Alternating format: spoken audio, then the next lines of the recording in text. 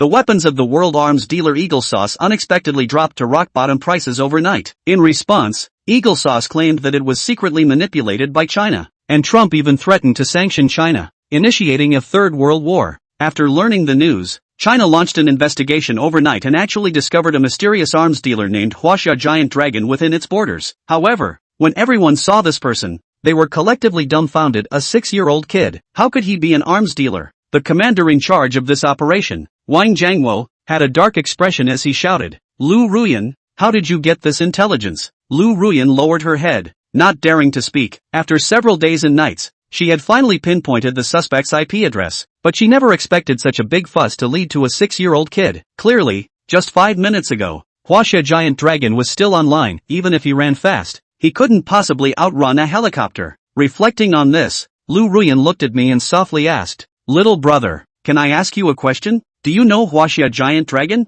I blinked and nodded vigorously. "I know. Do you want to find him, sister?" Hearing this, Lu Ruyan almost jumped up in excitement. It seemed she could redeem herself. "Yes, sister is looking for him. Can you tell me where he is? I'll buy you some candy." At this moment, I nodded again and said in a sweet voice, "Okay, then I'll tell you. I am Huaxia Giant Dragon. Where's my candy?" Saying this, I stretched out my small, fair hand towards Lu Ruyan. Seeing this scene, everyone on site had a face full of black lines, thinking that this little brat was clearly trying to trick them into giving him candy, even though they had just been full of expectations. But Lu Ruyan still didn't give up, patiently asking, "Little friend, it's not good for a child to lie. We must be honest good babies, okay?" As she spoke, she took off a doll keychain from her phone and said, "Sister will give you a small toy first, but you must tell sister the truth. Where is the Huaxia Giant Dragon?" I blinked my big eyes and said very seriously, "Sister, I am it." But the police officers on guard with guns beside them sighed, put down their guns, and prepared to pack up and leave. At this moment, Grandpa Old Lin rushed over and hugged me, saying, "Are you still going to reason with me? Forcing a child to confess under duress. Just arrest me if you want." Thus, a capture operation involving 8,000 special police failed amidst sighs and regrets, and Lu Ruyan was taken away by Wang Jiangwo. Grandpa Old Lin then received a bucket of soybean oil. Only I helplessly sighed and muttered, "Didn't you come to find me? Why did you come and then leave?" I pouted, feeling a bit speechless. Who would have thought that I would become a top scientist in the future? Because of the time reversal machine I invented, I ended up in the body of this 6-year-old child, relying on Grandpa Old Lin who collects waste for a living. But right now, I couldn't care less about that. I was still busy doing business. I took out my phone and sent a message to the Middle Eastern Big Beard. "Sorry, I just had a sudden situation. Let's continue chatting soon." The Big Beard replied, "Do you have any good anti-aircraft weapons over there? Send me some urgently." I thought for a moment, picked up my phone, and replied, "I modified a batch of anti-aircraft vehicles from the Bear Alliance period some time ago. If you don't mind, you can use them first, and I can sell them to you at a lower price." On the other side, in a certain base in the Middle East, the bearded Maha frowned at the screen. Equipment from the Bear Alliance era? This Chinese dragon can't be joking, can it? Thinking of this, Maha quickly typed on the keyboard, "Dear Mr. Dragon, we are now at a critical moment. What we need is advanced and efficient air defense equipment. The air defense vehicles from the Bear Alliance era must be rusty by now." Maha had already put it very politely. If he were to be blunt, he should call these things industrial waste. You have to know that the Eagle Sauce sold advanced fighter jets to the Eurasian Hupu. Meanwhile, I looked at the message sent by Maha and couldn't help but smile wryly. This bearded man really doesn't know the goods. So I directly replied, "I already told you it's been modified. $500,000 and it will be delivered to your home. If you don't believe it, then go find another supplier." As soon as Maha saw this message, he panicked. You have to know that he had no other choice now. With the help of Eagle Sauce, the Eurasian Hupu had already cut off all their connections with the outside world, and he couldn't buy any weapons or equipment through other channels. Thinking of this, Maha gritted his teeth and made the payment. After all, it wasn't much money. Having some is better than having none. After receiving the money, I provided Maha with a substantial air defense package, 300 sets of individual air defense equipment, 100 automatic air defense guns, and 40 anti-aircraft machine guns. Later, feeling it was not enough, I arranged for 600 armored artillery vehicles and 200 armored tracked vehicles for air defense. After all, doing business should be a bit more honest. After everything was ready, I sent Maha a coordinate, asking him to bring people to the coordinate point to collect the goods. When Maha received the message, he felt very heavy-hearted. Just thinking about receiving a pile of scrap metal made him unsure how to explain it to the commander. He thought to himself that he shouldn't have done this. If he had known, he could have just said it couldn't be bought. But now, how should he explain it? Sigh. All the way, Manhwa was filled with regret, driving far behind Commander Ali. Before long, the group arrived at the location. Ali was the first to get out of the car. Upon seeing a neatly arranged pile of air defense equipment on the Gobi Desert not far away, he was instantly overwhelmed with emotion and tears. After Manhwa got out of the car and saw Ali's expression, he panicked, not daring to lift his head, and hurriedly knelt at Ali's feet, saying, "Commander, I'm sorry, I shouldn't have been greedy for cheapness and spent 500,000 on a pile of scrap metal." Upon hearing this, Ali was shocked and said, "What? You mean you only spent 500,000 to buy such a large batch of air defense equipment?" Hearing this, Manhwa tentatively lifted his head, but the next second, he saw a pile of air defense equipment behind Ali, which not only included air defense artillery, machine guns, and artillery vehicles, but also individual sets, all neatly arranged by type, reflecting a cold light under the car headlights. Could these really be products from the Bear Alliance? Manhwa couldn't believe his eyes for a moment, marveling at how formidable this Chinese giant dragon was. At this moment, Alibaba had no time to care about anything else, calling people to start moving equipment, shouting, "Our counterattack is about to begin." On the other side, the Eurasian Hupu was planning another attack. This time, they were preparing to bomb the schools, hospitals, and 2 weapon depots and bases in the territory of the bearded man to the north. Under the cover of night, 5 fighter jets arrogantly entered the airspace above the base. With the fighter jets provided by the Eagle Sauce, the Eurasian Hupu completely disregarded the enemy's air defense, as they always bombed and left just as the bearded man's air defense forces reacted. However, this time their calculations fell through. As soon as the 5 fighter jets arrived over the bombing area, various air defense weapons suddenly fired from below, including anti-aircraft artillery shells, anti-aircraft projectiles, and even dozens of small anti-aircraft missiles, all rushing up into the sky, scaring the pilots of the 5 fighter jets. But what made them even more desperate was that these bullets and shells were actually chasing them. In just 2 or 3 minutes, 1 stealth fighter jet was shot down, and this was the most advanced stealth fighter jet they had bought from the Eagle Sauce. The remaining 4 realized something was wrong and quickly began to retreat, but before they could react, 3 more fighter jets were instantly destroyed, and the last one was hit by a missile. Fortunately, the damage to the fighter jet was not enough to cause it to crash, and it fled in panic, trailing black smoke. At this moment, everyone at the Big Beard base was in an uproar. They shot down the so-called never-falling Eagle Sauce F-35 fighter jet, creating a myth. The next day, as I brushed my teeth, I listened to the radio. Last night's latest news. Last night, a Eurasian Hupu piloted an F-35 fighter jet to bomb a certain base in the Middle East, but it was shot down by launched surface-to-air missiles. It is reported that this is the first time an F-35 fighter jet has been shot down. Hearing this news, I paused my brushing, thinking to myself that these people are impressive. Without a meter-wave radar, relying only on the equipment I provided, they actually managed to shoot down the Eagle Sauce's F-35. That's really amazing. But suddenly, a slap landed on my head. "Kid, no more uncivilized words. Hurry up and get ready, I'll take you to school." I turned around to see it was Grandpa Old Lin, so I immediately hurried to rinse my mouth and quickly finished getting ready to hop on the old man's tricycle. Although I already had quite a bit of money on hand, I was afraid that if I directly gave the money to Grandpa, Old Lin would be scared. Just as I was thinking about how to reasonably give the money to Old Lin, suddenly the tricycle was stopped by someone. I saw a big Benz suddenly stop in front of the tricycle, and the driver rolled down the window and began to loudly accuse, "Old bastard, you don't want to live, do you? Still trying to touch the porcelain? I'm yet." Before the driver could finish his sentence, a child's voice came from the back. "Lee, how do you talk? This is my big brother. Don't be so rude." The driver was a bit confused to hear this,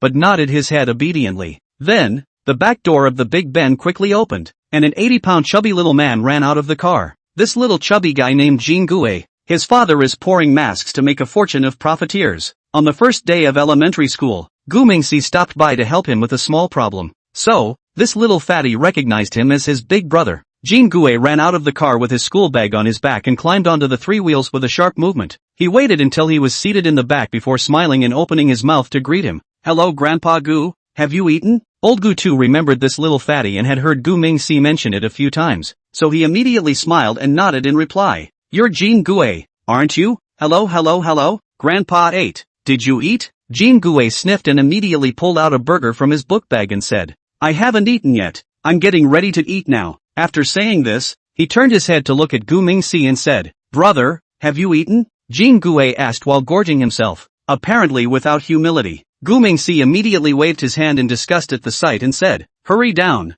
my master a handful of years old. Look at you all fat. Where can I carry you?" Hearing this, old Gu immediately said stubbornly and defiantly, it's okay, Grandpa has the strength. You two sit tight and get ready to go." The old man's back clicked just as those words were spoken. Upon hearing the commotion, Gu Mingxi's brows immediately tightened. "No good. Flash your back." Jin Gue didn't nag when he saw this and immediately called for the driver to come and help. Several people then took Lao Gu to the hospital for a checkup. Luckily, Lao Gu only flashed his back slightly, and he will be fine after a few days of recuperation. So Jin Gue had his driver take the man home before dropping them both off at the school. Because of this delay on the road, the two became the only two students in the class who were late. So the teacher made the two men stand outside the classroom for punishment as an example to others. At the base of the wall outside the classroom, Jin Gue glanced furtively at the window. At this time, the teacher was leading the group in memorization and didn't pay any attention to their side. So the guy reaches in his pocket and pulls out a big hot dog. Gu Mingxi's entire body froze for 2 seconds at the sight. How did he hide a hot dog that big in his pocket? Ignoring his surprised gaze, Jin Gue broke his hands hard and sharply split the hot dog in half. "Come brother, let's share the blessings." Jin Gue is actually 8 years old this year and should logically be in 3rd grade. But nah, this guy is not at all gifted in learning. Every time I took a test, all the grades combined never broke 100. So, his dad had to give gifts and find connections to make him stay 2 subs. So that's how it came to be with Gu Mingxi Cheng's classmates. Gu Mingxi did not reject the small fat good intentions, took the hot dog and ate it while inquiring said, "Jin Gue, you're doing so poorly in school. Have you thought about what you'll do when you grow up?" Jin Gue felt a little surprised to hear this, as he had never considered these things before. Besides, he's only just turned 8. Is this something he should be thinking about? Brother, I don't think this is something I should be thinking about. This should be something my dad should think about. So I'm not in a hurry at all. Hearing this, Gu Mingxi was surprisingly a bit speechless. This guy is still a great big son of his dad. YYDS. But it's time to say no. The little guy's logic is pretty decent. So Gu Mingxi turned the conversation around and continued. "Anyway, you helped my grandfather today. I have to repay you. It's a blessing that your boy is destined to be with me." Hearing this, Jin Gue turned his head to look at Gu Mingxi as he ate. "Big brother, we're on the same page. Why are you saying this? What's repaying or not repaying? We're all good buddies." This kid talking Jianghu breath is very heavy. Looks like it should be influenced by his old man. Gu Mingxi remembered Jin Gue saying that his old man had invested in 2 factories, one of which was a gas tank factory. So, he was going to send some money to Jin Gue and his family. Of course, it's obviously impractical to give this money openly, and it's easy to be suspicious. So, he wanted to help the other side as an intermediary to draw a line. "Jin Gue, do you know your father's cell phone number?" Hearing this, Jin Gue hurriedly stuffed the last bite of hot dog into his mouth, and then hurriedly chewed hard twice in response. "Of course I remember. His cell phone number is 1***021888888. How's that for handsome? So many 8s. Gu Mingxi nodded his head noncommittally, and after a while he slowly opened his mouth and smiled. "Pretty good. I'll try to get you an 88 Big Ben for a Bentley next month." Jin Gue couldn't understand what Gu Mingxi meant by that, but he's been following his dad around looking at luxury cars since he was 5. So, he does know that a Bentley is worth more than a Big Ben. This is side evidence that the good big brother should be blessing his dad. So, Jin Gue immediately laughed nervously after hearing this. "Thanks, big brother. I hope I can borrow your good advice. If I do get a new car, I'll be the first to ask you to ride." Gu Mingxi listened but shook his head gently and said, "The car won't be necessary. Just change the driver when the time comes." Gu Mingxi is a man of grudges. Jin Gue helped Grandpa, and he would find a way to repay each other. In the same way, that driver had insulted his grandfather, and he would make the other man be punished. Of course, this cursing is not a capital offense. So, casually making him lose his job would be a small punishment. Jin Gue immediately patted his chest when he heard this and said no problem.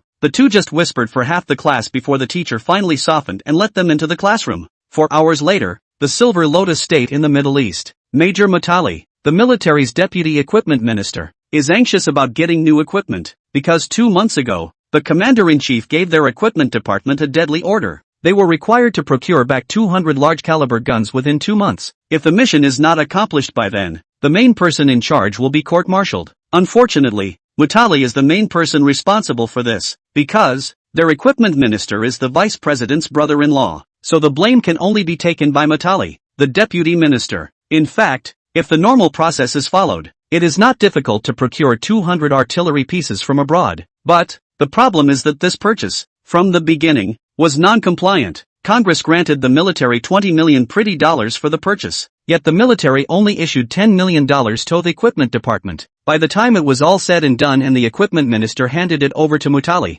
there was only $3.5 million left in the account. It was at this point that Mutali finally saw the truth. They had to buy 200 guns first when they could have just shot themselves. I'm so worried. I see that I'm not going to be able to escape death. But just as Mutali was ready to resign himself to his fate and die a generous death, the Oriental Dragon, who was well known in the Middle East, had taken the initiative to contact him. Chapter 7, It's over. It's unexplainable. Mutali stared at the dialogue box on the computer screen and froze for 4 or 5 seconds without making a move. It was only another message from the East Wind Divine Dragon that finally brought it back to its senses. Not there or don't want to reply? Seeing this message, Mutali hurriedly picked up his keyboard and replied, Yes, yes, yes. Is it true what you just said? The first message sent to him by the Eastern Divine Dragon was to ask if the other party wanted to purchase cheap artillery. This is a godsend. No, he's the angel god sent to save himself. While Mutali's brain was thinking about this, the Eastern Divine Dragon then quickly replied to the message. It's true.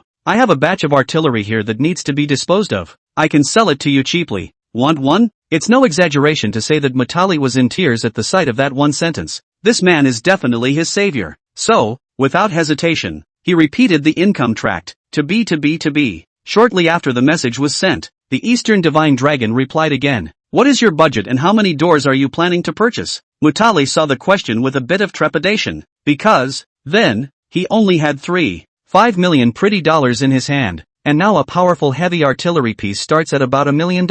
So how can he buy 200 doors for that amount of money? However, there was nothing better he could do at this time. Since the other person asked, let's get straight to the point. My budget is only $3.5 million, but I need 200 artillery pieces, and they need to be the powerful kind. By the time the text was typed, Mutali was too weak to know how to continue. However, the Eastern Divine Dragon was only silent for a second or two before replying to the message. If that's all the money there is, then heavy artillery is basically a no-brainer. Seeing this, Mutali's heart instantly went cold. Sure enough, not even the great Eastern Dragon could save him. Never mind. It's better to kill yourself before it's due. What a shame he hasn't seen his daughter grow up. Mutali's tears soon multiplied at the thought. However, the Eastern Divine Dragon quickly sent a second message. If you're only looking for power, I have a light artillery piece here that fits your needs, and it's very inexpensive. Seeing this message, Mutali immediately wiped her tears hard. For a moment, he felt his heart warm up again. It's still got to be the Dragon of the East, but you tend to scare people to death when you talk in a big breath like that. Though Mutali grumbled a little in his heart, he dared not type a word in his hand. Cheap and powerful? Is there really such a cannon? You're not kidding me, are you? Mutali was very apprehensive because he hadn't heard of such a thing. The Eastern Divine Dragon didn't nag, and directly threw him a coordinate. At 1800 hours tonight, you take someone to this place to pick up a sample and test fire it according to the instructions. When you're done shooting, come back and talk to me. After saying these words, the Eastern Divine Dragon turned offline, leaving behind only Mutali, who was confused in the wind. What's going on? Are you going to let me inspect the goods first? That's quite a conscientious seller. After mentally spitting all this out, Mutali got up and stood up in a hurry. He had to get a couple of old gunners to go eyeball to eyeball with himself properly. On the other side, Gu Mingxi hides in the toilet to finish his conversation with Mutali. There's no way around it. He's just a 6-year-old kid now. If you fiddle with your cell phone in public at school, you're sure to be told about it by someone who is interested in telling the teacher. After contacting the buyer, he began to operate the production line remotely with his cell phone. This time, he wasn't going to use props from the game, because it's just so easy to make what he wants to make. Simple enough that all you need is some basic artillery parts plus a large water hose. And what exactly is Gu Mingxi trying to create? He built this thing called a homemade plumbing gas cannon. The name, of course, was defined for it by the Guinness. In fact, its real scientific name is very capable of bluffing. Because of that, it is also often referred to as the Hell Cannon or the Devil's Horn. This artillery does not have any electronics, sights or complex systems, but it has considerable deterrent power and lethality. When explained with specialized military knowledge, the artillery piece resembles a hybrid between a howitzer and a mortar, capable of firing along a parabolic trajectory. So even though the shooting is not very accurate, it can still destroy buildings, pierce light armored vehicles, and even wipe out a group of soldiers because of the large amount of explosives in the ammunition. The structure and principle of the Hell Cannon is actually very simple. Its main constituent items are thick metal-walled pipes and gas tanks. Thick metal-walled tubes were used as gun barrels, with gun mounts welded to the tubes. Usually metal frames mounted on wheels, modified gas canisters were used as shells. So, this simple equipment was easily produced and manufactured. Only, it's a bit of a pain in the ass to shell and requires the use of a gas canister. Of course, that's a big reason why Gimas pushed the hell cannon to Mutali's main. Because Papa Jingue has a gas tank factory in his hands. It's kind of hard to make money off of gas cans these days, so Gu Mingxi decided to step in and give his dad a hand. Before the lunch break ended, Gu Mingxi finally remotely controlled the production line and built 10 hell cannon samples. He then followed up on Papa Jingue's phone number to find out how to order online from his home. Thereupon, without saying a word, he first called the other party over 100,000 yuan, and attached a customized model of the gas tank design and a message. Produce 20 gas canisters and fill them with gas according to the drawings and deliver them to the designated location before 1700 hours. The goods will be accepted and you will be contacted for follow-up cooperation. Only after doing this did Gu Mingxi get up and come out from the single toilet room. However, he had only just taken one leg when his entire body froze in place. There are two reasons for this. One is Jean Gue, this thing is standing on the opposite side of the eating bibimbap, that slimy brown sauce to see his stomach. The second is Gu Mingxi squatting in the pit for too long. 2 legs at the moment all numb. Simply cannot walk the road. Jean Gue saw Gu Mingxi finally open the door and come out, and immediately licked the brown bibimbap sauce around his mouth and said, "Big brother, you finally come out. If you don't come out, I'm going to have to get a crane to rescue you." Hearing this, Gu Mingxi was speechless for a while. This kid is really exaggerating. Squatting in the toilet is not enough to use a crane to get someone out? What a deep hole this has to be. Bah, I didn't fall in the pit. Ah blah blah blah. Kids can't swear. Gunain just wanted to open his mouth to explain. Jean Gue suddenly took 2 steps forward to get closer and said, "Big brother, you haven't had lunch yet, have you? I bought mixed noodles. Let's eat together." With that, he picked up a chopstick of mixed noodles and fed it to Gu Mingxi's mouth. But it's really not the average person who can eat this kind of stuff in this environment. So, Gu Mingxi couldn't help but dry heave at that moment. Coincidentally, this scene was actually seen by the students who came in. Holy, what are you two doing? You guys shouldn't be eating. Vomit. Chapter 8, The Absolute Jedi. Completely subverted cognition. Schoolboy's restroom. In front of Pit 3, a slice of bibimbap was smeared around Jean Gue's mouth and cheeks. The color and shape was like something disgusting. Coincidentally, when he brought the noodles to Gu Mingxi's mouth, the other party couldn't help but dry heave. Even more coincidentally, the legendary scene was all but caught in the eyes of a classmate. So those 2 students who just walked into the restroom threw up right then and there. When Gu Mingxi saw this, he immediately understood that this could not be explained for the rest of his life. In the evening, in the territory of the Silver Lotus in the Middle East, Mutali drove along the Gobi Desert with a company of soldiers. They've been circling the area since 3 p.m., but I didn't see any convoys or airplanes until dark. Mutali was feeling a little nervous at this point. What's going on? Didn't Mr. Dragon ask me to come and pick up the goods? On the road for fear of any special circumstances delay, but also deliberately 3 hours in advance to come over to meet. But we've been around 28 times and we haven't seen anyone.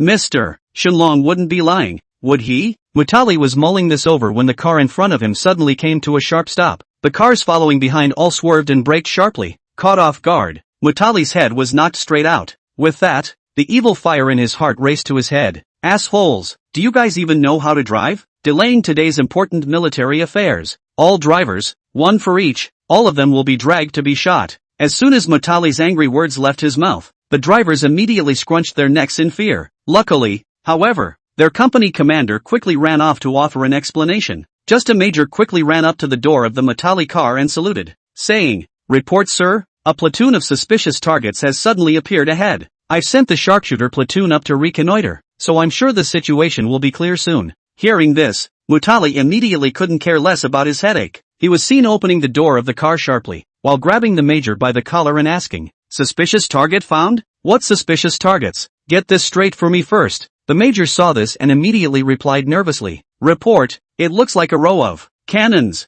Hearing this, Mutali immediately danced around. "Ha ha, here it comes, it's really coming." The major was taken aback by the other's maniacal demeanor. Is this the mentality of senior leaders nowadays? 1 volley of cannons and you're scared like that? It's not that bad. They didn't shoot at us. The major was spitting mad in his mind. A call suddenly came over his walkie-talkie. "Report, report, the front is secure. No enemy detected. Repeat, no enemy found here. Only 10 large caliber guns." Mutali was standing right next to the major and naturally was the first to hear the news. So he immediately smiled and said to the major, Don't waste time, pull the stuff back immediately. By the way, if you have someone look around, there should be 20 more shells left. The major sniffed and immediately picked up his walkie-talkie and shouted, "Sharpshooter platoon. You guys look around and see if there are any ammo boxes." The major's call was quickly answered. Report, report, no ammo boxes found. Repeat, no ammo boxes found here. Hearing this, Mutali's face instantly sank. No ammo? That's not possible. Mr. Shenlong clearly said that he would send 20 shells to test fire. Mutali was mulling this over when another word suddenly came over the intercom. But we found 20 gas canisters in the neighborhood. When the major heard this, he instantly stretched his neck and glared. What the hell? Gas cans? How can there be living things on this great Gobi beach? Could that row of guns be the cooker? Mutali also felt strange after hearing the major's spiel. Mr. Dragon didn't mention anything about the gas tanks. Ah, what?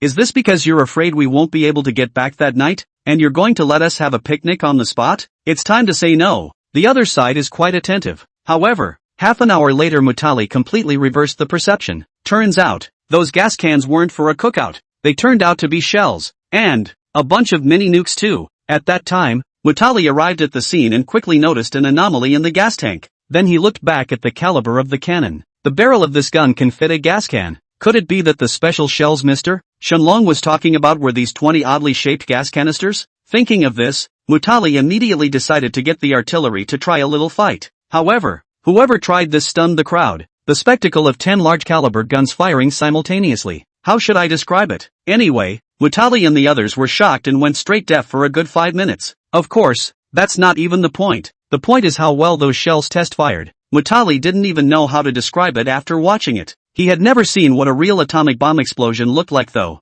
But at this moment he had the feeling that that atomic bomb was just a little bit stronger than a gas canister bomb when it blew up. In short, he was sort of completely shocked and overwhelmed. The Dragon of the East is awesome. So he didn't bother to use up the remaining 10 gas canisters, because he had to bring it back to the higher-ups to see it with his own eyes. Mutali would have liked to take some credit when he got back, but who would have thought that the leaders were called to an emergency meeting? Because Daishang Bird has just launched another airstrike on their capital city and surrounding areas in the direction of Lango Highlands. This time, the president personally gave the military an order to come up with a counterattack plan as soon as possible and to follow through with it resolutely. Mutali is too low in rank and position to qualify for this meeting. He had no choice but to go back to his office and wait first. After returning to the office, Mutali immediately took the initiative to send a message to the Eastern Divine Dragon. Mr. Shenlong, I'm really blown away. The artillery you provided fits our needs perfectly. I wonder what the price is. We'll need a whole 200 of them, but I have limited funds. You know that. By the end of the sentence, Mutali was a little embarrassed to continue. After all, he understood the principle that good goods don't come cheap. Donghu. In a small suburban courtyard, Gu Mingxi had just finished washing her grandfather's feet, and she hadn't even had time to pour the foot washing water when she heard a message alert from her computer. The old Gu head does not understand the computer. Also do not know the good and bad of this computer. Only believe in the grandson's bull ***** when it is a pile of rags to pick up. However, old Gu was really doting on this little grandson. So, he is allowed to play on the computer for a little while every time before bed. It was then that Mutali had the honor of meeting Oriental Dragon online. Gu Mingxi ignored the message that kept ringing and insisted on carrying the foot washing water out to pour it out first. When he came back, he checked the message while catching his breath. After reading Mutali's message, Gu Mingxi revealed a heartfelt smile. It's done. After muttering this, he began to tell the other party the offer and the conditions attached to it. Only a small negligence of his inadvertently, but it makes him and his golden dad. Tearful Blood earned a large sum. Chapter 9, Dragon of the East, you'll be my brother from now on. Mutali was so pleased with the gas canister gun sent by Gu Mingxi that he was ready to ask for the price at once, ready to pay the full amount. Gu Mingxi saw that the other party was also a real person, so he also gave the other party a real price. A gas canister gun costs about 1,300 seed coins, and a gas tank costs about 300 seed coins. P.S. Previously, Gu Mingxi paid $100,000 for 20 gas cans to Kim Gui's dad, and that was a special price for a rush job. So, it is impossible to sell for that high a price under normal buying and selling circumstances. So making $200 on a single item shouldn't be too much, right? Moreover, although the cannons were only procured for 200, but the shells they are going to be more than enough. This deal is definitely considered a wave of great wealth for the Jean Gui family.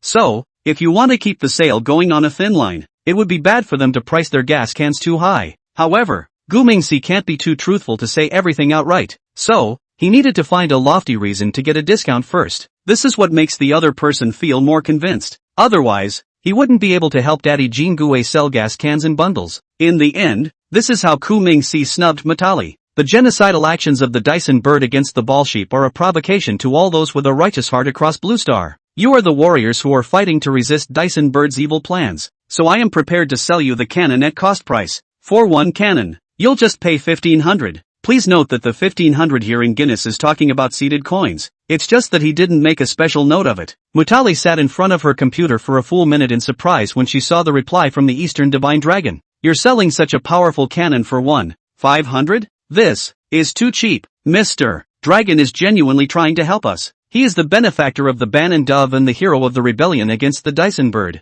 Mutali's eyes reddened a little at the thought, so he said with excited hands typing on the keyboard, Thank you very much. On behalf of the people of Bannon Pigeon, on behalf of the people of the Middle East, I thank you for your generosity. I, Mutali, have remembered this favor, and so will Bannon Pigeon. From now on, you are our most respected and solid ally. Thank you, Mr. Dragon. Mutali said a whole lot of forced sensationalism. This leaves Gu Mingxi with a false sense of afterthought. Do all officials like to talk like that? Not bothering with that, he still had to give the other man the business. So, Gu Mingxi quickly used the keyboard to enter the word. I hope our friendship will last forever. However, there is one thing I need to say in advance. The gas canister cannon I can supply as promised. However, the shells it uses are processed and produced by another manufacturer. Last time, I also imported from their home. Therefore, you need to go to the other side to find the follow-up guarantee for the shells and so on. But don't worry, I've already negotiated the unit price for you. 500 for a gas canister. Seeing this message, Mutali once again burst into tears. This dragon of the East is simply too much of a buddy. What can I say? Mutali didn't care what happened to the others. From now on brother Shenlong was his own brother. In the future, whenever the other party was in need, he, Mutali, would be obliged. Mutali's breath began to catch in excitement, but he only managed to get 3 yes out of 1,000 words. So Gu Mingxi gave the place the phone number of Jean Gui's dad, Jean Didi. Of course, after his last payment of $100, 000, he had already said hello to the other side. The sale will be an overseas export order and the quantity of goods he needs will be large. After Mutali contacted Goldfarb, he was told that it would take a month for the goods to be delivered. But Mutali was using it again in a hurry on his side, so he found Gu Mingxi again. Guinness agreed to give him another free ride, but next time, he won't get involved with shells in the future. Mutali, in order to show his gratitude, immediately promised to pay the full amount of the goods to both of them first. Gu Mingxi didn't take it seriously when he saw it and replied with a very perfunctory yes. After dealing with Mutali, he sent a message to Jean Didi, telling him to deliver the first batch of goods to the designated location in 3 days, and the subsequent batches to follow the normal procedure of sea transportation. Also, he made a special note to say that he would call the full amount tonight. Things were already going well plus beautifully by this point, but coincidentally, there was a small oversight on Gu Mingxi's part. That is, he did not specify the currency in which the payment would be settled. All he's ever talked to Mutali about is planting flower coins, but Mutali's side is habitually on the spot for pretty coins, so it was that Gu Mingxi and Jean Didi, at the same time, received an arrival reminder. Your bank card has arrived at the amount of 160,000 yuan. Please pay attention to receive. Your bank card has arrived at 18,000 yuan in full. Please pay attention to checking. Both sat up from the bed at the same time when they heard this arrival reminder. What the is this? Mutali held in his hand 3,000 pretty, and spent 300,000 pretty coins on the purchase of 200 gas tank guns, and 2,500,000 pretty coins on the purchase of 5,000 shells, making a total cost of 2,800,000 pretty coins for the guns and shells. That's a full 200,000 pretty dollars less than the original plan. Gosh, Mutali couldn't even dream of raking in the dough on this deal. Touched, a million times touched. So there were 3 more insomniacs on Blue Star that night. The name of the game is the comforter to settle accounts. No, how can this account not be right? Jean Didi is organizing manpower to work overtime all night long. Hurry up, all of you. Hurry up and catch up with the work. All those who work overtime, each person adds $1,000 per night. Mutali is in the embrace of the daughter-in-law revelry. Never thought that the life is saved not to say, but also to get so much. Daughter-in-law, you remember, in the future, Shenlong is my own brother. The next morning, Gu Mingxi got up early to make breakfast for her grandfather. Since there was money in hand, breakfast changed from cold buns to bread, cows and eggs. Not knowing the truth, the old Gutu always refused to eat, dying to take his share and leave it to Gu Mingxi for dinner. Seeing an old man so dedicated to caring for himself, Gu Mingxi felt a pang in his nose and heart. He was really grateful to the old man. If it wasn't for his selfless love, he would never have grown up to be an adult, much less have the opportunity to achieve the glory that he did later in life. The grandparents and grandson argued about breakfast for half a day, ending with milk going to the grandson for the eggs and bread going to the grandfather. This result was not what Gu Mingxi wanted, but at least Grandpa no longer had to eat cold buns. The grandparents and grandchildren rushed out the door after breakfast, saying that they couldn't be late again today. However, Murphy's Law interprets it very well. People always come when they are afraid of something. No, Gu Mingxi hadn't gotten far on his grandfather's tricycle before they were stopped by another car. Hey, should we be so unlucky every time? Chapter 10, Daddy Kim is a smart man. Gu Mingxi and his grandfather were delayed for some time because of the breakfast, so it was already a little late for them to go out. But coincidentally, the grandparents and grandchildren did not go far on their three-wheeled ride before they were stopped by a car again. Still familiar people. Still familiar. Jean Gue, you kids aren't finished, are you? Upon seeing the Big Ben in the way, Gu Mingxi couldn't help but stand up and yell. Lao Gu saw the situation, quickly get out of the car and look forward. Fortunately, this time from the car is far away. Absolutely will not happen any cuts. Otherwise, the two of them would have hiked up their food bill for the month. Although it was Big Ben who had suddenly appeared to stop them, Lao Gu was ready to apologize. He knew deep down that there was little reasoning that could be done for bottom feeders like them these days. Even if you have a point, no one will even listen when you say it. Therefore, the best solution is to be soft and apologize first when things go wrong. So the old governor started bending over after the Big Ben stopped. Sorry, I wasn't watching the road. Old Gu rambled on to himself as he stood in front of the third wheel. But the person who came out of the back door of the Big Ben when it opened was not Jean Gue. Also, that driver didn't open the window to yell this time. What was even stranger was that one of the big fat men who came down shook the old governor's hand and started thanking him. Thank you very much indeed, master. It's me who has the eyes to recognize MT. Tai, I really didn't know you could have so much energy. It was me who was rude in the past. It was me who was dog-eared. I apologize to you here. Saying that, this big fat man immediately bent over and bowed 90 degrees. Seeing this scene, Gu Mingxi on the tricycle froze a bit. It wasn't just him who froze. The old governor who was being thanked was also confused. What's going on here? When did rich people become so humble? Did I wake up too early this morning? Or did I not wake up? It feels so surreal what's happening in front of me. Old Gutu looked at Big Fatty with a surprised face. Big question marks written inside his eyes. Gu Mingxi was confused when Jean Gue, a little fat man, poked his head out of the car. Big brother, I'm here. My mom made sushi today. Come try some. Seeing this little brother of his, Gu Mingxi probably guessed what was going on. 3 minutes later, Big Fatty Jean did personally sent the old man back home, while Gu Mingxi got into Jean Gue's family's Big Ben. In the car, Gu Mingxi squinted at Jean Xiaofang and questioned, what exactly did you tell your dad yesterday? Jean Gue slurred as he stuffed sushi into his mouth. Didn't say much, just told him exactly what you told me. Gu Mingxi sniffed and turned his head to look at him seriously and said, why are you so mouthy? How dare you learn a conversation between the two of us for an adult? You're such an unreliable kid, aren't you? Jean Gue's movements immediately stopped when he heard this. He then slowly lowered his hands and looked at the other man with an aggrieved face and said, Big brother, do you know how I spent last night? Hearing this, Gu Mingxi immediately raised a question mark on his head. Does this have anything to do with you leaking? Jean Gue sniffed surprisingly hard and nodded. Then he stood up and started taking off his pants. Seeing this scene, Gu Mingxi immediately moved back and said, what do you want, kid? Respect yourself, please. Although Gu Mingxi shouted at the first opportunity, he ended up not being able to stop it.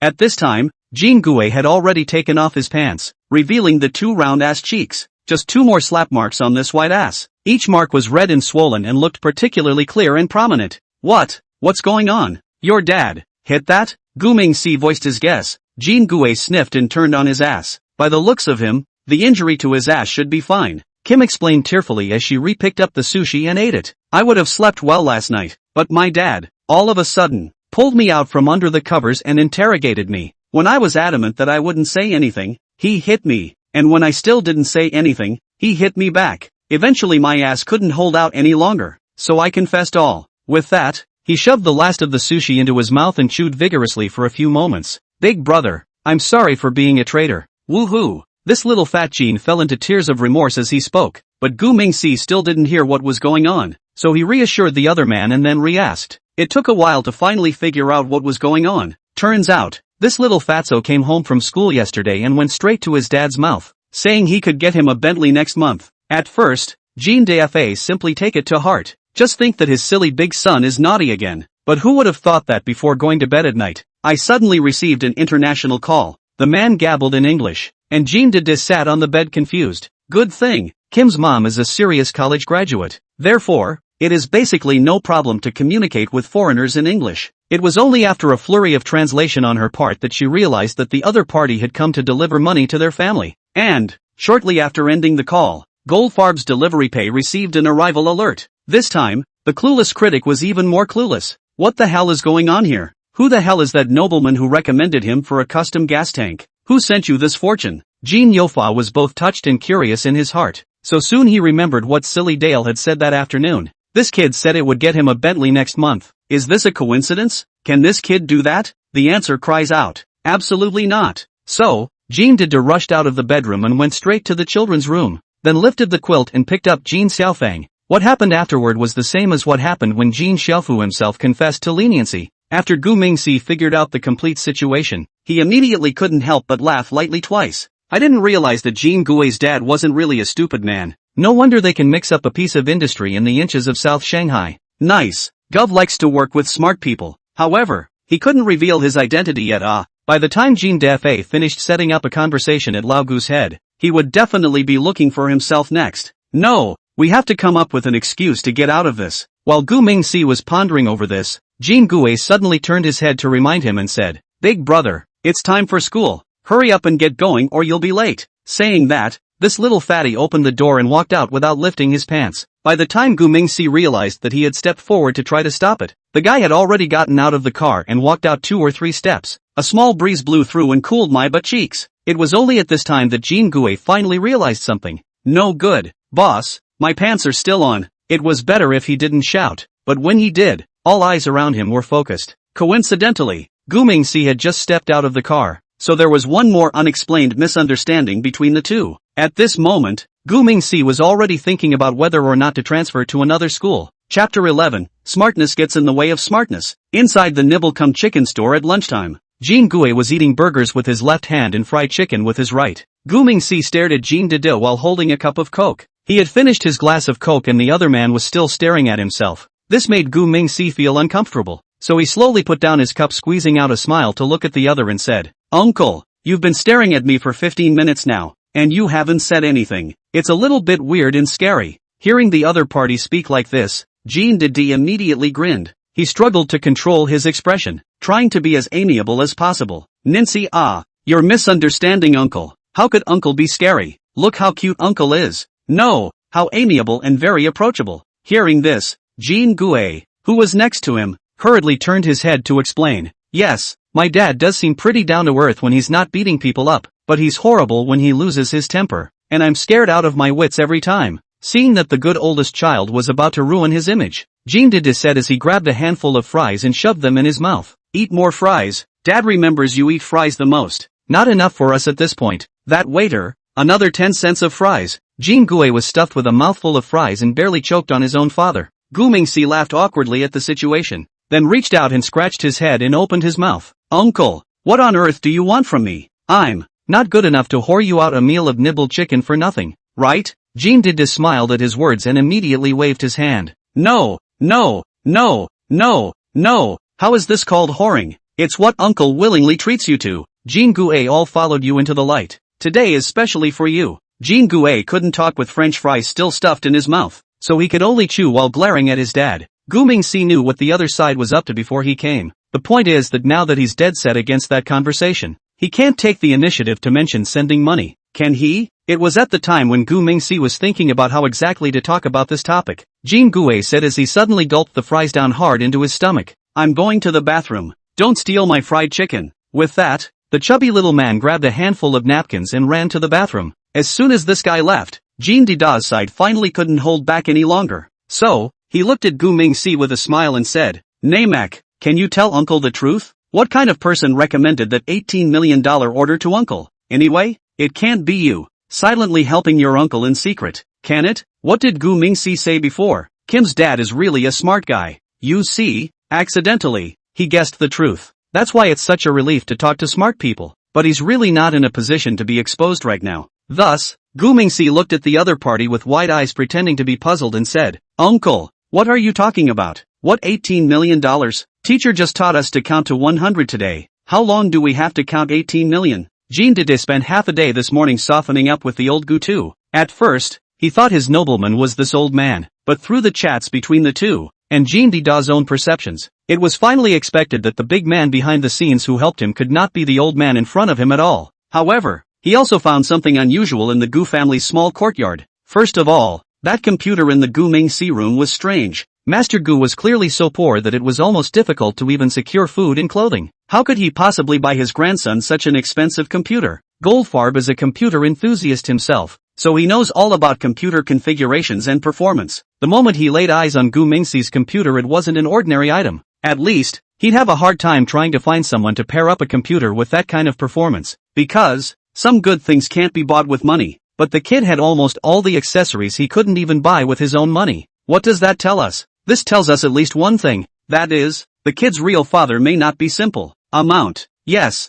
this guy was thinking off the wall from the moment he saw the computer. Surely he wouldn't really suspect that Gu Mingxi himself was the big man behind the curtain. After all, the kid is just in elementary school. Therefore, he reasonably suspected that the little child's own father would be a very impressive figure. Perhaps, he is the illegitimate son of some super rich man. Though the idea is a bit of a ripoff plus a dogfight, but it's the only conjecture that exists as a possibility. Jean developed himself as a smart man, so he trusted his intuition very much. Thus, he immediately smiled and nodded after he heard Gu Mingxi's reply. This 18 million is indeed quite difficult to count. Since you don't want to talk about it, then uncle won't ask any more questions. After saying this, Jean Dede really wasn't going to continue dwelling on it. This is the kind of thing that if you really keep digging deeper, you're likely to upset the big man behind the curtain. That's why moderation is the smartest thing to do. Namek, you and Grandpa have led a really clean life. Uncle has nothing to repay you. So here's the deal. From now on, all your school fees,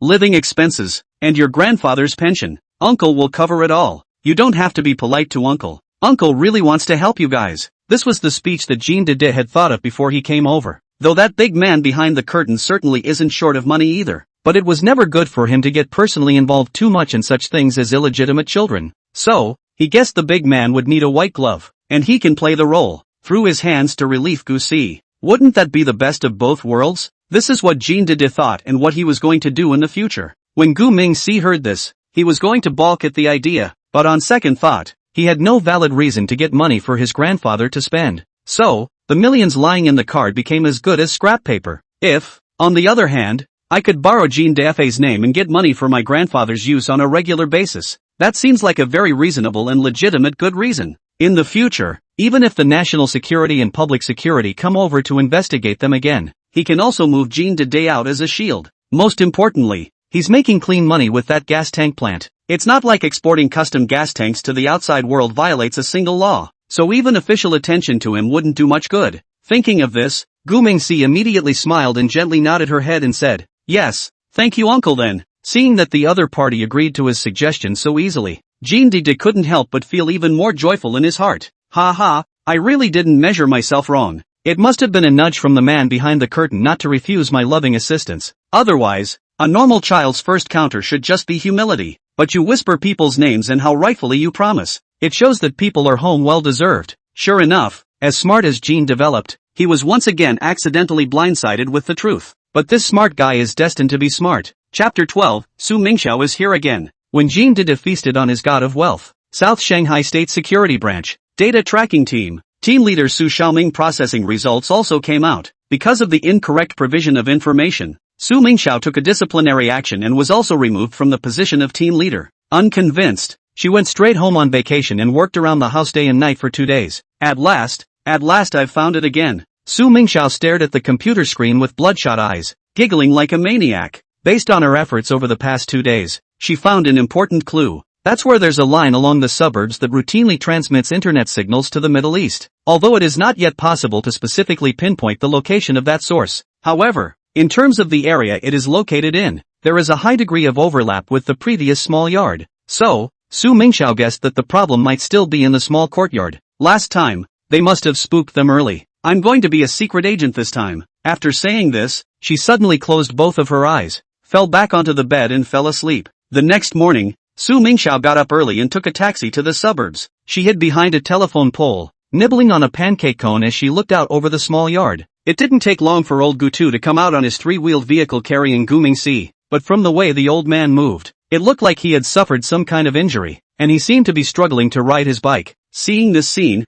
Su Mingxiao hastily shrunk back, but even with such care, her unusual demeanor still caught Gu Mingxi's attention. Gu Mingxi sits on a three-wheeler and watches towards the power pole. It seems to be the policewoman from the state security. Why is she here again? Is it still suspicious here? Damn, what an obsession. Thinking of this, a plan suddenly flashed through Gu Mingxi's mind. With that, he got up from the car and waved and shouted over there. Pretty sister, are you here to bring me rainbow sprinkles? Pretty sister, I see you. Stop hiding. When Gu Mingxi yelled like this, the people passing by nearby turned their heads to look. Old Gutu also turned his head to look at where Su Mingxiao was hiding. At this time, Su Mingxiao nearly buckled the soles of her shoes when she was really embarrassed. How did you get caught? This kid's eyesight is too good, isn't it? Thinking of this, Su Mingxiao hurriedly straightened her hair. Then, smiling with a pancake cone, he showed up to say hello. Hi there, little friend. We meet again. Hello, Moncler, have you eaten? Saying that,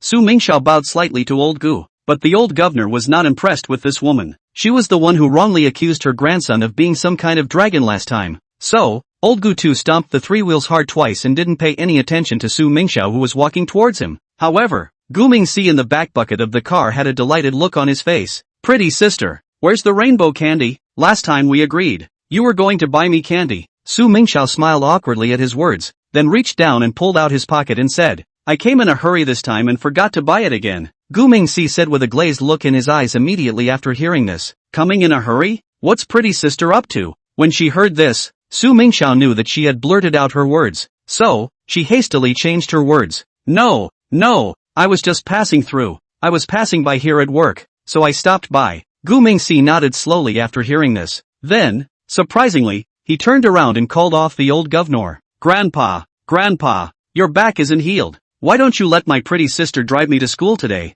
Hearing this, old Gu immediately turned his head to look at him and said, Good grandson, are you sleepy? Didn't you see who this guy was? She was the one who brought us here 2 days ago. Gu Mingxi sniffed but smiled and explained for the other party. Grandpa, pretty sister is a good person. She's a cop again, and cops are good people. Isn't that what you used to teach me? The old Gutu was speechless by his grandson's dislike. He did say something similar to the other guy before, but the last one did feel stifling, so he was still prejudiced against this woman. Su Mingxiao herself was gradually lost in the children, with a pretty sister on the left and a good human voice on the right, so she took it upon herself to come forward and offer her services and said, Master, let me go and deliver the child for you. I'm young, I'm strong, I have a good back and legs. Leave the child to me. You can go back to rest without worry. The old governor was already prejudiced against this woman. Now that he saw her in this state, he immediately felt more than a little revolted. What does this woman want? You're not trying to abduct my baby, are you? Seeing that the old governor was filled with skepticism and a look of resistance, Su Mingxiao hurriedly pulled out her work and stuffed it into the other side and said, Master, can I bet this on you? Don't worry, I'm a really good guy. The old Gu looked down at the book in his hands, and after a moment of agonizing, he finally nodded. After all, he had just flashed his back yesterday and really couldn't pedal the 3 wheels, but the child still has to be delivered, so we'll just have to reluctantly trust each other for once. Moreover, the other party's license was in her own hands. The amount of her would not dare to mess up anything. After figuring this out, the old governor slowly got out of the car and instructed, Fine, then we'll give you a chance to serve the masses. Go on and get back. Don't keep me from collecting rags later. Su Mingxiao sniffed and nodded, then clumsily got into the car and said, Leave it to me, don't worry. So, what was originally a half-hour's journey, Su Mingxiao rode for 50 minutes without arriving. Unsurprisingly, Gu Mingxi was late again. However, he himself was not particularly concerned about the matter of being late. After all, there's nothing worth learning in first grade. So, it would be better to take this opportunity to condescend to each other's words. But before Gu Mingxi had a chance to speak, Su Mingxiao was the first to find an opportunity to speak. She was seen easing her tricycle to a stop in front of a store on the side of the road. Then, quickly, he walked in and came out with a bunch of snacks and 2 bottles of milk. Come on, It's a treat for you from your sister. Don't be polite. Eat whatever you want. From now on your snacks are covered by your sister. But you'll have to be honest with your sister to do that. She likes honest children. Saying that, Su Mingxiao took out a lollipop and waved it in front of its eyes. Seeing this scene, Gu Mingxi's forehead instantly gave birth to several black lines. That's a total coaxing move on her part for a 3-year-old. Come on, I'm 6 years old, okay? Try buying an Iron Man for that. If you can. Think about it. Do it. Gu Mingxi still pretended to be innocent and said with a smile on his face, well, I'll be a good and honest boy. Is absolutely not going to lie. Please don't worry, pretty sister. As he spoke, he had already stuffed the lollipop already into his mouth. Hey, this candy is snoozy. Su Mingxiao saw this but revealed a wry smile. Hey, it's true that kids are still good at bullying. Just buy some random candy and chips and you're done. Dragon of the East. I don't believe I can't dig up your clues. Thinking of these, Su Mingxiao hurriedly looked at Gu Mingshi with a serious expression and said, good, then my sister can ask you questions. You promised your sister that you wouldn't lie. Yo, Gu Mingxi really wanted to roll her eyes when she sniffed. This woman is so rambling. If there's anything you'd rather ask, let's see if I lie to you or not and be done with it. Gu Mingxi's bellyaching was bellyaching, but his face had to continue to be innocent. Yes. Chapter 13, Don't Bully 6-year-olds. Su Mingxiao and Gu Mingshi were sitting on a 3-wheeled vehicle, and the two of them were drinking milk and eating snacks. During that time, Su Mingxiao asked the other party 4 or 5 questions. These questions, all of them, centered around the Eastern Divine Dragon. However, how could Gu Mingxi betray himself? So, the answers he gave were overwhelming. For example, Su Mingxiao asked him if he knew about the Dragon of the East. The name answers know that it is said to be a divine beast summoned by collecting all 7 Dragon Balls. Su Mingxiao said with a black line on her face after hearing that, that's the Earth Shenlong from Dragon Ball. Gu Mingxi then knowingly said,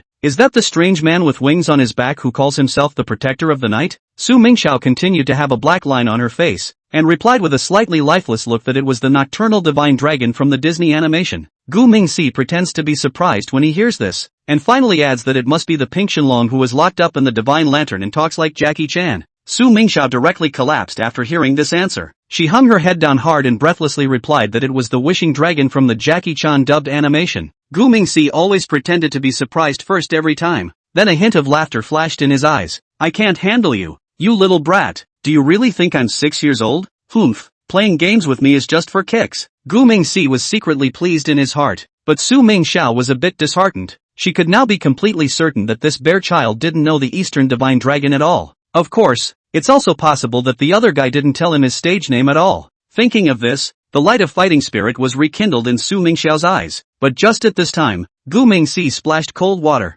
For as long as I can remember, it's always just been me and my grandfather. There was never a third person in our lives. Speaking here, Gu Mingxi suddenly jumped off the 3 wheels to face the other side and said, thank you, pretty sister, for being willing to come into our lives. There's nothing I can do to get back at you, so I'll dedicate a song to you. Listen to me. Thank you, because of you. Su Mingxiao quickly found the point in the other party's words. He hasn't had a third person around since he can remember? This means that the kid hasn't been around anyone other than his grandfather. So the Dragon of the East really isn't here? While dwelling on this, Gu Mingxi's song woke him up. After hearing the melody of the song clearly, Su Mingxiao immediately couldn't help but shiver a little. Then, she hurriedly stood up and said as she grabbed Gu Mingxi, stop, the mood is understandable. But let's not sing this song, right? It tends to remind one of certain unhappy things. And, you meant to say repay me, didn't you? Not revenge. Gu Mingxi frowned slightly at his words. What's going on? I remember this song was quite popular when I was a kid. Why is this guy so unimpressed?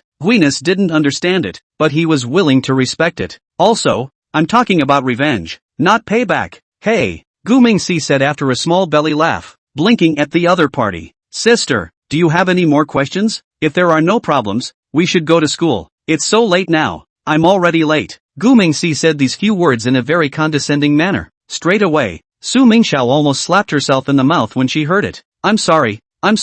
It's my sister's fault for losing track of time. Now I'll take you to school, and we'll go now. Saying that, Su Mingxiao got up and was ready to push the 3 wheels. But just at this time, a Bentley sedan slowly stopped on the side of the road. With that, the rear glass slowly lowered and Jean Gouet revealed a fat head and said, Big brother, what a coincidence. You're late too? We're really in a tough spot, said he, withdrawing his head and opening the car door. Come on up, I'll give you a ride. Seeing this, Gu Mingxi didn't nag, picked up the snacks and quickly stepped into the car. After getting into the car, he hadn't forgotten to turn around and say goodbye to Su Mingxiao. Pretty sister, I'm going to school. Thanks for the snacks. The car remembered to give them back to my grandpa. Goodbye. Don't miss me. After saying this, the bear even flew a kiss. Seeing this scene, Su Mingxiao was truly infuriated and laughed. Kids these days know quite a bit, but this Bentley is so suspicious. How does a poor kid know such rich friends? It's not right. It's very wrong. It's hard not to. Su Mingxiao seemed to have thought of something and hurriedly wrote down the number of the limousine. Hey, actually the license plate doesn't even need to be memorized specifically. All it takes is for someone to look at it without thinking to remember it. NH88888A.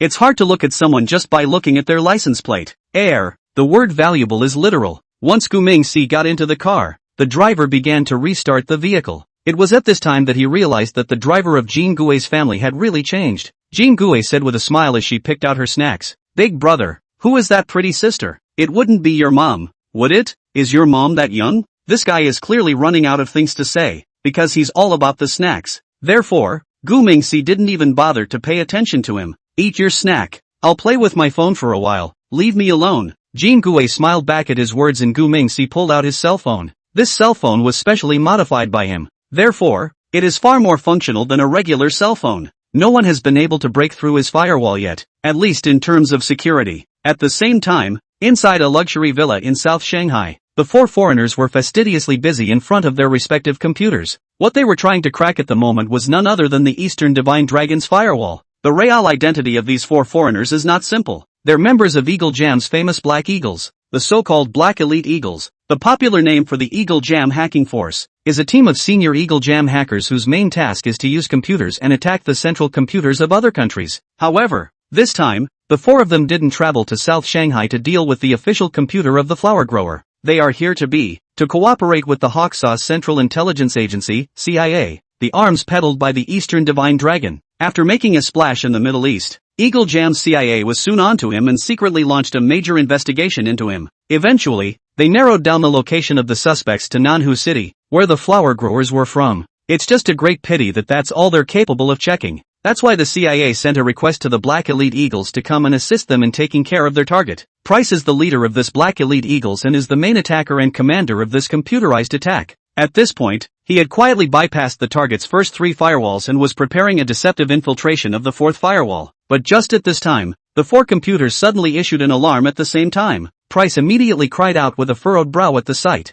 "No good. The Eastern Divine Dragon is online. The infiltration plan has failed. Immediately switch to a strong attack. Everyone go all out and cooperate with my attack. Aim to take down the other side's firewall in less than 3 minutes." The other three immediately cheered at the words, because the stronger the opponent, the more excited they will be. On the other side, Gu Mingxi, who was sitting in the car, also frowned tightly. With that, he turned his head to Jean Gui and asked seriously, "Do you have a computer in your car?" Chapter 14, A Big Fish in Troubled Waters. Jean Gui heard that Gu Mingxi wanted a computer and immediately turned around and opened the invisible hidden box in the back seat. There was a real fruit laptop sitting in there, and it had a Bentley-only logo on it. "It's the only one, so take it if you like." Seeing this, Gu Mingxi was not polite and took the notebook and got busy. In his last life, he could also be one of the top 3 computer hackers in the world. Moreover, going through decades of experience has long given him a rich store of knowledge. Most importantly, Gu Mingxi has also created a set of exclusive means of coping with borrowed power. So, in the face of frantically launching an attack, he had quietly shifted his opponent's firepower. Tor headquarters, Knife Bridge, Eagle Jam Marseilles, Tulls, the head of cybersecurity, who was on duty, called for help as he fretted about responding to the attack. "Hello, is this Eagle Jam's official cybersecurity office? This is Thor. Our firewall has been hacked.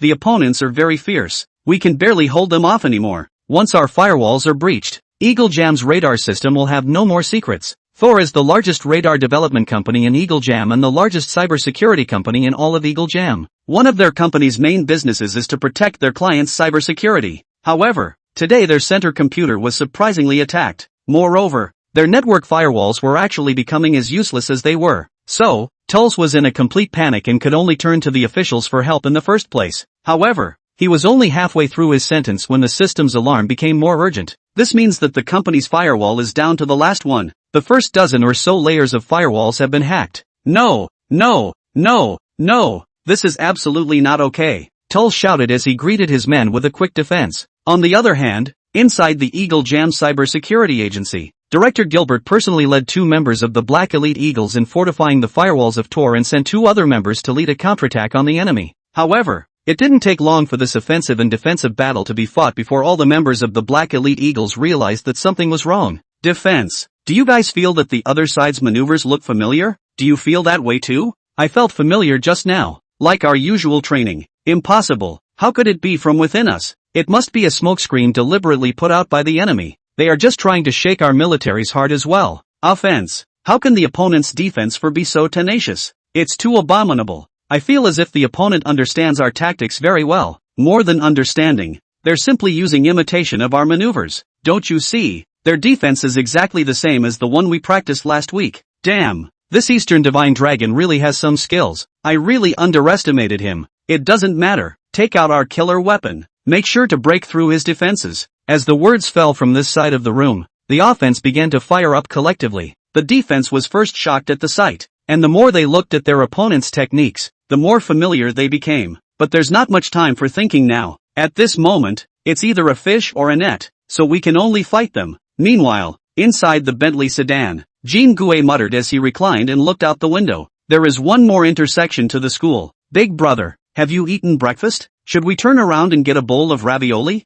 I feel like I'm not full. Gu Mingxi's eyes tightly stared at the screen and gave a soft, non-committal With that, the car turned slowly at the next intersection and headed for an early morning stand on the next street, and Gu Mingxi's attention was fully focused on the computer. He directed the incoming hacker's line of attack toward Eagle Sauce Thor. Then, he used the time when both sides were fighting to the death to sneak into the Tor Corporation's database. He needed to find the design drawings for that meter wave radar before the encounter was over. Eagle Sauce Tor, a major military radar manufacturer in the country. The company produces radar systems, sonar systems, and cybersecurity systems and is one of the largest military defense companies in the world. The meter wave radar developed by their company was the best performing on the Blue Planet, and a technology Gu Mingxi had coveted for a long time. The so-called meter wave radar is a long-wave radar with a frequency band between 30 and 300 MHz and a wavelength of 1 m to 10 m. The radar, which comes with its own transmitter, is primarily used for long-range detection and poses a relatively low threat to warplanes.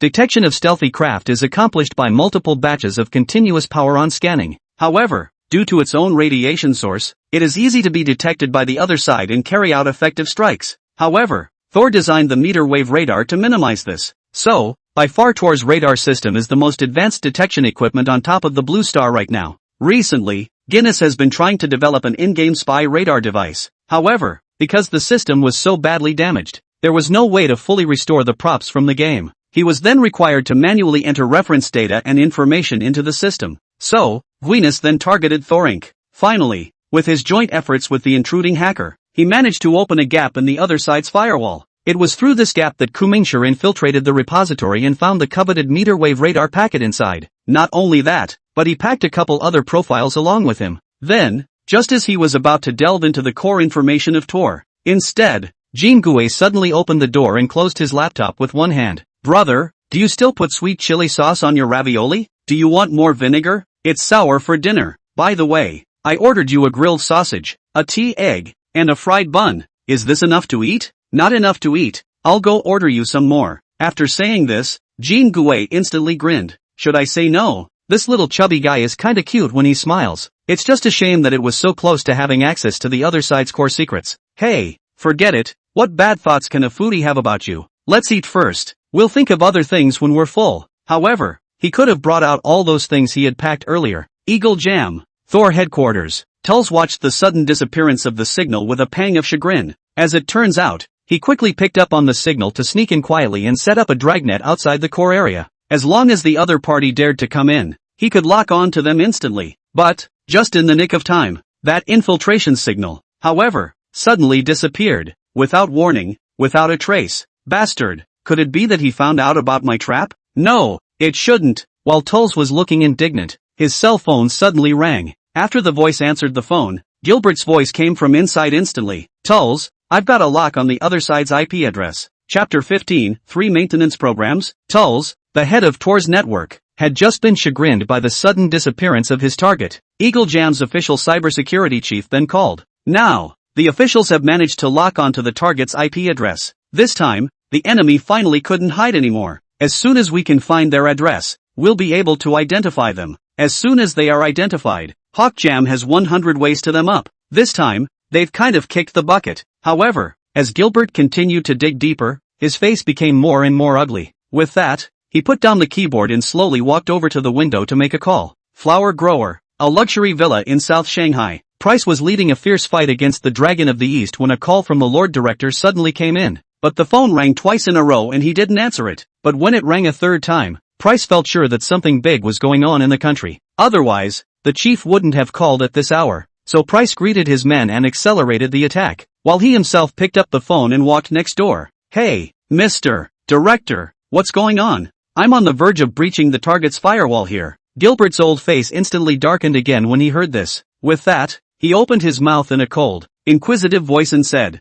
"Hold on, let me ask you, are you attacking your opponent with the V+C set?" Hearing this, Price instantly said with his eyes lighting up in surprise, "How did you know? We were just setting each other up with the V+C scheme. I have to say, these two programs you invented, Chief, are really very practical." Gilbert sniffed and instantly felt a little dizzy. Sure enough, it was these guys who were attacking the Thor network, but why would they do that? It's hard to believe that there has been a mutiny. Thinking of this, Gilbert said immediately and seriously, "Price, you will cease all operations immediately now. Stay put and wait for the investigation team to intervene. Remember, don't give me a heart attack." Hearing this, Price's entire body was a little confused. They clearly came close to breaching the firewall of the Eastern Divine Dragon. What's going on? Can't we use tactical means invented by the chief? Chief, I don't understand you. We're going to breach the target defense really soon. Just give me 10 more minutes, and in 10 minutes we definitely can. Gilbert had utterly little patience by this time, so he yelled into the phone in extreme anger. Not 10 minutes left. We've gotten a head start on finding your IP address through anti-tracking methods. You stop all operations immediately and wait for the investigation team to arrive. The more Price listened,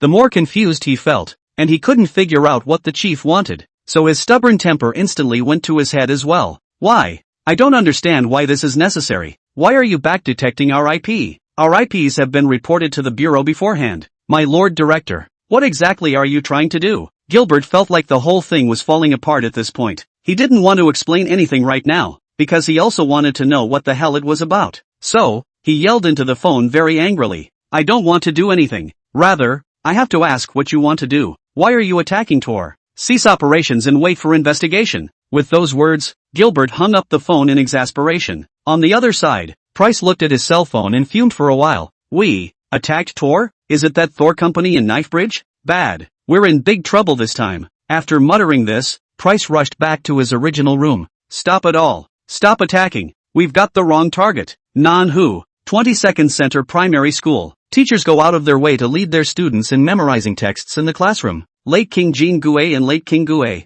as their names imply, stood in unison in front of the classroom door to be punished. These two guys, they didn't arrive until halfway through first period, so the class teacher decided to punish them by standing for 2 periods as a warning to others. However, these two little guys don't take it seriously at all. Jean Gue leaned against the wall and dozed in the sun, enjoying the blissful coziness that sunbathing brought him. Gu Mingus wasn't idle as he stood by the wall, trying to repair his system. At this moment, a virtual page appeared in his eyes, invisible to outsiders. This page has a very large number of keyboards, buttons and icons. Gu Mingxi is using his mind to manipulate the keyboard in front of him. The keystrokes were very fast, faster than when he had just fought the hacker. But even so, the system's recovery process is too slow. This was all busy for 40 minutes before the system recovered 0.00000000000000001%. If we keep this busy, we'll never get the system fixed in what lifetime? However, you can't enter information if you can't fix the system. Doesn't this go into a vicious circle? Nope, still need to figure out a system fix. So, Gu Mingxi began to divert his attention and started to utilize the system to retrieve the repair method. The system is up to 85% damaged, but the basic search function is still there. So, he was quickly presented with 3 repair options. The first is the stupid method that Gu Mingxi used just now. The program is restored bit by bit through non-stop code reprogramming. This will take only 332 days to complete. Holy, it's going to be over 380,000 days, totaling 1,047 years? I'll fix your ass. You might as well keep on being bad. After the system heard Gu Mingxi's tirade, it immediately showed the second option. This program is a bit of a pain in the ass, which probably means trading quantity for quality. i.e., just find 1298, 323 supercomputers and connect their wireless ports to the system so that it will take just 20 years to fix the system. Of course, it would be nice if supercomputers were updated in the meantime. Then the repair process of the system will be sped up a bit too. Holy again. 29 million plus supercomputers? You've got some nerve. You system biker. Where am I going to find so many super machines for you to mess with? Forget it. Let's scrap it. It's less work to build a new one. After the system heard Gu Mingxi materialize his harsh words, it finally fondly took out the third set of plans. His eyes instantly lit up as soon as the set was displayed. I knew it. I knew you biker system had a better idea. Little man, you're still playing mind games with me, and you don't even think about who invented you. After muttering this, Gu Mingxi immediately checked it carefully, but he had only just read 2 pages of instructions before he couldn't help but scream out another curse. Asterisk asterisk asterisk asterisk me. You biker is obviously playing me. The words had barely escaped his lips when a reprimand came from a short distance away. No swearing, kids. Chapter 16. What's missing is this kind of talent. The third set of fixes for the Guzheng spit sentence system. Coincidentally, the dean of faculty approached him and gave him harsh criticism on the spot for his uncivilized language. Of course, the dean of faculty couldn't just criticize Gu Mingxi. He also called the teacher out and criticized him. Then there was good news and bad news. The good news is that in the future, students who are late will not have to stand outside for punishment. The bad news is that the class teacher, Mr. Li, wants them to come to the office after class. Inside the office during class time, Gu Mingxi and Jin Gue stood in front of Mr. Li's desk. Mr. Li drank 3 mouthfuls of water before he could temporarily quench his thunderous anger. Guess the name. Gold. What's going on with you two? Why are you late every day lately? Is there something going on at home? Gu Mingxi knows that you have to be punished for doing wrong. So, he bowed his head and accepted the criticism honestly. But Jin Gue's head was iron after all, and he had to break it off with the teacher. There's nothing going on at home. I'm just too sleepy in the morning and often can't get up. Upon hearing this, Mr. Li's temper once again got the better of him. So, she looked at Jin Gue with a serious face and said, Jin Gue, what is your own situation? Don't you know it well? So much for poor academic performance. Now you've developed a bad habit of being late. What are you going to do when you grow up if this goes on for a long time? Still on track to graduate from college and get a job? Without a job, what do you do to support yourself? Mr. Li talked a good game, but Jin Gue scoffed when he heard it. With that, he waited for Mr. Li to finish his rhetorical question. Teacher, how much do you get paid a month? Teacher Li frowned slightly after hearing this, then thought for a moment and opened his mouth. What's wrong with $10,000 a month? This is already considered very good, and how honorable it is to be a people's teacher. The teacher seems to know what the other side is going to say, so he steals the moral high ground. However, Jin Gue said with a tight frown even after hearing that, I have 5 small business units in my house, and the monthly rent for each is anywhere from $50, 000 to $100, 000. In addition, my family has 2 factories that can generate hundreds of thousands of dollars a month. Speaking of which, he gave Teacher Li a glance full of sympathy. According to you, Sensei, if I don't try harder, I'll have to be like you when I grow up? Geez, it's kind of scary to think about. Well, but Gu Mingxi didn't hold back her laughter. Mr. Li's face instantly turned ironic. Broken pride. Deeply broken pride. No, we have to call the parents today. Teachers can't physically punish their students, but your dad can't physically punish you? Thinking of this, he pointed at Gu Mingxi and said in a cold voice, you go home first. After saying that, he looked at Jin Gue again and said seriously, now, right now, get your dad to come to school. I'd like to ask Jin Defa what kind of child he's educated. Jin Gue was dumbfounded at that moment. What's the difference between that and having his dad come over and beat the out of him? With a fluttering sound, Jin Gue immediately knelt down for his teacher. Mr. Li, I was wrong. Can we not call the parents? I'll study hard and never be late again. But when I grow up, I really don't want to become poor like you. Woohoo! Gu Mingxi, who hadn't gone far yet, couldn't help but laugh again at that moment. This brat, that beating today is definitely a no-brainer. However, Gu Mingxi was already determined not to be late. Otherwise, how embarrassing at the end of the month when we have parent-teacher conferences. We can't have Grandpa Gu go on stage and do the review for him, can we? Thinking about this, Gu Mingxi decided to clear the line with this Jin Gue. The day was uneventful, and it finally got to the end of the school day. Jin Gue volunteered to give Gu Mingxi a ride, so he was able to get home quickly. When she got home, Gu Mingxi put down her school bag and turned on her computer, because this one didn't stop his cell phone message alerts. However, after the last misunderstanding about the toilet mix, Gu Mingxi no longer dares to play with his cell phone during class time. So, he had to stay up until he dropped it off to go home and unify it. Open your computer and scan the code to log into your account. With that, a 99+ message alert flashed up on the screen. Ooh, who's all this? Why so persistent? Only after muttering this did Gu Mingxi open the messages one by one to check them. Half of the people who send messages are old friends from the Middle East. Most of them approached the Eastern Divine Dragon because they wanted to replenish some ammunition and weapons. Because the arms he sells here are cheap and good. So many people who have worked with him once have quickly become loyal users. Receiving money, placing an order and producing.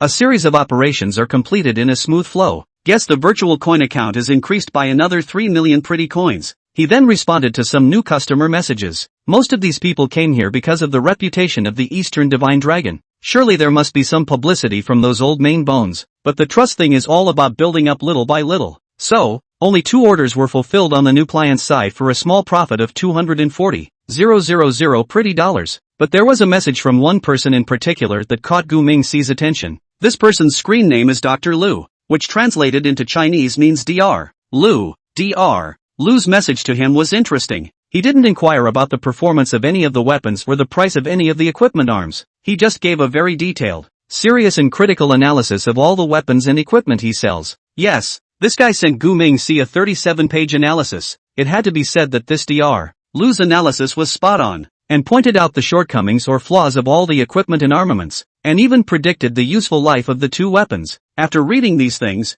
Gu Mingxi really couldn't calm down for a long time. Talent. This is definitely a talent. I have to find a way to get to him in order to do that. Someone like that is exactly the kind of help I need. Subsequently, Gu Mingxi used various hacking methods to investigate the other side. However, he was surprised to find out nothing except a fake IP address. It was enough to finish that the other party's attainment in computers was at least not below his own. Interesting. After muttering this, Gu Mingxi immediately sent the other party coordinates and a date. It was the address of a large amusement park in South Shanghai, and the date was 9 a.m. On the weekend 3 days from now. After the coordinates and time were sent over, he deliberately added a sentence in English. Bet you don't dare. I bet you wouldn't dare. Gu Mingxi only left this sentence for the other party. He was just provoking the other guy, betting that he wouldn't dare. After doing so, Gu Mingxi immediately switched pages and started using the computerized contact system. A few seconds later, the wireless port was successfully connected to the ARMS system. He began to formally study the third package proposed by the system. This program, by far, is the most viable. It's just that these things are really a bit difficult to do. You are really good at giving me a hard time. Have you considered that I'm only 6 years old now? There are some things that it's not the age of 6 to endure. Chapter 17, Horrible Maintenance Costs. After Gu Mingxi read the third set of options given by the system, at that time it felt like I was taking on a burden that didn't belong to my age. Because the system gives the option to spend money to repair. This program is just about as literal as it gets. He will have to spend a lot of money if he wants to fix the system quickly. Pretty coins, Chinese coins, John Bull coins, and Big Harry coins are all fine, and the system converts them based on realistic exchange rates anyway. Right now, the system's base currency is Bluestar's most widely used pretty coin. Therefore, the system uses this currency as the unit of settlement. According to the system's program, at this stage of the game, it is possible to start with about 5% of the repairs. However, the cost of this repair is a whopping 93 million pretty dollars, or $18. 6 million for every 1% spent. That's a really scary price, okay? He's just a kid in grade school, and you're asking him to make over 90 million pretty dollars. Isn't this an international joke? Also, the system has a limit on how long this money can be used. A month's time for the host to come up with this amount of money before the restoration can take place. If the money is not prepared on time, the cost of restoration will increase by 50% and will continue to increase incrementally. When he saw this rule, Gu Mingxi was confused. He didn't program him with a fortune cookie when he invented the system himself. Why the hell does this guy need so much money? It took a flurry of exchanges before the system finally gave the answer: too large a time-space transaction difference.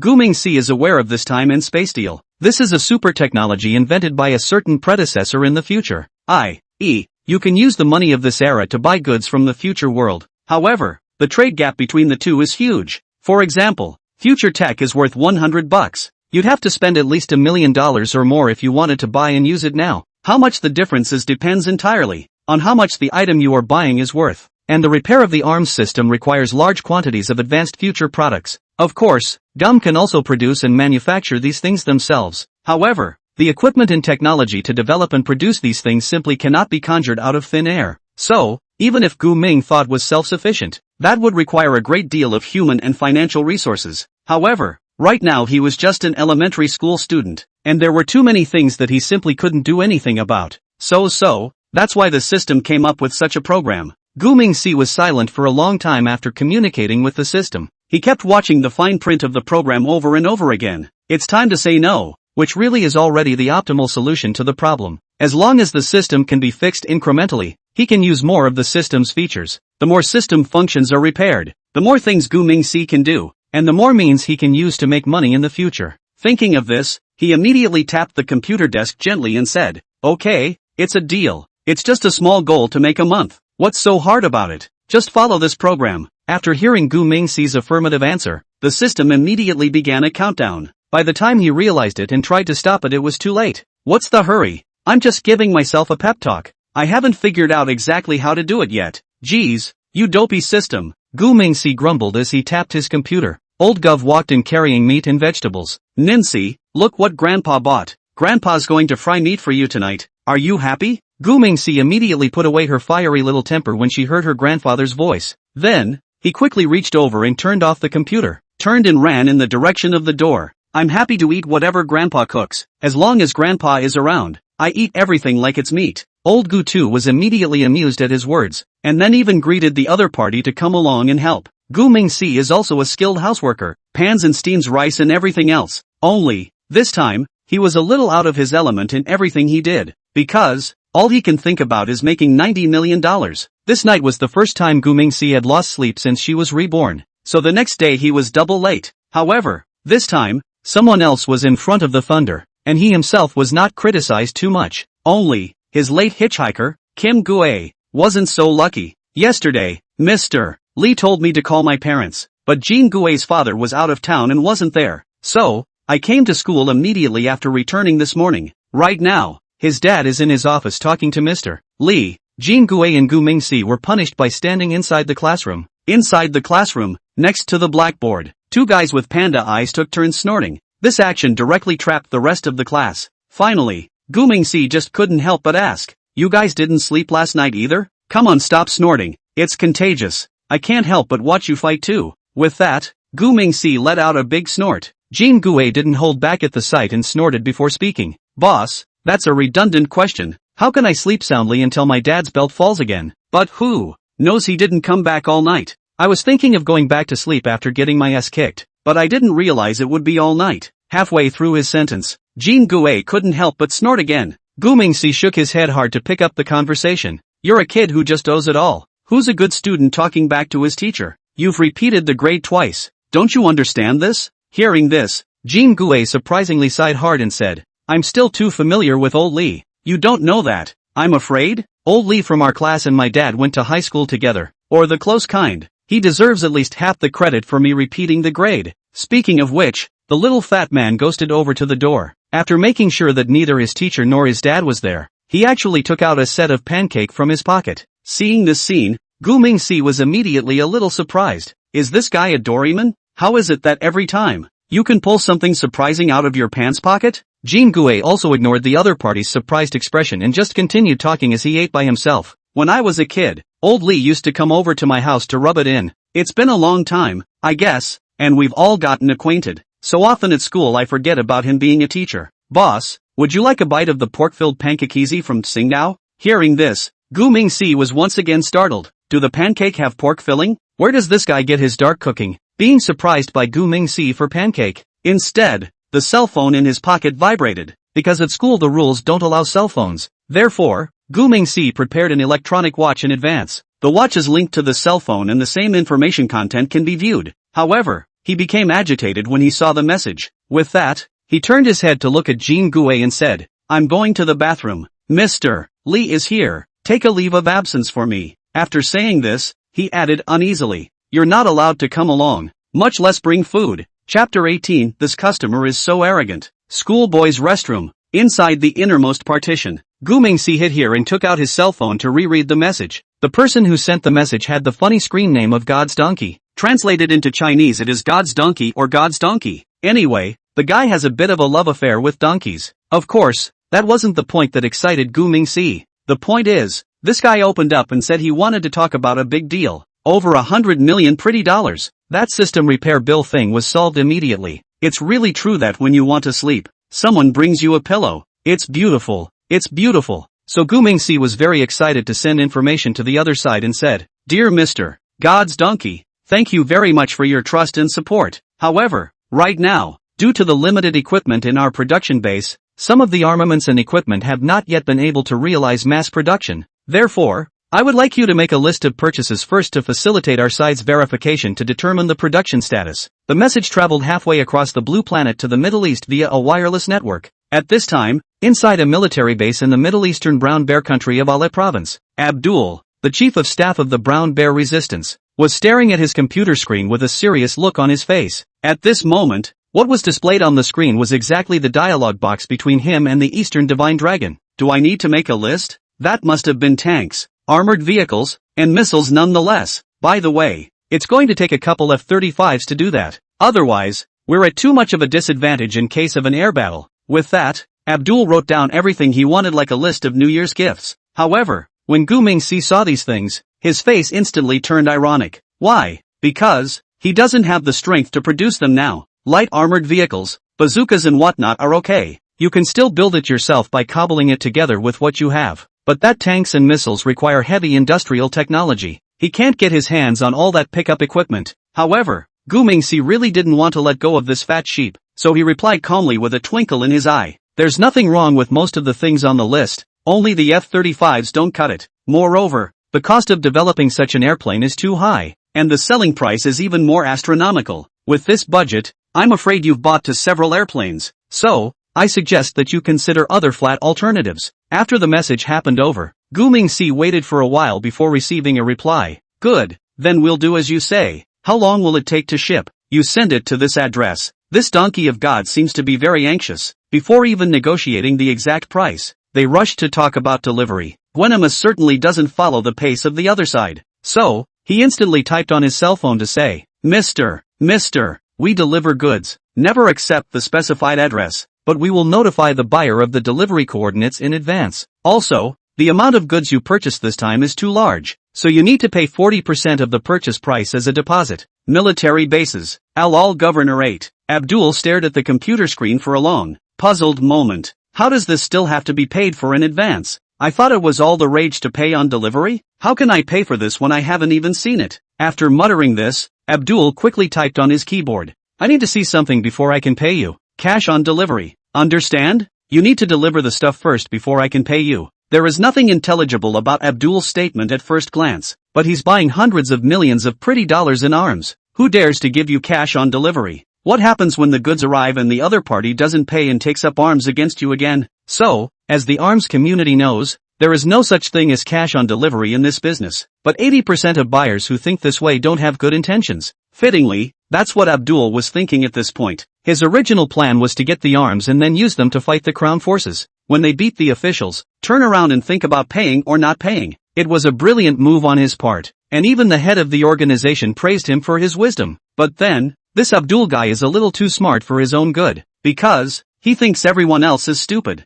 No, Gu Mingxi immediately dismissed the message after seeing it. I'm sorry sir, our side has never sold goods like this before. Still, please consider what I said earlier about the proposal. Abdul's temper immediately got the better of him, so he huffed and puffed as he typed in the keyboard and said, Never sold like this before? That's because you've never met me before. Now that I'm here, you'll have to sell like this. I'm warning you, don't upset our organization, and don't even ask what we used to do. The message was full of threats. Gu Mingxi's brows immediately furrowed as well after looking at it, but he still asked a very calm rhetorical question. Eager to listen, may I ask what organization you are with? Sir? Abdul saw the message and immediately smiled in triumph. The name of their organization. That's a scary thing to say. Have you heard of the Fenrath Front? That's right, we're the Fenrath Front alliance that makes countries like Eagle Jam tremble. If you dare to mess with us, you should know what the consequences are, right? The Fenrath Front Coalition, a somewhat extremist armed force, is one of the branches of the former JD organization, and one of the groups explicitly defined as KB elements by Eagle Jam and others. The main goal they are fighting for is to overthrow the officialdom of Brown Bear Country and will do anything to achieve that goal. So, people in general, This organization can be a real headache. But who is Gu Mingxi? He wasn't going to eat that from the other side. Thus, his face quickly turned sinister. You want to play hard to get with me, don't you? You-hoo. Kind of funny. With that, Gu Mingxi had an idea in his head, so he deliberately slowed his tone to say with his keyboard, in my eyes, a customer is a customer, regardless of camp. Where is the receiving location you just mentioned? First send me to see. On the other side, Abdul saw the message and burst out laughing then, sitting in front of his computer. He said, staring at the screen with a scornful look on his face, that's it? This is the level at which everyone worships the Eastern Dragon. I just gave my name and he's already scared until his legs go weak. A goon. And a big one at that. After muttering a few words to himself, Abdul arrogantly sent the address and appended a message to it. If you are sensible, hurry up and send over what we want, or else, beware of the lives of your entire family. He didn't say this without saying anything, but once he did, Gu Mingxi immediately became even more angry. Okay, you want something, right? Then I'll give you a big gift. Sometimes being too nice doesn't make a deal. There are some negotiations that require speaking from a position of strength. After all, truth is always only within the range of artillery. Chapter 19, a few words, confusing the people. Inside a military airfield in the southwest, in the province of Alay, in the Middle Eastern Brown Bear country, it was the only airfield under the control of the Frontier Alliance of Fenrath that was still functional. A reinforced battalion is stationed near the airport, which is one of the most heavily guarded places in Al province. Abdul chose the receiving location here in order to more securely eat the war god Cloud's goods. Yes, this guy is trying to come on strong for a blackout. If the other man dared not do as he was told, the front lines of Fenrath would surely show him what it meant to be angry at any cost. Only this time, Abdul really messed with the wrong person, because offending the Eastern Divine Dragon would not end well. Inside the military airport, many people are busy with their own lives. There was a sudden flash of bright light, and there was an extra box in the empty space of the engine room. The soldiers in charge of the patrol quickly spotted it. Strange, why is there an extra box here? I don't know. It wasn't there when I passed by just now. Say, what was that flash just now? It's supposed to be lightning, right? Maybe it's going to rain. Stop it. How long has it been since we've had rain here? Several soldiers muttered as they walked towards the crate. It was a wooden box with a crisp ticking sound inside. It's a voice people here are all too familiar with, because, when they used to go out and make things happen, they didn't use this similar stuff. Time bomb? Why is there a time bomb here? The soldier at the front of the line suddenly shouted out. The others turned and ran immediately upon hearing this, while they continued to shout warnings. Run! There's a bomb! Spread out! There's, here! Before the soldier could finish his words, there was a sudden explosion behind him. There was a loud boom. That big wooden box instantly exploded into pieces. With that, a gray mist quickly dispersed in all directions. After the wind, the fog quickly spreads throughout the opportunity. Strange, how come I'm not dead? A man, who had been lifted off his feet by the shockwave of the explosion, slowly stood up and said suspiciously.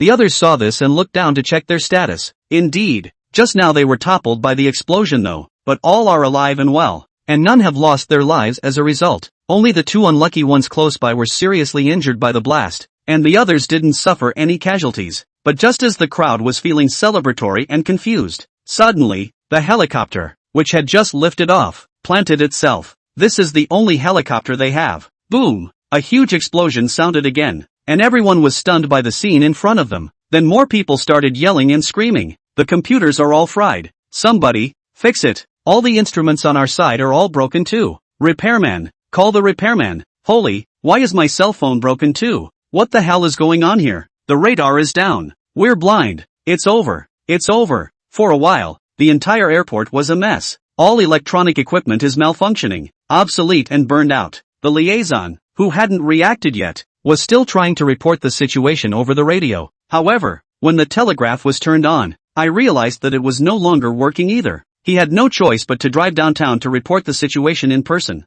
Nanhu, 22nd Center Elementary School. Gu Mingxi had been in the restroom for more than 20 minutes. He was staring at the screen of his cell phone and braying a bad joke when he was suddenly forced to yank the door open from outside. Seeing this scene, Gu Mingxi hurriedly raised his head to look out, only to see that Mr. Li was looking at him with an angry face. I said, why do you stay in the restroom so long every time? So you're hiding here and sneaking around on your cell phone. Ha, you brat, don't learn. Let's see how I'll fix you. As soon as Ms. Li finished speaking, Gu Mingxi's cell phone rang. With that, Mr. Li didn't wait for the other party to react, so he quickly reached out and snatched it in one hand. God's donkey? Or is it a foreigner? After saying this, he huffed and pressed the answer button. Then a furious roar came over the receiver. Did you do what happened at the airport? Could you, Eastern Divine Dragon? You dare to play this with me, don't you? Have you forgotten how we got started? I'm warning you, this isn't over. Our vendetta is settled today. I, Abdul, swear by the gods that I will bring you to justice. Abdul's side cursed and yelled fiercely, while Mr.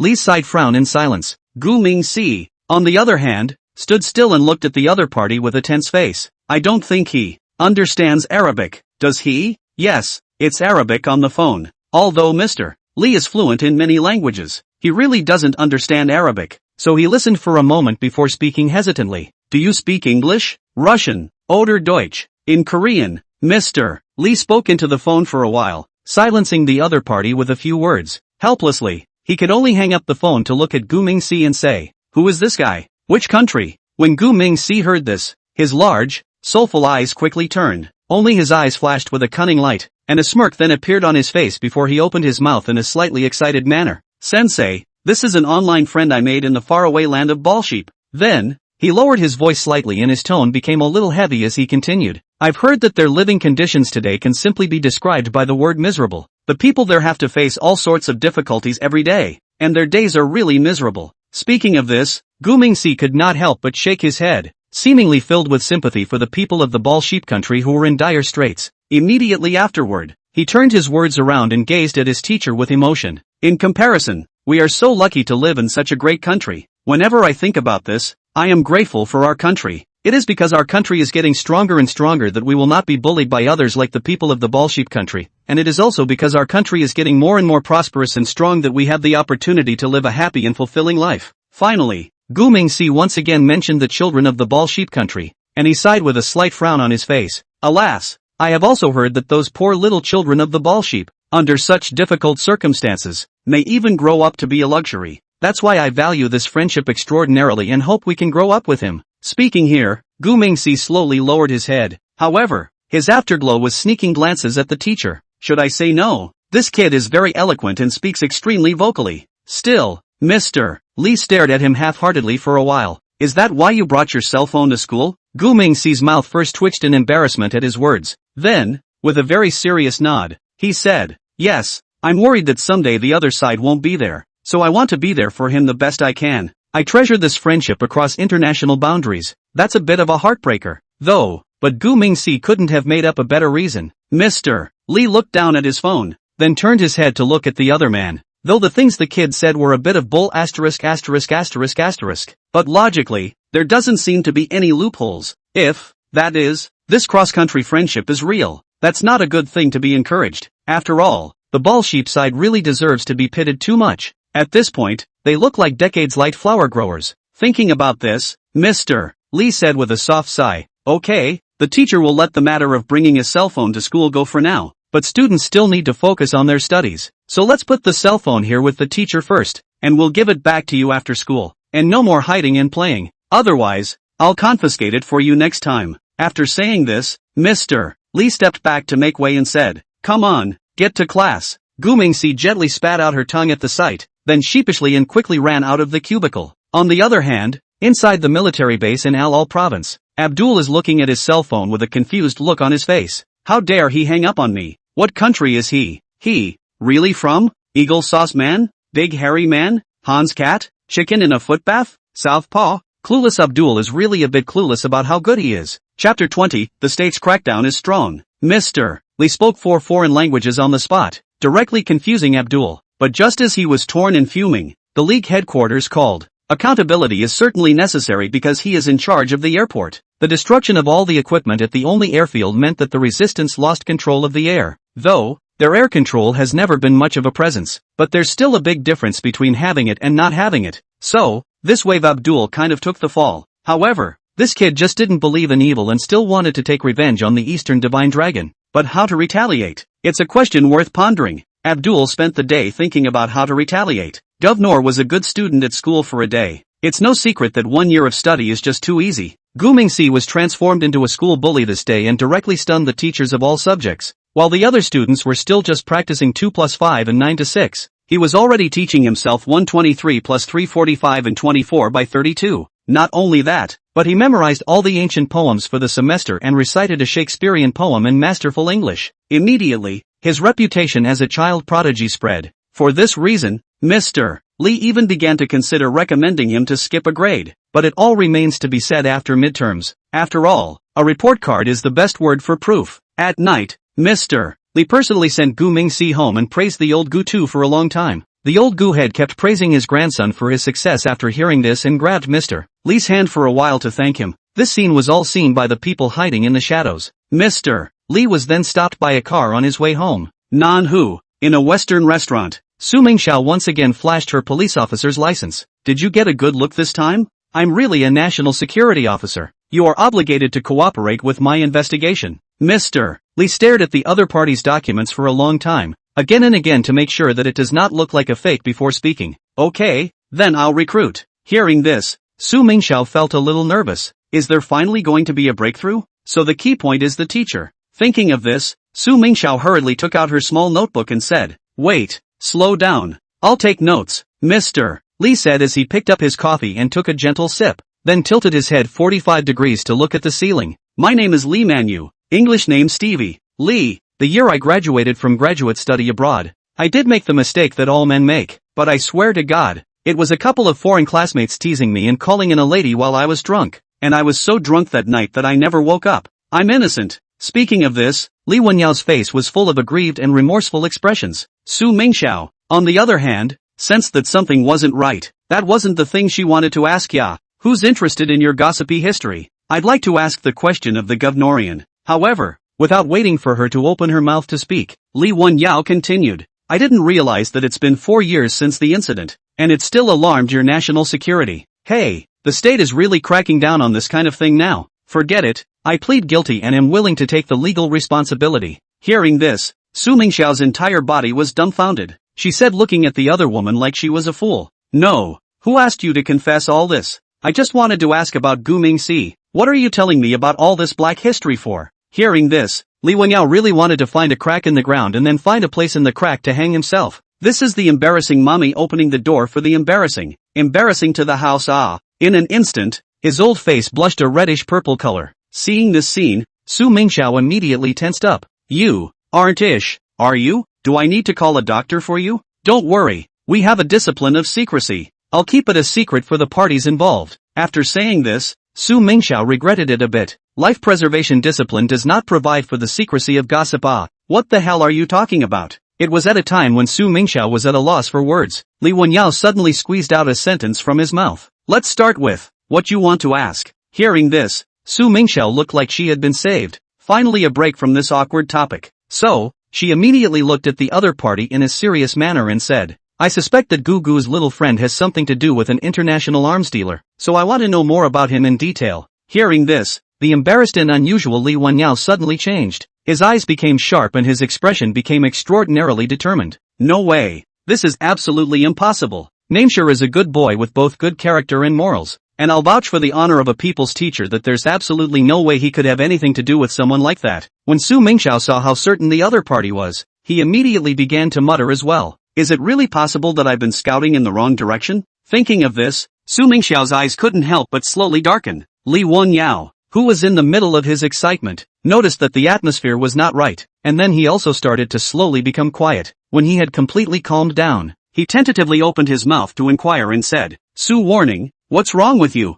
Did I say something wrong? Su Mingxiao's mind, which had been pretending to be strong, instantly broke its defenses. She obviously gave so much. Why did she still not get the job done? At this moment, all the aggravation, helplessness and heartache came flooding back. With a wow, she slumped down on the table and cried out in pain. This action, at that moment, drew the attention of the surrounding gourmets. Li Wenyao immediately tensed up when he saw this, and then rushed over to softly comfort him. But I didn't realize that the more the other person was comforted the more she cried. For a while, the eyes of the people looking at him became more and more unfriendly. Young man, what's wrong with your girlfriend? Hurry up and apologize, and treat her to some good food. Be nice to her. Handsome, did you not prepare a gift? Take this bouquet of flowers and use it to save the day first. Remember, women love romance. Be sincere. Sincerity is the key. When she looks up later, you'll just kiss her. Nothing a moi can't solve. If there is, then do it a few more times. The crowd began to rise up in confusion, and Li Manhwa began to get his hands dirty. He wouldn't dare to mama.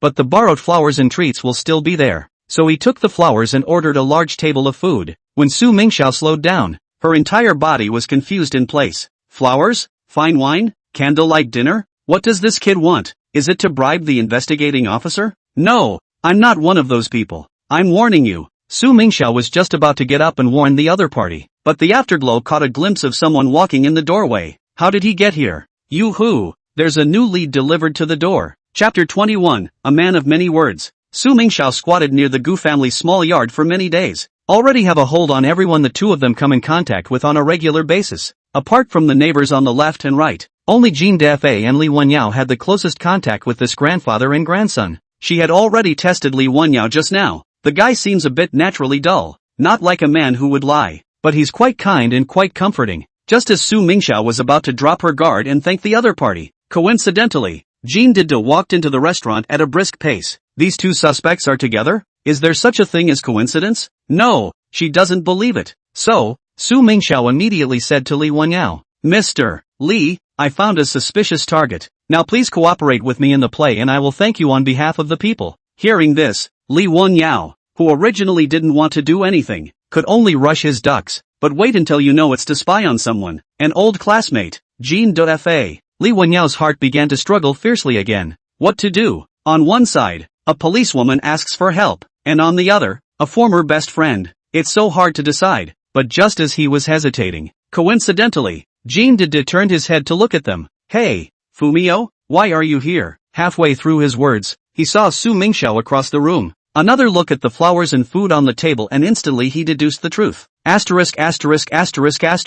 You kid finally got the hang of it. Ouch. I'm really coming to the right place at the right time. Hello this pretty girl, I'm Wenyao's high school classmate and best friend. My name is Jean Didi. Nice to meet you. With that, the guy sat himself down. Seeing this scene, Su Mingxiao was confused. What's going on here? And suspects who run into guns themselves, how can I do covert surveillance? It's all exposed. With no choice but to temporarily change the routine, Su Mingxiao smoothly pretended to be Li Wenyao's girlfriend. In this way, she would have more opportunities to continue her scouting. Li Wenyao didn't want to cooperate at first, but he was blackmailed by Su Mingxiao with a small book. There's a lot of black stuff about him here. If Jean Developed knew about it, it would be the same as telling the whole world. In order to keep the secret, he could only harden his heart and accompany the other party to act. So the three of them had an extremely harmonious and cozy dinner together. By the time the meal was over, it was Jean Dide who took the initiative to pay the bill. Su Mingxiao, on the other hand, smoothly offered to pay a visit to the door, skillfully creating the next opportunity for investigation. While Su Mingxiao was thinking of ways to extract information related to Gu Mingshi, he himself was busy at his computer until he took off. The situation in the Middle East is evolving marvelously right now. Dyson birds are becoming increasingly frantic in their attacks on the Bannan pigeon. The sandy city of Balship remains underwater. The turban camel and the Persian lion are beginning to stir. People from all sides of the force are approaching him for arms, and there's a good chance that the war situation in the Middle East is on the verge of a major change. But what no one could have imagined is that the biggest variable in the Middle East is not the change in attitude of these powers. The biggest variable in the Middle East could be a good fringe organization that is never looked at by outsiders. Middle East, headquarters of the Fenrath Front Coalition. The deputy leader of the coalition, Bulani, personally spoke to Abdul overnight. He needs to know the truth about the attack on the airport equipment. Other members of the organization may not be technologically savvy, but, as a man who has seen the world, Blarney immediately understood after reading the report and analyzing it. The only thing that can damage all electronic equipment in an instant is a powerful electromagnetic bomb. And this kind of bomb may not be available to the general forces or even some small countries. So Blarney's self-consciousness told him that there must be something fishy in this. The powerful electromagnetic bomb, also known as a powerful microwave weapon, can be mounted on any type of cruise missile for use or on a smart bomb for individual delivery. This type of bomb, when detonated, is capable of radiating billions of watts of powerful microwaves in a billionth of a second, and is specifically designed to destroy electronic equipment for command, control and communications, as well as computer targets. As for the black powder that drifted in the air after the explosion, it was most likely graphite powder. The reason why graphite powder is now present is because the other side used graphite bombs at the same time. Graphite bombs, also known as graphite fiber bombs, are commonly known as soft bombs, power outage bombs, power killers, and so on. This is a new concept of ammunition based on superconducting technology, made from the superconductor graphite fiber material.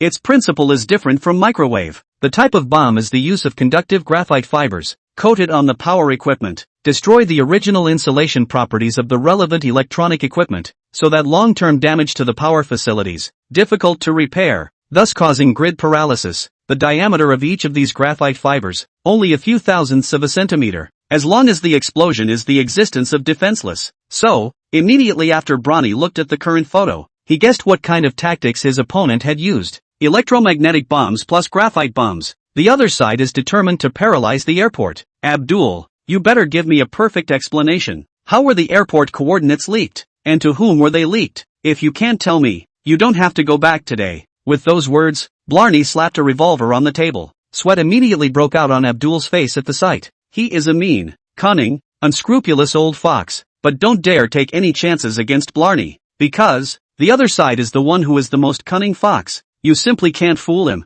He always finds the details. That's why it's only wise to confess to it. So, Abdul told the whole story about his threats against the Eastern Divine Dragon and his attempt to whore out arms. Blarney's brow immediately furrowed upon hearing this. He didn't get angry, excited, or even react. He just sat there quietly lighting a cigar. Wait for the nicotine to calm its brain completely. It was only then that Bronny looked at Abdul and reopened his mouth. Two things need your attention. First, sincerely apologize to the Eastern Divine Dragon and obtain his forgiveness. Second, find a way to get a shipment of equipment from him on credit to prepare for the big counterattack operation in 3 days. With that said, Blarney continued to stare at him for a moment before continuing. If you can't finish, the bullets from this gun will either go into your head from me, or you'll put them in yourself. Understand? Blarney doesn't speak very loudly, but Abdul felt very afraid when he heard it. He knew what the other party was capable of, and knew that his fate in 3 days had already been arranged by the other party. Although he has taken the position of Chief of Staff of the Alliance,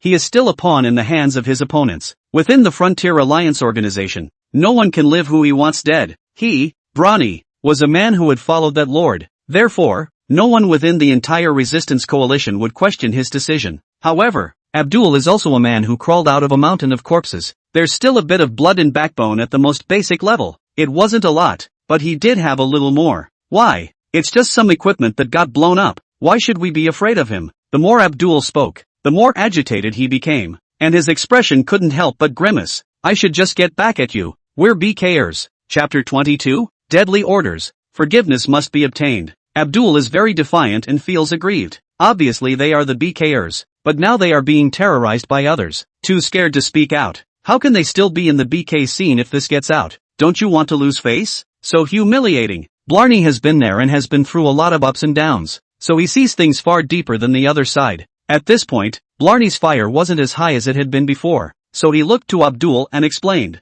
Use your stupid pig-like brain to think. Someone who can deliver an EMP. Silently. Does he have the means to send the other bombs as well? As soon as the words left his mouth, Abdul instantly froze in place. He hadn't really thought about it before that. However, it was a bit of a heartbreaker to hear the other side say that now. But it was Blarney's next words that started to scare Abdul. What if the next time the other side sends over? It's a high explosive bomb, a dirty bomb, or even a tactical nuclear bomb? Do you still have a chance to break this up with me? Think hard with your pig brain. With those words, Blarney got up and stepped aside. For his part, Abdul sat in a chair and kept wiping the sweat off. At this time, he finally understood the other party's good intentions. So Abdul slowly got up from his seat. His eyes slowly turned to Blarney, a look of remorse and self-reproach on his face. Then, in a slightly trembling voice, he said, Chief, it was indeed my fault this time. Then he took another deep breath and continued, I really know I'm wrong. Chief, it's all my fault for being so ignorant before and making such a grave mistake. After saying these words,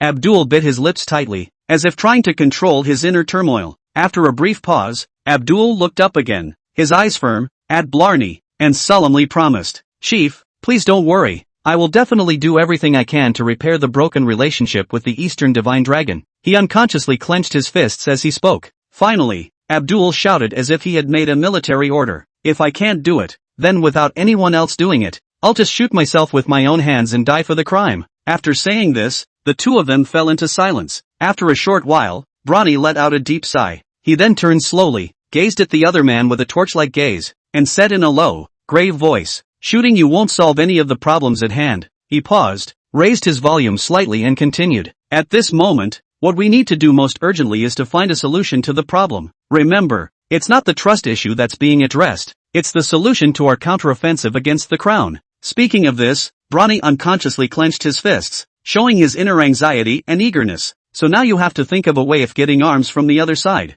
We can only run to ultimate victory if we have enough weapons and equipment. Whether or not we can liberate Brown Bear Country depends on you now. Blarney said this while waving his arms vigorously, as if trying to emphasize the importance and urgency of the mission through such an action. Finally, he stared intently into the other man's eyes and asked, word for word, do you see what I mean? There was an undeniable majesty and expectation revealed in those eyes. Abdul stood in place for a long time with a grave expression on his face after hearing this. At this moment, he vaguely felt an inexplicable sense of fullness. It's like you're eating grown-up pie without even realizing it. So Abdul gently swallowed and barred his mouth before solemnly nodding his head and saying, yes, I understand. Next day, it was Saturday, and instead of sleeping in, Gu Mingxi got up early in the morning to clean up and exercise. Though, his current body only looks like a 6-year-old, but the heart and mind are in an adult state. Therefore, the habit of strengthening the body and healthy living is well maintained by it. The time had just come to 6 o'clock by the time he had finished making breakfast. Because the injury to his back was not completely healed, the old governor got up a little later than usual.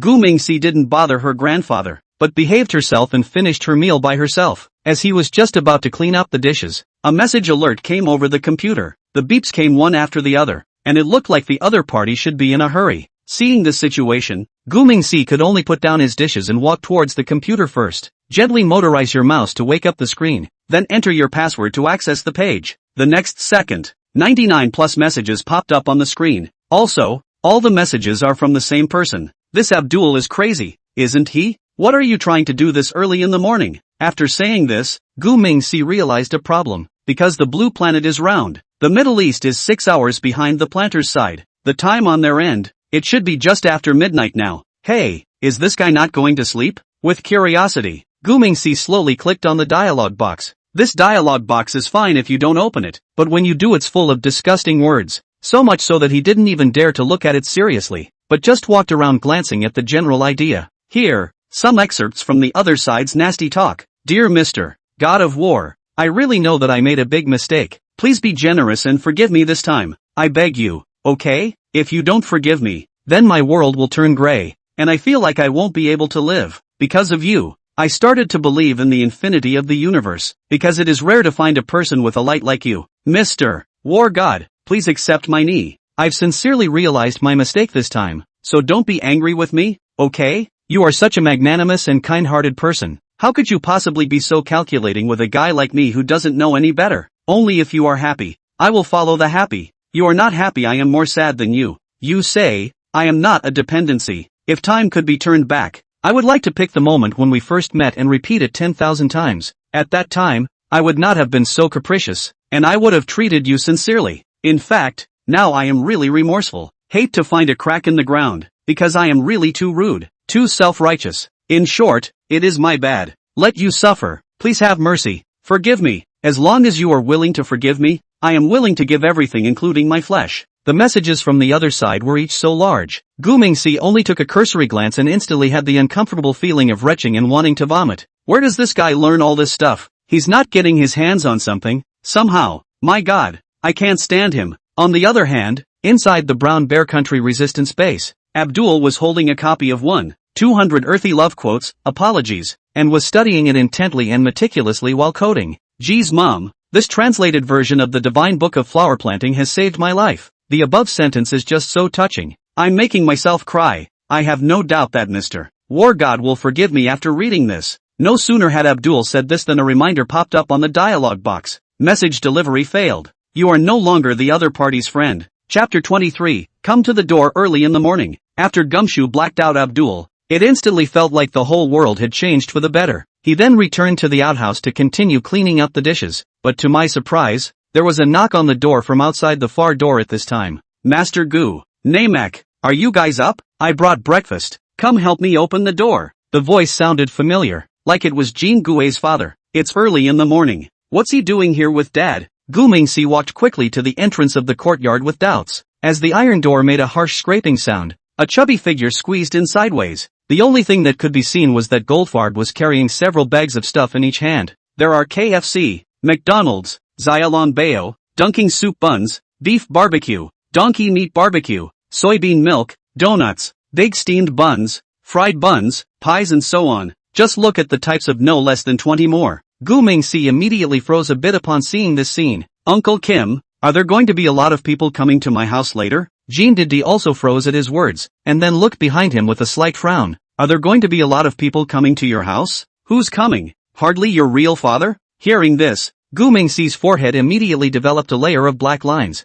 Real father? Where did this come from? As far as he could remember, he had never seen this man before. He did, however, remember a bit about his own mother. Only, in his last life he never saw it again until he was old. Gu Mingxi hastily shook his head, discarding those heavy thoughts. With that, he pretended to be curious to stick his head out and look out as well. Uncle Kim, what are you looking at? Jean Didi sniffed and then reacted, and quickly looked at him with a smile and explained. I thought you said there were going to be a lot of people coming? I'll just see if they're here yet. Gu Mingxi heard this but looked at him with a disgusted face and said, I didn't say that. I was asking you if a lot of people were coming to my house. Otherwise, why did you buy so much stuff over here? Hearing this, Jean Didi realized that he had thought wrong, so he hurriedly greeted the other man and headed for the courtyard, then explained with a smile as he walked. Hey, look at this misunderstanding. I bought all these breakfasts for you and Elder Gu. I don't know what flavors you guys prefer, so I just bought whatever I saw on the way here. Come and taste it, it's all hot. As they spoke, he and Gu Mingxi walked into the middle of the living room. At that moment, Old Man Gu was also awakened by his commotion, but I didn't get up in time because my back was sore. Name as, who's here? What's the matter this early in the morning? After hearing Gu Laozi's voice, Jean Didi immediately put his things away. Then, with another swift and loud run, he went to the inner room. He knew that the old man had a back injury, so he went over to serve him very attentively. Master, don't you move. Wait for me to help you. Don't move. I'll carry you up. Old Gugu is still in good health, not to the point where he can't walk, but this Jean Didi is just too good at what he does. Therefore, the old governor didn't know how to refuse for a while. Gu Mingxi's sickness did not stop the other party, just stood in the doorway and watched with a smile. It should be said not to say that this old Kim is really a good person. It really wasn't the wrong person to help him make a small fortune on his own, but good times are coming for his family. You can't always be poor on your side, can you? Gotta find a way to make things better for your family. Wait a minute, did Jean mention something about his real dad just now? This thing seems to be a bit screwed up. Thinking about this, Gu Mingxi began to seriously think about it. An hour later, Jean Didi panted and sat next to Gu Mingxi. At the moment, he was fiddling with a computer game with great interest. The game page is an action page similar to Red Alert 2. Jean Didi glanced outside before chuckling. Nincy, you've got a nice computer here, don't you? Did Grandpa buy it for you? He said this with the obvious suspicion of condescension. Gu Mingxi immediately sneered with a crooked little mouth upon hearing this. Sure enough, the guy started coming around to condescend. He must be wondering who his real dad is. Okay, then I'll satisfy your curiosity. He was seen saying smugly as he continued to fiddle with his computer. No, I got it from someone else. Our family can't afford. Uncle Kim, do you know how expensive this computer is? You might not even believe it when I tell you. As he said these words, Gu Mingxi's face was filled with a showy look. Jean Didi saw this but couldn't help but laugh dumbly. Can I not know? I have a similar computer at home, but that performance and accessories don't compare to what you have here. My computers that aren't as good as yours cost over 50k.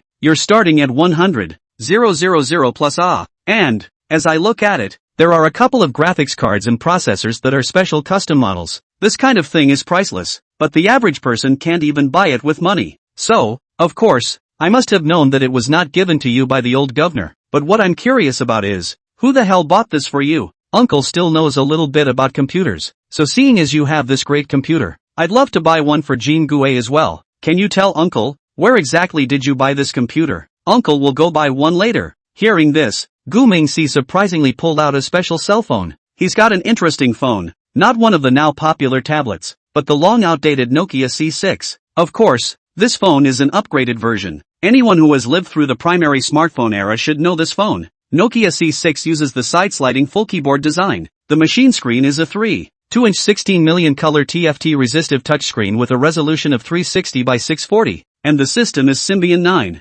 9.4S65. Zero intelligent operating system. The reason why Gucci chose this phone as a base model was solely because of its side-sliding keyboard design. Carrying this phone with you is like carrying a miniature laptop. After all, it was impossible for him, an elementary school student, to carry a notebook with him. Of course, the phone's original features and configurations are certainly not enough to meet his needs. He then used the system to enhance and upgrade his phone. First of all, the appearance of the phone is unchanged and the screen remains the same 3.2-inch screen. However, the Guinness has replaced it with 8K 240Hz high resolution and high refresh rate. Samsung Odyssey Neo G957 monitor. This one it's priced from $1,800 pretty dollars, which is about $13,000 dollars. Of course, this monitor in the hands of Gucci is a bit more expensive, because it's a size he found the manufacturer to customize individually. Secondly, he also replaced the smart system and processor of the phone. Cell phone systems, like computer systems, are operating systems derived from ARM systems, but the cell phone processor it cannot directly produce. So Guming C to the cell phone configuration of A, using the latest 2nm process technology riding the Dragon 9 Gen processor. This chip is also part of a special customized edition that comes with a hefty price tag. So, when Jean developed to see this phone, it was both surprising and felt a bit anticlimactic. However, before Jean Dede had time to think more, Guming C had already dialed the phone. The child's words then completely interrupted his thoughts. Hey, Daddy, where did you get the computer you gave me? Chapter 24, The Real Deal. He really has a rich dad. Guming C's daddy directly excited Jean Dede. Sure enough, things were exactly as he had suspected. This kid really has a kick-ass real dad. Ha ha ha, you really are a smart person yourself. For once, the old man bet right again. While Jean Dede's heart was surging with excitement, Guming C's side had already ended the call. He even heard part of the other person's voice before he hung up. Take care of yourself and Grandpa. Dad will see you again in a while. Although the voice wasn't particularly clear, Goldfarb heard it. Heck, it's true that everything is as it should be. This time,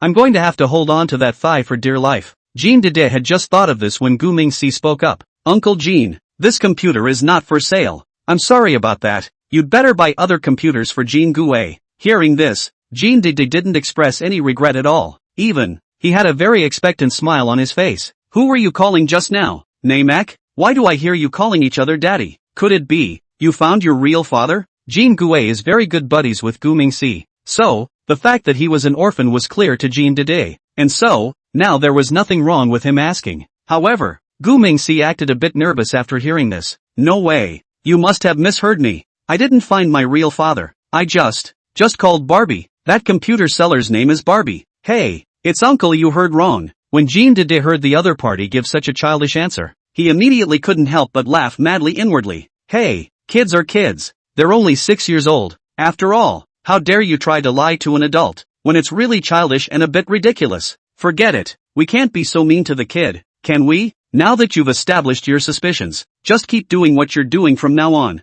Thinking of this, Jean Dede said with a slight nod. Well, maybe uncle misheard me. It's okay, I'll go back and get the others for Jean Gue as well. However, Namek, if you have any difficulties in the future, you must tell uncle. You're Jean Gue's good brother. Even if you're half of uncle's son, when you meet any difficulties in the future, just come to uncle, and uncle will help you out. Saying that, Jean Dede began to dejectedly pat his chest. Guming C immediately revealed a knowing smile when he saw this, because, well, that's exactly what he wanted. In the future, with Jean Dede as his spokesperson, many things have become quite convenient. So Guming C and Jean Dede spent a very pleasant morning together this day. At noon, the old governor pushed his tricycle out the door. He's a man who can't be bothered to go out and turn around when he says he will, always worried that he'll sit on his ass. Guming C didn't say anything more after he was sure that the other party's body wasn't seriously hurt. When his old man left, he went back to his computer. There was Jean Dede in the morning, so Guming C didn't dare to go too far. It's just been a simple matter of operating the arsenal for production. Now, because of the limited conditions, there are limited arms that can survive on his side. Modified gear sells well though, but remodeling something like this requires raw materials. For example, you want to modify an armored car. Well, at least you have to have a car or a used armored car, right? What else would it take to remodel? And let's be honest, sometimes retrofitting is far more expensive than direct production. So, aside from messing around with low-cost modifications like Hellfire cannons, no other equipment modifications can maximize the benefits. Guming C is very short of money right now, so he had to find a way to rake in as much money as possible, as fast as possible. There are two ways to make money, one legal and the other illegal. Peddling arms just isn't illegal, but it's lucrative enough to be worth the risk. But just one adventure cannot last long. After all always walk by the river where there are wet shoes? So, he has to build another legitimate business system. Otherwise, in case one day the arms can't be sold or are inconvenient to sell, then your way of making money will be cut off. Because of this, Gu Mingxi was ready to pull Jean Didi into the game. At least, the other party can bring a lot of help and cooperation in the field of legitimate business. So, he called the other party using the voice-changing function of his cell phone. This action immediately deepened Jean Daifei's thoughts and firmness. Then, a few days later a tech company called Skydome was founded. The company's equity is very interesting. Goldfarb has contributed both land and labor, but only 35% of the company's shares, and Gu Yushan just served as a legal person. Directly in the company accounted for 65% of the shares. Where can I go to argue with that? No need to reason. Because Goldfarb was willing. Why? Because, behind the scenes, the real father of Gu Mingxi will come up with the technology. What is the most important and core competency of a tech company? That's science and technology. Of course. So there is certainly no problem without technical party taking an absolute stake. Successful companies, leasing office space for just a few dollars? People are bringing factories and technology into the market. Aren't they worth more than the trifle he spent? Sky Dome, General Manager's office. Jean Didi sat in front of his computer with a confused look on his face as he answered the phone. Because, he couldn't understand what the other person was saying at all. Mr. Gu, can you speak slower? What bands are you talking about? What nodes? Why can't I understand any of this? On the other end of the phone was Gu Mingxi, who was going to get ready for school. He was using a voice changer to talk to the other side. But this Kim developed is such a technical idiot. Gu Mingxi clearly had no patience for him. So, after thinking about it, he said directly and impatiently, "Forget it, you'd better stay out of the technical part. I'll give you an address. Go dig up someone named Zheng Torchwei. Make him your company's director of research and development. This man must be brought here. At any cost. Understand?" Speaking this, Gu Mingxi then heard his grandfather's urging. He had no choice but to quickly end the call, pick up his book bag and run towards the outside of his room. But on the way to school, he secretly sent a message to Jean Didi. Inside the office, Jean Didi stared down at his cell phone in disbelief. South Shanghai Cow's Minute Maid Academy? Department of Mechanical Design, Manufacturing and Automation. Sophomore Class 17? Did Mr. Gu send the wrong message? Although Jean Didi was not a native of Nanhu, but he's also lived in South Shanghai for over a decade, so he knows the local schools well. The school mentioned in the message is a third-rate pheasant university. Going to a third-rate university to recruit an R&D director? Is this really reliable? Chapter 25, a prodigy rarely seen in 100 years. South Shanghai, Bullseye College. This college is not even remotely related to that Oxford University of John Bull's family. They all have different radicals if you look a little closer. Briefly, the college is located in Linhai New District, southeast of Nanhu, is a for-profit, full-time private college that focuses on undergraduate education and cultivates high-quality applied talents. And its full name should be Nanhu Oxford Minnesota College, LLC. To put it bluntly, they are a private university. However, this academy came to hide a very bullish person. Gu Mingxi came back with the memories of his last life. So naturally, he had some idea of what was going to happen in the future. Otherwise, he wouldn't have asked Jean Didi to come over here specifically.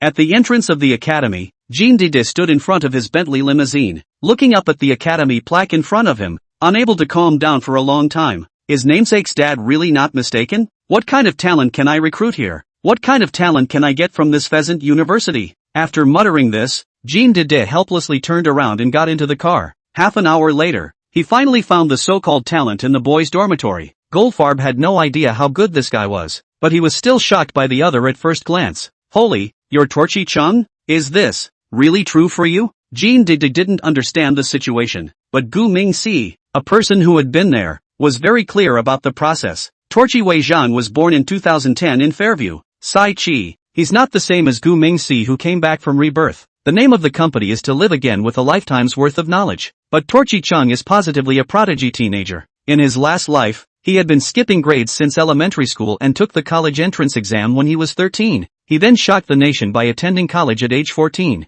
graduate school at 15, and a PhD at 17. However, there is a very good saying among flower growers: when God opens a door to you, he must close a window. Zheng Torchwei's parents are the window shutters given to him by God. He had 3 chances to change the fate of his family. The first time, at the age of 13, Torchi Zhang exceeded the second grade by 70 points. South Shanghai Oxford Minnesota College. It is said that this result, which is the result of his mom secretly changed his volunteer After learning the truth, Zhang Torchway did not complain about anything. After all, it is his own mother. According to his idea, he could repeat another year and get a better book the following year. However, his parents were very determined and stubborn. His parents thought it was a shame for a child prodigy, who had gone to college at 14, to run away and repeat his studies. Don't they want to lose face? No way. Determined not to let him go back to school. As a result, Torchi Chung managed to miss his first chance to change his fate. The second time, when he was 15, he skipped a grade and went to graduate school. At that time his mentor gave him the opportunity to study abroad at John Bull. However, at this time,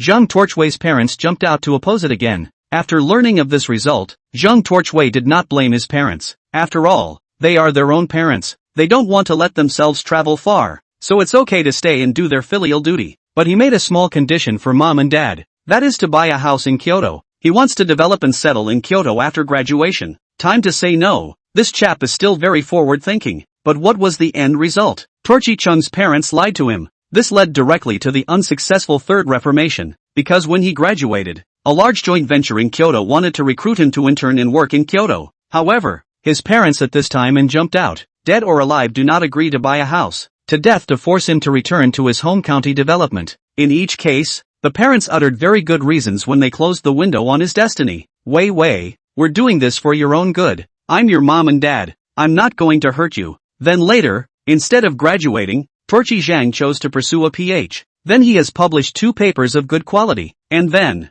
he had no more then. I heard that. In the end, Zhang Torchway chose to lie flat in life and never wanted to work on anything again. Now, this note is exactly when Zhang Torchway failed to change his destiny for the second time. At the tender age of 15, he was sitting on his bed with a disheveled look on his face. At this time, Zhang Torchway has no trace of the vigor of a teenager. Instead, Jean developed only the deadliness he saw in it. Uncle, are you talking to me? Who are you? Do we know each other? Zhang Torchway said while scratching his head and looking at him with dull eyes. Jean Dede quickly shook his head when he saw this, then took out his cell phone and looked at the message and said, Torchi Chung, Department of Mechanical Design, Manufacturing and Automation, sophomore class of 17? You're a college student? Jean Dede said as he looked at Zhang Torchway with an incredulous expression. Zhang Torchway slowly climbed down from the bed with a sniff, wearing flip-flops, and walked to the dormitory door, sticking his head outside to look around. You're not a delivery boy, are you? I thought the takeout had arrived. This guy's answer to the question could make Jean Dede furious. So, he asked with a cold and serious face,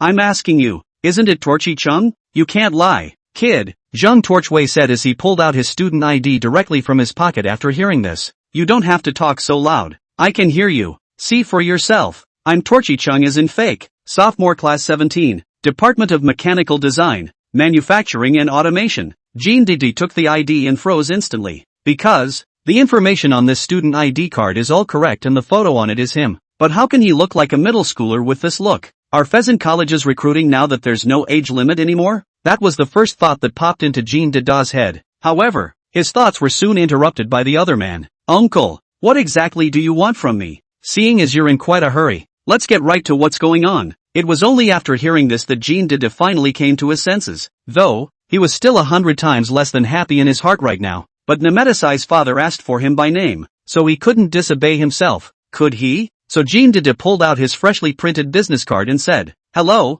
Mr. Torchi Chung. I'm the general manager of South Shanghai Sky Dome Technology Company. My name is Jean Dede. What I came here this time is mainly to hire you to be our technical director. Hearing these words, Zhang Torchway's entire body was instantly stunned. He took 2 steps back, then paced from side to side twice. Finally, after standing still and staring at Jean Dede for a moment before speaking, Uncle, am I not awake? Or are you also not awake? Why else? How would you come to specialize in me? Jean Dede didn't know how to explain it. He's rather dumb-mouthed, and the last thing he'd be able to do is persuade anyone or anything. So, Jean Dede directly pulled out a bank card and said, There's $2 million on this card, and the code is 6/8. It is your annual salary from now until this time next year. If the company is doing well, there are dividends at the end of the year. If you agree, let's go back to the company and sign the contract. Chapter 26, Thanking the Gods for Their Gifts. Torchi Zhang's entire body was just confused. In the morning, he wondered what he would do if he didn't get to study abroad.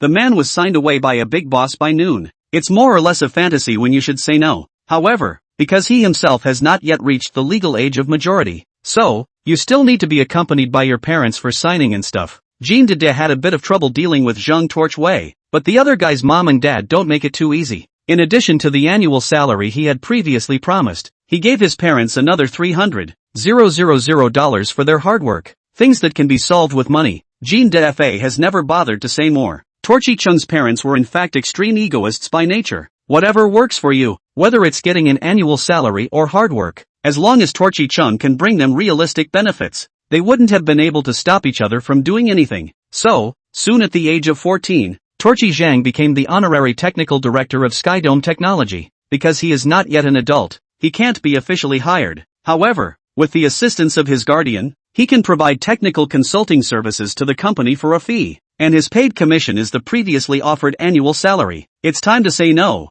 Goldfarb was well worth the money spent. Because of the message sent by Gu Mingxi's dad, he is unable to read a single punctuation mark, let alone carry out any implementation. But now it's better, with Torchi Chung doing the butt-kicking for him. The first time those two chatted online, they chatted for a full 4 hours. Since then, Zhang Torchway is also considered dead to Skydome Technology, because he knows that there are still technological ruthless people behind gene-developed Na. It's a task that's too many times more awesome than he is. Zhang Torchway used to have a lot of problems that he couldn't figure out, but after talking to the other side, he soon figured it out. Ideas that used to be just hidden in my head were ready to be put into practice even after the other person enlightened me. All in all, Zhang Torchway now feels that life should be able to be lived in a different way. Now, Eagle Sauce, as well as the opposing Western powers, had a technological embargo on the Seeds family, mainly focusing on semiconductor and chip technology, clean energy and new energy automobile technology, high-precision machine tools and high-end manufacturing equipment, aero engine and gas turbine technology,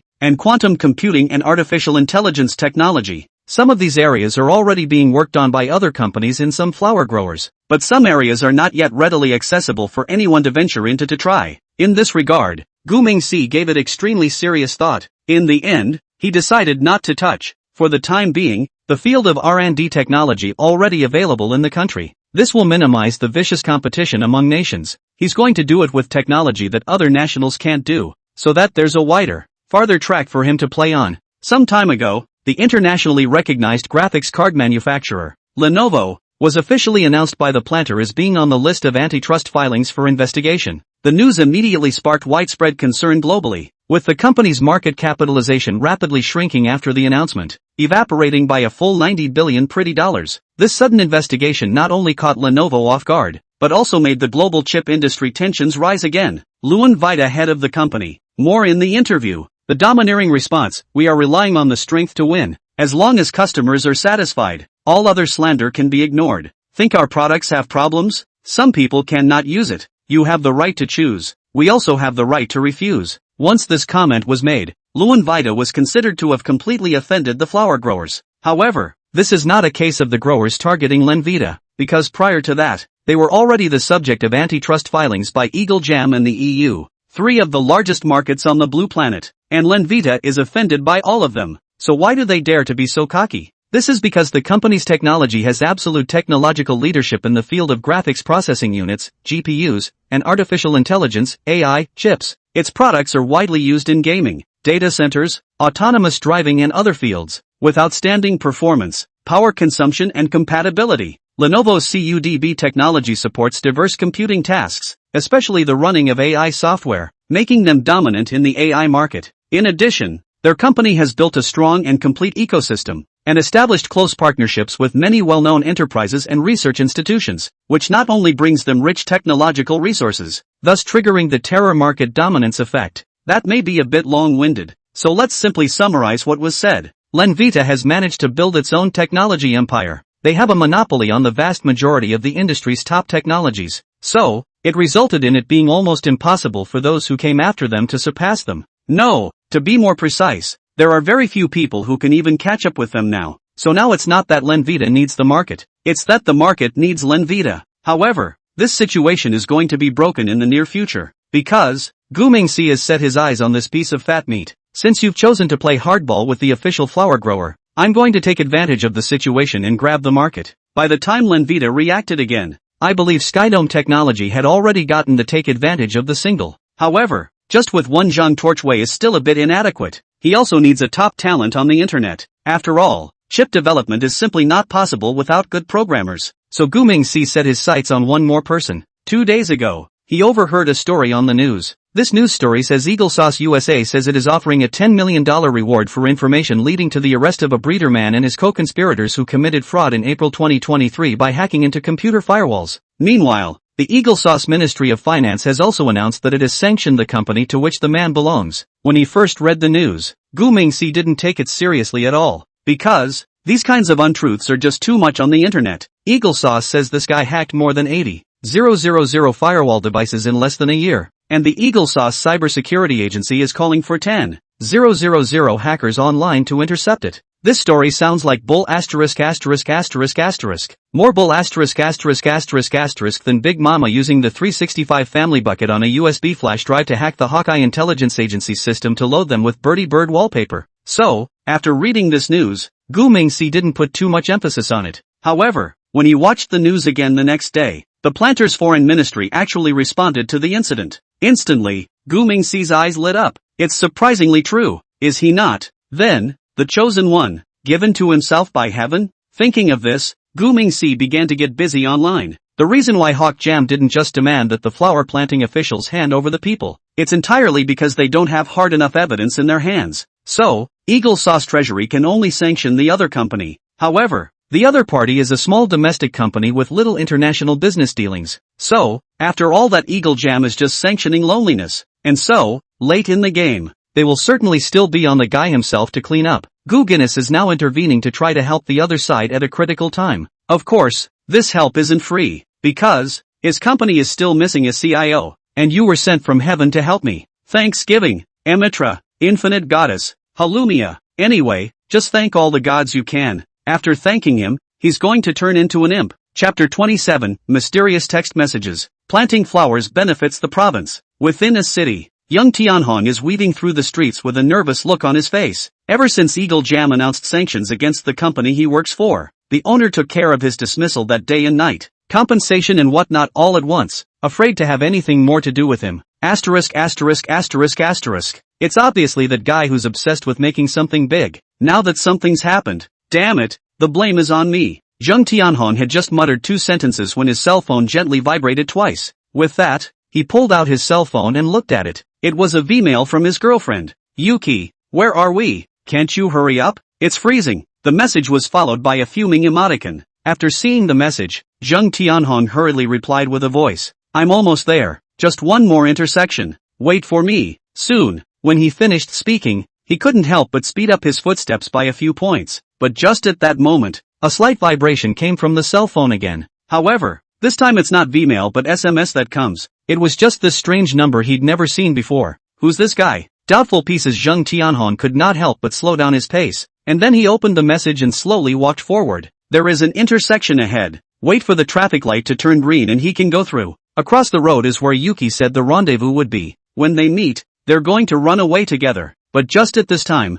Zheng Tianhong couldn't help but glance at his cell phone. At this point, the text message page was open and the unfamiliar number sent the content. Don't go there. It's a trap for Eagle Jam. After seeing this message, Zheng Tianhong's entire body instantly went numb for a moment. Eagle Sauce trap? How is this possible? Yuki would never victimize herself. Thinking of this, Zheng Tianhong hurriedly called his girlfriend's voice. However, the other person waited a while before finally answering. Hey, where have you been? I'm freezing to death. Why haven't you come yet? I'm so hungry. Let's go eat first when you're here, okay? Hearing the familiar voice, Zheng Tianhong's panicked heart immediately calmed down. With that, he smiled and said to the person on the other end of the line, I'll be there soon. Just be patient for a little longer. Don't worry, I'll pick up the pace a bit. By the way, there's nothing going on on your end, is there? The person on the other end of the line answered without thinking. There's nothing going on. Will there be anything? Ouch. Don't worry, my parents won't know. Come over soon.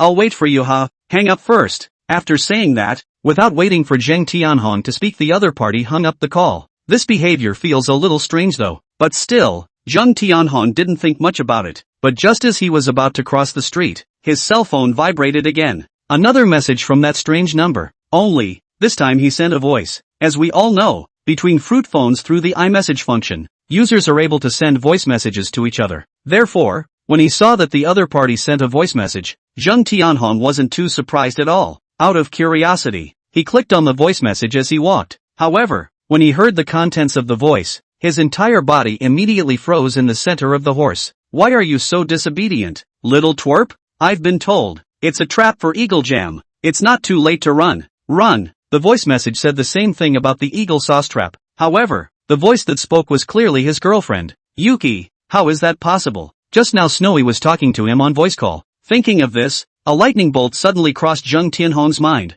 AI intelligent mimicry. Yes, one side must have used AI smart mimicry. Thinking of this, Jung Tianhong immediately turned around and retraced his steps. Then he quietly walked to the roof of the building across from the appointed place. At this time, all across the street does backstreet show a girl. Judging from the girl's dress and figure, she should be her girlfriend, Yuki. However, Jung Tianhong had now become a scared bird. So, out of caution he decided to test the waters anyway. But just as he pulled out his cell phone and was about to make a call, the message from the unfamiliar number yet again sent a message. This time it's not voice but text. You've been spotted. Run. Come to this coordinate point. The message is followed by a link URL. It was an electronic map with coordinate information. While Jung Tianhong was still hesitating, he heard footsteps coming from the building. Judging by the sound, there were at least 4 or 5 people coming up from below. There's no choice but to run away first. Thus, Jung Tianhong quickly searched underneath all around. It's time to say no. He's still really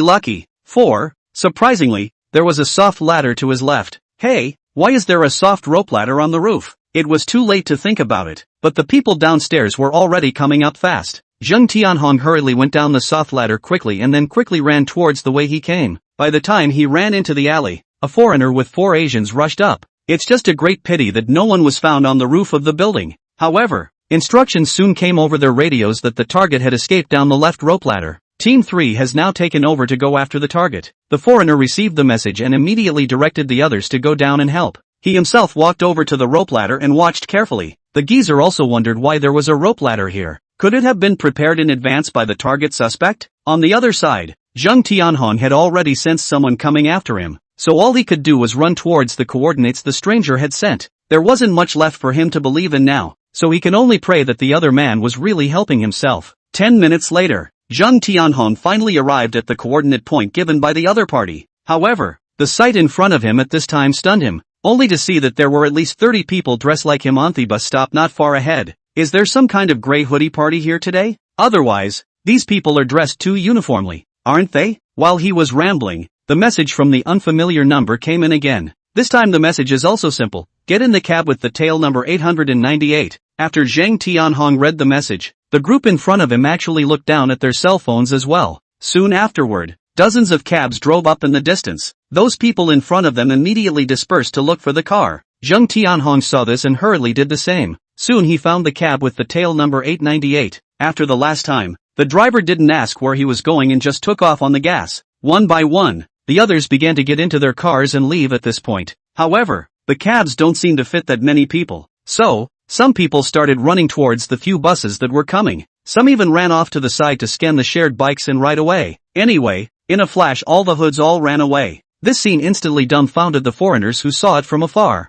What the? Why do flower growers have such a high collision rate? Is he wearing some kind of overalls? Chapter 28, Seducing the Other Side to the Door. In the cab, Jung Tianhong was still a little stunned. At this time, a call from his girlfriend's best friend suddenly came in. Jung Tianhong thought about connecting the point in a hurry, but he did not take the initiative to speak. However, a familiar voice soon changed across the room. This time, it turned out to be his girlfriend Yuki. How many more snowies are there? Can we get some fresh tricks? Tenhiro, I lost my cell phone. I've been looking for a long time today and couldn't find it, so I answered Mylene's call in case you were in a hurry. Did you send me a message? Wasn't waiting in a hurry. Hearing this, Jung Tianhong seemed to understand something, but at this point he couldn't be sure that the other person was his girlfriend. After all, AI intelligence is just so counterintuitive these days. Even video calls can be faked unless you see the person face to face. Thus, Jung Tianhong didn't say anything, but silently hung up the phone. Subsequently, the other party called a few more times, but all of them were rejected by Jung Tianhong. The cab pulled him around the city in a wide circle before stopping in front of a large mall. Here we are. Get off. The driver told Jung Tianhong to get out of the car, and he had no choice but to do so. However, as soon as he got out of the car, a message came in on his cell phone. This time, it was the same mysterious number that sent it. Locker, A09-677, code 34219. The content of the message was simple, and Zheng Tianhong understood it in seconds after taking a look at it. But he's torn between doing it or not. After all, he seemed to be safe now. Still, he couldn't suppress his inner curiosity, ultimately choosing to follow the other side of the set and continue on. Intuition told him that this man would not victimize himself. At least, he shouldn't be doing that right now. 15 minutes later, Zheng Tianhong was able to find the locker and successfully took something out of it. It was a black backpack that held a dual folding flowery cell phone and a flowery laptop. And nothing else. What do you mean? Flower company is having a free giveaway. Ha,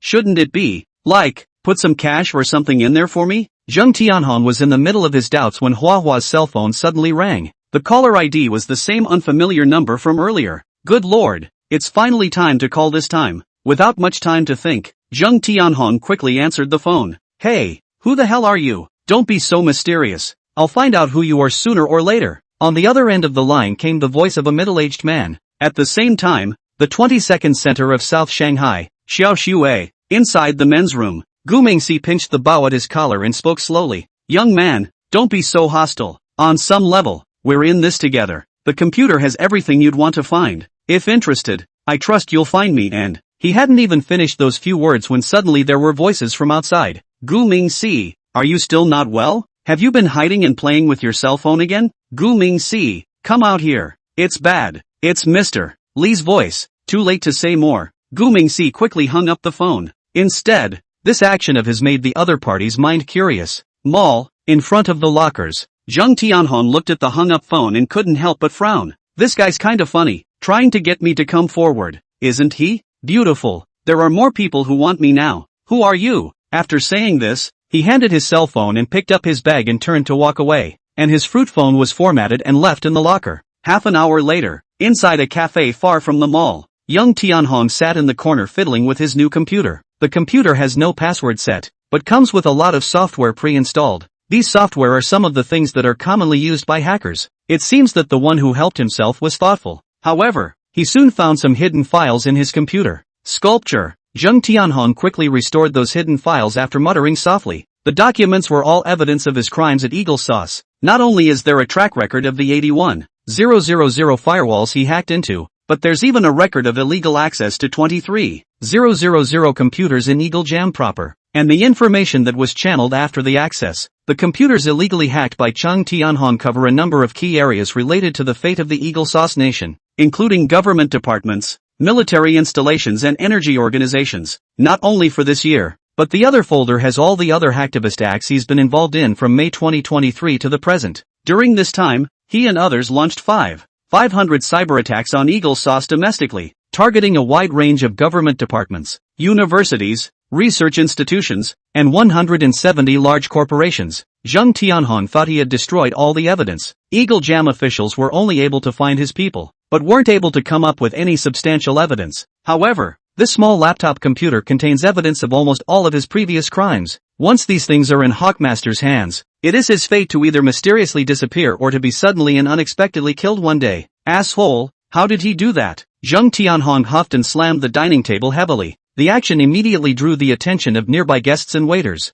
Seeing this, Zheng Tianhong hurriedly got up and apologized, then picked up his laptop and backpack and left. On the other hand, Gu Mingxi was sitting in class and drifting off to sleep. Since the last time he was caught playing with his cell phone by his teacher, Gu Mingxi doesn't touch it until he has to. For just simple messaging and calling, the electronic watch on his wrist was perfectly capable of doing the job. Also, he imitates Conan the Death elementary schooler by making himself a voice-changing Bao. This way, he can pretend to be his dad anytime he wants to communicate with people in the company. While he was rambling, Gu Mingxi was suddenly named by the teacher. Gu Mingxi, you will read aloud, in its entirety, the text. Hearing this, Gu Mingxi's first reaction was to stand up. However, standing up he realized that he had no idea what he had learned. It's not hard to read a text aloud. The hard part is what do you read on your own now? Jean Gue, who was sitting not far away, saw that his good brother's face was full of confusion. In an instant, he guessed that the other party must have deserted just now. So the guy then immediately juggled and learned to call like a crow. Wow wow wow wow. The co-workers couldn't help but cover their mouths and laugh immediately after hearing this. The teacher also picked up half the chalk and threw it at him. Jean Gue, no messing around. The teacher reprimanded him for no messing around. But in Gu Mingxi's mind, where was the other party messing up? This little brother is clearly saving himself. So, smart as he was, he immediately turned up where the crow was drinking. Then he read aloud in a tone that bordered on the children's version of a CCTV broadcast. The raven drinks. From Aesop's fables. A crow was thirsty and looked around for water to drink. The crow saw a bottle with water in it. However, there was not much water in the bottle and the mouth of the bottle was small, so the crow could not drink the water. What to do then? Chapter 29, The Forgotten Battlefield. Gu Mingxi reads out a perfect reading of Crow drinking water in a well-spoken children's version of a podcast accent. This act managed to earn him the teacher's appreciation and made him the prettiest boy in the class. However, Gu Mingxi, who was the party involved, was incredibly embarrassed. When will you grow up? This playing nice and cute is really torturous. No, I have to make time to earn money to fix the system. But now he is confined to his freedom by the school. Gu Mingxi himself couldn't remember how he had managed to stay up until the end of school in the afternoon. What's a good student and a good boy during school got to do with an oriental dragon after school? For a second at the end of the school day, he was like a demon god unsealed. This world, tremble at my feet. Jia jia jia. Sitting in Jean Gui's family's Bentley sedan, Gu Mingxi said badly while fiddling with his cell phone. Jean Gui couldn't help but frown tightly at the sight. Boss, you seem a bit perverted the way you are now. Is it too much pressure to study? It must be hard being a schoolteacher. Ha, hey, it must be studying that's screwing up your brain. With that, Jean Gui unwrapped a bag of chips and ate it. He then continued to rant as he ate. It's a good thing I'm not a good student or I'm sure I'd be perverted too. As soon as he said this, Gu Mingxi grabbed a handful of chips and stuffed them into its mouth. Then, grabbing a paper towel, he muttered as he wiped his hands, "Shut up and leave me alone. Busy with business." As it turns out, at this point Gu Mingxi was chatting with a roar justice. Roar justice translates to justice roar, because the other side is going to purchase arms. There are some things that need to be frankly explained. For example, this righteous big brother gave an account of his true identity and the purpose of procuring this arms shipment. Brother Justice's true identity is actually Zeklia, the chief of general staff of the White Rhino Armed Forces, in the North White Rhino country of Africa. This time, he had made connections to contact the Eastern Divine Dragon, just to purchase some cheap used equipment in large quantities. So-called used equipment is equipment that was eliminated from use during World War II. Brother Justice has already inquired about it, and this is the most affordable way to sell it in the whole world. While Brother Justice talked and talked, Gu Mingxi also searched carefully about the war situation of the northern white rhinoceros. Right now, there are only 4 places in the world that still keep fighting. The first place is the Middle East, where those slippery brothers fight from the beginning of the year to the end of the year, all year down the line. The second opponent is the Irmao region. Irmao pulls the big hair has been fighting for 3 whole years. How these two brothers cannot get tired of fighting. The third place is in Asia, in the country of Burmese Python, and that guerrilla army and the official army also often fight a battle over nothing. The fourth place is the African region, which is even more chaotic than the Middle East, with the northern white rhinoceros being the most lively fight on that continent. Games has just taken a serious look at the internet. Starting last year, armed conflict broke out between the White Rhino Armed Forces and another armed force, the White Rhino Rapid Support Force, in the capital, Kamutu, and the fighting then spread to other areas and continues to this day. More than a year of war has brought the situation in the northern white rhinoceros to full catastrophe, violence, starvation, disease, death, destruction of mountains and rivers, and destruction of life, to name a few. The two armed armies, which have plunged 15 of the country's 18 states into fighting, have killed more than 700 people, including more than 7,000 children. Blue Star United Nations Assistant Secretary General and Deputy Executive Director of the United Nations Children's Fund, on a visit to the country, had said that the northern white rhinoceros was experiencing one of the worst crises in contemporary memory, yet the country was being forgotten. Yes, Gu Mingxi felt that this executive director was not wrong, because it's rare to even see what's going on here on the international news. Again, they are going through war, but one by one the news from the Middle East plays out. But the war in Africa was as if it had been forgotten by the world. Keep in mind that the northern white rhinoceros is not the only country at war here. At least 15 other countries are at war in this hot land. But, who cares? Gu Mingxi cared a little. He was actually the last person who wanted to see a war. But wars don't end with words. If you want to stop the war, you have to follow the war. To put it simply, it's called stopping war with war. Only if there is a winner on both sides of the war, then the war they started will only be stopped. And right now, judging by the situation in the northern white rhino, this war is far from over. Because, from the point of view of military strength, The gap between the two sides of the armed conflict and the northern white rhinoceros is not great,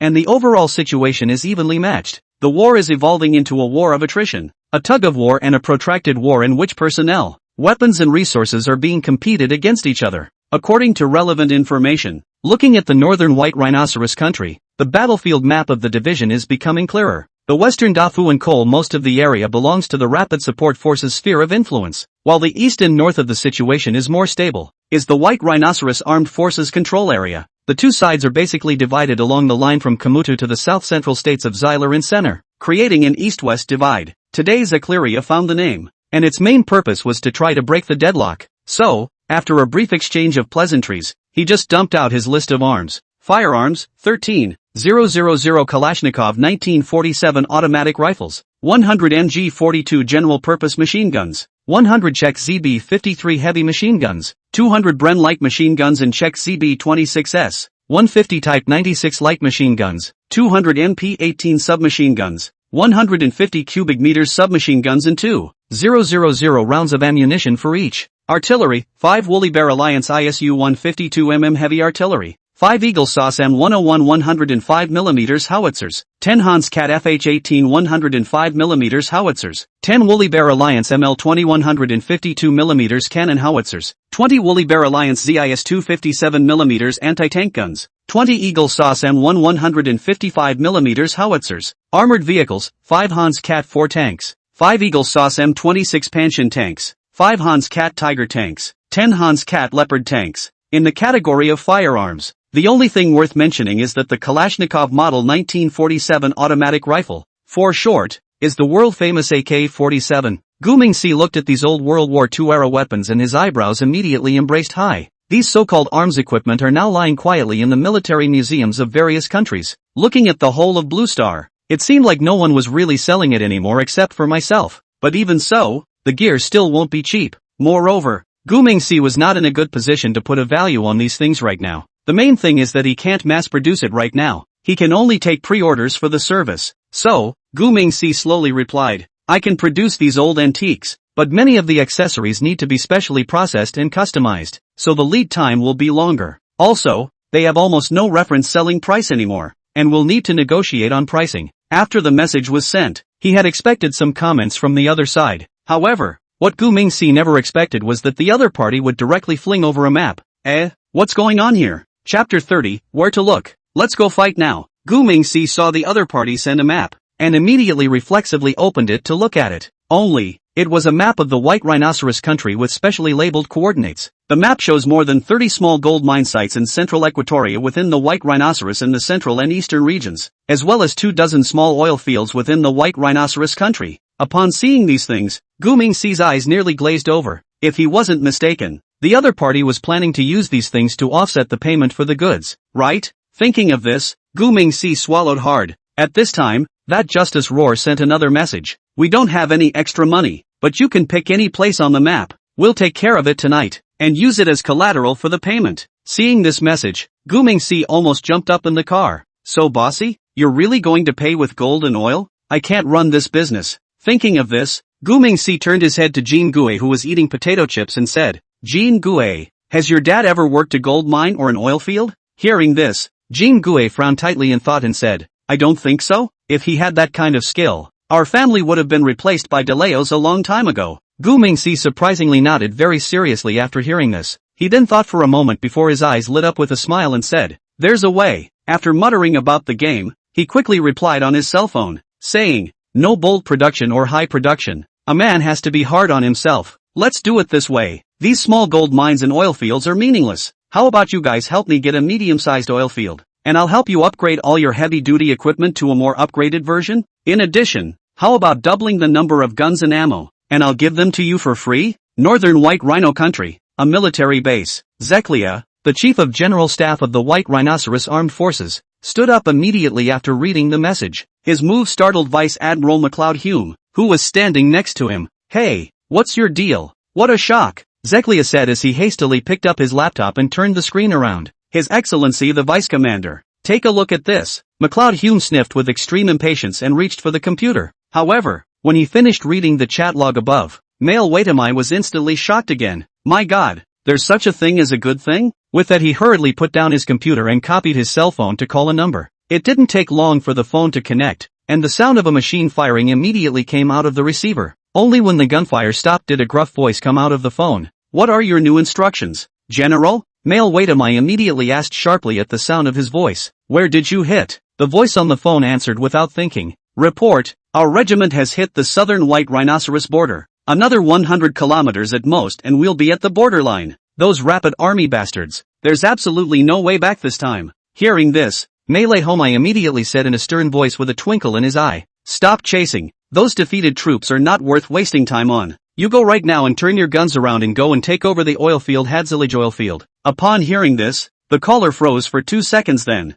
It was then that the gruff voice came out in a naive voice. General, there could be 2 regiments of rapid reaction army over there. I only have 1 regiment on my side and I've been fighting for 4 days. I'm afraid this mission will be difficult. My Lihumai immediately cursed under his breath after hearing this, and then he puffed up and rushed to the phone. You don't need to take them all down, just enough to capture half of them. That's an oil extraction area. They don't dare use heavy weapons. You kids watch out for me too. Don't blow up the oil fields for me. If you can capture half of the oil fields, I'll give you first prize. With that, he switched hands for his cell phone and continued in a sharp voice. I'm sending the 2108th Regiment over to support you right now. You must hold it for me until the reinforcements arrive. The gruff voice on the other end of the line yelled back yes, and then the 2 hung up hastily. An army that fights a war and still uses cell phones to communicate is probably only seen in Africa. The Melahan Madi Katilij oil field, located more than 700 kilometers from Kamutu, the capital of the northern white rhinoceros, is the largest oil field in the country. Previously, it had been occupied by the Rapid Reaction Force.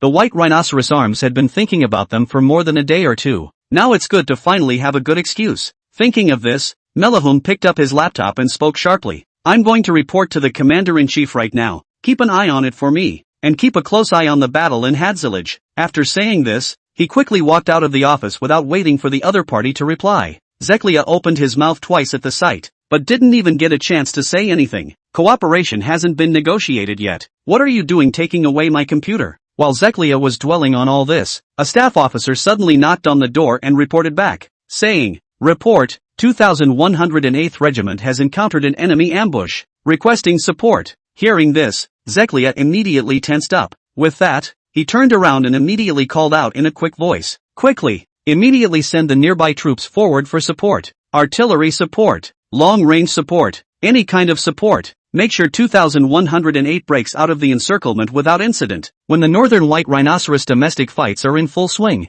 Gu Mingxi, however, was depressed waiting in the car. Why is there no one left in the middle of a good deal? It's very rude, okay? Thinking of this, Gu Mingxi couldn't help but sigh softly. He then turned his head to look out the window before finally realizing something was wrong. This doesn't seem to be the way to my house. Jean Gue, is the driver going the wrong way? At this time, Jean Gue had finished a bag of potato chips and was drinking Coke beautifully. Immediately after hearing the other's words, he turned his head with a smile and said, That's right, it wasn't supposed to be the way to your house. My dad is buying dinner today. Let's go to my house. Gu Mingxi said with a tight frown at that moment. I can't. My grandfather is still waiting for me at home for dinner. You've got to tell the driver to turn around. He'll be worried if I don't go back. Jean Gue heard but replied with a smile. Boss, don't worry about what I do. I've sent another driver to pick up our grandfather. Since it's my dad's treat, it's only natural that it's not cheap. I also stopped by and asked Mr. Lee to come over after his shift. Hearing these words, Gu Mingxi immediately couldn't help but have the corners of her mouth twitch slightly. This kid is really a good big boy for his dad. When I look at him, he doesn't turn his elbows in. Gu Mingxi also couldn't help but roll her eyes when she thought of this. The scene was right in front of Jean Gue's eyes, so he blinked curiously and asked, Boss, are you despising me? I'm not doing anything bad here, am I? Gu Mingxi didn't bother to pay attention to him and continued to turn her head to look out the window to herself. With that, he saw a familiar figure. Holy, why is she here? Chapter 31, Closing the Loop. That's what must have happened. Gu Mingxi was forced to bring home for dinner by Jean Gue, but to their surprise, they saw Su Mingxiao just as their people reached the door. Why is this policewoman still a bit of a ghost? Has she not dispelled the suspicion in her mind? Well, that's kind of not good. Thinking of this, Gu Mingxi quickly turned his head to Jean Gue and asked, Why is she here too? Did your dad invite her too? Jean Gue sniffed and turned his head to look out the window, and for a moment his expression froze. With that, He hurriedly told the driver to hold on to his ears while he took the time to look at Gu Mingxi and said, "I'll be damned. I didn't know your mom was coming. Oops, how rude. My dad didn't tell me." Hearing this, Gu Mingxi's entire body froze at that moment. He looked at little Fatty with a face full of incredulity and asked rhetorically, "My mom?" It was only after that comment that he finally remembered. The first day Jean Gui's family changed cars, this fat man did see each other. That's when he mistook the woman for his mom. However, because I was busy with something urgent at the time, I didn't have time to pay attention to the other party. But who would have thought that the misunderstanding has not been resolved until now? Thinking of this, Gu Mingxi instantly tried to explain it seriously. But as soon as Fatty had finished saying this, the car slowly stopped in front of the villa. Jean Gui's family's villa wasn't very big, belonging to the kind of small townhouse. So, the car was parked just as Su Mingxiao walked in. Jean Gui immediately walked over to greet himself and said, "Hello auntie, welcome to my home. Let me show you the way. Let's go this way." Saying that, this guy was like a lackey and ran to assist Su Mingxiao. Su Mingxiao's face instantly became a bit ugly after hearing this, so she reached out and pinched Jean Gui's cheeks and said, "Call me sister, not auntie." Jean Gui was a small person and immediately figured it out. This must be because he's afraid he's calling her old. Hey, all these old women who are mothers really do have an immature teenage heart. After figuring this out, Jean Gui immediately smiled and changed his words. "Sister, welcome to my home. This way, I'll show you the way." With that, Jean Gui held the other's hand and walked towards the villa. However, Su Mingxiao's attention was always right on him, because the other party had been carefully sizing up Gu Mingxi after entering the door. This action made Gu Mingxi feel uncomfortable. Probably because of his weakness, he always felt that the other party would see through him sooner or later. Without further ado, the three walked into the living room together. By now, the chef that Jean Dede had hired was already busy in the kitchen. Jean Gui's mom, Bu Baiyan, immediately greeted him when she saw this. "Jean Gui, this is..." Su Mingxiao sniffed and just wanted to introduce herself, but Jean Gui, the little fat guy, suddenly opened his mouth. "This is Gu Mingxi's mom. How's that for pretty?" As soon as his words left his mouth, instantly a layer of black lines were simultaneously born on Gu Fanqing's and Su Mingxiao's faces. Among them, Su Mingxiao's face was a little more ugly. "How dare you open your mouth, you little fatty? Sister, I'm just barely 24 years old. Where did I get such a big son? I'm a young woman who married late and raised her children late, okay?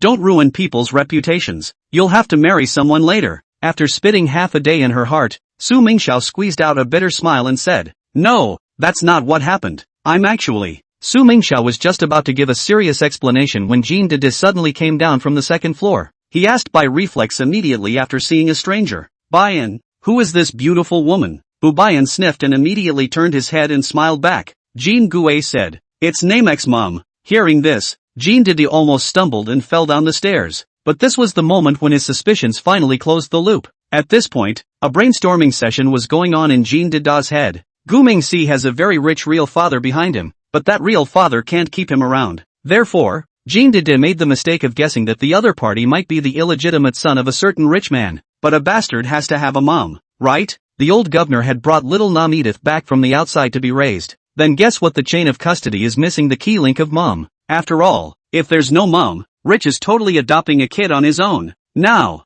after seeing the woman in front of him, he finally closed the loop on all his suspicions. Guess there's a mom, and a very beautiful woman at that. It's alright. Thinking of this, Jean Dede walked forward with a smile on her face. "Mrs. Gu, how rude. I'm sorry to have missed you. I'm sorry to have missed you." With that, Jean Dede reached out to shake the other's hand. However, when he got closer he froze as a whole. Holy, how could it be this woman? Isn't she old Li's girlfriend? Holy, this relationship seems a little messed up. Wait, let me run through this. Here's what the situation should look like. Based on what is known, Lao Li's girlfriend is 24 years old and Gu Mingxi is 6 years old, stating that she had just turned 18 when she gave birth to her child. Ouch. No wonder she's afraid to ask for the little name C. Dare I say she was still a half-grown child herself at the time. It's through. It's completely all through. At the time, surely the baby's mother was too young to know better and lost the baby when she had it. Then the old governor was kind enough to adopt the child. Then, later, when the child reached that age, the child's father and mother came running to identify the family again. This plot is so bloody, but the logic is very reasonable. Hey, it's just a pity that my old Li has found such a second-hand daughter-in-law, but it doesn't matter. What decade is this? As long as they are both happy and joyful, then as a close friend they should be blessed and supported. After thinking about this, Jean Dede deliberately showed an expression that he understood everything. Then, he squeezed out another fake smile and said, "Buy-in, meals can be eaten indiscriminately, but words can't be spoken indiscriminately. How can Sue be Nemeshi's mom? She's Wen Yao's serious girlfriend," Jean Dede explains while desperately winking at the mother and son duo. Seeing this scene, Gu Mingxi and Su Mingxiao became more and more confused. And what's the deal with this old Kim? What's he always winking at here? However, his words are right on the money, so the two men hastened to echo one after the other, saying, "Yes, yes, yes, Mr. Kim is right. I'm not his mother. I'm really not. Yeah, she's not my mom at all. Don't you guys listen to Jean Gui's nonsense." After saying this, the two of them even turned their heads to look at each other in silent agreement.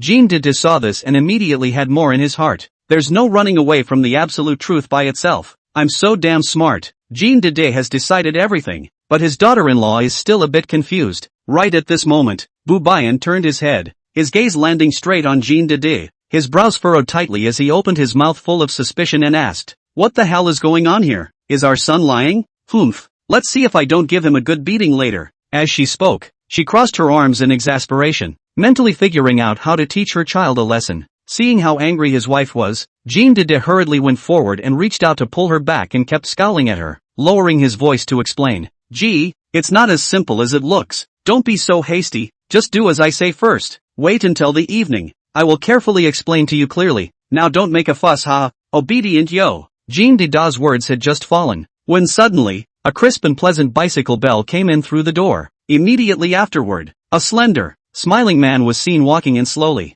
This person was none other than Li Wenyao, and as soon as he entered the door, he greeted warmly towards the two people in the room. "Ha ha, Lao Jin ah, sister-in-law, I'm coming, with all the people, it's time for a good show to start." Chapter 32, A Great Embarrassment. Inside the villa of Jean Gui's family. As a family, they feasted on Gu Mingxi, Li Wenyao and Su Mingxiao. Originally, the old governor was also an invited and important guest. However, the stubborn old man insisted on picking up paper shells, so he declined the invitation from the Jean family. And so, Gu Mingxi was left alone as a guest here. Only after the dinner had been going on for 10 minutes or so, the atmosphere remained awkward. Aside from Jean Gui, a fat little man who ate with gusto, a few of the others seemed to be a little bit on their own. Li Wenyao was a bit nervous, and his hand was shaking a bit when he clamped the food, because he thought he was cooperating with the national security in carrying out his mission. Growing up he was an honest kid. When did he ever do anything so exciting? So, a little nervous about going undercover for the first time. Su Mingxiao was also a bit nervous, her eyes always glancing at Jean Dede and Gu Mingxi without herself,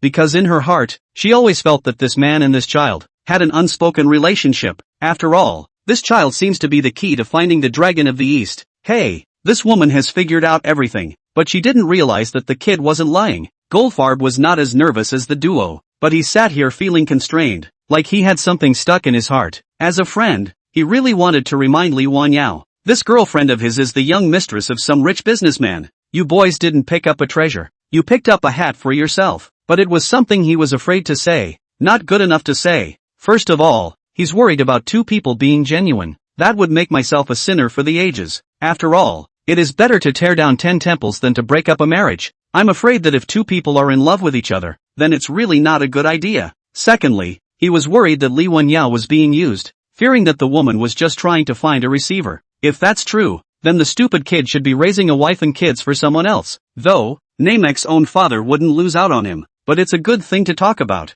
After all, hey, this old schoolmate of mine really has a hard life. The more Goldfarb thought about it, the more apprehensive he became. And the more apprehensive he became, the more constrained he became. So much so, that he didn't quite dare open his mouth to speak at the dinner table. During these 10 minutes, it was Bu Bayan who greeted the crowd throughout. But the atmosphere is too awkward. How can we eat? Gu Mingxi was the first to sulk and open his mouth to break the silence. Uncle and Auntie, Mr. Li, Sister Sue, I'm done eating. Enjoy yourselves, I'm going back to Grandpa. With that, he slowly got up and was about to leave. It was rare for Su Mingxiao to mingle with Jean Dede's family. She hasn't done a secret search of the place yet. If this kid leaves early, it's going to be hard to keep things going back there. Thinking of this, Su Mingxiao immediately got up and smiled. Names, you haven't done your homework yet, have you? It's just as well that my sister is done eating. Why don't I tutor you in your homework? Saying that, she ignored the other party's objections and instantly pulled the other party to the side. The scene directly confused the two hosts. Li Wenya was also confused when he saw this, but quickly played along and said, "Yes, Ming. Ming Xiao loves children the most. She's particularly in tune with names, so it's a rare opportunity to tutor her a bit. Then let her take this opportunity to teach her children well." Hearing this, Jean Didi immediately frowned tightly. He said with a very compassionate yet sympathetic look at the other man, "And you're weirdly considerate to come, as long as you're okay with it." "I'm okay with it." That was what he said, but in his mind he was bellyaching about something else. "You idiot, can she not care about the baby? That's someone's own flesh and blood. Holy, what am I gonna tell you? No, I can't talk to you like that. Whatever the ending, I have to keep it a secret." Thinking of this, he hurriedly picked up a piece of green bok choy and said, "Here, have some more. Make up for it." Li Wanyao felt puzzled as he looked at the bok choy that was pinched into his bowl. What does eating greens make up for? I'd better eat more king crab. It's a waste if you don't eat it. With that, he picked himself up a crab leg and ate it. Jean Did directly rolled his eyes and muttered in a small voice at the sight, "Never mind, I can only help you so far." Bu Bayan took everything in and gradually tasted a little something too. After all, a woman's sixth sense and intuition are spot on. So, she hastened to find an excuse to say to Su Mingxiao, "Ms. Su, it's too loud and noisy downstairs. Why don't you and the kids go upstairs? There's a study up there for tutoring the kids." Su Mingxiao was almost not happy to hear this. She was worried that she had no excuse to go upstairs and do some secret reconnoitering. It's true that if you want to sleep, someone will send you a pillow. Thinking of this, Su Mingxiao immediately smiled and replied, "Okay, thanks sister-in-law. I'll take the kids up first then." With that, she reached out and pulled Gu Mingxi toward the stairs. Gu Mingxi still wanted to put up a small resistance, so he frowned slightly and explained, "Big sister, I can actually do my own homework. You don't have to go to all this trouble. I can do it myself." Su Mingxiao heard this but turned her head to look at her milky ferocity and said, "No, you can't. I have to tutor you on your homework tonight. Come on, come upstairs with me." The two had walked up the stairs as they spoke. Seeing this situation, Bu Bayan immediately gave her husband a wink. "Developed, you come with me to the kitchen for a moment and help me make a dessert together."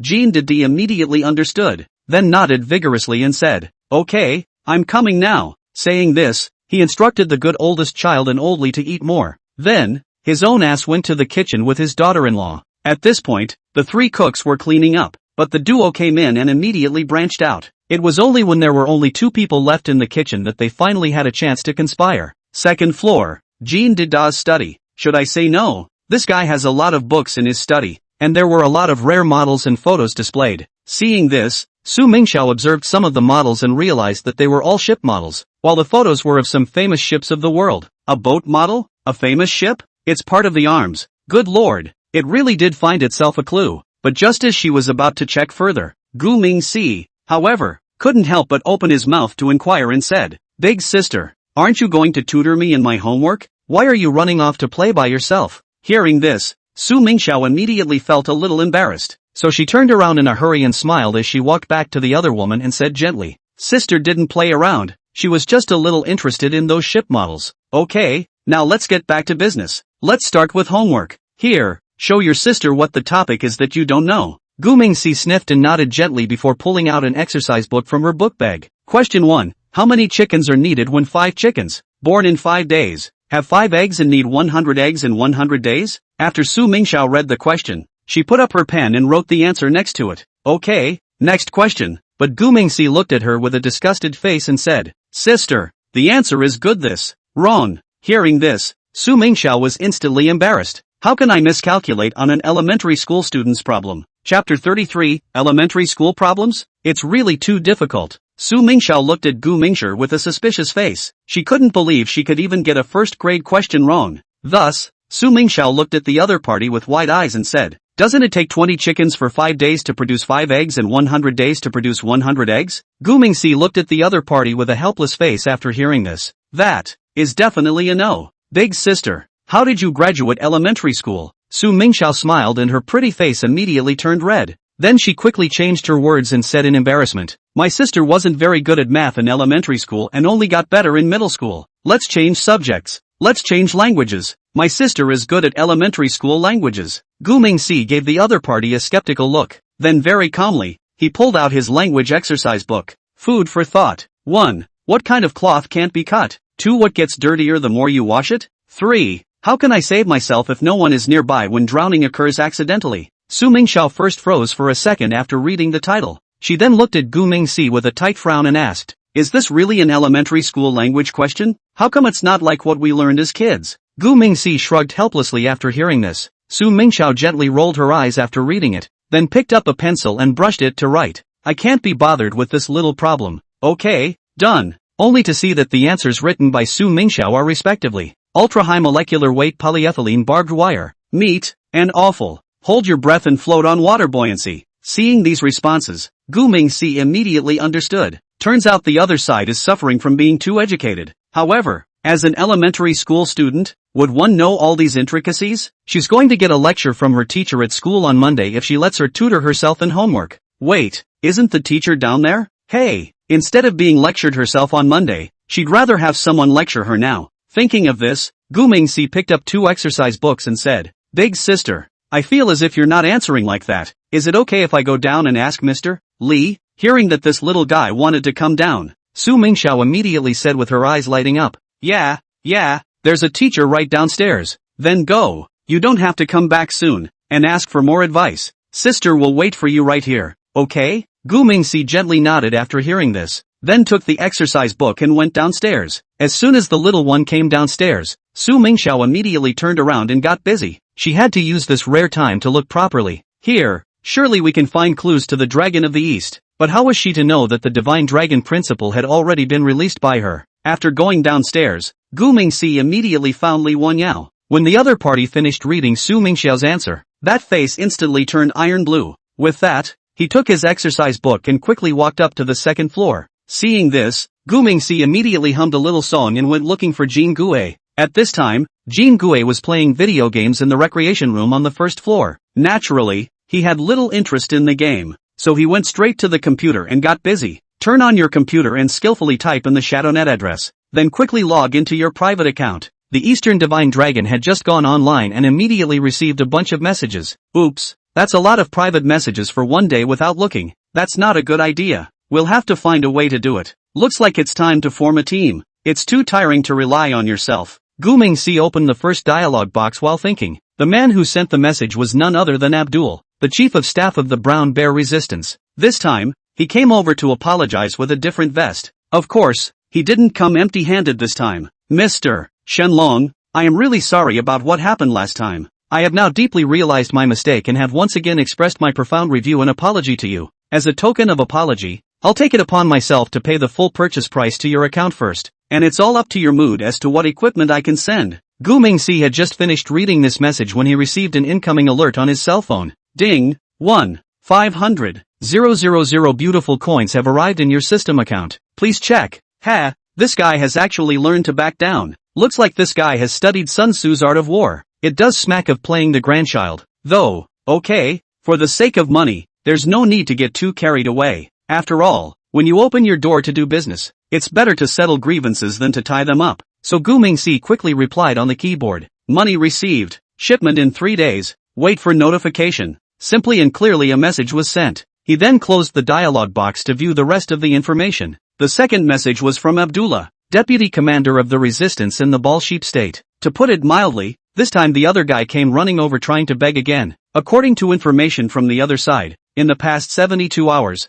the diaspora has carried out 95 attacks and bombardments on the Gaza City Strip, killing 384 people and injuring hundreds more. This morning and into the evening, the Daishang bird launched more than 30 more attacks on civilian gatherings in the Shironi Strip, killing at least 92 people, 47 of whom were children and women. This information is cold numbers on a computer screen, but Gu Mingxi knows that behind each number is a living life. Daishang bird is outrageous. Gu Mingxi couldn't help but heavily tap the table. This startled Jin Gue, who was sitting next to him playing a game. "What is it, boss? What's gotten into you? Dyson bird? When school starts on Monday, I'll come over and take revenge for you," the fat kid muttered as he continued to play the game. Gu Mingxi was too lazy to ignore him, but couldn't ignore Abdullah. But he can't give it away for nothing every time. He also needs money badly right now, and he can't fix the system without it. For the difficult, when it is really good for the difficult. Thinking of this, Gu Mingxi replied with a tight frown. "How much money do you have in your hands now?" Meanwhile, an underground bunker in Sand City,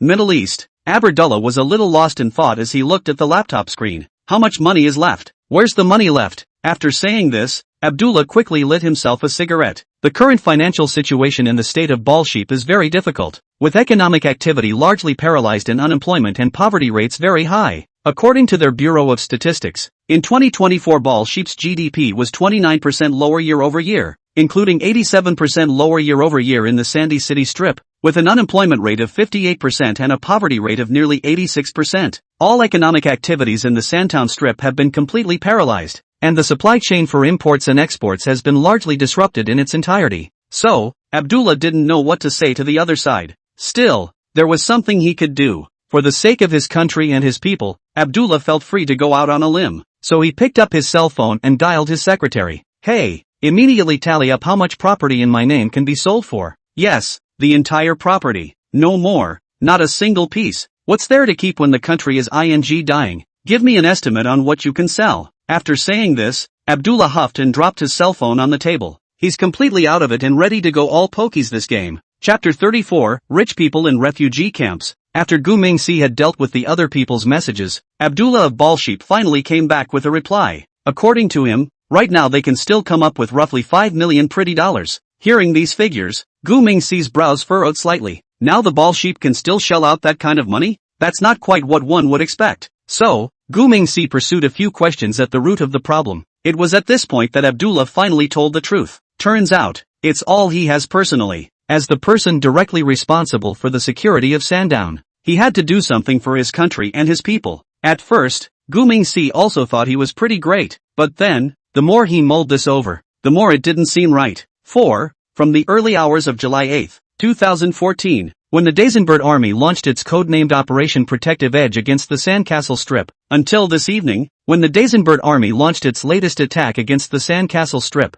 The Dazenbird Army launched its latest attack against the Sandcastle Strip. The Sandtown Strip has been mired in war for a full decade. In other words, the nation of Balship has been at war for the last 10 years. That means there is no respite for their economy at all. And how did top brass like Abdullah accumulate millions in assets? Thinking about this, Gu Mingxi immediately dug deeper. In less than 20 minutes, he had raked the event over the coals. As it turns out, the Balship Domestic Hazma Organization, in fact, grew out of the refugee camps. More than 700 senior leaders within the organization, all millionaires, and all from the same refugee camps. So how did they strike their first gold from the refugee camps? As I have just said, it has been busy fighting a war with Daishangbird for nearly a decade there, and it has neither the heart nor the ability to develop its economy. So, all of their wealth actually comes from around the world, aid and donations from sympathetic Balship populations. That's right, they senior chiefs drink the blood of the people. According to the investigation, it was learned that the first to get rich was the organization's number 2 leader, Abu Musa. He got his first pot of money greedily by setting up a foundation at Eagle Jam to raise money for the organization. He also spent 2 years in jail at Eagle Jam because of it.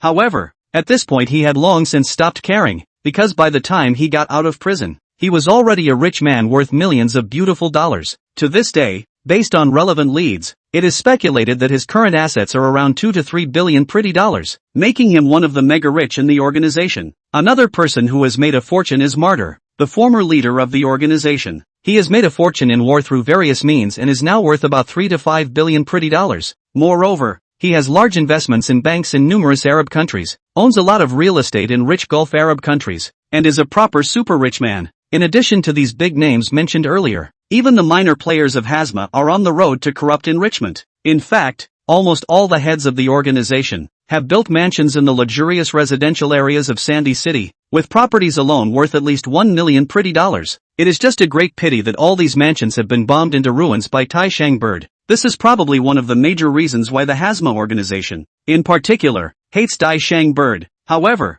they didn't suffer too much from the loss of their assets, because everyone knows that as long as the war is not over, there will be a steady stream of donations from all over the world. When that happens, they will be able to find an opportunity to make a comeback. These aren't hearsay tidbits from the internet. All of the above information was found by Gu Mingxi by hacking into the United Nations network. According to internal UN information, Hazma is the administrator of the Balship relief money, and the UN's relief costs for the Balship refugees are nearly 100 times greater than the rest of the world's refugees combined. Therefore, it is convenient for them to use their authority to get this money into their own pockets. After reading this information, Gu Mingxi's brightly lit eyes suddenly darkened. He was going to be generous for once and give them some equipment for free. Now it's better. He can't afford to be kind at all. Asterisk asterisk asterisk asterisk. No wonder the war never ends. Turns out, there's a bunch of assholes making a national fortune. Speaking of which, Gu Mingxi couldn't help but continue spitting with a soft sigh. Mercy does not lead soldiers, and righteousness does not support wealth.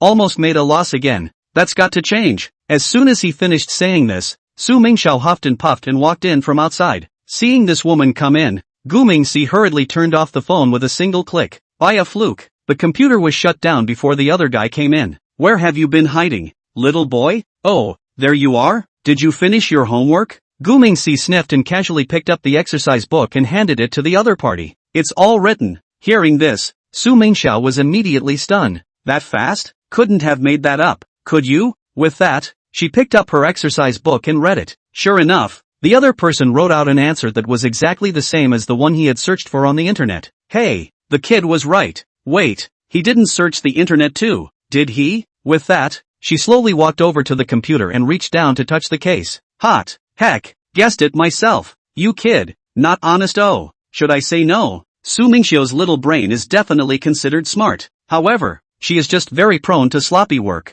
She could guess that Gu Mingxi used the computer to search for the answers to her homework, but she couldn't guess that the other party could use the computer for anything else as well. But there's no way around it. After all, who would be suspicious of a 6-year-old? In normal people's perception, a small child would at most have a bad intention of copying the answers. Who dares to imagine that he is using the internet to trade arms? Anyway, Su Mingxiao was unlikely to think of this layer no matter who she beat to death. Inside the entertainment room, Gu Mingxi heard the other party say that he was not honest. For a moment, the heart couldn't help but start beating a few times faster. He asked in a slow voice as he looked at Su Mingxiao with a slight nervousness. Big sister, where am I being dishonest? You can't get blood on your hands. Hearing this, Su Mingxiao was happy on the spot and let out a pfft laugh. Then she reached up and pinched the other woman's little ear. Grinning, you know quite a few idioms, but you're exaggerating, aren't you? Sister, this is called having eyes like a torch and a heart like a mirror. Okay, with that little trick of yours, you still want to backpedal? Saying that,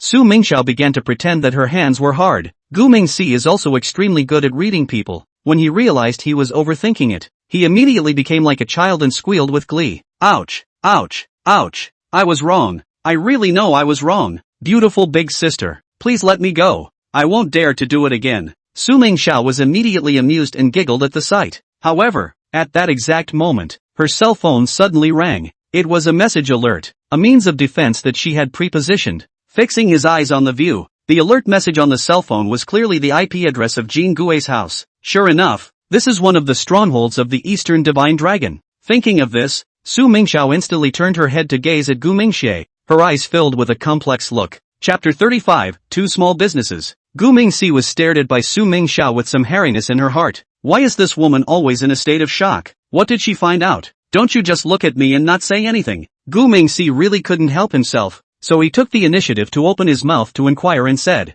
Big sister, what's wrong with you? Why are you always staring at me? So scary. When Su Mingxiao saw that this little kid was so timid, she immediately made up her mind in her mind. With that, she quietly brought Gu Mingxi aside to crouch down and said, Namek, you know that your sister is a police officer, right? Gu Mingxi nodded lightly after hearing this. Not only did he know that the other party was a police officer, but he also knew that she was a police officer from the State Security Bureau, and that she was specifically here to investigate herself. You have this identity. You wouldn't dare to forget it even if you were killed. Seeing the other party nodding, Su Mingxiao immediately said in a mysterious manner, Now my sister is really investigating a big bad guy, but that bad guy is just too crafty. So, my sister needs your help undercover right now. Hearing this, Gu Mingxi instantly froze in place. Shrimp situation? You're asking me to help go undercover to catch myself? Is that what it means? Thinking of this, Gu Mingxi's eyes were filled with a puzzled look. Seeing this, Su Mingxiao immediately explained in quick words. Sister believes you are a good boy and will help her catch the bad guys. As long as you're willing to do your sister a favor, she'll pay for all your snacks from now on.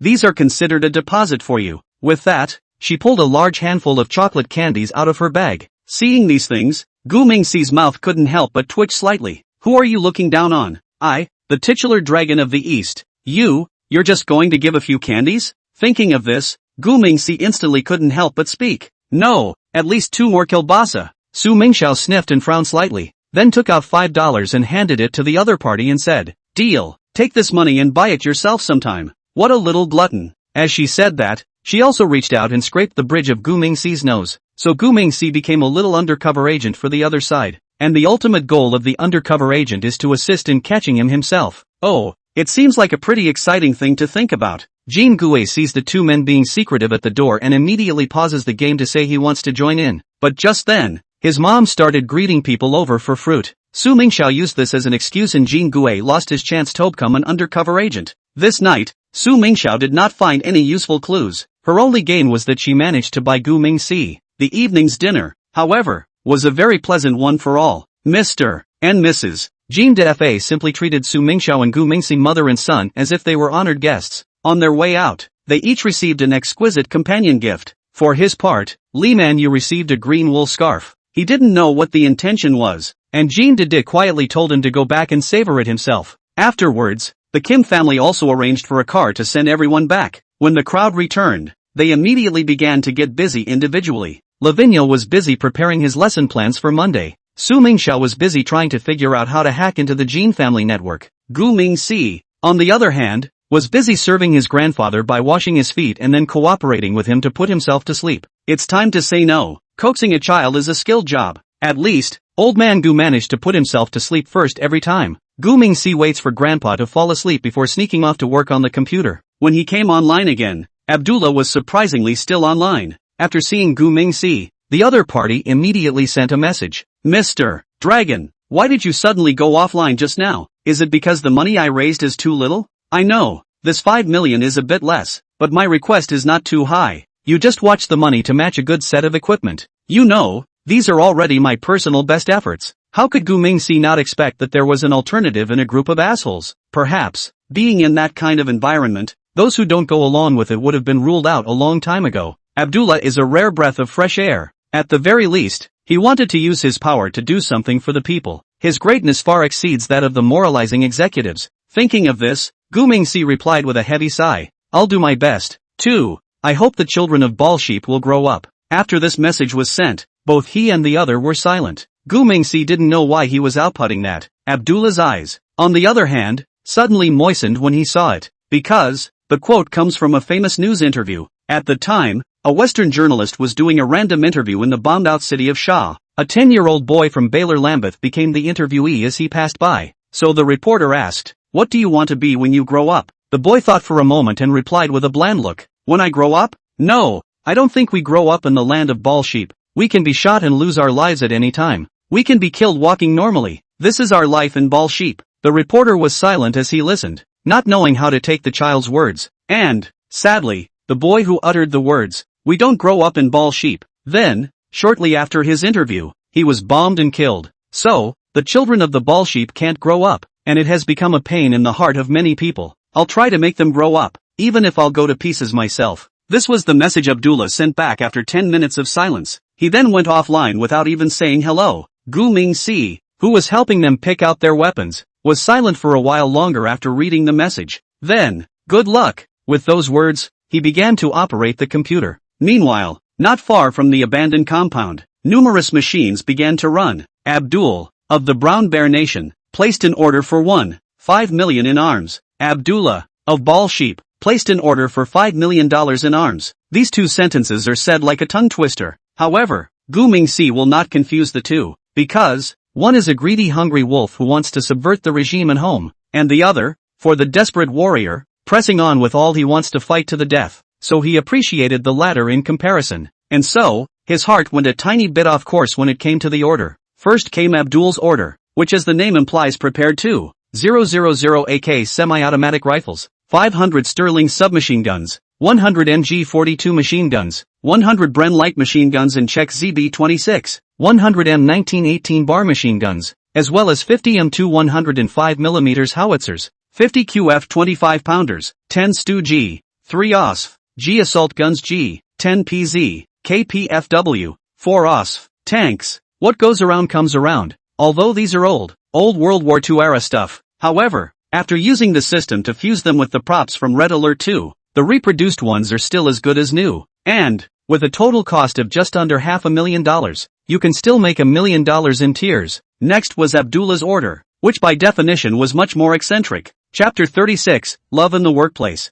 There was a very obvious favoritism in the order that Guzman gave to Abdullah, because he picks all the hard stuff for the other side. First, at the top of the list is Eagle Sauce's M1117 armored vehicle. The M1117 armored vehicle has a small single turret with an integrated 12.7mm M48 heavy machine gun and a 40mm Mk19 grenade launcher. The chariot has a small turning radius, uses a four-wheel independent drive system, is easy to maneuver and stable to drive, and is especially suitable for narrow city streets, costing $800,000 US. Next, in second place, is the Eagle Jam Avenger Air Defense Vehicle. Avenger Air Defense Vehicle with Eagle Sauce Proximity Field Air Defense System, a fully automated proximity mobile lightweight air defense weapon system. The system is based on the FIM-92 Toxilat anti-aircraft missile and the M998 Humvee as a delivery platform, and is primarily used to counter enemy cruise missiles, unmanned aerial vehicles, low-altitude and high-speed fixed-wing aircraft and helicopters, at a cost of $1.2 million US.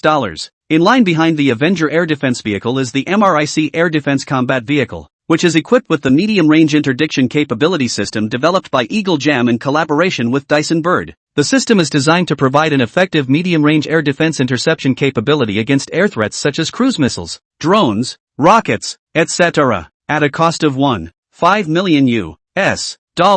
Then, in fifth place, was the Great Maoist BTR-82 at armored vehicle. The vehicle was built on a classic 8x8 wheeled chassis with a turret mounted in the top center of the hull, armed with a 30mm 2A72 automatic machine gun and a 7.62mm PKTM coaxial machine gun. Both are also mounted on remotely operated weapon stations with advanced targeting and surveillance systems. In addition, the BTR-82 can be equipped with two anti-tank missile launchers on either side of the turret, firing 9 M133M Konkurs M missiles capable of penetrating modern main battle tanks. It is worth mentioning that the vehicle can be maneuvered and operated in all terrains and climatic conditions at a cost of $1 million pretty dollars. In addition to these advanced vehicles, a cheap old World War II vehicle, the Woolly Bear 341 anti-aircraft tank, was sandwiched in at the end. The 341 anti-aircraft tank is based on the chassis of the Leopard tank and is armed with two 37mm Flak 43 anti-aircraft guns. This gun has a high rate of fire and muzzle velocity, enabling it to rapidly strike incoming air targets. And the twin-gun arrangement allows the tank to be able to fire on multiple targets in a shorter period of time,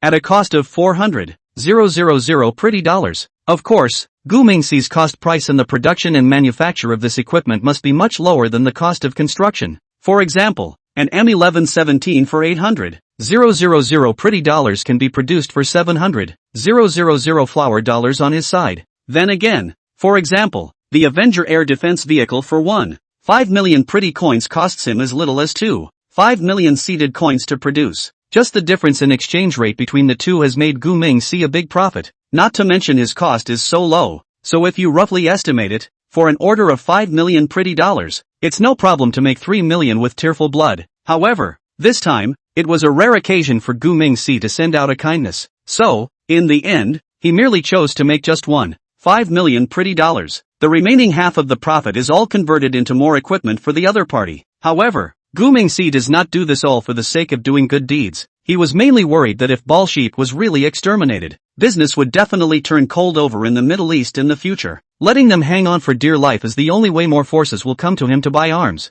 So, it's kind of like he's saving for a rainy day and loving his job. So, 3 days later in the northern suburbs of San City, Abdullah himself sneaked a company of soldiers into the darkness of a Gobi area on the outskirts of the city. Looking north from here is a vast, sprawling, inhospitable land, filled with yellow sand and strewn with gravel. The skyline was blurred, with only the moon strings high in the sky, so quiet and vast that it was awe-inspiring. Abdullah stood in the jeep, his eyes filled with confusion as he looked ahead. Is it really coming? The entire neighborhood is blocked off by Dai Shang Bird. Can Mr. Shenron's transport come in? He couldn't help but frown tightly at the thought, because common sense would dictate trying to transport supplies and equipment to them. Then only the air transportation is the safest and most secure route. If they went overland, they were likely to be spotted by Hawk Jam and Dyson Bird, especially with Eagle Jam's reconnaissance system. That's a real defense. Therefore, Abdullah decided that the Eastern Divine Dragon must have airlifted the arms over. However, he led the men to wait for 4 hours at Gobi Beach without seeing an airplane coming. Something's not right about this situation. It's past the point of delivery. Why haven't you? After muttering this, Abdullah pulled out his cell phone and nervously sent a message to the other man. Mr. Shenron, more than 2 hours have passed since the delivery time. Is there a change in the situation? Do we need to change the pickup time? Because of the 6-hour time difference between baler sheep and flower grower. The flower grower time zone is earlier than the baler sheep time zone. So, it's now midnight in Santown time, which is about 1800 hours in the evening in South Shanghai. At this time, Gu Mingxi had just helped her grandfather make dinner. With that, he pulled out his cell phone and glanced at it before muttering, "Has this guy not received his shipment yet?" He said this before typing on his keyboard and said, "The merchandise was delivered 2 hours ago. Didn't you receive it?" Middle East, outskirts of Sandy City. Abdullah, who saw the message, instantly broke out in a cold sweat. It was delivered 2 hours ago? Sent where? How? Do I not see one? The more he thought about it, the more nervous he became, fearing that something would be cut off. So he hastily replied by swishing more on his cell phone. "Mr. Dragon, you can't be kidding me. We've been waiting at the pickup point for 4 hours, and we arrived 2 hours early, but there's nothing at the site. There really isn't. I'm not lying." Saying that, the guy even recorded a video live and sent it over. Gu Mingxi couldn't help but be happy immediately after seeing the video. And what a deadbeat. After he said this, he replied with a smile, "The coordinates are just a generalized range. Take someone to look around. Don't just stand there. Look around, and come back to me if you can't find it." After replying to this message, Gu Mingxi put away his cell phone and shouted, "Grandpa, are you done? Dinner's ready. Wash your hands for dinner." While the Gu family was busy trying to eat dinner, instead, Abdullah led a group of people around the Gobi Desert drinking the wind and eating the sand. However, it was a very happy thing for them at the moment, because they can't go far before they hear someone reporting back. "Report. Found a tank here. Report. I picked up an armored car. Report. I have missiles here. A lot of missiles. Report. I dug a rocket truck out of the sand." There were so many good news reports that Abdullah was really happy. No, he himself wasn't sure if he was laughing or crying at the moment, because his mouth was still grinning all the time. But one by one, the tears fell uncontrollably. Well, good to find. Our child is now saved. Chapter 37, Mobilization for the Final Battle. Abdullah, deputy commander of the resistance army of the Bal Sheep state, claimed to have picked up a cache of equipment on the Gobi Desert. The Daishang Bird military was dismissive of the news reports and announced that afternoon that there would be a new bombardment of Santown at around 2100 hours in the evening. What is most infuriating is that they went on TV and announced the bombing coordinates in advance. What kind of arrogance is this? The Daishang Bird army had no fear of any response from the Bal Sheep. Sandown, around 2000 hours. Several locations in the northern part of the city have been completely evacuated. However, the building constructed there cannot be moved. Those places have hospitals, schools and military installations. These are things that simply cannot be moved and they have to evacuate the area ahead of time. However, the withdrawal of personnel did not mean that the Bal Sheep army gave up resistance. Wearing a steel helmet and camouflage clothing, Abdullah rode in an MRIC anti-aircraft combat vehicle and slowly drove into an open field in front of a hospital. He is also surrounded by 20 Avenger anti-aircraft vehicles, 15,341 anti-aircraft tanks and 10 BTR-82 armored vehicles, as well as 6 MRIC anti-aircraft combat vehicles. These are just a few of the new equipment purchases this time around. Other equipment and vehicles were dispersed at 2 other bombing sites. Abdullah stood on the stirrup pedals of the armored car. He reached out and gently tapped the roof of the armored vehicle before reaching for the handed-out talker. At this point, the other end of the intercom was connected to all platoon-level units of the resistance. Instead, the crowd of soldiers gathered around the intercom, quietly waiting for his pre-war mobilization speech. Abdullah picked up the intercom and closed his eyes in prayer for a few seconds before finally speaking. "Fellow warriors of the Bal Sheep, I am your deputy commander Abdullah and the overall commander of this Operation Dawn. At this moment, I stay at the forefront of the war as you do." After saying this, he took a deep breath and continued with a slightly solemn expression. "Today we will witness a miracle together. A miracle that belongs to our Bal Sheep resistance." At this point in the conversation, Abdullah suddenly raised his voice a little. "In 50 minutes, a swarm of Daishang bird bombers will pierce the darkness of the night and cross over our dependencies to reach the skies above where we are. And then they'll fire missiles of destruction at what's left of our hospitals, our schools, our radar stations. To be honest, at this moment I share your despair and sadness, because our homes are being destroyed by them little by little." Abdullah suddenly became emotional again as he spoke. He tightened his grip on the intercom and raised his voice once more to shout. "But, this time we have a weapon to fight back. Mr. Shenlong has sent us a large amount of anti-aircraft equipment. This time we have a chance to bring down those all-damn Daishang birds." After saying this, Abdullah's eyes immediately became sharp. He looked up at the dark night sky as if searching for a sign of something. The only thing that was certain was that he definitely wasn't looking for enemy aircraft, because, at this moment, The enemy troops should still be on their way and could not possibly be here. But he still looked up and stared firmly at the sky as he continued to roar. Our dead relatives, loved ones and friends, they are watching us from above. So, don't let them down, okay? My warriors, you guys, ready? Ready to bring down those damn Dyson birds? Abdullah was the only one on the scene yelling in anger. The soldiers involved in the battle could hear him shouting through the machine. However, none of the people present raised their voices in response, because it was all stipulated by Abdullah before. Everyone was not allowed to make a sound to reveal their target early before launching an attack on Daishang bird, because this time it was the last battle that they pressed all the way to the top. The soldiers could not answer, but their hearts cried out. At this moment, the flames of hatred were about to set them on fire. All the people they've loved are watching from heaven, so how can we let them down this time? All the soldiers in the battle tonight are ready to die, because they know that Dyson Bird's offense tonight will be stronger than all the previous ones. But they're not afraid. They're going to fight for their home and loved ones, even if they die. It was at a time when everyone felt a fire burning in their hearts. Abdullah's voice rang out from the intercom once more. From now on, let us pray together in silence. Victory, surely, will be ours. With those words, Abdullah cut off communications and the entire army went into electronic silence. On the other side, more than 40 minutes later, 3 groups of Dyson Bird Air Force units are rapidly approaching the Sandtown area. The 3 groups of aircraft came from Thames Air Base, Latbai Air Base and Manhwa Air Base, respectively. They had different takeoff times, so they would not arrive at the battlefield in the same order. However, all the flight formations share one thing in common. That is that they are very well prepared this time. The Daishang Bird Air Force dares to say second in the Middle East, and no country dares to call itself first. That's because the Dyson Bird Air Force has about 1,000 airplanes, consisting mainly of F-15 fighters, F-16 fighters and F-35 fighters. In addition to this, they are equipped with a large number of upgraded F-16I Sukhoi and F-15I RAM fighters, as well as customized F-35I Adir stealth fighters. The Dyson Bird Air Force has 8 air bases within its borders that are ready for all-weather attack missions. So, in the face of Abdullah's morning holler, Air Force Dyson Bird said he would never spoil him. They will tell the ball sheep populace in action. It doesn't matter if you guys picked up the gear or secretly bought it from Big Hair or Seed Flower. None of you have any chance of winning in the face of absolute strength. Tonight, we're giving you advance notice of the time and coordinates of the strike. Its purpose is to prepare you early, but we'll show you how harsh reality can be. Because, no matter what preparations you make, all of us Dyson Birds will forcefully finish the target strikes. Then, drop some bombs on the way back to the residential group on the way back. This is a late New Year's gift to you. Filthy ball sheep that don't deserve to live on this earth. In the dark night sky, the first formations of bombers had entered the airspace over Sandcastle. The pilot of the lead plane is monitoring the situation below on radar. About 10 seconds passed before he spoke up on the comm channel. Javelin report. Nothing out of the ordinary detected. Repeat. Javelin has not detected anything out of the ordinary. The pilot couldn't help but laugh after saying this. He then added, half jokingly, over the comm channel, those damn sheep,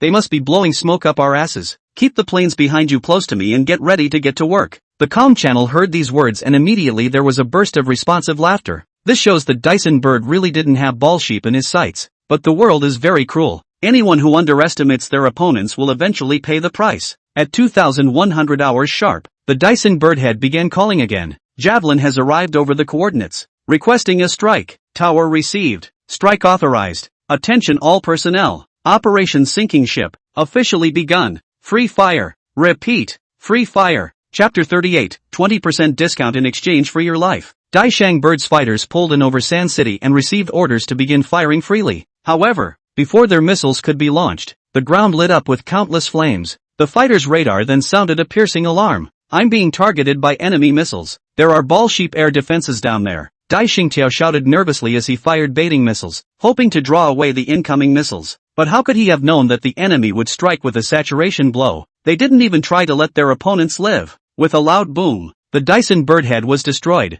Immediately afterward, smoke filled the sky above Sand City, and the sky became a battlefield of life and death. Missiles rained down, cutting through the sky, and anti-aircraft artillery fire intertwined into an impenetrable web of fire. Fighters whistled, maneuvered, and fought to the death with enemy missiles. Every second is full of unknowns and dangers, and every encounter is a contest of life and death. Dai Shengjiao's group of fighters came quickly to support them, dropping bombs and missiles like they were no money. Not only that, but the missile bases in the Daishang Bird's territory also began to launch attacks. Missile after missile rose into the air, whizzing toward the northern part of Sand City. This time, Dai Shang Bird was prepared to wipe out the air defenses of Ball Sheep. In the area of Sandtown, they don't allow their opponents to still have air defenses. Those damned Ball Sheep can only be meat on their plates. Tonight, even if they would destroy the entire city, they would not allow anyone who dared to resist to exist. However, Dyson Bird underestimated the resolve of the Ball Sheep resistance. They are willing to give their lives and blood, all to the land under their feet, where they have lived all their lives. Even if they are destroyed,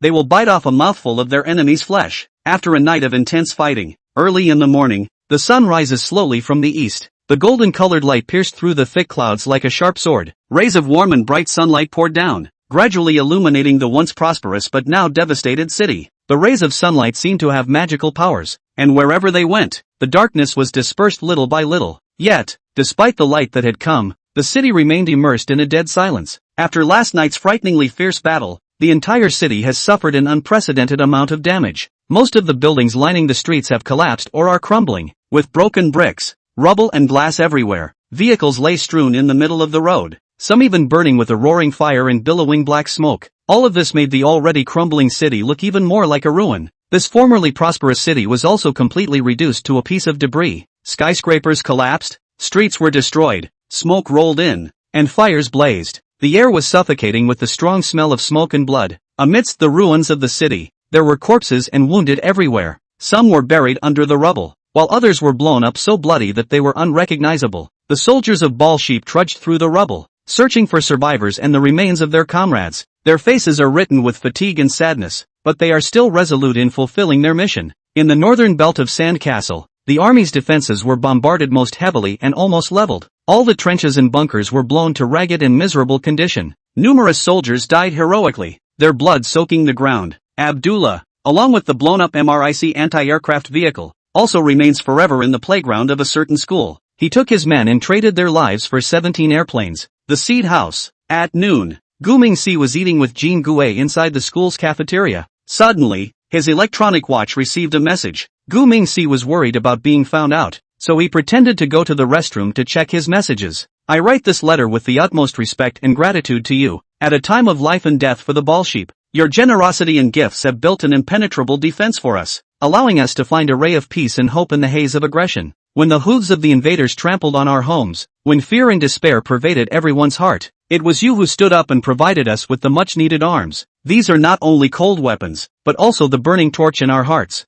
is our firm belief in resisting aggression and guarding our homes. These were Abdullah's last words to the Dragon of the East before the war. The message was forwarded on their behalf by their chief of staff, Hali Mai. He also added that he would be the new contact person. It should be said or not, this Abdullah is still a man who knows how to stir things up very well. At least, Gu Mingxi couldn't help but shed a single tear right then and there after reading his message. He had used his best efforts to help the other man. However, they were not able to turn the tide after all. When she got up in the morning, Gu Mingxi also searched the news of the Middle East, but the Western media simply said that Shah Alam suffered an airstrike last night. As for how it turned out and what the battle damage was, those media outlets are silent. But to his surprise, he received this message at noon. According to Halime, the air defense regiment at Sandown was completely shot up. It was their last bit of family money, their last stubbornness and struggle. However, Halime says they Ball Sheep will not give up. Without the air defense unit, they can still fight alley battles with Dai Shang Bird. As long as the enemy dares to enter the city, then every Ball Sheep will be their enemy.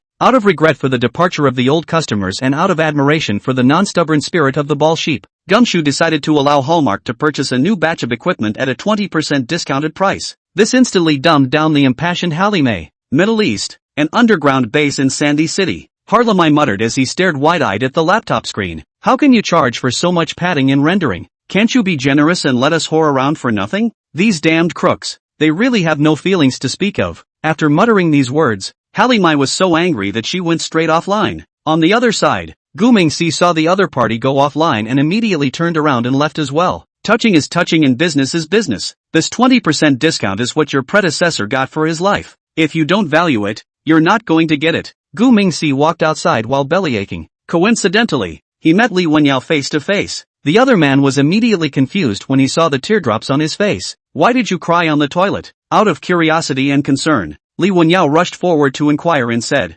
Gu Mingxi, what's wrong with you? Why are you crying? Gu Mingxi sniffed very calmly and wiped her tears. Then with a serious frown, he explained, Teacher, it stinks too much in here. I can't stand it woo woo. Looking at Gu Mingxi, who covered her mouth and went out, she immediately scratched her head in confusion. This is quite clean. Where does it stink? No, I have to check. Li Wenyao headed inside the restroom as Gu Mingxi jogged towards the outside. He hadn't been running out long when his watch suddenly vibrated again. Holy, what's with the message? It's not possible that the kid reversed himself, is it? Thinking of this, Gu Mingxi looked around. Only after making sure no one was there did he run to a nearby secluded corner to check it out. Guess wrong. This time it was the northern white rhinoceros arm that came with the information. The oil field is yours. When are you going to take it over? Chapter 39, Catching Two Stupid Thieves Off the Service. After Gu Mingxi saw the northern white rhinoceros armed message, he immediately couldn't help but gently raise both eyebrows. I didn't expect the other side to take down an oil field so quickly. Then he has a lot of work to do next. Like,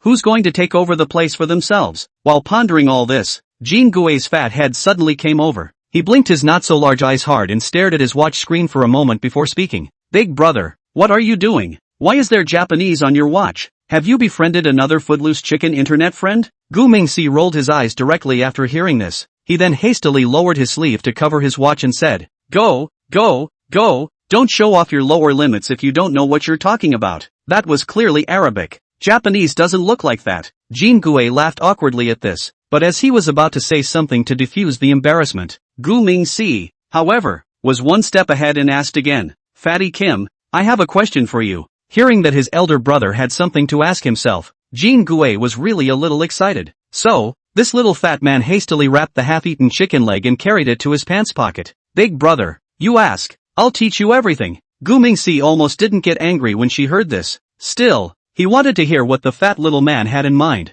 With that, he thought for a moment before opening his mouth to inquire. Suppose, for example, someone wants to give you a piece of land, and someone else is robbing that land, but you are not good enough to go and get it yourself. What do you do when faced with this situation? Gu Mingxi was worried that he was talking too roundabout and this little chubby guy would not understand. However, he soon learned that he was being paranoid, only to see that Jean Gui began to think seriously after listening. After 2 or 3 seconds, he turned his head and replied very seriously, That's easy. Find a great guy to hold down the fort. How simple is that? What's there to get hung up on? Hearing these words, Gu Mingxi's entire body was immediately stunned. Oh ho! This little fatso really woke up with a bang. I'm sure it's still on the sidelines. It makes sense. A lot of sense. Good behavior. I'll buy you a KFC after school. Jean Gui immediately hemmed and hawed after hearing this, and then the two of them walked quickly towards the classroom. 10 minutes later, inside the abandoned compound on the outskirts of Manhwa, a small, 2-meter-tall miniature building appeared very suddenly out of nowhere in the corner,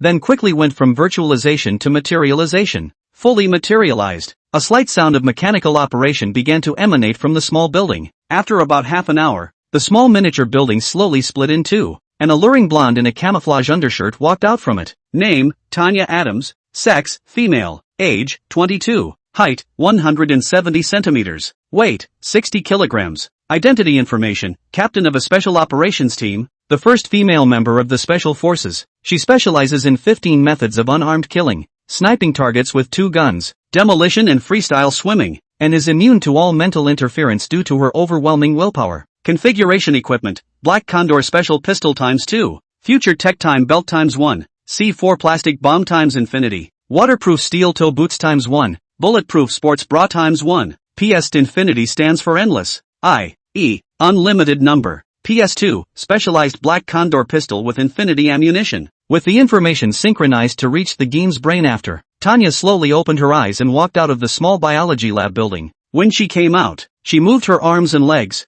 then turned around and started messing with her gear. Tanya's side had just put on a full outfit when she heard a strange noise from behind her. As it turns out, the two bumbling thieves were in comical shape as they scaled the courtyard wall and jumped inside the abandoned compound. At this point, the two of them were still completely unaware of any danger, and were still complaining about one thing or another. The short, fat man was full of suspicion and yelled at the tall, thin man in front of him, "What good can there be here? Can you guys be trusted? As I see it, there's nothing but junk here." As soon as the tall and thin man heard this, he immediately turned back to him and disliked him with a leathery smile. "You don't even believe me? How many times have I made you rich? Last night, I heard machinery running outside the walls, but this is clearly a yard that's been abandoned for a long time. So, I'm sure there's some secret hidden here. Maybe it's the lair of some shady workshop." Speaking of which, a wry smile appeared on the tall, thin man's face. we're here today. That's what chivalry and thievery are all about. Pick up what's worth it later. Do you understand? The short fat man,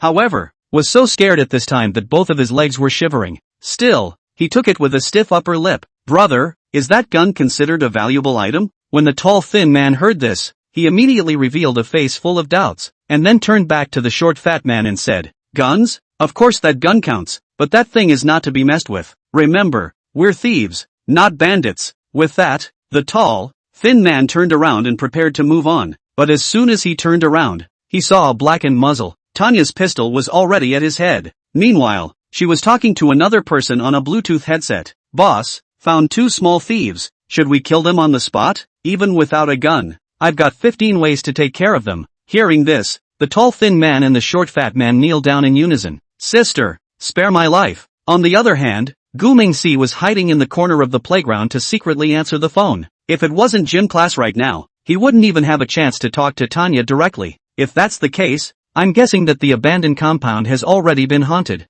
Gu Mingxi wasn't afraid of death, he was just afraid of bringing unnecessary trouble. So he thought about it and said with a tight frown, no need to kill them. Give each of them $500,000 for settling down and let them go with you to the northern white rhinoceros. Tanya's eyebrows immediately knitted into a chuan when she heard this. Boss, are they worth $500,000? I'd better just kill it. It's too much of a nuisance to carry around. Gu Mingxi didn't have time to explain too much right now, so he replied in a very serious tone. Do as I say and there will be a team of mercenaries waiting for you on the other side. If these 2 guys are really in the way, finish them off offshore. $500,000. It's considered their life buying money. Well, without further ado, execute the order. Suburbia, abandoned compound. The 2 dumb thieves couldn't hear the words of that mysterious boss, but what Tanya said, the 2 of them heard clearly. This blonde big wavy boss seems to want to give them $500,000 in hush money. However, this big blonde wave said that she would get them killed. This is a multiple choice question. Anyone who isn't an idiot should know how to choose, right? So the 2 men immediately kowtowed as if they were pounds. Sis,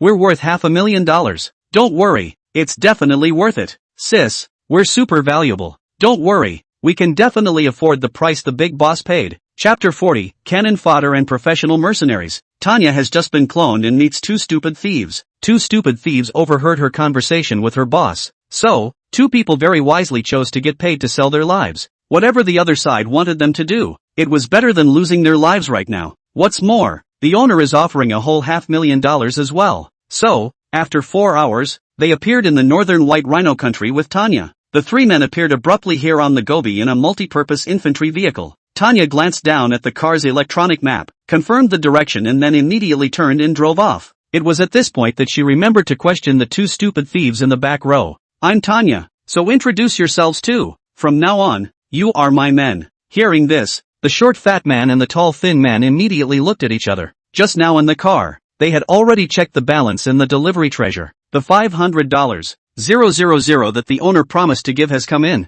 and they have indeed sold themselves now. In that case, follow big sister well. At that thought, the tall, thin man was the first to raise his hand in reply. My name is Guan Er Shang. Big sister, you can just call me Er Shang. The short and fat man sniffed and immediately raised his hand in the same manner and said, my name is Zhang Sanyong. You can just call me Sanyong. Speaking of this, the 2 immediately chorused in unison. We are the descendants of Guan Yu and Zhang Fei, considered to be famous generals. Tanya's persona is a Westerner, so doesn't really know the history of flower growing, so she didn't have much of a reaction after hearing the duo's profiles. Er Shang, Sanyong, the names are quite memorable. When you pull up later, go to the trunk and get your own weapons. It's highly likely that we're facing a nasty battle. After those words, Tanya never said another word. Guan Ershing and Zhang Sanyong, however, chirped together like 2 little sparrows. Guan Ershing said to Zhang Sanyong with a nervous face, hear that? We've got a tough fight ahead of us. This $500,000 is not easy to earn. Zhang Sanyong, however, was full of concern as he patted his chest and yelled, what are you afraid of? Sister gave me $500,000. I'm sister's person in this life, and I'm sister's ghost when I die. No one has ever given me so much money. Guan Ershing rolled his eyes and hurriedly interrupted. Don't talk about useless things here. What I mean is, in the face of such a daunting task, we have to be on top of our game, so we can't disgrace our sister. Zhang Sanyong bristled and retorted unconvincingly. What? You're the only one who thinks so? Let me tell you, I'm very good at CF, and I've been the #1 sniper at the Zhangjiazhuang Internet Cafe for 3 years in a row. Upon hearing this, Guan Ershing let out a pft and laughed. mocking disdainfully. You-hoo, you're pretty good. Aren't I even better then? I'm the single-row champion in the Southern Suburbs Chicken League for 2 years in a row. In this way, the two of you and I sentence. No one will not let anyone. The more they say the more agitated. It seems to be about to quarrel. It was at this time that Tanya suddenly stopped at the side of the road with a sharp brake. She then quickly opened the car door and grabbed her binoculars to look around. Get out of the car and get the guys, Tanya said sharply as she looked around. Guan Ershing and Zhang Sanyong hurriedly ran off the bus left and right at the word. Both men then ran to the trunk at the same time to grab their weapons. I was here first, let me get it first. Asterisk asterisk asterisk asterisk you. I was obviously here first. The two argued and suddenly shut up and stopped talking. Because the trunk of the car was filled with all types of firearms. The duo who saw a real gun for the first time were stunned. Holy, they're all real. It's over. It's over. There's no going back. Guan Ershing seemed to think of something very serious, but Zhang Sanyong didn't care about that. Bending down and picking up a gun right then and there. Eagle Sauce M110 sniper rifle. Using 7.62mm rounds with a maximum range of 1 kilometer. Featuring a modular design with the ability to change scope types, as well as mount silencers and bipods, it's a common weapon for Eagle Jam Special Forces. Woohoo! Handsome too! Guan Ershing,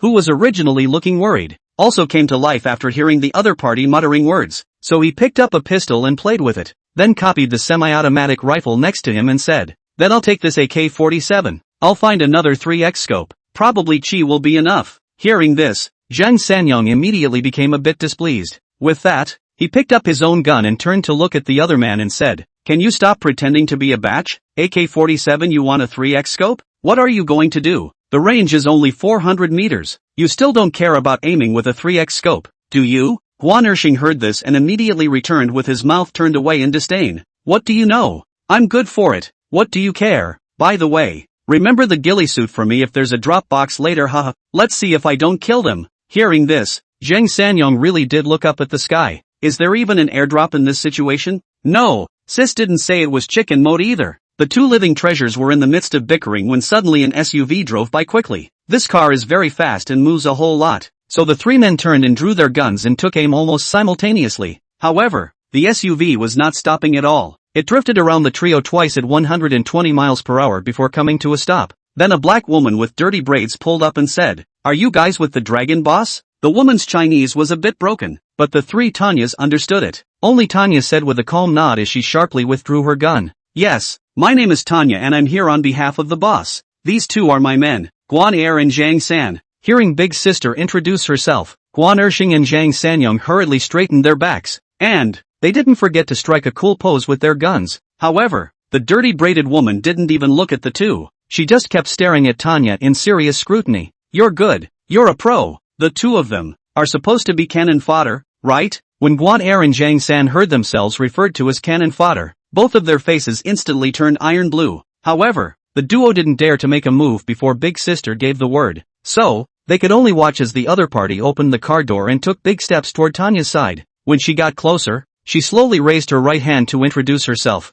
Hello, MS. Tanya. I'm the head of the Arctic Fox Mercenary Corsi Brigade. My name is Candace. Tanya nodded lightly at that, but didn't shake the other man's hand. I remember the boss saying he hired 120 of you, but why did you only come with 3? Candace couldn't help but laugh immediately at that. With that, she gathered her right hand and gently scratched her nose and said, Mr. Shenlong said he would send us a bunch of gifts. So, where's our present? In the words of your flower growers, we don't see a rabbit in a hat. It is clear that the level of mutual trust between the two sides is not yet very high. Tanya heard it but explained with a hint of disdain. There's too much stuff. Not enough for so few of you. Better call them all out. I'll take you to get your presents. Candace sniffed and frowned softly. Then she pulled a walkie-talkie out of her pocket. Come on over here, all of you, and get ready to pick up the load. Chapter 41, 3 against 100. The advantage is mine. Africa. In the territory of the northern white rhinoceros, on one of the Gobi beaches, Tanya had been traveling here for about an hour or so with the two cannon fodder as well as the Arctic Fox Mercenary Corsi team.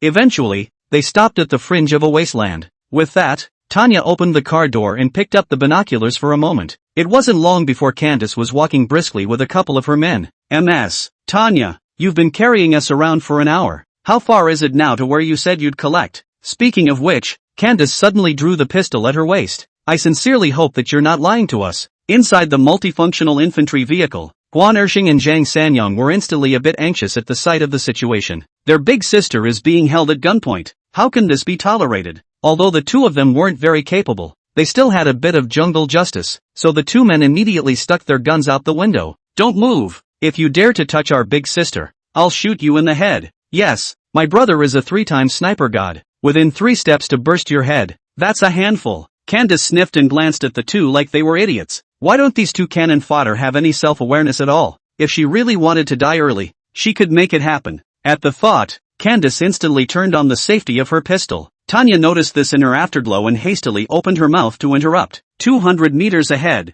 Take someone there. Candace turned her head quickly to look back when she heard this. With that, she too picked up her binoculars and looked ahead, only to see that something seemed to be truly hidden in the barren grass about 200 to 300 meters away. However, those things were covered with camouflage cloth, so it was impossible to see what they were. Really? I told you, Mr. Shinran wouldn't lie. After saying this, she immediately turned her head to the people around her. You take the brothers over there for a moment and be careful. The man sniffed and nodded softly, then turned and blew a whistle. Everyone follow me. With that, dozens of mercenaries got out of the car and started running forward. A few minutes later, cheers suddenly erupted from the barren grass ahead. Not long after, a roar sounded and a dozen or so steel chariots quickly approached. Candace, you don't even realize how awesome these are. This is a ING childhood dream of mine. Apocalypse tank. It's a ING apocalypse tank. Hearing this, Candace's entire body froze. With that, more and more chariots slowly traveled towards them. Afterward,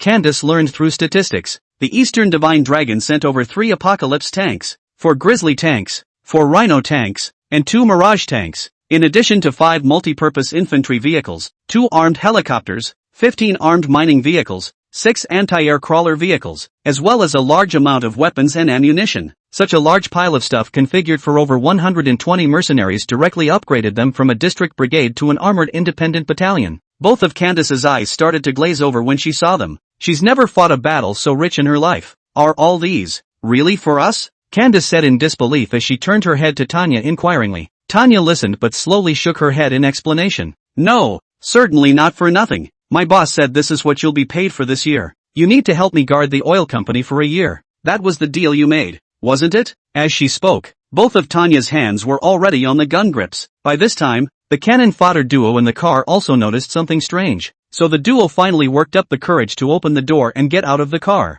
It's just that at this point, the duo's equipment was really a bit exaggerated. Both of them are a set of tertiary head and tertiary armor plus blast shield. After getting out of the car, the two were able to slowly move behind Tanya even though their legs had been shaking. They also knew to shield the back for their big sister so that they could minimize the danger. Still, the two men whispered a word of advice. Big sister, there are only 3 of us and they have over 100. You mustn't be impulsive. Yes, big sister. We'll both come and hold them off later. You drive off first. Don't worry about us. Hearing Zhang Sanyong say this, Guan Ershing didn't stare out of his eyes in fear. However, what the big sister said made his heart and liver tremble even more. It's okay, 3 against 100. The advantage is mine. Candace frowned softly as she heard the trio's conversation. As of now, she had never given those 2 cannon fodder a second thought, because, from start to finish, Candace was staring at Tanya. The other person's eyes were really too calm. This calmness should come from a very strong sense of self-confidence. This woman had every confidence that she could take care of all of them.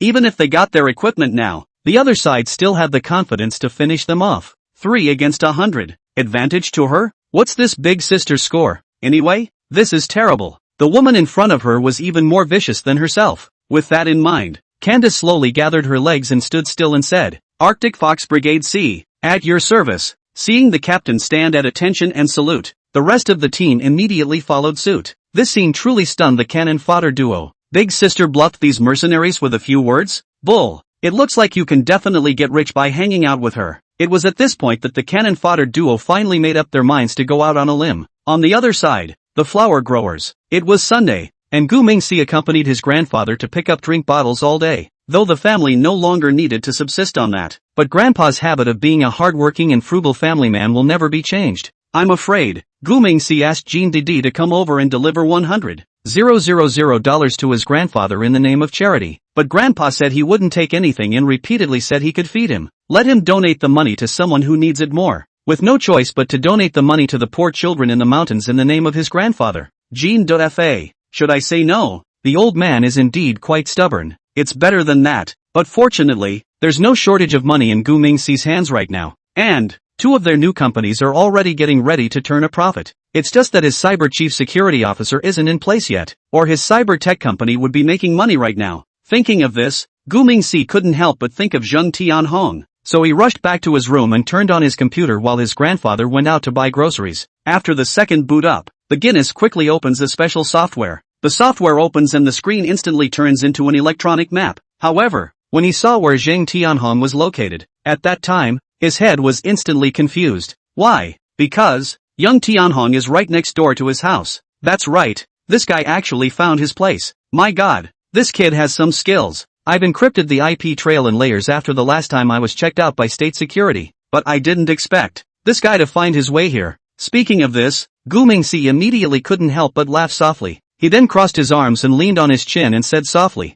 "Not bad for someone I've got my eye on. Not bad. Very good." No sooner had he said this than there was a sudden knock on the iron door at the entrance. Then a young man's voice came from the direction of the gate. "Excuse me, is anyone home?" Hearing this, Gu Mingxi frowned lightly. It seemed like he could probably guess who was coming. I didn't realize that the first person to discover the truth would be him. Thinking of this, Gu Mingxi hurriedly shut down the computer, then casually grabbed a toy and headed out. "Someone's, who are you looking for?" His slightly milky voice rang out, immediately drawing the attention of those in the doorway. That's right, the person standing in the doorway with his hands in his pockets was none other than that computer genius, Zheng Tianhong. Chapter 42, This is a bit too much. Zheng Tianhong stood in front of the courtyard gate and looked at the small matter that was slowly walking towards him. He just glanced at the other man before speaking out inquiringly and said, "Is there anyone else in your house, little brother?" Gu Mingxi slowly shook his head after hearing this and said, "No more. Grandpa went to the grocery store." "This big brother, what's the matter with you?"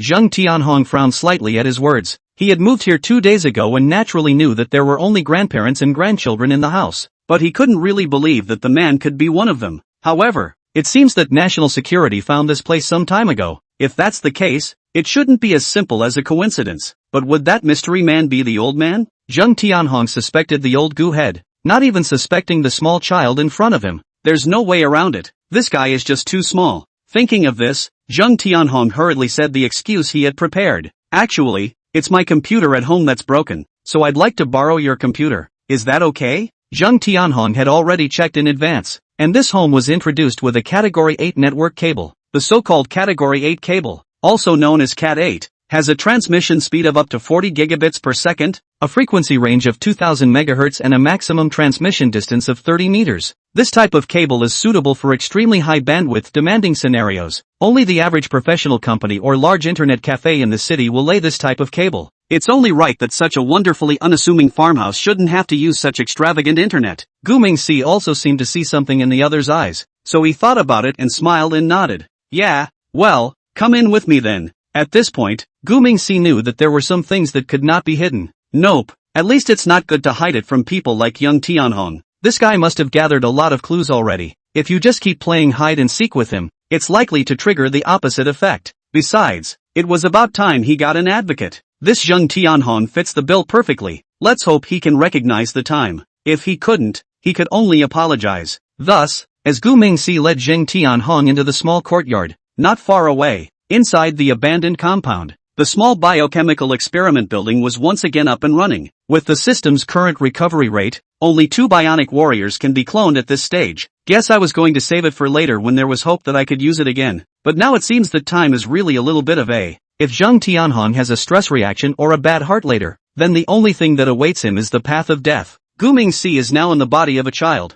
but his soul is very decisive. At this point, he was walking and importing clone character information. Name, Yuriko Matsui. Code name, Omega. Sex, female. Age, 16. Height, 160 centimeters. Weight, 48 kilograms. Identity information, born in a small island town. Showed supernatural abilities at a very young age. Taken to the Shinra Psychic Research Center at the age of 10 to work on superpowered bioweapons, developing psychic abilities such as levitation, telepathy, super perception, and thought outbursts. Configuration equipment, JK suit ×1, black leather shoes ×1, stockings ×1. No sooner had this information been entered than the system popped up a prompt. P.S. Because the host failed to activate the spiritual technology, some of the abilities of the created character will be automatically reduced in configuration. The system then displayed more detailed explanatory information. Hara force of will, Yuriko was able to use her willpower to easily lift and smash massive tanks, to knock down the strongest buildings, blow away an entire platoon of infantry,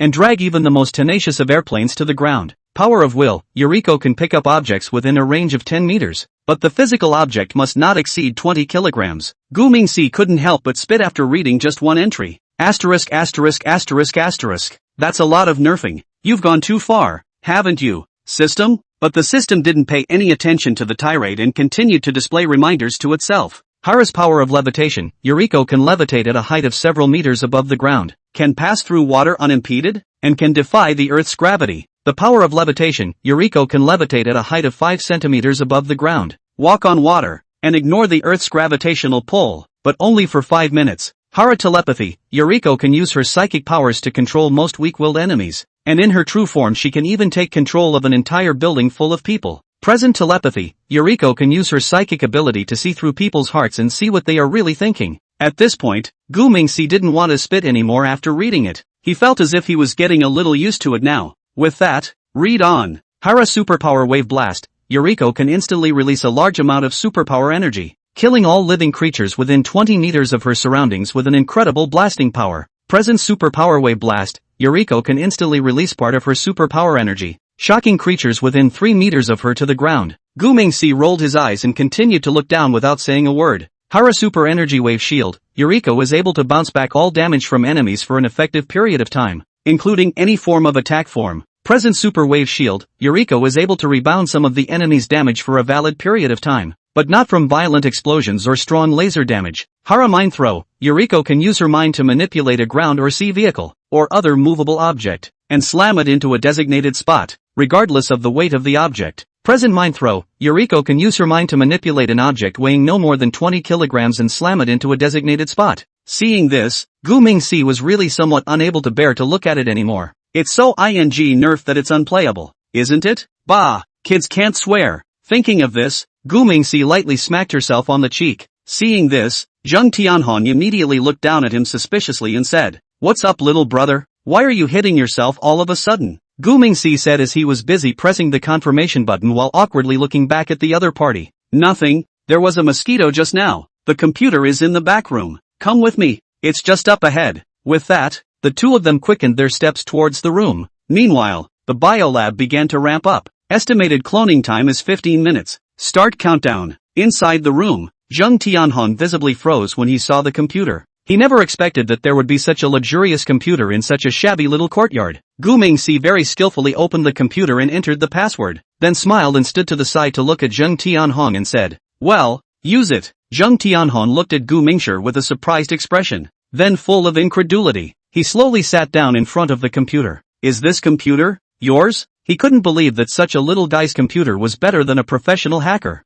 Gu Mingxi wasn't going to hide it at this point. He needs to find a partner, and that candidate is Zheng Tianhong. So, Gu Mingxi smiled at it and nodded in reply. "Yes, it's a computer I put together myself. Hello Zheng Tianhong, congratulations on your success in finding me." Chapter 43, Sincerity is no longer a must. The moment Zheng Tianhong saw the computer configuration, countless doubts and puzzles were born in his heart, so when the child beside him spoke, he didn't even hear what the other was saying. Thus, Zheng Tianhong turned his head at the sound of his voice to look at Gu Mingxi and asked, "What did you just say, little friend?" Gu Mingxi immediately smiled at the sight, revealing the characteristic innocence of a child, but soon he put away his innocence and showed a sophisticated and serious face. "I mean, you finally found me. You came here, didn't you, to find me?" Hearing this, Zheng Tianhong was instantly stunned. With that, he slowly stood up and looked at Gu Mingxi and said, "Who taught you to say these things, little friend? Do you know something?" said the man as he slowly crouched down and pulled out a lollipop. "Tell your brother what you know and he'll give you this."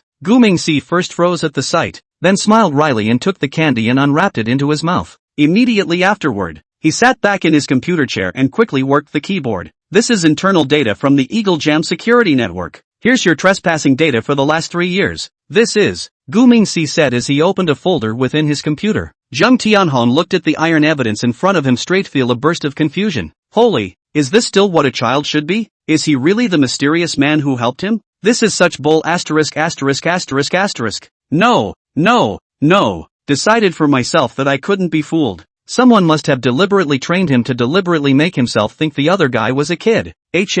That's pretty boring. However, I'm just in a good position to take advantage of the situation. Thinking of this, Zheng Tianhong hastily put away his surprised expression and said, "Good, I believe you are the one to help me. So tell me, what do you want? Tell your true purpose," Zheng Tianhong said while still looking around. He hoped to find the hidden camera in the room. That way, if you do, you can expose your opponent's tricks. It was just a great pity that he couldn't find any suspicious clues even after half a day's search. Seeing his absent-minded expression, Gu Mingxi immediately said with several black lines sprouting on his forehead, "Have you not believed me yet?" Zheng Tianhong replied while nodding his head to cope. "Believe? Why haven't you believed?" I believe.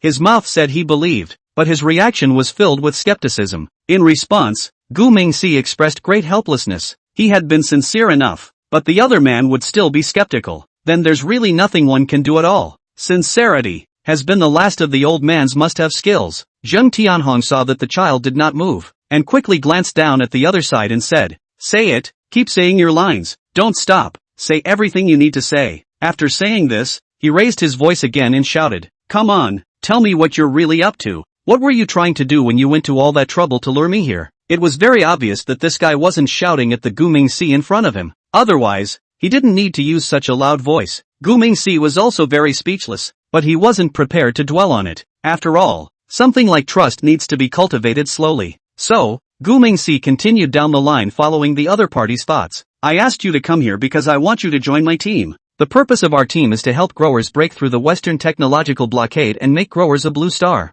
Before Gu Mingxi could finish his words, suddenly Zheng Tianhong bent down closer and said, "Kids, stop memorizing lines. There doesn't seem to be a camera in this room, so let's not get into this nonsense. Let's get real. Just tell me what he wants me to do." It was able to be seen from the way Zheng Tianhong treated himself. The guy didn't take his words seriously at all. Damn, that's just helpless. I've played my cards right. What can you do if you don't believe me? Forget it. Let's just hurry up and finish this contact. It seems like there's no substance in saying any more right now. So Gu Mingxi sighed softly, then pulled out a magnetic card from the drawer and said, "This is your work identity card. From now on, you are the Director of Network Research and Development for Sky Dome Technology. Annual salary of $5 million. At the end of the year there are company earnings dividends. The company does not share housing for the time being, but help you rent a good single apartment." After these words, Zheng Tianhong immediately frowned. He didn't realize that the other party had asked him to find it in order to offer a job. It should be said that the paycheck is way better than it was before, but he was still elusive as to what the other man was trying to do yet. Zheng Tianhong pondered left and right for a moment, then reached out and took the magnetic card with a smile. "All right, little brother, I'll take the job." With that, he straightened up and looked around once again and said, "But you're really dropping the ball with a kid as a shield. I sincerely hope that someday you will face me on your own." Gu Mingxi watched him mutter loudly while turning around. For a moment, he felt as if his brain hurt a little. This guy is really stubborn. What can I say to make him understand? However, now he was really too lazy to explain. As long as the other person can come to work in the company, let's think about the rest later. While thinking about this, Zheng Tianhong turned around and gently pinched Gu Mingxi's cheeks and said, "Little brother, then big brother will leave first. You did a great job and almost had me fooled. Really, you were so close. It's really great. Also, you do have a bit of talent in computers. In the future when you encounter something you don't know how to do, remember to come and find your brother." After saying this, Zheng Tianhong straightened up and took the magnetic card and shouted, "I'm taking this card. Sooner or later I'll find the real you. Let's go. See you later." Zheng Tianhong finished saying this in a serious manner, and then turned around and waved his hand at Gu Mingxi with a smile. "I'm outta here, little brother. Bye. Thank you for today." At this point, Gu Mingxi was already gnashing his back teeth in anger. This guy really loves to spice things up. Are you a pig brain? What's with all the yelling at other places? It's just the two of us here. While Gu Mingxi was still depressed, Zheng Tianhong had already left on his own. It was only when he stepped out of the courtyard door that Yuriko showed up and walked into the room. "He means no harm and is not your enemy." Upon entering, Yuriko suddenly spoke. As it turned out, she had arrived in person a few minutes earlier. It was only Gu Mingxi who signaled her not to expose it for the time being. At this point, he already knew that Yuriko had telepathic skills. So, he opened the door and pursued the question, saying, "That man just now, did he really not mean any harm?" Yuriko turned around after hearing this and walked slowly to Gu Mingxi. With that, she slowly sat down on her knees and bowed her head back. "Haji, it is true that the other party does not mean you any harm. At this point, the emotions of curiosity and doubt in his mind took over most of his thoughts. Judging from his innermost thoughts, he is a trustworthy subordinate. Hearing this, Gu Mingxi nodded in slight satisfaction. But just as he was about to ask something more, the old governor appeared at the door of the room at an unknown time. When he saw his grandson kneeling in front of a beautiful young woman, for a moment, he felt like his head was in a little bit of a downer. What the hell are you guys doing? Name as, who is this girl doll? Why did she give you a knee? Chapter 44, New Member, Yuriko-sama. The old governor watched as a girl with 2 ponytails knelt in front of his grandchildren. A million outlandish thoughts flashed through his mind in an instant, but soon a most likely idea rested in his mind. Oh, is it hard to believe that you're a family member of nature? You're his sister, aren't you? Yuriko looked to be only 16 or 17 years old at this point, so from the looks of it, she can't be Gu Mingxi's mom, so she was left to be his sister. Yuriko was a little confused by the old governor's question, so she slowly turned her head to her master for advice. Gu Mingxi's eyes were but a twinkle, and then the dramatis personae cried, "Yeah, she's my long-lost sister. Grandpa, that's the only sister I have left. Grandpa, our sisters' lives are so miserable." With that, he jumped out of his chair and approached the old governor for a hug. The old patron instantly panicked a little at the sight, and hurriedly dropped the groceries he had bought and went forward to hold him in his arms. Then, while coaxing, he said sharply, it's okay, you guys still have Grandpa. You 2 siblings are not unsupported. You still have Grandpa in the future. Saying that, the old patron hurriedly looked at Yuriko, who was kneeling on the ground, and said, "Nei-san, you get up too. None of this is your fault and you don't have to kneel for Mom and Dad. Since the person is gone, there is no need to. Oops, you get up first." Yuriko sniffed and twisted her head to look at Gu Mingxi, only to see the other man glance back at himself in tears, signaling that he should do as this old man said. Yuriko then turned to the old governor and gave him a thank you salute, as was the tradition of the footpad chicken. "Haji, thanks to this old grandpa." Hearing this, the old governor immediately jumped back a step. With that, he looked at Yuriko with wide eyes and said angrily, "Little baka? You turned out to be a little baka." Saying that, he looked back to Gu Mingxi inquiring and said, "What the hell is going on here? Is it hard to believe that you're all footloose chickens?" Gu Mingxi immediately became a bit anxious upon hearing this. He can't afford to take the blame, so he broke away from his grandfather's arms and said sharply, "Grandpa, I'm not. Listen to me, make it up to you. Lao Gu heard it or not." So he looked at him suspiciously and said, "Listen to you and me what?" Gu Mingxi came back to his senses and quickly changed his words. "Listen to me brag to you."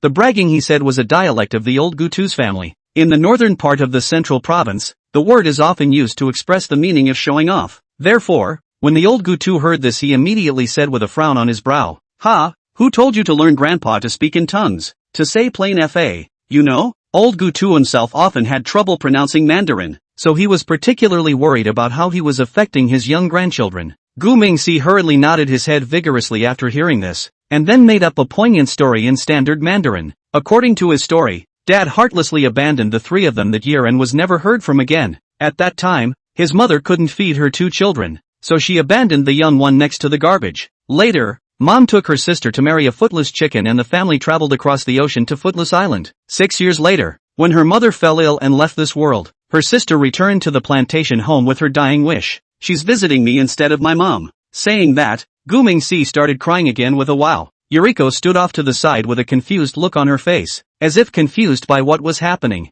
But then again, it was good that her clever little brain was quick to turn, and she instantly understood what her master meant, and immediately decided to play along with the scene, only to see Yuriko quickly turn her body around and brace her hands on the ground. Then she kept kowtowing to the old Gu head like a chicken pecking at rice. Every time she kowtows, her forehead and the ground make a thumping sound, and she keeps chanting, "Thank you, Grandpa, grateful Grandpa." That heartfelt thank you was full of gratitude to the old patron. Yet, "For my dead mom, I thank you for taking care of my brother." When she said that, Yuriko's voice shook a little and her eyes got a little moist. "Yuriko, I'm here to kowtow to you." After the last kowtow, Yuriko's forehead was a little red, but she didn't care at all and still looked at the old Gu head with determination. Old Gutu saw this situation, hurriedly put down the arms holding the little grandson. Thump, thump, thump quickly walked over, stretching out the pair of calloused hands, and vigorously helped Yuriko up from the ground. He said with a heartfelt look on his face, "Gee, that can't be allowed. Get up,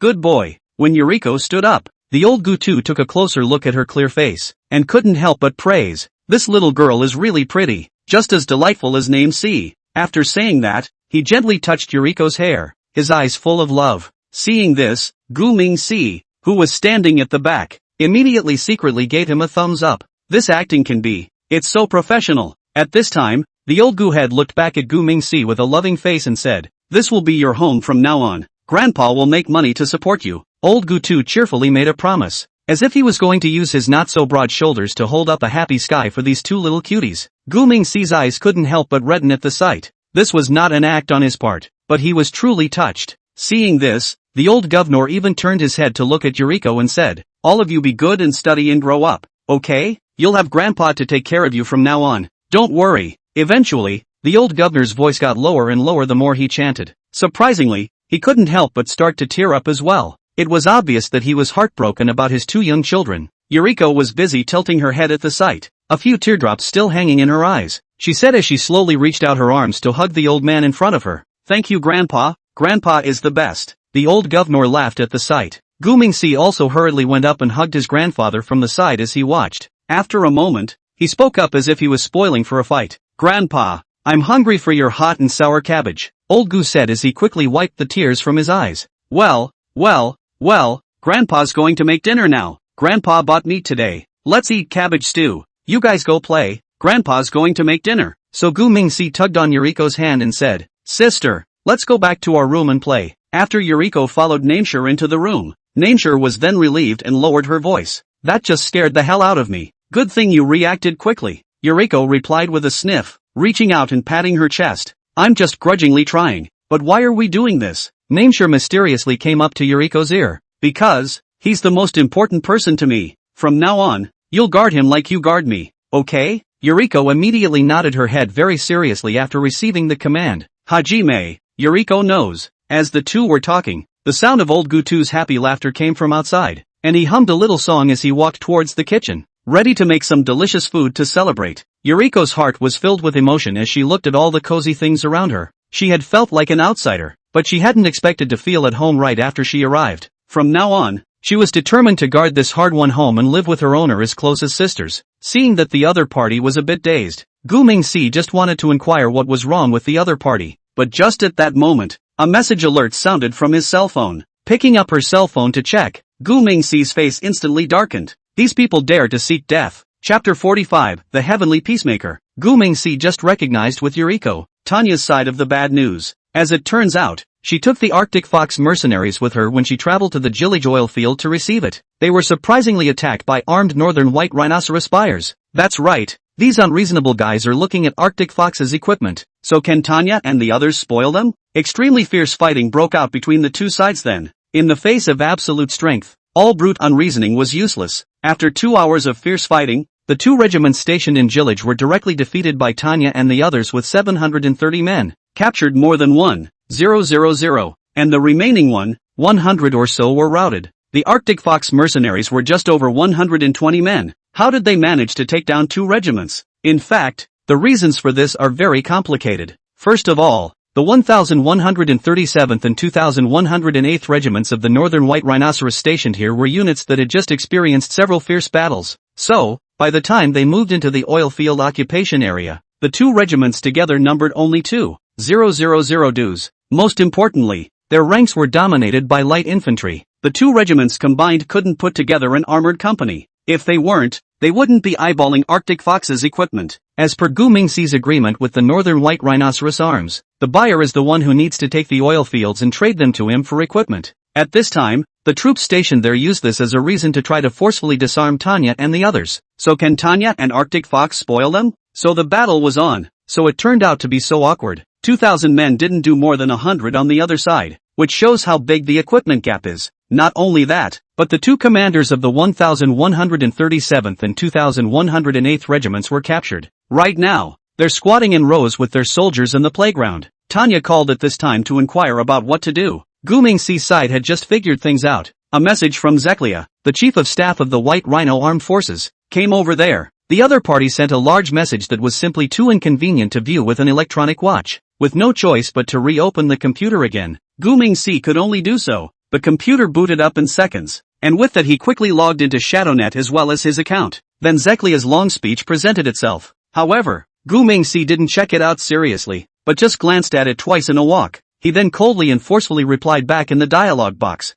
What? You don't like it? Fight again if you don't. I'll send a heavily armored synthetic brigade there now. Don't worry, I won't use missiles or bombers. I'll bully you with them. We'll fight on the ground. If you don't like it, come on. After the message was sent over, Gu Mingxi sat down on a chair and ate the candy beautifully. More than bragging, he really hasn't been afraid of anyone. Seeing that she couldn't be of much help, Yuriko volunteered to help her grandfather in the kitchen. At the same time, the northern White Rhino country, a military base. After seeing the Eastern Divine Dragon's reply, Zeklia's entire body was confused. What's going on? Why do you have an enemy in this business? That's not right. What's going on over there in the Jillage oil fields is certainly not what the deserters say it is. So Zeklia immediately got up and cried out, Gendarmerie! Immediately arrest and interrogate all those who escaped back from Jiliji. I want the truth. The whole truth. Whoever doesn't tell the truth, beat them to death. The gendarmes guarding the outside immediately shouted back yes at the word. Then the MPs started arresting people all over the base. But all those who came down from the battlefields of Jiliji were arrested and tortured. Soon the gendarmerie asked for the full facts. Inside base command, Zekilia's hair was going bald from his own scratches. Those two assholes. What a success. What are you messing with the Dragon of the East for? People have promised us arms, and you guys are still robbing like idiots. Speaking of which, Zeklia was really almost spitting blood from anger. He wasn't just angry at his men's drunkenness, he was also angry at his own impulsive recklessness just now. He treated the matter with bias and did not investigate the situation when he was informed of it, but ran to the first opportunity to rise to the occasion. That's a good thing. It's a straight-up deadlock. What should I do? While Zeklia was fretting, Vice Commander Melee Homai walked in at a brisk pace. He said in a very anxious inquiry just as he came in, how many men do we have left in the Jillage oil field now? Hearing this, Zekilia immediately felt a bit weak inside. Why is the Vice Commander asking this all of a sudden? Had things gotten to him? That's not right. If he knows about this, how can he talk to me so calmly? Thinking of this, Zeklia immediately spoke of the captured man. About 1,000 more. Melee Homai immediately became a little anxious when he heard this. What's with all the losses? Damn it, 2 regiments and only 1,000 men left. Then they definitely won't last until we send reinforcements. Zeklia listened and immediately took the opportunity to inquire and ask, why send reinforcements over there? Isn't the battle there over? Zeklia deliberately didn't say anything specific so that he could easily be able to get words out of the other man's mouth. Sure enough, Melee Homai immediately began to explain. The previous battle is over, but I've just received news. The Quick Reaction Force has reinforced another armored brigade over. I'm really worried about whether they're going to make it. Upon hearing this, Mr. Zeklia was slightly stunned, but soon a plan was born in his mind. These Rapid Reaction Force men are nothing short of heavenly peacemakers. Now, the oil fields are occupied by the people of the Eastern Divine Dragon, and the Quick Reaction Force actually sent an armored brigade there. In that case, even if they were as valiant as they were, it would be impossible for them to carry a brigade of the other side's attack hard. Wait until then. If they come to the rescue a little more in time, wouldn't that put an end to all the bad blood and makeup? Zeklia couldn't even help but scream at the thought. That's great. Male Waitamai's face darkened then when he heard it. He said with a disgusted look as he turned his head to Zeklia. What did you say? What does too good for you mean? Zeklia is the chief of general staff, doing the work of moving the brain. So he quickly organized his words in his head. I say too good because we finally have a chance to eat an opposing brigade. Hearing this, Melahum immediately tightened his frown. However, he seemed to have guessed what the other was trying to say. But out of an abundance of caution, Melahuma inquired, what do you mean by that? How can we eat one of their brigades? Zeklia listened and immediately explained with excitement and seriousness. His Excellency the Vice Commander. In fact, I have a bold idea. An hour later, the Northern White Rhinoceros Armed Forces sent 3 regiments of their elite to rapidly develop towards the Jillage oil fields. At the same time, they made rare use of the armed forces of the Air Force. Everything is being executed according to Zeklia's plan in a step-by-step manner. Chapter 46, New Support Materials. Jillage Oil Field Area. Arctic Fox Scouts have learned via drone that a Northern White Rhinoceros Rapid Reaction Force is approaching at a very fast pace. Based on the speed at which they are marching, it is presumed that they will arrive this way in 7 hours at the most. Candace sat in her office with an anxious look on her face, her eyes occasionally glancing at Tanya standing by the window. Haven't thought of a good idea yet? I see at least a brigade coming from the other side, and this time they've configured a lot of armored vehicles. With that said, Candace got up and looked directly at Tanya to remind her, if we go hard, our chances of winning this time are no more than 30%, so my advice is to retreat and then look for an opportunity to fight back. Tanya listened but slowly shook her head. Then she turned to Candace and said, What the boss meant was a direct hit. He said that one punch of the fight opens the door to 100 punches. With that, she jogged over to Candace and continued. There's no hiding this time. It has to be tough. Candace was practically cracking up at the sound of that. She said in a reasoned and loud inquiry. It's easy to say fight, but how are we going to fight? Even if Mr. Shinran can send more equipment. But what about the people who operate the equipment? That's all we've got. 100 or so. And not as many as the captives who are guarding it. At this point, Candace crossed her arms with a desperate look on her face. My beautiful and confident lady, you tell me, how does this work? Tanya listened but only smiled lightly before turning around and picking up a pen and paper to write. In half an hour, you'll bring someone here to pick up the equipment. The boss did send another batch of gear. Candace said sharply without waiting for her to finish her sentence. Were you not listening to what I just said? It's no use having equipment. We don't have that many soldiers. We're short on people right now. Can you have the boss send some over? Not more. Just give me 1,000. With 1,000 men, I dare to fight a brigade across the street. Tanya couldn't help but laugh softly at that. She then held the piece of paper up to Candace and said, You're thinking too old-fashioned. It's the 21st century now. It's not the time to fight for more people. I don't want to explain too much. Just take the men and get the gear back first. With that, she handed Candace the paper in her hand. Candace took the paper and glanced at it before shredding it with her hand. The coordinates are memorized, but I still retain my skepticism. No matter what the equipment is, someone needs to operate it. Tanya didn't say anything after hearing this, but just arranged for the other party to get ready quickly, so Candace could only turn away in exasperation. At this time, Guan Ershing and Zhang Sanyong, who had been guarding the doorway, took the opportunity to stay in. Tanya said with a slight frown immediately after seeing the duo, What are you guys doing in here? Guan Ershing immediately smiled at his words and explained, Big sister, we came in to ask if there was anything we could do to help. Zhang Sanyong was also busy interjecting at this time to follow. Yeah, when we hit this place before, we both didn't dare show our heads the whole time. Now that I think about it, I really feel like a wimp. So, you have to show it this time. Tanya sniffed and raised her eyebrows slightly indifferently. Originally, according to the original plan, the two of them were captured to be cannon fodder. Tanya would have the duo come over to sign the handover contract on her behalf. But I didn't realize that the buyer's garrison here was not in the least bit martial. Their troops hadn't even gotten close to the part before the other side started asking them to surrender their weapons. This was not an attitude of coming to talk about cooperation at all. It was simply an attempt to rob their equipment in the open. There was no choice but to start the battle early. Thus, the two cannon fodder were rendered useless. But I didn't realize that these two had good luck. The last time there was such a fierce engagement, so many people were killed on both sides of the enemy. It's amazing that these two brothers ended up unharmed. Should I say no? They do have a knack for staying alive. So, Tanya decided to keep the two as ponies. Upon hearing the words of the two ponies, she thought of something right then and there. With any luck, it might be something that can be wasted a bit. So Tanya looked at the two men and said in serious inquiry, Do you guys play your computer games? Hearing this, the eyes of the two instantly lit up. Then, Guan Ershing was the first to start fooling around and said, I'm not going to lie. I am the single-row champion of the South Suburban Chicken League for the second year in a row. Hearing this, Zhang Sanyong immediately followed the introduction as well, saying, Me too, I'm the one sniper god of Zhangjiazhuang Internet Cafe for 3 years in a row. The Internet Cafe even rewarded me with a mouse pad at the time. Really? Tanya could tell through the duo's performance that they shouldn't be lying, so she said with a slow nod, Okay, then you guys stay and play the game after me later. Hearing this, Guan and Zhang were immediately delighted. They're not good at beating the living, but they've never convinced anyone to play the game. So, the duo immediately began to rub their fists and jump up and down. On the other hand, Candace took 24 of her men and drove out in 2 troop carriers. At this point, everyone's mood is a little heavy, for all already knew that at least a brigade of the enemy was on the way. It was true that they were selling their lives for hire, but they were no outlaws. Who wants to foolishly stay and wait for death when you can obviously run ahead? But none of them dared to voice the idea easily yet. After all, the reputation of the Eastern Divine Dragon was there.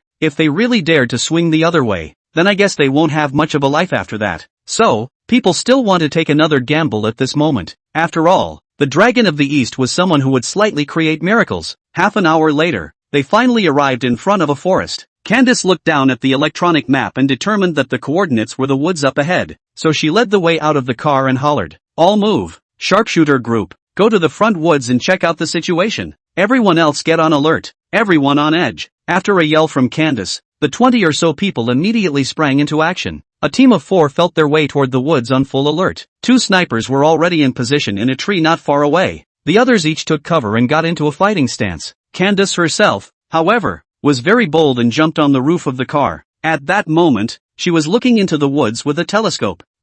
There is indeed something. There seems to be a lot of stuff. It hadn't been long since Candace had muttered on her side. The news came back from the sharpshooter team right over there. Report, Captain. We found supplies. There are 3 large containers full of. Oh my god. That was incredible. The one in charge of the report got agitated as he spoke. So much so that no useful information at all was said later. So Candace was in a hurry. For S sake, can't you be professional? After saying this, she turned to the others. Teams 2 and 3 follow me in. The others stay put and stand guard. Asterisk asterisk asterisk asterisk and pissed off old lady. Chapter 47, Unmanned Modern Warfare. Candace led the way quickly into the woods. She was then also shocked by the sight before her. Only 3 large containers were neatly stacked in the woods. At this point, the pointy crew had opened one of them. Then hundreds of things were on display. Oh my god, so many. Candace muttered the words and instantly realized what Tanya meant. It turned out that the boss was trying to use this trick against the enemy. 5 hours later, it was still about 130 kilometers away from the Gillage oil field.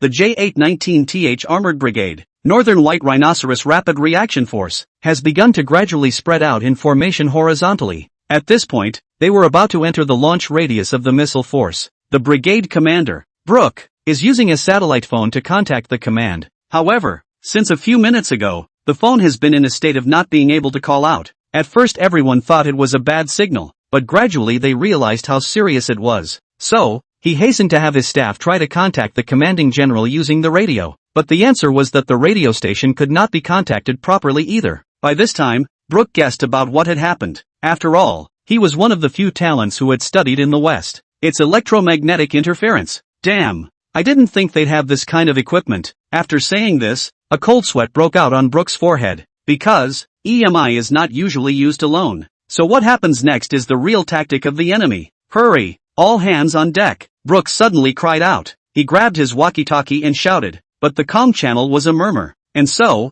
all his men continued to press forward at a rapid pace. Brooke really got a little anxious at the sight and ordered the driver to speed up. He needed to drive to the front of the line and cut off the entire brigade's convoy. However, his opponent didn't seem ready to give it a chance. Only to see uncountable drones begin to speed by at a rapid rate. Before many people could see what it was, the convoy then began to explode violently one after another. Boom, boom, boom. One by one, the drone blasters hit their targets. The tracks of tanks and the wheels of armored vehicles have been blown off. Then came the swarms of drones, densely packed like locusts in transit. The men of the J819th Armored Brigade hadn't figured out what was being sent. They're just already making big cuts. The poor thing is that the fighters are the ones who can barely fight back against these drones. Lift your gun to shoot and you may not hit one with a clip of bullets, but a self-exploding drone can take a piece of the population. The anti-aircraft weapons worked, but they didn't have a field day. Many of the anti-aircraft machine guns had been completely blown up by the drones before they had a chance to fire. Opposite this scene, everyone's hearts felt despair.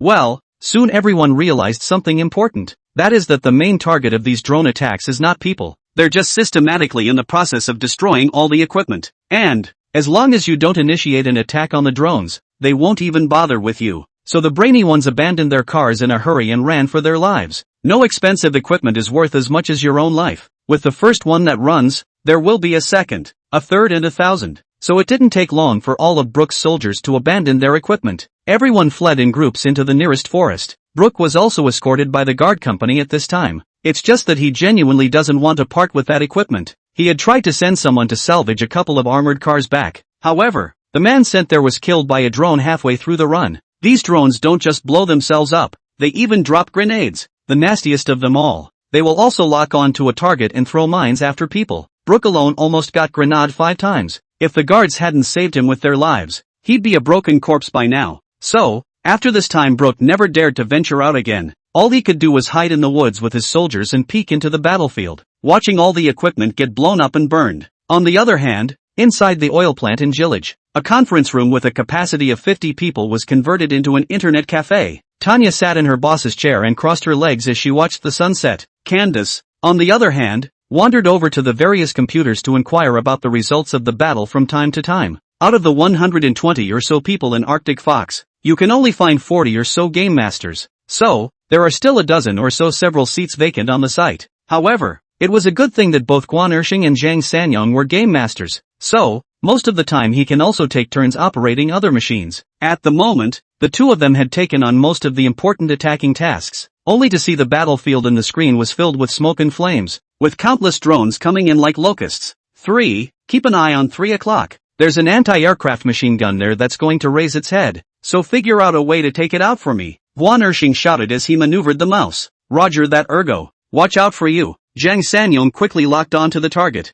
used the mouse to adjust the shooting angle, and decisively took the attack button. Then, a loud bang came from the computer audio, and the anti-aircraft machine gun was instantly blown into a pile of scrap metal. Just then, however, he cried out in alarm again. Oh no! Second brother, look at the air defense vehicle at your 11 o'clock. It looks like it's about to bolt. If we don't stop it, it'll be too late. Hearing this, Guan Ershing, without saying a word, rushed forward with an arrow step and replaced the computer to operate it at a rapid pace. Don't worry, he can't get away. No good. Someone at 6 o'clock is going to fire a bazooka. Someone fill in the holes. Candace, who was standing not far away, immediately ran quickly at the word. I'll do it. I'll do it. As she spoke, she operated the computer to successfully blow up the tires of the air defense. Everyone in the conference room was fully focused and on task, not missing a single break in the enemy's game. And in the face of such a powerful offensive, the Northern White Rhinoceros Rapid Reaction Force was powerless to fight back, and was beaten to the point of losing their armor and their asses. It was at this point that Candace realized what war in the 21st century was like. Now, the enemy was still 130 kilometers away, and they hadn't even seen the silhouettes of their own camp yet. But then the enemy's communications and artillery systems were all destroyed. Now, one by one, their armored vehicles are getting screwed up too. Even if someone didn't need to haul back the broken gear, Candace's men probably don't even need to be on the battlefield. Modern warfare is no longer about people but about technological power. The boss designed this drone battle, and it's awesome. After an hour of furious bombardment, the scene was basically invisible to the living. The drone swarms then began to spread out in all directions to search for targets. They must also disperse the enemy as far away as possible, in order to provide a safer operating environment for the consignment team. Just then, Guan Ershing and Zhang Sanyong came together and exchanged words. Only Guan Ershing lowered his voice inquiringly and said, Lao San, where exactly did that official slip off to just now? Do you have any idea? Zhang Sanyong scratched his head and responded with a blank expression. Which official? I've screwed so many officials these days that I can't tell which one you're talking about. Guan Ershing was so anxious that he stomped his feet and hastily reminded. Oops, that's the guy you blew up 5 or 6 times before and after and couldn't even kill him. Didn't you swear to me at the time that it was definitely a big leader of an enemy force? Only when he heard this did Zhang Sanyong slap his head like he suddenly realized, saying, oh, so it was that guy now. I remember. He seems to be running towards the woods next to him, but it's going to be dark soon, so let's not bother looking. However, Guan Ershing was not amused, and he said with wide, vicious eyes, what are you afraid of? The drone we're holding is equipped with advanced night photography and heat sensing capabilities. The darker it gets, the better it is for us. I'm going to find him out no matter what. I have to try my hand at this. I just can't believe I can't get this guy to die. With that, he was ready with his fists in the air, ready to maneuver the drone into a search operation. Chapter 48, Claire the Golden Spy. When the North White Rhinoceros Quarterly was playing hot near Quarterly, the Guming seaside of the flower grower's family was also experiencing trouble. Of course, about this trouble he himself was unaware. When the Dragon of the East was helping the forces in the Middle East, Dai Sheng Bird was finally at the end of his patience. So, at the strong request of Dai Sheng Bird, the Eagle Jam CIA began to take action against him. They sent the legendary gold agent, Claire. Claire researched all the information about the Eastern Divine Dragon before heading out. In the midst of the many complicated clues, it's drawn out a clue. Therefore, he appeared at the Manhwa of the flower grower's house today. Claire thinks it's extremely likely that the wily Oriental Dragon is a flower grower. For this reason, he had deliberately hacked into the official system of the flower growers. 15 suspicious locations were then targeted based on the stolen information. Today, he was the first to arrive at the suburban scrapyard that was the most suspicious of the locations. At this time, it coincided with the evening. Just as the elementary school was letting out, Claire was standing at the mouth of the alleyway ghosting and looking around. Jean Gouet walked up to him with a grilled sausage as he ate it. Hello, how are you? Claire first froze at her words, then turned her head to look at Fatty. Then he hesitated for 2 seconds before speaking with a smile. Pretty good, thank you. Hearing this, Jean Gouet immediately changed his face. With that, he jumped back a large step nervously and shouted, Boss, it's a fake foreigner. Jean Gouet's words immediately made Claire feel nervous. What's going on? Have you exposed yourself? But why? How did this little fatty notice? What did I do wrong? When Jin Gue yelled, he quickly caught the attention of the people behind him. With that, Gu Mingxi and Su Mingxiao walked over quickly. Gu Mingxi's expression also became wary upon seeing Claire. Still, he spoke up first to inquire and said, "What's going on?" Su Mingxiao also looked at Jin Gue with a curious face and asked, "What happened?" Claire was now both nervous and alarmed. He really didn't know what he was doing wrong. How did this little fatso recognize a fake glance of his own? Wait, I haven't said what I do for a living. What else can he predict in advance? Under the puzzled gaze of the three men, Jin Gue swallowed the last bite of his grilled sausage before finally speaking. He gave the wrong answer. The trio continued to be collectively dumbfounded at the words. Wrong answer? What's going on here? The three didn't say anything and continued to wait for an explanation. Jin Gue saw this and immediately recounted it in detail. I saw him just now and greeted him as I was taught in the textbook. I asked how are you, but he didn't say fine. Thank you. And you? So he's a fake foreigner. Hearing this, Gu Mingxi, Su Mingxiao and Claire all froze. That's it? You boys are too far gone. Claire was even more bitter and sent out soul tortures. Holy cow? Jin Gue was a little embarrassed then when he heard this, because his English reserves were pretty much exhausted. Thus, Jin Gue slowly turned his head to Gu Mingxi and said, "Boss, is this fake foreigner cursing me?" Gu Mingxi said, gently holding his forehead with his hand after hearing this. "No, he's just emoting." Su Mingxiao also hurriedly stepped forward at this time and explained. "Just now, this foreign friend said holy cow, which means wow. No way. What do you think you're messing around with every day, you little brainiac?" Jin Gue sniffed, which made him feel as if he was embarrassed. With that, he pulled another grilled sausage out of nowhere and said, "What a way to live and learn. Knowledgeable. What a day. Holy cow. And you?" After saying this, the little fatty calmly ate his grilled sausage and left. As long as you're not embarrassed yourself, then the embarrassment must be for someone else. Sure enough, as soon as Jin Gue left, Claire and Su Mingxiao became embarrassed at the same time. The two men apologized to each other in unison. Should I say no? This Su Mingxiao's English is really good. It's amazing how smoothly she communicates with a foreigner without any obstacles. However, Gu Mingxi's face was filled with a wary look, because he was really starting to feel that there was something wrong with the man in front of him. For example, he obviously knows Chinese very well, but now it pretends not to understand and insists on communicating in English. Why do you think that? Of course it's because of the holy cow line. If he did not understand Chinese, he would not have made this exclamation just now. The fact that he said that was enough to show that he was listening to what Jin Gue had said. But now he's acting like he's a stranger to the seeds and flowers family. The more a person hides something, the more it means something is wrong. Thus, Gu Mingxi became wary of all of this man. 2 or 3 minutes later, Su Mingxiao smiled and waved goodbye to Claire. Seeing this, Gu Mingxi just wanted to speak out and remind the other party twice. But I didn't expect her to turn around and turn cold. There's something wrong with this geezer. With that said, she pulled out her phone and called a coworker. Seeing this scene, Gu Mingxi hurriedly closed his mouth. Not bad for an NSA woman. That's an insight that really doesn't blow. If she really is as dumb as she seems, odds are it's not going to follow the line and find itself here either. She just couldn't believe that a child as young as she was an arms dealer. Yet she was no mindless mediocrity. After determining this thought, Gu Mingxi couldn't help but skim her mouth hard. If he or she didn't have child status as a cover, it is estimated that Su Mingxiao would have been brought to justice long ago by now. It seems that one still can't underestimate any As he thought about it, he suddenly remembered the stupid thief from 2 days ago. Though Tanya accomplished the waste by her own means, but it won't be that lucky every time. Yuriko was used to protect him and Grandpa. Only when he was in school did he happen to look after the abandoned compound. That yard is too close to one's home to be easily spotted by someone with an eye on it. Thinking of this, Gu Mingxi immediately frowned tightly. No way. We need to find a way to improve security. Muttering this in a small voice, he walked slowly forward with his head down. Su Mingxiao had been on the phone not far away and hadn't even noticed Gu Mingxi's abnormality. That night, after sending Jin Gue and Su Mingxiao away, he then began to move with the ability to use the money he had at his disposal. It's time to say no. Money isn't everything, but it is the answer to 99% of all problems. No. After a large sum of money was thrown down, the safety factor of the abandoned compound was raised by tens of percentage points overnight. Why is that? Because Gu Mingxi is just a bit trenchant this time. First, he spent 40 million system coins and exchanged it for a set of simplified Yuri control towers. The kit's real name is actually called the Mind Controller, and it's an advanced construction-based weapon for the third camp, Yuri, in Red 2, Yuri's Revenge. According to the original setting,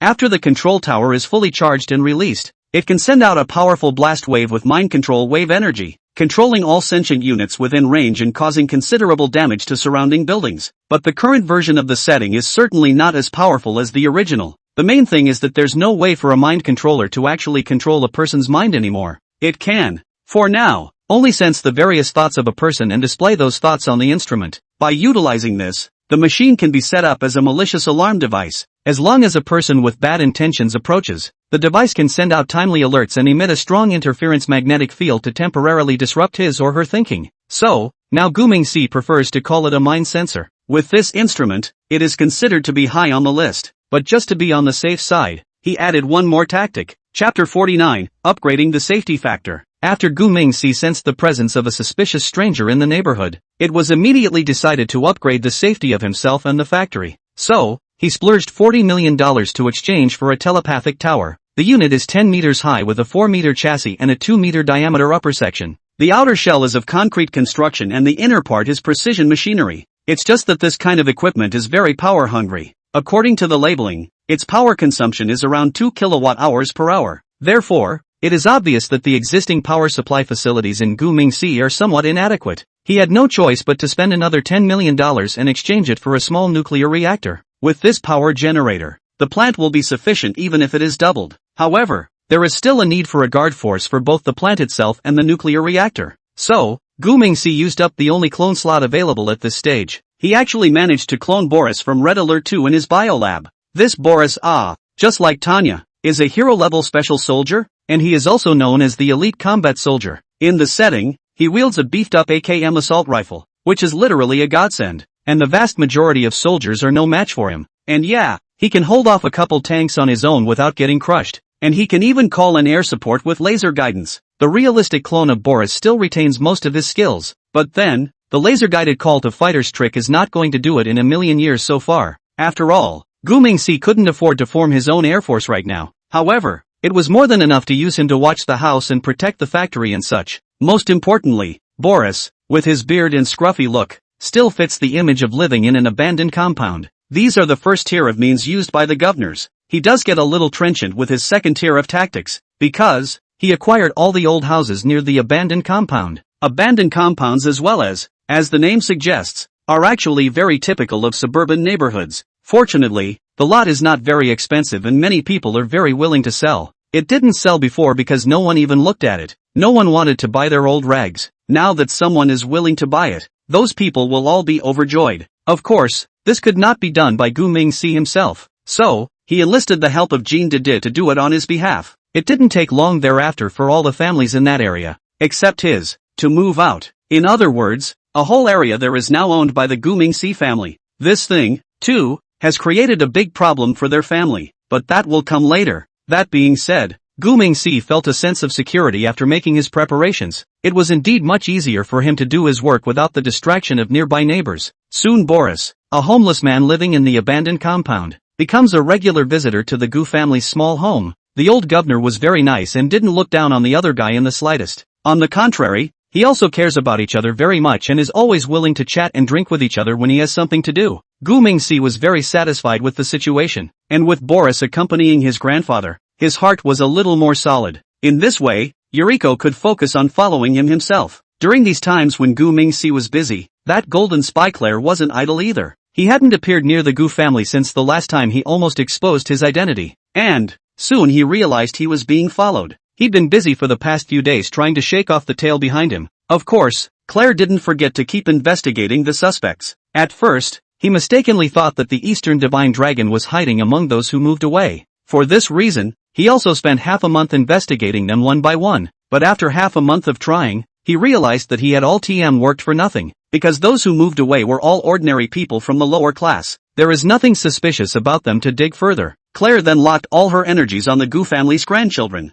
This family really does get weirder and weirder. Claire realized that Old Man Gu was a scavenger though, but he has a very sizable bank card. The money was transferred to him by a man named Jean de Fa. Upon investigation, it was learned that Goldfarb was a local landed businessman. But why would a landlord want to curry favor with scavengers? It all seems so suspicious and creepy. So, Claire quietly re-dived back into the neighborhood of the small courtyard. Anyway, the people here have moved away and there are plenty of good places to hide. What he doesn't realize is that his every move is being watched. Abandoned compound. Inside a room that was old on the outside but neat on the inside. Boris stared at his computer screen as he sipped his beer and talked on the phone. Boss, that foreigner is here again. He is now at your 5 o'clock. Should we finish him off this time? On the other hand, inside the Gu family's small courtyard, Gu Mingxi is helping his grandfather with the dishes and cleaning. He's wearing a hang-neck Bluetooth headset pretending to listen to a song. But when the old governor came out of the kitchen, he immediately rushed at the sound receiving hole in quick words. No, just keep a close watch. As long as he hasn't done anything to jeopardize the plant, you don't have to worry about him. With the mine sensor in place, there's no chance he'll do anything drastic. I have Yuriko on my side. You don't have to worry about me. No sooner had he said this than old Gu's voice came from within the courtyard. Namek, I'm going to go play chess with your grandpa Bao. You stay home and do your homework. Grandpa will be back later. With that, he added at Yuriko, who was cleaning up the dishes in the dining room. Xiao Hia, Grandpa went out for a trip. You take care of your brother well. There's fruit bought in the kitchen, so you'll have it together later. Yuriko sniffed and ran out respectfully. Old Gutu saw this and quickly waved his hand to indicate that there was no need, and then carried a bottle of white wine humming a song and left. He said he was there to play chess, but the other Boris was a big hairy man. Where would he play any chess? So, this old man is just sneaking around looking for the other guy to get a drink. This Boris, though a bionic man, is a drunken monstrosity in character. Even if alcohol doesn't affect him anymore,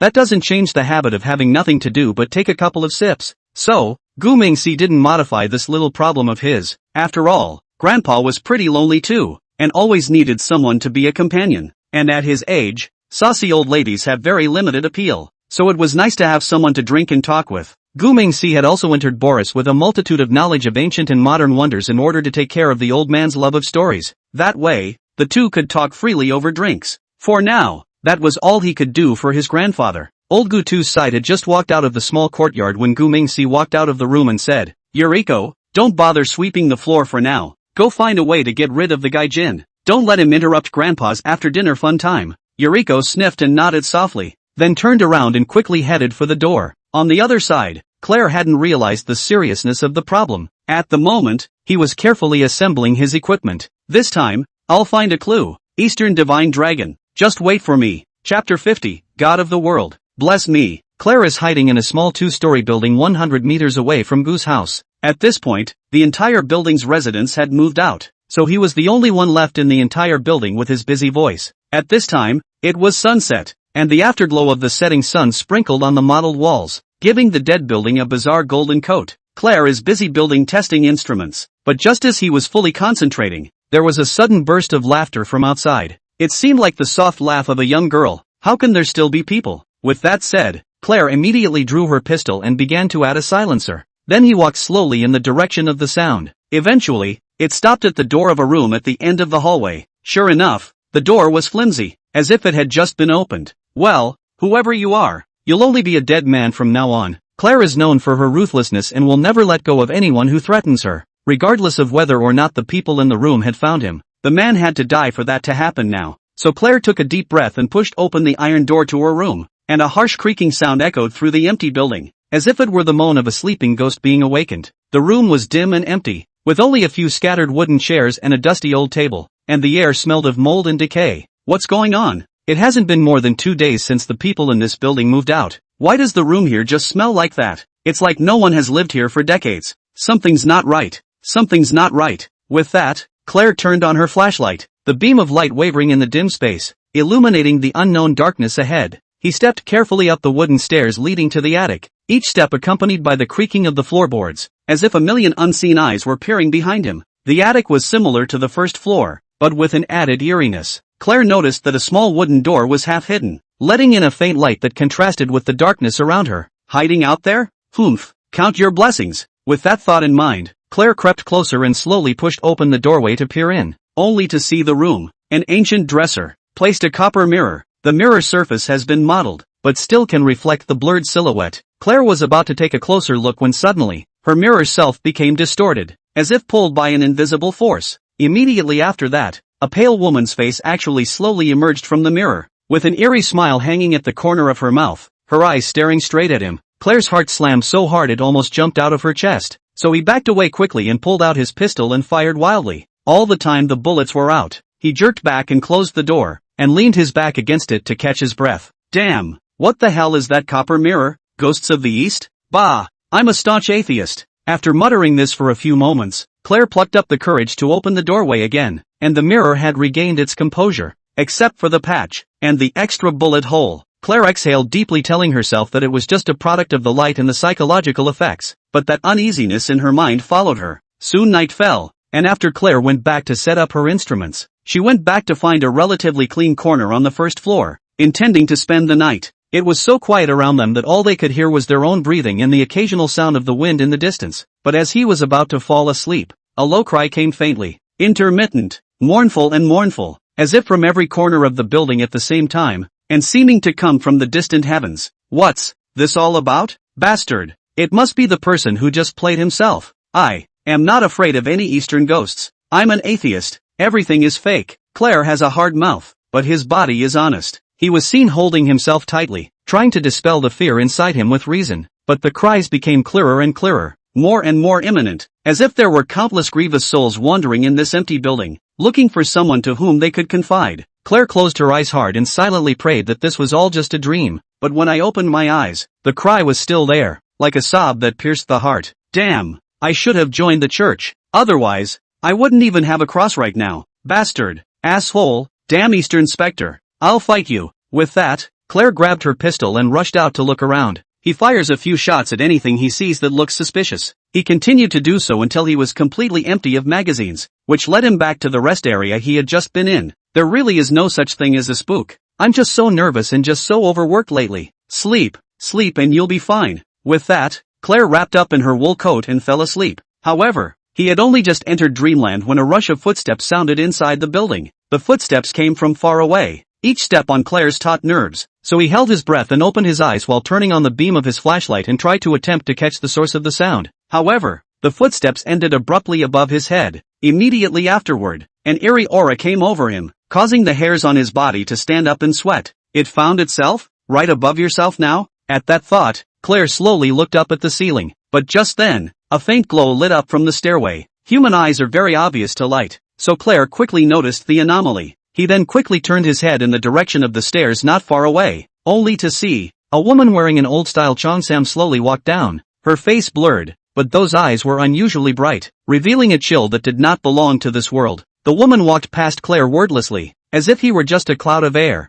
and headed straight for the mirrored room where the face had appeared before, disappearing behind the bedroom door. Claire froze in place, her mind a mix of emotions. He realized that he had met the legendary ghost. Mamma mia! There's really a ghost in the flower grower's house. It's not a matter of being brave or not. Blame it on the fact that I didn't join the church, or surely the god of Eagle Jam would have blessed himself. I have to go. This place doesn't belong to me. Sorry to interrupt. Claire realized that she had to get out of this place as soon as possible or she too would become one of the many dead souls in the building. So he stood up slowly on shaky legs, then staggered out the door with his hands on the wall. It was just that he was so nervous that he couldn't hold the gun steady in his hand. But Claire no longer had the courage to turn back and pick up the gun. At this point he finally realized that anything else was unimportant. The only thing that really mattered was saving his little life. God, save me. Oh Holy Mother of God, have mercy on me. I'll join your church as soon as I get out alive. No, out there, all the churches I joined. So, gods of the world, please come and bless me.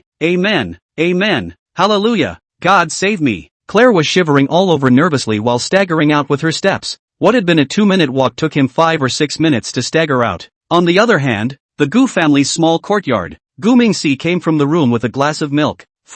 Vaguely, he heard the cry of some man. While he was curious about this, Yuriko walked through the door with her small hands behind her back. Upon seeing her, Gu Mingxi immediately inquired curiously and said, "Things work out?" Yuriko sniffed and nodded softly in affirmation. "Hodge, the people have been scared away." Gu Mingxi's expression was immediately stunned upon hearing this. "Are people scared away? That cry just now. Oh, I see." Chapter 51, Sky Dome. First high-level meeting, the largest St. Thomas Church in South Shanghai. It is a building in modern Gothic style, consisting of 2 parts, the chapel and a 3-story secondary building, with the main architectural style derived from imitation Gothic churches. Claire drove right up to the front door of the church. At this time, a larger preaching ceremony is being held here. However, Claire got out of the car and barged in like crazy. Then he rushed an archbishop and slid to his knees. "I want to join the church." Archbishop Brandy was in over his head. "Why?" "For one thing, it's because the guy is in an overly manic state. 2.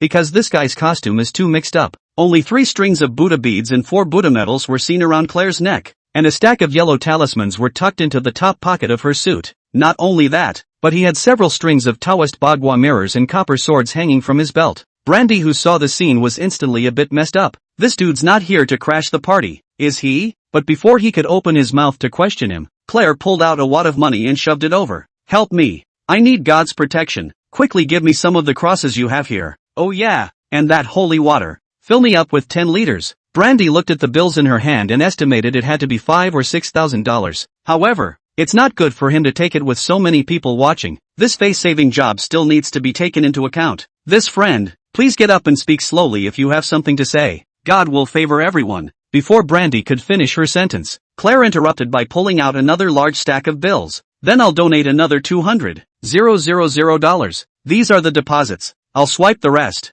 Hearing this, Brandy's face immediately changed slightly. With that, he leaned down gently to ask in a small voice, "Are they pretty coins?" Claire immediately froze at his words. Then he desperately nodded his head and said, "Yes, yes, yes, as long as you agree to let God accept me." OMG. You don't even know what I just ran into. Brandy's eyes instantly lit up when she heard this. Then he reached out and slowly assisted the other man up and said, "Don't worry, son, you're safe. Come on, let's welcome new partners. Let's hear his story." The last 2 sentences were obviously spoken by Brandy to those around her. Immediately, a round of applause erupted. At the same time, the Gu family's small courtyard in the suburbs. Gu Mingxi didn't ask Yuriko about the details of what she did, probably because of his personality. He didn't care what the process was like. It didn't matter what the outcome was as long as it was acceptable to him. Thus, Gu Mingxi turned his head and forgot about it, because, in the evening, he had a rather important online meeting to attend. Inside the conference room of Skydome Technologies, on the scene, except for the general manager, Jean Dede, who was on the field, several other positions were all computer screens. In other words, no one was present at this meeting except for Kim Daehwa. However, this is something that since the chairman has agreed to, his puppet GM would be nothing to care about. Technical Director Torchi Zhang, Network R&D Director Tianhong Zhang, and Chairman David Gu all participated in the meeting by video. The only difference is that both Zhang Torchwei and Zhang Tianhong appear in person, but the chairman is a blurry silhouette. Yet, not a single person thought there was a problem with such a bizarre thing, because everyone has come to accept the mysterious nature of the boss. Seeing that the atmosphere was a bit awkward, Jean Dede couldn't help but take the lead in breaking the silence. That, today is the first high-level meeting since the company was founded. We may not all be particularly familiar with each other, so I suggest we introduce ourselves to each other and get to know each other. As soon as he finished saying this, Zhang Tianhong interrupted with an unforgiving voice. No need. I've already read everyone's profile. Let's get right to the point. My advocacy has always been efficient and high energy. After hearing this, Zhang Torchwei immediately greeted and said in the screen, Yeah, let's just get started. I can't wait to do something now. After saying this, he and Zhang Tianhong simultaneously turned their heads to look at Jean Dede. Jean Dede was a little embarrassed by the two staring at him, so he hurriedly squeezed out a smile and said, I'm for it, so let's get started. Zhang Tianhong heard this but said with a tight frown, Let's get started then. You're the general manager. Let's set the tone for the work ahead. For example, what area should we focus on next? Jean Dede immediately felt two big heads after hearing this. Towards which area? I'll just build gas cans and OEMA. If I say go in that direction, will these gods kill me with their eyes? The more Goldfarb thought about it, the more nervous he became, and the more nervous he became, the less he knew what to say. So he frowned tightly and bowed his head in contemplation. Seeing this, Zhang Torchwei immediately couldn't help but interject. I think we might consider moving a little closer toward the AI field.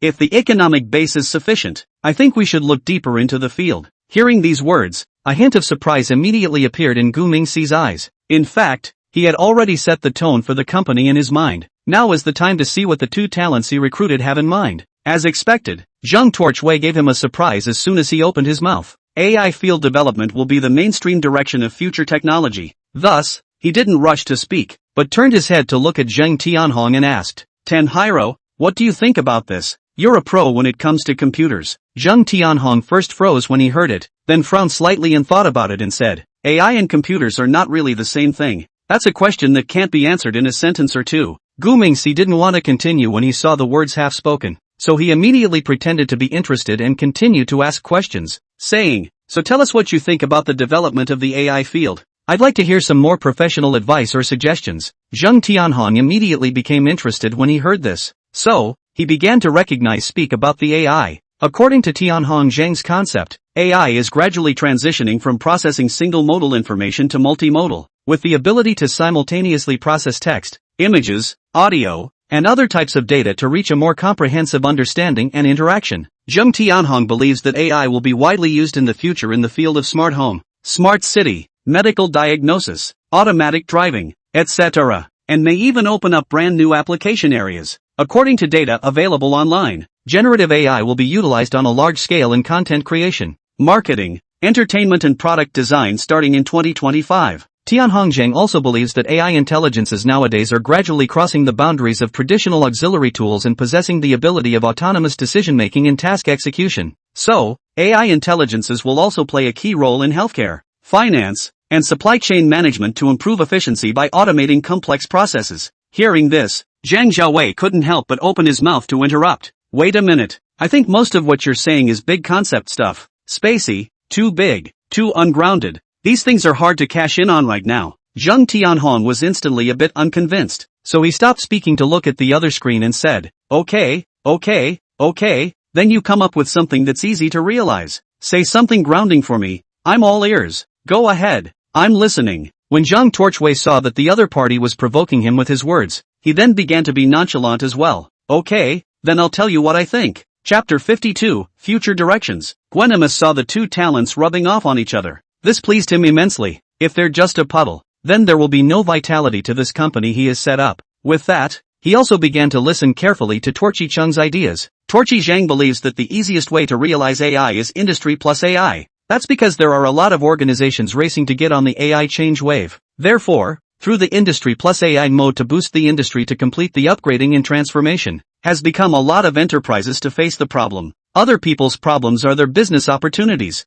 Mr. Zhang also believes that AI will be gradually integrated into the products, services and business processes of enterprises to achieve integration from the local to the whole. Therefore, Torchi Zhang feels that the company can do AI to deepen the transformation business. They can help other enterprise AI transformations to move from sporadic applications to systematic and strategic deep transformation. Along with this, Mr. Zhang also proposed established business plus AI and AI plus innovation business to serve other enterprises in AI transformation so as to earn lucrative service compensation. In addition to this, Torchi Zhang also believes that AI security services can also be a key project for their development. 2024 is the year that AI technology will explode with more and more AI mass adoption, but issues of AI data security, transparency, and ethics are bound to become more and more prominent. Therefore, Zhang believes that countries will pay more attention to the governance of AI in the future, and promulgate more relevant laws and regulations to regulate the development of AI to ensure that it meets ethical standards and social interests. So if they can capitalize on this opportunity to be the rulemakers in the AI industry, then the value of their company would be incalculable. At the same time,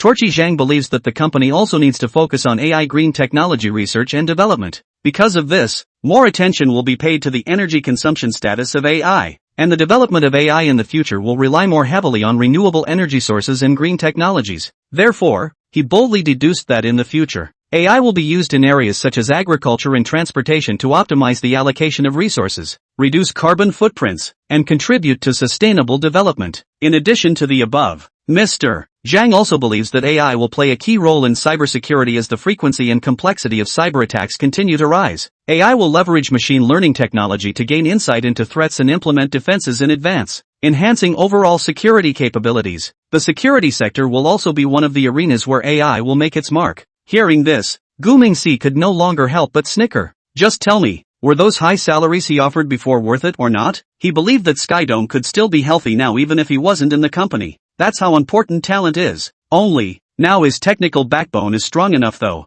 but the logistical side of management is still a headache. After all, he got most of this money from selling arms. So, how to launder the money and import it into the company is also a pressing issue that needs to be addressed. Thinking of this, Gu Mingxi immediately began to think seriously. It didn't matter that he was thinking about it. On the other side of the room, Zhang Xiaowei and Zheng Tianhong actually almost got into a fight. Although both of them have very good ideas, as the saying goes, one mountain can never accommodate two tigers. Therefore, it is normal for the two to have conflicts between them. The important thing is that the Govnorian can keep them in an equilibrium. Thus, Gu Mingxi, who was thinking, soon had to come back to his senses. With that, he said with a soft cough in the chat channel, "Okay, stop arguing. I have to say, you all have very good insights. The AI field is also a very good direction." Saying that, Gu Mingxi suddenly sent a file to the two of them at the same time. He waited for both of them to see the document before he reopened his mouth to explain. "This is what I set out to do. The direction of the company for the next 5 years.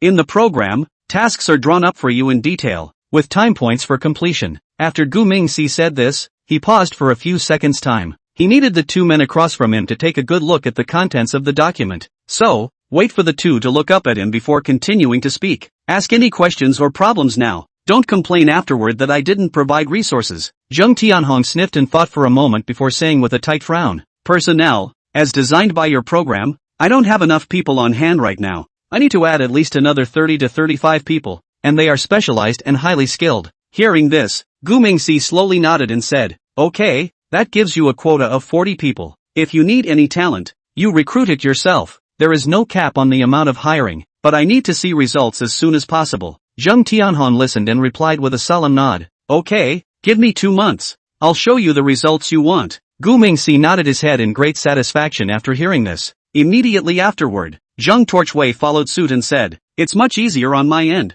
I just need state-of-the-art equipment and space. It should work out pretty well as long as it's well-funded." Gu Mingxi almost couldn't hold back her laughter when she heard this. He doesn't have anything else right now, but he has a lot of advanced equipment. The equipment that can be redeemed in this system. That's all cross-generation technology. Therefore, there is nothing Zheng Torchwei can't think of and nothing he can't do. Thinking of this, Gu Mingxi slowly nodded his head back. "This is not a problem. Hand me a list tomorrow, and I'll put old Jean in charge of setting up the grounds." Zheng Torchwei lightly nodded his head after hearing this, but then he thought of another thing. "By the way, please help me find a vacation from school. Otherwise classes and stuff are too delayed." Hearing this, Zheng Tianhong looked at him with wide eyes in excitement and said, "What?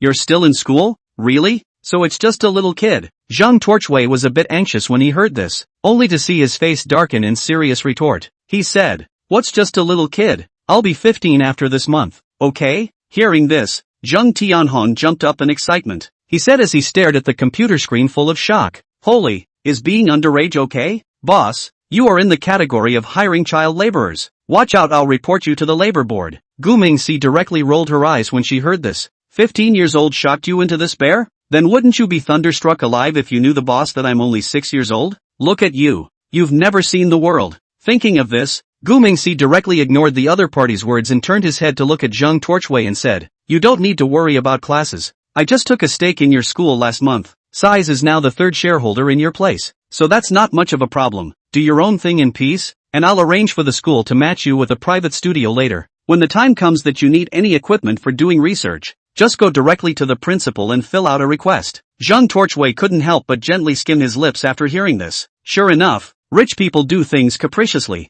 It seems that this boss of his is really powerful. At this point, it wasn't just Zheng Torchwei who looked at Gu Mingxi in a different light. Zheng Tianhong's view of him in his heart had also changed quite a bit. At the very least, the other person is someone who does things with a lot of gusto. Not bad. Following a boss like that isn't really a commitment. Gu Mingxi saw that both of them had no more questions and was just about to announce that the meeting was over. Jean Dede, who had been silent, suddenly looked up and spoke. There, I can think of a field ticker that's good. We can do online loans. It's definitely a profitable business. How's that for a good idea? Chapter 53, Making Money. It's just a handful of things. Gumshoe was discussing the tone of the development with the two talents. Goldfarb kept walking away, and eventually all three of them finished their discussion. Only then did he suddenly look up and interject that online lending could be developed. After hearing Jean Deda's remarks, Gu Mingxi, Zheng Tianhong, and Zheng Torchwei instantly froze. The three people glanced at him with contempt before two of them silently went offline. Upon seeing this scene, Jean Dede instantly revealed a bewildered and completely puzzled look as he quickly turned his head to look at the person across from him. He said with wide eyes full of shock, I said old Gu, wasn't that suggestion I made good? How come one of them didn't even say a word and just went offline?" After Gu Mingxi thought about it briefly, this slowly began to explain it to Jean Dede. "Lao Jean, our company is a network technology company, and a business like online lending is simply not within our scope of operation. Can you understand when I say that?" Goldfarb was not convinced after hearing this, only to see him immediately reach into his pocket and pull out his own cell phone, fiddling with the screen as he eagerly retorted, "Not right, Lao Gu. Look at this ant technology company, and then look at that 1000 Degrees network technology. They're not all under the banner of technology companies, but they're secretly carrying out the business of online lending and finance in a big way. Speaking here, he even clicked on a relevant news link with great interest and handed his cell phone to Gu Mingxi, then spoke at length. Take a good look at this news. China loan's total loan amount has exceeded $2 trillion last year. That's a whole 2 trillion na. Do you know what that means? It's so big that it's almost as big as a province's annual GDP. Think about it, such a huge amount of business, how profitable it must be. Those companies must have already made a lot of money. Happy. Gu Mingxi frowned slightly after hearing this. Of course, Jean Dede was able to see the expression on his face, but he still put on an anxious look and slowly opened his mouth in a grave tone. Oh, old Jean, there's something I sincerely hope you can figure out. He paused, his gaze locked on the other man, then continued. Our main original intention and goal in forming Skyvault is not simply to make money only. As he said this, he slightly increased his tone to emphasize the emphasis in his words. We're trying to make so many billions more points of money along the way while pushing the development of flower growing technology forward just a little bit more. The difference between the primary and secondary of this, you have to score clearly na. After Jean Dede heard these words, he immediately rolled his eyes gently, a trace of disbelief spreading across his face before he nonchalantly retorted. Aya. Making money is not just making money, where there are so many axioms to say yo. As he spoke, he also waved his hand casually, as if he felt a great deal of disdain for such a statement. Immediately afterward, Jean Dede suddenly thought of something, and then added in a rousing manner, what's wrong with just being able to make money? That's what everyone is doing, and that's proof enough that there's nothing wrong with taking this path. If that's the case, then why should we even bother with money? Wouldn't it be foolish to have money and not earn it? I have to say, as far as the business side of things is concerned, Goldfarb is a very qualified businessman, but, as the name suggests, he is not a pure businessman. In his last life, he was also the chief engineer of a flower grower with heavy responsibilities, and he doesn't want to see the world repeat the same mistakes again. So, this time he had to do something about it. Thus, Gu Mingxi said solemnly with a serious expression, Old Jean, don't worry, I will definitely bring you a lot of money. It's just that you have to do what I tell you. There are some things you might not be able to understand right now, but I'm sure that down the road you'll understand my choice and support me in doing so. Hearing this, Jean Dede froze. He was only a high school graduate, nothing too learned, and couldn't figure out what the other guy was thinking. However, there was one thing he was sure of, that is, this Mr. Gu is definitely more powerful than himself. He can only get better and better if he follows awesome people. If left to his own devices, he'd be capped at thug level, but Goldfarb wasn't willing to be just a thug. So he slowly put down his cell phone and looked across the room and said, Okay, Lao Gu, I'll trust you once. I'm sure it will get better following you. From now on, wherever you point your gun, we'll fight. Seeing Jean Dede being so sensible, Gu Mingxi immediately revealed a satisfied smile. With that, the two withdrew their connection after a few brief pleasantries. Coincidentally, Gu Mingxi's side has just finished the online conference. Someone over there on Shadows sent in a new message. After seeing the message, Gu Mingxi smoothly gave it a click. Hello Mr. Oriental Dragon. I am a representative of a scientific research bureau of the flower growers. You can call me Dr. Lu or Dr. Lu. This time I came to look for you because I want to initiate to launch a special cooperation project. If you are willing, we can find a time to meet face to face. After reading these contents, Gu Mingxi immediately froze in place. A representative of a scientific research bureau of a flower grower? It's the first time I've met my mother's family. All the people who used to come to him for arms purchases were foreigners. Now, I didn't realize that the flower grower had come to ask for his cooperation as well. It's just that the other party's request is really a bit excessive. An interview? How can I interview yo? What can't we talk about online? So, Gu Mingxi slowly typed on the keyboard. Hello, Dr. Lu. I am deeply honored that you are interested in cooperating with me. If I have the opportunity, I sincerely hope that we can reach a consensus on cooperation. However, I would like to suggest that we first agree to work together on the internet, and then we can decide whether to meet in person. I wonder what Dr. Lu thinks? Flower grower. Inside the Kyoto Space Research Bureau, Lu Jinglong said nervously as he looked upwards with a tight frown. Bureau Zhao and obviously, the other party refused to meet face to face, saying they wanted to reach a unified opinion online first. The Bureau Zhao that Lu Jinglong spoke of was Zhao Hua, the director of the Aerospace Research Bureau, and the Li Hall he mentioned was Deputy Director Li Xiangming of the National Security Bureau. Zhao Hua sniffed and frowned tightly, his eyes flashing a hint of skepticism. Not willing to meet face to face? And is it still true that it's such an important thing to say on the internet? Saying that, Zhao Hua turned his head to look at Li Xiangming next to him and said, Li Hall, let me first take a stand on this. I don't agree. If you want to get an outsider to work with you, you have to get him to come over for an interview. Online leaks are too risky. Resolutely not. Li Xiangming heard this but smiled gently and looked at Zhao Hua with a gentle face and said in relief, Director Zhao, don't get excited yet. This is a situation we've been anticipating for a long time. Please be assured that we are prepared to deal with it. With that, he turned his head to look at the beautiful woman sitting not far away, wearing a military uniform and said, Major Song, I'm going to trouble you next. Chapter 54, The Camel's Sixth Tightest Talker. The Major Song in Li Xiangming's mouth was named Song Xia, the head of the Cybersecurity Division of the Science and Technology Industry Bureau of the Ministry of National Defense. After Song Xia heard the other party greet him, he first smiled and replied politely. Then his hands flew on the keyboard. It was only after 2 or 3 minutes that he stopped moving to look at Li Xiangming and said, Li Hall, the firewall is upgraded. It's now safe to communicate online. Zhao Hua poked his head over with a skeptical look on his face after hearing this and said, You're just going to randomly tap on it a couple times? What if it's not reliable? I'd still recommend a face-to-face meeting, and I'm adamant that I won't allow the drawings to be uploaded to the internet. Song Xia saw that the other party actually didn't believe in his skills. With that, he stood up and was ready to theorize. But this time, Li Xiangming gestured for her to sit down first. Then, he looked at Lu Jinglong again and instructed, Dr. Lu, you continue talking with the other party first.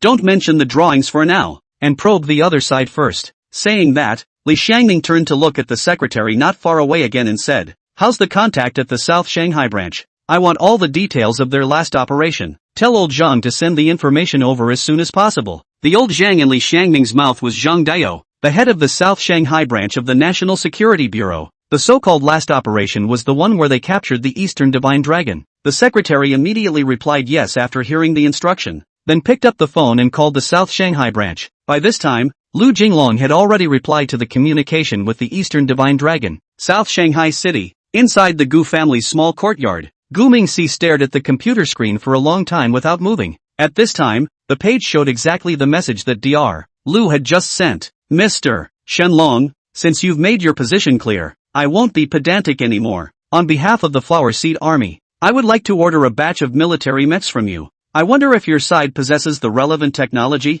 Therefore, Gu Mingxi was really confused when she saw this message, but he wasn't clueless because he didn't have the skill. It was because he had this technology that he felt a little shocked. How did the flower grower know? Gu Mingxi sat in place for a good 2 minutes before he remembered. It was a topic he had only mentioned to the 6th prince of the Crown Camel family last year. At the time, the guy wanted to spend 200 million pretty dollars to order an Iron Man battle armor from him. Honestly, this technology is just a very simple thing to do when the arms system is in full swing. Just pick the style and configuration and the system will build it in minutes. But now the system is 85% compromised and the vast majority of functions are unavailable. However, if the other party was willing to lower their demands and just wanted normal battle mechs, Geens is still confident that he can help make it. It turned out to be a great pity that the 6th prince couldn't even look at the bulky ordinary battle armor, so this was quickly turned over. But who would have thought that a year later the flower growers would come calling? There's no running away. It must be that old 6 who betrayed him. If not him, no one knew about his having battle armor. Thinking of this, Gu Mingxi immediately sent Camel Old 6, a contemptuous emoticon. Only then did he type slowly on the keyboard and said, I have the mech technology, but its manufacturing cost is too high, so it's not as cost-effective as just buying armored vehicles. So, if the other side wants to boost the army's combat power, I have a few good tanks I can recommend. No sooner had he sent this message than Camel Old 6 replied to it. The guy replied with a big question mark emoji. The corners of Gu Mingxi's mouth twitched at the sight of this, and then he began to look for him to settle the score. Middle East, Kingdom Camel, the country's 6th prince and prime minister, Zizi Sharan, had just sat down for a break after a meeting. Unexpectedly, he received a message from Shenlong on his 24K solid gold cell phone. Despicable? Why does he despise me? This prince didn't pay him much last time. So, Ziz Sharan casually returned the question. But I didn't realize that the other side then spewed up fire. Did you spill the beans about the mech? Did I tell you not to tell the public about this kind of thing? I treat you as a friend and you use me as bragging capital? Tell me honestly,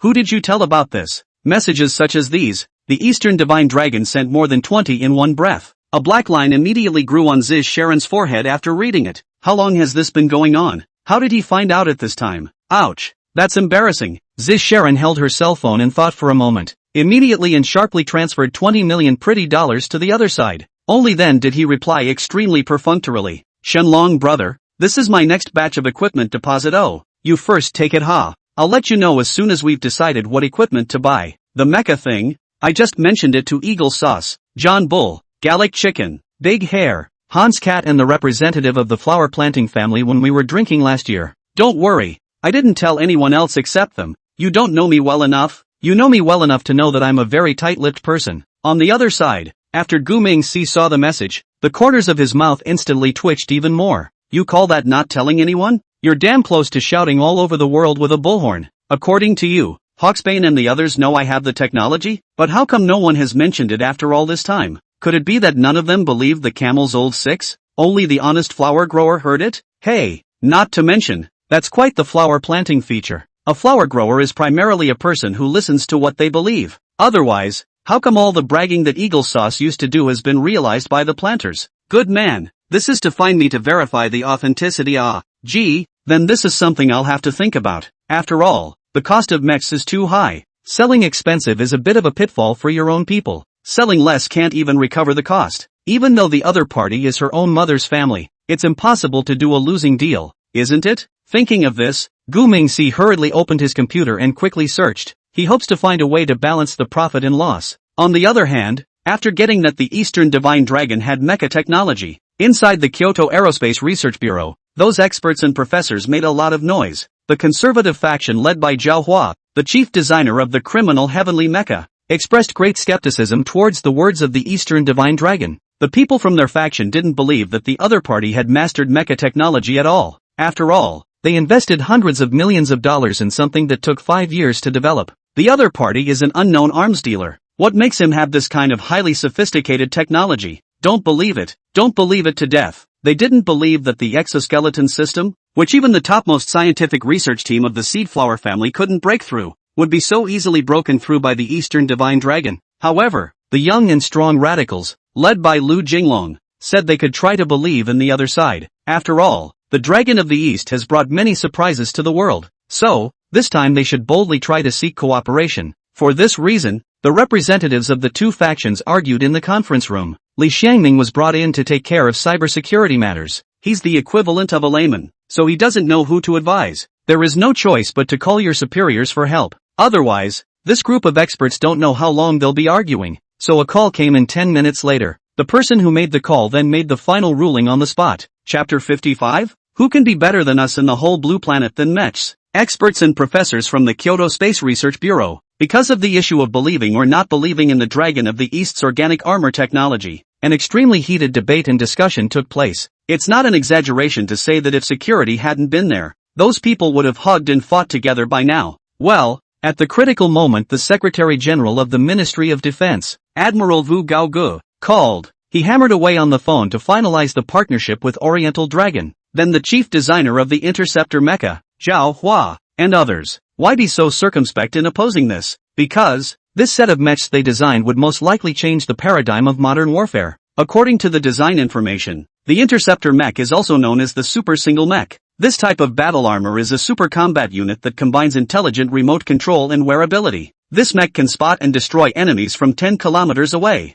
Zhao Hua had sworn that one of his mech combat squads could easily counter and tackle the armed forces of a modern armored company. However, with the current progress in technology development, the mech would have to be 2035 at the earliest before mature mass production technology could be realized. A group of older, larger conservatives such as Zhao Hua were very patient. They believe that with patience, drilling and polishing, sooner or later they will be able to successfully achieve their goals. However, those who are young and strong in R&D want to use external forces to drive the process. When they heard that someone already had similar proven technology, everyone then wanted to make a whole batch of mechs for reference first, as a way to speed up the development of super mechs. Zhao Hua and others, however, felt that they were being opportunistic and lazy. So, because of this the two factions have been feuding for a long time. Thus, the kind of heated argument that had just taken place was already a rare occurrence, but now it's good that the Secretary General himself called to characterize it. Then there's nothing for them to continue arguing about. Only that Zhao Hua still stuck to his bottom line and firmly refused to agree to provide his design drawings.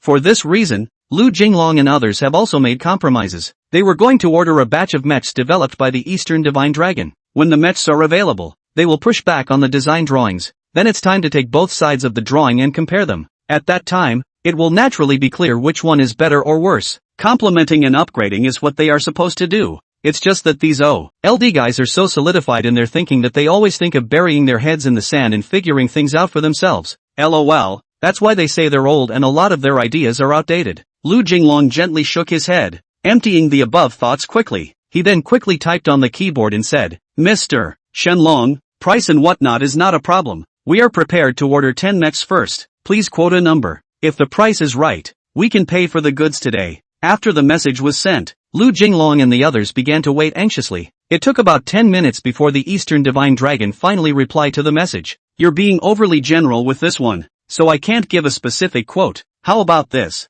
I'll send you the list to look at. You guys take your time to choose. Just give me a message when you're done. Immediately following this message came a list of lists. Seeing that the other party was going to send out a list of mecha inventories, Lu Jinglong immediately turned around very generously and invited, Professor Zhao, the Eastern Divine Dragon is going to send out a list for us to pick from. Why don't you come over and take a look too? Zhao Hua immediately wore a very disdainful expression after hearing this. Immediately afterward, he was seen slightly narrowing his eyes, looking askance at Lu Jinglong with a gaze full of disdain and contempt, the corner of his mouth rising, revealing a contemptuous smile before saying, Humph, his mecha list? I'd like to see that guy, just what kind of goods he can come up with. I just don't believe it. Can his mecha still compare to our interceptor? At this point, he paused slightly, as if waiting for the reactions of those around him. Soon, someone else stepped forward to chime in and said, From my point of view the mechs that guy can have are probably just some unimpressive stuff. How can it possibly match the superior performance of our interceptor mecha?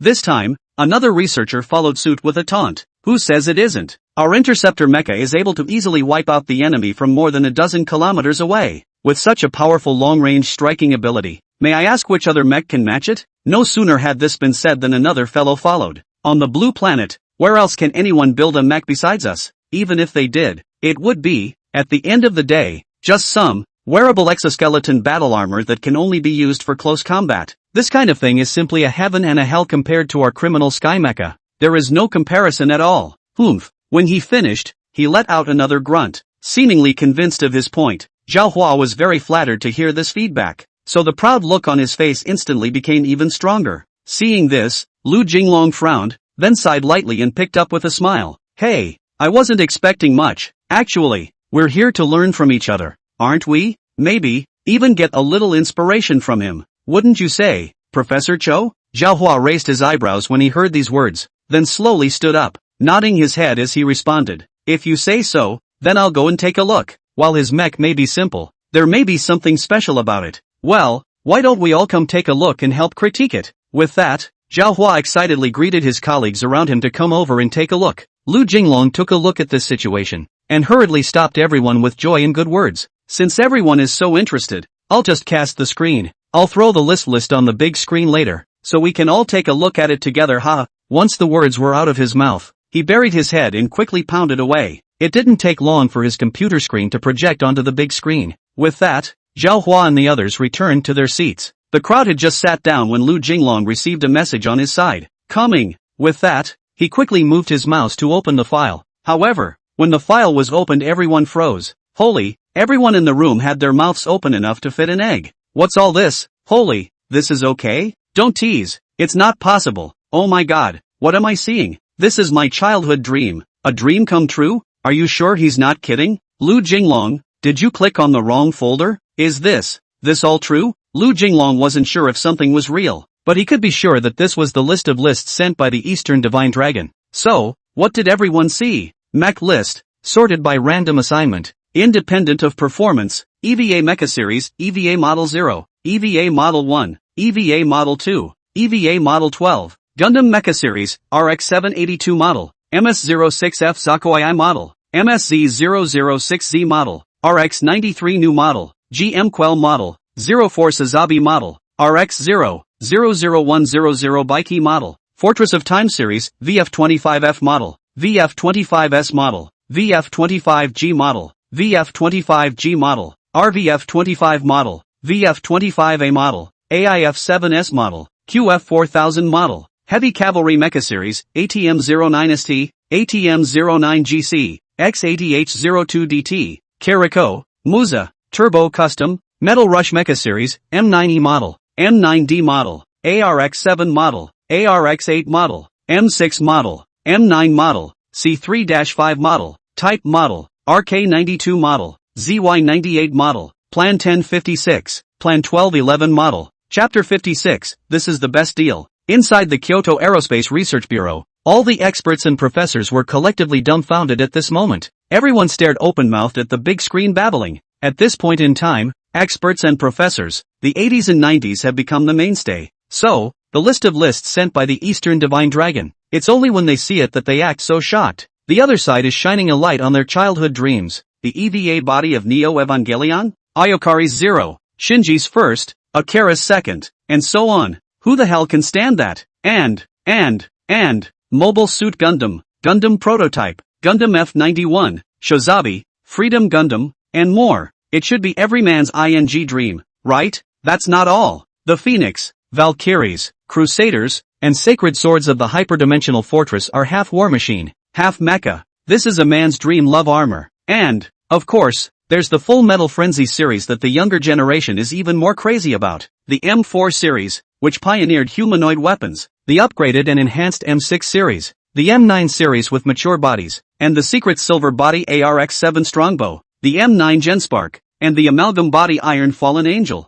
Demon Life now. It's hard to know what to choose, okay? Now, the answer in all minds is pretty uniform. Children only make the choice. Adults of course want it all. Therefore, Zhao Hua, who was the most resolute just now, took the lead to change his attitude and said, Xiao Lu, hurry up and inquire. The other side isn't selling hand-me-downs or toys, is it? We're buying a real mech. Lu Jinglong nodded his head immediately after hearing this, then quickly typed on the keyboard. After the message had been sent, the other person quickly messaged back, don't worry, I'm not a 3 to 5-year-old kid anymore. How can I joke about such things? If you dare to sell it, you can guarantee its authenticity. After seeing the reply message, Lu Jinglong muttered with wide eyes, he really has these mechs. My god, Prof. Cho, so should we? Zhao Hua immediately began to get excited as well after hearing this. However, he was not as hairy as the young men. Thus, Zhao Hua said coldly with a gentle cough, what's the excitement? Take your time and talk to him. Ask for the unit price,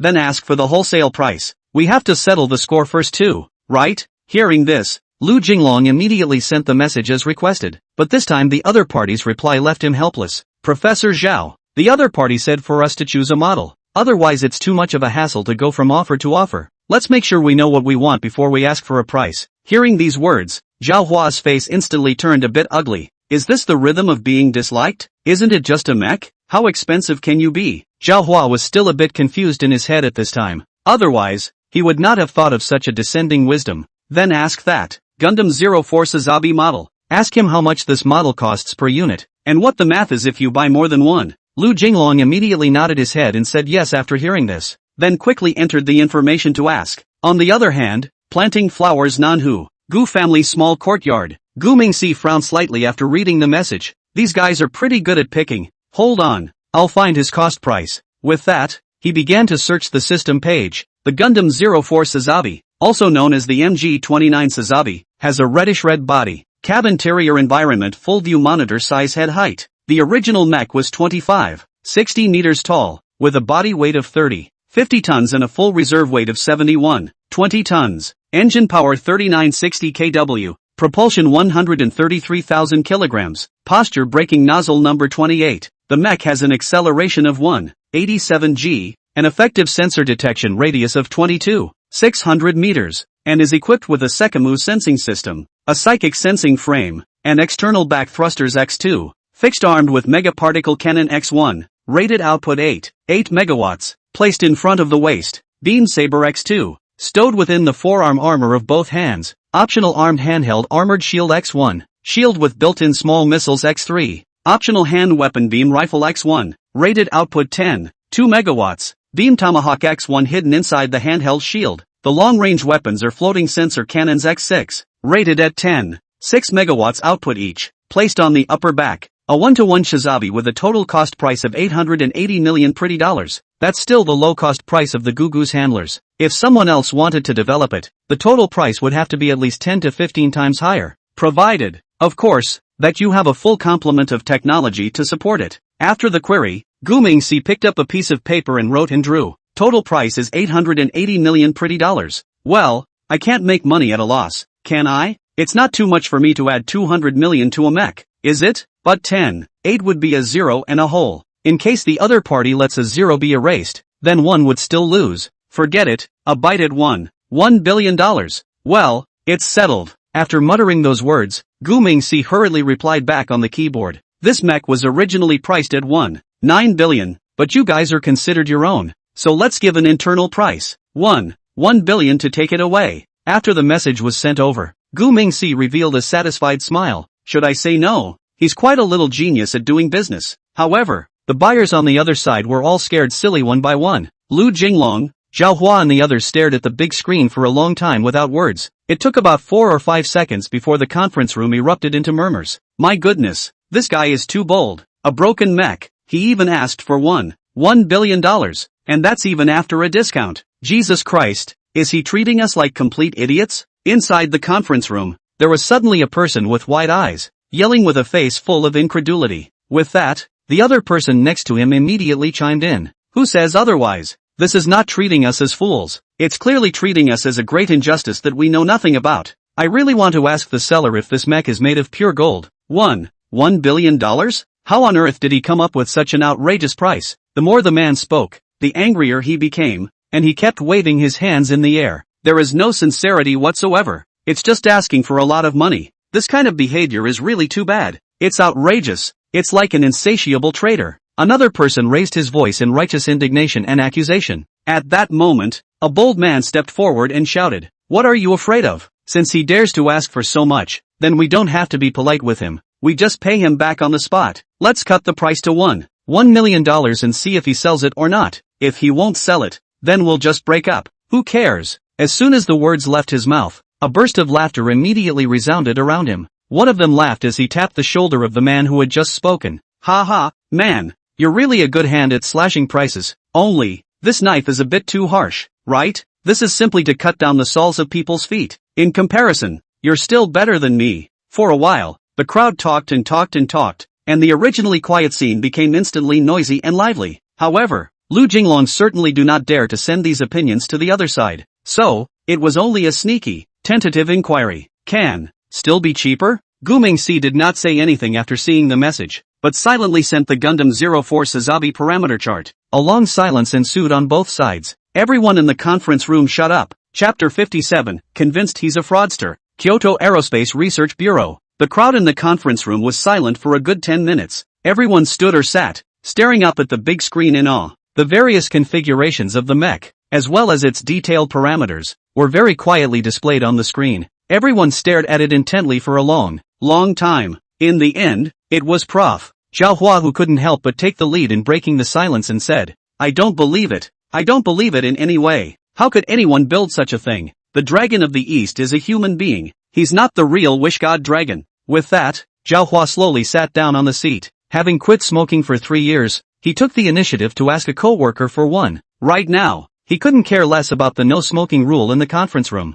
The others saw this and immediately followed suit, pulling out cigarettes and lighting one for themselves. To be honest, I never thought things would turn out like this. I've thought of many outcomes, only I never thought that his mech would be like this. Lu Jinglong spoke excitedly while smoking. The others couldn't help but follow suit immediately after hearing this and said, "This time, I firmly stand on the side of Prof. Zhao Hua. Everyone, please think about it. How could anyone, in this world, be able to create such a huge mecha? Anyway, I will never believe to death that such a thing would happen in modern times." One of them shouted emotionally. Another person then retorted, "But now the point is, it's no longer a matter of belief or disbelief, okay? The point is that the other party has clearly asked if we are interested in buying it. They've even told us the price and specific parameters in detail, so we're just waiting for us to decide whether or not we want to buy it." At this time, someone else immediately agreed and said, "That's right. Why do we need to argue endlessly here? Whether this thing is true or not, if we directly purchase one and take a look at it,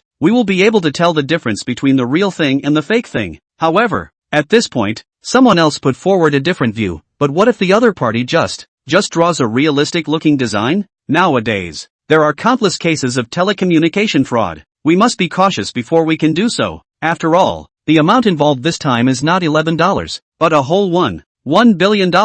The others nodded their heads in agreement after hearing this. Right, Right. We must not act impulsively, otherwise once we cause a major loss, the consequences would be simply unimaginable. This is a huge sum of money amounting to $1 billion.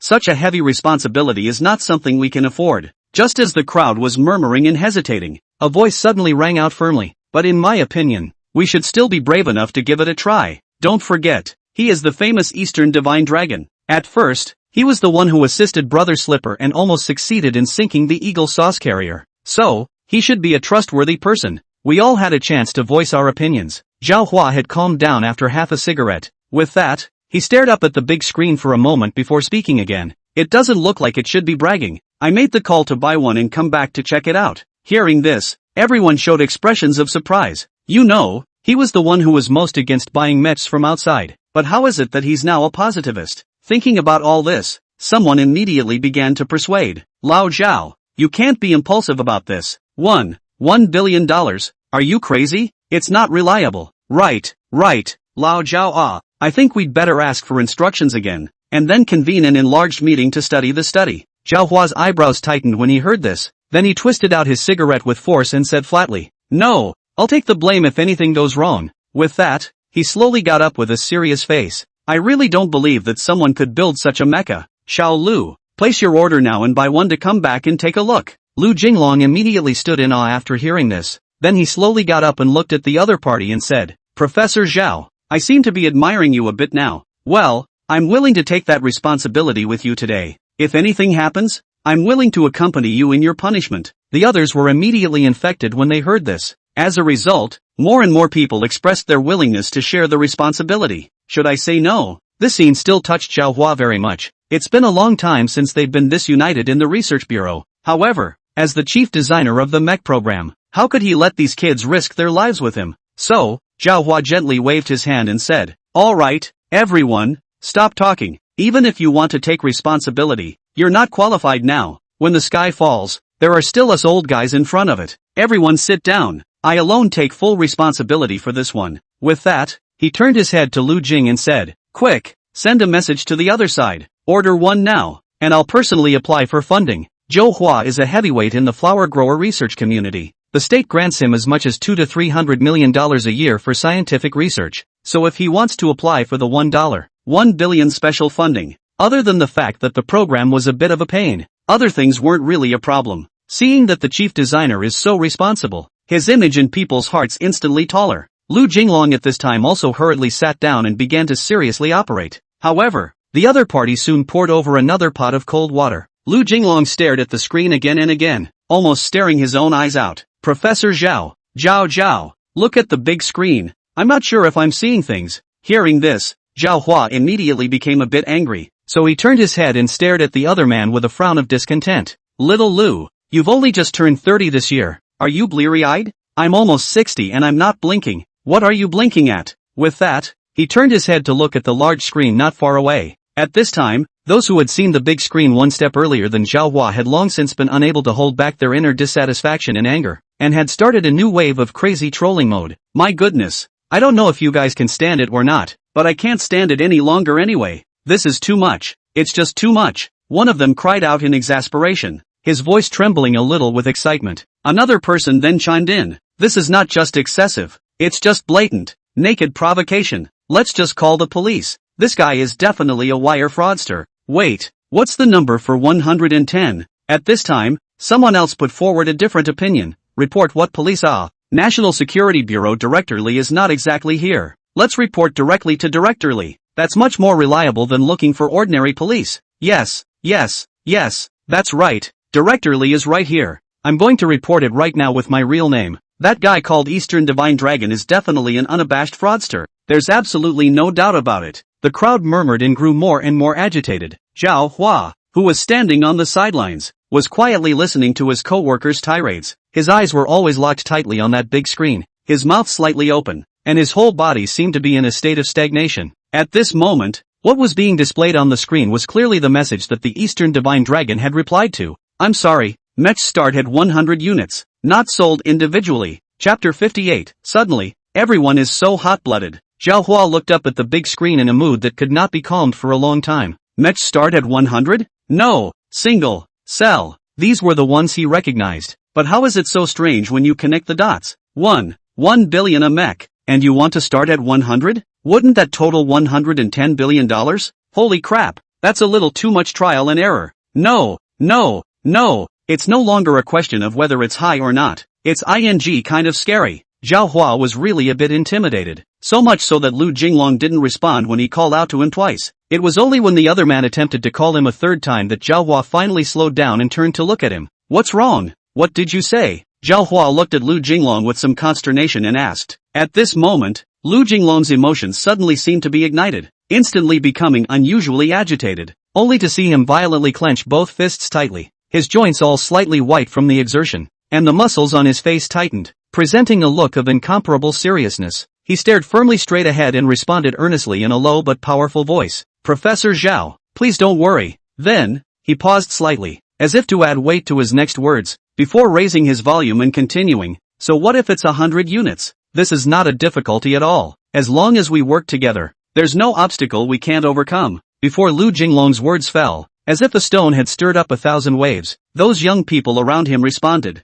A tall young man was the first to shout. Professor Zhao, we are willing to join you. No matter how big a problem we encounter, we'll face it together. Immediately after that, another gentlemanly boy wearing glasses loudly chimed in. That's right. What's the harm in gambling our future? What's the harm in accompanying you to bear all the responsibilities? Everything is worth it. At this time, a girl in the crowd also stepped forward to state her position. Professor Zhao, we support you. No matter what happens, we will fight alongside you and never back down. Her voice was clear and loud, echoing through the air. More people then joined in the chants. Professor Zhao, don't worry, there's still us. For a while, the slogans that rose and fell resounded throughout the space, and the light of perseverance and determination shone in everyone's eyes. For some reason, the conference room instantly became hot-blooded. These young men were more hot-blooded than one another, each with wide eyes and clenched fists. Look at these people, as if they were going to war. Zhao Hua is just baffled. What's wrong with these young people? Of course, it's hard for him to understand how young people think.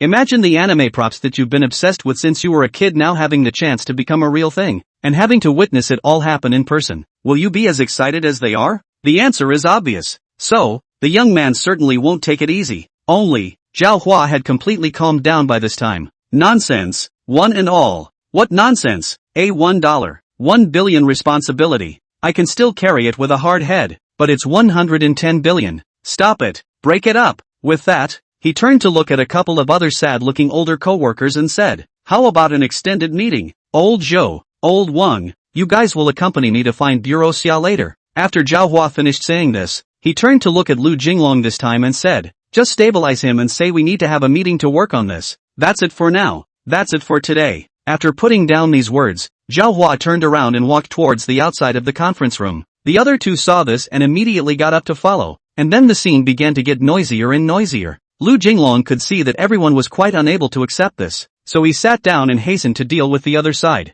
However, the Eastern Divine Dragon's attitude was resolute, not willing to budge any further in the slightest. There was no choice but to put the customized mechs on hold for now. On the other hand, the small courtyard of the Gu family in Nanhu, Gu Mingxi opened a bottle of AD calcium milk and gently sucked on it. He also looked at the computer screen with a helpless look on his face. It's really not that I don't want it to be cheap. It really costs too much. What I said at the beginning. It's just that you guys didn't experience it seriously. With that, he moved his mouse to close the dialog box, then revealed the mech assembly line drawings below. It turned out that Gu Mingxi really didn't want to intentionally hack Zhao Hua and the others. However, yes, the redemption cost of an entire mech production line was just too high. If the other party was only procuring 1 or 2, or even a dozen mechs, then he will lose his money, because the exchange price of a single mech production line was 100 billion system coins. If you want to save money, you cannot redeem the accessory production equipment for the time being. This would also cost about $83 billion for a single line of bare metal. This does not include the cost of acquiring a new factory of your own.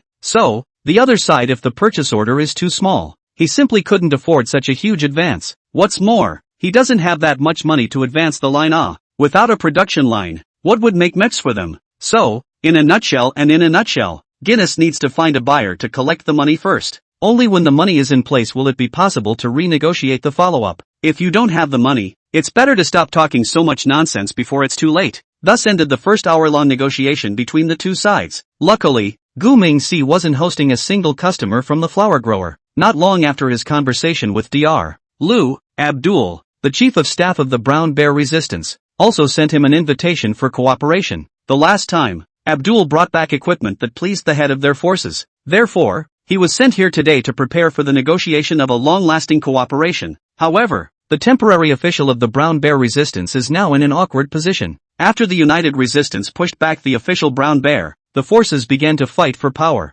Now, the interim official resistance, of which Abdul is a part, is now, to put it bluntly, nothing more than an empty vessel. Their forces have no money, no people, no equipment, and are the weakest of almost all the Brown warlord forces. So, their sphere of control of power is just the capital city of Damascus. But how could Abdul and the others be willing to do that? So, he approached with this mission to seek cooperation. The direction of cooperation proposed by Abdul is very simple. No, I should say that the way he proposes it is very familiar to Gugu's name. Because, Abdul and the others are also prepared to trade resources for equipment. It's the same move as the northern white rhinoceros in Africa. Because of similar experiences, Gu Mingxi was very skillful in this negotiation. He demanded that Abdul's forces must first deliver the assets and then wait for his people to receive confirmation that they were correct before delivering the promised arms and equipment. Moreover, he has asked the Resistance's temporary official to send troops to assist in guarding the assets. If these offsetting assets are attacked or struck, then it would mean an early end to their cooperation.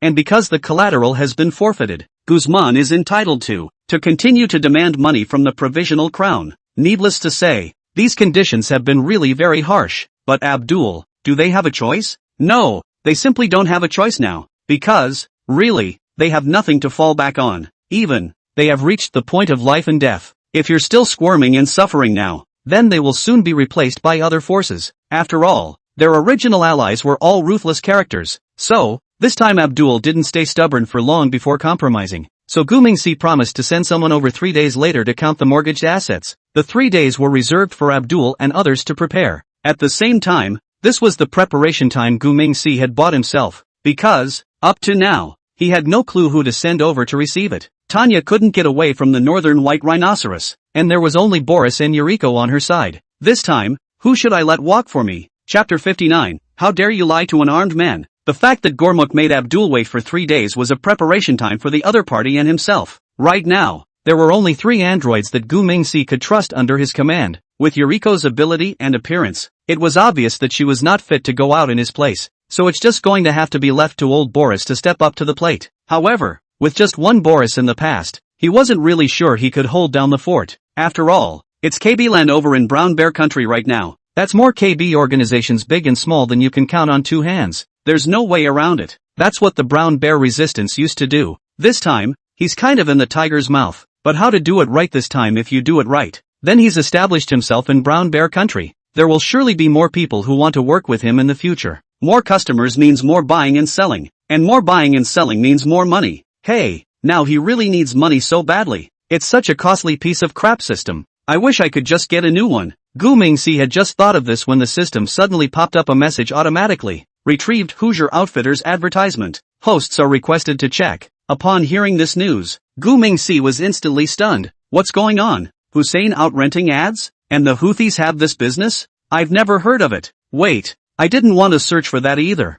How come the system still automatically pops up ads? Gu Mingxi was just about to ponder this in depth. A message then suddenly popped up again on the system side. Ding, we've added the person in charge as a friend. Ding, a counseling message has been sent to you automatically. Ding, the head of the Hoosier Armed Leasing Office has replied to the message. The system popped up 3 message alerts in a row, which shows the tenacity of its desire to survive. At this point, Gu Mingxi probably guessed what the system meant. Kiddo, it's really getting more and more humanized. Not bad, you actually know how to share my worries. He thought as he moved his mouse to click on the dialog box. Only, the person who was chatting with himself is called God's Pocket. God's Pocket? This guy's screen name is pretty funny. While Gu Mingxi was spitting out the other party's screen name, God's Pocket has sent a second message. Dear, you are the demand I have reported to the leadership. The current status is under review. Usually within 10 to 15 minutes we'll have a reply. If you still have any needs, please tell me directly. I will be happy to do everything for you.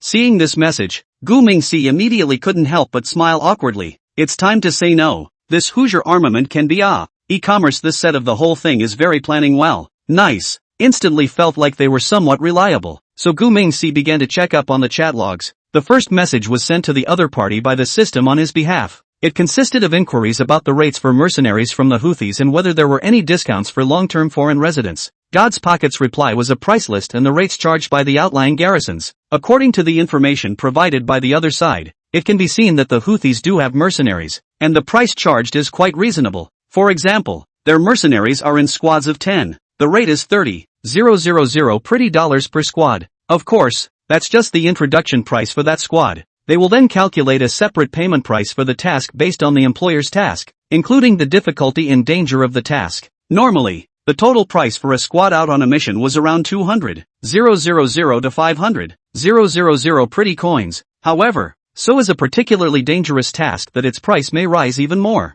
However, the system just played a pretty big game and opened its mouth to ask for 500 people.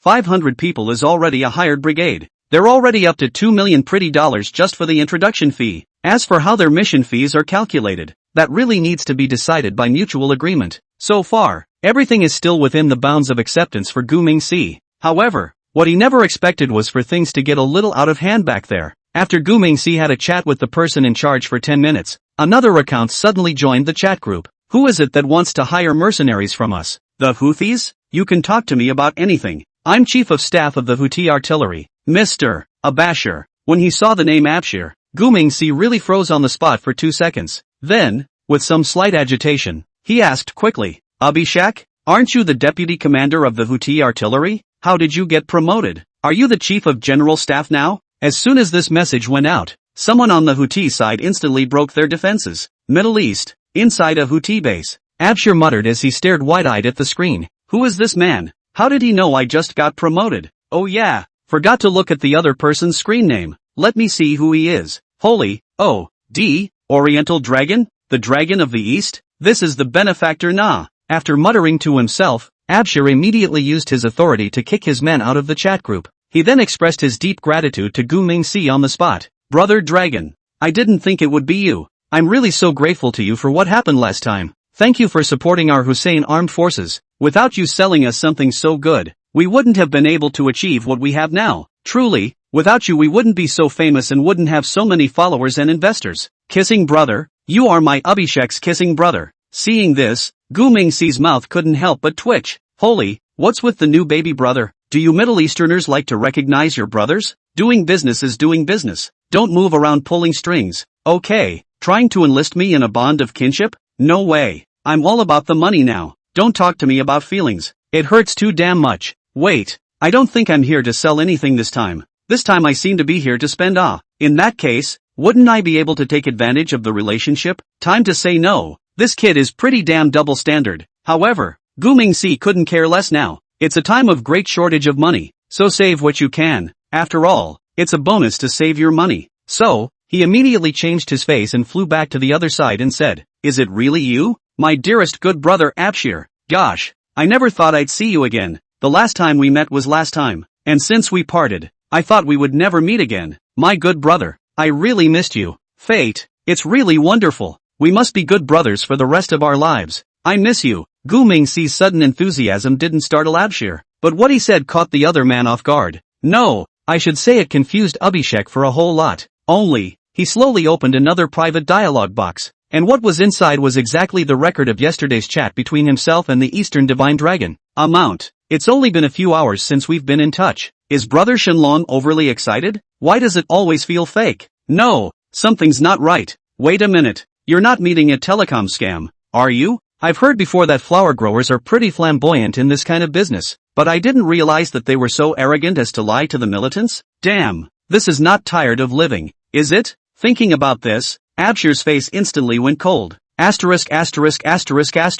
How dare you impersonate my brother Shenlong? I'll kill you. Chapter 60, I can't do anything. I have to recognize my rightful father. The name is intended to bring the relationship with the great injustice closer. For the first time, I went against my conscience and played with passion. But who would have thought it would all be botched? Abshir's first thought was that his Shenlong brother had his number stolen. The guy he's talking to now is a wire fraudster. He then immediately began a 30-minute expletive-laden attack. Gu Mingxi was looking confused on the other side of the computer. What's going on? Are these unsavory words for a child to read? By international standards, these statements of yours are coded. However, it was a good thing that Gu Mingxi soon realized the end. This Abhishek cursed a liar in every bite. The dumbest person would know what the other person meant. Hey, how can trust between people be so fragile? In desperation, Gu Mingxi could only send the other party's shopping list over. This list was customized by him specifically for Abshur, and it also standardizes the reported invoice price with the actual price. After seeing these two prices, the other party immediately shut up. Other things can be faked, not this one, because only the two of them knew about the yin-yang selling price. Abshur couldn't believe that the crooks could even get their hands on this information. If they're so good at it, what's the point of being a crook? Why don't you just become an agent? That's got to make a lot more money than wire fraud. After thinking about these relationships, Abshur immediately changed his attitude. Brother, it's all a misunderstanding. I thought someone stole your number. It's all my fault. I'll punish myself later. Gu Mingxi was even more speechless after seeing this message. However, he didn't have time to count on that now. Better to take care of the mercenaries first. So he replied directly to Abshur, saying, we'll talk about this later. Let's get down to business. I need a group of people, but I don't have much money right now. But I can take equipment against the bill. Do you think this will work? Middle East, Caracal country, a certain Houthi base, a beer, who saw this, stood upright then. Brother Shenlong is really my lucky star. The head was just saying yesterday that he wanted to mess with the Eagle Jam Carrier again. Brother Shenlong took the initiative today. Kissing brother, absolutely my own brother. Later I must give my mom a call and ask her if she ever went to a flower grower's house when she was young. After muttering this, Abshur excitedly typed on his keyboard. Brother, I'm in charge of this. I'll do everything you say, but I have a small request. Can I pick out some equipment? I want missiles, not brand new ones, just second-hand ones. Seeing this message, Gu Mingxi probably guessed the other party's intention, so he replied to the message tentatively, saying, what? You're going to mess with the Eagle's carriers again? Abshur grinned immediately upon reading it. Then he resumed his seat to quickly type a message on the keyboard. Brother, you know all about this? It's still a military secret. I wouldn't dare say anything about it, but I can tell you the truth. We have been looking at that bacon carrier for a long time. We have to find a way to do it again, and this time we have to make a bigger fuss than last time. The more Abshur spoke, the more agitated he became, and he almost gave up the whole plan. Hooray, Gu Mingxi really isn't an outsider. Otherwise, I'm afraid their plan won't work. Even more fortunately, Gu Mingxi doesn't have much of a crush on Eagle Jam. So, the Hoosier Armed Forces were willing to help clean up, and he was still happy to help in a small way. So Gu Mingxi immediately pulled up a new list and sent it over. This list is simple. Only 10 V2 rocket launchers and 5 V3 rocket launchers, and 50 V2 rockets, 20 V3 rockets. The V2 rocket is a short to medium-range rocket with a strike range of up to 1,000 kilometers. The V3 rocket is a long-range rocket with a strike range of 15,000 to 20,000 kilometers. With these two magic weapons, it is no longer a dream for Hoosiers to fight carriers. So when Abshur saw the message, he immediately changed his tune. Righteous father, I've decided. I'll call you father from now on. Calling brother no longer expresses my feelings. Father Dragon, please accept my respect. You've really helped me a lot. Kneel down and thank you. Abshur also paired it with a line of kowtowing emojis at the end. Gu Mingxi rolled his eyes directly after reading it. Then with a look of disgust, he skimmed his lips in reply. Don't be like that.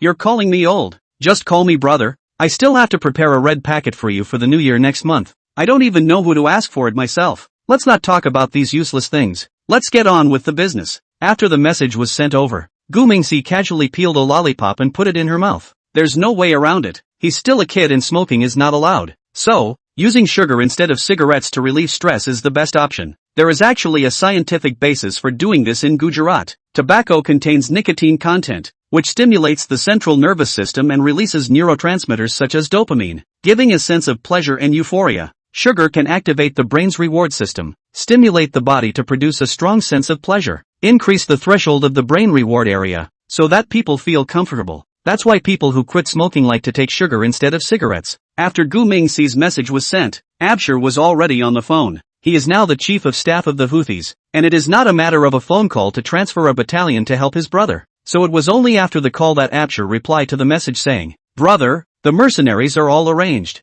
A battalion of over 1,000 men. Is that enough? If not, I'll transfer you 2 more armored platoons. If you have any requests, just say the word. Seeing this cheap old brother of his say this, Gu Mingxi immediately laughed bitterly. 1,000 men? He hasn't thought about the logistics of supply, has he? How much more would I have to spend then? I really can't live with myself. After muttering, Gu Mingxi replied quickly on the keyboard. I don't need that many. I only need 200 men. But I want elites. Get me some with combat experience. No need to bring weapons. I'll take care of it all from my side. Abshir didn't say much after seeing it, but picked up the phone and made another call. This was followed by a joyful reply to Gu Mingxi. Brother, it's all arranged. They can leave tomorrow. Just give me the coordinates. I'll find a transportation team to send them there. Gu Mingxi thought about replying after reading the message. You just send the personnel to the northern borderline. I'll send you the exact coordinates later. My people will meet them over there, so you don't have to worry about anything else. Abshir frowned slightly as he read the message, then carefully typing the message on the keyboard said,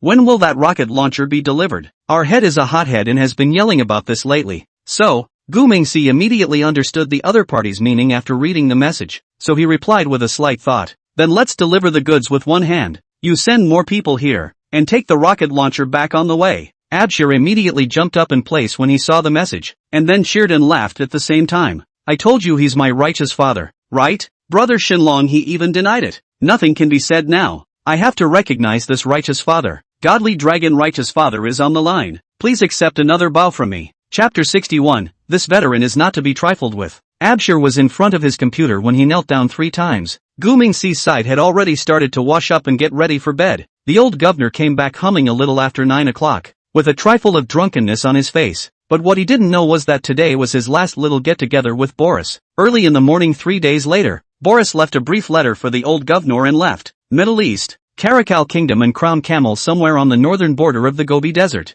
Boris leans alone in front of a V3 rocket car and drinks. After 2 hours of agonizing waiting, Abshir finally came to the rendezvous with his caravan. Upon seeing the rocket launchers parked in a row, his eyes were nearly glazed over. Holy, so many rocket launchers just parked here with impunity? You guys didn't say anything about getting a disguise or cover or anything? No. By the way, how did he transport all those cars by himself? Clueless Abhishek mulled it over the more he mulled it over. What was going on at the scene really confused him. Boris didn't nag when he saw the visitor and went straight to the Abshir jeep. You're their leader, aren't you? None of the stuff is missing. It's all here. Where's the man our boss wants? It was only after hearing this that Abhishek reacted, and then he quickly smiled at him and said, You're the veteran codenamed Siberian Wolf, aren't you? Righteous father mentioned you to me yesterday. The men are here. I'll assemble the team now. With that, he grabbed his walkie-talkie and started hollering. Boris, for his part, stood still feeling a little stunned. Righteous father? Is your righteous father close to our boss too?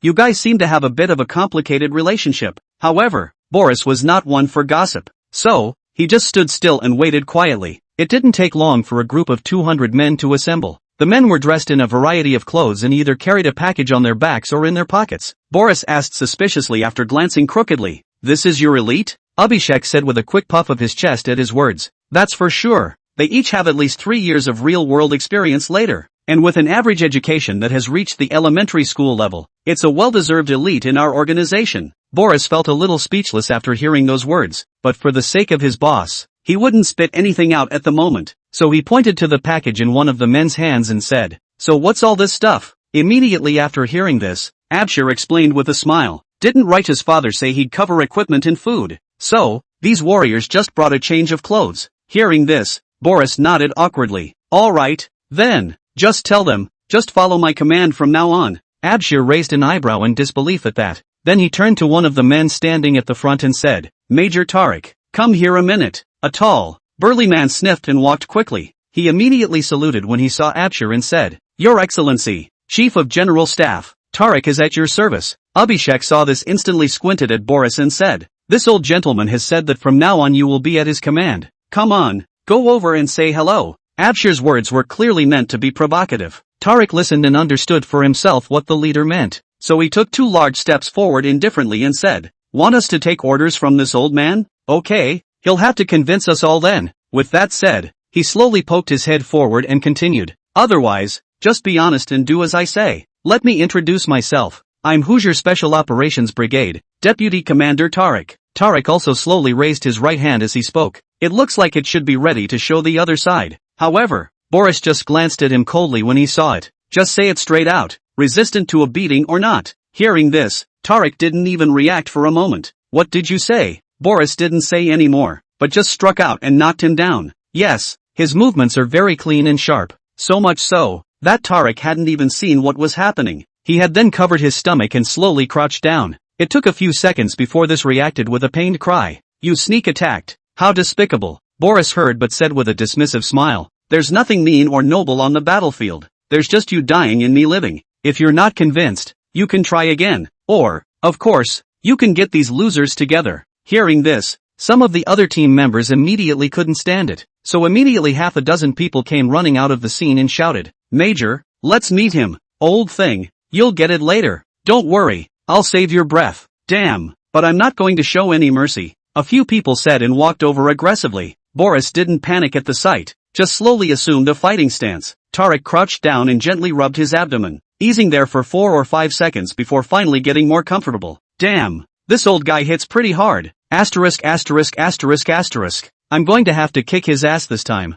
With that, Tarek slowly stood up straight, but when he stood up he froze in place, because, behind him, there was already a patch of people lying all over the place. Asterisk asterisk asterisk asterisk. Should it be that fast? Tarek was aware of his men coming over to help, but he didn't know that the men lay down so quickly. He just crouched down to slow down a bit of energy. The guys who stood up for themselves were all taken down. Thinking about this, Tarek's eyes changed instantly as he looked at Boris. The old man was a tough guy, and not just any tough guy. This time he was kind of convinced. But war is not a solo battle. War is a teamwork group effort. So, Tarek was still a little skeptical in his mind. So what if you can fight? Do you need to solve problems with your fists when you go to war? Boris saw that he still wasn't convinced, so he just quickly pulled out his gun and fired several shots into the distance. Gunfire broke the silence while knocking the helmets off of 7 soldiers. The other soldiers, however, were so frightened that they immediately fell in place. The 7 soldiers who were hit in the helmets were either more than 100 meters away from this side or a few dozen meters away, and they were standing in different positions.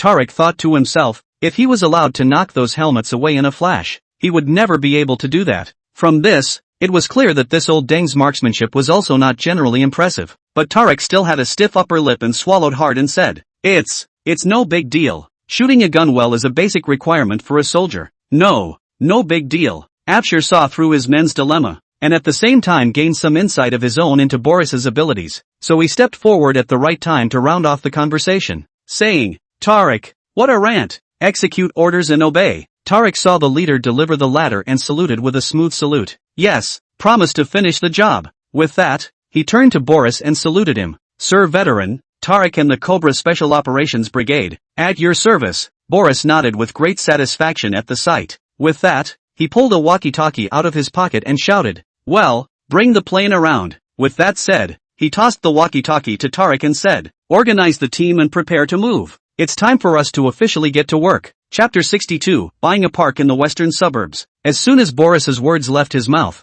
5 Nighthawk helicopters flew over. The Nighthawk helicopter is an important combat unit in Red Alert 2. These large transport helicopters are capable of transporting infantry troops quickly and efficiently across the battlefield, regardless of terrain. Most commendably, Nighthawk helicopters are rare stealth helicopters that are undetectable by enemy radar, making them perfect for transporting troops to and from the area. The prototypes were the CH-47 Chinook Heavy Transport Helicopter and the CH-53 Sea Stallion Transport Helicopter. However, the Nighthawk helicopter is clearly much more advanced than the real-life prototype, both in terms of performance and safety. However, in terms of carrying capacity, the two sides are half a caddy incomparable. So, a Nighthawk helicopter can only carry a maximum of 50 fighters. 200 fighters, on the other hand, would require at least 4 helicopters to accommodate transportation. However, Guming-C arranged for 5 helicopters to come over. Why is that? Because these helicopters are equipped with man-portable equipment. Once all 200 fighters were fully armed,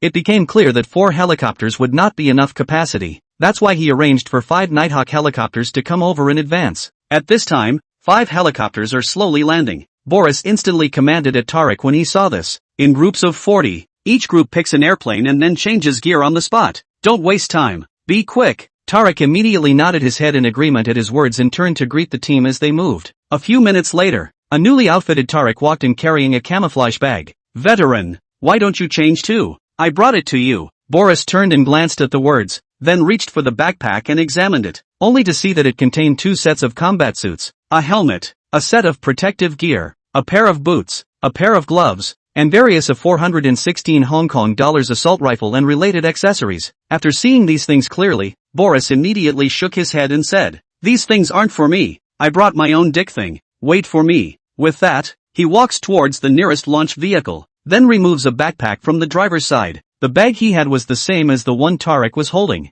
except that Boris was carrying an AK-47 behind his back. Of course, this AK-47 Office was a specially modified special edition. It didn't take long for Boris to change into his combat uniform and helmet as well. Alright, 40 men to an airplane. Let's go. Tarek sniffed and immediately saluted in response, then bellowed for his men to quickly board the plane. Boris then walked over to Abshir and said, "The cars are full of gasoline. Just drive back between you. This transaction ends here. Goodbye." With that, Boris gave a soft military salute and shouldered his gun towards the nearest helicopter. Abshir didn't even have a chance to open his mouth to speak. Of course, he had little interest in paying attention to this strange old man, so Abshir picked up his walkie-talkie and shouted, "Everybody get moving and drive these babies back to me. Come on, come on, come on, let's move too." The Middle East is trading very well. Guinness was given the opportunity to travel to the Brown Bear country to receive the arms of the factory. However, planting flowers Kyoto Aerospace Research Bureau trade is much more problematic.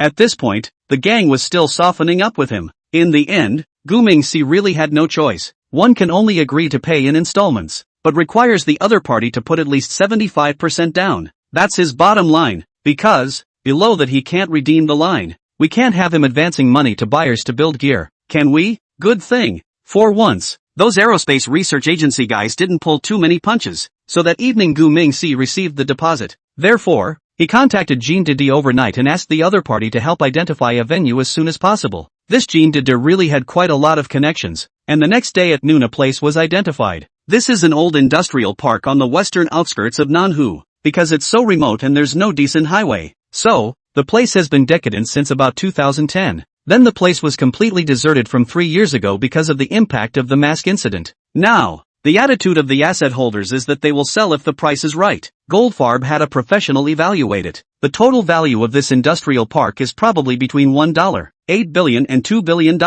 Of course, it's not the old plant and old equipment inside that's worth the money. The only thing that's really worth anything here is this lot they have. So, Goldfarb found an equilibrium and quoted Gu Mingxi a price of $1.9 billion. However, Gu Mingxi was no silly child. As soon as he knew the seller's information, he did the relevant backtesting himself. The seller's cash chain is tight right now and is counting on selling this land to get back on their feet and preserve their capital. So the $1.9 billion price tag is still a bit inflated. So, Gu Mingxi told Goldfarb that he was only willing to offer $1.74 billion. Beyond that, let him help identify another place. Jean Dafa heard this and felt very difficult. After all, the seller is also his friend. But then again, he's not the one who actually pays out the money to do it. Therefore, he could only truthfully convey the views of the gold master. When the seller heard the news, it was so close to cursing, because their group's upcoming bank loan maturity is $1.7 billion. If you take that money and pay off the bank loan and interest, in the end,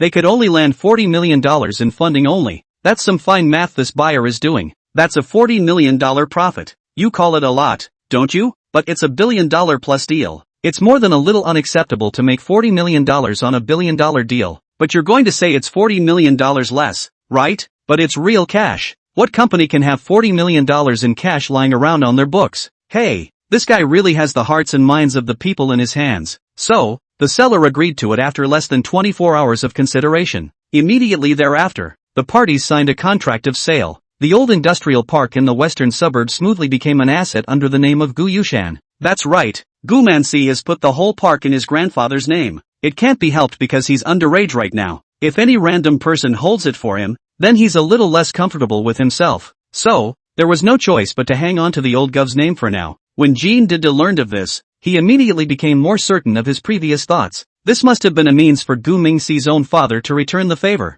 Hey, rich people are generous. This offer was to buy the entire park and give it away. But he couldn't figure out why he had to send a park. It's not like there's a lot of development going on here. And it's not very easy to get around. Oops, can't read it. Really can't read it at all. It doesn't matter if Jean Didi can't read, as long as he can listen. So when the industrial park was bought, Gu Mingxi immediately asked him to complete the refurbishment work as soon as possible. A month later, the West Suburban Industrial Park was largely cleaned up. At this time, just to enjoy the model company's business license approved. Since then, this industrial park has become a base for the production and development of various types of models. And one of the first models they are about to produce is the famous Gundam 04 Sazabi. Chapter 63, Suddenly, we're at your doorstep. Manhwa, Western Suburbs Industrial Park. At this time, the plant is still the original slightly older plant, but the inside of the plant has been transformed. With the view of the surveillance robot, it slowly entered the largest of the production halls. The first thing that comes into view is the neatly arranged production line. Each piece of machinery has been given its own mission,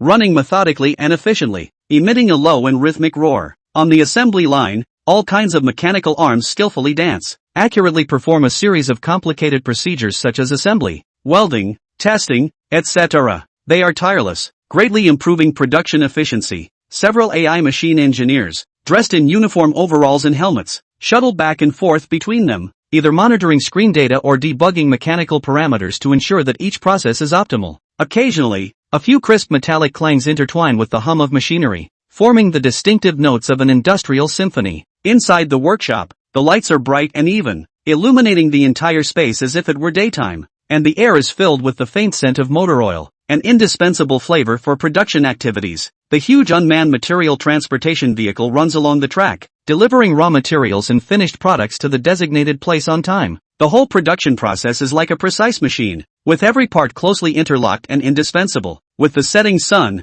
the busy scene in the factory did not slow down, but added a little tension because of the nightfall. The lights became more and more eye-catching. The sound of machinery running seemed to get louder and louder, and the AI machine engineers continue to tirelessly carry out their mission. They are there to ensure that the production line runs safely and smoothly. That's right, this is the fully automated and highly intelligent to-share modeling company. Because he had to go to school, Gu Mingxi could only follow the progress via video. This industrial park of his is all automated, except for the 3 grandparents who watch the gate at the entrance. There is no denying that mechanical productivity is far superior to that of humans, and they have very little tolerance for error. Thus, in just less than a day, the production line had built 3 mechs. Of course, this is only the efficiency at the commissioning stage. When the mechanical engineers find the optimal parameters, the efficiency of the whole production line can be increased by about 10 times. At the end of the school day, Gu Mingxi immediately sent a message to Lu Jinglong when she got home. The sample machine is already out, and after testing it tonight, it will be delivered to you first thing in the morning. Aeronautical Research Bureau, Kyoto. Lu Jinglong froze when he saw the message on his office computer. He muttered as he rubbed his eyes full of disbelief. No way? This dude is really fake. How long has it been? A prototype in a month? No, this is a joke, right? After muttering this, Lu Jinglong hurriedly typed on the keyboard. Mr. Dragon, are you serious? It's only been a month and you've already built a prototype? That's a bit too efficient, isn't it? Gu Mingxi replied immediately after seeing the message. This is already considered slow. New machines need time to adjust various parameters. It's a drag on productivity. Well, I won't talk to you anymore. I just want to inform you. Please prepare manpower to receive the goods tomorrow. After this message was sent, Gu Mingxi turned around and went to work on something else. So much so, that Lu Jinglong sent a few messages behind him that went unheeded. He had no choice but to get up in a hurry to make his report. It turns out that everyone has been working overtime for a month straight on this mech thing. Now, all the participants were busy in the bureau last time, but no one expected progress to be so fast. Aerospace Research Bureau. In the dormitory in the backyard, Lu Jinglong is hugging stupidly talking in his sleep. Oh, Gundam. We have Gundam. Hey, there are some things that are not to be protected by war. He was in the middle of a beautiful dream when the door to his room was suddenly slammed open. Ding Long, wake up! Ding Long, wake up! Lu Peng from the same dormitory yelled at the bed. However, this did not affect Lu Jinglong's beautiful dream in any way, because, yesterday, he stayed up until after 3, but it's only just 6 o'clock in the morning. Lu Peng saw that only rely on shouting is not much effect, so he took a giant step forward and lifted the covers with one hand. Lu Jinglong was caught off guard and his entire body was dragged to the ground. At this time, he finally came to his senses, only slowly opening his eyes and looking around in confusion. He said, What? Why am I sleeping on the floor? What's going on? Lu Jinglong people are not yet fully awake. Lu Peng reached out and dragged him up and said, No time to explain. Come with me. There won't be any good seats if you go late. Saying that, Lu Peng could not help but drag the other party to run out. Lu Peng is the hobby is fitness, so drag individuals as simple as dragging a suitcase. Lu Jinglong was then dragged out of the room in a haze. At this time, a group of people had already gathered on the playground of the Aeronautical Research Bureau. The group had all sorts of looks, from pudgy and bearded like a hobo, to face masked and wrapped in pajamas like a housewife, to shirtless with just a towel wrapped around them. In short, the crowd was in all states of being. but no one on the scene would even notice that, because everyone's entire attention was drawn to the three things in front of them. When Lu Peng and Lu Jinglong came to the playground, there were no more empty seats near those things. Therefore, they had no other choice but to stand helplessly at the outskirts of the crowd, tiptoeing on their own toes and desperately looking ahead. Lu Jinglong looked at it for a while and then was filled with doubt and couldn't help but open his mouth to ask, "What exactly is this thing? Why is it also wrapped tightly in red cloth?" Lu Peng was also confused when he heard the words, but still rushed to respond.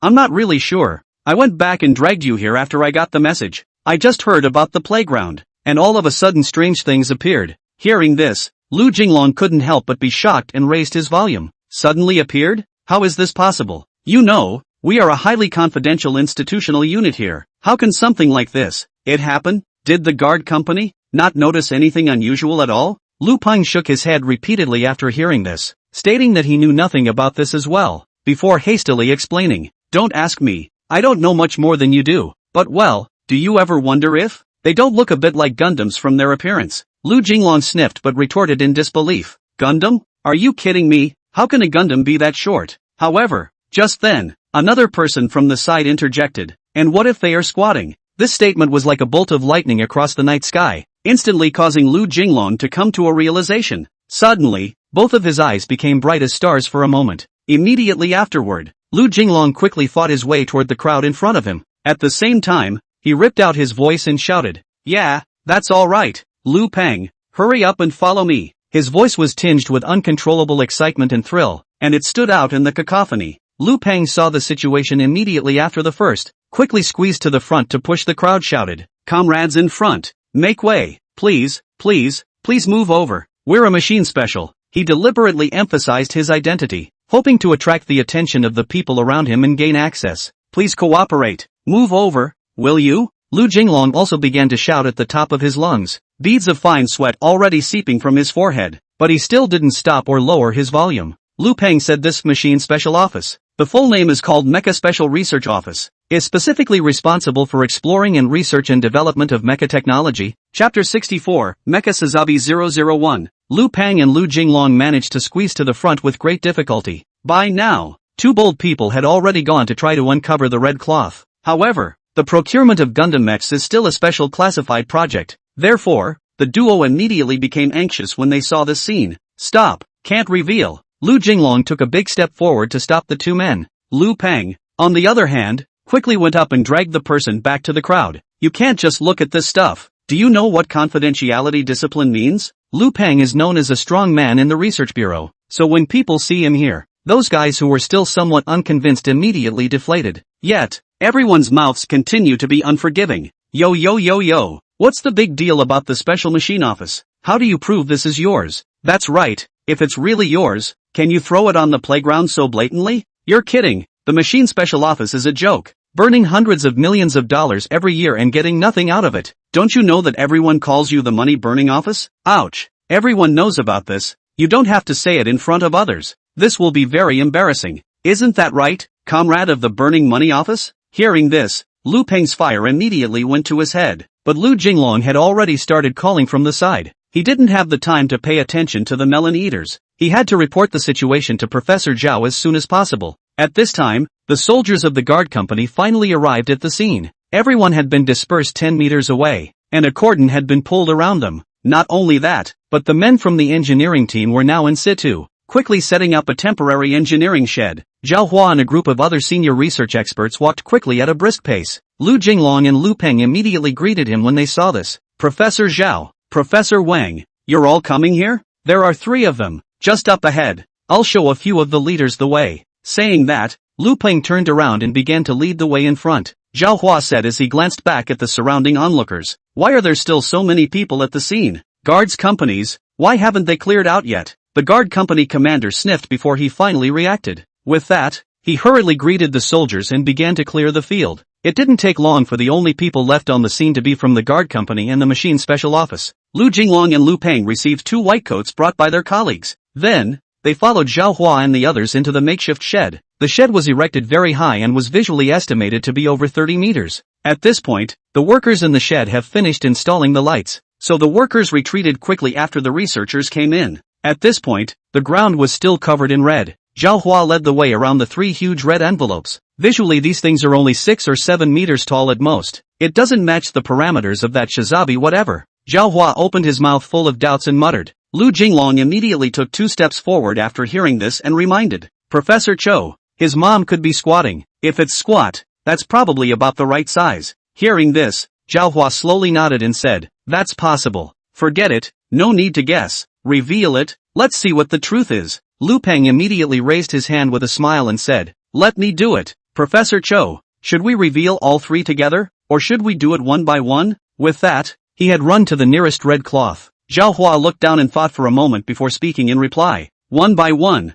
let's uncover this one first and see. Lu Peng immediately nodded his head at the words, and then his hands tugged on the red cloth and began to exert force. By this time, the crew in charge of the video had set up the camera. Everyone's demeanor was very tense. After a loud clatter, the red cloth finally fell completely to the ground. Then, everyone at the scene had their mouths open in surprise, only to see that under the red cloth was indeed a Gundam mecha with a drooping, half-crouching head. Its body adopts bright red as the main color, with gold inlays, highlighting the noble and mysterious temperament. The mech's head is equipped with intricate angular antennae and sharp V-shaped eyepieces, giving it a unique visual impact. The chest armor is broad and thick, with special armor set in the center and a protruding cockpit seat. Despite its crouched state, the mech's limbs could still be seen as long and strong. Overall, the shizabi, with its streamlined body and exquisite detailing, is a marvelous piece that must not be missed. Zhao Hua had studied mecha for most of his life. He had also made many exoskeleton mechs before the Interceptor mech, but none of the works, including his most honored one,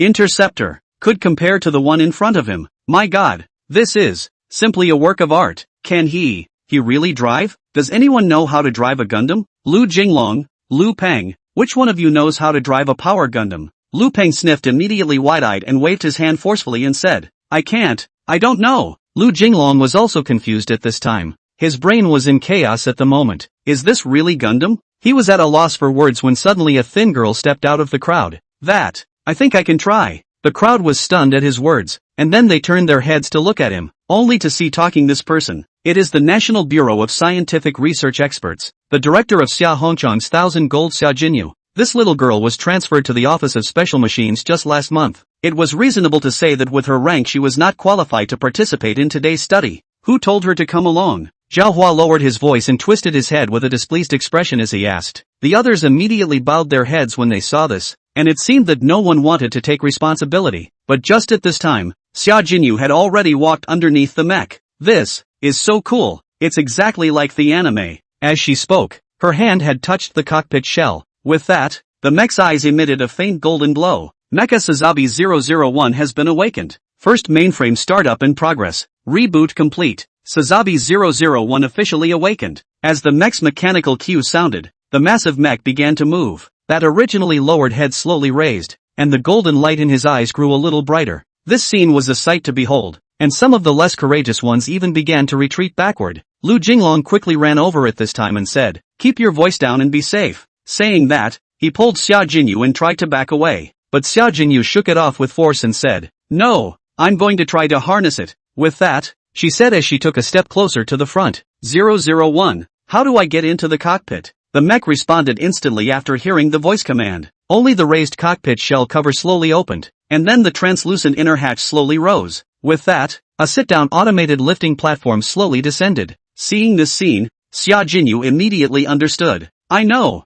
With that, she quickly ran over and sat on her butt. Then the elevator slowly rose and delivered it to the cockpit. In the next second, the translucent inner hatch closes and the outer shell cover closes. Warning, the driver has entered. Mecha Sazabi 001 ready to launch. Uninvolved persons please evacuate as soon as possible. Warning, please evacuate the scene as soon as possible. After the warning sound of the mechanical voice ended, several valves on the mech began to deflate one by one. At this moment, Lu Jinglong, who was closest to the mech, was immediately sprayed with his hair stubbed out. With that, the corner of his mouth twitched as he backed up. Holy, for real? Chapter 65, What to do if you lose your mech? Wait online. Xia Jinyu coincidentally sat in the Mecha Sazabi 001. Immediately after she entered, the cockpit turned into a 180-degree panoramic projection. At this point, it was as if there was only a clear glass in front of her, but from the outside, the driver's seat is a piece of heavy armor. So cool, that was awesome. Xia Jinyu was so excited that she began to dance around. Then the mech started bouncing along in sync. Seeing this scene, Zhao Hua, Lu Jinglong and the others were so frightened that they immediately took a dozen steps backwards. What's going on here? Mechs still go crazy? No, no, no. I don't think it's the mech that's going crazy. It's the pilot who's having a bit of a seizure. Oh, I see. It's Xia Jinyu operating the mecha. Then tell her quickly not to mess around. It's dangerous. Hearing this, Lu Jinglong immediately grabbed his colleague's cell phone and said, I know her number. I'll call her. Saying that, Lu Jinglong quickly dialed out the other party's number. The next second, a cell phone rang from inside the mech's cab. Xia Jinyu saw this and immediately casually picked up his cell phone to answer it. Hello? At the same time, the mech was making a move to answer the phone. Seeing this scene, everyone's eyes emitted a bright light. This is amazing. With that, Zhao Hua quickly approached the phone and said to Xia Jinyu, Xiao Xia, don't get too excited. Would you emotionally stabilize for a laugh and then cooperate with us in some experiments? Inside the mecha cab, Xia Jinyu immediately nodded vigorously after hearing this and said,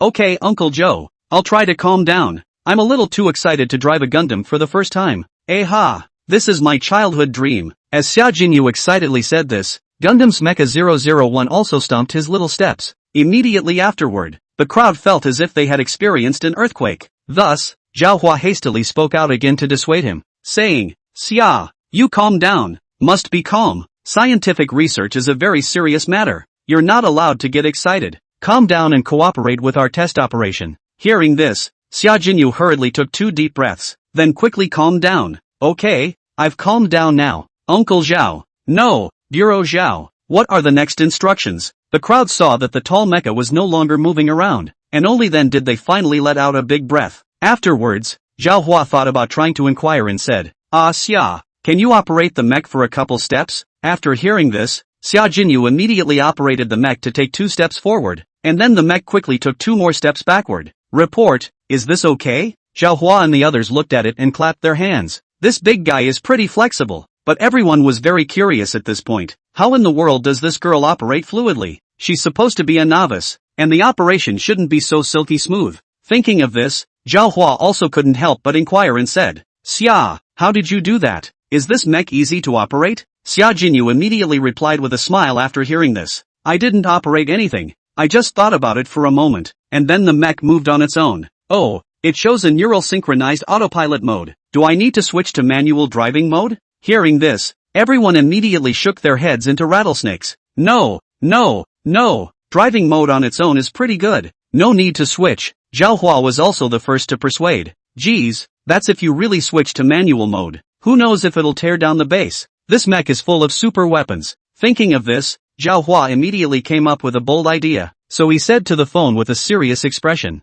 Xia, unload your mech weapon. We're going to work on the weapons first. Xia Jinyu immediately nodded her head and said yes. With that, the mech began to do a good job of fumbling back and forth. However, the mech fumbled around on its body for half a day and couldn't find any of the weapons. It was only after a few minutes that Xia Jinyu's voice came from the phone. Bureau Zhao, the mecha AI says it's not equipped with weapons. I didn't find any weapons. There were no weapons. Hearing this, Zhao Hua's eyes widened. He said incredulously, turning his head to the mech not far away. No weapons? This shouldn't be our payment price, but it includes weapons. With that, he turned his head to Lu Jinglong and asked, Lu, what's going on? Lu Jinglong was also a bit nervous at this time, so he rushed to greet someone to help bring the computer over. I'll ask now. Now. As he spoke, Lu Jinglong began to get busy on the sidelines. At this time, Zhao Hua tried to communicate with Xia Jinyu again. It's fine, and it's fine without a weapon. What about if you try to take off? In fact, after saying this,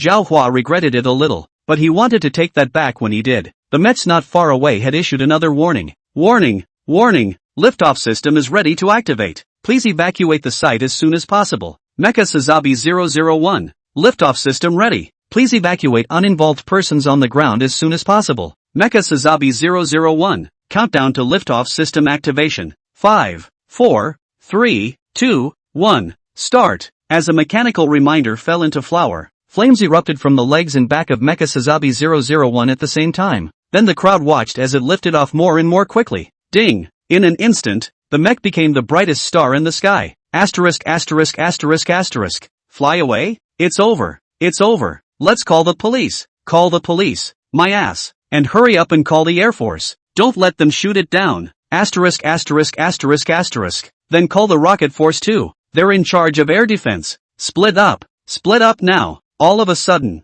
Zhao Hua and the others became disorganized and busy. On the other hand, Nanhu 22nd Central Primary School. Gu Mingxi is having a music class and the beautiful music teacher is teaching singing, but the electronic watch in his left hand kept vibrating and vibrating. He had no choice but to quietly click on the message and take a look while everyone was not paying attention. Mr. Dragon. Now there are two tricky questions. 1. Why does the mech not have a weapon? 2. What if the mech is lost? Wait online. It's quite urgent. After reading this message, Gu Mingxi froze then. Shrimp situation? The first question he could still understand, and he was about to explain this to the other guy. But what's with the other guy saying he lost his mech? How can you lose such a big mech? That's more or less unthinkable. Thinking of this, Gu Mingxi was ready to ask about it specifically, but just then, the music teacher turned her head and looked over and said, Mr. Gu Ximing, please sing the song. Hearing his teacher call his name, Gu Mingxi mistakenly touched the voice button in his excitement. And so, inside the slightly disorganized makeshift shed at the Kyoto Aerospace Research Bureau,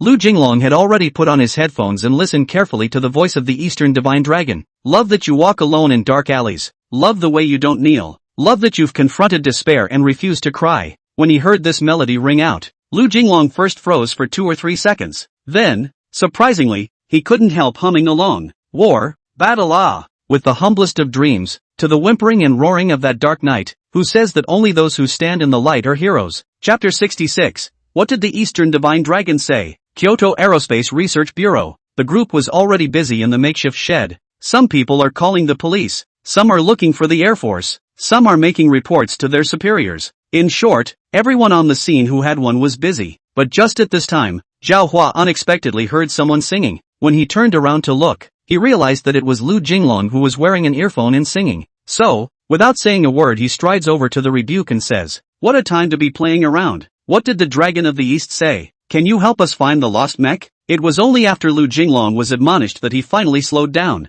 However, he opened his mouth twice without knowing how to explain. Zhao Hua immediately became a bit anxious when he saw this. So, he snatched the headset from the other's hand and said angrily, How dumb! What exactly did the Dragon of the East say? It was only when Lu Jinglong was asked this question again that he finally summoned up the courage to answer seriously. He said he loved the way you walked down dark alleys alone, the way you didn't kneel, the way you confronted despair and refused to cry a single tear. At first, Lu Jinglong still used words, but when it came to the lyrics part, he switched to singing. Seeing this, half of Zhao Hua's face twitched in anger. This young man isn't seriously ill, is he? What time is it? You're still playing abstract with me? I really have an NMMP, I don't know if I should say or not. Thinking of this, Zhao Hua huffed and puffed and put on the headset herself and said, asterisk asterisk asterisk asterisk off. I'll talk to him myself. At the same time, inside the 22nd Center Primary School in Nanhu, Gu Mingxi just sang 2 lines of Lone Ranger as requested by the music teacher. But many students raised objections at that time.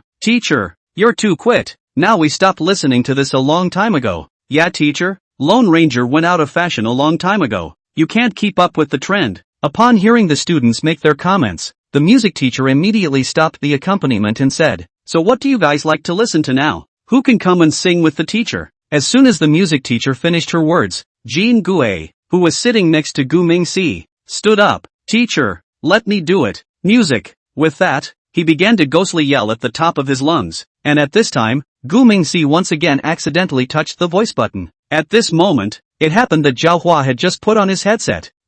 What's new? That has to be heard. With that, Zhao Hua pressed the play option. I'm the Milk Dragon. I'm the Milk Dragon. I'm the Milk Dragon. Tonight the stars are shining. I love you with a full heart. When a child yells and the DJ sounds in succession, Zhao Hua's entire body froze in place like he was petrified. At this moment, he was really completely confused. Milk the dragon? Why is this the same song his little granddaughter is humming? Not to mention, the other guy's got a pretty good sense of rhythm. Zhao Hua's brain was thinking about these messy things. Gu Mingxi, on the other side, finally realized that he had touched the voice button by mistake. So, he hastily deleted the 2 previous voices at the first opportunity. At this time, it happened that Zhao Hua took off his headphones and looked at Lu Jinglong with a face full of confusion. This isn't the Lone Ranger either. Did you hear wrong? Lu Jinglong was immediately a bit displeased upon hearing this. He loves Eason the most. How could he be wrong about his songs? But just as he reached for his headset and was about to listen to it again, the other person in charge, Prof.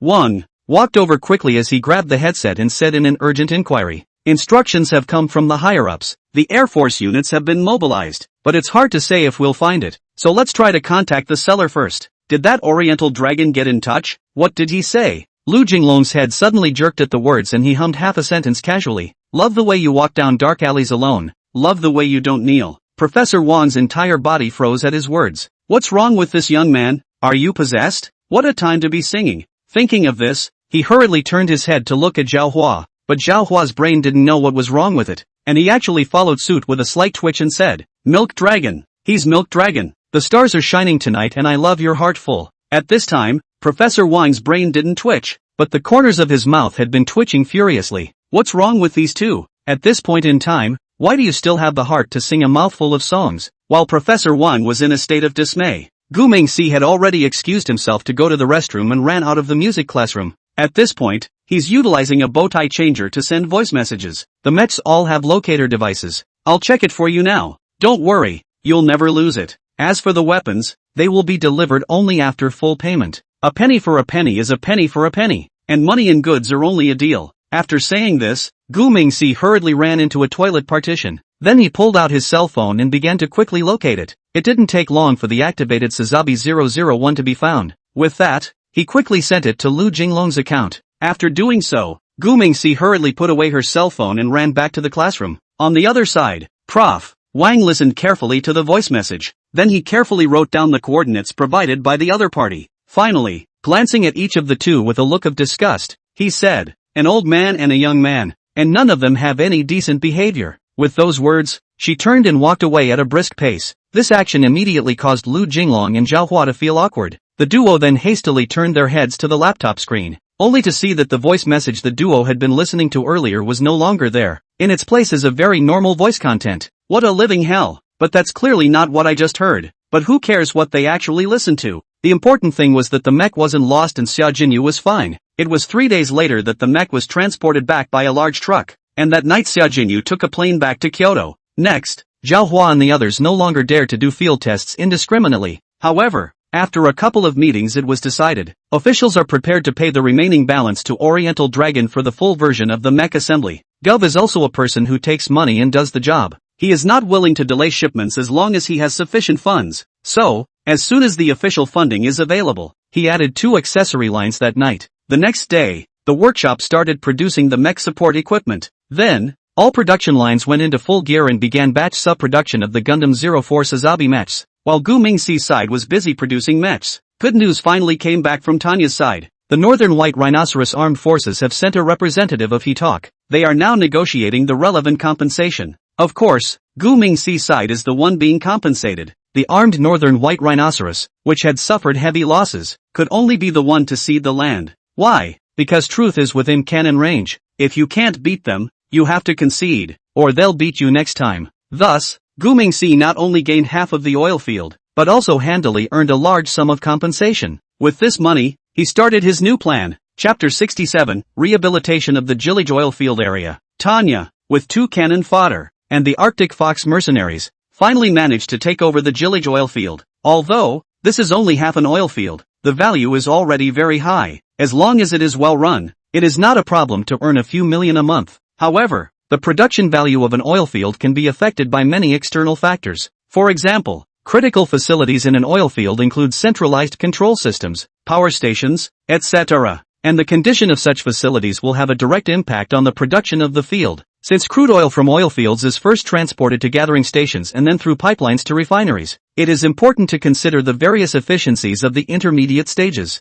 Fluctuations in oil prices, for example, can also have an impact on the value of an oil field's production. The international oil price is one of the important factors affecting the production value of oil fields. When the price of oil rises, the production value of the oil field increases. Conversely, it may decrease. In addition, there is the production cost, which includes the cost of extraction, transportation, maintenance, etc. The level of these costs can be directly related to the profitability of an oil field. Not only that, the situation in the area where the oil field is located will likewise have an impact on the production value of the oil field. So, if Gu Mingxi wants to make more money from his own oil fields, he has to solve these problems one by one. But all problems are almost always solved without money. So, he decided to invest a lot of energy and financial resources to properly remodel the Jilij oil field. First of all, Kuzi redeemed 40 fully automated oilfield gathering plants in the system. These gathering factories, like the buildings before them, are a slightly miniature presence. A collection plant has a footprint of 10 meters by 6 meters by 5 meters, but its collection speed and efficiency was about 2 to 3 times higher than the most advanced collection equipment on the blue planet. With nothing more than that,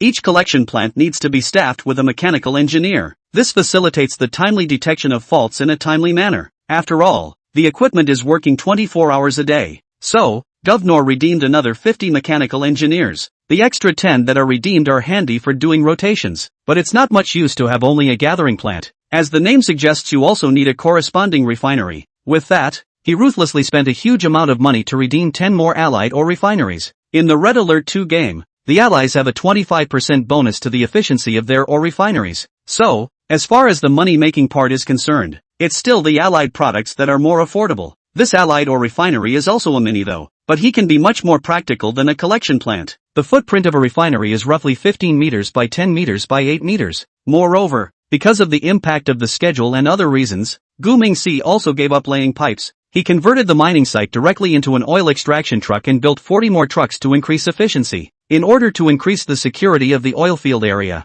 Gu Mingxi has also copied many of the defenses. So, in the end, the total price of Jaliji's remodeling was as follows: 40 automated gathering plants, costing away 47 million, 20 mechanical engineers, costing away 5,100,000, and 10 allied or refineries, costing away 20 million whole, for a total of 72,100,000. On top of that, he had invested heavily in building a full set of defenses, as well as building 40 more collection vehicles and 2 more nuclear power plants, at a total cost of roughly 42 million. The total cost of the two combined is $114. 1 million. But Gennis felt that the money was well spent. The production facilities have been described before, so I won't go over those here. Below, the main explanation of the defense against almsgiving. In the area of the Jilijoil field that belongs to his half of the block, the name suggests a concrete wall with a circumference of 52 kilometers. On these concrete walls, at intervals, were Allied machine gun bunkers, Patriot anti-aircraft missiles, sentry guns, magnetic blast coils, anti-aircraft guns,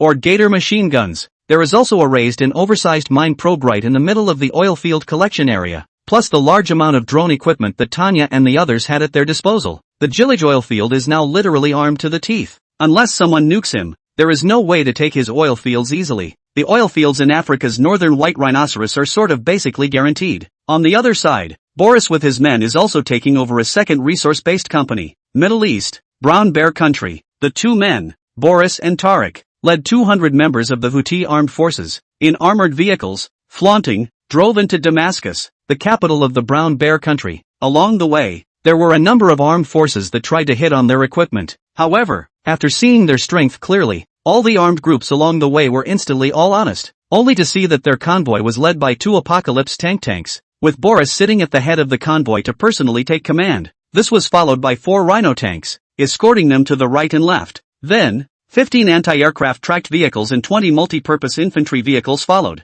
Tariq was sitting in one of the multi-purpose infantry vehicles, directing the convoy in response to aerial reconnaissance and strikes. And behind the whole group were 3 Grizzly tanks pressing back for cover. Seeing such an elite armored corps, those local warlords with mud leg origins, where would they dare to have any crooked thoughts? All they were asking for now was for the other side not to be okay with using themselves as targets. Of course, it wasn't just the forces along the road that were jealous of Boris's team. Even their partner, Abdul, and the forces he is a part of are close to being dumbfounded. You're saying this is to receive Resource Corp? Are you sure you're not here to take over the city of Damascus? It's scary. If only modern cities had gates. I wouldn't open the door for you if I were dead, but very sadly, modern cities don't have walls or gates. So, Boris and the others just made it into the city with ease and pleasure. It's said that the day they entered the city, the people welcomed them with open arms. Everyone thought it was the crown forces fighting back, but who would have thought that they would be temporary official guests, temporary official residents?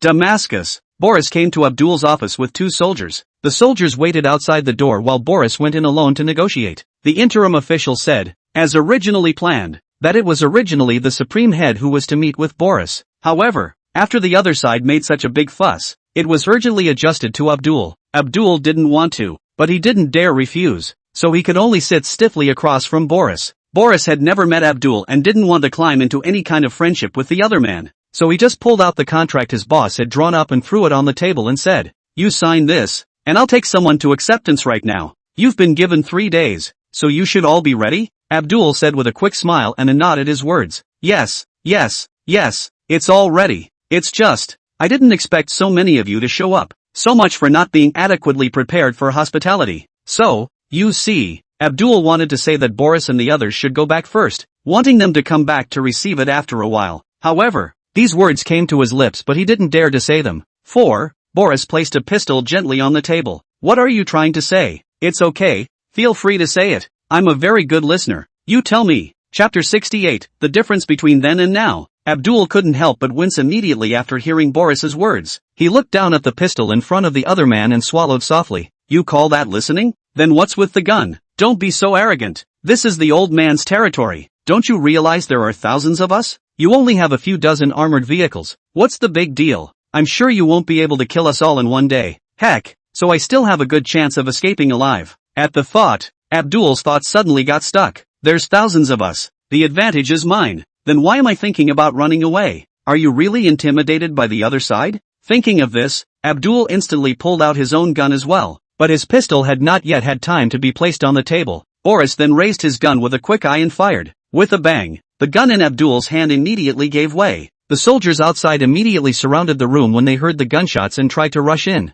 However, at this time they were stopped by the opposing soldiers at the door. Why would two people stop dozens of people? The reason is simple. They've got detonators strapped to them. The two large, dense rows were enough to topple an entire building. Are you that tough? Are you KBers or are we KBers? Over the top, haha. You guys are really over the top. This is supposed to be our job. You guys must be calm. Don't get excited. Soldiers under Abdul saw the opposing men light up their bombs. One immediately turned around and ran outside the building. In less than a minute, there was not a single one left in the entire hall. Why did the soldiers run? It's actually quite understandable. They used to be rebel resistance. It's the bitter people who start businesses with their heads in their pants. If they don't put up a fight, then they won't have a good future. But things are different now. They're officially regular soldiers. They have establishment, salary, status and position. And officially they are given wives. So why fight for your life when there are so many things to cherish? Isn't that silly? Whether others are stupid or not they don't know. However, each and every one of these soldiers on the scene was not stupid.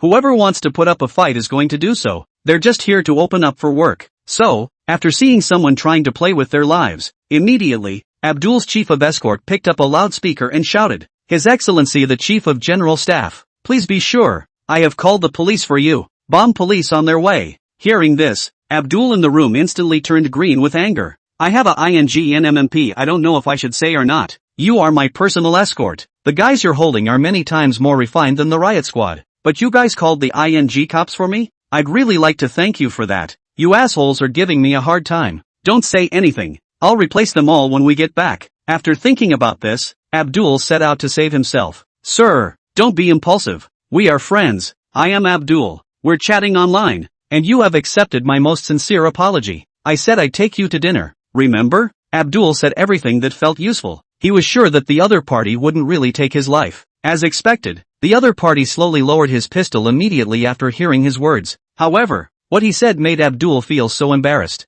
"I'm sorry, I don't really know you. I'm here to take over the company in place of the owner. Don't get cute with me, let's get down to business." Abdul smiled awkwardly at his words, then hastily picked up the contract and read it. With that, he picked up a pen and signed it with alacrity. "Well said. It's a good thing. The company has cleaned it up for you. Now it's just a matter of you moving in and taking over. It's just that the factory is a bit far from here. So, do you need me to take you there?" After saying this, Abdul wanted to smack himself right then and there. Isn't he like a sheep in a tiger's mouth when he says that? Why am I so cheap to send these killers over? Yuck, really wanted to give myself a smack in the mouth. However, Boris listened with a tight frown and said, "Aren't the company and the plant together? That's a bit of a problem then." Thinking this, Boris immediately pulled out his satellite phone. However, the phone calls were never answered. There was nothing for Boris to do but pick up his walkie-talkie and call out, "Major, take the brigade and get ready to make a trip out of town. Someone will take you to take over the factory outside the city. I'll stay and take over the company.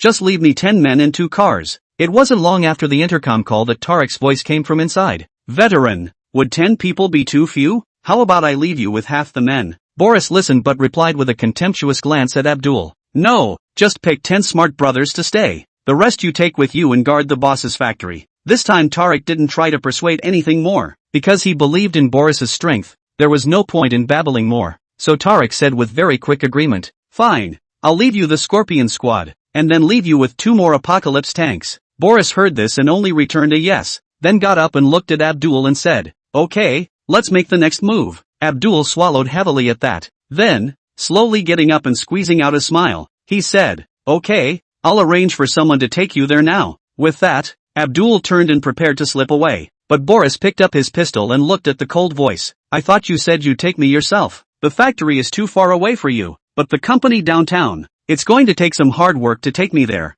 Hearing this, Abdul's brows immediately tightened. So you didn't get away with it after all? What a mouthful yourself. At the thought, Abdul gave himself a light slap. With that, Boris's team began to split up. Tarek leads the men out of town to the resource gathering factory, and Boris tugged Abdul to his headquarters downtown. Soon, a group of them arrived at the Damar Gas Company headquarters building downtown. Damar Gas, a major energy company in the Brown Bear country, has very substantial natural gas resources. Despite the security situation in Brown Bear country, which had caused difficulties in the extraction and transportation of natural gas, the company is working to ensure a stable supply of natural gas. The gas company had to rely on renting specialized gas carriers to deliver the gas to the provinces and cities because the railroads in the Brown Bear country had been severely damaged. And today, this company is going to get a new owner. Of course, according to the contractual agreement, the Eastern Divine Dragon is only a temporary official cooperative operation with the Brown Bear. In reality, however, interim officials are gradually moving out of control of the company,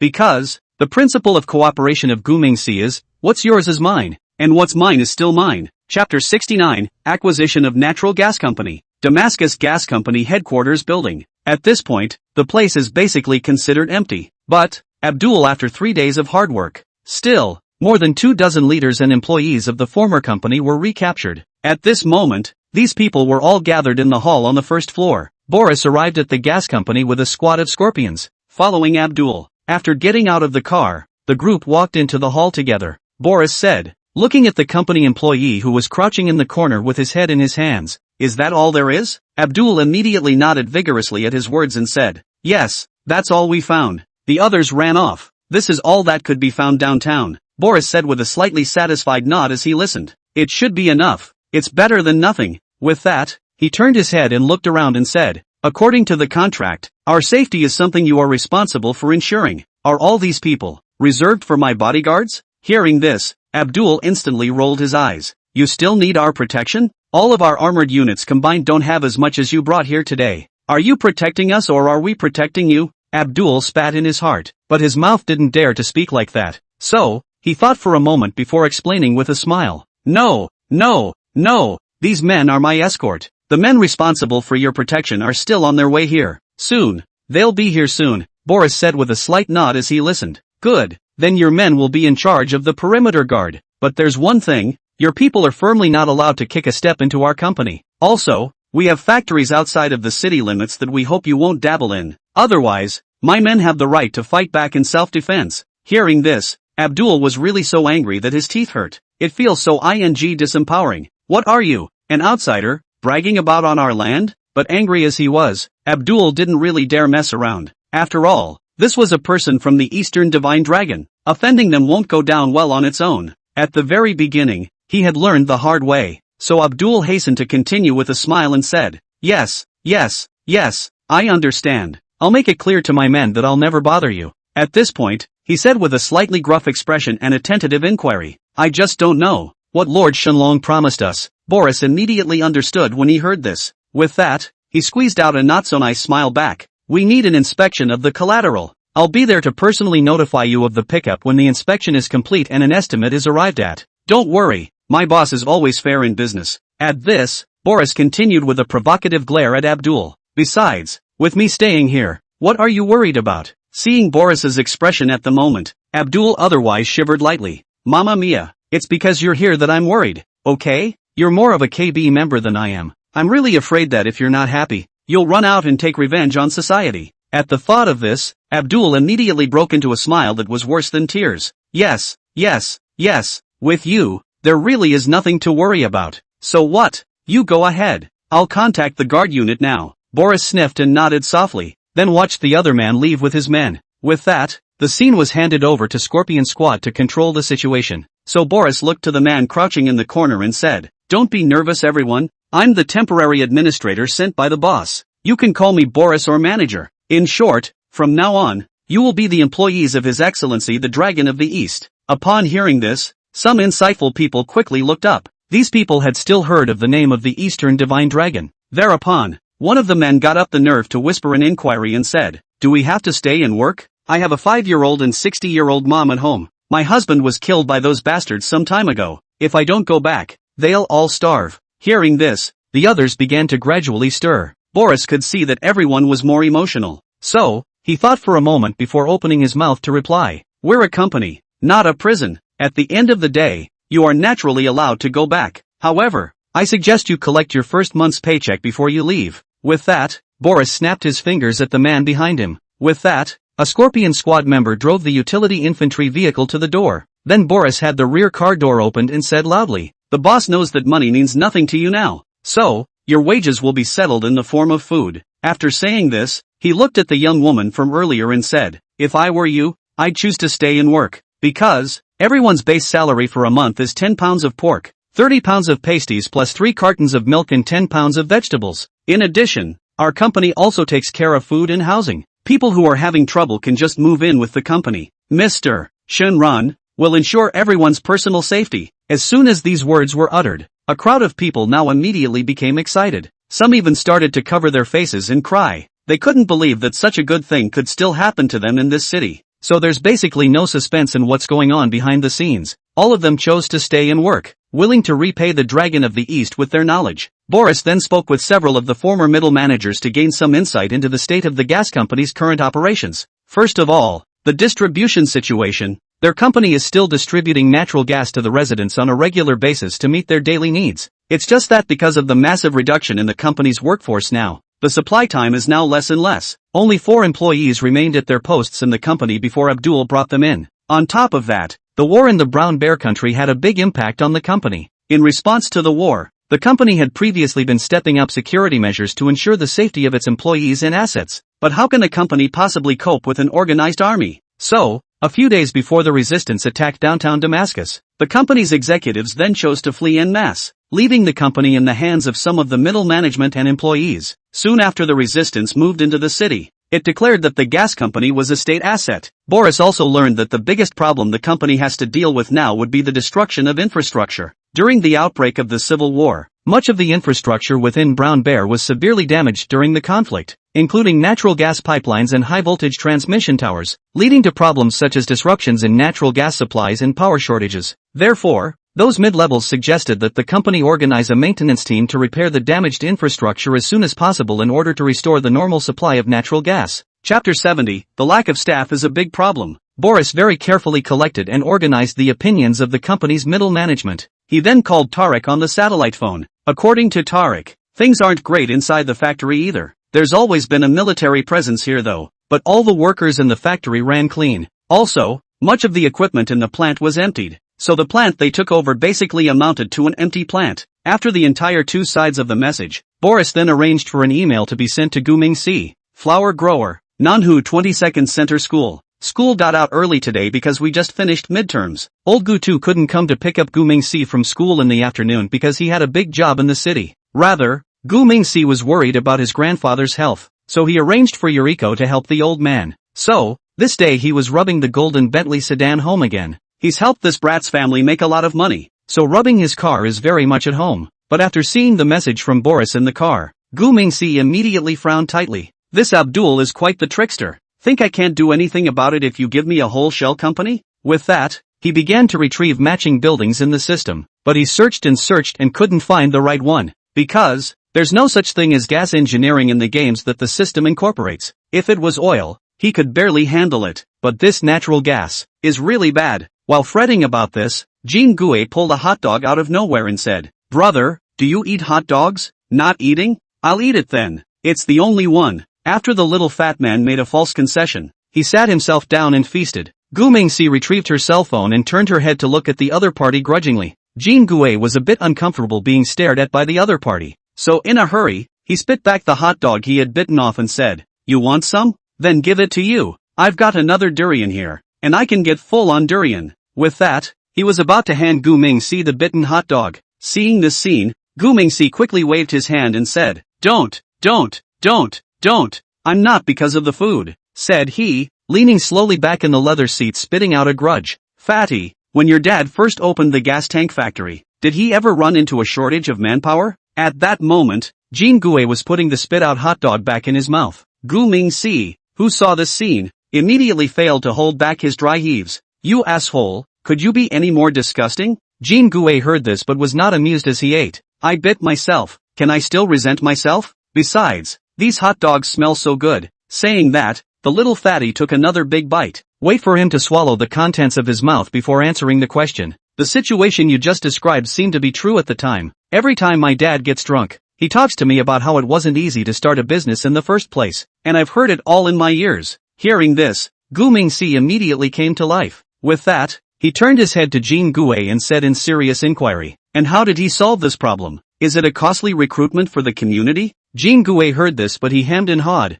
Then he licked his lips and said, No, social recruiters can only recruit cheap general labor. These people aren't worth the trouble or anything, he said, cocking his head and thought for a moment before continuing. I remember my dad saying that recruiting any tech gurus is the hardest part. For a new factory to take hold, it has to have a couple of skilled laborers who can hold their own. How to recruit these awesome skilled laborers is the biggest headache. Well, that's what he seemed to say. Jin Gue finished by taking a hard bite of the hot dog. Instead, Gu Mingxi looked like he was inspired by something. So, he thought for a moment before continuing to ask, so what did your dad do then? By this time, Jin Gue had finished his hot dog and was about to set the durian with his bare hands. My dad was using the trick of trolling. Say what you will, it's a godsend to kill two birds with one stone. When Gu Mingxi heard the words here, his entire body was already a bit overwhelmed. With that, he pinched his nose and glared angrily at Jin Gue and said, When did you kids hide a durian in your car? You can't eat this in an enclosed space, don't you know? Jin Gue sniffed and sucked in 2 mouthfuls of air with a mesmerized expression on his face and said, Why, how delicious this smells.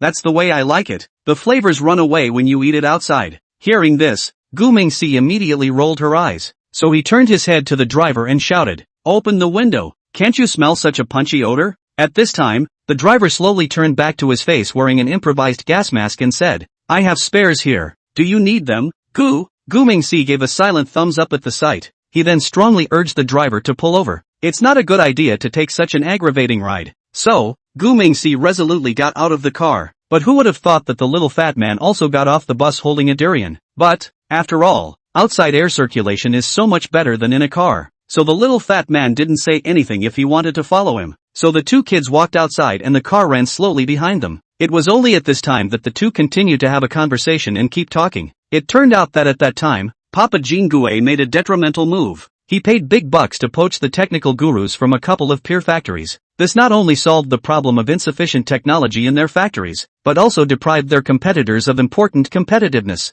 As a result, Goldfarb not only stood its ground in the gas tank industry, but has also persisted to this day. Should I say no? The guy still has a good head for business. After hearing about Papa Jin Gue's exploits, Gu Mingxi was ready to do the same thing for once. With that, he called Boris on a satellite phone when he got home. He then arranged for the company to purchase a large amount of supplies, including grains, vegetables, meat, milk, eggs, etc., totaling 10 large trucks. The supplies were sent to the western suburbs industrial park before being transferred to the Middle East by the hyperspace transporter. It is worth mentioning that all the mini factories in the abandoned compound have also been relocated to the industrial park. As a result, there was no risk in the vicinity of the Gu family's small courtyard. But what he didn't expect was that his side had only just relocated the mini arms factory. There was a developer manager right there who came to the door overnight. Of course, he couldn't have come by himself, but with a car man and a bulldozer. At this moment, both old Gu Tu and Yuriko had not yet returned, and Gu Mingxi himself was the only one in the small courtyard.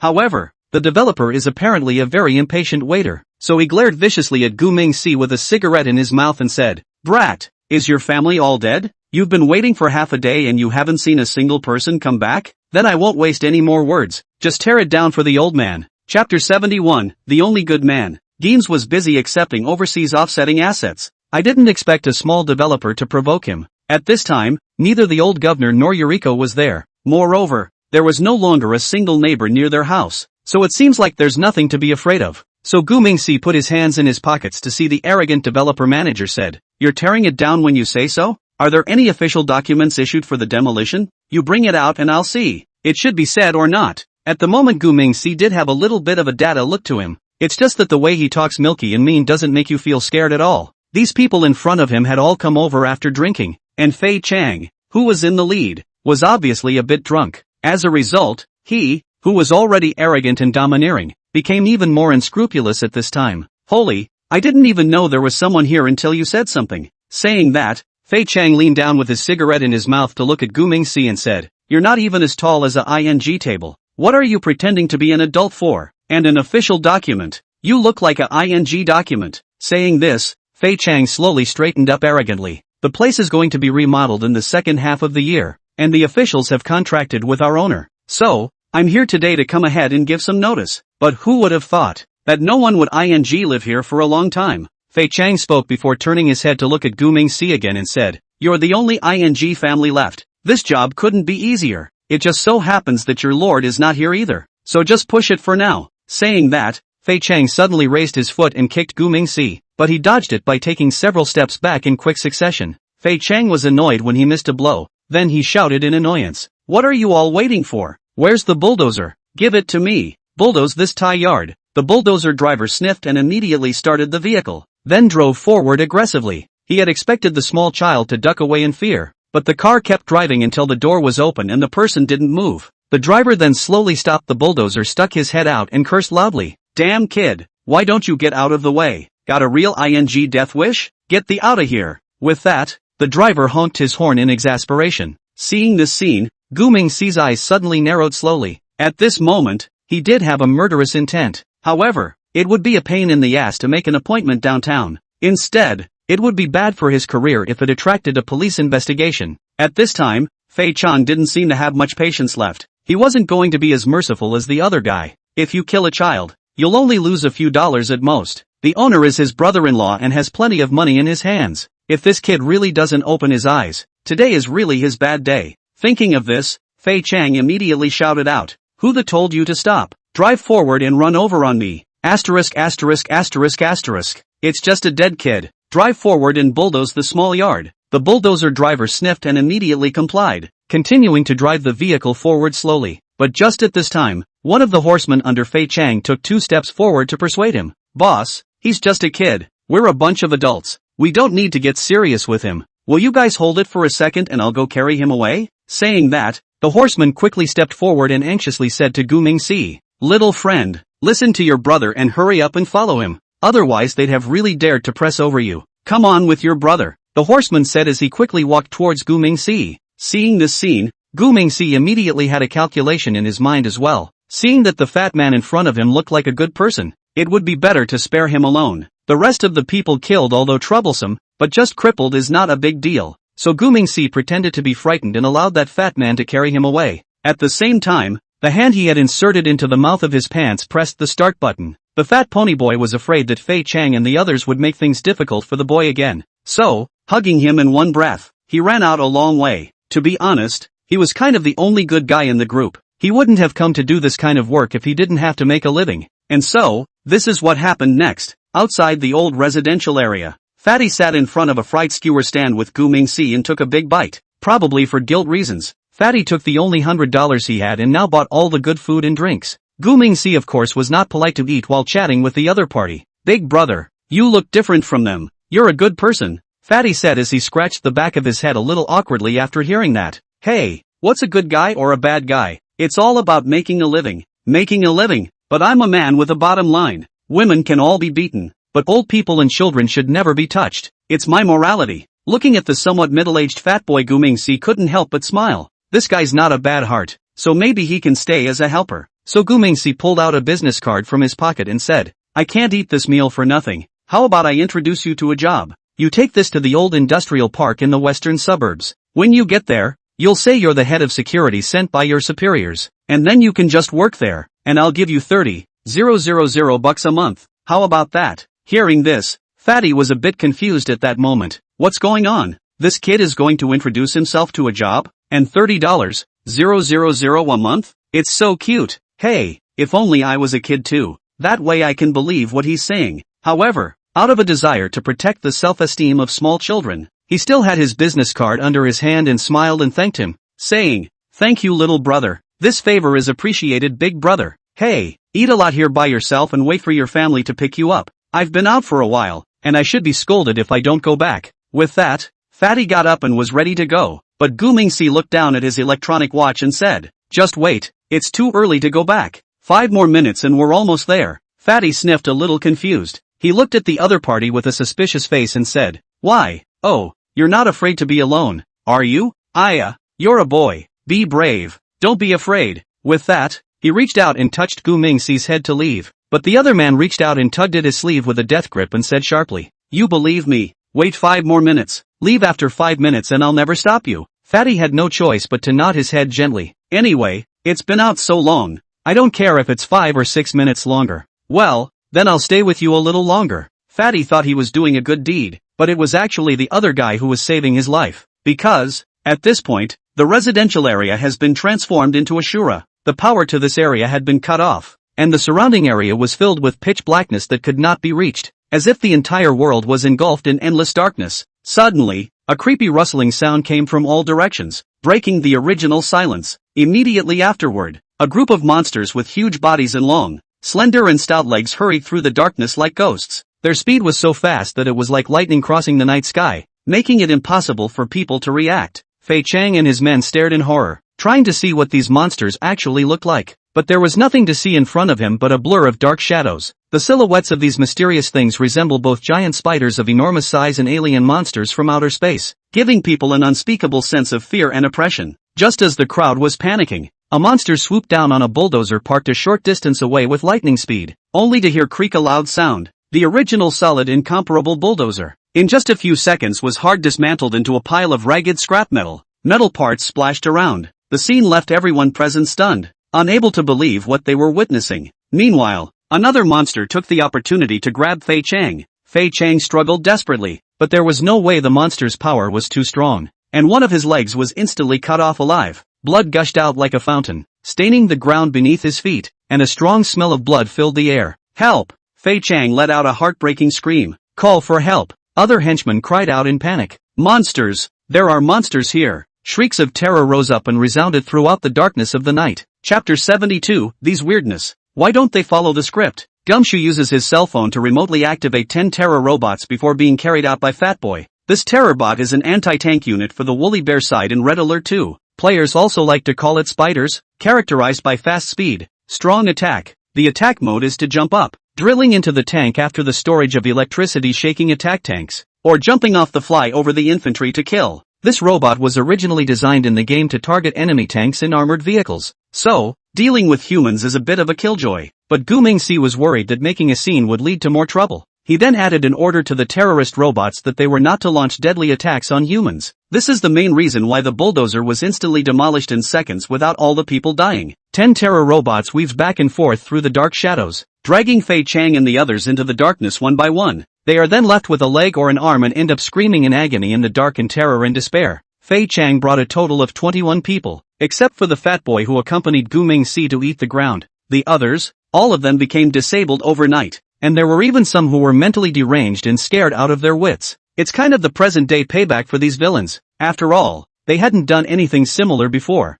However, what Gu Mingxi himself didn't expect was, it's amazing that this unintentional massacre unfolded and managed to scare an agent crazy. That's right, it's the same Claire who was scared by Yuriko once last time. Tonight, he had come with a lot of determination and plenty of preparation. You can tell he's got his heart in the right place by the way he's all decked out today. See above his neck, a shining with the mysterious light of the cross hanging which, left wrist, a string of Buddha beads closely entwined, each one round and smooth, seems to contain endless Buddha power, right hand holding a sharp mahogany sword. The sword body radiates silk aura, daunting, its body is a white shaman robes covered, the robe sleeves fluttering with the wind, adding a few points of the immortal wind and Taoism gas. This set of equipment can be the most precious treasure that has been brought back at great expense, from the high people in various places. Of course, Claire had prepared more than just these treasures for this trip. The backpack behind him also contained 2 large bottles of Sacred Maiden, as well as 100 or so carefully drawn Taoist talismans. It is said that all of these treasures have been personally enlightened by a master. So,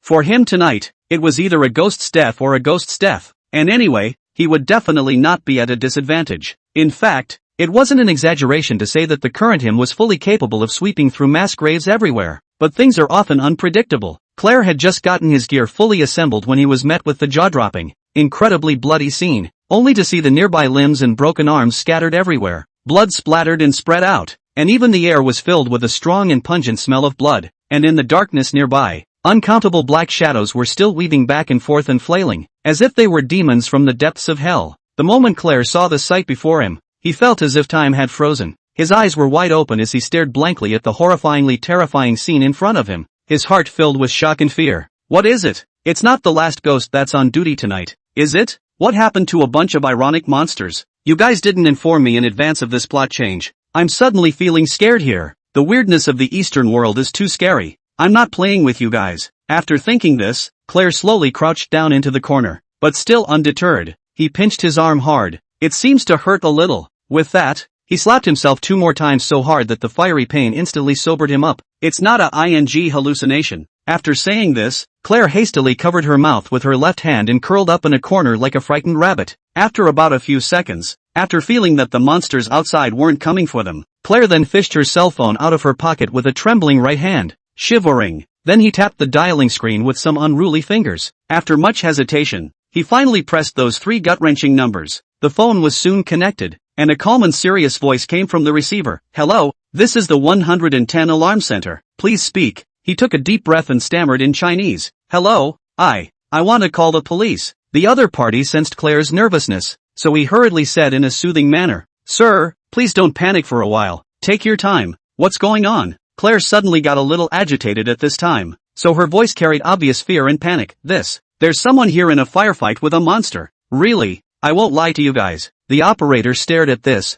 then said in as calm a tone as possible, Sir, may I ask if you've been drinking? Claire sniffed and quickly added, You can trust me. I really didn't drink. I'm telling the truth. However, the operator on the other end of the line may still be skeptical. After all, this situation sounds too bizarre. Sir, please calm down first. I need to verify your identity first. Can you provide some of your ID numbers? Claire listened but once again pleaded anxiously. Please, come and help me. It's too scary. Those monsters are demons from hell. They're too scary. I need help now. The operator first sighed after hearing this, and then continued to patiently calmly say, Okay sir, I've recorded all the situations you've reflected. However, now I need to verify your identity information. Will you please cooperate? Seeing that the other party still didn't seem to believe her, Claire was so anxious that she was on the verge of crying, and threatened, I'm not kidding you guys. If you don't pay attention to this, I'm going to go and file a complaint about your inaction. By this time, the operator was running a little low on patience, so his tone became a little more serious. Okay, sir, please try to remain calm and tell us exactly where you are.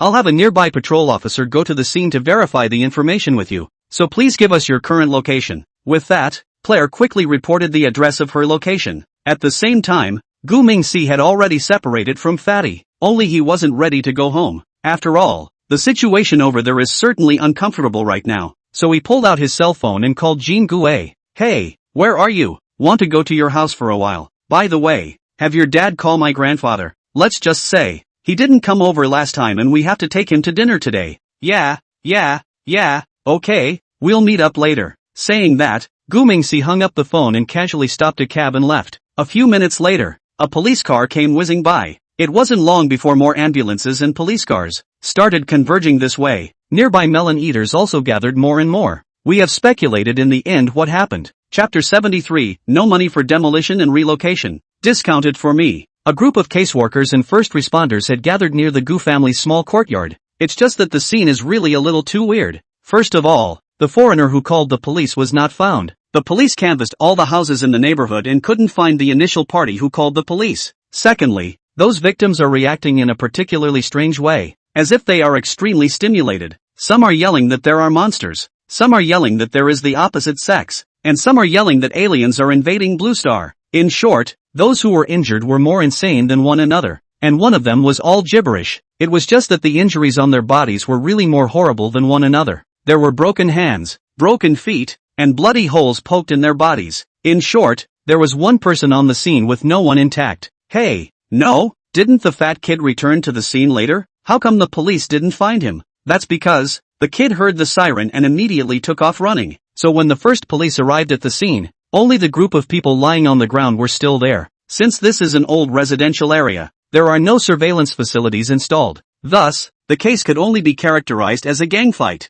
As for the party that committed the murder, we'll have to wait for the victim to come to his senses and ask. Again, because the homes at the scene were empty, there were no so-called witnesses. The police then quickly ordered the team to close and the victim was first taken to the hospital for medical attention. When Jean Dede sent Laogu's family back after 10 o'clock, it's back to business as usual now, and there's no more hustle and bustle. Nevertheless, a police officer came to the door the next day to do the questioning. The old governor told the truth, and the other didn't say much. Later, I heard that the victims were all crazy, so the matter is an open question. On the other hand, Fatty, who was lucky enough to escape, hid in a rented house for 3 days. He didn't dare to go out for the past 3 days for fear of being found by the ghosts. Finally the hunger was too much to bear, which finally went out quietly to forage for food. His own gang having been taken out in one fell swoop, Fatty began to roam the streets aimlessly. In the past, although I couldn't make any big money by following Brother Chang, I could at least make 3 meals a day or something. Now it's great. I'm about to become a beggar, and I don't even have my next meal yet. Fatty muttered as he reached down and touched his pants pocket. Unfortunately, there wasn't a dime in that pocket at all. But then he fumbled out a business card. To the Enjoyment Model Factory? This business card only had the company name and contact number on it, and no other information was ever given. This kid isn't going to cheat, is he? Well, kids shouldn't be able to lie. With that in mind, Fatty called the number on it. The man who answered the phone was an old man, and when he asked for the address he swept a bike over there. What Fatty didn't expect was that the factory was a lot bigger than he thought it would be. But what he didn't expect even more was that 3 of his co-workers were older than his dad. That's right, this guy managed to get inducted into the Taehyung Model Factory security team and even became the captain. Only, looking at the 3 boss's men, Fatty couldn't be happier. Is this unit reliable? He looked at the 3 Moncler outlet store adults who were still struggling with this. The sound of an arrival alert suddenly came from the phone. With that, Fatty picked up his cell phone and hurriedly looked at it. 1, 10,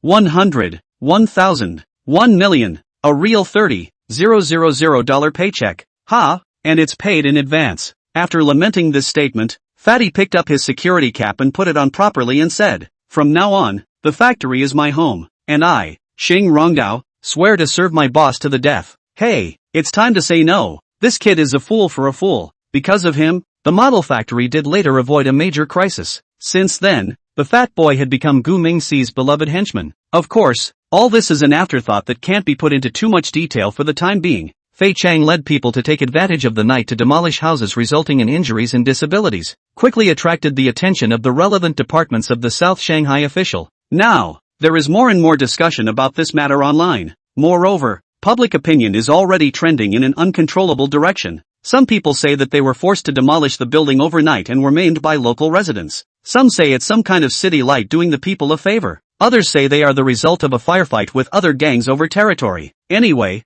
this thing is becoming more and more bad influence. There is no choice but to calm the online public opinion as soon as possible. Manhwa officials are preparing to hold an early mobilization meeting for the demolition of the building. In order to keep the public opinion from getting worse, officials raised the demolition standard to the highest in the country. The purpose of this is that we do not want any more extraneous matters to arise in the demolition. But how could officials not expect it? It's amazing how things end up going surprisingly well. Because, there are only 2 families left in that residential area. Namely, Gu Yushan and Jean Dede. Of course, Goldfarb is only holding those homeownerships on behalf of Governor. Otherwise, it would seem very unreasonable for word to get out that he has so many houses for one child. As a result, in the large conference room that could have seated hundreds of people, there was just one person sitting in Jean Dede. Why isn't old Gu coming? He signed an agency agreement because he was going to pick up scraps. With that, Goldfarb became the sole representative of the demolition district. As I've said before, he's a guy who is extremely business-minded.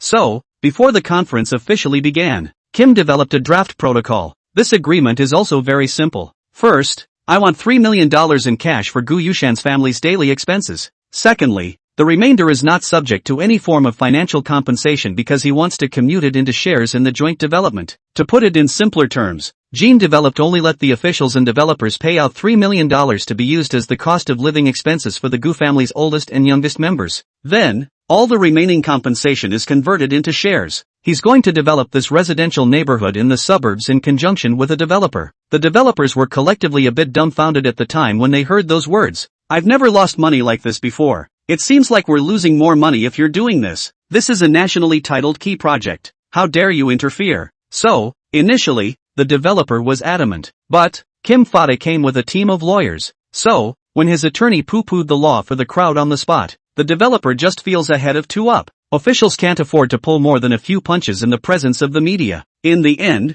the first meeting of the demolition plea ended hastily. However, within a few days, someone had made a connection and found Jean Didier. Goldfarb conveyed his sincerity to the other party through the relationship as well. In the end, the developer decided to offer a 3% stake plus $3 million in cash. This result was not as good as Gu Mingxi predicted though, but it is within acceptable limits. Because, as Ganon knows 3% at this point in time has a market capitalization of at least 30 small goals later on, so it's really the developers themselves who haven't figured out the real value of the project. Anyway, the demolition was a big bloodbath. Guinness was still happy about making money. The brown bear country over in the Middle East has yet another problem. This Abdul, he really doesn't give a damn. Chapter 74, not good. Someone's looking for me. Gu Mingxi just reckoned that the demolition of the neighborhood of the small yard would make a big profit. The fun didn't last long before another call came from Boris's end. Turns out, it was Abdul who sent another call for equipment. Now the gas company and the plant are in their hands. But Gu Mingxi's side was slow to send arms to the other side.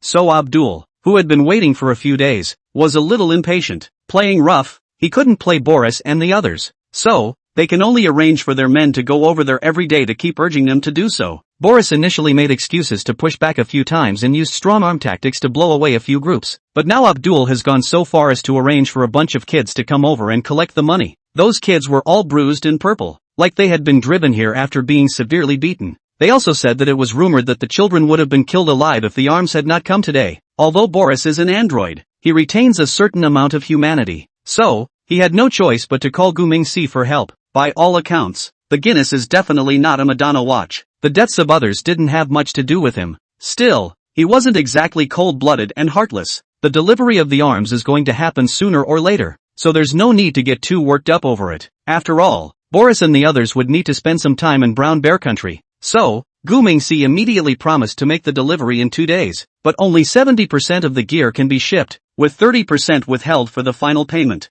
He also gave the good reason that the gas plant is not profitable yet. Therefore, some of the arms need to be withheld to be used as collateral. Boris conveyed the boss's original message to Abdul. At this time, the situation in Brown Bear Country was also very unstable. The former official army is now gathering strength, with the appearance of counterattacking Damascus. Therefore, Abdul didn't want to tangle with the Eastern Divine Dragon for too long. The two sides then reached a tentative compromise on this. But just as the West Suburban Industrial Park was busy working overtime to produce this equipment, an unexpected thing happened. 2 a.m. West Suburban Model Works. Xing Rongdao stared at the monitor screen and kept snorting. The older man who was on duty with him had long since snored his head off, but he was a conscientious man and felt he had to be able to afford his paycheck. So Xing Rongdao tons and tons dry 2 cups of espresso in a row. No, I can't sleep. The factory is my home and the boss is my father. Die, I will die. He hadn't finished his inspirational declaration when he suddenly sensed something strange. Did camera 15 just flash? After muttering this, Xing Rongdao moved closer to the screen and carefully observed it. This time,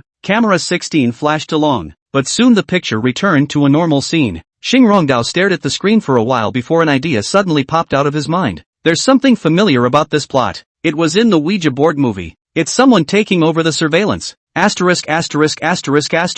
There must be a thief trying to steal something. After saying this, Xing Rongdao turned around and went to call for the sleeping grandpa. However, no matter how much he shouted, the other party did nothing. He had no choice but to put on his own blast gear and rush out. Meanwhile, at the fence in the southeast corner of the park, 5 men in black were gathering to discuss things. Among these 5 people was Claire, who had nearly gone crazy with fear the other day, while the other 4 people around him were Asian faces. However, the identities of these 4 people were all not simple. The 2 standing to Claire's left are Ken Matsumura and Koto Wakatake. The 2 of them are senior spies for the Foot Chickens based at the Seedflower Genyo Shrine, and the 2 standing on Claire's right-hand side were Lee Jae-ma and Park Jae-bae. The 2 of them are high-ranking agents of the KCIA in the South Rod Kingdom. This time, they had specially come to support Claire in response to instructions from their superiors. Because Claire almost died of shock. Therefore, Eagle Sauce urgently contacted the Footpad Chicken and the South Bar Association to send support in the vicinity, so the 4 unlucky ones were brought to Claire's side. One thing that must be emphasized is that Footlocker chickens are very efficient.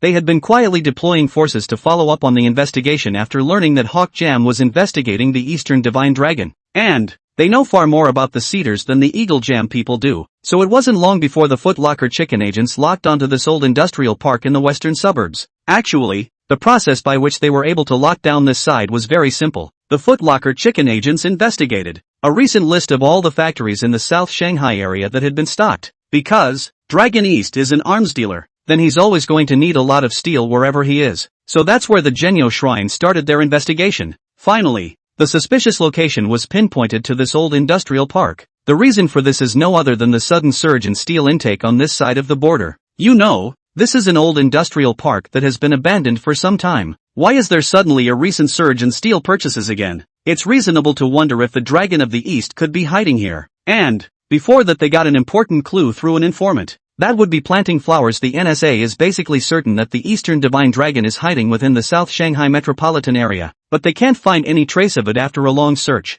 This, among other things, is the residential neighborhood that twice stared Claire out of her mind, but it's all been drained by national security with their men. So, Footpad's chicken didn't see the need to waste any more time over there, so they brought Claire over here. As far as the South Baton Rouge is concerned, they are completely wrapped up in it, because they didn't believe that the mysterious Dragon of the East would be here, so much so that, at the very moment when several people were about to go over the wall, they were still arguing vehemently with the Footpad chicken spy, and neither one of them would budge an inch. Ashy Bar, how could this eye-catching industrial park harbor the mysterious Dragon of the East? Park Jae-hyo shouted in exasperation, his face filled with disbelief. Humph, look at you fools, you simply don't use your heads when you do things. Lee Jae-ma's eyes widened in anger and he shouted at the Footpad chicken spy. The Eastern Divine Dragons. It should be a massive organization. It's not like they're a brat who doesn't know anything. How could they be hiding here? Lee Jae-ma became more and more agitated as he spoke, waving his arms to enhance the persuasive power of his words. The more he spoke, the more resentment grew on his face, so much so that he could only end up glaring fiercely at the Footpad chicken spy as he spewed out Korean expletives. Facing the accusations of Lee Jae-ma and the others, the 2 Footpad chicken spies immediately flamed up. Thus, the guy among them called Ken Matsumura violently turned his head, his gaze as cold as frost, staring at the other party with a deadly glare, and disliked him nonchalantly. Bakayalu, what do you ignorant people know? There is a famous saying that has been passed down through the ages in the flower grower family, the most dangerous place is often also the safest place. Ken Matsumura paused briefly, then perked up. In addition, the flower growers have another old saying that says, a great concealment is hidden in the city. That's why establishing the base here is precisely the wisest and most far-sighted choice. Speaking of this, the corners of Ken Matsumura's mouth rose slightly, revealing a contemptuous smile. It's just a pity that there are too many foolish fools like you sticks in the world, thinking only superficially and unable to realize the hidden truth behind things. Hearing this, the 2 Southern Rot agents instantly became even more enraged. Then the 2 pulled out their guys and took aim at each other. Seeing this, the Footpad chickens did not shy away from the scene and immediately pulled out their weapons and aimed them. For a while, the atmosphere was tense to the extreme, but just at this time, a female voice suddenly came from the side. Calm down everyone, this is no time for infighting. The crowd was shocked at the words, and then simultaneously turned their guns to aim in the direction of the transmission. Who is it? Who's there? Chapter 75, Mantis Catching Cicadas. Claire was ready to sneak into the industrial area with 4 helpers. Suddenly, a mysterious woman appeared behind her. Her presence almost didn't scare the men enough to rub them the wrong way. Well, the woman showed up in time to explain at the crucial moment and said, don't shoot, one of our own. It's me John Bull MI agent Angelia, codenamed Silver Snake. Hearing this, Claire was the first to react. With that, he looked to Angelia and nodded. I've heard of you, MI6, Ace. I just didn't realize that the Silver Snake would be a woman. Angelia said with a cold smile after hearing this, looking at Claire with slight contempt. I also didn't think that Eagle Sauce CIA's famous gold medal agent would be afraid of the Spectre. Hearing this, Claire's face instantly turned gloomy. He said as he slowly placed his right hand on the handle of his gun and looked coldly at the other man. How dare you follow me? Angelia listened but frowned slightly at the other woman. With that, she reached out and pointed to the object on Claire's body and said, is this even tracking? Crosses, Buddha beads, mahogany swords, everything that can deal with a ghost. You have all of it on you. Doesn't that tell you something? Hearing this, Clara was then finally relieved. It turns out that the other side are just speculation. After thinking about this, Claire's originally tense nerves finally relaxed slightly. His wary gaze gradually softened, only to see him slowly lower the weapon he was holding tightly in his hand, and then take a deep breath before he slowly raised his head and looked at the person across from him and opened his mouth. Well, let's not continue to waste our precious time. Immediately after that, Claire frowned slightly and gazed at the other party and asked, "Did you also come here specifically to assist me by order of your superiors?" However, to his surprise, Angelia gently shook her head after hearing these words and slowly replied, "No, no, no, my mission is not to assist you." Angelia paused then explained, "I have my own mission to accomplish, but I just happened to run into you all on my way here, so I'm just going to show up and say hello to you all." As soon as the words left her mouth, she suddenly raised her head, her gaze cast to the fence that was more than 4 meters high, and a hint of apprehension showed in her eyes. After a moment of silence, Angelia spoke again, "A friendly reminder to you guys, this is quite dangerous inside yo. In my opinion, if it were me, I would definitely first try to find a way to disconnect the power inside. That might cut down on some of the potential threats and trouble." After saying these words, without the slightest intention to stay, Angelia turned around and walked towards the front in big strides by herself, and soon disappeared from the sight of the crowd. Claire looked at Angelia's fading back and couldn't help but freeze. After a while, he came back to his senses and turned his head in a hurry, turning his gaze to the Southpaw agents beside him inquiringly. "That sounds like a pretty good suggestion she just made. I wonder what you guys think about that." Lee Jae-ma and Park Jae-bae looked at each other after hearing this, then nodded at Claire at the same time. Claire's face, which was still calm after hearing this, instantly became hideous as his eyes opened angrily and a series of angry words spewed out of his mouth. "Then what the hell are you guys dawdling for? Why don't you hurry up and get moving? Quickly go and think of a way to cut off the power supply here. If you delay the big event, you'll be sorry." Hearing Claire reprimand so harshly, those Southern Rod agents were all silenced. The two looked at each other with looks of horror and embarrassment on their faces. Among them, the slightly bolder Lee Jae-ma stammered in response, Okay, we'll get right on it. Please don't worry." After saying that, he hurriedly turned around and waved his hand towards Park Jae-hyun. Park Jae-hyun nodded his head in a hurry and followed the other party as he hurriedly turned to leave. They began to rack their brains about what they could do to cut off the plant's power supply. On the other side of the room, Claire exchanged glances with the 2 footpads of chickens, and without hesitation, the 3 of them began to pull out their rope guns. A pine. Ken Matsumura let out a soft huff before leading the way up the wall. In this way, the original group of 5 was at the moment temporarily split into 2 groups because of the needs of the mission. One set consists of Southpaw agents who are tasked with cutting off the power supply. The other group, a combination of Claire and Footpod Chicken, breaks right into the interior of the model factory for a more secret and dangerous mission. But what they didn't know was that after the 2 waves had moved separately, instead, Angelia circled around and came back to where she was. She said with a light smile as she stood by the wall gently looking up, "Haven't these people ever heard of the proverbial flower grower? Mantis catching a silver snake in the back. Humph. In the end it's still not me winning." With that, she began to follow the track Claire had dived on. But, what Angelia didn't know was this. She was surprisingly followed by another dark figure. The figure was seen walking gingerly over to where Angelia was standing. He then also slowly looked up above his head muttering, "You must not have studied flower-growing culture well enough to realize that there's a falcon behind the silver serpent. Humph. All of you make a toss in front. I'm the one who wins in the end." After saying this black shadow then began to climb the fence as well. At the same time, inside the model factory, Xing Rongdao held up an explosion-proof shield and slowly moved forward along the route of the wall with a strong flashlight. 20 or so steps further on is the anomaly monitoring area, so he quietly closed his pistol and felt his way forward with his electric baton instead. But just at this time, suddenly 4 figures jumped down from the wall successively. Xing Rongdao watched really well as 3 people jumped down from the wall first, and then 2 more jumped down one after another. It's a in-gang thing.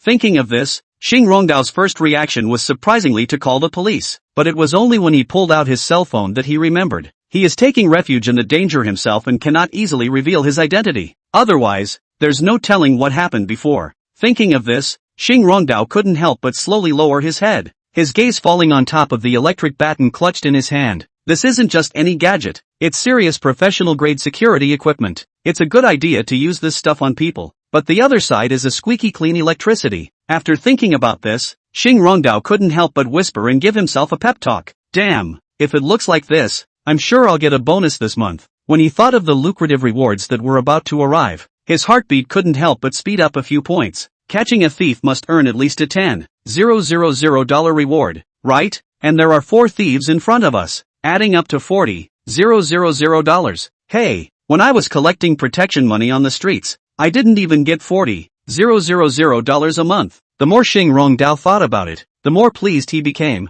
and the corners of his mouth unconsciously rose, revealing a wry smile. Nowadays it's really a good time. I didn't expect to have such a good opportunity in front of me on the first day of work. It seems that I'm destined to make a fortune. Saying that, Xing Rongdao quietly followed with his electric baton. It's really a mantis catching a cicada with a yellow finch behind it. But who is the real yellow finch? I don't know. Chapter 76, 2 bursts, a flash of white light. Immediately after Claire and the others managed to sneak into the factory, they began to split up again. Because this factory covered a large area, the 3 of them could save a lot of time by moving separately. Only, at this point, Claire was a little too suspicious. He always felt like there were unknown eyes all around him scrutinizing him. So, every few steps he took he had to stop and take a good look around. This shows that he was really frightened by the ghosts and monsters in the east. Only in the dim light, this factory is quiet. Only the low hum of the machine echoed in the ears. The cold tin walls shimmered with a chilling light, as if they were hiding endless unknown mysteries. Claire sniffed hard and detected a pungent metallic odor in the air, mixed with some ineffable scent of decay that sent shivers down the spine. At the end of the long road, there was a rusty iron gate closed, as if separating 2 very different worlds. The occasional faint sound echoed in the empty plant, adding a bit of thrill to it. Here, every square inch seems to whisper of past glories and unseen shadows. Could it be that here lies the secret of the Dragon of the East? Claire's mood couldn't help but be excited at the thought, so much so that he all but failed to notice a lighthouse slowly rising not far away. Now, Claire is almost in the military production area. This area is at the very heart of the factory, and Gu Mingxi has placed heavy defenses in this area. For example, the magnetic storm electrocoils and light prism towers in red alert too. Now, Claire only had to take 2 more steps forward, and he was in the attack range of a tower of light prisms. But when he was just 1 step away, instead, there was a sudden scream in the distance to his right. This scream was very sharp and short, like something extremely horrible had happened. Thus, Claire immediately stopped her footsteps before turning to look in the direction of the incoming sound.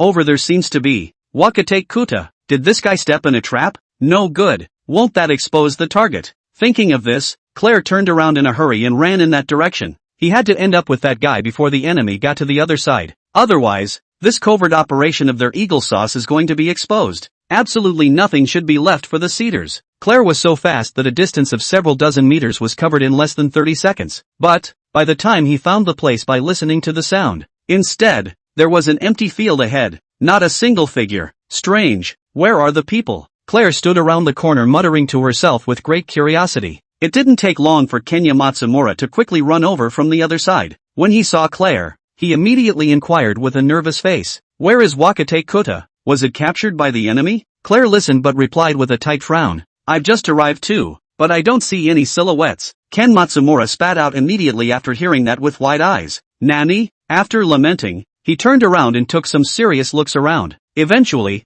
there was really a hint of it. "There's something over there." With that, he pulled out a strong flashlight and shined it into the clearing to his right. Claire immediately turned her head to look at the situation, only to see a pair of black sneakers sitting on the ground a dozen paces ahead. "It's Wakateke Oda's shoes. I recognize them." With that, Ken Matsumura carefully jogged in the direction of the shoes. Claire was going to follow him, but this time his afterglow noticed something strange, so he stopped and turned his head in that direction. Only the lighthouse on the playground 30 paces away was slowly rotating. The difference he noticed in his afterglow was the rotation of the top of the lighthouse. This light, why isn't it bright? Yes, that slow rotating lighthouse is surprisingly unlit. What do you call a lighthouse without a bright light? Besides, why would a lighthouse appear out of nowhere in the middle of the playground? This is all so weird. Is there something unclean here too? Thinking of this, Claire hurriedly clutched the cross, the mahogany sword and the Buddha beads in her hands. But just as he was about to start the Kaitai practice and recite the scriptures, there was a sudden strong flash of light a few meters ahead. The light was strong and quick. A flash of light. Still, Claire got a good look this time. It was a pillar of light about a meter or so in diameter. The column of light was coming from the upper part of that suspicious light tower. "Ken Matsumura, did you see that? That light." Claire's words stopped in mid-sentence. Because, where was Ken Matsumura in front of him? Not far in front of him, there were only 2 mangled legs left in the heck of it. Instead, both legs have all but disappeared above the knee. My God, what the hell is it this time? With that, Claire sat down on her butt. It was at this time that he realized that it wasn't a pair of shoes placed in the distance at all. Rather, it's the one who, with only one pair of shoes left to wear. the ghosts of this eastern world are horrible. Amit Ba, hallelujah, Our Lady and Son bless me. At the same time, Xing Rongdao, who was still catatonic near the wall, was also curious for a moment. He witnessed 2 bursts of white light lit up ahead of him. Those 2 bursts of white light came quickly and disappeared even faster, so much so that he wasn't sure he'd seen it properly. Flash, lightning up? Saying that, Xing Rongdao looked up at the sky. No, the moon is shining in the sky. It doesn't look like there will be thunder and lightning. What was that about? Did someone take a picture and forget to turn off the flash? Bah, where's the flash? Hey, could that be a factory searchlight? Those little thieves broke the searchlight at the boss's house. Hey, these guys are pretty badass. No, when we catch them, we have to make them pay. After muttering all this, he also huffed and flicked the electric baton switch. The sound of the zippy electric current gave it a great sense of security. Go, catch the thief. Saying that, Xing Rongdao began to accelerate his pace forward. On the other side,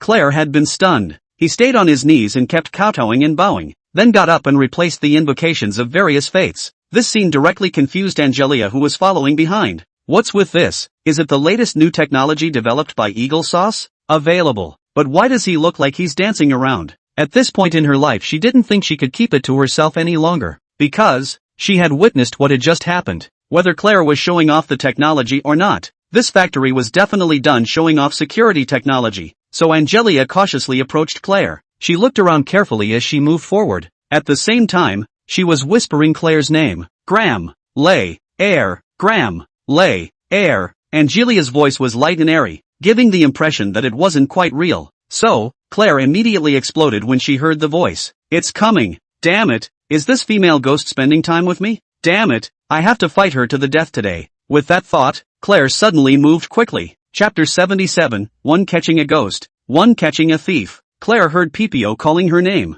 First he didn't move to pretend he was continuing to be busy. Then, after making sure that the opponent was in range of his attack, he immediately turned around and spilled the unscrewed holy water. The Father commands you. The Son commands you. The Cross commands you. Unholy and evil spirit, I banish thee. Angelia was accidentally splashed. It's cold, and you poured it all into my chest. On purpose, right? You assholes do it on purpose. Angelia hadn't had time to snarl twice. Claire suddenly began to move quickly again. Immediately after noticing that the blow was unsuccessful, he pulled out another handful of glutinous rice from his pocket. Then, the moment Angelia opened her mouth, she spilled it with force. 5 days devil. Something at the all god something. Urgent. Claire's mind was already a little confused. So, the East can't even think of all the exorcism catchphrases. Angelia, on the other hand, happened to be stuffed with a mouthful of raw sticky rice. Coincidentally, there were a couple others that almost choked on the windpipe, so she hastily shielded her throat with both hands and then started coughing hard. But,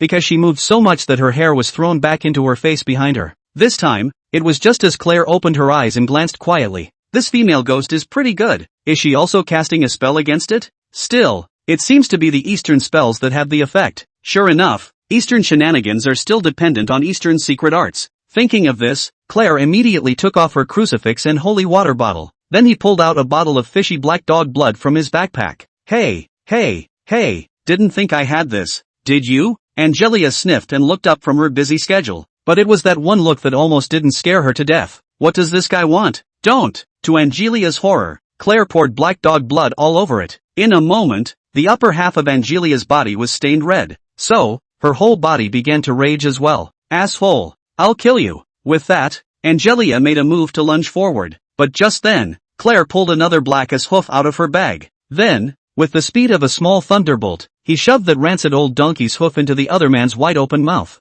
For a moment, Angelia barely fainted from the smoke. How cruel! At this moment, the mysterious man who had been hiding in the shadows suddenly lamented. But it was that one sentence that revealed his location. Of course, it wasn't Claire or Angelia who had to know him. For, by this time, the two were already wrestling and tearing each other up viciously. So the only people who can deal with him are, let's see where you're going. Xing Rongdao took advantage of this and viciously poked the electric stick down. This was followed by a shower of thunder and sparks with lightning. That black shadow fell straight to the ground and convulsed viciously, but it was such a small delay. By the time Xing Rongdao turned around and tried to deal with the other two again, it was only then that he realized that the two furries who were still fighting were gone. Holy, running that fast? That's not very righteous, is it? Only after muttering this did he turn to look at the guy he had electrocuted. Flashlights on, hoods off. Aha! Surprisingly, It's a beautiful woman. Are beautiful women now reduced to being thieves? You're so good looking. Don't you make more money doing other things than this? Hey,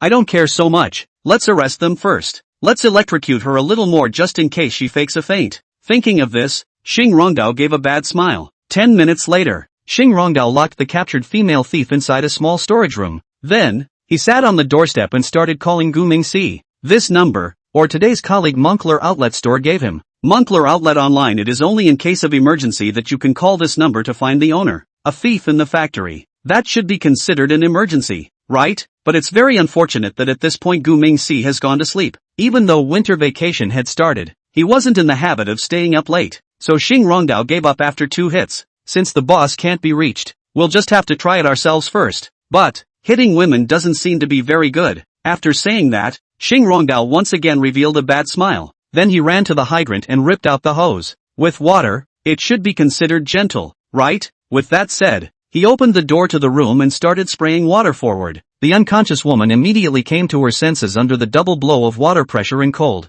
And, when she opens her mouth, it's a tongue-flicking Russian accent. It turned out that the woman turned out to be a big hairy countryman. Yes, she was none other than Tasia, a senior agent of the Big Hairy SVR, Federal Foreign Intelligence Service. This time, she was also ordered to investigate the Eastern Divine Dragon. Now the influence of the Eastern Divine Dragon is growing. He has become a key target of investigation for major intelligence agencies around the world. However, it is a headache for all organizations. No one really has any valuable leads yet. Today would have been a perfect time to unravel his mystery. But who would have thought that in the end, all of them all worked for nothing? Tasia was drenched in ice-cold water, but that cold was nothing to her. After all, she grew up in Siberia. At this level now, it's a cold shower at best. So Tasia started taunting in Chinese. Is that the best you can do? Ha ha ha, don't you provide some body wash? I happen to be borrowing your water for a good bath. Coward, you're afraid to face me at all. Tasia is using agitation, trying to provoke her interrogators.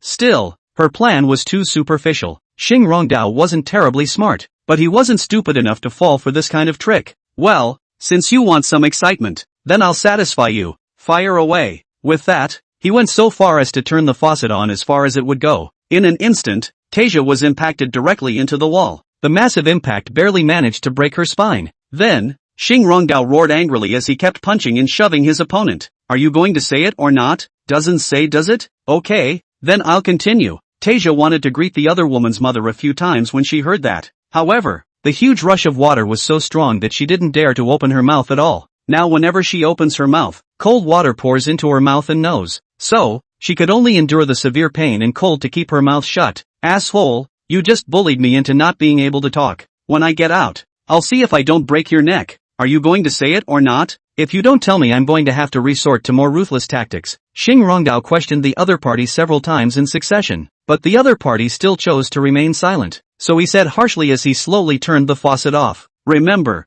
you made me do this. Never mind that I'm hard-hearted. With that, he slammed the iron door hard and left. Tasia saw this and struggled to get up to try and escape while she could, but when she got to the door she realized that it had been unlocked on the outside. Damn, that's pretty careful, but I can't be trapped here. With that, Tasia began to look around, but it was at this point that she gradually realized something was wrong. So, with a scowl, she slowly looked up and said, "This asshole, is he still a human being?" Chapter 78, Zheng Tianhong's Invention. Tasia, the big hairy agent, has grown up in Siberia since she was a child, so, the general cold is completely unafraid of her. However, the place where Xing Rongdao is holding her is a cold storage facility. Now, the guy turned on the cooling switch after watering. Oh, my god, it's a cold winter month. How can you turn on the air conditioning on this day? What's wrong with you? Besides, the old lady's still wet right now. And so, just for a moment Tasia's face changed. It was at this time that she finally realized the magnitude of the problem.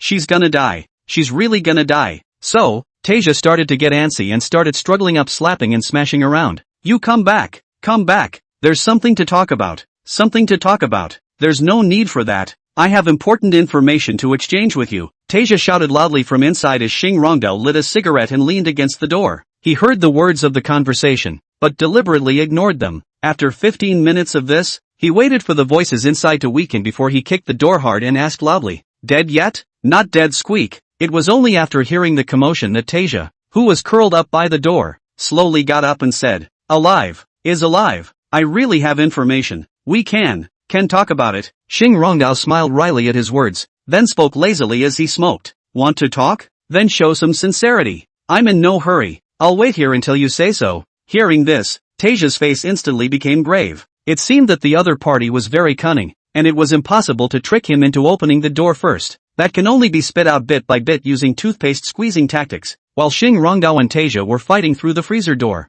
Gu Mingxi, however, was once again awakened by a phone vibrating. After getting up, he first quietly observed his grandfather's room. After making sure the other man was snoring loudly, he then put on his clothes and quietly walked out into the yard. Yuriko, who was sleeping across from him, immediately got up at the sight and followed, watching the situation around the small courtyard very vigilantly. Only when he walked to the middle of the courtyard did Gu Mingxi pick up the phone and answer it. Zheng Tianhong, are you sick? What time is it you know? It turns out that the person who called him this time was young Tianhong. However, he was not angry at all at Gu Mingxi's shouting, because, at the moment, his mood was really too emotional. It worked! We did it! Zheng Tianhong's voice was so excited that what the other party said, he did not you can hear clearly. Gu Mingxi immediately sighed heavily when he saw this, then glanced down at the alert on his cell phone. Only after making sure that the phone automatically turned on the voice-changing software did he open his mouth in a serious tone and asked to speak. What the hell do you have going on in the middle of the night? You better have a satisfactory answer for me or else. By this time, Zheng Tianhong had calmed down a little bit. With that, he flew very serious in his plea. Video conference now. I've got a big surprise for you. Wait for me to call Chang. It worked. I did it. After saying this, Zheng Tianhong hurriedly hung up the phone. Gu Mingxi's brows furrowed at the sight. What the hell is wrong with this guy? What's a web conference in the middle of the night? Bewildered as he was, he walked quickly back to his room. He then gently closed the door and quietly opened the computer. It didn't take long for young Tianhong to come with a video conference invitation. Gu Mingxi instantly generated an avatar to enter the conference room. By this time, Zheng Tianhong and Zheng Torchwei were already in a heated discussion. After seeing Gu Mingxi come in, Zheng Tianhong hurriedly changed the topic and re-explained. Boss, we did it. We've made a major breakthrough with Bottomless. I can responsibly say that it is now possible to completely hang on to ChatGRT. No, I'm not expressing myself accurately. It should be that all AIs are younger brothers. Bottomless is the way to go. As he spoke, Zheng Tianhong began to dance around excitedly again. Zheng Torchwei directly rolled his eyes when he saw this and interrupted. The same bull. You've blown it 10 times in 5 minutes. Can we have a dry run? Show me your samples. What's the point of just moving your mouth? You give evidence of it. Immediately after hearing this, he was stunned, then hurriedly lowered his head and got busy. Yes. Just saying doesn't prove anything at all. I'll demonstrate it to you. Don't worry, please be patient. With that said, his side of the screen began to notice a change. With that, a software demo screen appeared. Gu Mingxi and Torchi Chung are both considered half-experts. Therefore, after only a few minutes of watching the program, Zheng Torchwei could already see the secret of the program. Thus, he could no longer hold back his inner curiosity and excitement, and took the lead in opening his mouth to inquire. My little boy, this is really awesome. It's simply going against the grain. How long did it take you to train him like that? His eyes were wide with disbelief. At this time, Zheng Tianhong heard Zhang Zhou's words. Hand movements did not have the slightest pause, still skillfully operated and at the same time casually replied. The back and forth adds up to almost half a month or so. So what do you think? He even raised an eyebrow in slight amusement after saying this. Surprised? Zheng Tianhong's words were filled with pride and a smug look. Gu Mingxi sniffed and couldn't wait to interject and said, it actually took only half a month to reach such an astonishing level? This is too unbelievable. He kept shaking his head as he spoke, clearly overwhelmed by the result. Then Gu Mingxi continued to lament. This is something that no ordinary person can do. It's really not easy. If you are given enough time and enough financial support, then I'm afraid it really won't be difficult to hang GRT. As he said that, he couldn't help but take a deep breath. There were people who did this sort of thing in a previous life, but that was more than a decade later. But now Zheng Tianhong had actually made it ahead of time. Is this the butterfly effect of being born again? That's amazing. While Gu Mingxi was feeling surprised, Zheng Torchwei busily followed and agreed. Yeah, I totally agree with what old Gu said. This is too awesome. Then he complimented it with a smile on his face. To be able to do such a great job in a stuffy and low-key manner is really bullish. Cowardly. When Zheng Tianhong heard these words of praise, he couldn't help but hem and haw a little embarrassedly before rushing to explain. Actually, it's not because of me alone. It's mainly because I know a senior who started to dive into AI modeling years ago. It's just a shame that despite his talent, He's never been able to meet anyone who appreciated him enough to pull in any decent investment. Speaking here, Zheng Tianhong paused slightly, drank a mouthful of water to moisten his throat, and continued to tell the backstory. Chapter 79, Super AI System. Zheng Tianhong told the story about his senior in a serious manner, and Gu Mingxi and Zhang Torchwei listened very attentively, only to hear Zheng Tianhong's voice calmly open his mouth to speak. Then there was a chance that he and I talked about it. At that time, when I heard it, I felt in my heart that this project was quite promising, so I decided to give it a bold try and invested 5 million in him. Before the words fell, Zhang Torchwei, who had been quietly listening on the side, fiercely widened his eyes and asked loudly in disbelief, "Wait, how many did you just say you voted for?" Zheng Tianhong didn't seem to realize that there was anything wrong with the number he had just uttered. So, with a bemused face, he turned his head and looked at the computer screen, answering casually, $5 million. What? However, these words were like a bolt from the blue for Torchy Chung. He stood up with a miso, braced his hands on the desktop, leaned forward, and shouted with an extremely exaggerated expression and tone of voice. What? Only $5 million? What a joke. You know that people are planning to put up $500 billion to get this thing going, and you got it done for a mere measly $5 million? Oh my god, this is too unbelievable. Gosh, I can't even imagine what's going to happen next. Later facts proved that Zheng Torchwei's shock at this moment was so reasonable, because this invention of Zheng Tianhong and his senior will take the whole world by storm in the near future. In the midst of this storm, Eagle Sauce, and the entire Western high-tech industry, will have a drastic change as a result. So, let's focus on the bottomless. Brought to you by Tianhong Zheng. Artificial intelligence, AI, technology is developing rapidly, and bottomless, as a pioneering AI system, will profoundly affect the world economy, social life and environmental protection with its outstanding technical strength and wide range of application fields. In the economic field, Bottomless significantly improves productivity in various industries with its efficient data processing capabilities and adaptive learning algorithms. The McKinsey Global Institute reports that AI technology is expected to add $13 trillion to the global economy by 2030, while Bottomless is expected to directly contribute to more than $2.5 trillion in economic growth. For example, in manufacturing, Bottomless intelligent predictive maintenance system can reduce equipment downtime by 35% and dramatically increase productivity. Its models have performed well in international reviews, with accuracy rates 20% higher than traditional models. In addition, Bottomless efficient data processing and low latency response times accelerate digital transformation across industries. In retail, for example, its intelligent recommendation system was able to increase sales by 35% while reducing operating costs by 20%. In terms of social life, the application of Bottomless in the medical field will significantly improve the quality and efficiency of medical services. Its medical image analysis system has an accuracy rate of up to 98%, identifying early lesions and helping doctors develop more effective treatment plans. For example, in cancer screening, Bottomless model can increase early diagnosis rates by 43%, dramatically improving patient survival. In education, Bottomless promotes equity and personalized learning. For example, in math education, its intelligent tutoring system can boost student performance by 35%.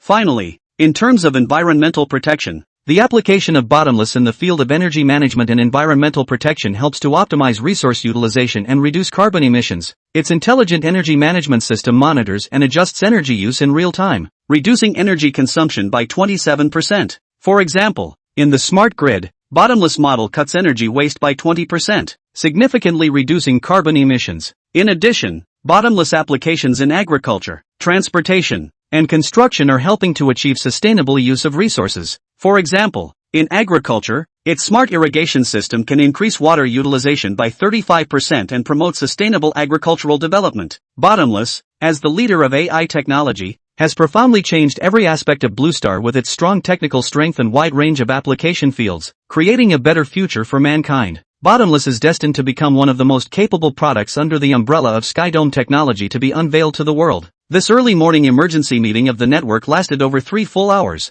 By the time Zheng Tianhong finished his summary statement, the time had come to 5 o'clock in the morning. By this time, all 3 of the people attending this meeting were sleepless, because they all knew that Bottomless was going to be the bomb that would blow up the entire online tech world. Gu Mingtian allocated $20 million overnight to allow Zheng Tianhong to make additional investments and sign an exclusive cooperation agreement with his senior. At the same time, he also asked the other party to seize the time to expand the team as soon as possible to set up a more professional R&D team. Zheng Tianhong was very moved by this, and he finally realized how happy it was to have a reliable boss. so before dawn he packed his bags and headed for Westlake City. And it was only at this time that Gu Mingxi realized that he had a missed call. The number looked a little strange, but he chose to call it back. The other party picked up almost as soon as the phone rang. "Hello, may I ask if you are Mr. Gu?" Gu Mingxi replied coldly using the voice changer on the phone. "Yes, I am. May I ask who you are?" The other party immediately smiled awkwardly when he heard this, and then introduced himself very seriously. "Hello Mr.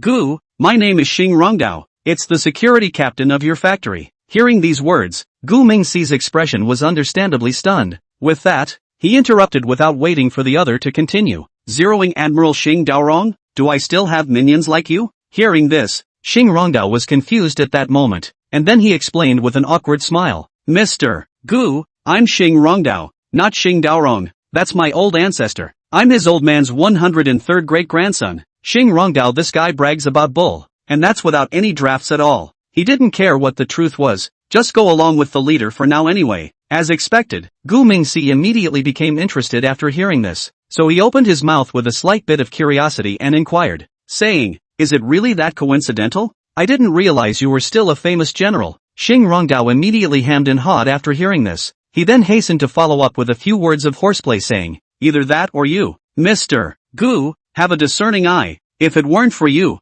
I might have been wistful. Thank you for your appreciation, Mr. Gu, you are my bull." As he spoke, Xing Rongdao almost wanted to kowtow to the other party. Unfortunately, he couldn't see it if he really knocked himself out. Otherwise, he would have kneeled down and recognized his godfather by now. Gu Mingxi felt that the other party was very interesting, and the depression he felt just now instantly dissipated into thin air. It was only at this time that he finally remembered to ask about business. "Okay, tell me, what is it that you want to see me about this late at night? Is there something wrong in the park?" Xing Rongdao sniffed and immediately lowered his voice, pretending to be mysterious and nervous. "Mr. Gu, you really anticipate things like a god. The park is in trouble. I've captured a big hairy female spy." Chapter 80, Angelic Girls. Xing Rongdao utilized the 5-minute thing to talk down the big hairy female spy. Gu Mingxi's brows knitted slightly and lightly immediately after hearing this. Out of all the information the other man had said, there was only one thing that he felt he needed to pay attention to. That is, the West Suburban factory was targeted so quickly, so there must be some problems somewhere.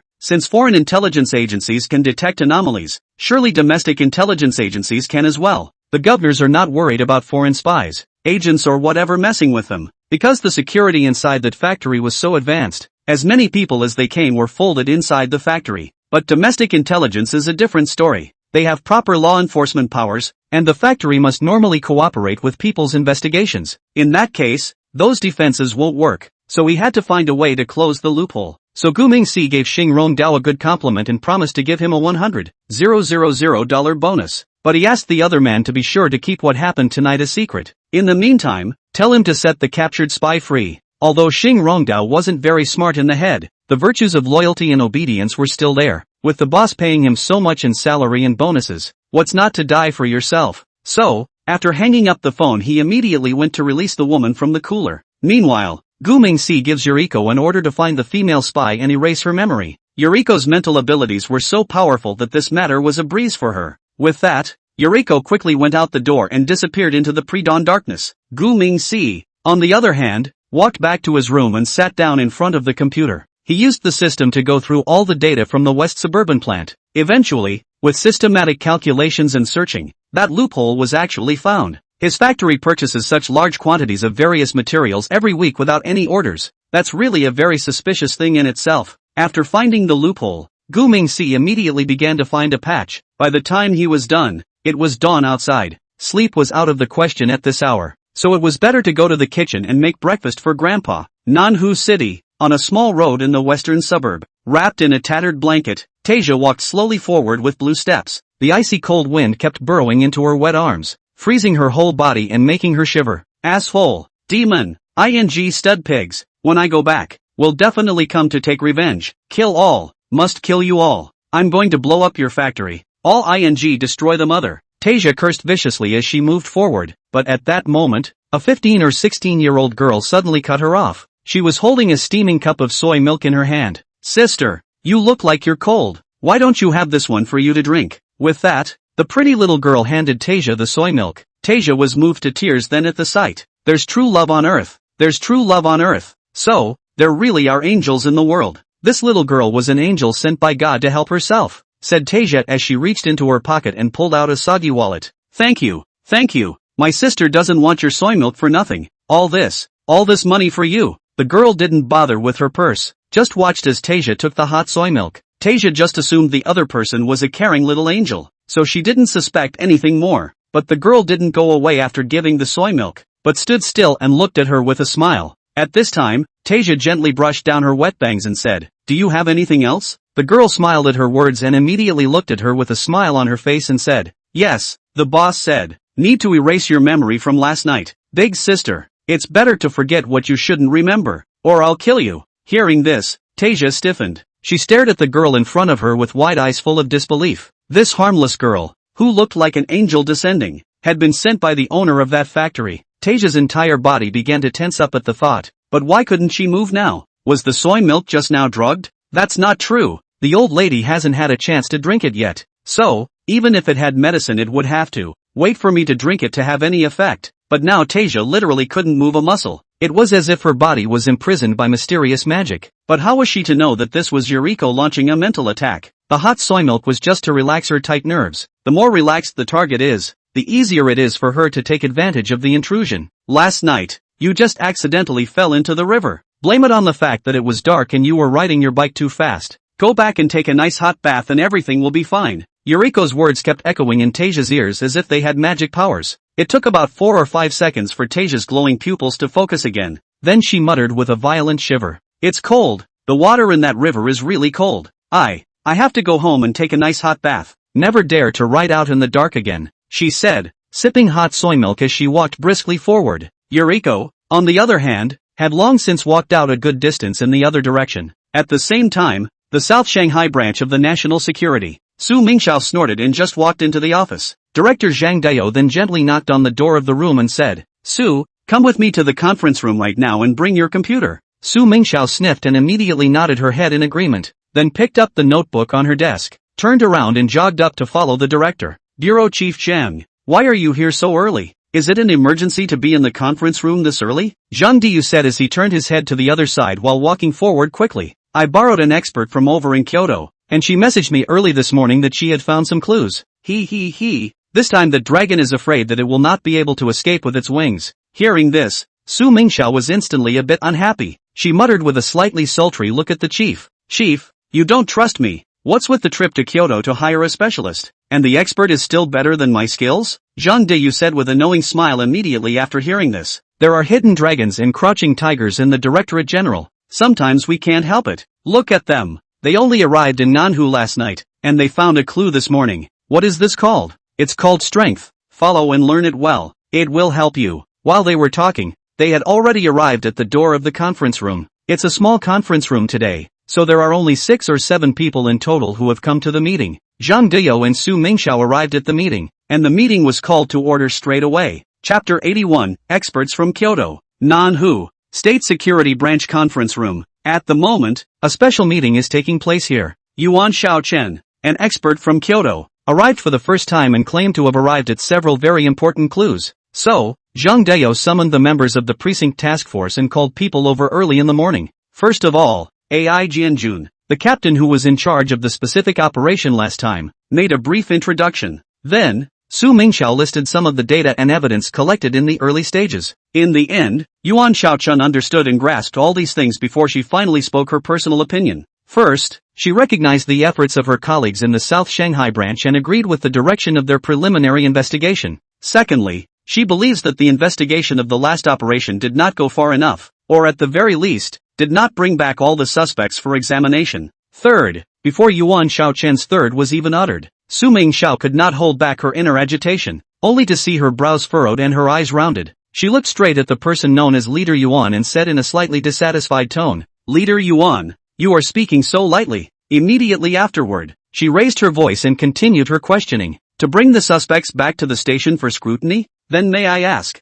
which one exactly do you intend for us to take away?" At this point, she paused, a hint of mockery on her face, and went on. "Is it the child who is only 5 or 6 years old and doesn't know any better? Or is it the old man who is in his 80s and 90s? If we arrest that child, once he cries, who will be responsible for coaxing him? Coaxing the child is not the point. The point is to arrest a 5 or 6-year-old child. This matter is rumored. Is not to discredit the official. Not a child. Then it must be the grandfather who must be arrested. Come on. He is almost 80 years old. His body is already fragile. In case he is frightened because of this operation, resulting in any accidental situation, who can afford this responsibility? It had to be said that the series of words spoken by Su Mingxiao was obviously saturated with strong personal emotions. However, surprisingly, despite this, everyone present chose to remain silent without exception, and no one stood out to defend Yuan Xiaochen. There is no other reason than that what Su Mingxiao said was true and spoke the minds of many people, including Zhang Dayou. At this moment, the entire scene was plunged into a dead silence,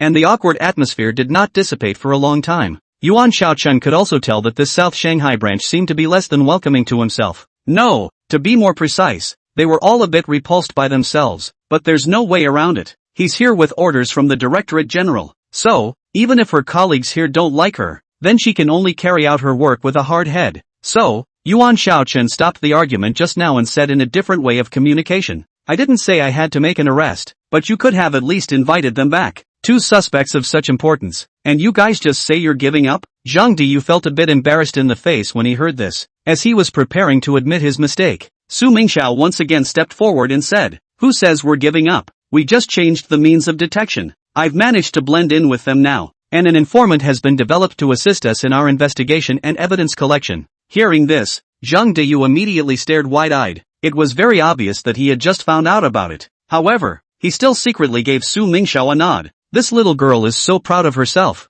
Not bad. We'll have to give him a raise next month. After thinking about this, Zhang Diyu said with a smile as he looked at Yuan Xiaochen, Commissioner Yuan, we have our means of handling cases, and there are some things you may not be particularly familiar with, and you just came over and started cutting right in, leaving us unprepared. This must fall under the category of information docking not completed properly. I will have you organize all the information and send it to you when the meeting is adjourned. Speaking here, he turned his head to look at Su Mingxiao and said, today you organize a detailed information and personally hand it over to Director Yuan later. Su Mingxiao sniffed and said yes softly, then looked down at her computer with a displeased face. Yuan Xiaochen frowned slightly at the situation, and she didn't want to dwell on this matter too much, so she got straight to the point about her discovery. Last night, I did research on the market for materials related to the military industry. As a result, it was found that there were 13 businesses and establishments that had unusual fluctuations in their feeds. So today, I'm asking Bureau Zhang to mobilize manpower to conduct a centralized raid on these 13 businesses.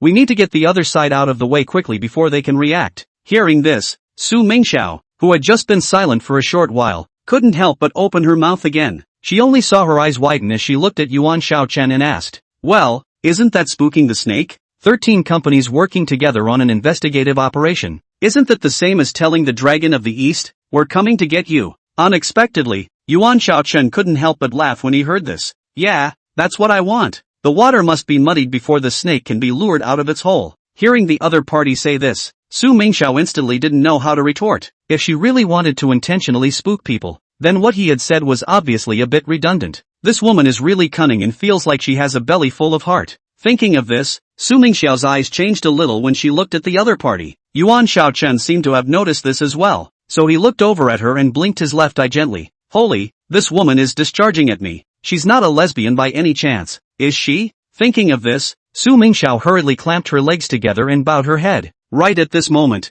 Zhang De has a slight pause. He squinted his eyes slightly, after quickly combing through the various situations in his mind. Only then did he slowly open his mouth and break the brief silence of the scene with a calm and firm voice. The suggestion made by Mr. Yuan just now is very good. As he spoke, he nodded vigorously, showing that deep down, he highly approved of this suggestion. Immediately afterward, Zhang Diyu's gaze swept over everyone present and continued to express his opinion. I have to admit, we were a bit too conservative in our scouting methods until now. This can't go on like this. If we want to make a bigger breakthrough, we have to make some changes now. When he said this, Zhang Diyu unconsciously frowned tightly, seeming to be quite dissatisfied with the way things were done in the past. Upon hearing Zhang Dayou's remarks, the leaders of the other precincts also exchanged pleasantries. Within a short while, they nodded their heads in unison as if they had reached some sort of tacit understanding, indicating that they fully agreed with Zhang Dayou's point of view. Seeing that the crowd reacted in such a way, Zhang Diyu made an immediate decision and gently tapped the table and said loudly, since everyone is fine with it,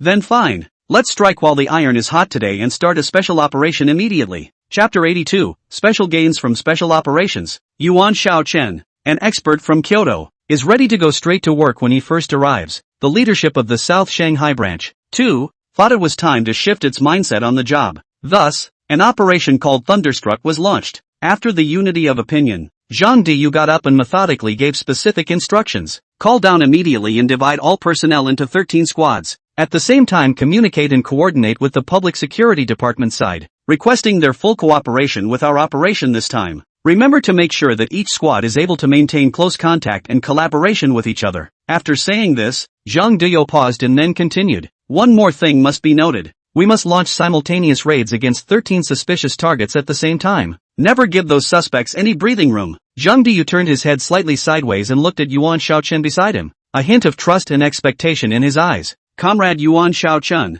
let you be the deputy commander-in-chief of this operation. I hope you can live up to the expectations and lead us to a successful completion of the mission. Yuan Xiaochen saluted to accept the order. Afterward, Zhang Diyu turned his gaze to Su Mingxiao on the other side of the room, and then instructed in a serious tone. Little Su, you'll serve as Division Yuan's assistant and liaison. During the operation, you will dutifully assist Yuan Division in their work and strive to complete this mission victoriously. Understood? Su Mingxiao had 100 reluctances in her heart, but she could only carry out the order first now. Finally, Zhang Diyu glanced at his watch and announced decisively, "Alright, time is running out. The operation will officially begin in half an hour, so please hurry up and make all the preparations." Dismissed. With the fall of Zhang Dayou's words, the conference room immediately rang a burst of hurried footsteps. All people quickly put into the intense and busy preparation for action. Half an hour later, Zhang Diyu stood in front of the large screen in the command center with a frown on his face. A map of Manhwa City flashed on the screen, with 13 red dots marking suspicious locations.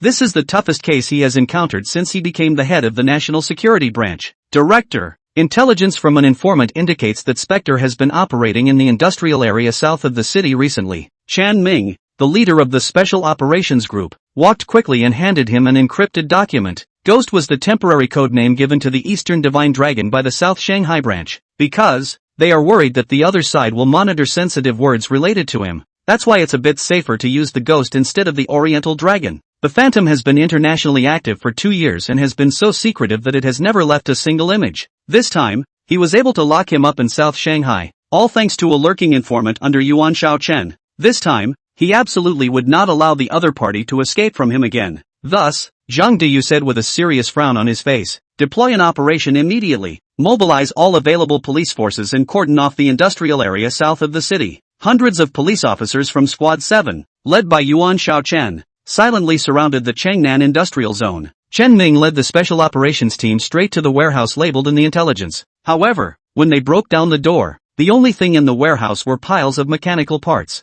One of the technologists examined it and then turned around and said excitedly, "Report, large amount of precision machining equipment found. These devices are perfectly suited for military production. But, here are just some civilian parts." At the South Shanghai branch headquarters, Zhang Diyu immediately narrowed his eyes after receiving the message. Although we didn't catch the Ghost, the discovery was just as important. He immediately ordered a thorough investigation of the entire industrial area. The next day, a detailed investigation report was placed on Zhang Dayou's desk. There are 127 enterprises in Changnan Industrial Zone, one of which is a precision manufacturing enterprise whose technology level far exceeds the civil standard and has full military potential. Continue to track down Spectre and, in the meantime, report this enterprise to the Department of Defense. The 7th Squad's raid was unsuccessful, and Yuan Xiaochen was so angry that he directly called his informant. Both sides of a pair of accounts before it is clear that the original informant made a big mess. He mistakenly believes that the gang he is lurking in is the one Yuan Xiaochen is looking for,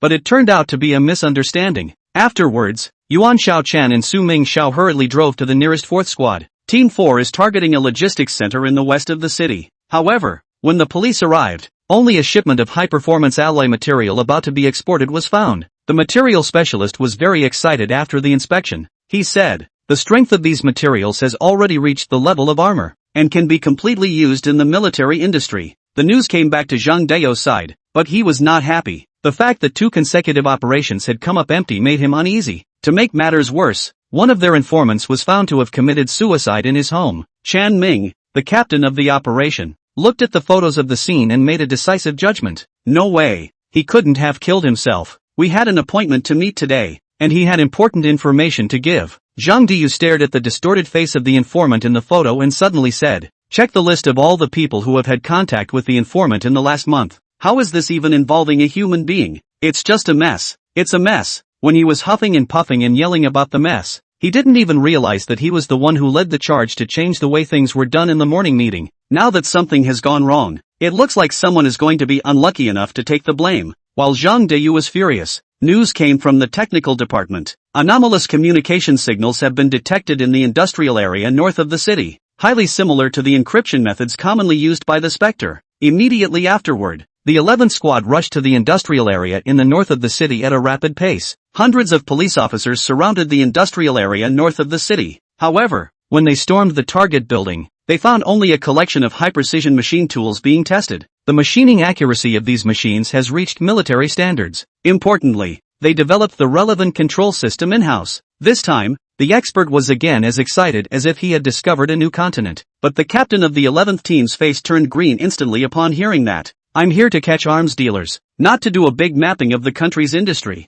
What's with this endless stream of one after another? South Shanghai branch. Zhang Deyu got the news and stood in front of the big screen and thought, 3 actions, 3 flops, but accidentally found 3 companies with military potential. Is this a coincidence, or is it being deliberately orchestrated? While he was thinking about all this, Chan Ming, the operation leader, hurriedly ran in and said, Director, there's a new discovery. We've found a similar situation at 2 other suspected manufacturers, a total of 5 companies, all with military potential. Zhang Deyu suddenly laughed after hearing this. He realized that it was all a setup by the Spectre. This cunning arms dealer deliberately released false information to lure them into a massive search, and the real purpose is to accomplish a major mapping of industry by the hands of the NSA. Close ranks. Although we didn't capture the target, we gained more than we thought we would from this operation. Zhang Deyu's face darkened as he smiled and laughed. He knew that this time he had been fooled by the Eastern Divine Dragon again. This, for the second time. Chapter 83, Desperate Feelings of Helplessness. Nanhu. Inside the small courtyard of the Gu family, Gu Mingxi sat in front of the computer, eating a granulated orange while staring at the screen and smiling. This time, Uncle Hat should be reaping the rewards, right? It turns out that the farce was really self-directed by him. After Gu Mingxi realized that there might be a loophole in the industrial park, he started to check and fill in the gaps at the first opportunity. Immediately afterward, the problem was discovered in the procurement of raw materials. However, these procurement lists cannot be modified now. The only thing he can do then is to just muddy the waters even more. With that, Gu Mingxi used his memory to falsely label the procurement data of several well-qualified enterprises and industrial parks in South Shanghai City. This makes them, like themselves, the biggest suspects. At the same time, he also utilized network technology to create fake signal sources in the industrial area north of the city. In this way, the play can be made a little more realistic. It's just a great pity that there's a suspected informant who somehow senses his plans. With no other choice, Gu Mingxi could only let Yuriko kill and silence her. Some sacrifices are inevitable if you want to achieve great things, and it was a very urgent situation, so you can only count that person out. However, Gu Mingxi had already found out information about the other party's family. A remittance of $8 million will be paid into the other family's account in 23 installments. It was kind of the only thing he could do for the other guy right now. That being said, after many misguided attempts by Gum, the leaders of the South Shanghai branch of national security finally realized something was wrong. So many of the actions of several other teams were quickly called off. On his side of the model factory, even the police cars have been driven to the front door. Xing Rongdao was so scared in the duty room that his diaper was almost wet. Very fortunately, the police turned around at the gate and withdrew. Actually, it doesn't matter even if they don't withdraw. Gu Mingxi had been completely prepared for this for a long time. The original real mechs have been hidden. The ones now on display in the plant are real models. So even if the national security people come in, they can only find a bunch of models. That's a big reason why Gu Mingxi is emboldened. He's not afraid of checking, but he's tired of endless checking. So, just set up a direct warning to the other side. Only after doing this did Gu Mingxi beautifully get up and walk out of the room. At this point, Yuriko hadn't returned yet, and he and his grandfather were the only 2 people in the house. How come breakfast looks untouched? Hasn't Grandpa gotten up yet? He hadn't noticed his grandfather moving because he had been busy on the computer. Thus, Gu Mingxi hurriedly walked to his grandfather's room and shouted softly, "Grandpa, are you up?" The old governor was lying on the bed, but did not answer. Seeing this scene, Gu Mingxi was a bit flustered at that moment. With that, he rushed forward to check on his opponent. "Grandpa, Are you okay? You say something to me, Grandpa. Don't scare me, Grandpa. What's wrong with you? Governor doesn't understand medicine, so he can't make any judgment at all. With that, he began to ask the system for help, but the system can only detect the host himself. Scanning and diagnostic tasks cannot be performed on a body that is not thought to be human by the host. With no choice but to take out his cell phone and call 120 emergency. Then he called Papa Jean Gue again. At this time, Jean Defei and Li Wenyao were fishing and bragging by the river. So, immediately after receiving the call, the duo collected their fishing gear and headed for this. Call Yuriko by its name. But Yuriko is still stuck in traffic and is still at least 10 kilometers away from the small compound. Helplessly, Gu Mingxi's face was filled with tears, and his hands tightly grasped his grandfather's arm, using all his strength to try to drag him up. However, Grandpa's heavy body did not move at all, which made Gu Mingxi feel more and more desperate and helpless. Grandpa, don't be okay. Grandpa, I beg you to be okay. Gu Mingxi cried out hoarsely, tears falling one after another, some landing on his clothes, some hitting the floor. At this time he was filled with fear and worry. The little one is really afraid of losing the only person closest to him. Who? Someone please come and help me. I beg. Someone please come and help me. Gu Mingxi dragged his grandfather while using to shout loudly to the surroundings, but all that responded to him was the empty room and the dead silence. Grandpa, you mustn't be okay. Help! Help! Somebody help my grandpa. Gu Mingxi repeated these words over and over again, but the reality is harsh, because, no matter how much he called out, no one ever showed up. At this time, Gu Mingxi truly regretted it. In the first place, he shouldn't have bought all the surrounding houses on impulse. If it hadn't been done, perhaps a neighbor,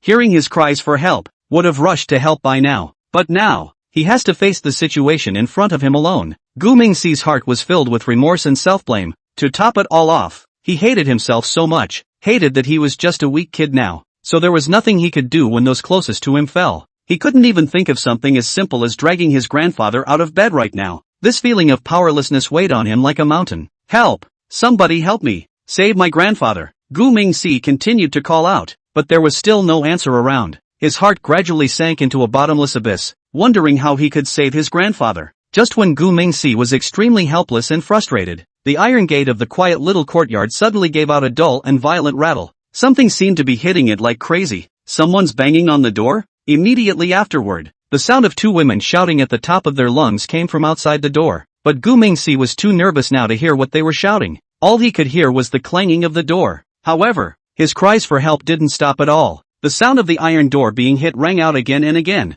and each hit was like a heavy hammer hitting the iron door, causing the originally sturdy and incomparable iron door to start shaking. After a dozen or so of these violent impacts, finally, with a heart-pounding thud, the iron gate could no longer withstand the tremendous impact and collapsed to the ground. In a flash, two figures sped in like lightning. The two who rushed in were none other than Su Mingxiao and Yuan Shaochen. Their faces were anxious and their eyes revealed endless concern and worry. At this moment, Yuan Shaochen was still holding a pistol tightly in his hand. However, by the time the two rushed into the room despite the soreness in their bodies, they just realized that they were the ones who thought poorly. Yuan Shaochen turned around from room to room, and didn't see any Eastern divine dragon. Only the old man lying on the bed with an ugly face, and a child crying into tears. Save lives first, Su Mingxiao shouted loudly, then immediately ran over to help. Immediately after Gu Mingxi saw the familiar face, he choked and pointed behind him and shouted, Sister Su, save my grandfather, please, help him, I beg you. Desperate governors pin all their hopes on each other. Su Mingxiao is also a very kind-hearted person. Without saying a word she began to help the old governor get dressed. Don't be afraid, Namek. I have my sister. Did you call 120? Sister, help grandpa dress, and if you haven't called, do so now at once. Gu Mingxi said with a nod while wiping her tears. Called, but the ambulance won't be here for 40 minutes. Su Mingxiao immediately frowned at his words. Can't wait that long. Mr. Yuan, go outside and bring the car in. Let's take the old man to the hospital first. Chapter 84, Yuan Shaochen vs. Yuriko, Nanhu, First Center Hospital. Outside the emergency room, Gu Mingxi stood at the window with her hands folded and kept praying. Yuan Shaochen and Su Mingxiao stood not far away chatting in a small voice. Why had these two suddenly appeared in the Gu family's small courtyard? That's because, after successive failures in special operations, Yuan Shaochen was one step ahead of Zhang Deyu in thinking about the middle and full set of things. So, she asked Su Mingxiao to take her to the site where the source of the signal was first discovered. The two men's car had only just stopped in front of the small courtyard when they heard the child's cries for help from inside. At that time, The two men couldn't think too hard and immediately rushed at the iron gate of the compound and crashed through it. Luckily, the iron door was in serious disrepair, and it didn't take long for the two to crash through it. It was very fortunate that they arrived in time to save old Gu's life. Otherwise, he'd be in bed with a heart attack today. Yuan Xiaochen asked Su Mingxiao about Gu Mingxi's situation in detail. Upon learning that the other party was an orphan, she immediately pulled out a bank card and said, "There's 50,000 in this card. Donate it all to this poor kid. I look at the old man's condition and I don't think he can afford the medical bill." Su Mingxiao sniffed and immediately started rummaging through her bag as well, then picked up her bank card and said, "I've only got $8,000 left on my card, so I'll donate it along with it." Yuan Xiaochen didn't say anything after hearing this and only smiled lightly at it. But soon, Yuan Xiaochen's brows immediately tightened, because, again, she recalled the situation among the Gu family. When she initially rushed in to check out the situation, she seemed to see a computer sitting in one of the rooms. In this day and age, it's not uncommon to have a computer in the house, but that computer seems to have an unusual configuration. Although Yuan Xiaochen was not particularly computer savvy, he had still seen some of the world, so, she quickly realized something was wrong. No, that kind of computer appears in this kind of home, very abruptly. Thinking of this, Yuan Xiaochen turned his head to look at Su Mingxiao and said, "I have to go back to the small yard again. You stay here and watch the kids. Call Bureau Zhang directly if there's any situation. I'll go and come back." Saying that, Yuan Xiaochen took out his key and quickly walked towards the elevator entrance. Su Mingxiao didn't know what the other party was winding up to do. Now she was genuinely too lazy to ask, and only hoped that Elder Gu would be safe. Yuan Xiaochen's side had just walked into the elevator when Jin Dede ran out of the elevator on the other side. Upon seeing this old acquaintance, Su Mingxiao immediately waved his hand to greet him. "Lao Jin, over here." Jin Dede immediately ran over when he saw Su Mingxiao. Then in a hurry, he inquired about Gu Laozi's situation. Upon learning that he was being resuscitated, he immediately volunteered to pay the hospital bill. Su Mingxiao handed 2 bank cards to Jin Dede and said, "There's $58,000 on these 2 cards. Take it along with you. Save more money. The code for this one is my birthday in this card. Asterisk asterisk asterisk asterisk." She didn't tell me the password. Jin Dede sniffed and immediately couldn't help but laugh. With that, he pulled out a black Centurion bank card and said, "Thank you for your kindness, but don't worry about the money. I'll go and deposit $5 million first. We'll talk about it when it's not enough." After saying this, Jin Dede instantly turned around and walked away quickly. Su Mingxiao, on the other hand, stood still feeling very embarrassed. $5 million?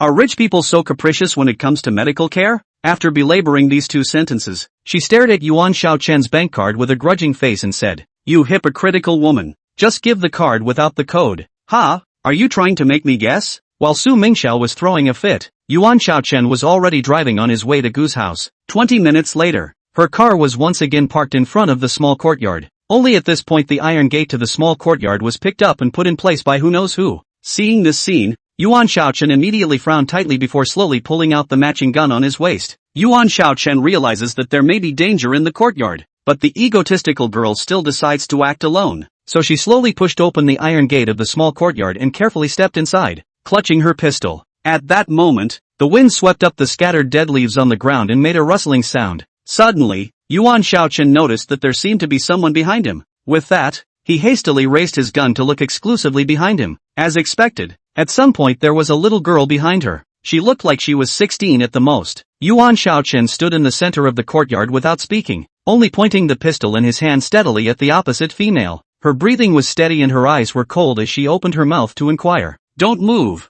What are you?" At this point, the girl standing across from her didn't need to be asked. She is Yuriko, the strongest android created by Gugu's name. At the moment, Yuriko was wearing a simple black leotard and holding a short knife with a cold glint in her hand. "You shouldn't have come back." She moved slowly as she spoke, her movements light as a cat's, her toes tapping the ground as if she could leap at any moment. When Yuan Xiaochen heard this, he instantly knew that he had come back to the right place. There really is something weird going on here. I don't know who this girl is, but it's always right to grab her back first. So she spoke coldly. "I'm Yuan Xiaochen from the Flower Planting National Security Bureau. Now, I'm officially warning you to crouch down with your hands on your head. I need to take you back for questioning. Please cooperate." Yuriko smiled softly at her words, her eyes carrying a hint of teasing, the corners of her mouth rising slightly as if she didn't care about the situation at hand. "You'll regret coming back." Her voice sounded like it was coming from an ice cellar. Yuan Xiaochen frowned tightly and snapped after hearing this. I advise you that it is best not to resist unnecessarily,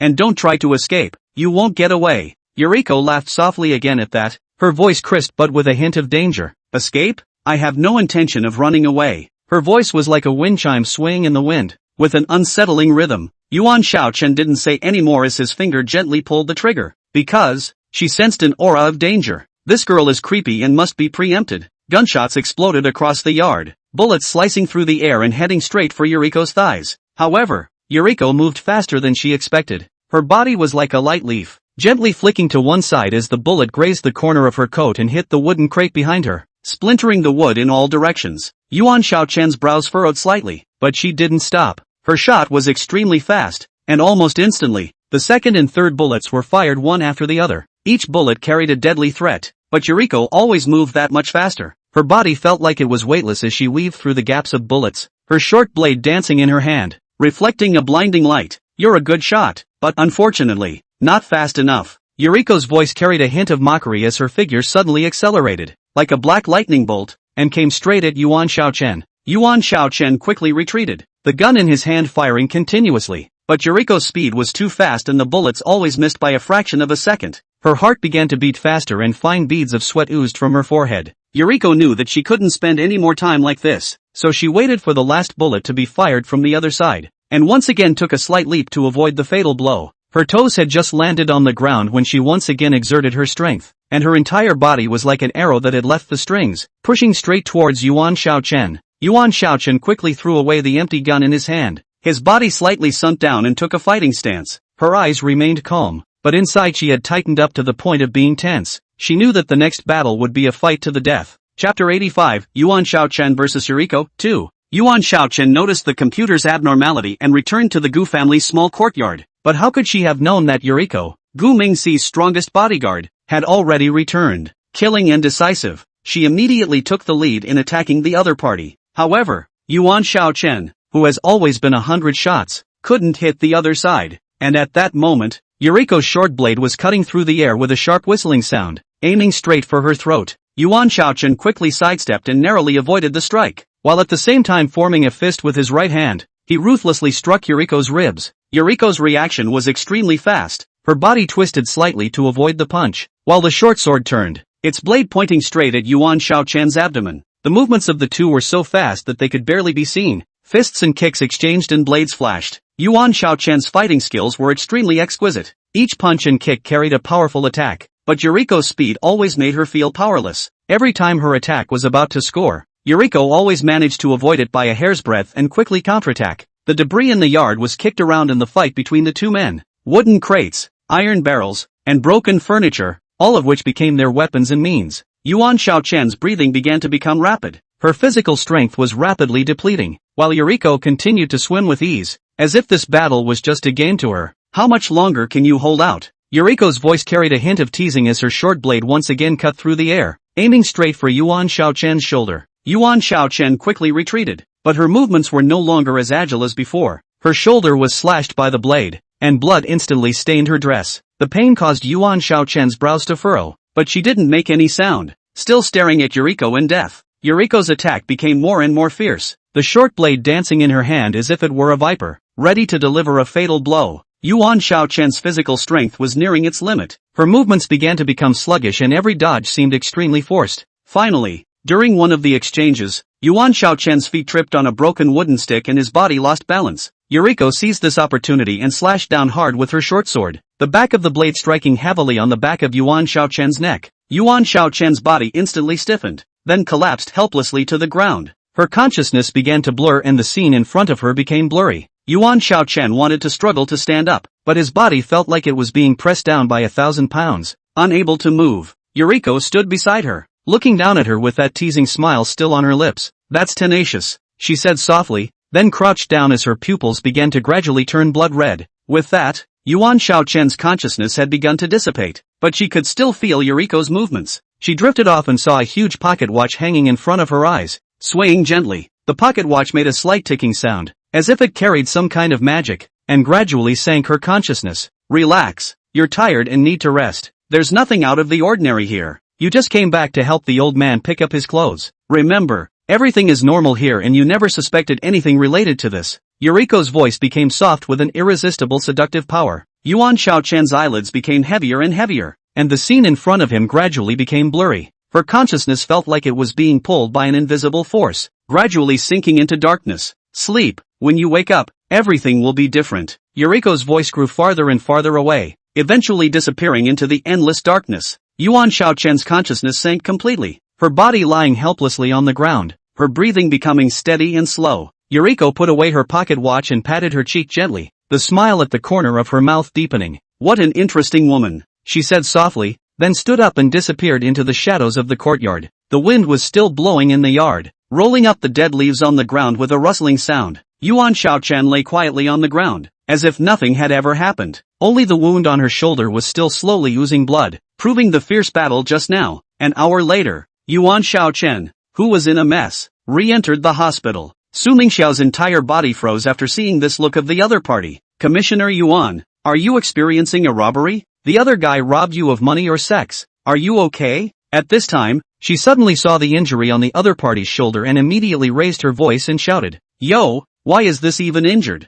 Nurse, someone here needs help." Su Mingxiao's voice immediately caught the attention of the nurse not far away. So, immediately, someone came over to greet Yuan Xiaochen and said, "Ma'am, please follow me over here." Yuan Xiaochen nodded helplessly at his words, and then handed the 2 large bags to Su Mingxiao. "Here are the grandpa's clothes and some daily necessities. I'll take care of it and talk to you later." With that, she turned and followed the nurse to the next room. Su Mingxiao muttered as she looked down at the 2 large bags in her hands. "I didn't realize that she's still a person with a pretty small heart, so it's back to hell pack. It seems as if one is wrong about people." When Yuan Xiaochen came out from the emergency room after treating his wounds, the old governor has been operated on, and the man has been sent to the intensive care unit. At this moment, Jean Dede followed behind Gu Mingxi and kept following and busy. "Should I say no? This guy is pretty reliable when it counts." Su Mingxiao is also very nice and has been very enthusiastic and busy. To be honest, after this one incident, Gu Mingxi was very grateful to the two, but that doesn't mean he can trust the other person 100%.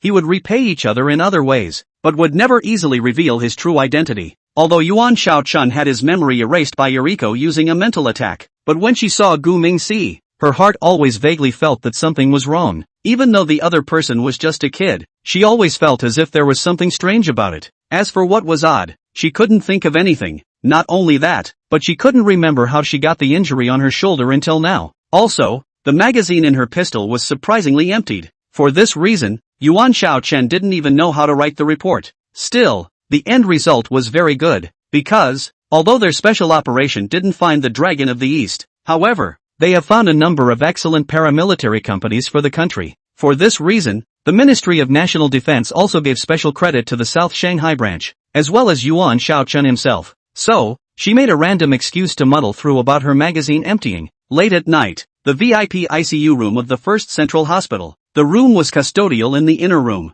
and the outer room was furnished like a living room. Yuan Xiaochen had gone back first because he had to write a report. Now, only Jean Dede, Gu Mingxi, and Su Mingxiao were left in the hospital. At this moment, Gu Mingxi was thinking about things while eating candy. It was impossible to go back to the small yard. It had caused enough trouble things over there, so the house is definitely in need of a change. But this is not the most important thing. The most important thing is that he must carry out the development of medical technology as soon as possible. This is because after the operation the doctor has very clearly informed that there is a high probability that the patient will fall into serious after effects. Both modern medical technology to solve the problem. Then we can only rely on future medical technology. Don't worry, Grandpa. I won't let anything happen to you. Chapter 86, decided to enter the medical science and technology industry. Venus has been thinking about remedial measures all along. The old gov was admitted to the hospital for treatment of a chest pain attack of more than 6 hours. Therefore, the therapeutic time leading to coronary thrombolysis and reperfusion has been lost and symptoms of myocardial necrosis have occurred. Once this myocardial necrosis is present,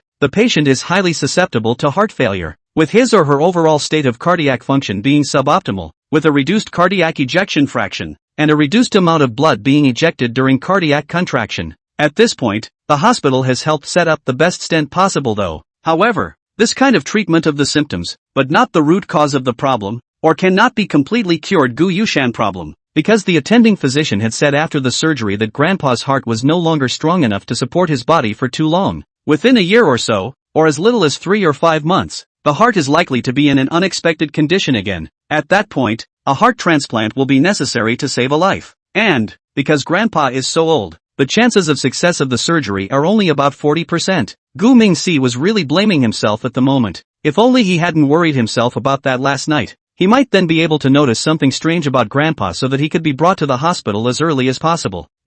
Now Gu Mingxi's heart was really a bit messed up. He can't help but beat himself up and mess with his head. He then bites hard on the candy in his mouth and swallows it. 2 more hard, deep breaths followed before he calmed himself completely. It was at this time that his thoughts began to clear. Meanwhile, Su Mingxiao got up and said she was going outside to buy a snack. Jean Did directly pulled out $3,000 in cash and handed it to the other party. Buy something nice. Just don't be polite to me. We 3 need to replenish our nutrition too. All of Su Mingxiao's savings were donated to Grandpa Gu, though Goldfarb took a breath and charged $5 million to his hospitalization card. But it was still her part to do. So, the $8,000 on her card was deposited along with it. As for Yuan Xiaochen, the money in her card Su Mingxiao did not move. And so, at this time, she didn't pretend to be anything more than she was. Sol graciously took the money and turned around and walked quickly out of the hospital room. As soon as the other party left, Gu Mingxi started fiddling with her cell phone. Jean Did froze at the sight, then muttered with a sigh, "Hey, it's still a kid after all." With those words, he turned and went out for a smoke.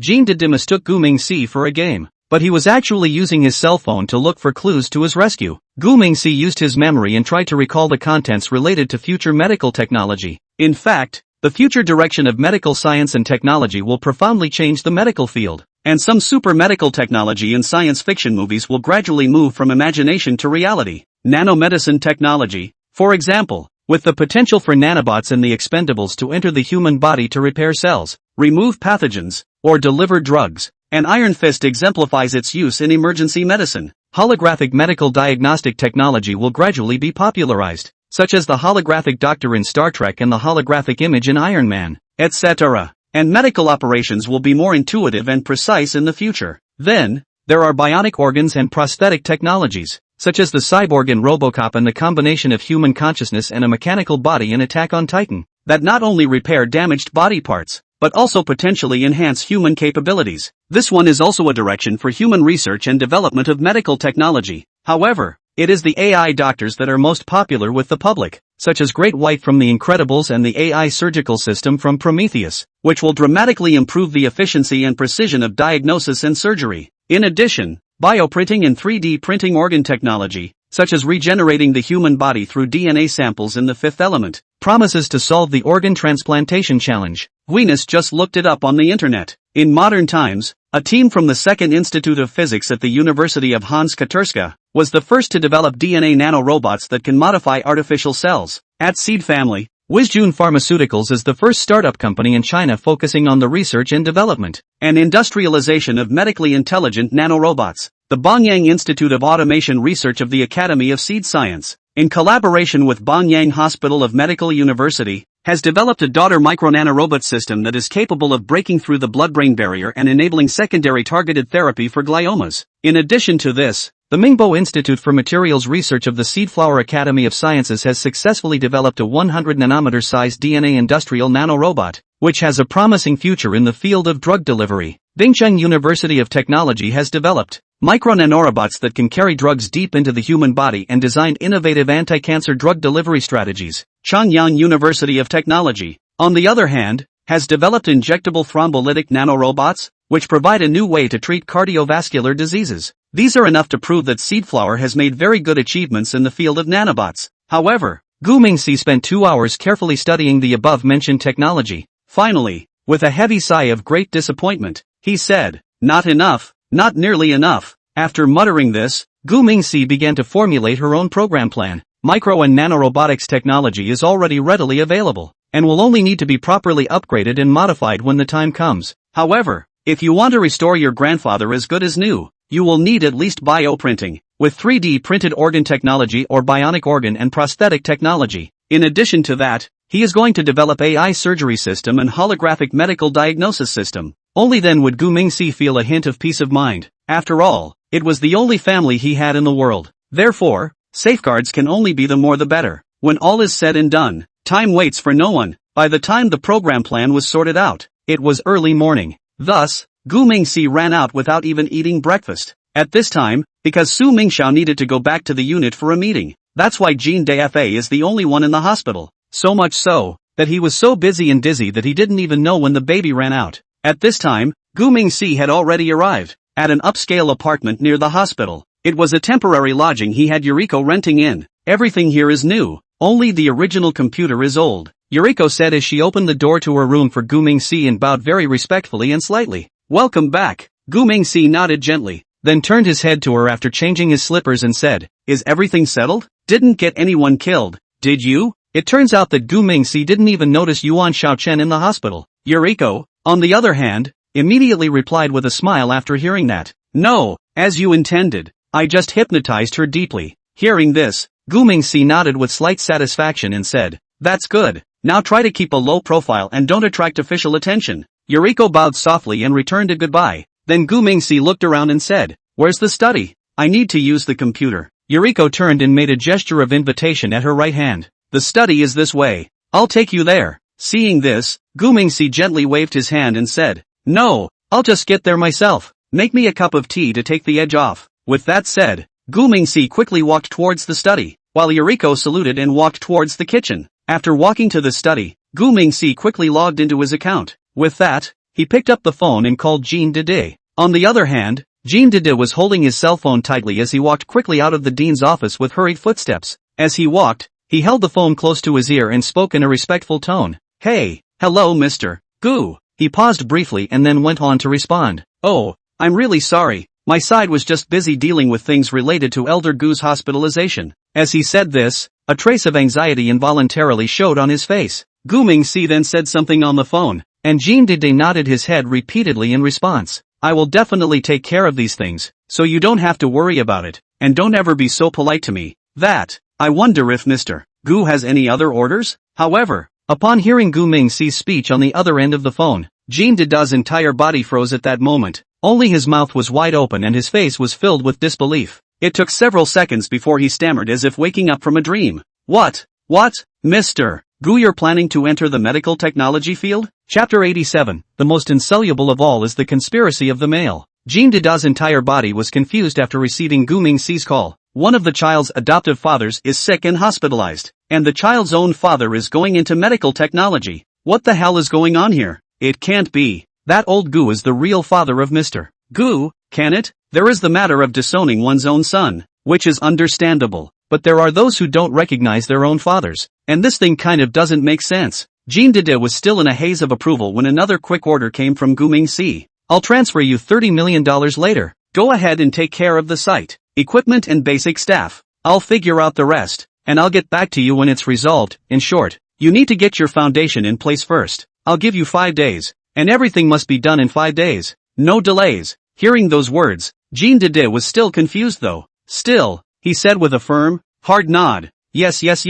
Please don't worry, Mr. Gu. I promise to save the mission and make sure you see results in 5 days. Gu was very satisfied to hear that Kim is well developed and guaranteed to be good. So he hung up after a few more words of explanation. After explaining the task to Jean Dede, Gu Mingxi contacted Tanya and Boris successively. Production is now being practiced on Tanya's side. Only, the next person responsible for the sale has not been contacted yet. On the other side, things are not so good for Boris, although he had poached many technical backbones in other companies as Gu Mingxi had requested. But the gas pipeline to Europe has not been repaired. Moreover, the situation in the Middle East is not yet very stable. The forces in the Brown Bear country have now begun to rub their noses in it frequently. Therefore, I am afraid that it is difficult to make a profit from natural gas trading in the short term. Upon hearing these reports, Gu Mingxi immediately frowned tightly. There is no way to accomplish realizing either the oil from the northern white rhinoceros or the natural gas from the brown bear country in a short period of time. So, the only thing that can be realized quickly now is bottomless in the hands of Zheng Tianhong.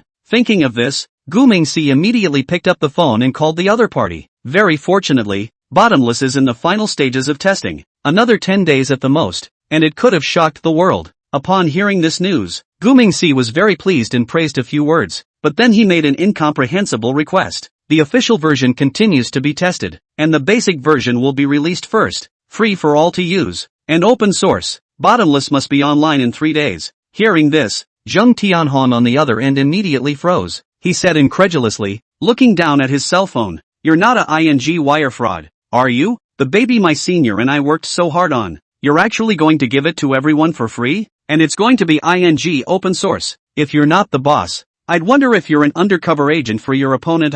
Also, what the hell is going live in 3 days? Why the rush? Gumingsi couldn't help but laugh softly upon hearing this. He then explained rather patiently, just trust me for once. Only the free ones are the most expensive. We can only make the Western AI giants bow down and admit defeat if we make it free and open source. When the time comes, I guarantee we'll make profits you won't be able to imagine. As for why 3 days later, because I have very important arrangements, so I have to be stuck online in 3 days. Zheng Tianhong frowned tightly after hearing this. He didn't dare to easily agree to his boss's request. So, he decided to talk it over with his senior. With that, Zheng Tianhong hung up to go to a small meeting. Gumingsi sat in his boss chair and waited for 10 minutes before the other party finally called back. Fortunately, young Taehong said that the seniors they accepted his advice. Because the Hokage said that the only way to defeat all conspiracies is to do the right thing and do the right thing. There's no solution to the yang. Free is the king of growth. So, in fact, the idea of the senior is the same as that of Gumingsi. It's kind of like the two of them are hitting it off. Since it's going to be a public base version,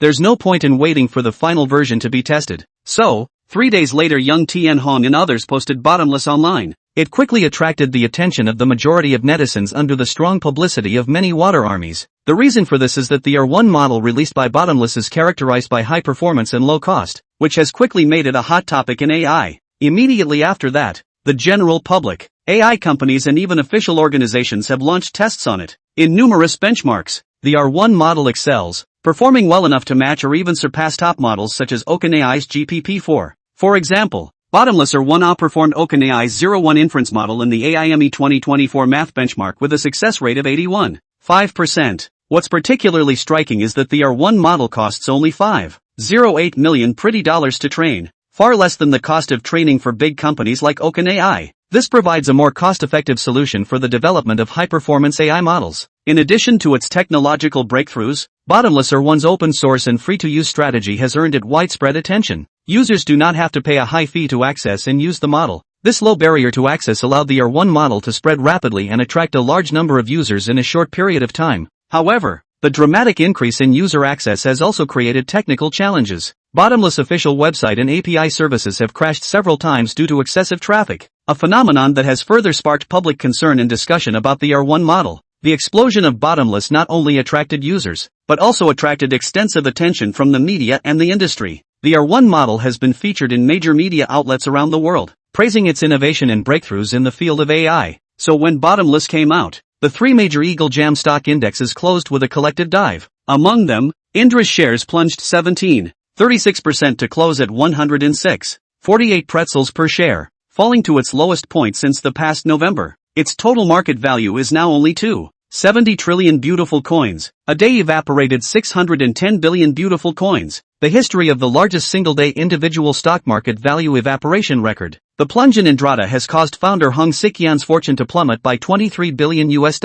Meanwhile, the semiconductor chip sector of Eagle Sauce stocks suffered across the board, led by Indrada, with Turtle Wax down 14.98%, Tiny Computer down 13.63%, Chipmaker Pacemaker down 18.62%, and ISO down 15%. Eagle Jam President Trombley, who just last month proposed the Stargate program, is in a position of extreme embarrassment as a result. What Eagle Sauce wanted to do with $500 billion, an obscure small flower growing company, but only $5 million to make it. This made a bunch of investors wonder if they had let the Eagle Sauce officials screw them over. As a result, the project's sponsors have convened an emergency board meeting, requesting that the situation be examined carefully and that all investments be suspended for the time being. Eagle Sauce White House, Oval Office. Trombley was green in the face by this time. He received 4 complaint calls in a row today, all of them denouncing Stargate. If it had been a call from a normal person, Trombley wouldn't have reacted the way he did. But the callers are all the huge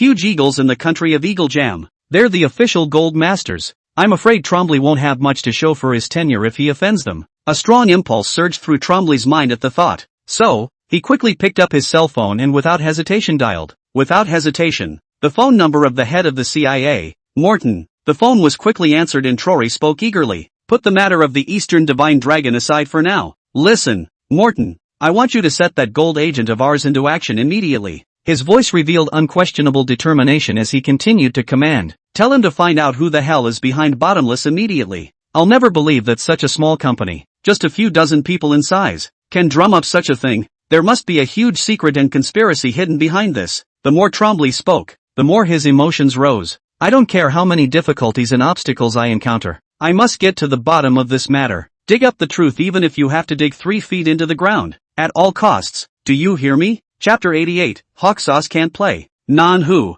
Center Hospital. After old Gugu had been in a coma for 2 days, the person was finally awake. With that, the person was moved to the general VIP ward. Gu Mingxi was busy in front of the hospital bed, always busy with tea and water, rubbing and feeding. This action caused a group of nurse ladies to both feel pain and praise. Heartbroken that he has to take this on at such a young age. The compliment is on him for taking this on at a young age. It can't be helped. Children without parents are early adopters, but the boy was too preoccupied with caring for his grandfather to care about any of the others, so he ignored his cell phone for half a day as it vibrated. On the other hand, Zheng Tianhong's side was on the verge of being anxious. Westlake City, Endless Intelligence Technology Inc. Zheng Tianhong was still in his office and kept dialing the phone. His senior, Shi Ji, was sitting indifferently next to him playing with a coin. The coin traveled back and forth between his fingers, repeating several times from left to right and from right to left. Don't call if no one answers. We can't expect your boss to do everything. With that said, Kishi put away the coins and slowly stood up. Seeing this, Zheng Tianhong also put away his cell phone and turned to look at him and said, but our firewall has not yet been constructed perfect. Eyes will not be able to carry ah. Shi Ji heard it but returned with a faint smile. There's no harm. The sky can't fall yet. Come on, let's go to the network department. It should be no problem to last through today. After saying this, Kishi took the lead and headed out of the office. Zheng Tianhong could only let out a light sigh of anxiety when he saw this, and then took out his cell phone and dialed the number again. However, the opposite side is still not answered, which makes Zheng Tianhong anxious. How can this guy drop his chain at a critical moment? Hey, what a rush! After muttering this, Zheng Tianhong then sprinted towards the outside and chased after him. At the Quantum Computing Center, Shiji rubbed his sore eyes. The data stream on the display was still pulsing, but he always felt something was wrong. As Bottomless Chief Security Officer, he has an almost instinctive instinct for the unusual. Pull up all the anomaly logs for the last 24 hours, Kish said quickly to the AI assistant. With that, a holographic projection unfolded in the air, and a waterfall of blue data poured down. Suddenly, Shiji seemed to see something dangerous, and the pupils of his eyes contracted violently. It turned out that somewhere in the data stream there was a string of almost imperceptible anomalous fluctuations. Warning! Unknown packet intrusion detected. A shrill siren cut through the silence of the night. With that, Kishi's fingers flew across the keyboard, fine beads of sweat oozing from his forehead. This was no ordinary hack. The packets were encrypted in a way he had never seen before. They are like a slippery loach that disappears into the sea of data every time it is about to be captured. So, Kishi anxiously started yelling into the com. Activate the Great Wall Defense System. Everyone assembled in the confrontation room immediately. Meanwhile, the NSA headquarters in the capital of Eagle Jam. Director Foster stood in the command center with a winning smile on his lips. On the giant screen behind him, the red dot, representing the attack program, was moving towards the seed.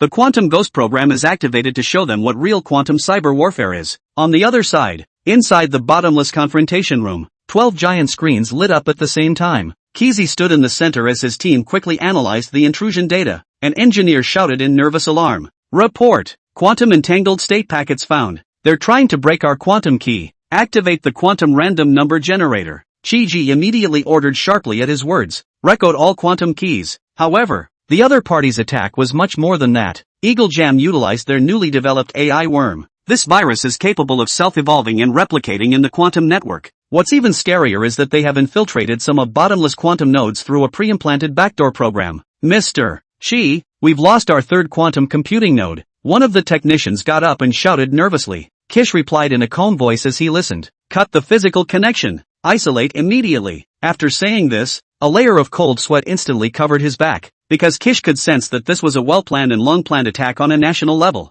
If over hadn't been a national-level attack, they couldn't have been defeated so quickly. Things were just as Chi-Ji had guessed. Eagle Jam was not only utilizing the most advanced quantum computing technology at this point, but also combining a variety of traditional cyber warfare tactics. It wasn't long before Kish suddenly saw the lights in the confrontation room flicker. Immediately after that, Zheng Tianhong stood up and shouted, "They've hacked into the electrical system." The next second, the system automatically activated the company's backup power supply. But this momentary power outage has caused some data loss. Kish closed his eyes and took a deep breath. At this point, he knew he had to make a risky decision. Initiate the Divine Beast program. Everyone immediately froze at the words. The Beast is their final card. An artificial intelligence defense system that has yet to be fully tested. It may save the whole system, or it may make things worse. Execute the order. Kish's voice was undeniable. With the activation of the God-Beast system, the entire quantum network began to change strangely. The originally compromised nodes began to repair themselves, and like the human immune system,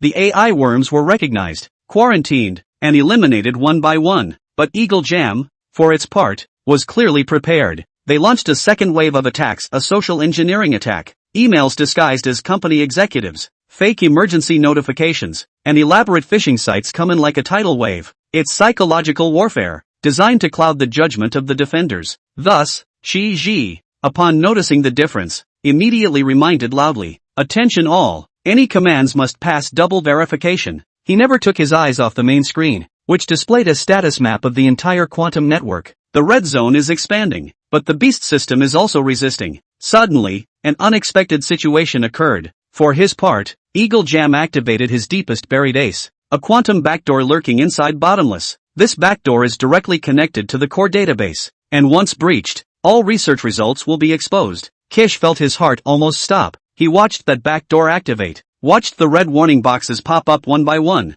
Just then, his afterglow caught a glimpse of an unusual data fluctuation. Wait. Kishi mumbled something as he tapped his fingers quickly on the keyboard. This is no ordinary backdoor. Kish's fingers flew over the keyboard, his eyes dead set on the screen. It's a quantum mirror trap. His voice silenced the entire war room instantly. Everyone looked to the main screen, where a complex model of a quantum state was displayed. At the same time, Shiji explained quickly with a tight frown. Someone planted a quantum entangled state in the backdoor program. If we force the backdoor to close, the entangled state will immediately collapse, causing the entire quantum network to collapse. But if we don't close it, but Zhang Tianhong looked very nervous when he heard it. With that, his face turned pale, picking up the conversation. If you don't turn it off, there's a constant stream of data theft. What should we do now? Kishi immediately took a deep breath at his words. Then he opened his mouth very seriously and said quickly, "Start the quantum state analysis program. I need to know the exact parameters of this entangled state." Zhang Tianhong heard this but spoke with some hesitation. But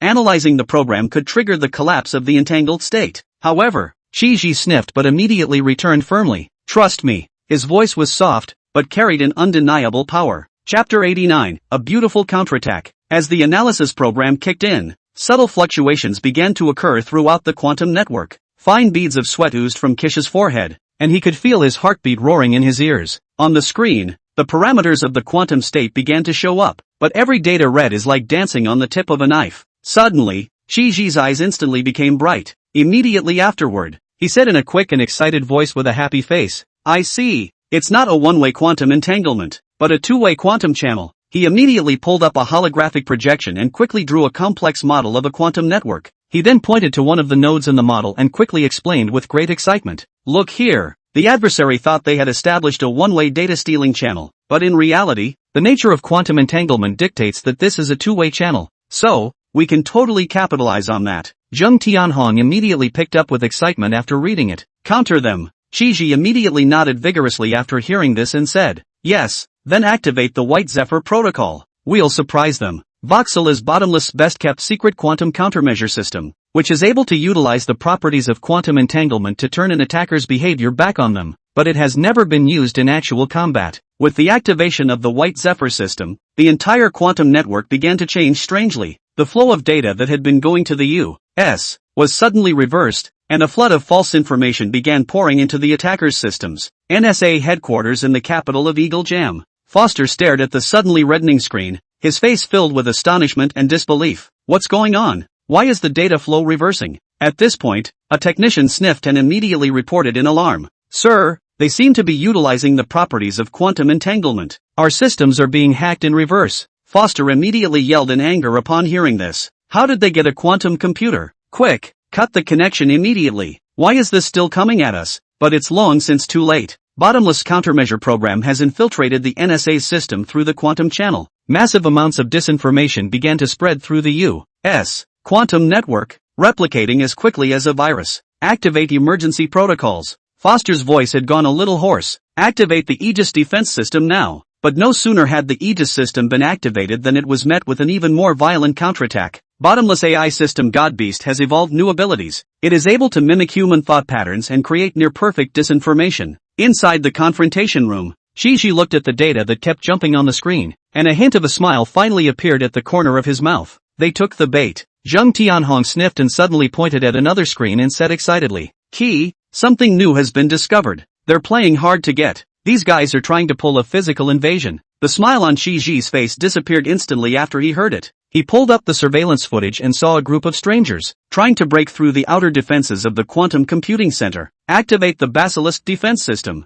Kishi ordered very calmly. However, when they heard this order, Zheng Tianhong and the others were instantly confused. The Basilisk defense system? When did we ever develop the Genji system? Yeah, I've been with Senior Qi for 5 years, and I've never heard of any Xuanwu system. Senior Qi, what's the Xuanwu system? Where's the button? Shiji directly rolled his eyes after hearing this, then extremely helplessly opened his mouth and reminded, "Call the police." "Will 110 call? The Basilisk system is the alarm." Hearing this, the crowd came to a realization. So the Xianwu system is just calling the police? This Kizi is pretty damn good at pretending. The crowd was spitting awesome in their hearts, but no one was idle at the scene. Some turned to the police while others called security. This department, or Gu Mingxi asked Zheng Tianhong to set up. Moreover, all 20 men in the department are special operations veterans. I didn't expect to use them so soon. However, it's clear that Eagle Sauce is being well prepared this time around. This time, the people Eagle Jam sent were clearly prepared. They were holding all kinds of explosion-proof instruments in their hands, and they fought with the men from the security department. It's just that this time Hawk Jam got too many people. A security department of 20 or so people couldn't stand up to the onslaught of hundreds of people. So,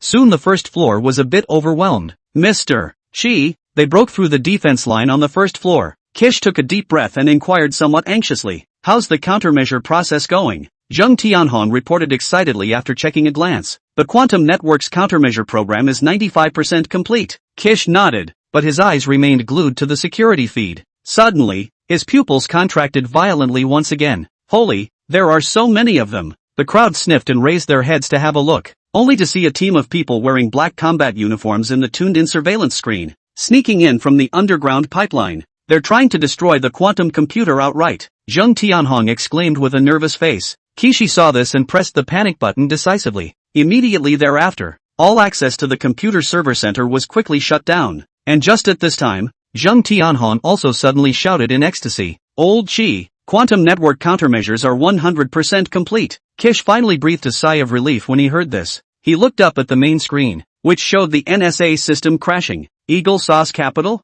NSA headquarters. All systems are down. The technicians were screaming. Foster slumped in his chair, his face pale. He knew that this quantum cyber war, Eagle Jam, had been completely lost. Cheers rang out in the bottomless confrontation room, but Kishi remained tightly frowning. "Ki, we won." Zheng Tianhong was very excited and took his hand and said. Shishi saw this but shook his head back with a bitter smile. "No, this is just the beginning. The Eagle Jam people will not stop, and we must be more careful than ever." Zheng Tianhong immediately laughed excitedly after hearing this. "Then the later will come later. I'm going to call a press conference and punch Eagle Jam in the face." Gigi heard this but reached out and pulled him back before opening his mouth with a serious face. "No, not to punch them in the face, but to give them a good long face. After all, we are the victims this time." Hearing this, Zheng Tianhong instantly froze in place. It took him a couple seconds before he finally responded, followed by an immediate knowing heave. "Good old Chi, it's still you. I got it. Second by second. Leave it to me." With that, Zheng Tianhong hummed a little song and left. Instead, Gigi turned to look at the big screen with a slight frown. "I hope you'll be quiet for the next while." In the evening, the first center hospital of Nanhu. Gu Mingxi had just finished serving his grandfather for dinner. He was full of fatigue and resting on the couch in the outer room. At this time, a news item was suddenly inserted on the TV. This station has just received the news that Bottomless held a press conference stating that its online service has been subjected to a large-scale malicious attack, and according to the relevant experts, the IP addresses of the cyber attacks that Bottomless has been subjected to this time are all in the Eagle Sauce. Westlake City Public Security Department issued an announcement that dozens of suspects were arrested today in the vicinity of Bottomless Corporation for vandalism and provocation, and the case is now under further investigation. Seeing this news, Gu Mingxi sat up with a swoosh. He stared wide-eyed at the TV screen as his thoughts began to run quickly. When did this happen? Why didn't old Chang tell me? Chapter 90, Nanotechnology Computer Mainframes. Gu Mingxi originally wanted to lie down on the sofa to rest and incidentally would watch TV, but a news story caught his attention. After reading the content of the news, he was even more so when his face instantly became grave. With that, Gu Mingxi grabbed his cell phone as he prepared to dial Zheng Tianhong. However, the moment he waited to see the cell phone screen, his entire body froze straight in place. Only the cell phone screen showed a full 53 missed calls. Gu Mingxi's eyes widened in disbelief as he muttered, "So many missed calls? My God, how can there be so many?" Before the words left his mouth, he quickly pressed the callback button while still whispering under his breath. Finally, after a few seconds of waiting, a familiar voice came from the other end of the line. "Hey, boss, you finally heard from me. I was so worried about you. Those guys didn't go straight for your ass, did they?" Zheng Tianhong didn't wait for Gu Mingxi to reply before his excited and excitable voice rang out again. "Do you know what happened today?" Zheng Tianhong began to get more and more agitated as he spoke. "Boss, you don't know. This is so exciting and thrilling today." His tone grew more and more agitated, even a little incoherent with excitement. "You just can't imagine what we've been through." As he said that, he couldn't suppress his inner joy and laughed out loud. After Gu Mingxi heard this, his face did not have the slightest ripple and he just sat there quietly listening. Zheng Tianhong saw that the other party never had much of a response, and for a moment he didn't know how to continue the conversation, so he could only wait blearily for Gu Mingxi to respond to himself. And Gu Mingxi waited for Zheng Tianhong to stop talking before he slowly opened his mouth and replied in a flat tone, "Can I talk now?" Zheng Tianhong instantly rolled his eyes at the words, then patiently and slowly returned, "Yes, you first." Gu Mingxi listened to these slow and bland words. "I know all about it, and I've just seen the news." After saying this, he stopped speaking again, so the atmosphere was awkward for a moment. Zheng Tianhong's entire body was instantly confused at the sight. "Boss, are you being too calm? Our company just fought a country, yeah, is this guy really not excited at all?" While Zheng Tianhong was still in a daze, Gu Mingxi continued to continue talking, "But as I see it, this should just be the beginning. I'm afraid there are more thorny issues waiting to be solved next. Therefore, it is imperative that our defenses must be further strengthened as a matter of urgency." At this time, Zheng Tianhong on the other end of the phone became emotional all of a sudden. He said with an involuntary octave in his voice, "Yes, yes, yes, yes, that's what our key thinks too. But the development of this defense system is not a simple matter. It takes a lot of time and effort. So, Key has gone out and contacted the Red Guest organization as well as the 365 company and theirs. I've just received word that they have been informed of the situation and have offered to assist us pro bono and work together to build a strong defense against malicious attacks from Hawkjam." The more Zheng Tianhong spoke, the more excited he became, and his speech was so fast that it was like a succession of cannons. However, in stark contrast to Zheng Tianhong, Gu Mingxi continued to act calmly when he heard the news. He just nodded slightly, then responded calmly, "Aha." Immediately afterward, he paused briefly and pondered for a moment before he opened his mouth again and added, "It's naturally good to have someone who can help, but it's better to rely on others than to rely on yourself. After all, there is a limit to the help others can give, while our own development is unlimited." After Zheng Tianhong heard this, a strange smile appeared on his face and he muttered in a conspiratorial manner, "TSK, TSK, TSK, our own development is infinite. Who doesn't know this? But the point is right now, where is the time for us to become strong enough?" Zheng Tianhong became more and more agitated as he spoke, and even became a bit anxious. "Big brother, you have to be clear. The daytime is only the first round of attacks. According to the current situation, the enemy may launch a second round of more violent attacks at night, but we're at the end of our tether now, and we really don't have any more countermeasures to use. Old Qi even Xuanwu system all make on." "You know what is Xuanwu system? Is the alarm ah? Ha ha ha." Hearing Zheng Tianhong's words, Gu Mingxi's originally calm expression changed slightly. He didn't laugh along, but was silent for a moment before asking slowly, "Is that so?" Immediately afterward, the corners of his mouth gently rose as he said confidently, "Don't worry, it's not a big problem. I'll arrange to have something shipped to you right away. I assure you that from now on,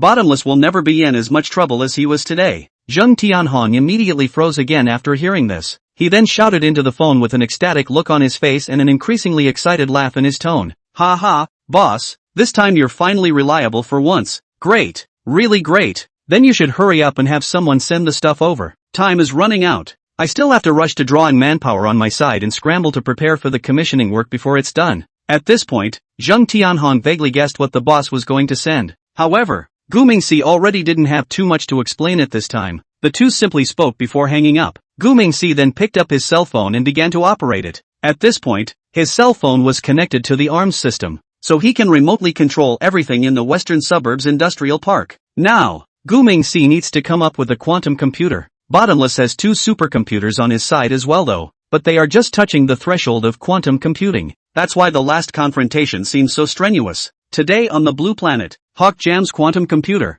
leads in the number of quantum bits. IBM's Eagly processor has 129 quantum bits and Gogel's Sycamore processor has 55 quantum bits. In addition, Eagle Sauce officials have been strongly supporting the research and development of quantum computing through the National Quantum Program since 2017, investing a large amount of money in the research and development of quantum technology and the construction of infrastructure. So in the field of quantum computers, they are in a relatively leading position. Of course, the growers have been playing catch-up for a few years now. According to the news released by the University of Flower Science and Technology, in 2023, a research team composed of several experts and institutions jointly developed a prototype quantum computing machine equipped with 255 photons, 9 eyes 3, whose performance and arithmetic power is already as good as that of Eagle Sauce. However, it was impossible for them, the agencies and organizations, to lend him their quantum computers. No, let alone borrowing it, they wouldn't even let Gu Mingxi and the others touch it. Therefore, it is better to rely on others than to rely on yourself. Guinness decided to carry out the manufacturing of the quantum computer itself. He did a good search through the system and finally he found a glimmer of hope. In Game 3 of the Red Alert series, the Empire of the Ascending Sun, where Yuriko is from, has a technology called the nanotech computer mainframe. The only way to train Yuriko and Rocket Angel in the game is to develop that tech, also called the nanocore. This nanotechnology computer host is essentially a super quantum computer. So there is absolutely nothing wrong with taking it to the top at this point. No, to be more accurate, this is simply a bit of a big deal. And so, Gu Mingxi still needs a careful remodeling of it. Otherwise, it's time for Bottomless to turn into an arsenal. After 5 or 6 hours of busy work, Gu Mingxi finally finished reprogramming. With that, an additional production line was created in the West Suburban Industrial Park. An hour later, the production and manufacturing of nanotechnology computer mainframe parts was completed. The automatic loading and unloading system loads all accessories onto the vehicle. The unmanned vehicle-mounted carriages slowly drove out of the workshop area and parked the carriages in the transit area to disengage the connection. A normal truck header was then connected, mounted, and then quickly shipped out of the factory. 3 hours later, the transport truck Bottomless Data Center. Zheng Tianhong wrapped in pajamas and flip-flops went downstairs to pick up and sign for the goods. Holy, what's with the truckload of stuff? Is there a quantum computer this small? Boss, don't fool me. Chapter 91, a top-secret test flight in a typhoon. Gu Mingxi spent a lot of money in the system and exchanged it for a nanotechnology computer mainframe. This supercomputer is also technically a type of quantum computer, because quantum computers are a class of physical devices that follow the laws of quantum mechanics, perform high-speed mathematical and logical operations, store and process quantum information. Broadly speaking, a device can be called a quantum computer when it processes and computes quantum information and runs quantum algorithms. With this national treasure of a mainframe sitting at Bottomless, Eagle Jam will never again be able to take advantage of anything. While Bottomless was busy responding to the Hawk Jam quantum-level cyber attack, the Seedflower military is conducting a top secret test flight test. In order not to give it away, they even needed to take the carrier out to the open ocean to test it. Several large 055 destroyers, Type 815 electronic reconnaissance ships, as well as the latest submarines were in the vicinity of the test flight area to undertake security work. The purpose is to allow this operation to successfully complete the testing of various data in a confidential manner. But the world is always full of coincidences.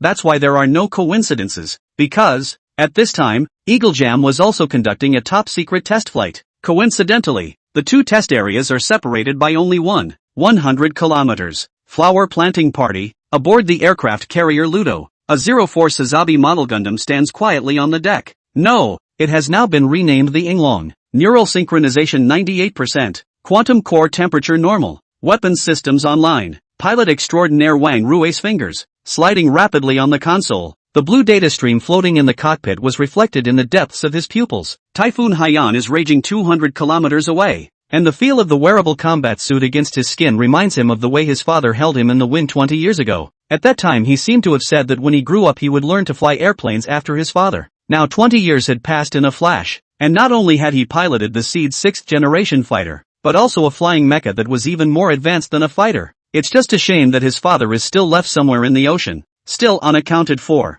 Wang Rui's thoughts were soon awakened by a shout. Inglong 1, Prepare for the 7th leap test. The base commander's voice came over the headset. Whether radar shows the eye of the typhoon is forming, it's our best cover. Wang Rui replied that he had received it, and then began to operate in an orderly manner. The vector jetports behind the steel giant spewed out ghostly blue flames, and the dozen-meter-tall mech broke through the clouds. The torrential rain exploded into fine splashes on the nano-coated surface, and Wang Rui could clearly feel the tremor of each raindrop hitting the armor, because God, via the direct link system, turned the mech into his extended body. However, not long after Inglong 1 had lifted off, alarms suddenly tore through the communication channels. Alert! Watch the airspace. Unidentified craft sighted to the northeast at Mach 3.5. The holographic projection instantly switched to a tactical map, and 2 scarlet points of light were approaching the airspace line in a bizarre serpentine trajectory. Wang Rui's throat rolled, and his father's voice before he disappeared suddenly surfaced in his memory. Keep sailing, the motherland needs you. Therefore, when Wang Rui received the order to strike, he immediately fired up his mech at full speed. Why be proactive? Because the Yinglong test flight is top secret. So, in the event of a possible leak, experiments have teams that need to take the safest way to keep secrets. So what's the safest way to do it? Naturally, it is safest to destroy suspected leakage targets. Meanwhile, on the other side of the Sandwich Islands Eagle Jam Air Force Base, the base's electronic warfare specialist said in a tight-voiced query, F-47 Dark Star, do you copy? Recon team has come in with a suspicious signal at 5 o'clock on your side. Please proceed to acknowledgement. Reply if you receive. It took a while before a response came over the comm channel. F-47 Dark Star copy. Proceed immediately for additional reconnaissance. Colonel Jack Miller licked his cracked lips lightly after answering the base call. The stream of data pulsing from his helmet HUD colored his irises an eerie green. The carbon fiber skeleton of the F-47's cockpit is shaking violently, and the turbulence at the edge of the typhoon is testing the limits of this $300 million pretty money fighter. His wingman pilot Tom's breathing came over the encrypted channel. Colonel, why would the flower growers pick this damn weather to come out and do a test? What the hell are they up to? As it turns out, Eagle Sauce has gotten a head start on finding out what's going on at the seed flower house. Jack Miller immediately smiled at Cannon's question and replied, whatever they want to do, just go over there and see. The planters keep saying we don't have a Generation 6, so let's show them something real today, but are afraid that their radar won't even find us. Ha ha ha, the two said, immediately reversing their direction and accelerating towards the 5 o'clock direction. A few minutes later, the duo's tactical screen suddenly burst into blinding red light. A dozen blue lightning bolts struck down from the depths of the clouds. With that, the silhouette of a behemoth loomed out of the thunderstorm. Cold sweat instantly seeped down the back of Jack Miller's neck at the sight, for that was by no means the proper silhouette of any known flying machine. Jesus Christ, that thing is hovering vertically in the air. Tom's scream was accompanied by a strange sound of twisting metal. It has no wings. There's no tail. This can't be. The red steel giant manifested itself from the storm, the 5-star pattern on its shoulder armor illuminated by lightning. Tom watched as the creature raised its right arm and the 12-unit nest of miniature missiles spun to lock onto him. Spread out! Spread out! The hiss was drowned out by an explosion as an F-47 crashed into the raging wave as a burning fireball. Shards of metal erupted from the wreckage, scraping sparks against the mech armor. Wang Rui just watched everything happen with cold eyes, his heart filled with excitement and pride. Dad, we don't have to hide this time. If they dare to come, I dare to bring them all down. At the same time, Jack Miller was quickly operating the fighter in a circuitous flight. Target utilizes unknown power system. Heat signature overlaps with Typhoon core. Our radar echoes shows that it was a humanoid object. The voice of his AI electronic assistant warned icily. With that, Jack Miller pulled the lever hard and the F-47 made a Cobra maneuver with a 9G overload. With his sweat-soaked flight suit clinging to his back, he saw the Iron Giant's knees shoot blue flames and complete a 180-degree pirouette in an aerodynamically defying stance. Try this. He pressed the missile launch button and 6 AIM-260s ripped through the rain. The mech's chest suddenly unfurled a honeycomb shield, and the missiles turned into a skywide salute the moment they made contact. Amidst the flying shrapnel, the electromagnetic railgun on the giant's shoulder began to recharge, and azure arcs of electricity wove a web of death amidst the torrential rain. As the fired missiles disintegrated in the electromagnetic storm, Jack finally got a good look at the back of the mech, with its ethereal dragon coat of arms glinting. The dragon of the flower grower? What the hell is this? Is this a super-humanoid mecha? Sci-fi coming to life? Jack Miller couldn't think about it in time. He had to get the intel back first. Command! This is Ghost Rider 1. Flower growers build mechs. Repeat, it's a humanoid super mecha. He tapped frantically on the data link terminal, using every means at his disposal to try and get the message across. But just then, The moment the fingers of steel penetrated the F-47's cockpit cover, Jack heard the clearest sound of metal tearing in his life. The neural direct connect system faithfully fed the sense of touch back to Wang Rui, who smelled the fishy sweet scent of hydraulic fluid mixed with blood. In this moment, it was as if he saw his father smiling at him, but soon a burning smell suddenly flooded his nostrils and a red warning pulsing on the console brought him back to reality. Quantum Core Overload. Recommend immediate return. Chapter 92, Nemesis of Fate. 10 minutes later, Yinglong 1 stumbled through the air and flew back. The Ludong ship was instantly busy. Inside a special office on the carrier, Zhao Hua, Lu Jinglong and the others stared at the big screen. What is shown above is exactly all the data of Yinglong 1. Lu Jinglong stared at the multiple parameters in the neural synchronization column. The neural synchronization rate is only 98%, so it really doesn't work? Zhao Hua immediately frowned and muttered after hearing this. Shouldn't be so bad. All the other numbers are better than predicted. It's just that during the battle just now, the pilot's brainwaves had a large undulation. Lu Jinglong immediately turned his head to look at the medical expert when he heard this. Professor Wang, how's the health assessment going? Wang Rui's physical condition is nothing, right? Prof. Wang did not answer immediately when he heard the question. She just looked down and carefully transcribed the data. He waited a few seconds before slowly looking up and speaking. Not good. Very bad. The pilot seems to have brain damage. Quick, notify the EMS team to get ready. When Yinglong 1 arrives, rescue the pilot immediately. Just as Professor Wang's words finished, a prompt came over the radio. Attention! Attention! Yinglong 1 has successfully returned. Ask the expert groups to prepare for re-examination. Attention! Attention! Yinglong 1. The radio had just sounded once, and Professor Wang immediately got up and headed out. Notify all medical crew members to assemble on deck. As she spoke, she was already running out of the office ahead of him. Lu Jinglong first froze when he saw this, then also immediately got up and muttered, Professor Zhao, then are we also? Before he could finish his words, Zhao Hua said with a tightened brow in reprimand, You're not on the medical team. What's the point of going to the scene? Leave the pilot stuff to them, and the mech stuff to us. After saying this, Zhao Hua picked up a freshly printed form and studied it. Can't synchronize 100%. Surely that's a no-no? If that's the case, then things are in a bit of trouble. And that quantum core overload problem, what exactly was the cause? Lu Jinglong sniffed and tried to open his mouth to say something, but the words came to him and he stopped short. With that, Lu Jinglong sat down and secretly opened the ShadowNet software, preparing to contact the Eastern Divine Dragon. On the other hand, Gu Mingxi was in contact with Abad, the representative of the emerging power of the Brown Bear country. This new force is called the Peace Front, a new organization that was recently established less than a month ago. The organization's symbol is the clenched fist machine gun, a symbol clearly associated with the Persian Lion Guard, the Bannon Pigeon Pearls and other international resistance factions. This association is not only reflected in the logo, but in practice more in the tactical, strategic and financial support in all aspects. The organization's goal is to target the Dyson Bird Army, which is occupying the southern territories of the Brown Bear country. Every day since its formation, this organization has threatened and demanded that Dai Shang Bird withdraw its troops by a deadline, while announcing reconnaissance of the occupied territories in preparation for future acts of resistance. Such a high-profile stance and clear position has put the Dai Shang Bird Army under pressure. Judging from information from the organization's official resources, it can be assumed that its members are mainly former official soldiers of the Brown Bear State and militia members who fought alongside the officials. Therefore, it has a certain degree of expertise in both tactics and strategy. Today,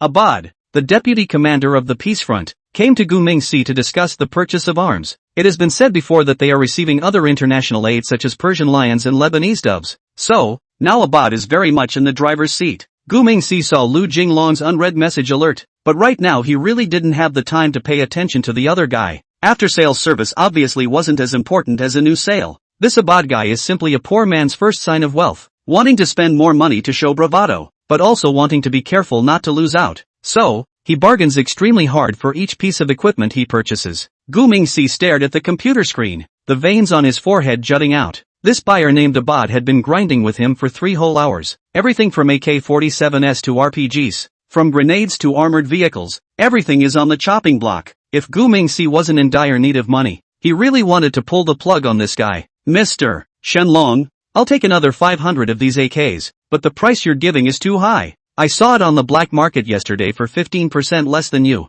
Gu Mingxi took a deep breath and tried to keep her voice calm. His voice was processed by a voice changer and had an eerie electronic sound to it. Mr. Abad, you should know in your heart what the black market goods are made of. What I'm offering are brand new military products. not even wiped with gun oil. I can give another 12% discount if you're asking for an additional 5,000, but if it's just 500, you'd better save your money. Abad actually laughed at that. Then, it was immediately and shamelessly bargained for, saying, 8% off, and I'm giving away an extra 5,000 rounds of ammo. If you agree, I'll add another 2,000. Gu Mingxi's fingers unconsciously tapped on the desktop. The blue light of the monitor reflected on his grim face, and he felt like a sheep that had been gripped bald. This Abad is a vampire, squeezing every last bit of profit out of him. Do you have any ING money? Say you don't have any money. You placed a ING order for 50 million pretty dollars. If you say you have money, you'll buy a gun and ask me for 5,000 bullets for nothing.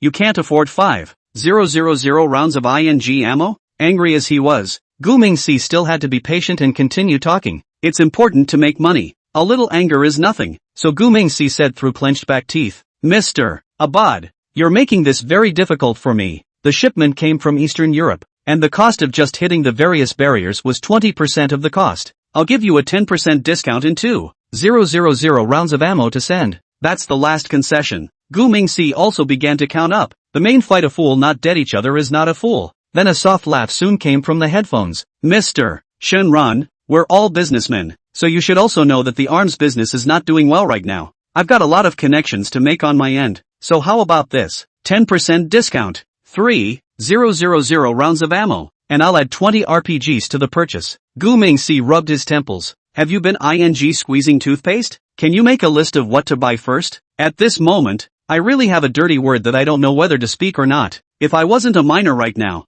I would have greeted your entire female family by now. However, it's time to say no to this. Abad is really shrewd. He knows that RPGs have a bigger profit margin than AKs, and this is compensation in disguise. But even so, the profits on this business were crushed to outrageous levels. Deal. Gu Mingxi almost said these two words through clenched teeth. But, soon after, he followed up with an addition. But the transportation costs will have to come out of your pocket. It didn't cost him much at all to ship it, but a little bit of a pit stop right now is a little bit of a pit stop. However, Abad immediately picked up the conversation. No, we'll each pay half of the transportation costs. Also, I'm going to pay with diamonds. You know, international transfers are too much of a hassle these days. Gu Mingxi's fingers clenched violently. Trouble your ass. Did you just get ING internet at your house? Paying with diamonds means losing another portion of your profit, because he still has to find someone to cash in on the diamonds. This Abad, he's a devil. No, I can't. I'm going to hold back the swearing. Chapter 93, Question and Answer Time. Gu Mingxi was being angry some of the time when his teeth ached. Abad's voice suddenly came back through the headset. Mr. Shenron, are you still there? Gu Mingxi forced himself to calm down. Then he replied in a cold voice. Diamonds are fine, but I have to inspect the goods first, and the purity must be VDS grade or higher. Abad paused at that, then smiled and caterwauled. Of course, I have the GIA certificate here. By the way, can we talk about this Stinger thing again? Gu Mingxi's heart tightened again when she heard this. The Stinger missiles are the most profitable item on the list. This Abad is so cunning. MD, this guy is like my nemesis. I heard that the other party is also a 0-year-old. Are all 0-year-olds so bullish now? Thus, Gu Mingxi spoke half-jokingly. It's already at the lowest price. I'm going to have to go and cut you if you want to cut anymore. Abad interrupted with a smile immediately after hearing this. No, I was going to add 10 more sets and wanted you to make another offer. Gu Mingxi did some quick math. The cost of the Stingers is $20,000 per set, and the market price can go up to $250,000, but in Abad's style. Thinking of this, Gu Mingxi quoted a price that was on the high side and waited for Abad to cut the price. Same price as before, $220,000 a set. Surprisingly, Abad didn't return the favor this time. Yes, but I have a condition. Gu Mingxi instantly felt a bit confused at the sight, and her heart couldn't help but speed up a bit. Knowing what he knew about Abad, this condition would never be simple. If he dares to go too far, I would have gotten someone to cut him up. Gu Mingxi had just thought of this when the other party opened his mouth to make an offer. For this shipment of missiles, I want you to personally deliver them to Brown Bear Country. Abad's voice suddenly became serious, half heard as a joke. Gu Mingxi's pupils contracted violently upon hearing this. Brown Bear Country is at war right now, and making a delivery there is like playing with your life. But the profit from this shipment of arms was too tempting, and it would be a shame to miss out on it just like that. So Gu Mingxi thought for a moment before answering. That's something I need to think about. Abad picked up the conversation with a soft chuckle. Of course, but mind you, with a list as big as mine. You're not embarrassed to keep me waiting too long, are you? Gu Mingxi was already a bit wary by this time. This Abad, he knows how to take people's hearts too well. So, he opened his mouth with a shallow smile and replied, "Let me think about it and get back to you tomorrow." "Well, I look forward to your good news." Abad finished and cut the communication. Gu Mingxi took off his headphones and leaned back in his chair to let out a long breath. The encrypted communication software on the monitor automatically deleted all records. He then got up and walked over to the liquor cabinet and poured himself a yogurt. The milky liquid swirled in the glass, like his wavering heart at the moment. When things go wrong, they go wrong. Looks like it's time to get a serious understudy. Gu Mingxi had just finished muttering this when the laptop beeped again. It was at this time that he remembered that he hadn't checked Dr. Lu's information yet. Thus, Gu Mingxi hastily drank the yogurt in the cup, while running to the computer to continue operating. By this time, he was too lazy to type anymore, so he instantly sent a voice call to the other party. Anyway, with the transducer covering it, there was no fear that the other side could hear anything. On the Ludong ship, Lu Jinglong saw that the Eastern Divine Dragon had sent a voice invitation. In an instant, a melody unconsciously rang in his head. "Love the way you walk down dark alleys alone. Love the way you don't kneel. Love the way you've confronted despair and refused to cry a single tear." This guy isn't going to sing to himself again, is he? Besides, it's really hard for you to pretend to be a kid and sing. Thinking of this, Lu Jinglong immediately chose to hang up and then quickly typed on the keyboard. "It's inconvenient to talk right now, so let's communicate in text. Please answer my question first." After the message was sent over, Gu Mingxi looked at it before he remembered to check the message, only to see that Lu Jinglong had sent over a dozen messages before, all of them asking questions about mechs. After seeing these questions, Gu Mingxi immediately made a search in the system. He then answered each of these questions. So then it was time for Gu Mingxi's Q&A. First, there is the issue of spiritual connection matching. Gundam mechs, as highly sophisticated war machines, have operating systems that are directly connected to the pilot's nervous system, with nerve signaling speeds up to 120 meters per second. Drivers need to complete the complete decision chain of perception, judgment, and reaction within 0.1 seconds. A 100% mental match rate means that the driver's brain neural circuitry, which is in perfect resonance with the mech control system,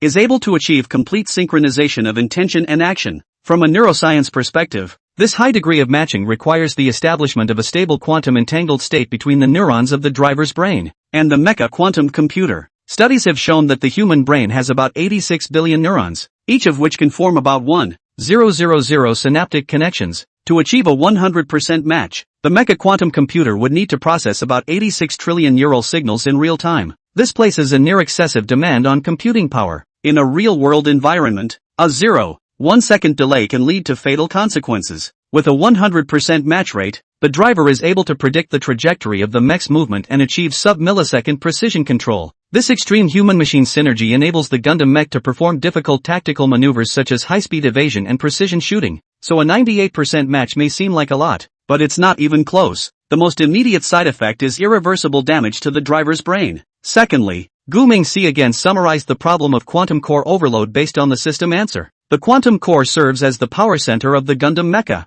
and its overload phenomenon stems from a dual loss of control of energy and information. The quantum core generates energy through fusion reactions and processes massive amounts of quantum information at the same time, and an imbalance between these two functions directly leads to overloads occurring. At the energy level, the fusion reaction at the quantum core requires extreme conditions to maintain stability. When the energy output exceeds the design threshold, the plasma confinement magnetic field fluctuates, resulting in a runaway reaction. According to relevant studies, it is known that when the energy output exceeds 15% of the rated value, the magnetic field stability decreases by 40%, triggering a chain reaction. At the information level, the quantum core processes about 10 to the power of 18 quantum computations per second. When the information traffic exceeds the core processing capacity, the quantum decoherence effect is exacerbated and the error rate increases exponentially. According to relevant experimental data, when the information load reaches 80%, the quantum bit decoherence time is shortened by 60%, which seriously affects the calculation accuracy. Therefore, the dual loss of control of energy and information creates a positive feedback loop. Energy fluctuations exacerbate information processing errors, and computational errors lead to energy control failures.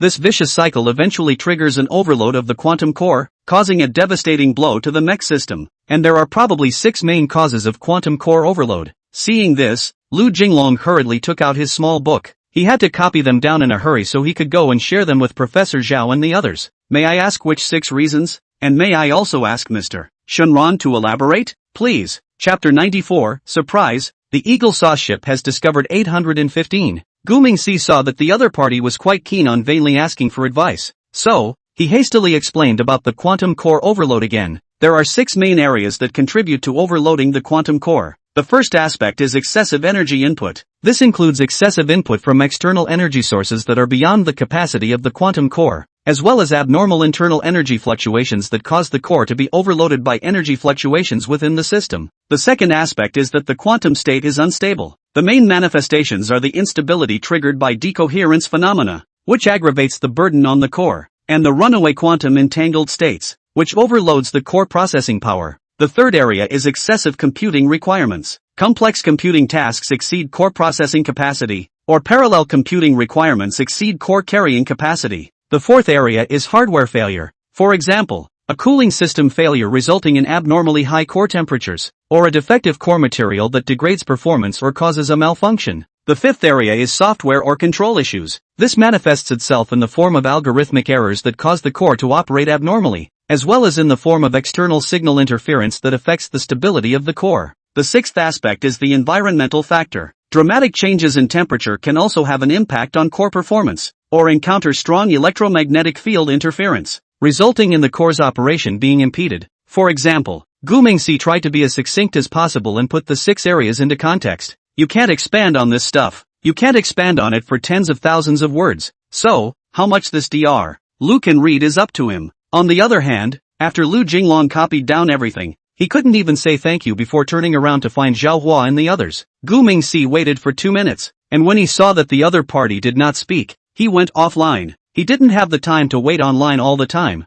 After all, he had a lot to do. At least there is an after-sales specialist on the flower grower's side to consult with. Hawkmaster's side, however, was completely dumbfounded at this point. The 2 quasi-6s they were test flying were suddenly lost. Can't find it on radar. Can't see it on satellite. Tried to send out a warship to find it, but Typhoon Haiyan was getting closer. This was a big worry for Robbins, the commander of the Sandwich Road base. If the president finds out about this, it's probably the end of his job as commander. It's just a test flight of 2 airplanes. Why did you lose them? The weirdest part was that their communications were cut off abruptly. Where's all this EMI coming from? When did typhoons become magnetic? Can't figure it out. Can't figure it out at all. If you can't think about it, don't think about it. Do something to make up for it. So Robbins forced the issue and ordered the 2 warships out of the harbor to search against the typhoon. A military order is like a mountain, even if the battleship commander is very resistant. Nevertheless, they started off in the same direction. An hour later, inside the forward-positioned battleship McCampbell,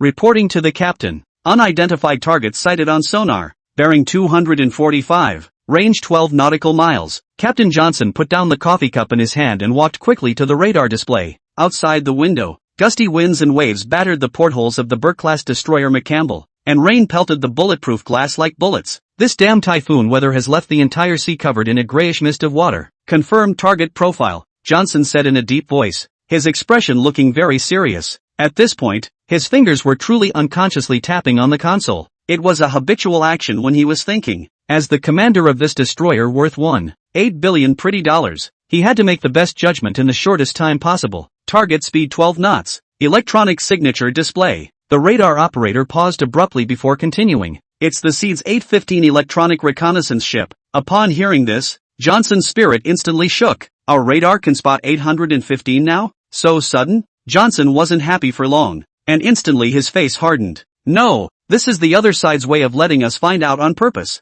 Damn it, what are these flower growers trying to do? And with the initiative to reveal their target? So arrogant already? In an instant, the air inside the Combat Intelligence Center instantly froze. Johnson felt his temples jutting. He knew all too well what the Model 815 could do. This electronic reconnaissance ship, known as the East Tunnel class by the North Atlantic Alliance, is equipped with the most advanced multi-band electronic reconnaissance system capable of intercepting, analyzing and jamming a wide range of radar and communications signals. Normally, they don't even see each other on the radar. The fact that they took the initiative to show up today is a warning in itself. Damn, how did they get here? The sub-captain cursed under his breath, looking very nervous. Johnson sniffed without answering, his eyes fixed on a red dot on the chart. That was the last known location where the test fighter was lost. Two of the newest stealth fighters, during a routine training exercise, suddenly disappeared from radar without even a distress signal. The base commander gave a death order that the two planes had to be found before the White House learned about it. Johnson had just thought about it when the electronic warfare officer's voice spoke up a little nervously. "Captain, the other side is scanning us. Their Aurora system is up." Johnson could feel the temperature rising in the Combat Intelligence Center. The 15 officers stared intently at their respective displays, their fingers moving rapidly over their keyboards. The hum of the air conditioner mixed with the noise of running equipment is nerve-wracking. At this point, Johnson gave a decisive order. "Activate Aegis systems and prepare for electronic countermeasures. We can't let them find out our true intentions." With that, the electronic warfare officer replied as he operated the console. "Understood. Activating in/SLQ-32 electronic warfare system. Turn on frequency jamming and use the third band." But just at that moment, the main display suddenly went all snowy. "Report. The other side has intensified its scanning power. They're trying to break through our electronic shields." The radar operator's voice raised its voice and shouted. A cold sweat seeped down Johnson's back as he sniffed. The Type 815's electronic reconnaissance capabilities far exceeded his expectations, and the 6,000-ton displacement reconnaissance ship had obviously been modernized. He recalled the intelligence briefing he'd seen at Pearl Harbor last year. The SEAD was testing a new generation of quantum radar technology. "Activate the NERCA active decoy system." Johnson practically roared out this order. He then shouted with additional orders. "Change course and keep your distance." The destroyer swerved violently, the tremendous inertia causing everyone to grip the handrails. Johnson felt his stomach flip, whether from the violent shaking or from nerves. But just at that moment, the electronic warfare officer shouted with some panic in his voice. "Report. The other side is transmitting a jamming signal. Our radar system is severely compromised." The main lighting in the Combat Intelligence Center suddenly went out, leaving only the red glow of the emergency lights. Johnson smelled a faint burnt odor, a sign of electronic equipment overload. He pinched his fingers deep into his palms, forcing himself to remain calm. He then gave a loud order and said, "Activate backup power. Switch to anti-jamming mode. Contact the base carrier battle group and request support." But just then the sonar operator suddenly shouted, "Captain, unusual sound pattern detected underwater. Possibly submarine." Johnson felt like his heart was almost beating out of his chest. If the planters had deployed a submarine, then this electronic confrontation was, in all likelihood, an elaborate trap. He walked briskly to the sonar display, where the complex sonogram showed a blurry target, moving slowly. "Confirm target signature." Johnson practically yelled the words, "Being analyzed at." The sonar operator's voice suddenly became strange. "Wait, this sound pattern. It's not a submarine." Suddenly, all the displays in the Combat Intelligence Center flashed simultaneously. The blinding blue light made everyone subconsciously close their eyes. When Johnson opened his eyes again, he saw a shocking sight. All that was visible was the blurry target on the sonar display, which was coming up fast. "All ships battle ready," Johnson yelled into the comm. "This is not a drill. Repeat, this is not a drill." A piercing alarm sounded throughout the destroyer. Johnson felt his uniform drenched in cold sweat as he stared dead ahead at the sonar display, watching the unidentified target get closer and closer. The Type 815 reconnaissance vessel still continues to exert powerful electronic interference, but no one cares about that anymore at the moment, because the unidentified target has surfaced. Chapter 95, Times Have Changed. There's no shame in running. The entire crew of the destroyer McCampbell held their breath the moment that Behemoth broke the surface of the water. It wasn't the submarine they had expected, but a giant battleship the likes of which they had never seen before. Instead of the turtleback shape common in previous submarines, it adopts a smoother, more streamlined, near droplet-shaped design covered with a special coating that glows with an eerie blue light in dim light. According to preliminary visual inspection, the length of the hull is between 150 and 160 meters, shaped like a mobile fortress in the deep sea. "What's this?" Captain Johnson muttered, a tremor in his voice. His co-captain sniffed and rushed over to explain. "This seems to be the new Type 096 nuclear submarine developed by the Seeds. My God, how did it get here? What the hell is the Seed family doing in these waters?" Johnson hadn't gotten over the shock. A calm and powerful voice then suddenly came from their internal communication channel. "This is the Seedflower Navy Type 055 destroyer Hondo. Your ship has entered our military exercise area. Please change course immediately and leave the area."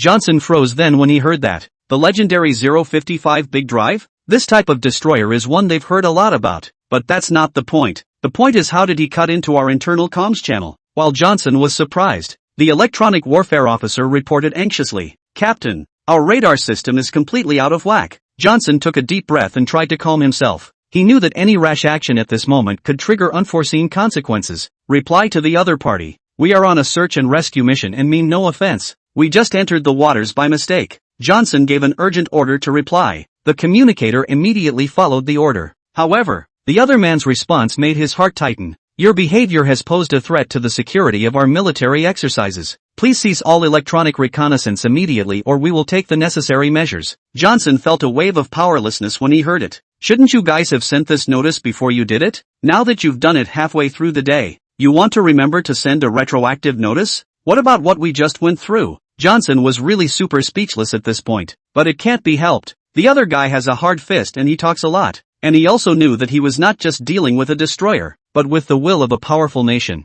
Wait, wasn't there a Ticonderoga-class cruiser behind them? Thinking of this, Johnson hastened to have someone try to contact friendly forces in the rear. However, the electronic warfare officer replied bitterly that those guys had already turned around and run a long way away. At this time, Johnson really felt desperate. At this point, he recalls the rapid growth of the flower-growing Navy in recent years. From aircraft carriers to new destroyers, from submarines to amphibious assault ships, the strength of the Seed Navy is not what it used to be. If he really had to fight hard, he wouldn't even have a 10% chance of winning. It was at this time that the sub-captain said in a low, inquiring voice, Captain, what do we do next? Johnson was silent for a few moments before finally making his decision. Change course and get out of these waters, the co-captain added with a tight frown immediately after hearing this. But the commander's orders. At the end, he was a bit tongue-tied. Johnson saw this but said with a soft sigh, execute the order. We can't start a conflict here. This is no longer a situation we can deal with. As the McCampbell turned, the battleships and submarines of the planters, too, gradually disappeared into the rain. But Johnson knew that this encounter would forever change Eagle Sauce's perception of the flower-growing Navy. Upon returning to base, Johnson immediately reported the encounter to his superiors. However, he was surprised to find that the top brass didn't seem surprised by any of this. The flower-planting Navy is beyond our wildest dreams. They're Type 055 destroyers, equipped with state-of-the-art quantum radar systems and electromagnetic cannons, have electronic warfare capabilities that far exceed our expectations. What's more, their carrier battle groups already have ocean-going capabilities. A senior officer opened his mouth as if he were making a summary statement. Johnson was silent when he heard these words. He realized that what he had witnessed with his own eyes was only the tip of the iceberg of the powerful strength of the flower-planting Navy. The increase in naval power was only one part of the rise of this great Eastern power. The Eagle Jam Navy can no longer dominate the Blue Planet. Times, they really have changed. The crowd inside the Sandwich base had not yet gotten over the shock. An accountability call came in from Eagle Jam Naval Headquarters. Base Commander Robbins was reprimanded for half an hour before he finally had a chance to report the real situation to headquarters. When the Navy headquarters learned the truth, then there was instant silence for a while. In the end, they let the Sandwich base go out to sea after the typhoon had passed. This time, the headquarters will tell the White House that the search and rescue effort was abandoned out of necessity because of the weather. Moreover, the headquarters has repeatedly instructed them that they must be unified. With that, Typhoon Haiyan successfully completed its cover operation. 2 days later, the typhoon passed. Johnson and others were once again ordered to go out on a search and rescue mission. This time, nothing more happened in that sea. The Planters Navy has long since run off to nowhere. In the end, Eagle Sauce found parts of the wreckage of both airplanes though, but the pilot and the black box are both strangely missing. Meanwhile, the Seed's East Fleet has an additional Eagle Jam captive, as well as 2 damaged black boxes. Zhao Hua, Lu Jinglong and the rest of the team couldn't return to Kyoto for the time being at this point either. They were directly transferred as a whole to a military research base somewhere to work with local experts to try and decipher the picked up black boxes. As for the Yinglong Mecha, all piloting tests were temporarily suspended. Air Force pilots can be golden for one, and should never try to take risks so easily again. Otherwise, such non-combat losses are just unacceptable. The flower-growing Air Force almost sued the Navy over it. Fortunately, Wang Rui's brain damage was not serious, but it was no longer possible to pilot a mech again. While the flower-planting military was busy, Gu Mingxi's side is also a bit burned out right now. He's in desperate need of money to upgrade his lab. However, one of the most recent gold masters has asked him to personally go to Church Brown Country. If he was a grown man, he might have gone on his own. But, he's just a 6-year-old kid now. So, even if he went there in person, would the other side believe it? It's just not possible. So getting an exclusive stand-in became tricky. Prior to that, Gu Mingxi had redeemed Tanya, Boris and Yuriko. If they weren't all variously on a mission, one of them would have no problem picking one of the 3 of them to be the understudy. But that's the thing, they're all on a mission right now. Therefore, Gu Mingxi must now think of another way. However, both cloning technology and bionic technology were things he couldn't use at will right now. Hey, looks like we'll just have to make do with what we've got. Saying that,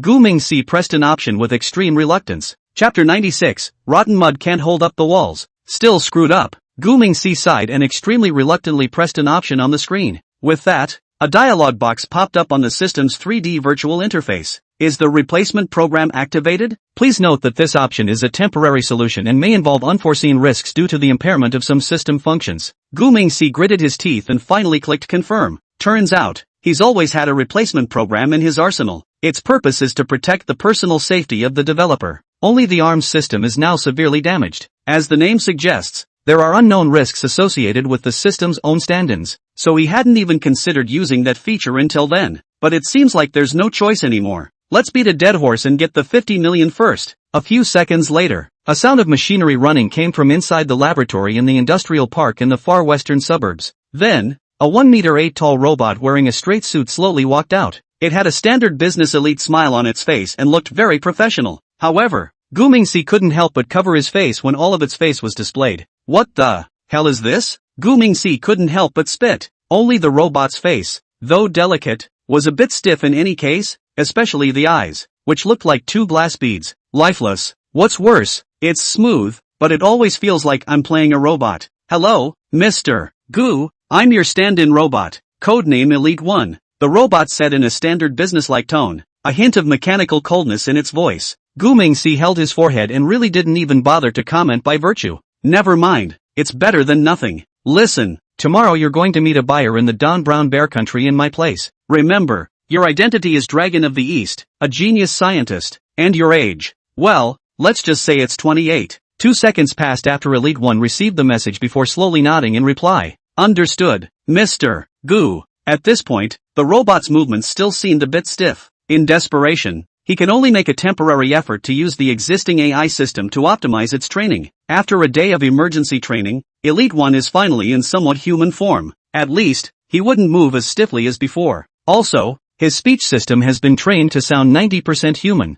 The next day, Gu Mingxi used the hyperspace transporter to teleport Elite 1 to the Brown Bear Gas Company. By now, Boris had been waiting here for a long time. When the robot appeared, he immediately stepped forward and said respectfully, "From now on, you are Mr. Shunran. I'm your security manager. Boris, glad to be of service." Not to mention, this Boris was quick to get into the act. The robot froze for a couple seconds at his words before slowly nodding and saying, "Understood. From now on, I am the Dragon of the East. You're my security manager. And we need to interview Abad, the representative of the Brown Bear Resistance Camp, the emergent faction. The goal is to facilitate the sale of 50 million pretty dollars. And the boss will monitor the entire process via my simulcast. In the meantime, I'll convey the boss's true intentions and orders in a timely manner, and ask for Boris's cooperation." Boris nodded slowly as he listened to this, and then, with a slight frown, he looked at the other man and commanded, "You don't need to keep things straight in the future." Elite 1 sniffed for another 2 seconds before slowly nodding and saying, "Understood." Boris was quite speechless at the sight anyway, but then he called for a Mercedes sedan. The car was given to Boris by the interim official of the resistance.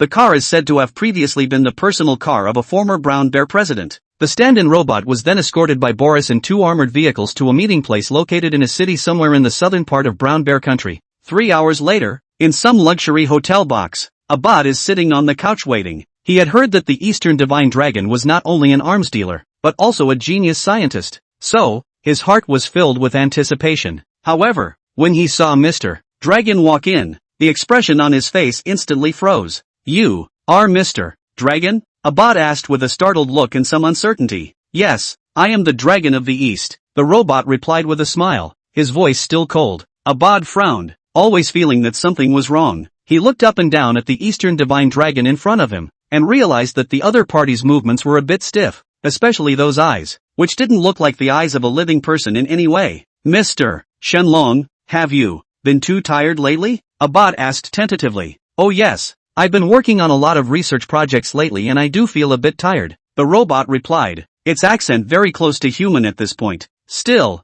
there was a growing doubt in Abad's mind, but he decided to continue the conversation first. After all, the other guy is a genius scientist, so maybe he's just a little eccentric. However, the conversation that followed left Abad completely devastated. Mr. Shenron, what are your thoughts on the current situation in the Middle East? Abad was meant to be a casual question, but the robot was silent for 2 seconds after hearing this, but suddenly opened its mouth and replied in a formulaic manner, "Server busy, please try again later." Hearing this, Abad instantly froze. He looked at the other party with a face full of incredulity and said, "What does SH mean? Mr. Shenron, what are you talking about?" At this time, the robot suddenly spoke again with a movement of its head. "The local server is busy. It has automatically switched to the 1000-degree system." The robot then began to memorize the book at a very fast rate of speech. With regard to the current situation in the Middle East, I believe that its complexity and uncertainty are remarkable and can be analyzed in the following aspects. One is the ongoing conflict and tensions, including both the conflict between the ball sheep and the Dyson bird, and the dramatic changes in Brown Bear Country.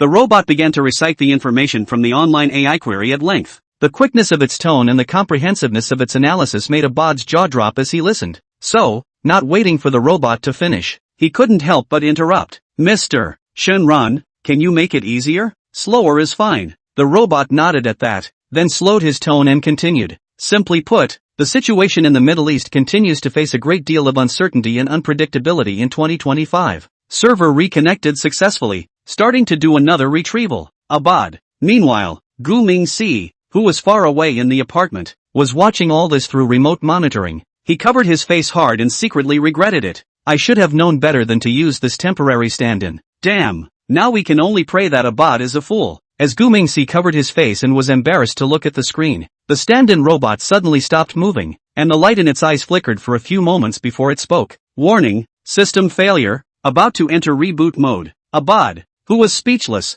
jumped straight up in place at the words. He jumped back a long way, his eyes widening in disbelief. "What the hell? A reboot? What the hell is wrong with you?" Before he could react, the robot suddenly jumped as well. It then began to spin in place, mumbling, "Reboot in progress, please wait. Reboot in progress, please wait." Abad was completely dumbfounded. Asterisk asterisk asterisk asterisk. What the hell is going on here? He stood still and nervously pointed at the robot and shouted, "Who the hell are you?" The robot stopped spinning and looked at Abad with a crooked head, suddenly giving a wry smile. "I'm Oriental Dragon, an arms dealer and genius scientist, age 28. Abad's diaper was nearly moistened when he saw this. With that, he crumpled and grabbed the phone on his desk, dialing the security guard's number. "Somebody, there's a man here. No, there's a robot gone mad." A few minutes later, a group of security guards rushed into the room and brought the robot under control. Seeing this, Boris also rushed in with his men, and the two sides were immediately brought to a standoff. At this point, Abad sat paralyzed on the couch, sweating profusely as he looked to Boris and asked, "What the hell is going on with you guys? Where is the real Mr. Dragon? Where's the promised sincerity?" Meanwhile, Gu Mingxi sighed in front of his computer and reached out to turn off the surveillance screen. He knew that the stand-in plan was a complete failure. "It's just so embarrassing. It seems, we'll just have to think of something else," Gu Mingxi muttered, her small hands flying over the keyboard as she began to look for the next solution. Chapter 97, Abad's First Thoughts. Abad locked Boris and the robot in a compartment. With that, he turned on his computer and firebombed the Eagle Jam representative. Abad was staring at his computer screen, going through the duo's previous chats. At this point, his fingertips were shaking slightly on the keyboard, and for a moment, he actually didn't know what to say. As it turns out, Hawk Jam tempted Abad to seduce the Dragon of the East into showing up for 50 million pretty dollars, and promised to give him all the arms the other man brought with him. Faced with this temptation, young Abad did not resist. He committed a major buyer's faux pas. By now, a long overdue drizzle had begun to fall outside. They haven't had any rain here in 6 months, have they? Rain pattered outside the window and Abad felt his temples jutting. He picked up the already cold coffee, but realized his hands were shaking so badly that the brown liquid rippled in the cup. It's not a good way to make $50 million. Only after muttering this did he enter a message to the Eagle Jam representative. The mission failed. The other side sent a robot who might have seen through our plan. Not long after the message was sent, there was a ding and a new message alert sounded. "This is a video conference invitation from Hawk Jam on behalf of Hunter." Abad took a deep breath and clicked accept. The screen lit up and Hawk Jam's angular face, representing Hunter, appeared in the frame. "Abad, what the hell is going on? Why didn't the Dragon of the East come? My plan was seamless. How could he have seen it coming? Was there some kind of slip-up on your end?"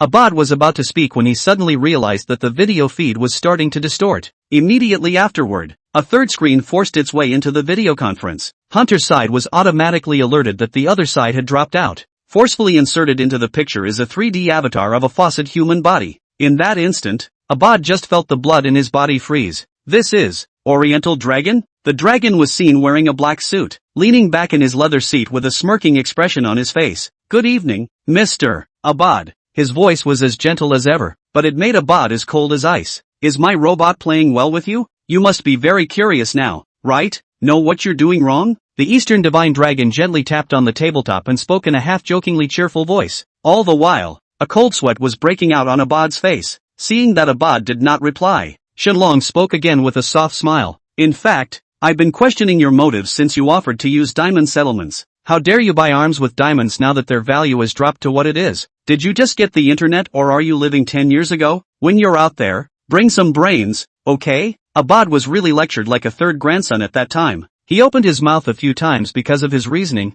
but no sound came out. By now, cold sweat was running down his spine, soaking his shirt. Seeing that Abad did not speak, the Eastern Divine Dragon continued to open his mouth and talk to himself. You know, oh Abad, I've been waiting for you to wake up on your own, but it seems that I was the one who overestimated our friendship and your anti-Hawk Jam determination. You're not a hero, you're a clown. The screen suddenly switches and a surveillance video begins to play. It's Abad's secret late-night meeting with Hunter. This evidence, if given to your organization, would be enough for your head to shoot you dozens of times, wouldn't it? The Eastern Divine Dragon's voice remained calm, without the slightest intention of falling into a well. But Abad's side has long been ashen. That's right, he was privately contacted by a representative of Eagle Jam. If this gets out to the organization, then all that awaits him is death. However, just as he was feeling desperate, the Eastern Divine Dragon suddenly spoke again. Don't worry, I wasn't trying to do that. Hearing this, Abad instantly glared. He asked, looking at the computer screen with incredulity. At this point, it was like he had finally found his voice. Why? The dragon's head in the east looked straight into the camera. Because I'm sure you're just confused. Remember the oath you took to join the peace front? Remember your own obsession when you first picked up a gun? The scene switches again, this time to a photo from 10 years ago. Abad was a teenager then, surrounded by rubble and corpses. All of his human relatives, all of his friends, all of his townspeople, died under the bombardment of Eagle Sauce. Abad remembered that he had said that to himself. As long as he lives to grow up, he will definitely avenge these people. Now this obsession has always been there. He's just learned how to be flexible. But, why does it hurt so much inside? I'm sorry, I was wrong. Is it too late to turn back? Abad spoke with a choked voice. On the other side, Gu Mingxi looked on with a pleased smile. It's not too late. It's not too late when you know you're wrong and can change. If you want, we can hack this $50 million of Eagle Sauce together. When the time comes, how about we add 2 and 1 for 5? Half for each of us? Abad sniffed for a moment, then nodded vigorously and firmly. Okay, what should I do? First, you need this. Abad chatted with Gu Mingxi for 15 minutes. Hunter's side was then inexplicably disconnected for 15 minutes. During this time, the engineers and hackers under his command have not been idle. But no matter how much they looked into it, they couldn't find anything. In the end, it was Abad who reinitiated the video invitation. There was a brief exchange between the two before Abad gave his explanation. He said the outage was caused by an attack on the base station. Hunter was skeptical about it though, but now was not the time to dwell on such trivialities. After all, thus, he was seen with a serious face and cut straight to the chase without any delay. Have you reviewed carefully about that Eastern Dragon? Immediately afterward, he quickly threw out a second question. What exactly are you going to do about the current situation? In the end, he was even more single-minded in his questioning. Could it be that our carefully planned plan has really been exposed just like this? At that moment, on the other side of the screen, Abad was acting extremely calm and collected. He was only seen calmly casting his gaze to the screen in front of him,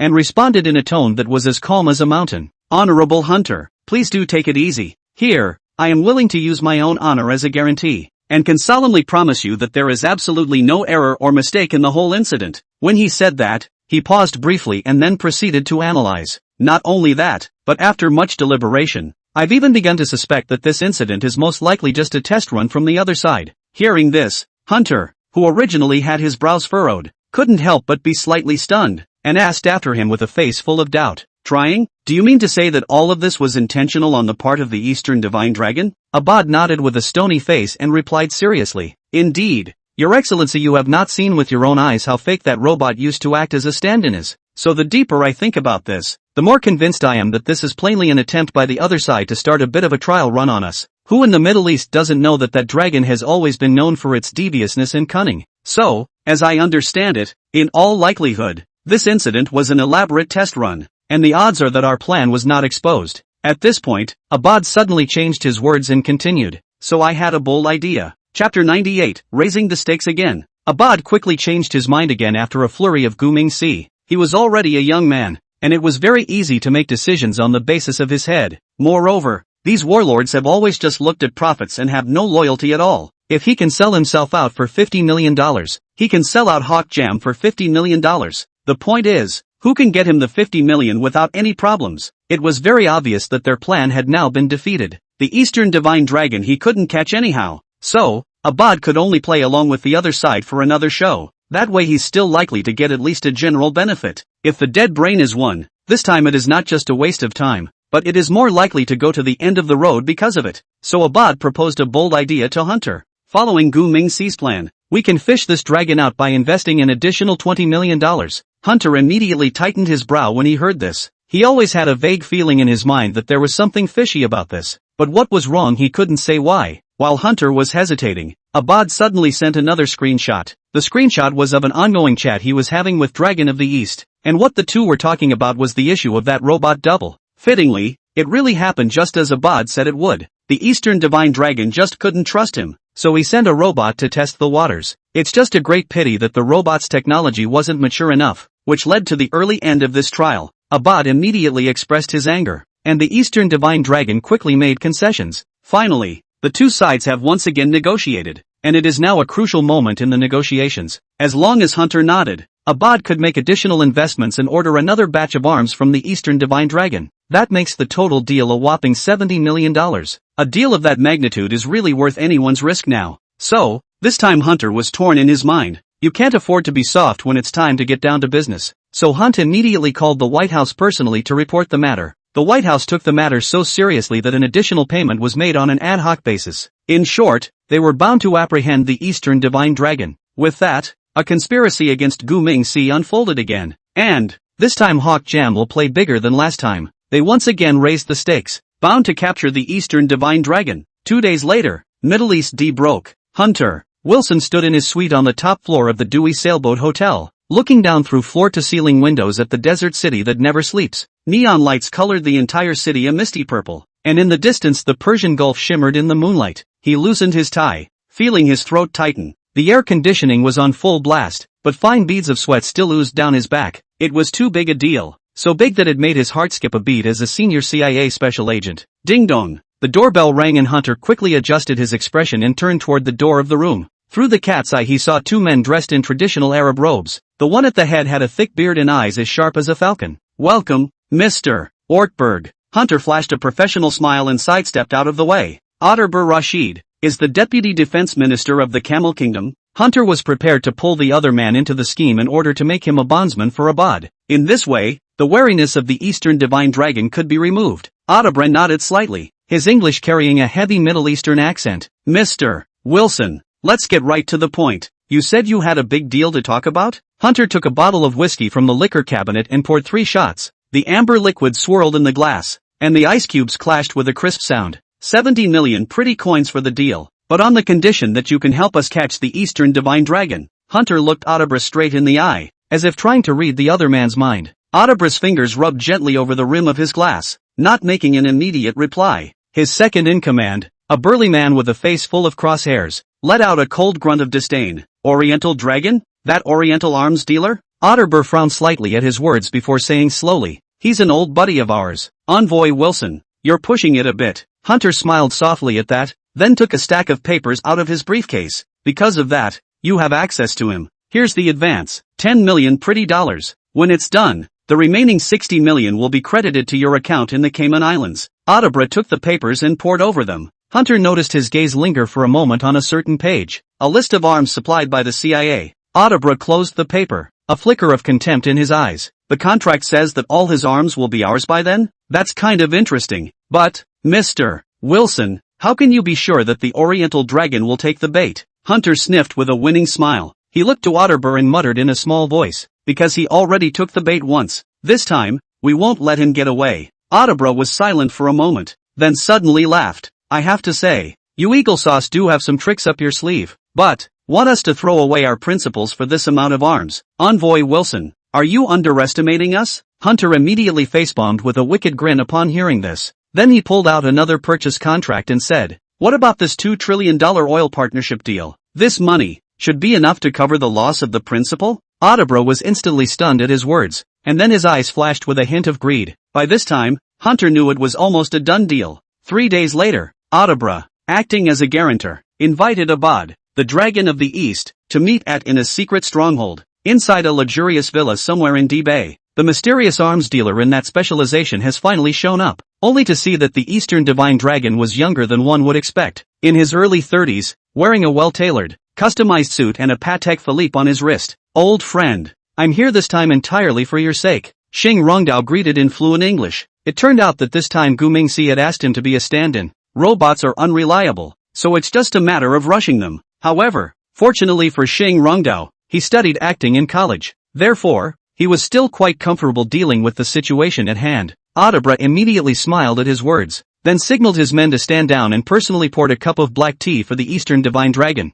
Mr. Dragon, we've known each other for 3 years, right? It's a pretty rare day to see one. Speaking of which, I have to thank Abad, old boy. Abad sniffed and grinned awkwardly. With that, Xing Rongdao gently sipped a mouthful of black tea, the aroma of the tea slowly blooming in his mouth. Keeping his calm and collected demeanor, he opened his mouth as relaxed as he could pretend to be. Yes, Mr. Ortberg, this is quite a special time. With his unobtrusive acting skills, Xing Rongdao perfectly replicates the composure and cunning that should characterize the Dragon of the East. However, to have you step in, I'm sure this time it's no small matter. Audebra turned his head to look at Abad, and then the other man stepped forward in a hurry to interject. Mr. Shenlong, this time I invited Mr. Audebra over to make sure that sale goes through. Why don't we just get down to business? Audebra sniffed and said in agreement with a gentle nod. Yeah, let's get down to business. Mr. Shenron, where is that shipment of arms now? Every move the three made in the room was all in the eyes of Hunter and the others.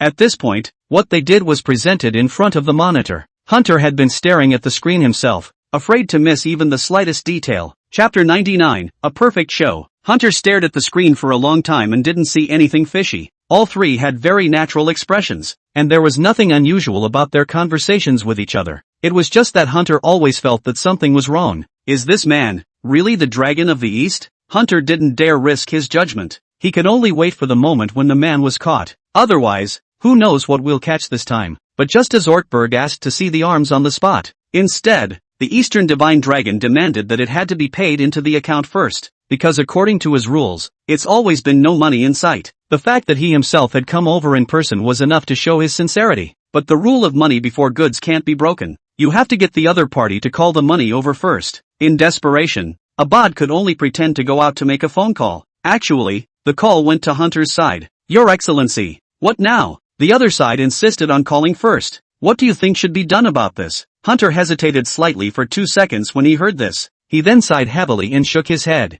No, we must find out where the arms are first. You tell him to take you to the arms storage site, and I'll call the money as soon as we get there. Hearing this, Abad sighed helplessly. So he hung up the phone and had to bring the word as it was. Surprisingly, this time, the Eastern Divine Dragon didn't say anything more. The trio then exited the hotel and arrived at Port Avery by helicopter. Naturally, Hunter's surveillance team quickly followed in a helicopter. Eventually, they stopped in front of a dozen freighters. At this time, Abad said in impatient inquiry, Mr. Shenron, which ship is the arms on exactly? Xing Rongdao sniffed but said with a lightly raised eyebrow, Abad, have you forgotten my rules again? Everything else is off the table until the money is there. Abad had no choice but to turn to the phone again. This time, Hunter wanted him to fight a little more. However, the Eastern Divine Dragon was no longer willing to back down. Hunter had no choice but to pay all the money into the account of the middleman, Otterbein. Abad then took the transfer records and approached Xing Rongdao to ask for an inspection. A few minutes later, Abad stood on the deck of the Star of the Sea, the salty sea air in his face. The 300,000-ton freighter was moored in the deep waters of the port of Avery, its hull rocking gently with the waves. He looked down at his wristwatch. 3:15 p.m. 10 minutes after Hunter's transfer. Mr. Abad, please follow me. Xing Rongdao poked his head out of the cabin. He had changed into a dark blue polo shirt at some point and looked like a regular freighter's first mate. Abad noticed that his hands were trembling slightly. Was the famous Dragon of the East nervous too? Or is This also a fake? Never mind. It doesn't matter anymore. With that thought, Abad turned to follow the other cabin. The two walked down the gangway, one after the other, and through the long corridor. The cargo hold was full of containers. Xing Rongdao took out his key and unlocked one of the containers. Blinding sunlight shone through the lighted windows in the cabin roof, and Abad squinted to see crates of firearms neatly stacked in the container. Xing Rongdao casually drew his M416 semi-automatic rifle and said, "These are samples for you to examine at random." Abad took the firearm and disassembled and inspected it with extreme skill. From his skillful movements, he could tell that the other party was definitely a veteran with a gun. For this reason, Xing Rongdao immediately felt a little more nervous. He used to just follow the so-called clubs in a small way. The most awesome time I've ever been involved in was when I was involved in a Eurogroup of hundreds of people. But never in his wildest dreams did he think that he would one day become an arms dealer, just filling in for the boss as a stand-in though. But the experience was certainly enough for him to go back and blow it off for the rest of his life as well. Oops, blame it on the boss for giving too much. 10 million kinds of flower coins. Come over and help him with a play and you get so much money. This is a man who studied acting. Simply the greatest recognition of his 4 years of college. Xing Rongdao, who was rambling, was suddenly gently tapped on the shoulder by Abad. Guns are no problem, but I also want to see armored vehicles and missiles. Xing Rongdao nodded gently, pretending to be calm after hearing this, and replied, "Well said, well said. Come with me, but there's bad reception there." "Never mind, it'll be up in a minute anyway." With that, Xing Rongdao led Abad towards the lower level. Of course, all they were doing was acting for Hunter. At this point, Hunter, who was in front of the surveillance screen,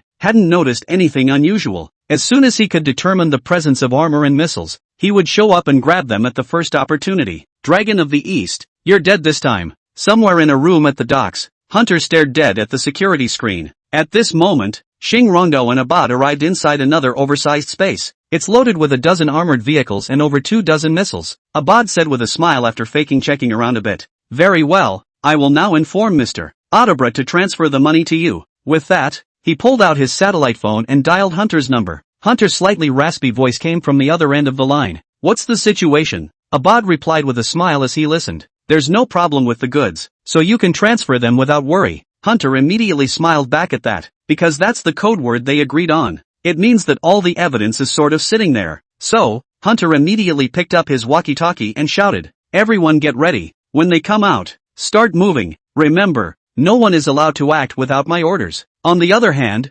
after Abad hung up the phone, he and Xing Rongdao smiled at each other. There are so many unspeakable secrets hidden in that smile. Xing Rongdao then took Abad on a tour of the other cargo bays, each filled with similar containers. The sunlight cast dappled shadows on the floor through the lighted windows, and the salty smell of seawater filled the air. Suddenly, Abad's satellite phone vibrated with a coded message from Adabra. "The fish is hooked." This meant that Hunter had successfully transferred 70 million pretty dollars, all of it, into Adabra's account. Abad's heartbeat quickened as he glanced at his watch. 20 minutes before the planned evacuation. With that, Xing Rongdao smiled and offered, "Let's go to the monitoring room where we can see the whole ship." It didn't take long for the duo to arrive in the surveillance room. The place was empty, and the indicator lights on the dashboard flashed a ghostly green light. Xing Rongdao walked over to the console and pressed a hidden button. Abad heard the sound of machinery running from deep within the hold. It was the mini-submarine they had installed in the bottom of the freighter being activated. At this time, Xing Rongdao suddenly spoke. "It's about time.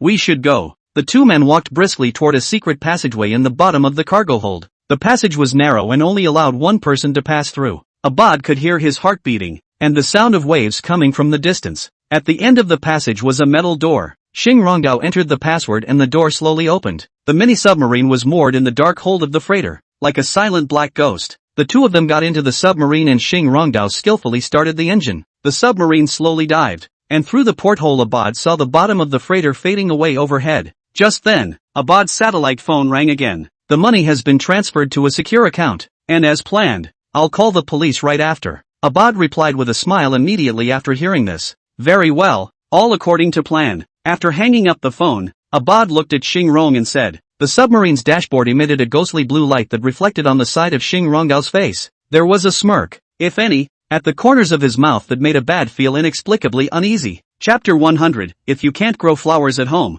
then go outside. Xing Rongdao smiled if anything. It made Abad look at him with some trepidation and an inexplicable twinge of unease. So he looked at the other man inquiringly and said, "What are you laughing at?" Xing Rongdao sniffed but said without turning his head, "Nothing, just thought the play was perfect." Abad frowned at that. He always felt that Xing Rongdao was hiding something in his smile. Besides, this guy he didn't feel how he didn't look like Shenlong himself. He's more of an actor, or a particularly amateurish one. In the midst of Abad's ramblings, the submarine continued to dive and soon disappeared into the deep sea. Meanwhile, in a 7-star hotel in Daiwei, Adabra had returned to the hotel by car and was sitting on the sofa in his suite, drinking. The laptop in front of him showed the balance of his bank account, 0. Seeing this scene, Adabra smiled slightly before picking up his cell phone and dialing the police. Then, began his wonderful show. I want to report a fraud. I have been scammed. Someone impersonated me and swindled 70 million pretty dollars. It didn't take more than 10 minutes to call the police, who quickly arrived at the hotel. Adabra showed them all the records of transfers and communications, claiming to be a victim as well. He tearfully accuses the Dragon of the East of his crimes. Adabra was very agitated and explained to the police, Hunter's money didn't go into my account at all, but was transferred directly into the Eastern Divine Dragon's account. He hacked into my computer. No. Maybe Hunter went to a fake money transfer page. Anyway, there goes that money. On the other hand, Hunter had also turned into a hot mess, because, when Abad entered the surveillance room, his surveillance footage disappeared. At first, he mistook it for a bad signal contact, but soon Hunter realized something was wrong. So, he immediately told all his men to pour out immediately. They quickly rushed up to the Ocean Star and then searched the entire freighter. However, they were busy for 4 hours, but only found a container of toy guns. As for any armored vehicles or missiles, the presses are no longer found on the ship. It was at this moment that Hunter had to admit that he'd been had. So, Hunt led the men immediately to Vama Tupper's place to raise hell. However, when he learned of the other party's operation, he felt at that time that the sky was going to fall. UING chose to call the police? We at Eagle Sauce are operating in secret on this one. When UING call the police, won't it be publicized? Also, the money that was lost was our official Eagle Sauce. What's the point of calling the police at Chiefs Federal? Looks like you're following the law, doesn't it? Hunter is a tough guy, and he will never be fooled by such poor tactics. But just as he was about to forcibly arrest Adabra and return him to his country for trial, instead, he received a text message on his cell phone that started with 86. Happy cooperation. Thank you very much. The commission has arrived. Please check it out. This message was sent in Chinese. Hunter stared at it for half a day before he could see what it meant. However, he no longer had the opportunity to verify the meaning of the text message for himself, because Eagle Jam FBI Commissioner Virginia had led the way to him. Special Envoy Hunter, this is Senior Detective Virginia of the FBI. Now, you may remain silent, but everything you say will be used against you in a court of law. Also, you've been denied the right to an attorney, and you need to explain everything to us first. Hunter was completely confused by this time. He was ordered to set up a trap to capture the Eastern Divine Dragon. Now, how did it turn out that he was arrested by the FBI? That's not right. What are these people trying to do? Hunter didn't figure out what the hell was going on until he was sentenced to 30 years in prison. He also could not explain why his wife's account had an extra $5 million in deposits. And, surprisingly, the money was still being remitted from the planter's house. Hunter realizes when he is wrongfully imprisoned that he was the one who was being counted all along. Oriental Dragon, Abad and Adabra are all in on it together. They conspired to defraud Eagle Sauce of 70 million pretty dollars. However, he himself, the envoy, had become a backstabber. Every time he thought about it, Hunter screamed and cursed hard for an hour. It's too hard to deal with the Dragon of the East. It's too hard to be Eagle Jam's envoy. If God gave him another chance, then he would never mess with the other side again. Special Agent Eagle Sauce was sent to prison by Gu Mingxi. Xing Rongdao also had his fill of theater over in the Middle East. Abad doesn't really care who the Dragon of the East really is. All he cares about is when the tickets and arms will be available. Because of the involvement of Adabra this time, Gu Mingxi was prepared to divide the money into 3 parts to split the spoils. But Adabra was himself a rich man in the chief's commonwealth, so he didn't even look at the money. The reason he agreed to come over for a cameo was solely because of the face of the Eastern Divine Dragon. At least, that Hunter and Abad's is not as decent as this. Gu Mingxi naturally knew the other party's mind. Since the other party wanted favors without money, then we'll just have to find a chance to return the favor later. In the end, Abad's side got 15 million pretty dollars and received 20 million pretty dollars in arms. It wasn't Gu Mingxi bullying him, but he volunteered to exchange 20 million for arms. Thus, the sale made a tearful profit of 45 million pretty dollars in addition to the cost of the arms. However, after the money was invested in system repairs, it was barely enough to restore one medical technology. Also, to redeem the tech you need to pay another 37 million beautiful coins separately. Nanhu. In the apartment next to the hospital, Gu Mingxi stared at the System 3D virtual page for a long time in silence. Yuriko watched from the sidelines for a while before opening her mouth in concern. Boss, are you in some kind of trouble? Gu Mingxi only came to his senses when he heard Yuriko's words. With that, he slowly turned his head to look at the other in serious questioning and said, Yuriko, do you know how to make money fast? Yuriko said after hearing that but raised her eyebrows lightly. This is a simple matter. Just go straight to the robbery. Whoever has the most money is going to rob whoever has the most money. With that, she frowned softly, cocking her head in thought before continuing to speak. Isn't there a saying on the internet? I'll stock up on guns if my neighbors stock up on food, and my neighbors are my granary. Since someone else has it, we don't need to go to all that trouble. Hearing this, Gu Mingxi immediately revealed a bitter smile. Then he muttered with a slow sigh, but the planters are a land of rule of law. It's not good to rob or anything, is it? This was an off-the-cuff complaint on his part, but to his surprise, Yuriko squared her head to look at him and said seriously, that doesn't have to be robbed here, since the flower grower can't do it. Let's go outside. Where wouldn't it be better to grab it anyway? The speaker doesn't have a heart, but the listener does. Yuriko really did say it all. Yeah, if you can't grow flowers, then go abroad and rob them. I'm an arms dealer. What can an arms dealer do? Bah, good boys can't swear. Chapter 101, Robbery of the African Drill Mines. Yuriko's words completely broke through Gu Mingxi's fixed line of thinking. There are two ways to get money. One is to make money by skill and the other is to make money by force. He's by far the best arms dealer in Blue Star. If selling arms is too slow for money, then just skip the selling process and go straight to the customer and grab it. In this way, those customers will feel scared and will have a phobia of under fire. In this way, they will have to buy more arms. One can both rob them and sell them arms. It's like killing two birds with one stone. Immediately afterward, Gu Mingxi began to think seriously where to grab. The first thing that comes to mind is the Middle East. It's a perennially war-torn area, and an extra gang of looters wouldn't be out of place. However, there is nothing left to rob in the Middle East because of the constant war. Are we going to rob the oil? It's not like he doesn't have an oil field of his own. Also,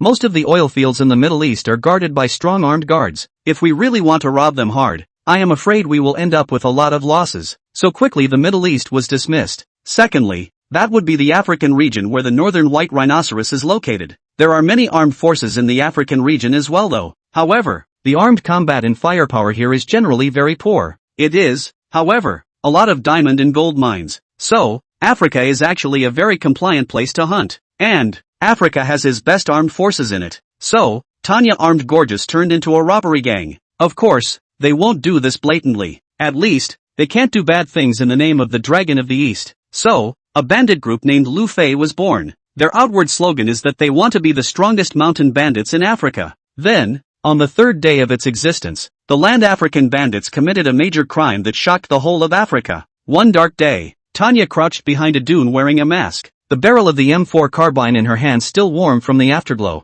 The desert night wind swirled fine sand against her visor, and she could smell the scent of gunpowder and blood in the air. It wasn't long before Guan Ershang's voice came through her headphones. Boss, East Side cleared. These S are tougher than they think. Tanya immediately reminded with a slight frown upon hearing this. Old Guan, watch your language. Be on guard and wait for my orders. Tanya squinted her eyes after saying this and peered through her night vision at the distant mine. The searchlight's beam swept over the barbed wire fence and she could see the fallen bodies on the post. We're not racists. We're just business people. Don't speak with discriminatory language, Tanya said in a serious reminder over the comm channel. Guan Ershang immediately apologized and ordered his men to speed up their movements. But just at that moment there was a sudden rush of gunfire from the mine. Tanya immediately put her finger on the trigger when she saw this, and then her pupils contracted in the darkness like a mother panther ready to strike. Not long after, a red flare went up in the air. It was a sign of an agreement with Candace. So, Tanya immediately spoke fast over the comm channel. A team got it. B team cover. C team prepare to load. Remember, we only want raw stones, not processed ones. This was followed by a succession of confirmations in her headphones.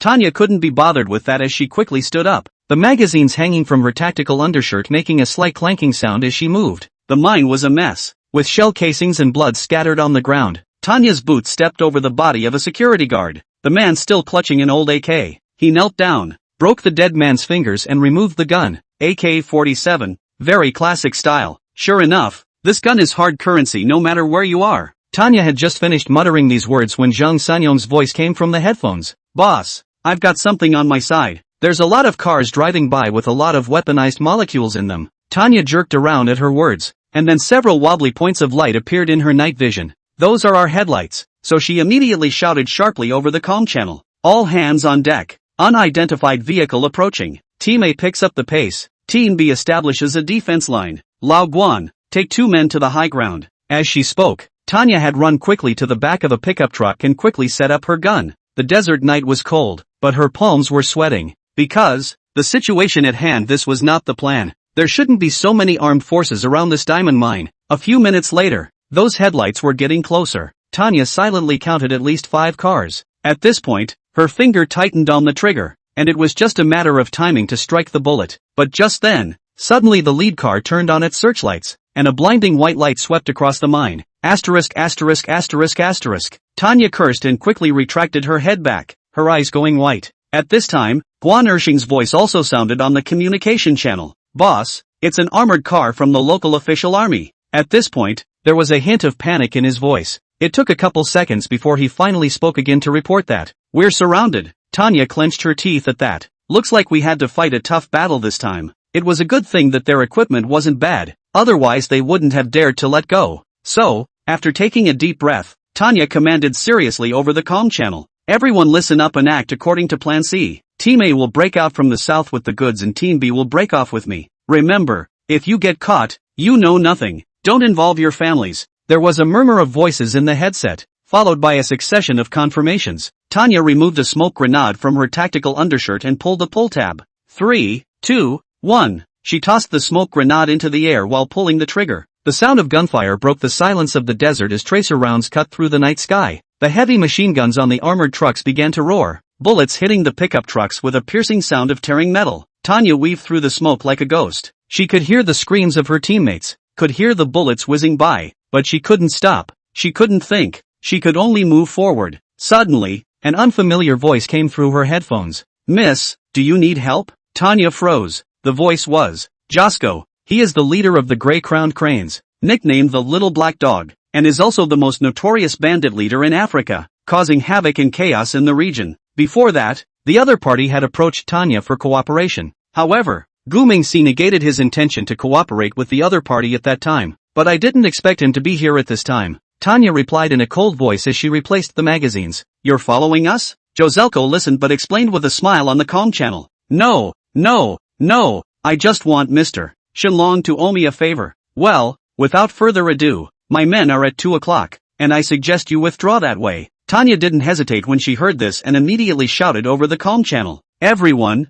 break out at 2 o'clock. Meet up with Little Black Dog's men. Tanya's crowd fought and retreated, finally seeing Josko and the others after 10 minutes. At this point, they were already helping to snipe the official army. Tanya and the others ran desperately as bullets whizzed around the group. Some fell to random gunfire, while others continued to run as hard as they could. Tanya could feel a bullet graze her arm, but she was not set up with pain nerves. Just as the crowd was about to run to the Josko position, a loud noise suddenly came out from the front. Tanya's ears perked up as she was lifted to the ground by the wave of air. She looked up and saw an armored car burning. It turned out that it was an official army rocket that hit the car next to Joselko. Get in the car. Josko came from the other car. Tanya sniffed and climbed to her feet, stumbling into the passenger side. The driver of the car was a young man with an Asian face, wearing sunglasses and a smile if any at the corners of his mouth. Fasten your seatbelts. We're taking off. Joselko was sitting in the back and was shooting out through the car window. Drive the car. For S sake. Go. With that, their SUV roared off, arcing across the desert. Chapter 102, Hard-Earned Military Expenses from Robberies. Tanya led a robbery of a diamond mine, but I hadn't realized that the other side had been prepared and had requested support from the official army in advance. As fierce as their firepower was, they were ultimately no match for the regular army. Luckily, Africa's biggest and most powerful leader, Little Black Dog, showed up just in time and graciously rescued them. If it wasn't for the Little Black Dog, Tanya and the others were afraid that they would have lost a lot this time. Nanhu. In the central hospital apartment, Gu Mingxi had received a call from Tanya. Little Black Dog Joselko said he was very sincere about working with him. The other man said that he now has more than 500 professional Hummers under his command, but there were only a pitiful 200 broken guns in hand. This battle power could have been a very powerful presence in the past, but the world has evolved to modern times, and the guy in his hand is too outdated. So, Joselko offered to try to enter into a partnership with Gu Mingxi. They both contribute a man and a gun, and they can split everything they grab 50-50. Honestly, Joselko's offer is very good. However, Gu Mingxi wasn't kind enough to provide the other party with weapons for nothing. And, when the other side really grows up, they may not need themselves anymore. When that happens, his interests will not be guaranteed. So, at the outset, Gu Mingxi disagreed with the 50-50 split. His request was for a 280 split, and Joselko could only get 2 levels of interest. It was obvious that the other party would not be able to agree to such harsh conditions, so Gu Mingxi gave his second option. He offered to give the other side a shipment of arms and ammunition on credit. But after Joselko gets the weapon, he must help Tanya complete 5 robberies. When these 5 robberies are done, the weapons and ammunition will be theirs. Moreover, he would additionally give another batch of new armored vehicles to the other side. You know, there's still a good chance of getting your hands on something like a gun by finding some friends in the jungle. But armored cars are something you don't just buy when you have friends. Joselko is a very ambitious guy, and he doesn't want to be emphasized for the rest of his life. Being a warlord in Africa is his ultimate dream. Therefore, the conditions Gu Mingxi offered him were too tempting.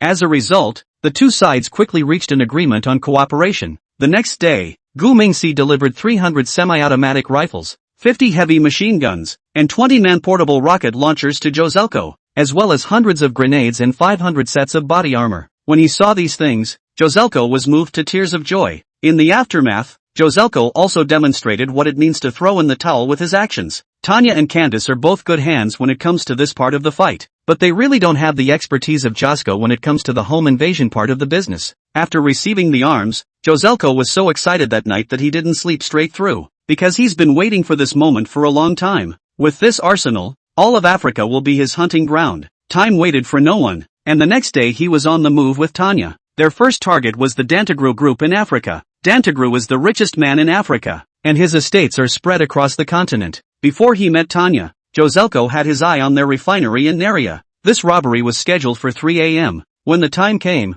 Joselko had the team split into 3 groups. The first group was in charge of cutting off the electricity, the second group was in charge of controlling the security room, and the third group followed him straight to the general manager's office. The whole process took only 15 minutes, and the refinery was in their hands. Joselko said harshly as he put his AK against the GM's head, "Tell Dantagru I want 300 million pretty dollars, and if he doesn't give it to me, I'll blow up the place. Don't worry, I'm just a robber, not a KB member. As long as the money is there, I'll leave immediately, and promise that you won't be messed with again for 5 years." The general manager here is Dantagru's confidant, and this refinery is worth well over 300 million pretty dollars. So, the ransom money came in very quickly. Joselko waited for Tanya to make sure it arrived, which brought a satisfied smile. Of course, this is just the beginning. Next, they set their sights on is the Leaf Group. The owner of this luxury giant is hosting a jewelry show in Johannesburg with exhibits worth more than $1 billion.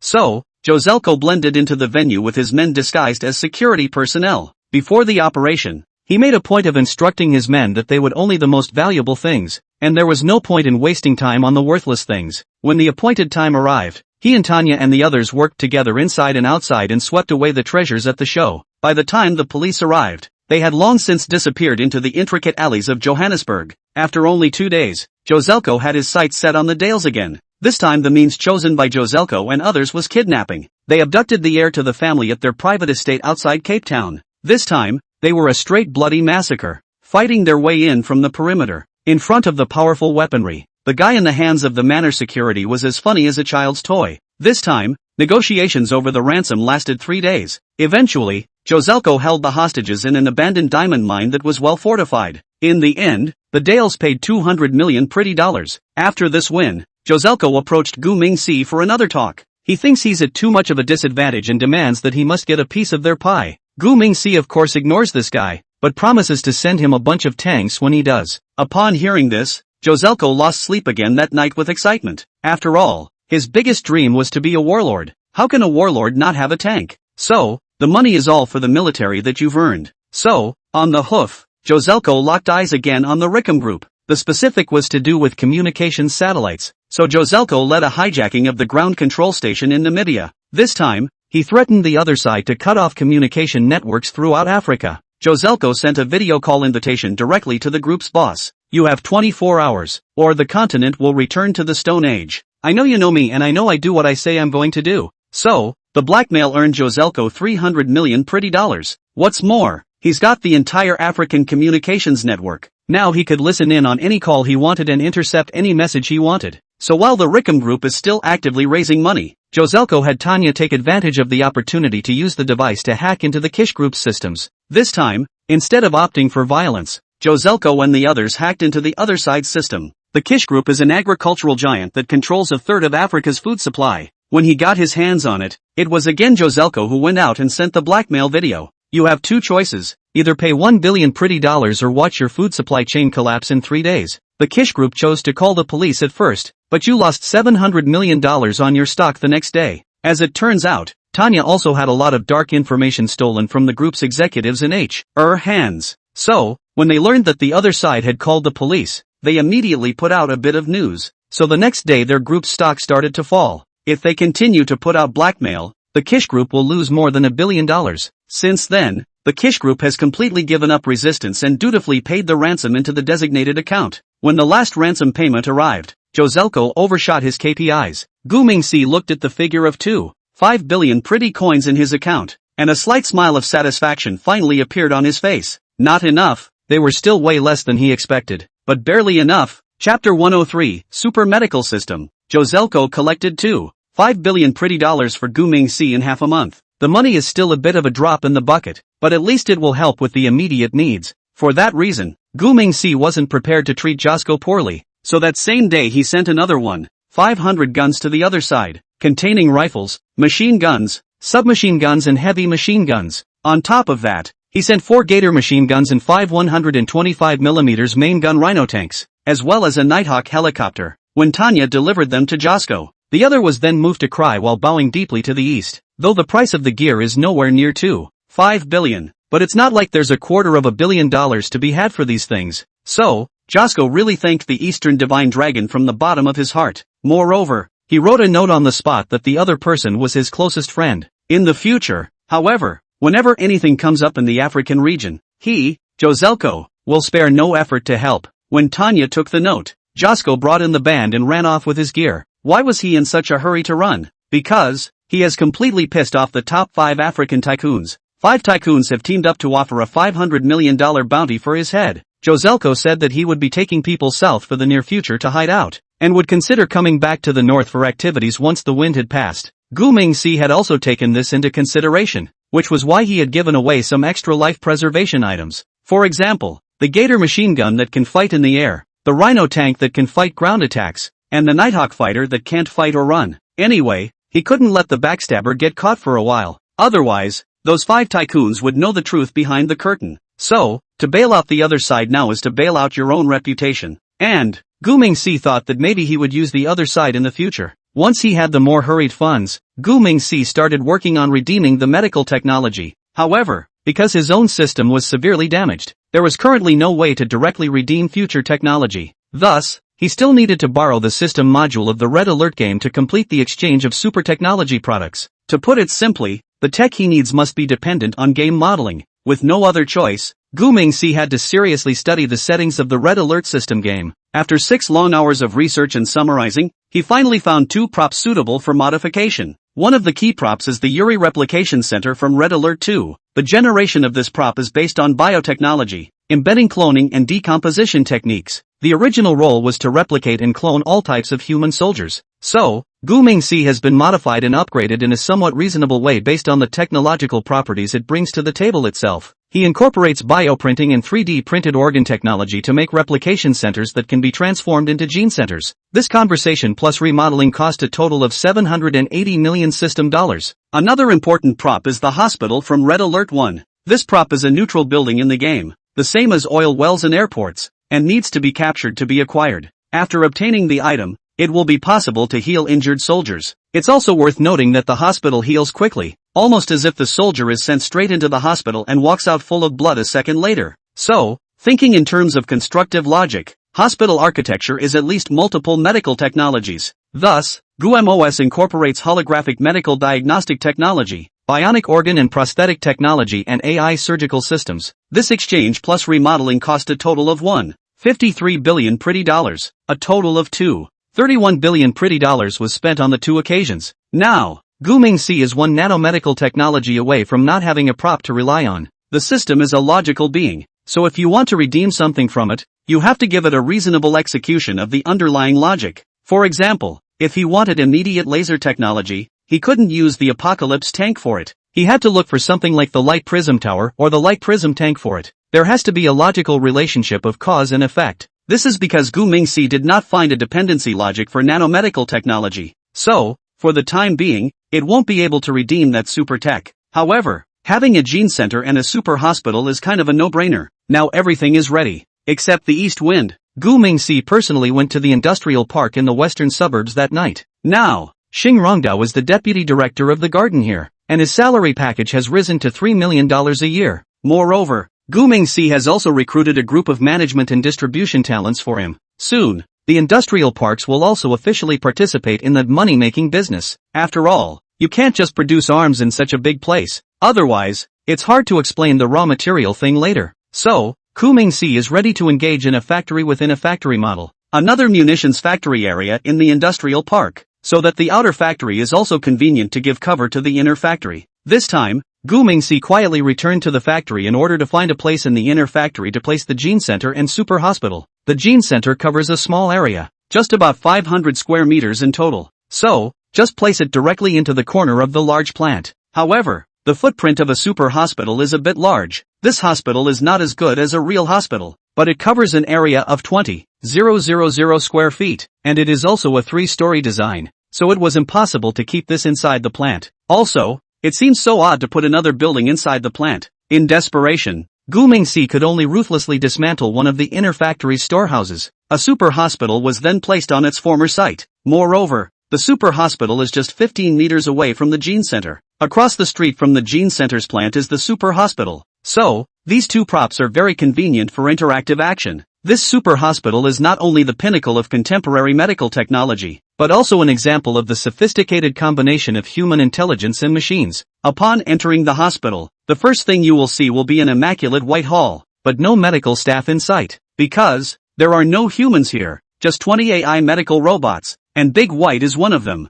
In the center of the hospital hall, there is an intelligent terminal called Life Navigator standing quietly. Patients simply stand in front of the terminal, and the built-in bioscanning system will quickly read their vital signs, analyze their condition through AI algorithms, and automatically assign them to the appropriate treatment area. On the terminal screen, a stream of data pours down like a waterfall, showing key indicators such as the patient's temperature, blood pressure, heart rate, and even predicting potential health risks. Exclusive 3D holographic signage will appear in the air to guide the patient to the holographic treatment room. Instead of a traditional consultation table and chair, there is a holographic projection bed suspended in mid-air. Immediately after the patient lies down, a transparent energy barrier rises around the bed, wrapping the patient in it. At this time, a device called quantum diagnostic instrument began to work. It through the principle of quantum entanglement, instantly capturing the patient's body every cell of the slightest change, generating high-precision 3-dimensional holographic image. The smart doctor will make an accurate diagnosis based on real-time observation of images and after big data calculation.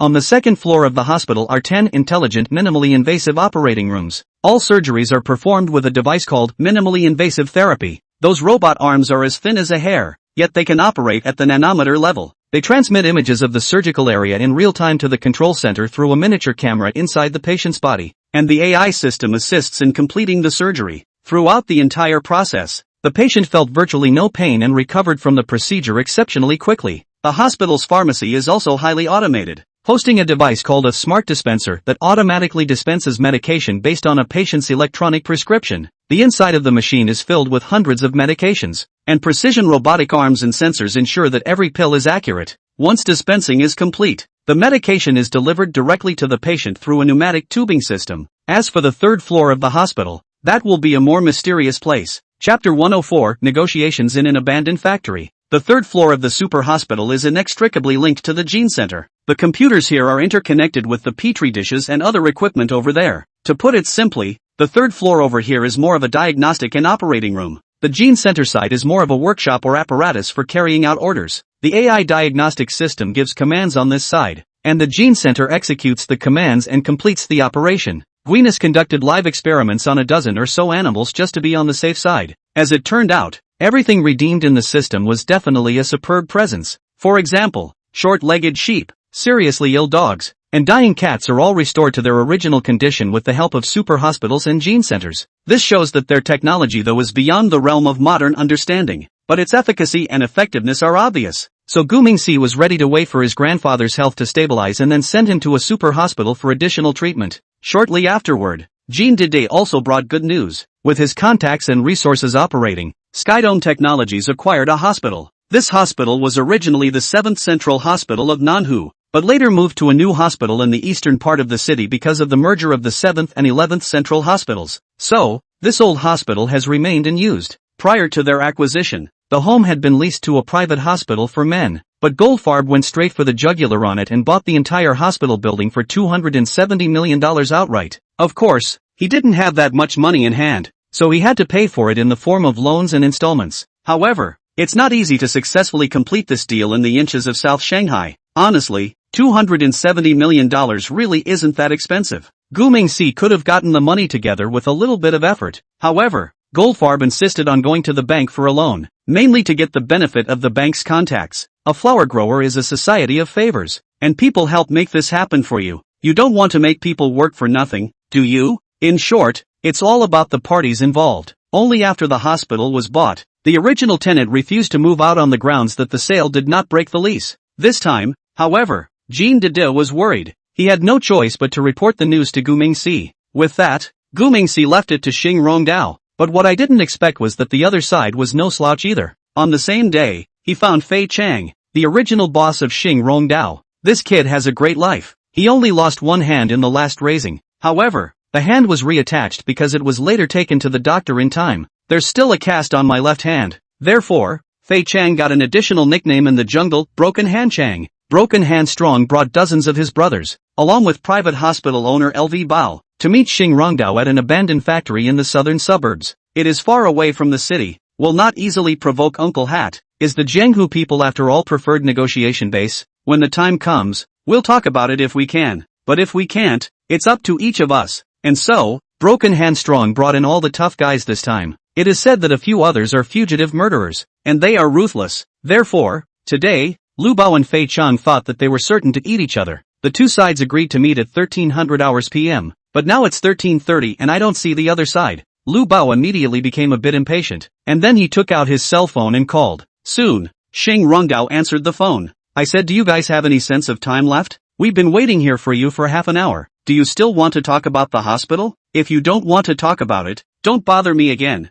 Lupo is very businesslike, with serious consequences. However, Xing Rongdao replied with a lazy voice after hearing this. Take it easy, we're at the gate already. Isn't it good to live a little longer? Why are you in such a hurry to get yourself killed? Hearing this, Lu Bao immediately became so angry that he spat Fan up. Its content is too offending and too mom and pop, so I won't expand on its expression here. Strange to say, this Xing Rongdao was not angry after hearing this, but just kept laughing happily. The more he looked like this, the angrier Lupo's side got. With that, Fei Chang, who was standing on the sidelines, could not stand to watch a bit, so he stepped forward and snatched the cell phone in a cold voice. Rotten wing, what the are you setting me up for? Get your ass over here and kowtow and apologize, or I'll kill your whole family. I don't know what your ing virtue is? Don't be a ing hypocrite. Do you really think you're a dish? Get over here now and I'll consider keeping you alive. Broken Hand Strong's words were barely out of his mouth when the factory gates were slammed open by a car. With that, a van and a Mercedes drove in quickly. Seeing this scene, Broken Hand Strong immediately handed the phone back to Lu Bao, and then greeted his men with guys on both hands, only to see that all of these people please once are open-edged watermelon knives. This time, they didn't intend to let those people on the other side off easily. Today, they must have a little look to show them what it means to have a black meeting. However, the later development of things was far beyond everyone's expectation. The van stopped in front of the crowd one step ahead of Mercedes, and 7 well-built men quickly got out. They were uniformly dressed in sneakers with black leisure suits and each had a pair of sunglasses on their face. At the moment, based on styling alone, it seems like the other side is a little more like the Black Club. Seeing this scene, Broken Hand Strong and the others were instantly a bit unhappy in their hearts. Damn, you're pretending with me, aren't you? Okay, I'll show you who's whose dad later. At this time, Broken Hand Strong and the others already had a killing intent in their hearts. No matter what, the other two must be put down today. Putting too much in won't work. Too much becomes a major case. Two people just happen to be, as they had carefully calculated, The Mercedes slowed to a stop only after the man in the wraparound got out. Only then did Xing Rongdao slowly open the car door. He was seen wearing a well-tailored dark blue suit, which made his corpulent frame actually look a little more introspective. The white shirt has an immaculate collar and a burgundy tie that shows calmness and elegance. Polished black leather shoes, glistening faintly in the sunlight, exuded composure and calmness with every step. And look at his big back hair neatly combed in glistening black. The skin on his face was fair and rosy, and the corners of his mouth were slightly raised, exuding a confident and composed smile that one couldn't help but admire. Seeing the scene, Broken Hand Strong instantly froze in place. Is this the same rotten wing he knew half a month ago? How is it that you are still impressed after 3 days? What? This kid got rich? Thinking of this, Broken Hand Strong couldn't help but try to ask with a tight frown. Are you Xing Rongdao? Xing Rongdao sniffed and slowly took off his sunglasses, then picked up a cigar and looked at the other party and said, Boss Fei, you don't recognize me after only a few days? You can't remember much either. Are you getting old and useless? With that said, he pulled out his lighter and began to light his cigar. Broken Hand used to treat him like a dog, but this dog now dares to bite itself. How can this be tolerated? Thinking of this, Broken Hand Strong immediately gave a look to the people around him. Then the man took the knife in stride. Asterisk asterisk asterisk asterisk me. Dare to talk to my boss like that. You're looking for death. Chapter 105, he's voluntary, right? One of Broken Hand Strong's men was a ruthless character, carrying a machete and walking directly towards Xing Rongdao. However, the other party did not even look at that guy. His eyes always fell on the face of the Broken Hand Strong. Keiko, why haven't you grown at all? It's always 1 tough, 2 scary, 3 staggering. Times are different. The world has changed. Xing Rongdao's face was filled with disdain and contempt. Seeing this scene, Broken Hand Strong instantly felt flamed up. You don't want to lose face yourself? His once most wimpy little brother now dared to talk to himself like that. He's got to see some blood. Tiger Zhang. Him for me. Broken Hand Strong shouted angrily at the henchman. With that, the man raised his knife and rushed at Xing Rongdao and slashed at him while shouting. In the next second, a few drops of blood with body heat splashed onto Broken Hand Strong's face, so he reached up and touched the drops of blood on his face and said, Damn, you're not doing it right. I'm bleeding all over my face. What's the matter? Cut this kid's head off? Ahahahaha. Saying that, Broken Hand Strong laughed out loud in excitement. However, the people around him reacted abnormally one by one. Some were backing away slowly, some dropped the knives in their hands, and some actually crouched straight down with their heads in their hands. What's going on? What are you all doing? One and all? Get it together and get them all. Before Broken Hand Strong could finish his words, the guy named Tiger Zhang suddenly fell down on his back.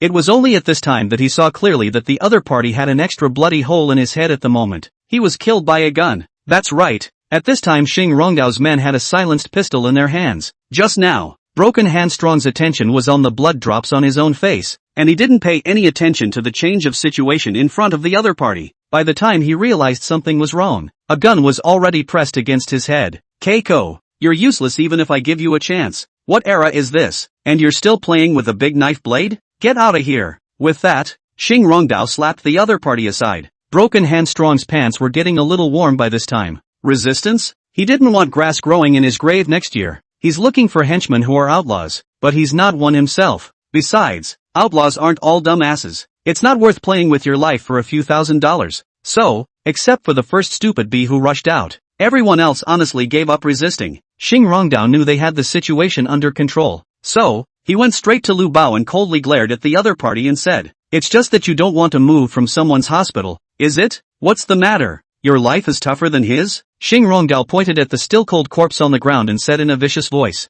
Lu Bao was already a little weak in the legs from fear by this time. How could he have known that the other party was such a ruthless person? Therefore, he immediately changed his attitude 180 big time, nodding his head and saying, No, how dare I? I came here today to tell you that I'm moving out overnight tonight. Don't worry, I'll make sure the place is cleaned up. Xing Rongdao sniffed and reached out to gently pat the other's face and said, That's more like it. Business is all about harmony and wealth. Having to force me to hit hard, to be honest, is naughty. With that, he slowly sidestepped out of the way and said, Well, get lost. Move out before morning. Otherwise, I know I'm going to have to go talk to each of your 5 wives. I know where they live. It was very obvious that Xing Rongdao was blackmailing Lu Bao. Lupo is divorced but is the one who has 5 girlfriends. And all 5 of those women gave him children. Xing Rongdao saying that just now was tantamount to warning the other party. If he still dares to be dishonest, it will be difficult to protect his 5 wives and children. Lupo is a smart guy and knows that he's messing with the wrong people. Therefore, He hastened to soften again and nodded his head, saying,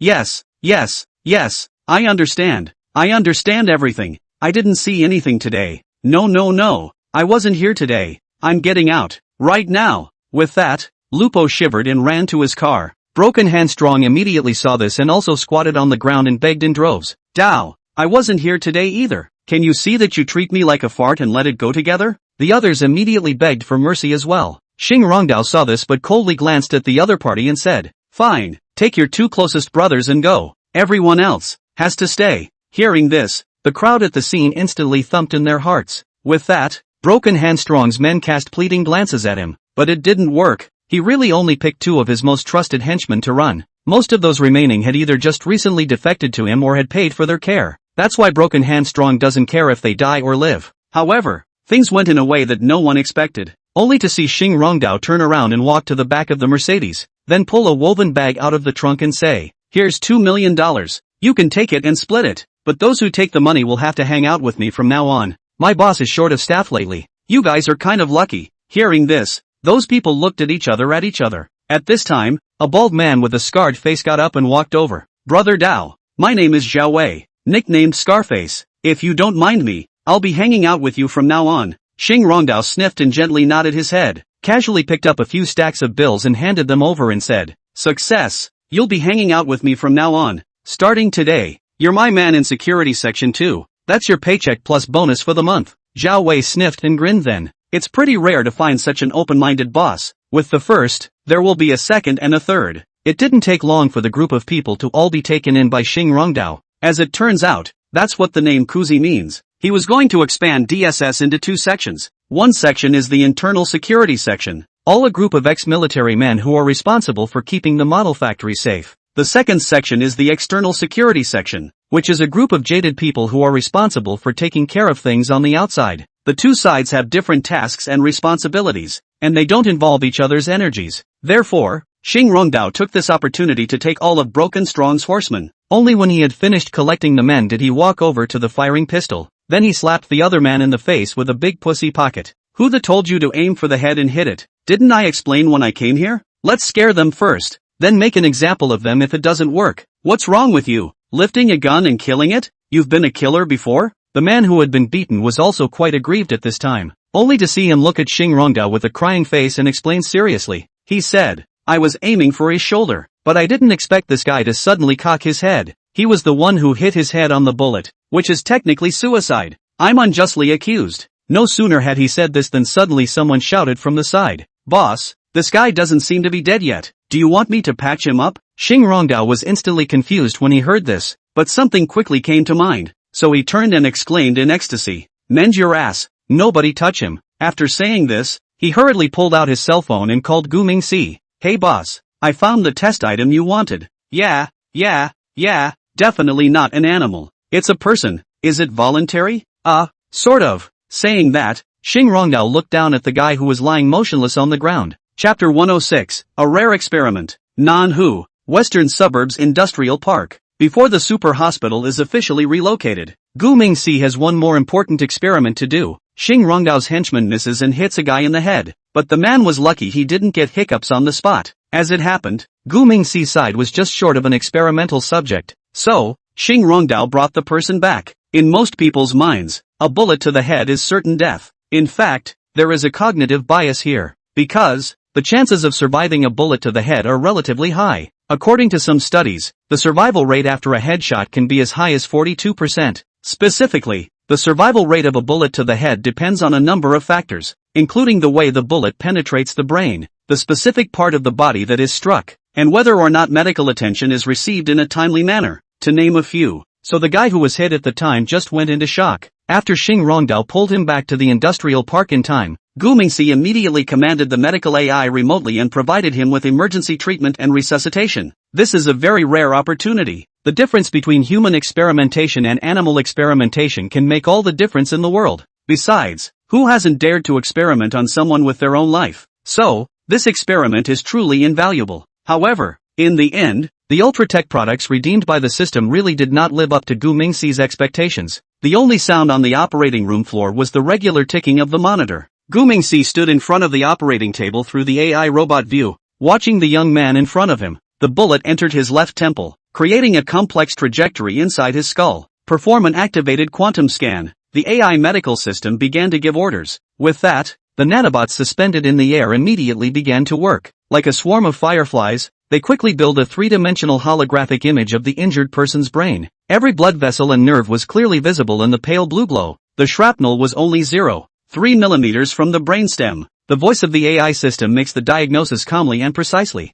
Then, his slightly cool voice sounded again. A seventh surgical option is recommended. The nanobots have followed a predetermined program to build a temporary neural network inside the injured person's skull. This is the high-tech that comes with AI medicine to maintain basic brain function during surgery. With that, some surgical robots thinner than a hair's breadth penetrated deep into the cranial cavity. The surgery went well at first, but soon the AI medical system sounded an alarm. Blood pressure plummeting. Immediately afterward, the 3D virtual hologram of the scene began to change, showing blood seeping from hidden blood vessels inside the skull. The AI medical system had already made a prediction in advance, and the nanobots immediately sealed the bleeding point. Prepare the stem cell repair chamber. The AI medical system continues to operate the surgery while giving instructions. In no time, the surgical robot removed the bullet, and then the nanorepair agent quickly repaired the damaged brain tissue. Next, the injured person will be sent into a repair chamber to reconstruct the damaged skull using bio 3D printing technology. 10 minutes later, the injured Dabai pushed out of the operating room and went to the first-floor intensive care unit to recuperate. Gu Mingxi witnessed the entire operation. He was very happy with the surgery and was even more impressed with the AI medical system. It follows that grandpa's surgery should not be a big problem in the future either. Thinking about this, Gu Mingxi couldn't help but laugh lightly. But just as he was about to go offline, a new message suddenly popped up. The person who sent the message over this time turned out to be Vahid, the deputy chief of staff of the Persian Lion. How did the Gemons know each other? That starts with last year's Persian Lions strongly supporting the Bolshevik. Last October, the Persian Lions fired hundreds of missiles at the Dyson bird, striking each other's targets with precision. A third of these hundreds of missiles were sold to them by Gu Mingxi. That's when the two met. However, the Persian Lion has since grown weaker against the Dyson bird, so the business dealings between the two began to become less frequent. What's this guy doing trying to get up to me? Is it hard to believe they're trying to mess with Dyson bird again? With such a question, Gu Mingxi opened Vahid's dialogue box. Dear old brother Shenlong, how have you been? This time old brother is coming to ask for your help again. Are those missiles we bought last time still available? Prepare 300 more for me. Money is not a problem. I'll pay in full this time. Last time Vahid because it was his first time working with the Eastern Divine Dragon. So, at that time, they pressed 40% of the final payment without settlement. However, the other party was very quick to settle the final payment afterwards. This time, Vahid was sort of completely convinced of his opponent's strength. So, willing to pay the entire amount in one lump sum directly. But Gu Mingxi doesn't really have those things in his hands anymore. Because, last time, he was just a second-timer. At that time, the system he was bound to couldn't produce weapons directly. So, Gu Mingxi acquired a batch of old World War II goods from De Mao's side. After a brief refurbishment, it was sold to Wahid as new. It's a deal he's only done this once and doesn't plan on having a second. So how can there be any stock left in hand? But because the price he offered really wasn't that high. So, instead, Vahid found it very affordable. That was a big reason why he came to Gu Mingxi again. After hearing the Eastern Divine Dragon say that it was out of stock, Vahid immediately frowned tightly. How can an arms dealer not have anything? I'm afraid this guy isn't trying to take advantage of the price hike, is he? He knows Eagle Jam is targeting us Persian Lions right now. Is that why you're ready to fall on your sword and make some money while you can? Hey, arms dealers are really crooked. Thinking of this, Vahid hastened to take the initiative to throw an olive branch and said, Mr. Shenlong, our demand will be large this time, and these 300 pieces are only the first stage of the procurement list. At a later stage, we will also have a second and third stage, so you can rest assured. After the message was sent, Wahid lit himself a cigarette. He knew that it was time to compete with his opponent's patience. Whoever messes up first at this point loses in the negotiations. Gu Mingxi immediately frowned helplessly and tightly after seeing the message. Last time I asked for 230 missiles. I only made a total of $130,000. You guys are earning it, but I'm playing for nothing. There's not that much wool waiting for you to pull out. So Gu Mingxi's small hands typed quickly on the keyboard. General Wahid, I'm really very sorry. I told you last time, that was the tail end of the clearance process. So, I really don't have any in my hands now. However, I have 2 new products that might fit your needs. Do you need to take a look? After this message was sent, he also attached a Word file. In the document is a description of the parameters of the two new products. Wahid read the message and casually opened the file. But it doesn't matter if you don't see it. Once you see it, you won't be able to take your eyes off it. Little boy. This is good stuff. Chapter 107, Hunger Marketing. Wahid is seeing prop gear from two wine games. They are the V3 rocket launcher and the V2 rocket launcher. These two kits belong to the same series, but are different versions of the model. The V3 rocket is much more advanced than the V2 rocket, but there are some minor flaws. Let's start with the V3 rocket launcher. A long-range anti-construction armor unit known for its extraordinarily long range and powerful attack, with a range of around 1,500 to 2,000 kilometers based on realistic markings. This model fires V3 ballistic rockets, effectively destroying enemy defense structures, especially effective against large buildings and targeted targets. The V2 rocket launcher, which is fitted with a version of the rocket lower than the V3, has a relatively weaker power and range, which is realistically labeled as about 500 to 1,000 kilometers. However, the V2 rocket comes with a very distinct point compared to the V3 rocket. Yes, the lower version of the rocket has a little bit more than the higher version, and that is speed. The V2 rocket is lightweight and extremely fast after liftoff, making it difficult to be intercepted by conventional air defense weapons. The V3 rocket weighs a bit more and doesn't have the speed of the V2 block after liftoff, so there's some chance of it being intercepted by anti-aircraft weapons. The V3 and V2 rocket cars also share the disadvantage of weaker armor. Therefore, they are not suitable for frontline combat, but their long-range strike capability can make them a significant force on the battlefield. Even if the frontline troops are completely wiped out, they are of great strategic value in destroying key targets before the enemy realizes it. That was a big reason why Wahid couldn't stop watching. Good stuff. Absolutely great stuff. Buy it. It has to be bought. If you don't buy air defense weapons, you have to buy this. Damn it. We'll bomb Dyson Bird proper as soon as Hawk Jam dares to come and bomb us. To Grandma. Let's compete to see who's tough if you can. After muttering this, Wahid immediately replied to Gu Mingxi's message saying, this V2 and V3 are very much in line with our needs, so just name your price. We'll take 20 units each. It was this statement from the other side that Guinness was waiting for. However, he's not so good at taking off the bottom altogether, so he said, typing slowly on the keyboard, V3 rockets are $8 million apiece, and cars are $500,000 apiece. A set is $5 million pretty dollars. V2s are relatively cheaper, but they're still $5 million pretty dollars a set. Upon seeing this reply, Wahid's face instantly looked a little worse for wear. It was the first time he had ever seen a rocket and a car calculated as separate prices. $500,000 pretty dollars for a launch vehicle?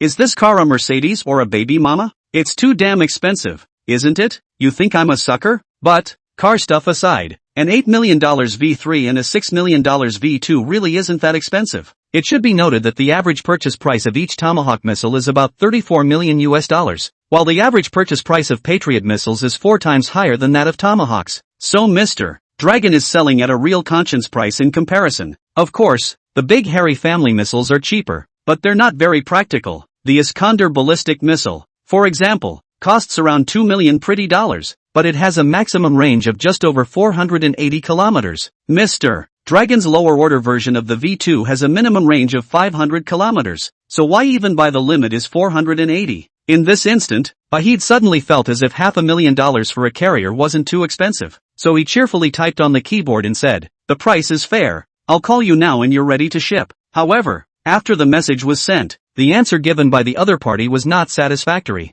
Wahid nearly turned his nose up at the message. Mr. Wahid, I was just telling you about the selling price under normal circumstances, but right now, because of the impact of the general environment, our raw materials for production have become very tight, and sometimes we can't even get them in. So, what's in this hand is sold one for less. Moreover, some people have already expressed their willingness to increase the price to buy V2 V3 yesterday, and I have booked out quite a lot here. So, the most I can do is to give you 4 units at the original price. Wahid, who had been quitting smoking for 6 months, finally got a little overwhelmed this time, so he reached into his drawer and pulled out a pack of cigarettes and had one. Between the smoke gulps, Wahid's brow quickly knit into trouble. Hey, I can't believe they only sold 4 units? What are these 4 units enough for? That doesn't create a deterrent at all, said Wahid, taking 2 hard puffs of his cigarette. After rereading the other party's message once more, that's when he finally got to the point. Oriental Dragon said they could only sell me 4 units at the original price,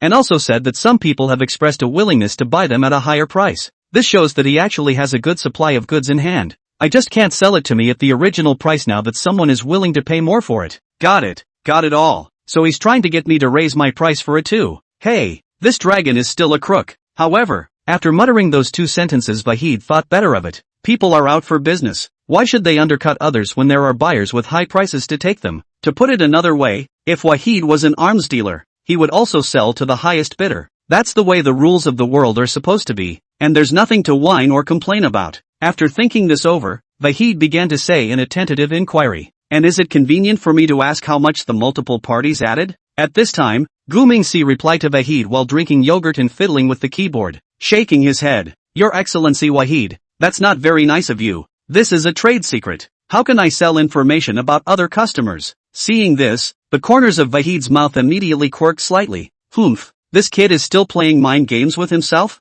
Okay, you just want me to make the first offer. I'll give you a shocker. With that thought, Vahid quickly typed on his keyboard. In that case, I'll make an offer first. I can raise the price by 20% from the original price. 20% of $8. 5 million can be $1. 6 million. Should I say no? That's definitely a generous amount of money. It was also that Vahid was a man of honor, not stingy like a bod. That said, this kid should be on Eagle Jam's global wanted list right now, right? Thinking about this, Gumingsi couldn't help but laugh. With that, he finished the yogurt in his cup in one gulp before lazily replying, "Your Excellency Vahid, you are really generous. I really want to complete this cooperation with you, but I'm sorry, the other party is giving too much. I still can't do anything that violates my principles. After all, I'm a very credible businessman." Vahid shot straight up when he saw the message. He never thought that his 20% increase wasn't enough. Who's the other ingrate? How much did you add? 30%? 40%? Or is it 50%? I really want to swear. Chapter 108, One Fresh Move Eats Everything. Vahid was already so pissed off at Guinness that he wanted to hurl obscenities, but as a general of quality, he is absolutely in control of his emotions. With that, Vahid said through gritted teeth and typed hard on the keyboard, "Mr. Shenlong, my bottom line is 35%. Any more than that and I can't afford the budget in my hands. After all, I still need to procure other strategic materials. 35% of $8. 5 million is $2. 975 million. 35% of 5 million is 275 million. This time the wool gathering was quite painful. However, Gumingsi is really short of money right now. The last time I did business with a bot I didn't make much money at all. So, how can I find a way to make up for it this time? So, Gumingsi pretended to be very sorry and replied to Vahid, "I'm really very sorry, Your Excellency Vahid. It's really only a little bit of a difference. But a little bit of a difference is a difference. I hope you can understand my pain. After all, who would want to mess with money?" After this message was sent,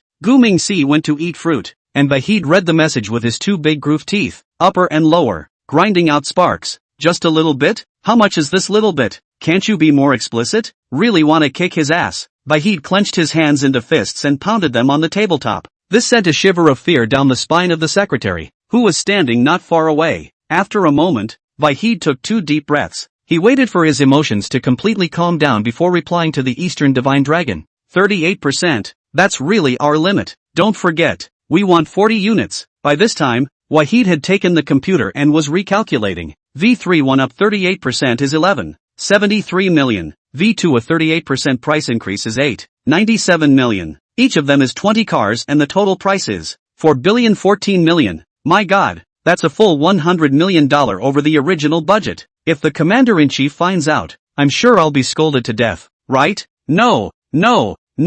It's better to be scolded by the commander-in-chief than shot by the president. This time of year, if you can't figure out the gear while it's available, then he'll definitely enforce the military law. It's costing the state money anyway, so more is more. Besides, what year hasn't the military gone over budget? It's just a small target, not enough to kill someone. Thinking about this, Vahid let out a long breath of relief. However, after the message was sent, he waited for 10 minutes without a response from the other party. So much so, that Vahid sent several more messages in a row. However, all these messages are like a stone dropped into the sea, sent over and never moved again. Bad. I don't suppose the other buyer is already talking to him about payment? No, I'm bound and determined to get this batch of missiles. Thus, Vahid immediately threw over a voice invitation to the Eastern Divine Dragon. However, the invitation to wait time limit expired and the other party did not even answer. Bad. Shinran must be talking to that guy. It's broken. It's my fault for not being decisive enough just now. If this deal doesn't work out,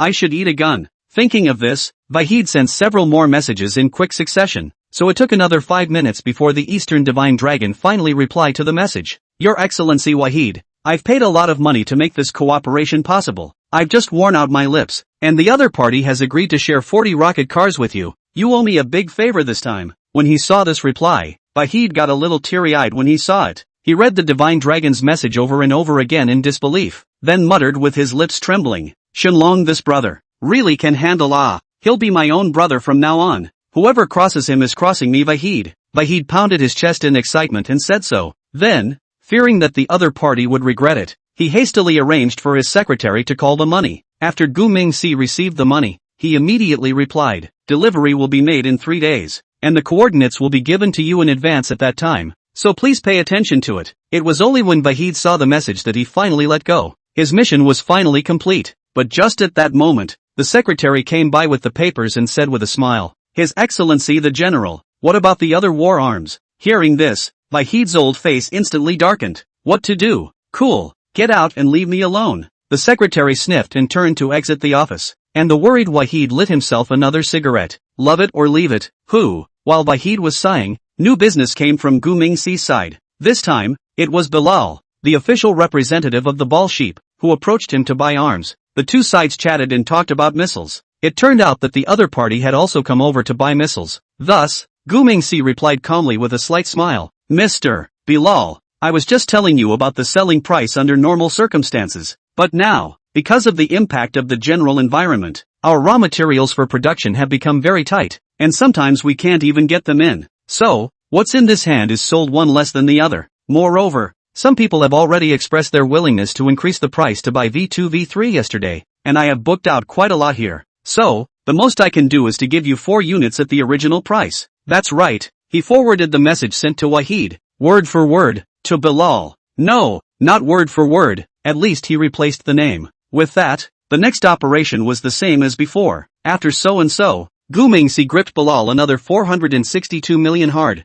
It's true that it's more profitable to sell arms. Small Black Dog and Tanya exhausted busy half a month. Will be the African 5 big tycoon all offended, only to help get back a total of 2.5 billion. However, he himself just moved his lips in front of the computer and got 870 million in 2 hours. After thinking about this, Gu Mingxi slowly got up and prepared to go make arrangements for the birth, but his ass had only just immediately chair when another message popped up. When Gu Mingxi turned around, it was actually Abhezer of the Houthis who sent the message. This is a man who recognizes himself as his own brother. His message, Gugu's name is not good for not replying ya. With that in mind, he could only turn around and come back to re-sit in his boss chair. The message opened, and sure enough the other party was also asking for arms. Brother Shenlong, the jungle is in need of help. Eagle Sauce is going to lay down the gauntlet on Sandcastle. We must support Ball Sheep, requesting strong fire support.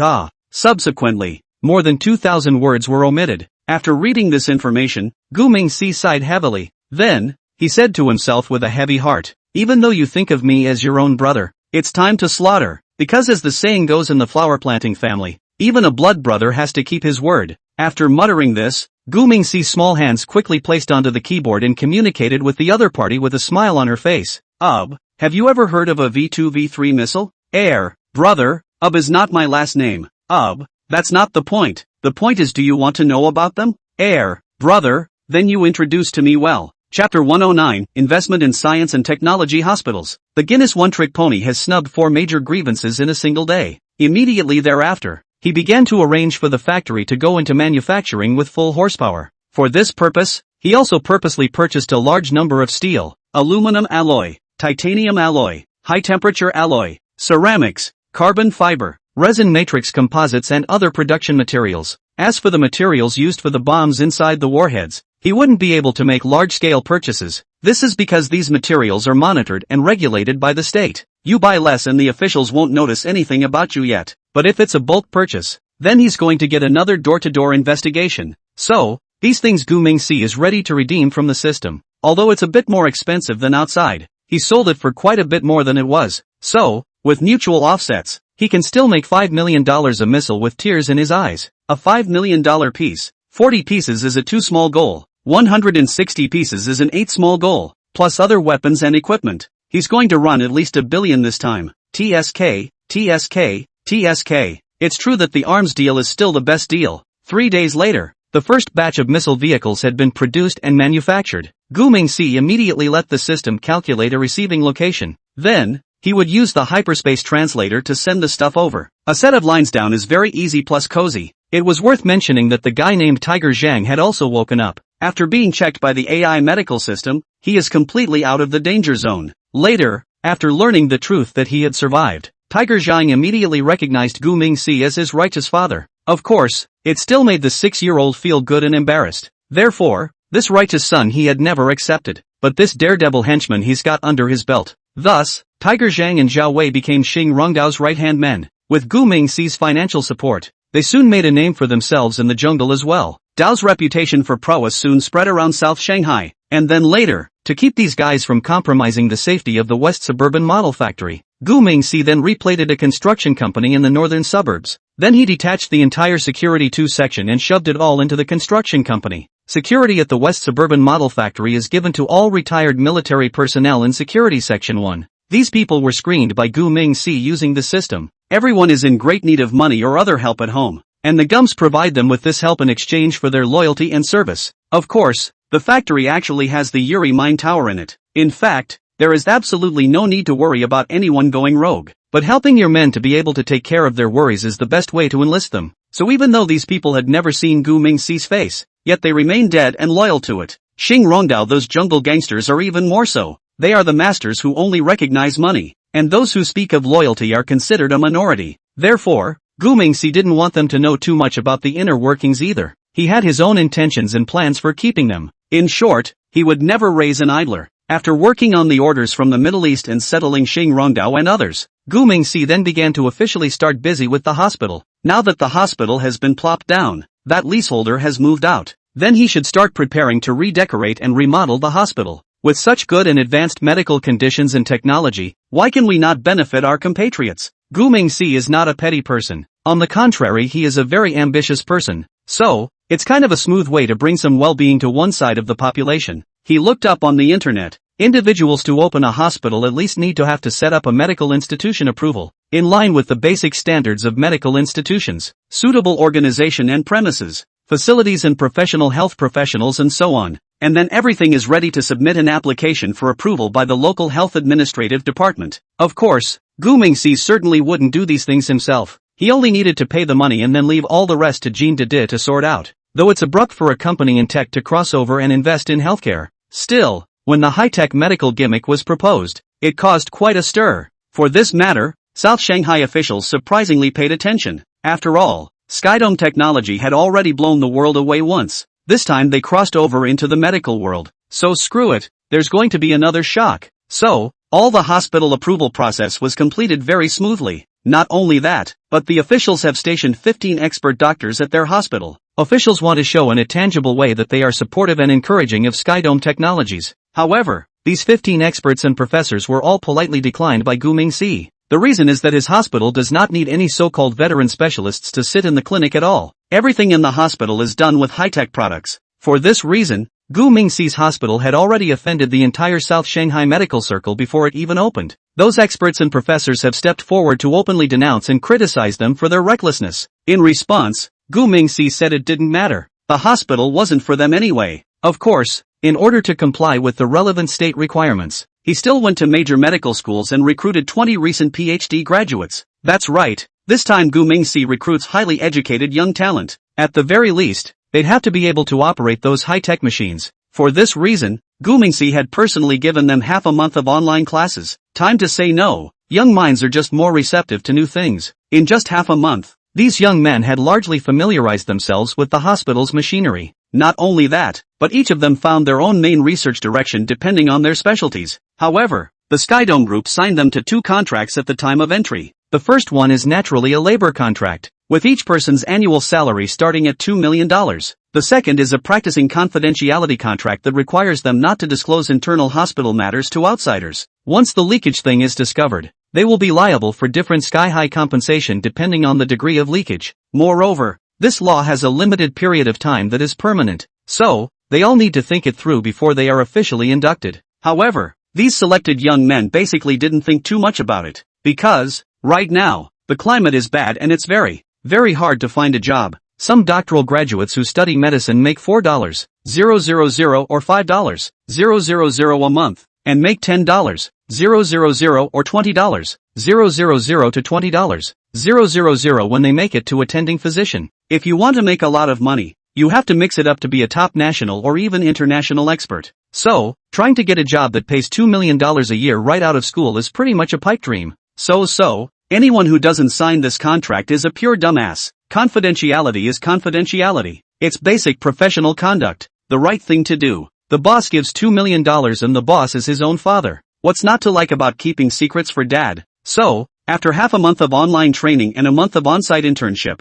these 20 young PhD doctors are then officially on board. And the first patient they take in is Gu Mingxi's grandfather, Old Gu 2. Chapter 110, Netroots Hospital, South Shanghai, Sky Dome Technology Hospital. As the name suggests, it is still viewed live through an intelligent robotic perspective. Unlike last time, this time, in addition to the AI medical system, there were also more than 20 additional medical specialists with PhD diplomas or higher on site. Some of these people have been doing clinical placements with their own supervisors while they were doing their masters. So, all 20 of these people are really the presence of that expert at the top of their game. Otherwise, Gunter wouldn't have gone out on a limb for $2 million a year. Inside the operating room, the AI robot performs the surgery in strict accordance with the established program. Those young medical professionals are getting a video to witness and observe everything, and they are ready to take over at any time. Only, the super hospital's AI system didn't give them a chance at all. Old Gu's repair surgery was so successful that the AI not only repaired his heart, but also his brain, which was damaged due to ischemia.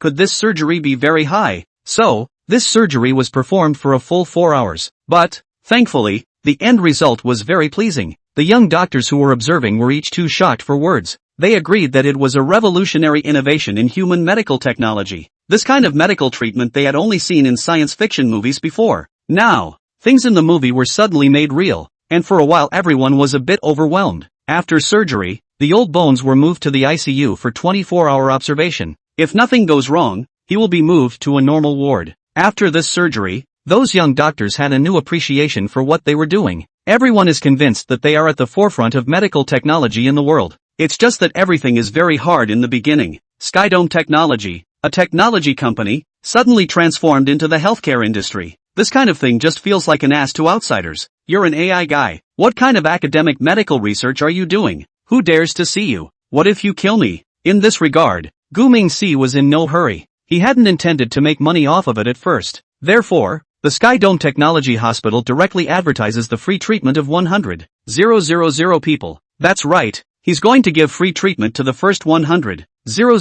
patients who seek treatment at this hospital. They are free of all expenses except for the preparation of a daily hospitalization fee of $500. Why isn't this $500 hospitalization fee waived? It's because you can't make a loss in Gugu's name. Patients still need to help pay for the hospital's electricity. He's got a fully AI-operated hospital here. So, this commercial electricity is very expensive, okay? It's not like he's a public hospital. There's no discount on electricity or anything. At first, after the advertisement of Skydome Technology, people are still on the fence about it. Because, after all, people don't know them very well yet. No one wants to put the lives of their loved ones in the hands of a tech company. However, they soon had their first test subjects. All of these people are family members of patients who are already desperate and at the end of their rope. They have tried everything they can think of, and there is still no hope for their children or their parents to survive. So, Skydome Tech Hospital is the last thing you can expect. A few patients have been really struggling to the point where they can't even afford to pay $500 a day for hospitalization. Gu Mingxi is not particularly insistent on this. Cannot afford to pay, let them first owe. You can pay it back slowly when you have the money after your illness is cured. So, this group of people with the attitude of beating a dead horse to be a guinea pig. However, Gu Mingxi and Skydome Technology gave them back a miracle that kept the patient alive. Miracles are very contagious. So soon everyone spread the word across the internet. In just 3 short days, Skydome Technology became a net hospital. What was once a door-to-door hospital is now as crowded as the site of the Spring Festival. So much so, that the Nanhu City Police had to send a large number of traffic police and special police officers to the neighborhood of the hospital to maintain order. The matter of Skydome Technology immediately caught the attention of the official flower growers as well. A special research team from Kyoto arrived in the South Shanghai area, but not before getting permission from the boss. This research team really couldn't get through the doors of the Skydome Technology Hospital. In fact, even if Gu Mingxi agreed, they couldn't get in. because there were just too many people at the front and back doors of the hospital.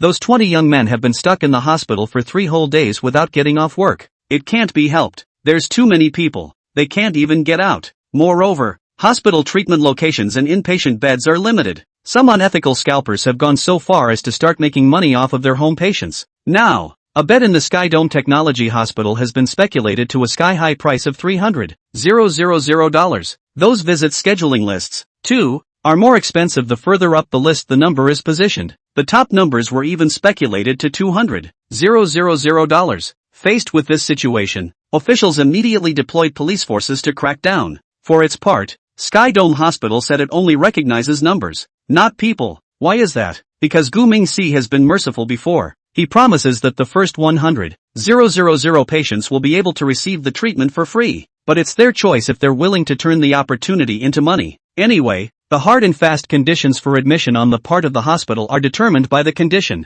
If you don't have a major illness, the AI system simply won't include it in the treatment system. So there is no chance for some pure scalpers to take advantage of this side. However, those who are seriously ill who clearly have waiting for assistance at home, but his family is still willing to give away the chance to live if he does, then, Gu Mingxi will honor the wishes of their families. Whoever you save for free dies anyway. Whether you live or not depends on fate. At that time, a number of bullying scalpers existed in this area as well. They use force to threaten and intimidate patients and family members to carry out robocalls if they collect numbers. Then the nature of this thing can get a little tainted. Therefore, the general situation is that what the police can manage is left to the police. If the police can't control or don't want to control those people, I'm sorry, but Gu Mingxi didn't raise Xing Rongdao and others for nothing. Once such scalpers are discovered, they evaporate that night. People don't know how ruthless the South Shanghai jungle is now. However, what are the consequences of messing with Sky Vault technology? Certain people and forces in the Jianghu have already tasted the bitter fruit. The most awesome time. Xing Rongdao led his men to exterminate the entire wild dog gang of over 100 people in one night. When the story broke, it even alerted the South Shanghai police. However, the police investigation resulted in a finding of missing. That's right, those 100 or so people were recognized as missing persons. Why wasn't it found to have been victimized? Because the police couldn't find any bodies at all. No, they didn't even find any clues. Because the entire wild dog gang has been time-shifted to the bottom of the Atlantic Ocean. At this rate, no one will find them for hundreds of years. However, Gu Mingxi, who has never been held hostage by officialdom or the powerful, answered a special phone call today. Also, 2 very special patients were quietly transferred to the First Center Hospital of South Shanghai. Today, 2 physician representatives from Skydome Technologies are going to represent the hospital at their first consultation. For this reason, Gu Mingxi was also in a difficult situation. Should he make an exception for them or not? Chapter 111, 2 billion worth of plugging in. Nanhu City, First Center Hospital. A small conference room where representatives of the city's 15 invited hospitals are gathered. Fang Boju and Fang Yingjie are the representatives of the Sky Dome Technology Hospital. Both are doctoral students in their 30s, and both are human beings in their own right. But in the eyes of a room full of old experts and professors, they are nothing more than Boy Scouts who know a few tricks. So, they sat in the conference room for 10 minutes, and surprisingly, none of them came over to strike up a conversation and exchange ideas. And so, this consultation today was not destined to be peaceful. At this time, Wang Qichao, the chief physician of the Central Hospital, walked in slowly. He had just come in when his assistant, Chang, came up with a gentle reminder and said, "Director Wang, everyone is here." Wang Qichao gently nodded at his words and swept his gaze over the dozen or so experts sitting or standing in the conference room. These were the top people in the field of neurosurgery in China, and everyone's expression carried a bit of gravity. Begin. Wang Qichao walked to the projector and pulled up the first case. Patient, male, 12 years old, brainstem glioma. The tumor is in a unique location, close to the medulla oblongata,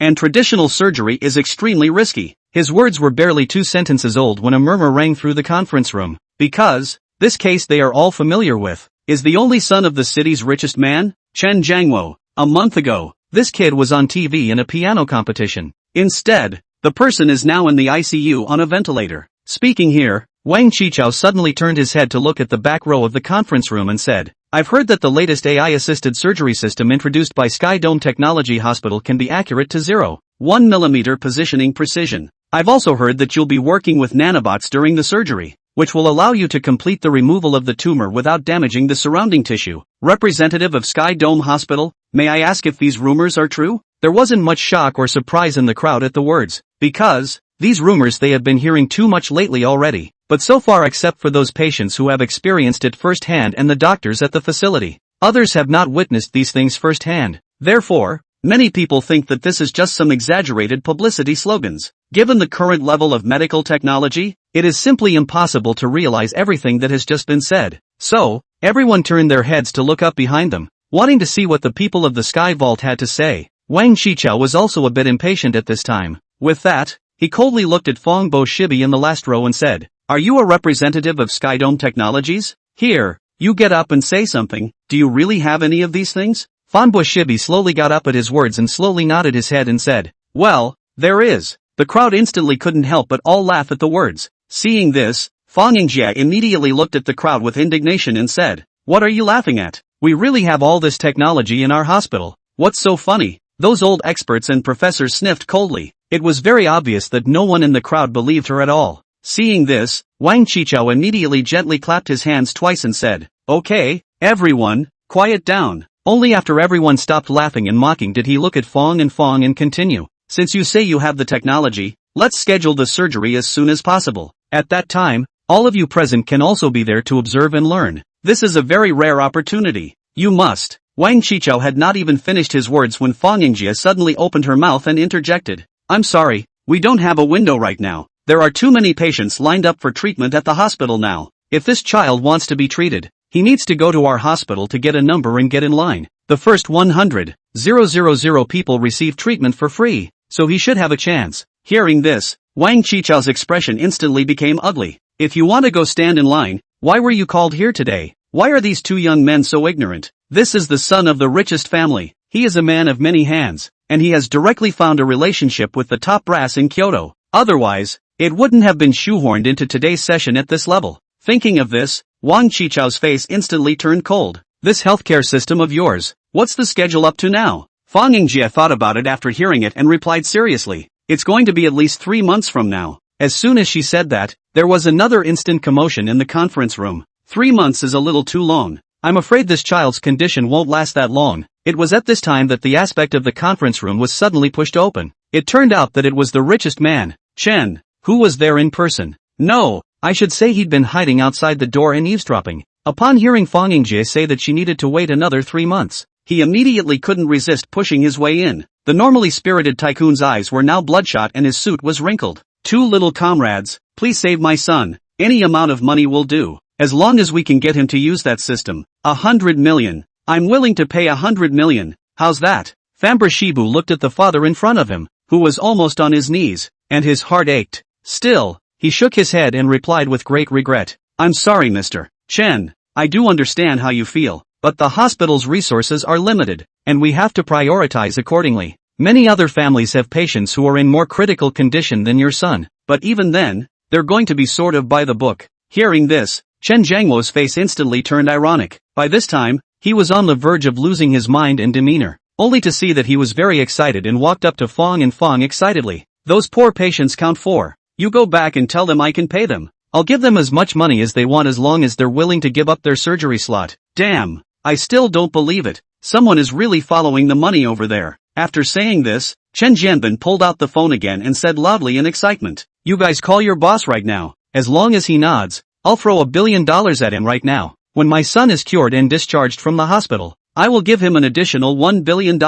Just ask him if the $2 billion is enough to buy a spot." Hearing this, the crowd was now instantly all shocked. The richest man deserves to be the richest man. He's actually willing to pay $2 billion for a slot in the queue? It's really giving Tech Hospital a face. Gee, don't even think about the results. Only a fool would turn down such a large investment. If it was their own hospital, they would have been on their knees asking them to do the surgery by now. It's a shame. Everyone in the room isn't capable of making that kind of money. Hey, it really should be this Tech Hospital that gets rich. While the people were all bellyaching in their minds, Famber Shibu was still communicating with his boss. After briefly explaining the situation, he sent the phone on speakerphone to Chen. "Mr. Chen, our boss has something to say to you." Chapter 112, 2 cases, but treated differently. Famber Shibu turned his cell phone on speakerphone and handed it to Chen. The other party immediately revealed a hint of contempt and arrogance when they saw this. "That's it? I thought you guys had a lot of backbone. In the end, you still have to bow down to me? I've never seen anyone who can't live with money. Chen opened his mouth with a smile while slandering in his heart. Hello, Boss Gu. I'm Chen Jiangwo. Ah, the boss of the Guangtian group. Things this little comrade has told you, right? I'm telling you, money and stuff isn't even an issue. When his words reached this point, Gu Mingxi used his voice changer to interrupt and said, well, since money isn't an issue, then would Mr. Chen please invest $370 billion to help build another new hospital? That would solve all the problems. As the first partner, I will have the new hospital arrange for your son to be the opening first technique. Hearing this, Chen Jiangwo's old face instantly darkened. This guy is good at holding his tongue. 370 billion? How did you have the nerve to open your mouth? Is your Thai hospital worth that much? You're crazy about money, aren't you? Thinking of this, Chen Jiangwo immediately opened his mouth with a cold face and said, Boss Gu, if you're going to chat like that, it's very easy to offend people. You should understand how I feel right now. My son is in a very critical situation. You should be more sympathetic to us as parents. The fact that I'm willing to invest $2 billion in you already speaks volumes about sincerity. What's this $300 billion of yours? Gu Mingxi sniffed but couldn't help but laugh out loud. Chen was instantly infuriated by his attitude, so he grabbed his cell phone and coldly reprimanded it. What's so funny about laughing? I'm begging you to cure me and save me. What are you putting me through? Surname Gu, you'd better not piss off. By the time he said this, Chen had somewhat completely lost control. He was seen shouting in extreme agitation with wide bloodshot eyes. You should also be aware of what level this consultation is today. If I, Mr. Chen, didn't have any means or connections, I wouldn't have been able to come here and cut a line. You better think before you talk to me. However, he didn't realize that his words were counterproductive. With that, only Gu Mingxi could be heard coldly opening his mouth to reply. Then please return the cell phone to the little room. Chen froze at his words. He thought that the other party had really compromised. So, with a displeased face, he threw his cell phone to Fambro Shibuki and said, Here, your boss has something to say. Fambro Shibu took the cell phone and immediately put it to his ear and asked, What are your orders, boss? Ha, that's not good, is it? Yes, I understand. Yes, I understand. With that said, Fambro Shibu hung up and slipped the phone into his pocket. Seeing this, Chen immediately revealed a victorious stance and said, Well, what did your boss say? Fong Boji sniffed and did not pay attention to the other party, but turned to look at Wang Chichao in front of him and said, Prof. Wang, the house came here after receiving an official health department assistance notice, but the notice clearly says it's to do a session on an Air Force hero. Is this the wrong notice or is there some kind of misunderstanding? Speaking of this, Fong Bo Shibi's expression became a bit gloomy. He stared straight into Wang Chichao's eyes and continued seriously. Our boss said, Please give us an answer after your hospital has verified the situation. If there's nothing else, we'll take our leave. It's really busy over at the hospital. Saying that, he turned around and picked up his handbag and was ready to go. Fang Yingjie saw this and immediately picked up her bag and followed. Looking at this situation, these two are really saying that they are going to leave. But this time Wang Chichao was a bit flustered. How can we let the Sky Dome people go before the main event? I'm counting on them to help solve the puzzle this time. At the same time, Chen Jiangwo was a bit anxious at this time. What do you mean? What do you mean by this? Is not my son's life a life? You can't do this. I'll sue you in Kyoto. I'm rich, and offending me doesn't end well. Seeing that the other party was too agitated, Wang Chichao hurriedly arranged for a few people to take him away. Subsequently, when the conference room was back in order, he then busied himself with opening a second case on the projector. According to the profile, this is a pilot extraordinaire, Wang Rue. During a test mission some time ago, the craft malfunctioned suddenly. He managed to make a last-minute forced landing, saving hundreds of millions of dollars worth of test planes, but himself suffered severe nerve damage to his brain as a result of the violent impact. Both Fambro Shibi and Fang Yingjie are specialists in neurology and brain medicine. They scrutinized Wang Rue's inspection report and quickly came to a conclusion. The condition of the other side was definitely not caused by a violent impact. It seems to be an internal tear in the nerve that triggers multiple nerve fiber breaks. This condition usually leads to permanent dysfunction and the problem is very serious indeed. With that, the two began to whisper.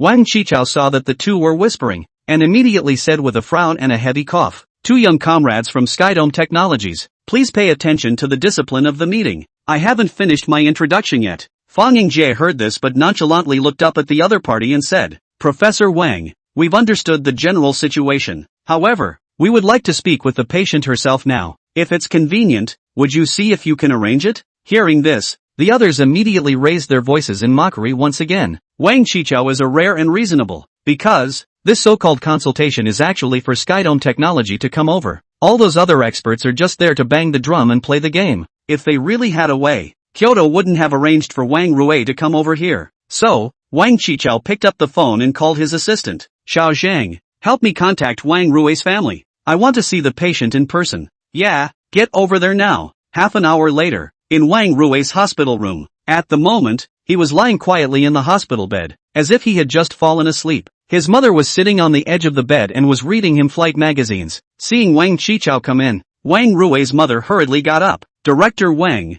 you're here again? My family Wang Rui's disease is still salvageable? If that's not possible, we'll leave the country alone. As she said that, Wang Rui's mother's eyes began to redden. Seeing this, Wang Qichao hurriedly went up to comfort and said, just don't worry, we will definitely have a way to cure Wang Rui. Don't worry, we won't give up and neither will the country. Fang Yingjie frowned tightly at the situation. Then she stepped forward and spoke softly. I want to see Wang Rui's examination report. On the other hand, Fang Bo Shibu walked to the bedside and carefully observed Wang Rui's condition. Although unconscious, the patient's vital signs were stable. At this time, Wang Rui's mother saw the logo on the duo's white coats. Skydome Technology Hospital? Isn't this the one? At this point, she suddenly grabbed Famber Shibuki's white coat and cried, I've heard that your hospital is all high-tech. There's some kind of technology that can bring the dead back to life. Can you? Without waiting for the other party to finish, Fang Bo Shibi turned to assist the other party and said, Auntie, our hospital is already making arrangements. Wang Rui is a hero who has made significant contributions to the country, and we will do our best to save him. Wang Rui's mother immediately knelt down in excitement at the words. She cried as she said thanks and promised to say so. Thank you.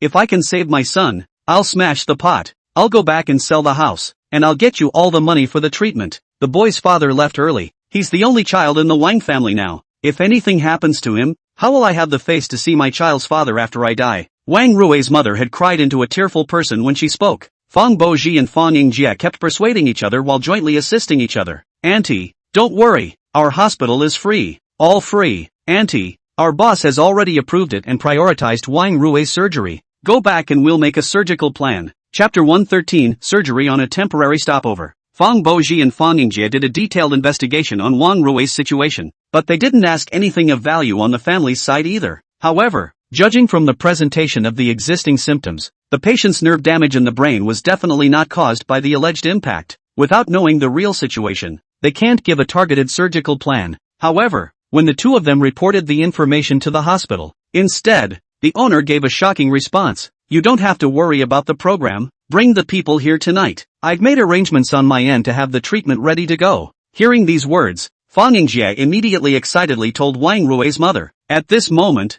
her hanging heart finally dropped. Seeing this, Wang Qichao still wanted to plead for Chen, but the caller hung up just after hearing the beginning. This disappointed Wang Qichao, but there was something else that made him even more furious. Our boss has said that we refuse to allow people from outside the academy to visit. Trade secrets. No leaks. Fang Yingjie put away her cell phone and looked at Wang Qichao with a haughty face and said. Wang Qichao immediately protested sharply when he heard these words. What you are doing is against the demands of your superiors. But Kyoto has a documented request for us experts to personally observe it on site, to make sure the surgery is safe. It's about taking responsibility for the patient's life. You dare to gather and observe? What lawlessness! Fang Boji sniffed and immediately put down the information in his hand and said coldly. So are you guys going to cure it or not? If we don't cure it, we'll pass the opportunity on to someone else. So much to ask for a favor. Who gave you the courage? With that, Famber Shibu turned around and headed out of the hospital room. Seeing this, Fang Yingjie immediately persuaded as well.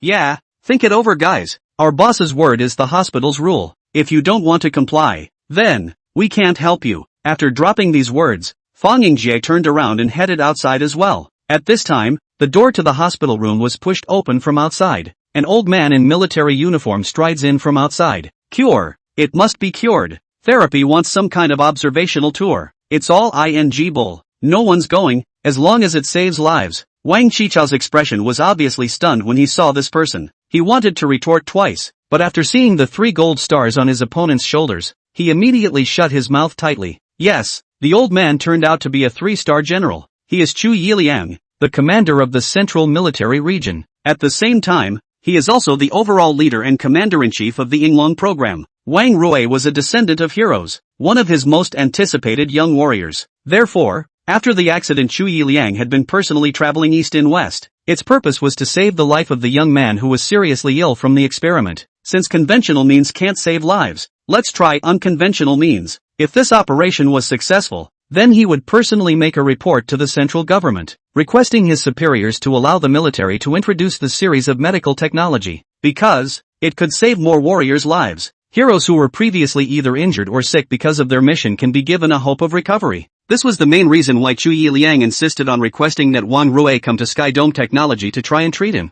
Hearing Chu Yiliang's words, Fang Boji and Fang Yingjie immediately revealed smiles. Finally, with the assistance of Fang Boji and Fang Yingjie, Wang Rui was transferred to the Science and Technology Hospital by a special vehicle at 0:00 p.m. That night. Only, at this time, there were still many patients gathering near the hospital who were seeking help. They also want to give their loved ones a glimmer of hope to live. However, the hospital's capacity for admission is limited and it is simply impossible to help all of them. While some are lucky, some are destined to be sorry. Inside the Skydome Technology Hospital, under the shadowless lights, the mechanical arm is steady as a rock. The assistance of the AI system allows the doctors involved in the surgery to clearly see where each nerve fiber is going. The nanobots, manipulated by Famborghini, are like the most dexterous embroidery needles, weaving in and out of the fragile brain tissue. The minutes ticked by. Sweat soaked his scrubs, but he was oblivious. At the moment, the only thing left in his world was this sophisticated human universe in front of him. Fang Yingjie stood in the deputy position not far away, very seriously carrying out the relevant auxiliary operations. Finally, at the 8th hour, the last nerve fiber was successfully spliced. Famber Shibuki let out a long breath and looked up at the monitor. Seeing this, Fang Yingjie immediately opened her mouth in tacit agreement. All indicators are stable and the patient's vital signs are normal. Hearing this, a hint of a pleased look appeared in Fang Bo Shibi's eyes. With that, he solemnly opened his mouth to announce, surgery was successful. The patient then begins to be wheeled into the ICU by Great White. When Fang Bo Shirbei and Fang Yingjie walked out of the operating room, Wang Rui's mother immediately greeted them. The duo removed their masks and gave a tired but relieved smile. The surgery went well, and the recovery situation is next. Auntie, you can rest assured that we succeeded. Hearing this, Wang Rui's mother's tears came to her eyes. She choked out a sob as she held both of their hands tightly. Thank you very much. Without you guys, my little Rui would be. I truly appreciate it and thank you for the baby's father, said the agitated mother, again going down on her knees. Seeing this, Fang Boji and Fang Yingjie hurriedly reached out to hold him back. Auntie, don't be like this. This is what we should do. Auntie, can you get up first? You really don't have to thank us. You should thank our boss. Yeah, it's a temporary addition to the surgery coordinated by the boss. Otherwise it wouldn't have been possible to have the opportunity so soon. You can rest assured that Wang Rui will definitely regain his health soon. Wang Rui's mother heard this but became even more agitated. She would love to meet the owner of Skydome and personally thank him in his presence. However, Famber Shibi and Fang Yingjie said they did not have the authority to do so. In desperation, Wang Rui's mother could only bow deeply to the surveillance camera. She was now, and the owner of the place could definitely see her through the lens. And that's exactly what happened. As Gu Mingxi kept an eye on the operation, when that mother was seen bowing to the camera, the corners of his eyes were surprisingly unconsciously moist. That's nasty. How do you get sand in your eyes when you're fine? Children with moms are so happy. With those words, he jumped out of his boss chair and then started to prepare breakfast for his grandfather to go. News of Wang Rui's successful surgery quickly spread. For a while, the entire South Shanghai and even the entire flower-growing medical community looked like they were bombarded with nuclear bombs. Since morning, all the doctors, professors, specialists, and researchers have been discussing this matter. But one non-medical guy was the most excited, Chen Jiangwo, the richest man in South Shanghai. Wang Rui's situation isn't as serious as his son's, but now this guy is cured. But his own son isn't even in line yet. Damn, that's a deliberate attempt to eyeball me. Okay, Skydome Technologies, right? You'll see, there'll be a time when you'll be begging me. Damn it, Gu surname, you wait for me. Chapter 114, Jean de Fa is depressed. Chen is ranked number 1 on the 2024 South Shanghai Rich List. He is the founder of the online shopping platform. The group is engaged in industries including real estate, technology, automotive, online lending, finance, e-commerce and other fields. His personal wealth of 265 billion seed flower coins, last year's Haruan 100 Rich List ranked no. 5. So, if he wanted to do something against Gu Mingxi, then Skydome Tech really needs to watch out for the pinch. However, with the current main business of their company, Chen is still having a hard time finding an entry point to strike. For example, they are bottomless in AI. This thing can't even beat the trillions of dollars worth of IndiCorp. What did Chen expect to fight with his opponent? His tech companies make some photovoltaic cells and new energy tech, okay. But if they were allowed to develop a new AI to fight Bottomless? Forget it. Chan himself can't even think about it. Then again, their high-tech medical field. This one he had even less to do to help the other. If he can come up with any high-tech medical technology as well, then he wouldn't have to bow down to Gu. Therefore, Chen called his men to a meeting to open a lonely. After a morning's work, no one could come up with anything creative. The only one that is more reliable is Skyworks Construction Limited, a subsidiary of Skydome. But this is just a small company with a registered capital of only $5 million. And, so far they haven't taken on any projects. If Chen really wanted to get something going, it would have to be this small, newly formed company. However, he had been told privately that no one in this company was a good person. There's a saying that's been circulating all over the South Shanghai rivers and lakes lately. That is, it is better to touch a ghost than to mess with a heavenly building. These guys are so ruthless that a lot of people who offended them disappeared. All of them are in that situation where you don't see a person alive and you don't see a body. So, even if the victim's family calls the police, they just cooperate by making a statement and come out. There's no way to find any clues at all. So, everyone advised Chen not to mess with Tiangong Construction. In this way, Chen can only use some ideas from the official top. After all, he had some well-connected friends in this area. Some time ago, a certain leader on the internet is not a famous quote is very hot. It's hard to support a business, but it's easy to destroy them. Chen was then prepared to use this relationship to target Skydome. So, that day he started moving around. Through some operation, it really let Qin Jiangwo find the weakness of the surname Gu.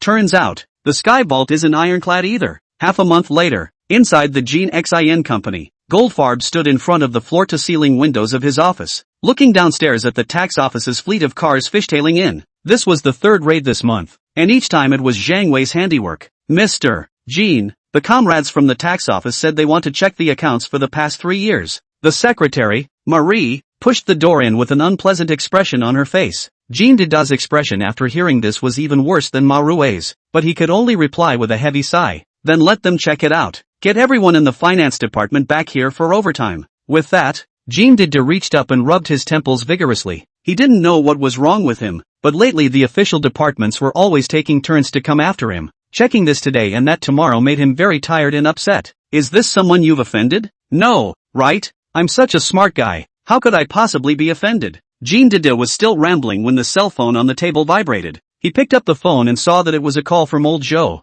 the deputy director of Skydome's research and development. Something happened at the Sky Vault. 2. Mr. Jean, the new drug approval is stuck again. The city's director said that we didn't have enough data from the clinical trial and that we would have to redo phase 3. Jean Dida immediately clenched his fists when he heard this. This new anti-cancer drug is their company's key project this year. Although they haven't been in R&D for very long, the clinical trial data is clearly good enough. It's someone's intention to drag them to their deaths. It seems to have offended someone after all. So, Jean developed a heavy sigh before replying. I know. You go ahead and prepare the materials as they are requested. I'll figure out the rest. Jean Dida took the phone and was just about to call Gu Mingxi, but his phone hadn't had time to dial out. Zhao Li, the manager in charge of production safety, knocked on the door again and walked in. Mr. Jean, the leader of the fire department is here. They said that someone had reported our company's fire facilities as substandard by name. You see. Hearing this, Jean Dida's face turned green with anger. That's a bit of a ing pickle, isn't it? Obviously the annual inspection was done last week and all the equipment is up to date. That's a ing false accusation. Don't these people ever do any serious vetting? Although Jean Dida was spitting hard inwardly, he didn't dare to have a complaint on his lips. He could only squeeze out a small smile and greet the inspection team himself. So, with a smile on his face, Jean Dida led the inspectors through layer after layer. It had been a busy 4 hours before we finally sent these leaders off. At lunchtime, the vice president, Lao Li, said to Jean Dafa in a worried manner, Mr. Jean, this is not the way to go on. This month just to cope with the inspection spent millions of dollars. What work cannot be carried out? All the arrangements have been disrupted. And it's only just been half a month. There's still half a month to go. Jean Dida instantly lost even the last bit of his appetite after hearing this. While he was thinking about how to answer old Li's words, Secretary Marie came in with another fiery knock on the door. Mr. Jean, the leader of the city management department is here. They said that it was reported that our company has been expanding in violation of the law, and that we have to stop work immediately to rectify the situation. Hearing this, Jean Dida finally couldn't hold back any longer. There was a thud, and his fist hit the table hard. So much so that it shook the dishes and spilled half the table with all kinds of food. Damn, bully, do you really think we're soft? It's too much. Old Lee saw this and rushed up to whisper and persuade. Mr. Jean, calm down. Why don't I go look for connections? Hearing this, Old Lee suddenly lowered his voice and continued. I heard that our mayor has a lot of opinions about us recently. Are we not going over to mean it? Hearing this, Jean Dida's brows instantly furrowed even tighter. This rumor he had heard backwards. But how could they be involved with the mayor? You know, the mayor of South Shanghai is a provincial leader. Where would a little person like them have access to each other? Since there is no contact, what is the point of being offended? So, Jean didn't think about it at first. It's different. I have my own way. You mustn't mess around at this time, so be careful of getting caught in the crossfire. Old Lee didn't say anything more when he heard this, but turned to greet Manhwa and went out together. Immediately afterward, Jean developed into a deep thought. If it wasn't for the problems on his side, then it's highly likely that the Sky Dome tech side is in trouble. The opponent couldn't do anything with Sky Dome, so he shifted his firepower to his side. His Jinshin is waiting to fight lightning for the Sky Dome. Thinking of this, Jean suddenly came to his senses. So, he hurriedly pulled out his cell phone and called Gu Mingxi. After all, the bell must be untied now. This time, we can only ask the rightful owner to solve the big trouble. Chapter 115, The Way to Break the Situation. Jean made a call to Gu Mingxi's side. At this time, he had just assisted the nurse's sister to help his grandfather do a physical examination. Before the man could catch his breath, the call came in from the other side. So Gu Mingxi could only take his cell phone and run to a quiet corner to answer the call. At this point, his cell phone has automatic voice-changing software installed. So from the moment the call was answered, his voice had turned adult. Hey, Kim, what's going on? After hearing Gu Mingxi's calm voice, Jean instantly felt his heart less panicked. Therefore, after he exhaled deeply, he told the events of the past half a month. After hearing these things, Gu Mingxi immediately had a plan in mind. With that, he told the other party to cooperate well with the official action. He'll do whatever the officials tell him to do, and he'll arrange the rest. When Jean heard the other party speak like this, he immediately felt like he had a backbone. Then it didn't take long for the two to hang up. After Gu Mingxi hung up the phone, the first thing that came to mind was Qin Jiangwo. No one but him has so much energy to invoke the power of the crown. As Goldfarb said, they people don't have any dealings with the mayor at all. South Shanghai is such a large municipality. People worry about more things than they can count every day. How could they come here specifically to clean up a private company like them? People don't say hello down there unless they've been deliberately asked. So, this Chen is the most suspicious. However, everything is just a guess by Gu Mingxi. It's not a good idea to put labels on people without evidence. Besides, it's just that if you go and buckle down, people won't necessarily recognize it. Presumably, he just wants to get himself to give in and then show his kid what's wrong with him. In fact, if the guy comes up with a begging attitude, he may not find a way to add a surgery. But this Chen flaunted and strutted as soon as he came up. Is this a begging attitude? We don't owe you anything. Plus, his talk of investing 2 billion is just wanting to eat. What's going on? I saved your kid and you want to take advantage of the situation to get a stake in my hospital? Beautiful. You can just say, I'll just send your family some money after I see your kids. So, this Chen's mind was not right from the beginning. It's simply an exemplary representation of both wanting and wanting. If it's true, what are you investing in? Why don't you just say donate $2 billion?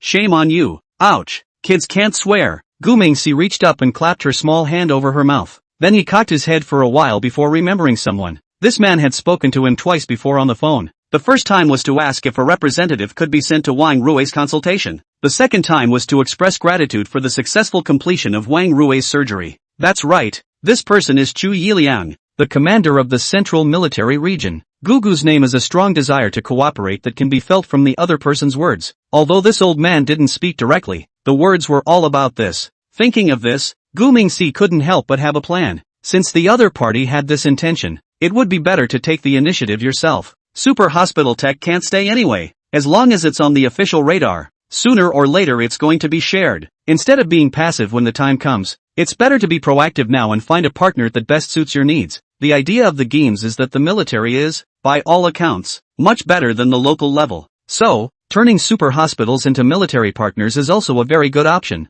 Thinking of this, he took the initiative to call Chu Yiliang. 2 days later, city officials, tax, business, fire, city management and many other departments in Nanhu carried out joint law enforcement against Jinshin. The scene of their company conference room has just turned into a large-scale criticism meeting scene. The heads of the departments and the leaders leading the team, took turns to launch a serious criticism and education of Jean Didi. This scene infuriated him so much that he almost vomited blood on the spot. However, just as these official leaders were deliberating on making a cease and desist out of punishment, suddenly, the door to the conference room was pushed open. A middle-aged man in military uniform strides in, the 2 bars and 3 stars on his shoulders glistening in the sunlight. He was followed by 2 other soldiers with the ranks of major and captain. Mr. Jean, I've heard a lot about you. I'm Li Zhe from the Military District's Equipment Department. The colonel officer at the head of the line smiled and reached out so. This scene directly confused all the people at the scene. What's with the troopers coming over too? Did this company even offend the military?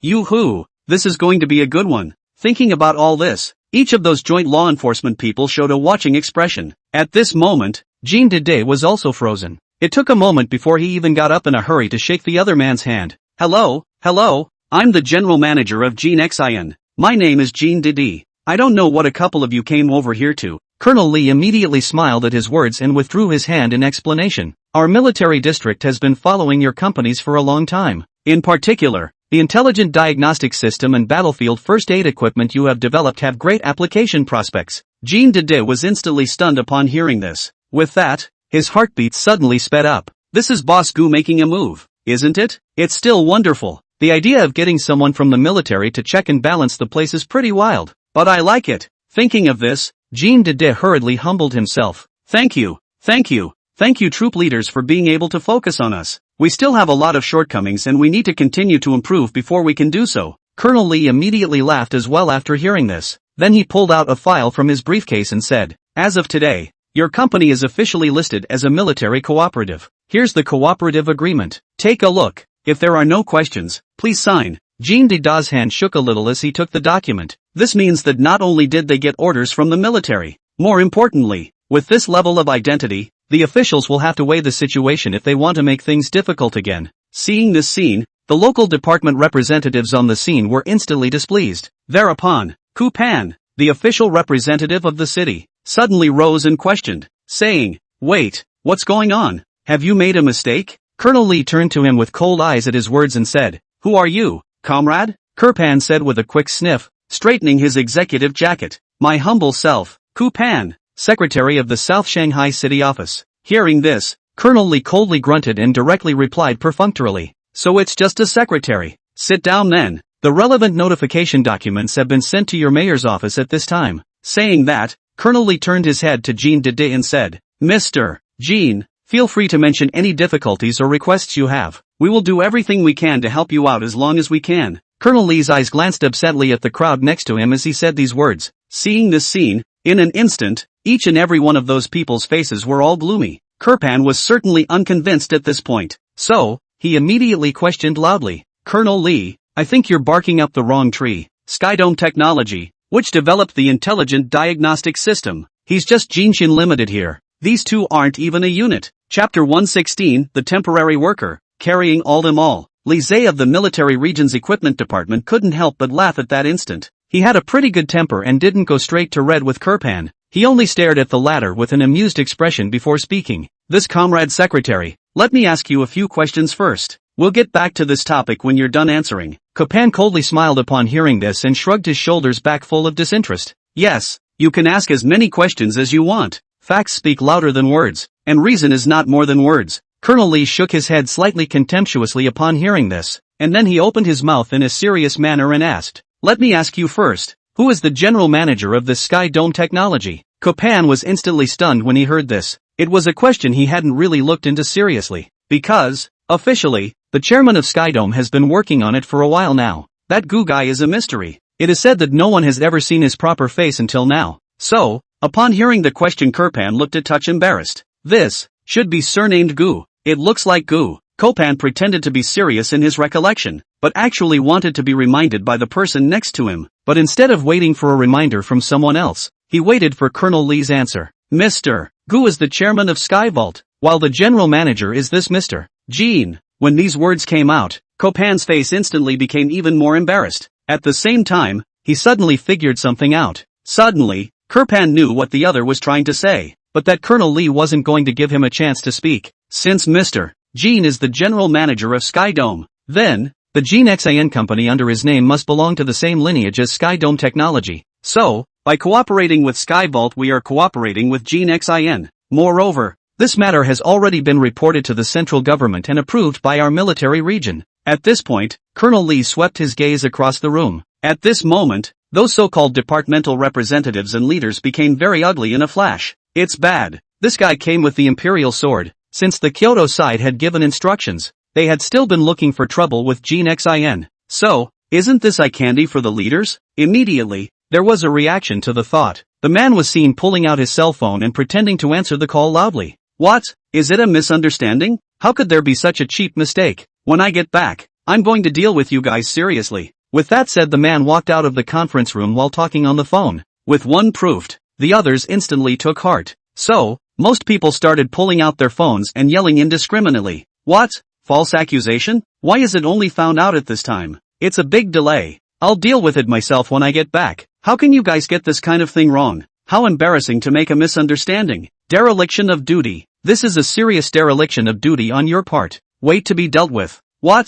The temp got it wrong? The temps nowadays can really cause trouble. When I go back I'll immediately fire that temp. Right. Never condone it. Jean Dede couldn't help but keep the corners of his mouth twitching after seeing this scene. Tell me, can't you guys act like you're in a movie? I put up with the phone being held backwards, and I put up with the phone being in a locked screen state, but a guy talking on the phone with his eyeglass case is a bit much, isn't it? You officials, I really, thank you. Oh. In just a moment, the only person left in the full conference room was Kupan. Seeing this scene, he could only smile awkwardly and said, so what? I'll go back and investigate that too. There must be a misunderstanding here. With that, he turned to look at Jean Dede with a compensatory smile and said, don't worry, Mr. Kim, I will definitely give you a satisfactory answer. I will be responsible for this matter to the end. With those words, Kurpan picked up his glass of water and headed out of the conference room. He said as he walked away and as if to give himself face. Stay back, all of you. There's no need to send them. I'll go back and carry out the investigation. Wait for my good news. All stay back. As he spoke, he had walked quickly to the door.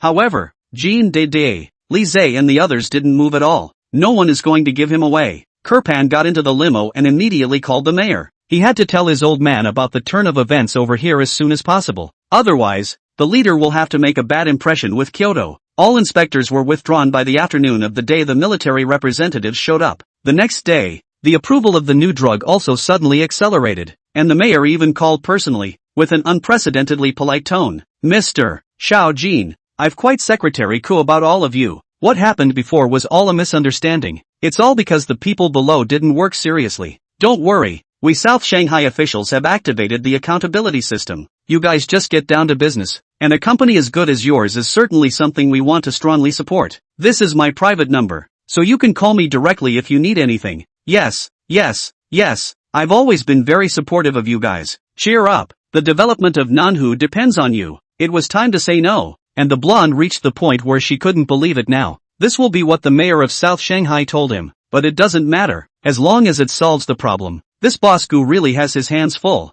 I didn't realize that this heavenly difficult task would be solved in the blink of an eye in his hands. I have to say, my own eye for choosing a backer is still very poisonous. The more Jean Dede thought about it, the happier he became, for which he immediately decided to reward himself with a Patek Philippe. If some people are happy, some people will be sad. Someone in the South Shanghai officialdom had already secretly passed a message to Chun. Now, city officials have made a 180-degree turn in their attitude toward Jinshin. First, up to 20 involved temporary workers were dismissed from various official departments. Secondly, the mayor met overnight to study the need to provide a series of policy support to the other side. Finally, officials are prepared to put aside $200 million in special support payments, responsibility for Sky Dome Technology and Jinshin Company to help. When he heard this news, Chen Jiangwo's heart was considered dead completely. He knew that he wouldn't have much of a chance to hold the other man any longer. However, his son's illness is still at the end of his tether. Then you can't stop trying. He's 12 years old and hasn't seen the beauty of the world yet. The more Chen Jiangwo thought, the more anxious he became, and then he drank a mulled wine. After 2 pounds of white wine,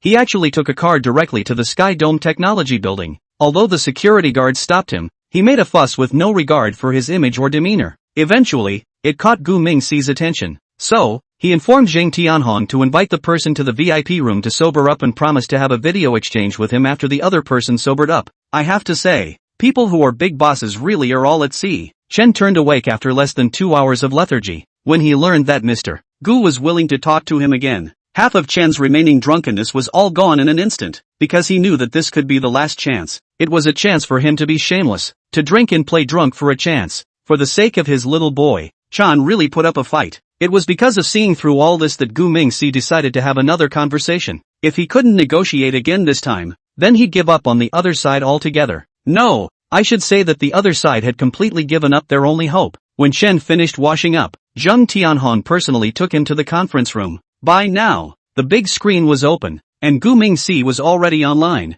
However, Chen stood at the door of the conference room and launched himself into a daze. Chapter 117 Establishment of the Tunza Foundation. Chen stood in the doorway of the conference room, looking at the large screen and directly froze. Because, at this point, there was only one person sitting in the shadows on the screen. Even though he squinted his eyes to look carefully, he couldn't see the other party's appearance in any way. What is this? The other guy didn't want to show his face? Why don't you just turn on the voice chat? Why even have a video call? While he was in the middle of exactly these things, a low voice came over the stereo. Boss Chen, don't stand at the door. Come on in and sit down. Haven't you always wanted to talk to me? I can only give you 10 minutes, so make it count. It was only when he heard this that Chen finally came back to his senses as if he was waking up from a dream. With that, he walked briskly into the conference room, then sat down in the chair directly across from the screen. Hello, Mr. Gu. It was really just a misunderstanding a while ago. If it's possible, I hope we can work together. His topic had only just begun when Gu Mingxi interrupted in a cold voice. I'm sorry, but this is not a topic I want to hear about. If you want to talk about investment, you can go directly to Mr. Jean. These little things don't have to bother me. With that, the other slowly got up and was ready to go. Chen immediately tensed up at the sight. At this time, he sort of finally understood what the other party meant. Both thinking and thinking about things seems impossible. Thus, Chen Jianzhu hurriedly got up and opened his mouth in a fast-talking manner. Please wait, it's not what you think. I actually want to make a donation to the Skydome Care for Children Foundation. Hearing this, Gu Mingxi, who had stood up, gave an oh-so-slight sigh. With that, he slowly sat back in his boss chair and asked in a suspicious voice, why didn't I know that we had a foundation? Chen immediately squeezed out a smile at his words and said, tomorrow, I'm willing to offer $1 billion to establish the Heavenly Vault Care for Children Foundation, and then, I'll donate another $1 billion into it. What do you think? By this time Chen had completely figured it out. The good thing about Skydome Tech was that he could never think about it again. Even if there is cooperation between the two companies in the future, it will be a matter for separate negotiation in the future.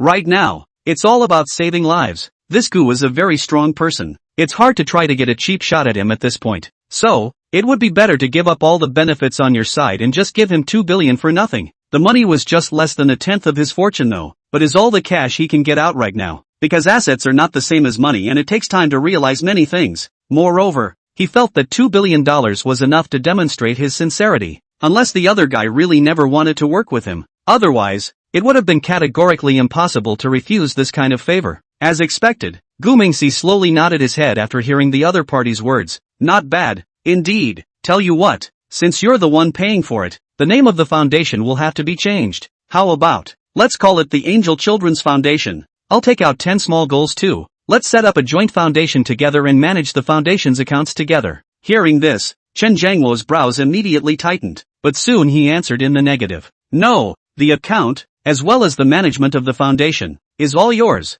I'm only responsible for things like putting up the money and coordinating peripheral relationships. You see, is this okay? This time Chan was very smart. If he still had the mind to take advantage of it in his heart, Gu Mingxi then wasn't going to continue talking to him. For the kind of guy whose only thought in his mind is to make money while he can, he really had little interest in reaching out for help. Gov likes money because he needs it so badly right now, but he's not one to go for any kind of money. Whether or not you can make money together is another story, but you can't obviously come in with the mindset of taking advantage. Then I'm sorry, you'll be lucky if I don't clean you up. However, judging from the attitude of the other side now, at least, he was in the spirit of urging this collaboration rather than taking a loss himself. Since that was the case, Gu Mingxi would definitely not let him lose money in the future, because he also knows that the only way to make more money is to be strong. He can still tell the difference between making a little money and making a lot of money. Thus, Gu Mingxi pretended to think for a moment before gently nodding his head. If you insist, then I can't say much. Let's hope we can help more kids. Hearing this, Chen Jiangwo's hanging heart sort of fell to the ground. Since the other party had accepted his proposal, he would have the courage to talk about the latter. With that, Chen looked at the screen with a slightly anxious look and asked earnestly, "Then may I ask Mr. Gu, my child's illness?" Gu Mingxi turned sideways and fiddled with his computer when he heard this. Then he stared at the laptop screen and said blandly, "The last 4 days have been filled with more acutely ill patients. Tell you what, I'll give you an extra number next Wednesday, 6 a.m. When the time comes, you'll just arrive at the hospital an hour early. I'll get you set up for anything else." Hearing this, Chen's mood instantly became excited. He was seen clasping his hands together in earnest gratitude. Thank you very much indeed. On behalf of my lover, I would like to thank Mr. Gu for his help. This favor, I, Chen Jiangwo, will remember. Thanks a lot." Gu Mingxi heard it but laughed softly twice and said, "I should be thanking you for more. Kids who can't afford to see a doctor. Love for love, heart for heart, that's the way we should be." Hearing this, Chen's heart suddenly stuttered. With that, he nodded thoughtfully. For the moment, it was as if he understood and then as if he didn't quite understand what the other man meant. However, there was no time to study these things anymore. He had to get back as soon as possible to tell the kid to his wife. So, the two men exchanged pleasantries for a while longer before ending the conversation. Inside the apartment, Gu Mingxi quickly closed his avatar and logged out of the video conferencing software. Then he turned his head and shouted at the door,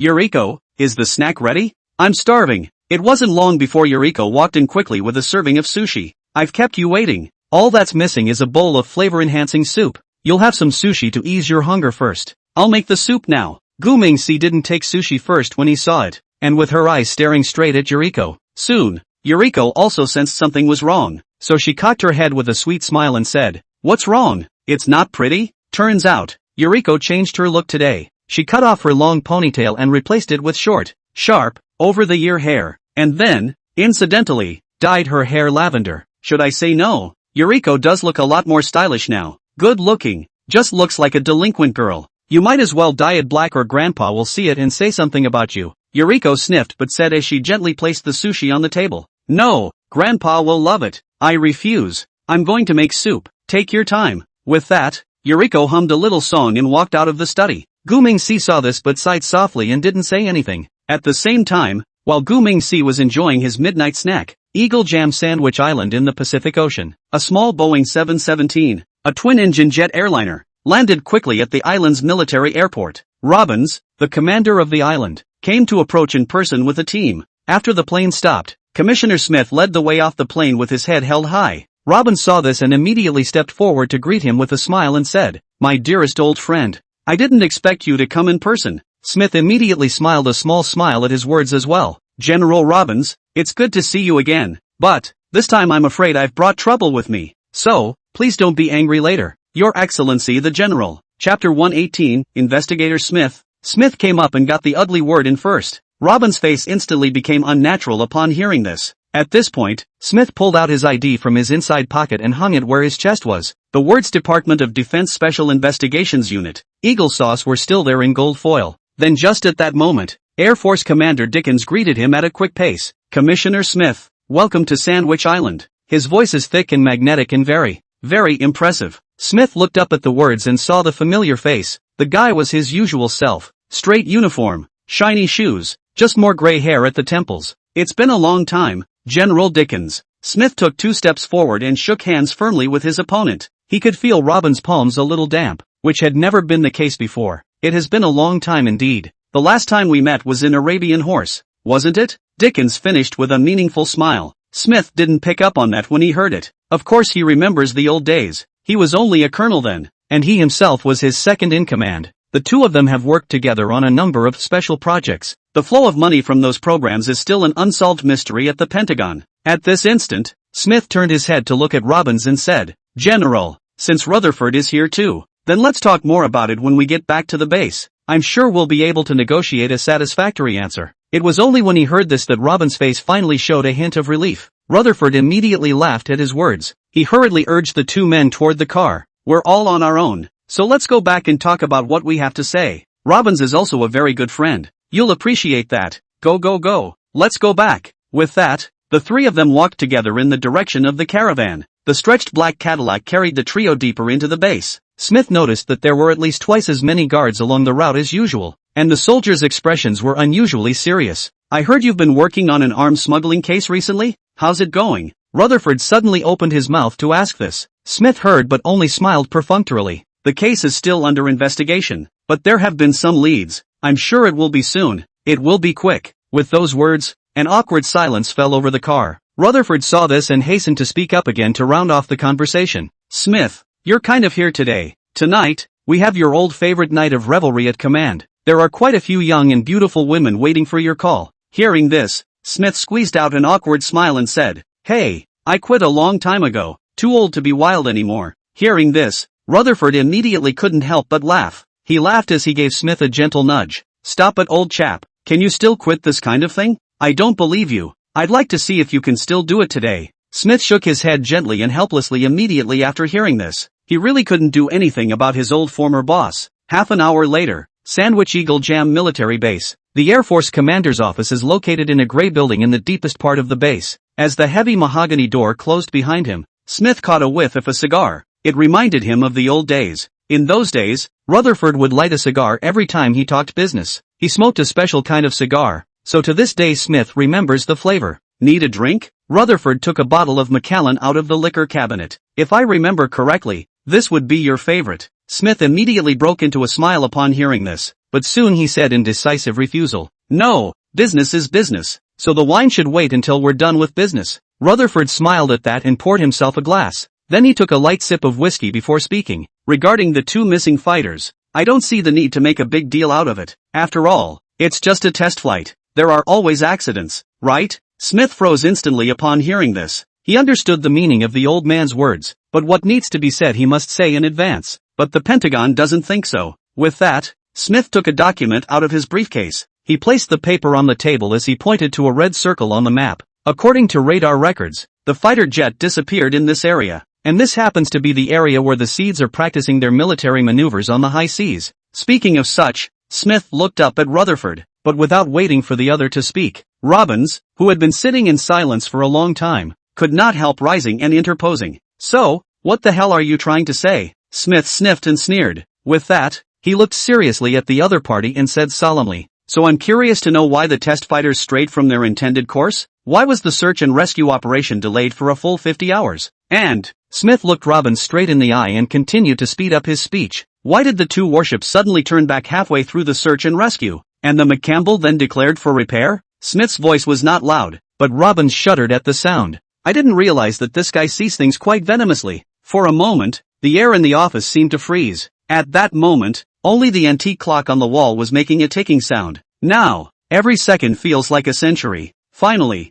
Rutherford gently set down his glass. He went to his desk and took a check out of a drawer. Then, pushing it directly in front of Smith, he said, Here's $20 million, enough for you to retire and live the life you want. With that, Smith looked at the check and suddenly smiled. Then Rutherford laughed along. Robbins, for his part, was a little embarrassed, not sure if he should laugh along now. It wasn't long before Smith gently pushed the check back to Rutherford and said, Old friend, you're still the same, but this is not a matter that can be settled for $20 million.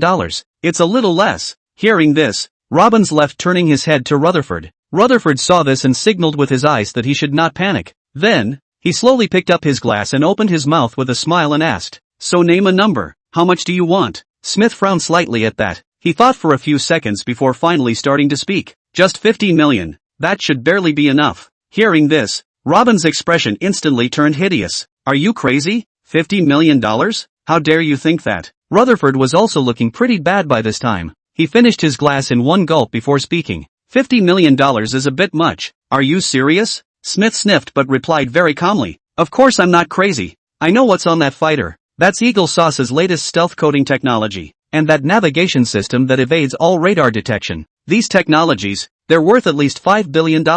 So, I want 50 million more? Robbins sniffed and jerked to his feet, his chair making a harsh scraping sound on the floor. With a fierce look on his face, he pointed at Smith and growled angrily. Who do you think you are? Do you believe I'll make sure you don't walk off Sandwich Island? This time, Rutherford followed suit with a threat. Smith, don't forget that I have something on you too for those things in Arabian Horse. Smith heard this but couldn't help but laugh again. He looked first at Robbins and then at Rutherford. With that, he pulled out a cigarette for himself and lit it up and smoked it, saying, Well, you guys just try it. I don't contact them for more than 24 hours. The following day you will have to return to your country for an in-depth investigation. With that said, Smith fixed his gaze on Rutherford's face and said, "Also, look at whether the Pentagon trusts a retiring commander or an investigator who holds hard evidence." The three men stood frozen at that, the smell of gunpowder in the air. But it wasn't long before there was a knock on the office door. Report, Search and Rescue has made a new discovery. Chapter 119, Reasonable Investigation Report. Robin stood in front of the commander's floor-to-ceiling window and looked out at the overcast sky.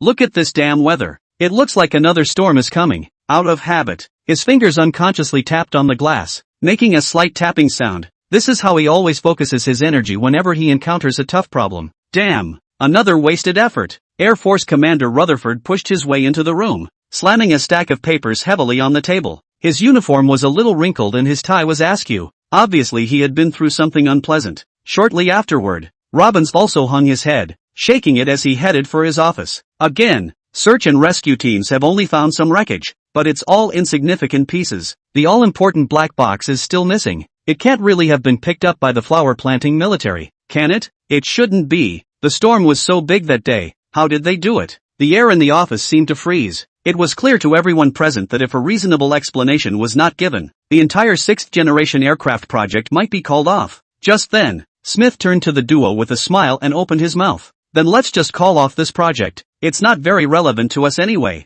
Hearing this, the other two's eyes instantly lit up. With that, Smith continued to chuckle. "I have a proposition, but only with your cooperation. And the prerequisite is that the money has to be there first. $50 million.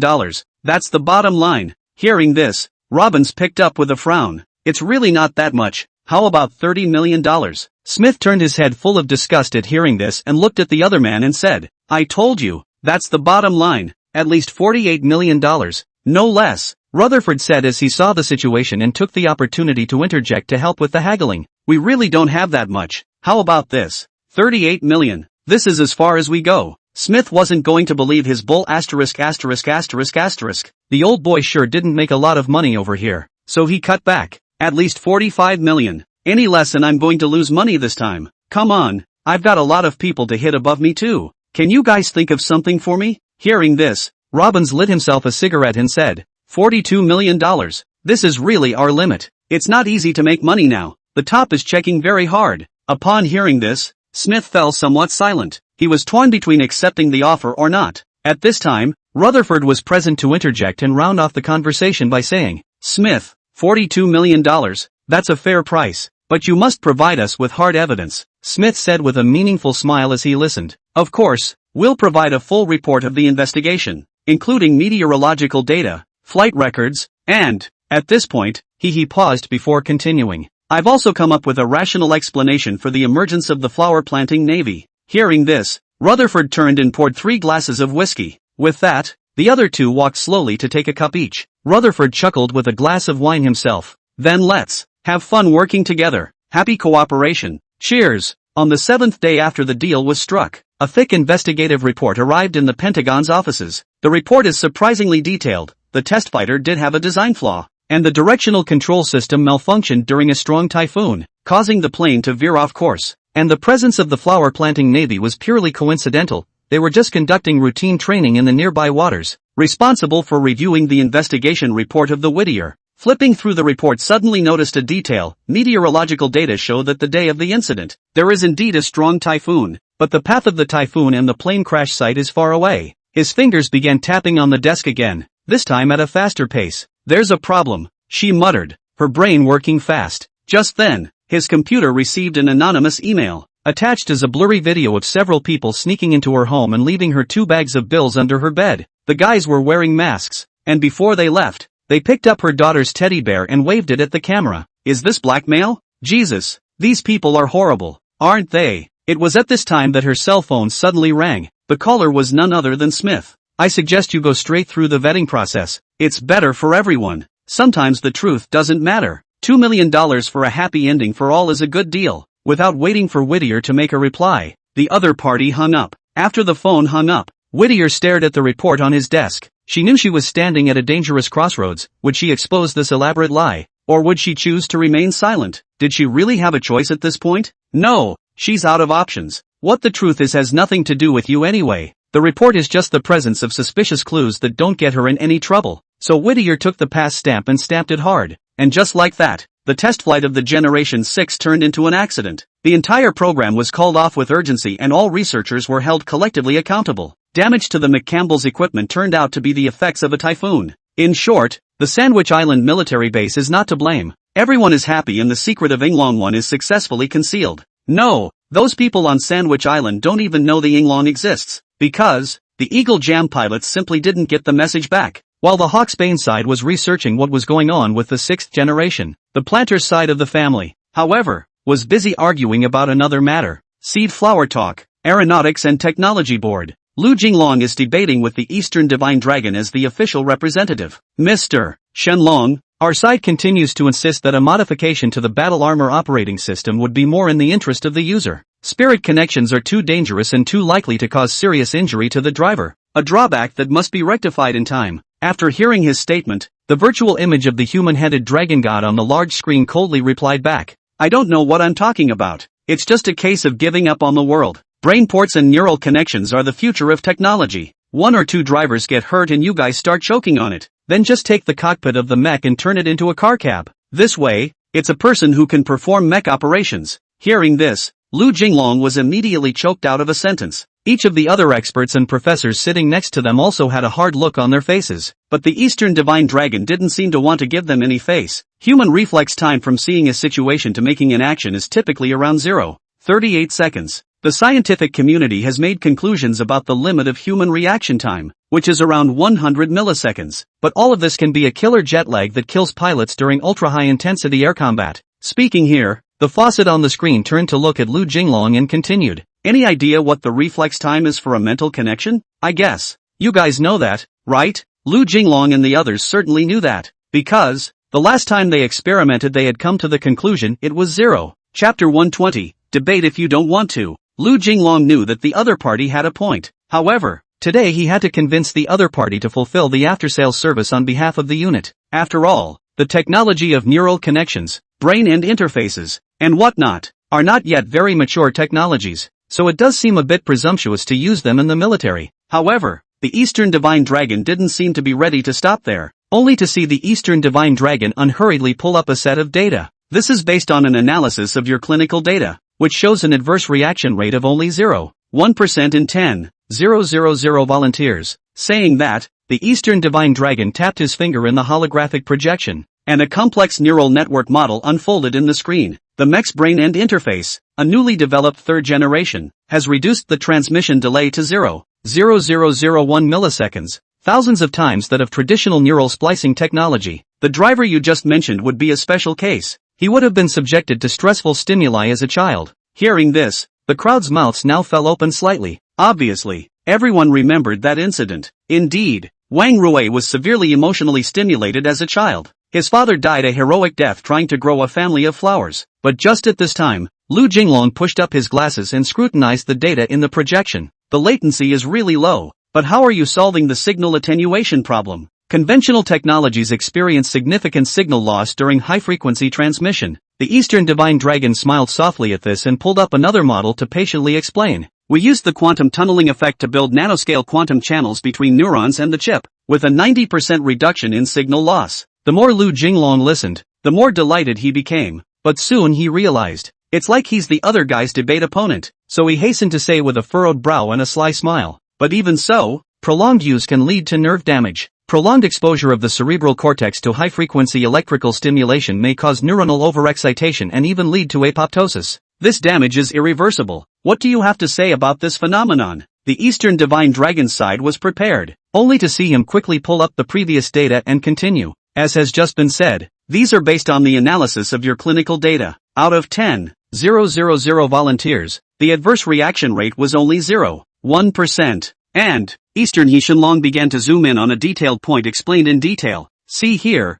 the adaptive adjustment system, which automatically adjusts the intensity of the stimulation according to the user's brainwaves. Not waiting for the Eastern Divine Dragon to finish his sentence, the weak-minded Lu Jinglong immediately interrupted and said, security is only one aspect. I'm asking you, what about the realization that even the technology is really mature? The human brain is directly connected to the mech. What if there is information contamination? If there is violence on the pilot's side, will it affect mech operations? Have you given any thought to these questions? The Eastern Divine Dragon listened but revealed a smile. He looked down at Lu Jinglong as if he was looking at a naughty child. That's something I've considered for a long time. Saying that, the Eastern Divine Dragon played a demo video. The problem has been completely solved through quantum encryption and consciousness firewall technology. Each user's consciousness is strictly isolated, and the exchange can only be completed with a firm consent in the background. This setting in that you guys should have known about it. It's just that at the time, for some reason, you turned that feature off manually. Hearing this, instantly the experts and professors in the venue collectively became embarrassed. They did this in order to be able to allow Wang Rui to maneuver the mech smoothly. This isolation system was indeed manually turned off at that time. Seeing that he had fallen behind again, Lu Jinglong immediately changed the topic again. At this point he was already somewhat of a huckster. Those experts and professors around him also noticed something, but not one of them raised his voice to stop the other's capricious behavior. You seem to have a problem with this firewall algorithm as well. The mech firewall seems to be equipped with a backdoor. This is a serious loophole and a terrible thing. The Eastern Divine Dragon heard this but smiled faintly. He then undid all data and holographic projections and said, "But you didn't mention that I also added a real-time monitoring system to the mech. Within the backstage command center system, as soon as an anomaly is detected, the connection between the pilot and the mech will be cut off immediately. It's actually a protective measure that protects both the pilot and the mech." Saying that, the Eastern Divine Dragon continued again with a short beat of his words. "But at the time, your backstage commanders didn't disconnect the first time. So, technically, this accident falls under the category of what you consider to be the result of a mistake." As soon as these words were uttered, everyone at the scene simultaneously sucked in a breath of cold air. I didn't realize that the other party even knew this. It's over. It's a real steal. Everyone couldn't help but turn their heads in the direction of the leader's table. By now, those leaders' faces were so dark that they were dripping ink. Well, at this time, Lu Jinglong once again came forward to attract attention. But the backdoor could be used by the place too. If a hacker invades the system with the help of this backdoor, won't he be able to directly manipulate the user's brain? The Eastern Divine Dragon sniffed and directly threw out an electronic file and said, "It's an in-system call-out security protocol. We use blockchain technology and all data exchanges require multiple validations." And, with that, he pulled up and enlarged the system architecture diagram and continued. "We've also added physical isolation at the hardware level so that even if the software is breached, the hardware will automatically cut the connection." Lu Jinglong was completely silent when he heard this. He stood still and looked up to scrutinize every technical detail, trying to find some loophole to work through. But I have to admit, the team at Oriental Dragon has really thought this through. Thus, Lu Jinglong took a deep breath and spoke with some discouragement. "One last question. If the user has a mental illness of their own, will this system aggravate it?" When the Eastern Divine Dragon heard this, he immediately pulled up a piece of medical data. "Prior to the production of the mechs, we developed special filtering algorithms in collaboration with hundreds of mental illness research centers around the world. For patients with mental illnesses, the system automatically adjusts the parameters to ensure that the condition is not aggravated." With that, he pulled up a few more special data and smiled. "In fact, in some cases, this technology has helped patients relieve their symptoms instead." Speechless, completely speechless, Lu Jinglong took off his glasses and rubbed his temples. "It seems that I did underestimate your skill level. It's over. We're in deep this time. Leaders, I'm sorry I couldn't fulfill my mission. This Eastern Divine Dragon is just too strong. I can't dislike him. I really can't." While Lu Jinglong was hanging his head, suddenly, a female voice came from the direction of the corner. "So, can I ask a question?" Chapter 121, Professional Debate. The crowd sniffed and turned their heads to that corner, only to see Xia Jinyu timidly stood up from her seat. She is, so far, the only pilot who has been 100% matched to a mech. Besides her, it's Wang Rui who has a 98% match. However, because Xia Jinyu was from a scientific research background, he was not an official test pilot. That's why the burden of test flight fell on Wang Rui, who was matched second. But the end result is somewhat unsatisfactory, so now all hope rested on her. So, hearing that she had questions to ask, Zhao Hua and the other leaders didn't stop them. On the other side, Gu Mingxi saw Xia Jinyu on the screen. This girl he didn't recognize, but by the way she was dressed it should be the institute. With that, he looked to the other party and nodded seriously. "If you have any questions, ask." Xia Jinyu first looked around when he saw this. Seeing that the people in the room had nothing to say, she then looked at the screen with a smile and said, "That, I was actually going to ask, do you need a pilot's license to operate a mech?" As soon as these words were uttered, the current crowd of experts and professors were all instantly confused. Zhao Hua opened his mouth twice to say something but closed it again. "You call this problem a problem?" Shouldn't you be asking technical questions on this occasion and at this site? What's the difference between that and a brain teaser? Alas, it seems useless to regret letting her speak now. But it was at this time that the Eastern Divine Dragon actually answered that question in earnest. Principles are not necessary, because a mech's stance is different from a fighter. All the visible instruments are just backup measures. The most significant operation of the mech is the neural connection system. When you connect with a mech, you are the mech and the mech is you. Hearing this, everyone now froze collectively. They also thought the neural connection was an assisted driving system. I didn't realize that they had given the whole thing the opposite. It was those instruments and buttons in the cockpit that turned out to be the so-called backup measures. It seemed that they still thought of mechs too simply. It was while everyone was all thinking. Xia Jinyu suddenly looked at the screen and said with a smile, "So according to you, I can be a mech pilot too?" Her voice quickly roused the present crowd. Everyone sniffed and immediately looked up at the big screen at the same time. At this time, the Eastern Divine Dragon nodded after a slight thought and said, "As long as the match is 100% and there are no uncomfortable reactions, in principle, you can become a mecha pilot." Hearing this, Xia Jinyu immediately jumped in excitement. Then, she looked at Zhao Hua with full of joy and said, "Director Cho, did you hear that? I am capable of becoming a mecha pilot. I want to be a mech pilot." Zhao Hua immediately had a black line on his face when he heard this. With that, he bellied up in his mind. "It's something I'm really afraid to decide. Why don't you ask your dad? I am afraid to jump to conclusions." Thinking of this, Zhao Hua coughed awkwardly. He then got up and launched the final attack himself. "Mr. Shenron, I have a question that has been bothering me. Today with this opportunity, I would like to talk to you and hope that you can clear up my doubts." The Eastern Divine Dragon slowly turned his head to look at him at his words. With that, he nodded with a light smile and said, "Okay, but that's the last question of the day. I have a lot of important things to attend to, and I don't have time to linger here for too long." Zhao Hua immediately smiled back after hearing this. Then he opened the door with a cold face and said, "Aerodynamically analyzed, the drag coefficient of the human upright form is as high as 1.0 to 1.3, compared to only 0.02-0.05 for modern fighters. When the mech is flying at Mach 2, the surge generated by the limbs causes the center of pressure to shift backward, requiring more than 40% of propulsion to be expended for attitude correction. The deadliest thing is that the turbulence at the joint will form a localized supersonic zone, triggering the phenomenon of aerodynamic heating. According to wind tunnel experimental data, the temperature of the knee joint protrusion will exceed 800 degrees Celsius at Mach 2.5. So, I don't think mechs are very suitable for air combat use. What is Mr. Shenlong's opinion on this?" The crowd's eyes lit up at the same time, because this question, too, is on everyone's mind. It's just that no one expected that Zhao Hua would bring it up here. On the other side, Gu Manxi was also asked for a moment. However, he soon thought of something he could answer. So, he spent one system coin to redeem a set of mech instructions. Then he slowly replied as he flipped through the instructions.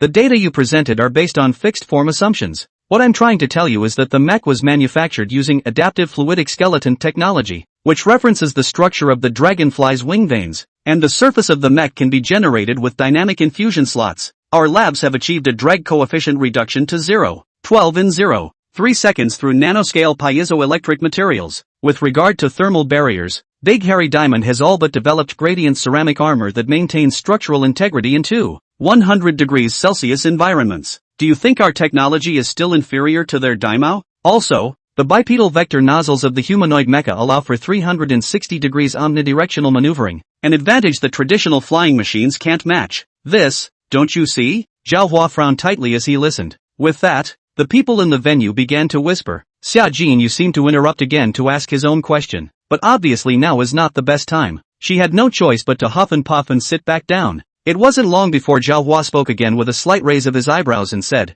"I don't think Mr. Shenlong has ever paid attention to realistic battlefield needs, has he? According to relevant data, the Eagle Sauce F-22 has reached a thrust-to-weight ratio of 1:26, and to achieve the same mobility as a humanoid mech, for F-22 engines would need to be installed in the legs. This would lead to a mass distribution catastrophe, whereby the roll inertia would increase by a factor of 17 due to the heightened center of gravity. Even more serious is the problem of multibody coupled vibration, with simulations at Footbath University showing that 20-meter class mechs experience limb resonance at a frequency of 8 Hz in the transonic segment, enough to tear titanium alloy joints in less than 90 seconds. Is there anything Mr. Shenron would like to say about these issues? Yoo-hoo, playing guerrilla warfare, are you? You can't get through one topic and immediately switch to another? Hey, this old stool is pretty crafty. However, Gu Mingxi is not afraid at all. 4. The manual in his hand was as thick as a thesaurus, so it was not long before something was found to refute the other side. But don't you think that's the very subtlety of the humanoid design? As soon as these words were uttered, the crowd at the scene instantly felt a bit confused. What's going on?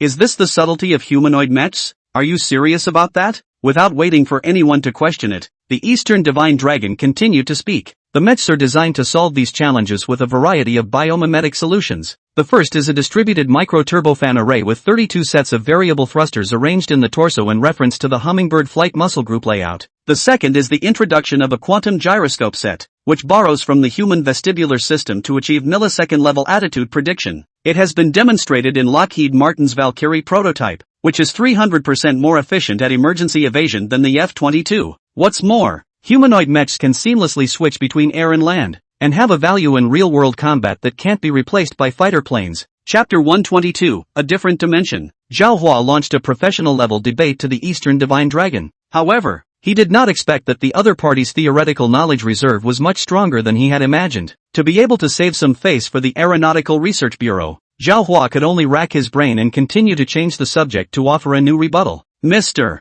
Shenron, is it a matter of ignoring the essential paradox of energy consumption? According to the Reynolds Similarity Guidelines, a 20-meter mech requires 530 megawatts of power to maintain hover, which is equivalent to 1/3 of the output of a Nimitz-class carrier reactor. And the existing battery energy density of only 260 Wh/kg means that 78 tons of batteries would need to be carried. This doesn't take into account the 12 megawatts cooling system required for pneumatic heating. Even more deadly, the jamming vortex is triggered by the movement of the mech's limbs cause cyclic aerodynamic loading that reduces the fatigue life of the structure to 300 hours. How did you solve this problem? Upon hearing this, the crowd was now wide-eyed. You don't think so? Zhao, you're not even acting? Where are you asking a question? You're just stealing from the master, aren't you? Aren't these the same problems we had when we were working on the mechs? People's mechs seem to be done solving these dilemmas. What? If we can't figure it out, you'll just ask me to my face? This kind of confidential technology, can people tell you? At that thought,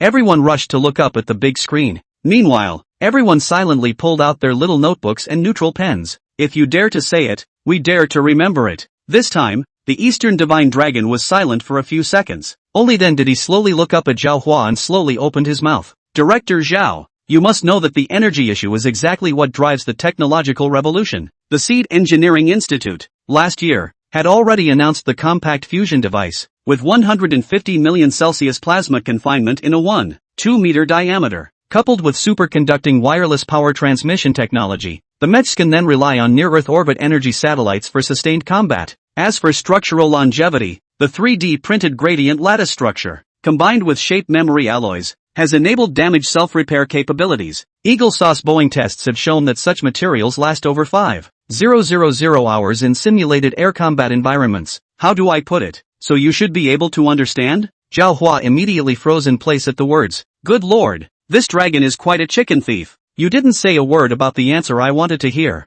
Instead you said a bunch of things that everyone knows. Interesting? Can't you be a little more honest? No, can't die. I'll have to ask more questions while I'm at it. So, Zhao Hua thought about it and spoke again. Forget about energy, let's talk about battlefield utility. The essence of air combat is an energy maneuvering game, and humanoid mechs are limited by the projection area, and the radar reflection strength is 4 orders of magnitude higher than that of stealth fighters. The Doppler signals generated by the movement of its limbs are more easily captured by phased array radar. In the simulation exercise, humanoid mech units survived for no more than 127 seconds, while conventional fighters reached 23 minutes. The data doesn't lie. What does Mr. Shenron have to say about this? In front of the computer screen, Gu Mingxi looked at the screen and frowned slightly. What the hell does this old man want? Did you come running to get into a debate with me? Okay, I'll just go along with you one last time, but it's time for my grandfather to eat, and I can't afford to waste any more time. So, he said as he turned on the microphone after rummaging through the instructions. The mech is fitted with a dynamic plasma stealth system that can be used to adjust the distribution of electrical potential on the body surface, which can actively cancel out specific frequency bands of radar waves. As for the limb joints you mentioned, electromagnetic decoys can be emitted to utilize their multiple degrees of freedom properties to perform holographic deception. In addition, tests by Eagle Sauce Raytheon have shown that the system has a 92% success rate in spoofing X-band radar. The last thing I want to say is that the future war is essentially a confrontation of systems, and the mech clusters, through quantum communication networking, will form an intelligent air warfare cloud that will completely change the rules of the game. The word is out. Figure out the rest for yourselves. There's nothing else going on. After saying this, the signal from the Eastern Divine Dragon was interrupted. However, his words were deafening to the crowd at the conference. Intelligent air warfare cloud. A complete game changer. Oh my god, I think I've come to my senses. I don't know if you're enlightened or not, but it's like I see the way forward. I get it. I really get it. Listening to you is better than reading 10 years of books. I didn't come here in vain today. I really didn't come here in vain. We are still a bit short-sighted. This dragon is not in the same dimension as us at all. I've been taught. So can I be a mech pilot or not? Just as a group of experts and professors were expressing their feelings, Xia Jinyu coldly inserted such an inquiry, but no one in the crowd would even take her up on it now. People were discussing in groups of 3 or 2 what the Eastern Divine Dragon had said. At this moment, Zhao Hua frowned tightly and also fell into deep thought, though the other answered certain questions in his mind. But there are still a lot of questions left unexplained. However, after speaking with the other, he seemed to have found his way. Not simple. This dragon is really not simple. If only we could bring him to the Bureau of Scientific Research. The scientific research endeavors of that kind of flower family will take a qualitative leap forward. Thinking of this, Zhao Hua instantly became a little excited inside. A bold idea also began to grow in his mind. On the other hand, Gu Mingxi jogged all the way to the hospital cafeteria. His tiny figure stood at the end of the line, standing on tiptoe to look out the window in front of him. We have braised eggplant today. Grandpa loves that. Sweet and sour pork is good too. It's my favorite, he muttered as he waited patiently. Although he owns the entire tech hospital, but in order not to draw attention to himself, he had to pretend to be an ordinary patient. It was while he was waiting for his meal to be served with great joy, a familiar female voice suddenly came from behind him. Gu Mingxiao friend, we meet again? Hello? Hearing this voice, Gu Mingxi hurriedly turned to look behind her, only to see that Yuan Xiaochen was standing not far away with 2 large bags and looking at himself. Are you, Sister Yuan? It's Sister Su's co-worker. I remember you. Gu Mingxi flashed a cute smile. Seeing this, Yuan Xiaochen immediately raised both hands and said with a smile, how about a treat from your sister today? I've already bought lunch. Why don't we go back and eat together? Gu Mingxi gently frowned at the sight. He wondered what the woman was up to again, but the best thing to do now is to play it quiet. So, he immediately smiled and said with a soft nod, good, then thank you, Sister Yuan. I want sweet and sour pork. Do you have sweet and sour pork? Yuan Xiaochen looked down at the plastic bag in his hand after hearing this and said, there's no sweet and sour pork, but there's braised lion's head.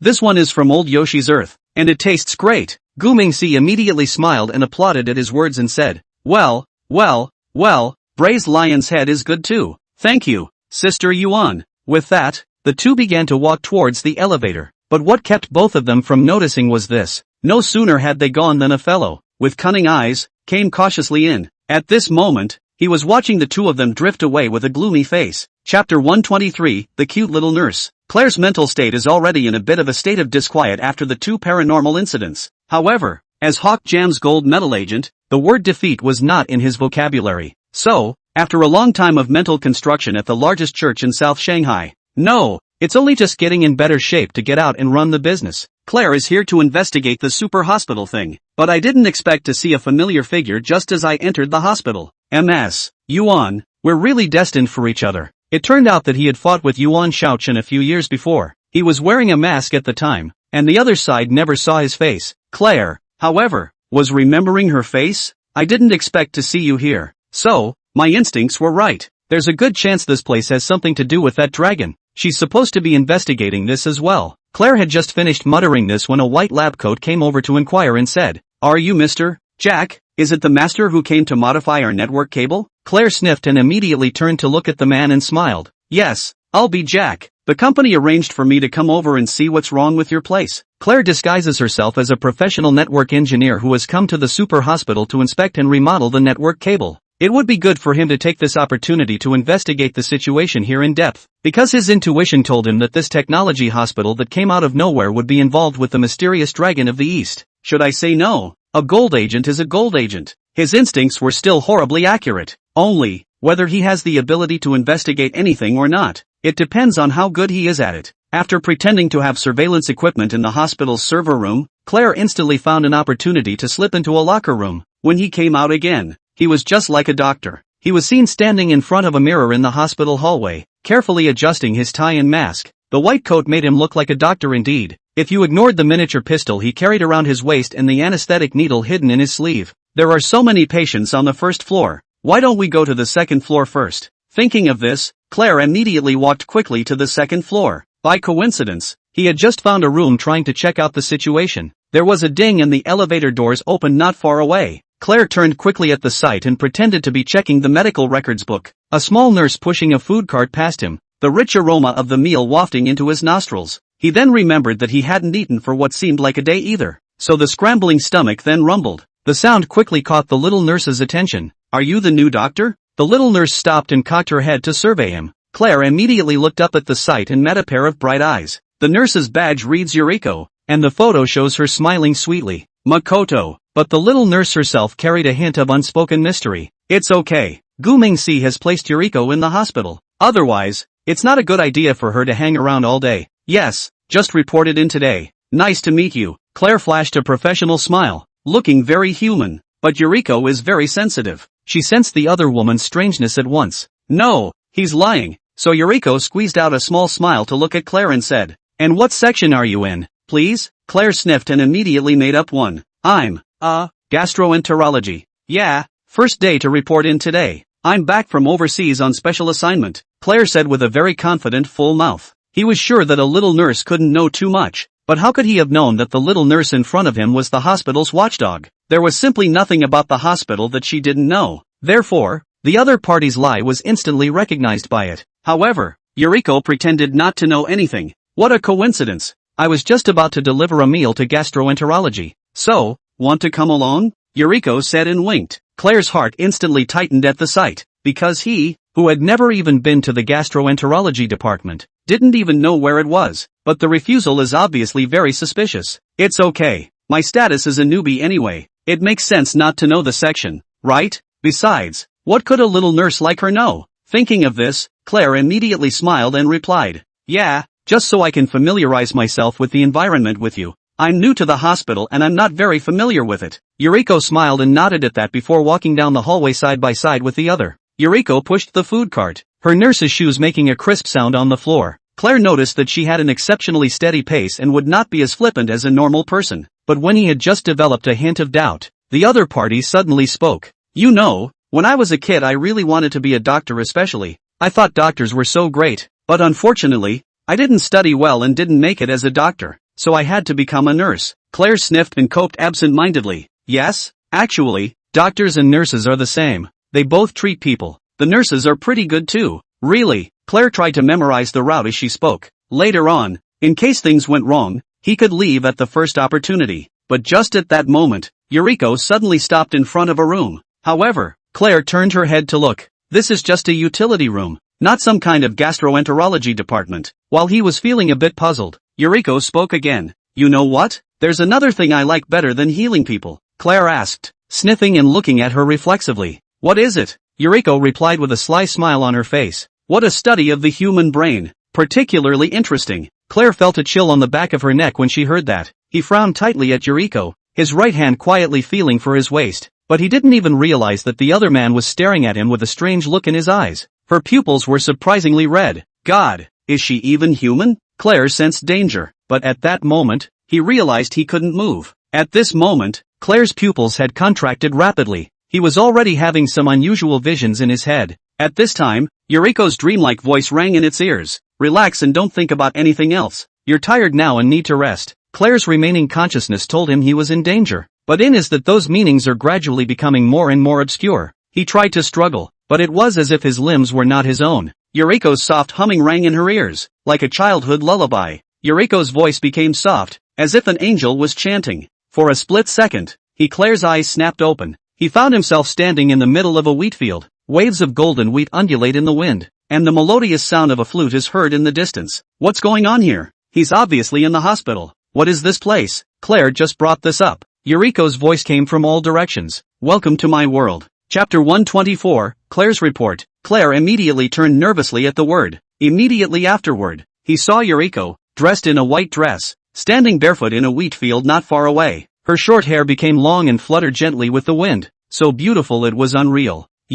What did you do to me? Claire took a step back in fear, only to realize she had stepped on a frog. The frog jumped away with a croak and turned into a lion. The lion opened its bloody head and bit at his head. Claire screamed out loud in terror. But the next second, that lion turned into a swarm of butterflies. It's so weird. It's so weird here. Are you still alive? Claire rambled as she wiped the cold sweat from her forehead. At this time, Yuriko's voice sounded again. Relax, this is just the beginning. Yuriko laughed softly, her tone teasing. Next, you have to finish your homework before you can leave. Oh. As her words fell, the scene suddenly changed. Claire found herself sitting in the classroom with a test paper in front of her. The questions on the paper were all about him. For example, what is his name? What does he do for a living? What is the purpose of his visit? Etc. In short, all the questions on the test paper were his little secret. At this time, he looked down and saw that he was actually wearing his elementary school uniform. Being a schoolboy yourself? This is the site of the final exam. Exam time.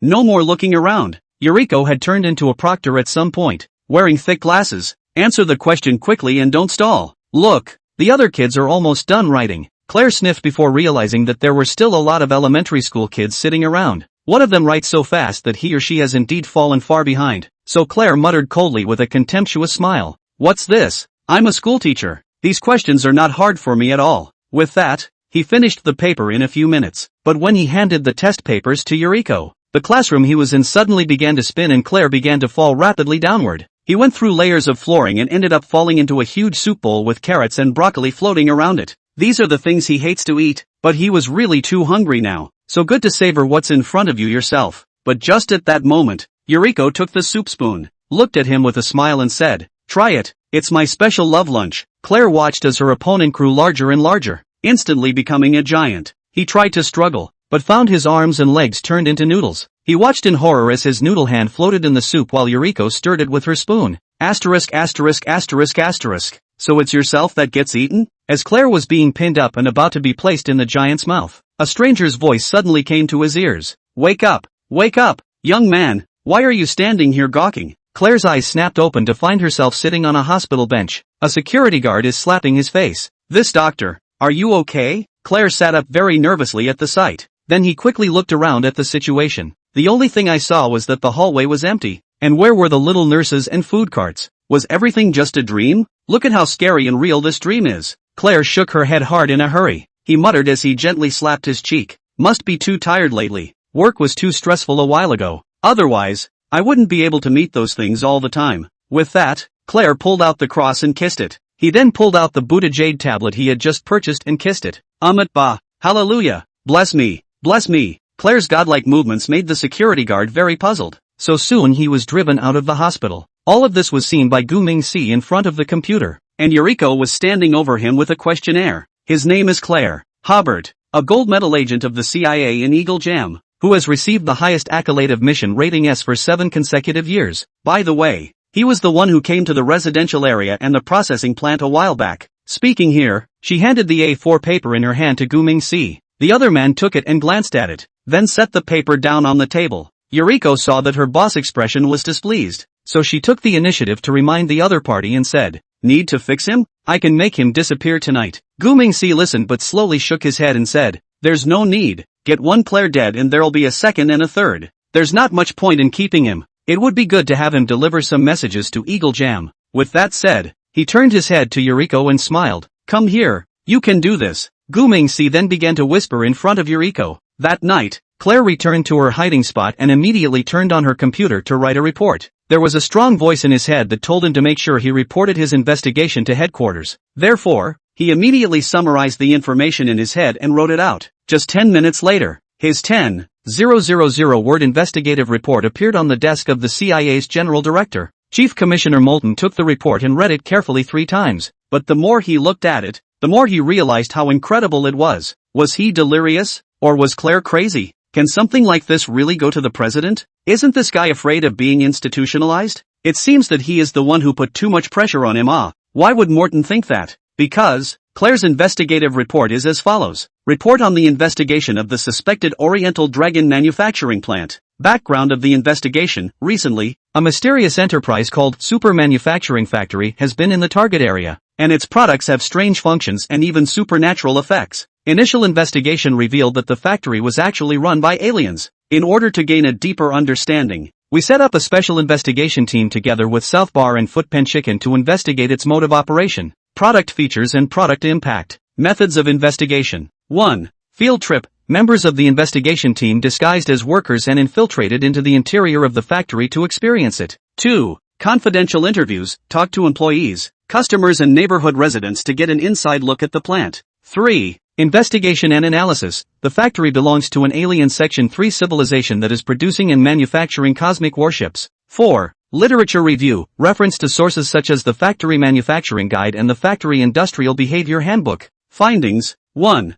Factory appearance and facilities. The factory has an ordinary appearance, but the details are weird. The chimneys emit rainbow smoke. The machines make musical sounds. The production line can be automatically adjusted, and even provide workers with psychological massages. 2. Employee status. Employees come from various planets in the galaxy and are humanoid in appearance, but with glowing eyes and more fingers. They come to Earth through the Interstellar Labor Dispatch Company and are tasked with learning Earth manufacturing techniques and promoting super technology products. 3. Survey summary. Alien Level 3 civilization begins invasion of Blue Star. Flower growers just a stepping stone. Morton read the report again, both eyebrows quickly knitting into twists. Can this thing really be turned in? Claire, what the are you up to? Chapter 125, Successor Louise. Morton took the investigation report and couldn't stop cursing in his mind. Does this Claire think she's black? It's not like they're in the CIA's pocket when it comes to aliens. Bah, there were no aliens at all at the event. If this thing is really handed in, I guess my own director is considered to have made it to the top. He had no choice but to contact Claire himself.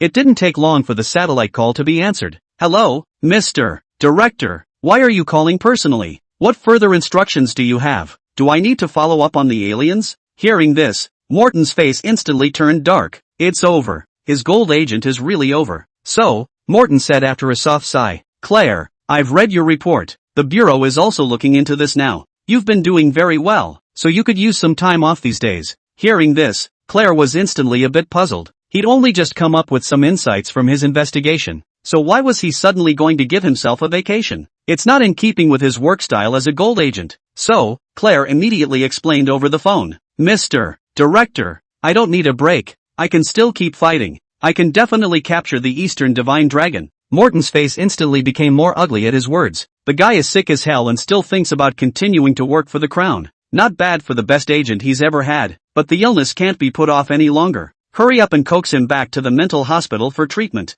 Thinking of this, Morton immediately spoke gravely. Claire, you must obey orders. I declare your mission accomplished. Now, you return to your vacation immediately. Claire sniffed and sighed heavily. I don't know why this is happening, but it seems like he has no other choice. So, Claire could only nod her head resentfully in agreement. When Morton saw that the other man agreed, he gave 2 more instructions and hung up. With that, he turned and tossed the report into the shredder. I didn't realize that it nearly crippled one of my great generals. What kind of magic does this Eastern Divine Dragon know that he can torture people like this? After muttering this, Morton picked up the phone again and called his CIA flower. Lois, are you done with the task at hand? Claire's got something going on over here and needs you to come over and help. At this time, Louise was working on intelligence gathering in the territory of Omo. Upon receiving the call, she instantly smiled without even thinking about it. Just as well. I'm almost busy with work on my end. I'll head back later to turn in and rendezvous with Claire as soon as I can. Morton heard but directly interrupted the other and said, No, I'll find someone else to connect with you. Claire is sick right now and he needs to go back home for treatment. You go straight to South Shanghai and get right into the business of the Eastern Divine Dragon. Be careful, he might know magic. Hearing this, Louise immediately muttered with a tight frown. Will, do magic? Chief, are you serious? Morton heard Louise's questioning, and was left with another pang of helplessness. He knew that such words did sound like pie in the sky, but Claire's state made him wary, so he took a deep breath and said in a serious tone, Lois, I know this sounds ridiculous, but Claire's situation cannot be ignored. His report is filled with bizarre descriptions of the Dragon of the East and even claims to have witnessed alien technology and paranormal phenomena. I'm not sure exactly what he was going through, but something was clearly wrong with his mental state. When you take over this mission, you must be careful not to be confused by any appearances. Lois was silent for a few seconds, then responded calmly. Understood, Chief, I'll handle it discreetly. However, if Claire did encounter something beyond our knowledge, do we need to reassess the danger of this mission? Morton sniffed and reached up to rub his temples. After thinking for a few moments, he opened his mouth in a slightly tired voice. At this point, Claire's situation is more of a case in point. You go ahead and investigate in Manhwa and see if you can find some clues. If you find anything out of the ordinary, report it to me immediately. Remember, safety first and all caution. Understood. Lois answered briefly, then hung up. After putting the phone down, Morton sat in his office chair and pondered. Claire was one of the best agents he had ever had, and had been on countless dangerous missions without any problems. But this time, he was so mentally broken by a so-called Oriental dragon that he even began to believe in the existence of aliens. This is unbelievable. Lois is more alert. With her taking over, she might be able to get to the bottom of what's going on behind the scenes. There can't really be any aliens, can there? Morton whispered to himself, then shook his head, trying to shake off the ridiculous thought. As the director of the CIA, he must remain rational and calm, and must not let such nonsense cloud his judgment. Meanwhile, Lois had already begun her move. She quickly organized the information at hand and handed over the task in the territory of Damao to her colleague, then took the earliest flight to South Shanghai. On the plane, she perused the report Claire had sent back earlier. Although Morton had destroyed the report, Lois, as a core member of the CIA, still had access to the backup. In the report, Claire describes in detail the process of his investigation into the Dragon of the East. The more Lois looked at it, the more ridiculous it became. But she also noticed that Claire's report was logical and detailed, not at all like a hagiography. It made her wonder for a moment, did he really go through all that? It's a bit unbelievable, but there's no better explanation at this point. The Dragon of the East is still a funny guy. At the same time, the flower growers South Shanghai, Venus is having a video chat with Boris. Recently, there have been some delicate developments over in the Middle East, according to the intelligence gathered by Boris. Now, Eagle Sauce has a somewhat ambiguous relationship with Big Hair. Big Mo is even sneaking around the Middle East, handing over some of his military bases and businesses to Eagle Jam. Also, Ermao's side sent someone to talk about the gas takeover. It's just that the price they offer is ridiculously low. Upon learning this news, Gu Mingxi's face became more than a little worried. It seems that one must prepare for the worst before doing so. There is a good chance that Big Hair will not recognize the agreement to resist officialdom. If it does turn out that way. Muttering this, Gu Mingxi rushed to command Boris. Old Bao, keep your men on their toes these days. I have a bad feeling that maybe there will be a change in your area in the near future. I'll send you guys over some more deer later. Make sure you hold the gas company. If you really can't hold it, then blow it all up for no one. Chapter 126, If we can't reach an agreement, let's fight. Boris understood immediately upon hearing the command. Immediately afterward, he began to strengthen his garrisons in the Middle East. Sure enough, things were just as Gu Mingxi thought they would be. At this point, Eagle Jam officials have sent someone who was in contact with resistance officials. Eagle Sauce is already negotiating a settlement with Big Hair. Therefore, the Middle East landscape will evolve in a direction that serves the interests of both sides. The city of Damascus, Brown Bear Country. The setting sun's rays poured over the ancient city, coloring the dome of the mosque in the distance in gold. A heavily armed Boris sat in his office with a cigarette in his mouth and his eyes closed. It wasn't long before Amir, the secretary, walked in briskly. Boss, what is it? The assistant, Amir, replied with a grim look on his face. The Honorable Michelle from the Eagle Jam Embassy is here, as is the interim official minister of energy. Hearing this, Boris slowly opened his eyes to look at the other man. Send them to the conference room. I'll change my clothes and head over. Secretary Amir sniffed and nodded softly yes. For his part, he unclipped the magazines and grenades he was carrying and said, these people are such a pain in the ass. They have to come and talk before they fight. With those words, he straightened his suit and tie, reached for the papers on his desk and walked out. In the conference room, Mr. Michel of the Eagle Sauce Embassy was leisurely sipping a cigar. He saw Boris enter and gave a standard professional smile. Mr. Boris, it's a pleasure to meet you. By this time, Khalid, the interim official energy minister, was looking a bit rattled. The light of his eyes was so evasive that he didn't dare open his eyes to look this way. Boris took it all in, but pretended not to see anything. Mr. Mitchell, Secretary Khalid, what brings you here? Boris took a seat at the end of the long table, a slightly fake smile on his face. Michel picked up his cigar and took a document out of his briefcase. Mr. Boris, here's our acquisition proposal. We are willing to offer $5 million pretty dollars for your shares in Damascus Gas, and you and your family will receive Eagle Sauce green cards. Seriously, that's a pretty good offer. Boris frowned softly at the words, then reached over and flipped open the file to read it. Yoo-hoo, that's really $5 million. These people really know how to think fart food. Oh, for such a big company, you're giving $5 million?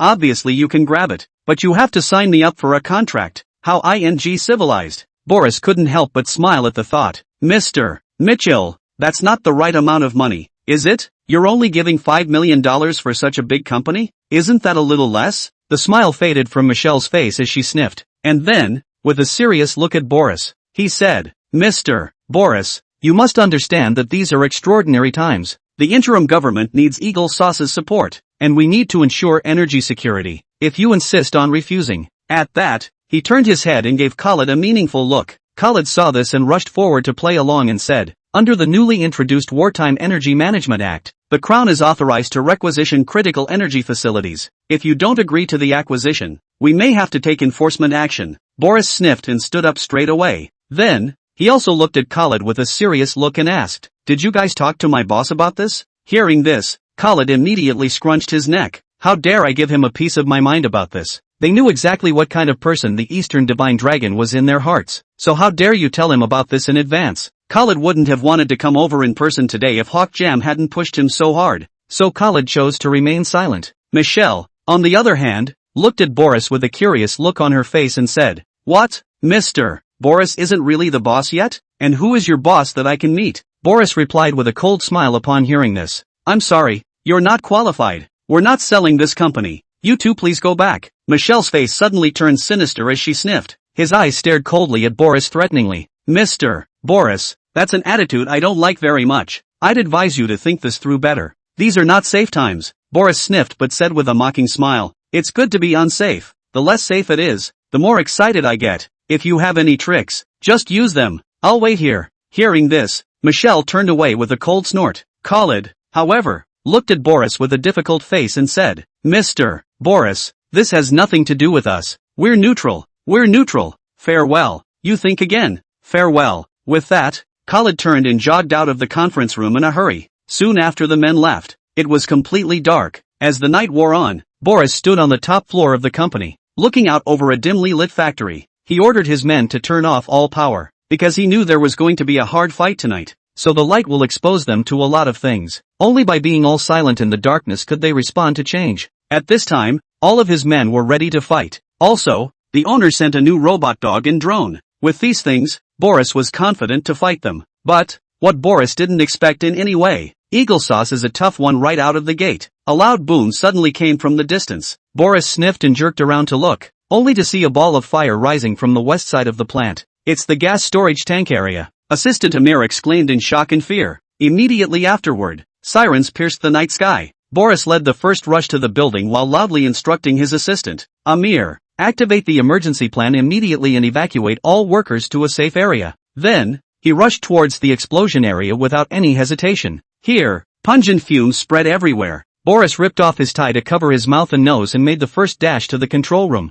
Along the way, he saw workers being evacuated in an orderly fashion, but there were also a number of people who ran towards the point of origin of the fire with fire extinguishers. Go back, all of you. Let the professionals handle it. You guys make sure you're safe first. The workers sniffed at this before putting down their fire extinguishers and turning to flee. In the control room, the engineer on duty is urgently closing the valve. Boss, this is obviously vandalism. At this time, a man pointed at the monitor screen. Boss, someone sneaked in through the gap in the fence. Boris stared at the screen and saw several dark figures moving quickly through the plant. Suddenly, one of the dark figures lifted its head right into the camera. Despite the mask, it was clearly a Western face. With that, Boris picked up his walkie-talkie and shouted, Tariq, take the men and secure the office building. Just leave the inside of the factory to me. Protect our techs and let go and fight me. Tariq sniffed and immediately spoke back over the intercom. Don't worry, I'll take it from here. Boris sniffed and hemmed and hawed before picking up the special AK and speaking to his men. You guys cover the workers and go first. I'll stay and have a good time with them. It's been a while since I've been active, and I'm still a little ticked off. Chapter 127, The Strongest Warrior King. Boris, as set up in the game, is a unique hero unit from the Woolly Bear camp that is very good at dealing with infantry and air units, and possesses a strong solo combat ability. The game character has a tough image of him in a military uniform with a beret, a heavy machine gun, and an ammo pack on his back. He can use his machine gun to shoot down enemy air units such as helicopters and rocket flyers. On top of that, he can radio in fighters to bomb designated targets, suitable for dealing with buildings and heavy units. In simpler terms, the Boris combines both anti-air and long-range strike capabilities and can be useful in a variety of tactics, excelling especially against air units and destroying key buildings. So, Boris in fighting condition was more than a company's worth by himself. Now he changed into a camouflage beret, resumed carrying a heavy machine gun, and picked up an ammo pack on his back. This time, all those people who came to the factory to make trouble are going to be in bad luck. The night in Damascus was as dark as ink and cloudy. Chaos reigned inside the gas company as a group of well-armed militants raided the premises and took dozens of workers hostage, threatening to detonate the plant's natural gas storage tanks and cause a massive disaster. Boris stood above one of the water towers, watching the movement within the plant with night vision binoculars. At this moment, there was not a single expression on his face, and only those sharp eyes flashed with cold light in the darkness. "Boris, what's the situation?" Gu Mingxi's voice came from the headset. At the moment, he was watching everything through the monitor screen. At least 50 enemies in the target area, scattered throughout the plant. They're holding hostages, mainly centered in the central control room. They're all veterans, all the ones who came are elites. Boris replied in a low voice, his voice calm and firm. Gu Mingxi listened but asked very calmly, "So are you sure? It's no big deal. Just watch." Boris replied briefly, then closed the calm. He then took a deep breath and adjusted the heavy machine gun on his back. Then, like a cheetah, he dived silently toward the enemy's lair. Boris was lithe and agile, making little noise as he walked. Upon entering the enemy-controlled area, he quickly hid behind a pile of abandoned pipes and watched for movement around him. Not far away, two terrorists were on guard with AK-47s and cigarettes in their mouths, obviously confident in the success of this operation. Boris did not allow the guards to make any resistance, in order to let the enemy in and close the door. So, these militants then mistakenly thought that the people here were poor in combat. At that moment, Boris sneered and pulled a silenced pistol from his waist. He raised his hand and aimed at the head of one of the terrorists. Bang! A slight gunshot rang out and the terrorist fell to the ground in response. Before the other terrorist had time to react, Boris had already rushed to him and delivered a stranglehold to his neck, killing him. "Too," Boris whispered to himself. With that, he retrieved some grenades from the terrorists and continued deeper into the enemy-controlled area. The central control room is the central stronghold of the terrorists and where the hostages are being held. Boris knew that he had to take the place quickly and free the hostages first, so he marched along the shadows of the plant, avoiding a few patrolling enemies, and eventually made his way to the perimeter of the control room. The door to the control room was guarded by 3 heavily armed men. They were wearing body armor and carrying light machine guns, so they were obviously not ordinary stragglers. Boris frowned and pulled a flashbang from his backpack, pulling the safety off.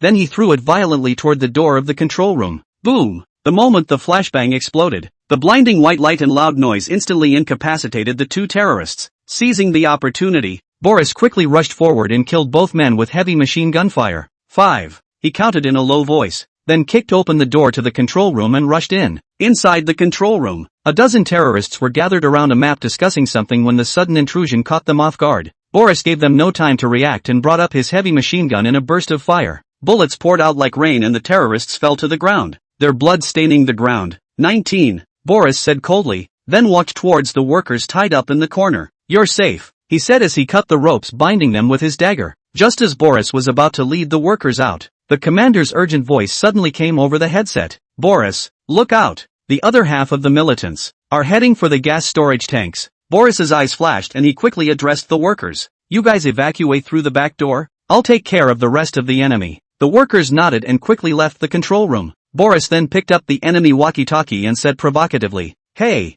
I took care of all the stragglers in the control room. Surrender now and I'll spare your lives." He didn't have long to say this before a raspy voice came over the intercom. "You think that's going to stop us? That's naive. You can't keep this factory." Boris responded with a sneer. "Doesn't matter, as long as I can finish you all off. Wait for me, now it's your turn." That voice sniffed and said coldly at once, "Okay, if you've got it then let's try it." With those words, the other man turned off the intercom. Boris quickly ran in the direction of the gas storage tanks. He knew that time was running out. When Boris arrived at the gas storage tank area, a militant leader was standing on top of the tank. He had a detonator in his hand and was looking coldly in the direction Boris had come from. "You're the arrogant guy? Ha ha ha, too late. I've got the bombs all set." Boris sniffed but didn't say anything and just brought up his heavy machine gun and strafed him. However, the terrorist leader quickly ducked behind the tank and the bullet hit the metal tank with a shower of sparks.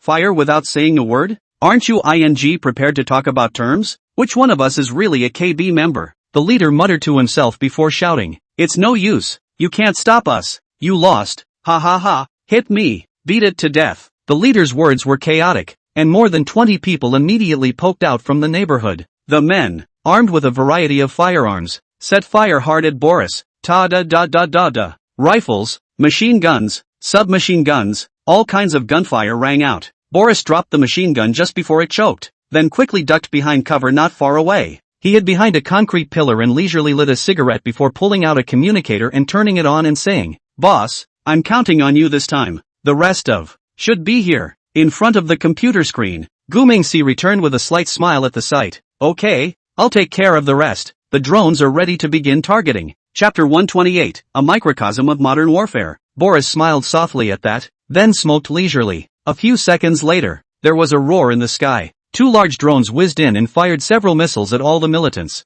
Boom! With a loud explosion, the bandits who had ambushed the neighborhood were all blown to smithereens. And the missile fired at the head did not cause a major explosion. The leader was stunned at the sight, and then laughed out loud. "I'm not dead? Your missiles are failing. Ha ha ha, then you guys wait to die." With that, he quickly pressed the detonation button, but nothing happened after 1, 2, 3 strokes. "What is it? How come it didn't explode either? My bombs are not working either? Brother, stop it. It's embarrassing if it doesn't blow up." The ringleader tried a few more times, but there was still no response. It turns out that the missile fired at him was an electromagnetic bomb. The detonator and the bomb's electronics were all destroyed, so no matter how many times he presses it, it won't explode. The ringleader despaired, and with that the detonator fell to the ground. Boris eased out from behind cover with his pistol. "Hey, come on down. It's pretty windy up there. Come down and I'll talk to you." He said the last 2 words very heavily. It's pretty clear that Boris's talk is more than just words. At this time, Gu Mingxi's voice came from the communicator. "Old Bao,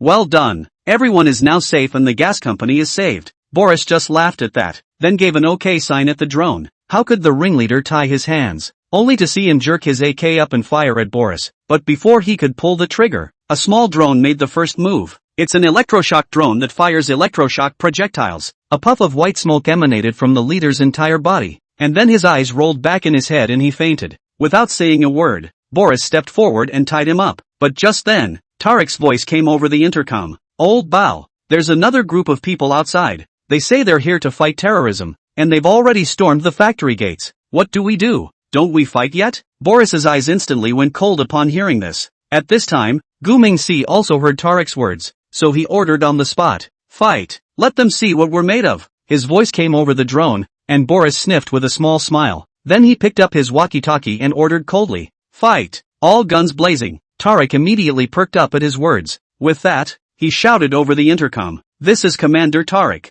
I now command, fire at full power. Start the counterattack." No sooner had he said this than the 4 trees in the courtyard suddenly flickered. In the next second, the 4 phantom tanks showed their true forms. Boom, boom, boom, boom. 4 cannon shots were fired, and the troops rushing into the courtyard were instantly dazed. The 2 armored vehicles that had just driven up to the door were blown directly into scrap metal. Commander Occam roared in horror and wide-eyed rage. "Asshole! How dare they return fire? Destroy them for me." With that, he was the first to lead the charge into the building carrying a submachine gun. However, he was the first to freeze in place when he rushed into the hall, because there is no one here at all. Instead, there were 3 rows of robot dogs carrying guns. Asterisk asterisk asterisk asterisk. Retreat! Occam turned and ran without saying a word. With that, the next second gunshots rang out from behind it. It wasn't just the sound of gunfire coming from down the hall. Shots were fired from all sides of the yard. Bullets as dense as rain swooshed through the air. Ta-da-da-da-da-da.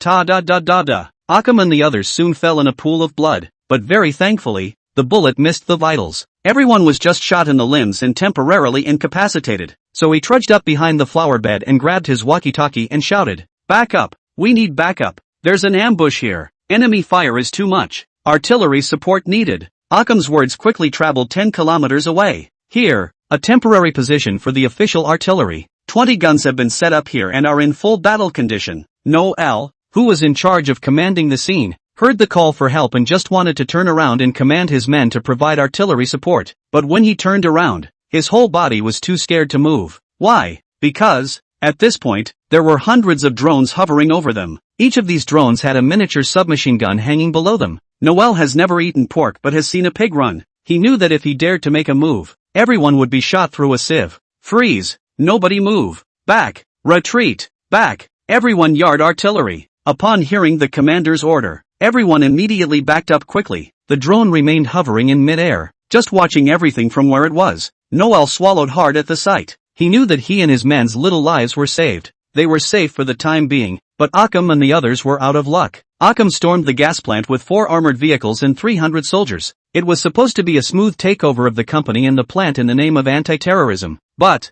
this has just walked into the door of the person, and was wrapped up by the other side of the machine group. In the air were a dozen drones going back and forth, every now and then dropping a grenade and causing an explosion and a scream. Dozens of shouldered robot dogs closed in from all sides. They moved forward as they fired, their movements very silky smooth. The bottom line is, these dogs aren't afraid of bullets. Akam shot 2 of them himself, but it had no effect at all. How can we fight this war? There is literally no backhandedness to this. That wasn't the most desperate thing for Akam. Most desperately, he saw a group of people standing on the far side of the plant. Yeah, that's a bunch of guys armed to the teeth. By the time the mechanical dogs and drones are done fighting, it's probably time for those guys to get on. This feels so desperate. No more games. This isn't even close to what was planned. So Akam ripped off his white briefs and put them over the barrel of the gun and held it up. No more fighting. Surrender. We surrender. Akam struggled to shout in Chinese. The scene was very disappointing for Tariq to watch. Asterisk asterisk asterisk asterisk. It's not even my turn to do it. These goons just started surrendering.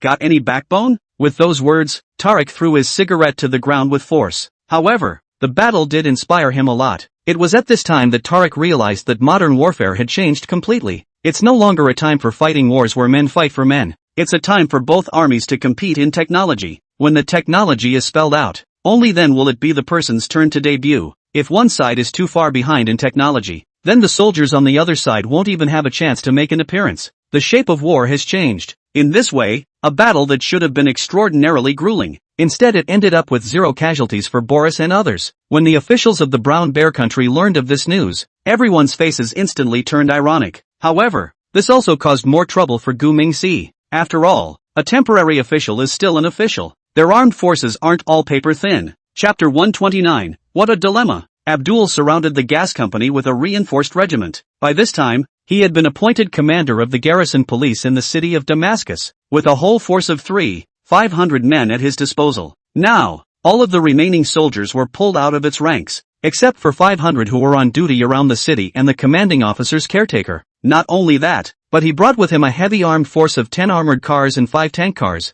as well as an artillery battery. It's worth a bit of irony that all of these things in their hands were bought from Gu Mingxi, but now their guns are actually pointed at each other. For this reason, Abdul also has a deep headache. That's a big reason why he only dared to surround but not fight. Eagle Sauce's side doesn't know what's really going on with the company, but as a direct contact with the Eastern Divine Dragon, no one knew better than he what kind of people were stationed in this company. At that time, when the Hawk Sauce representative said he wanted to rob it by force, he was once strongly opposed to it on the spot. It wasn't just him, the top brass of the provisional official resistance were against it. However, the Eagle Jam representative simply ignored them and forced them to launch a robbery. As expected, all the men sent in folded. Abdul was hiding in an armored car with a thick cigar in his mouth. He frowned tightly between the smoke in the car. At this moment, it was as if those 2 eyebrows had been twisted together by an invisible force, turning them into a twisted twist in a lively manner. No way. Sad. What the hell to do about it? Abdul mumbled as he annoyingly rubbed his hands against his temples. There's no way to fight this battle. He knew very well in his heart that if he chose to go head-to-head with the other party, it was tantamount to striking a stone with an egg.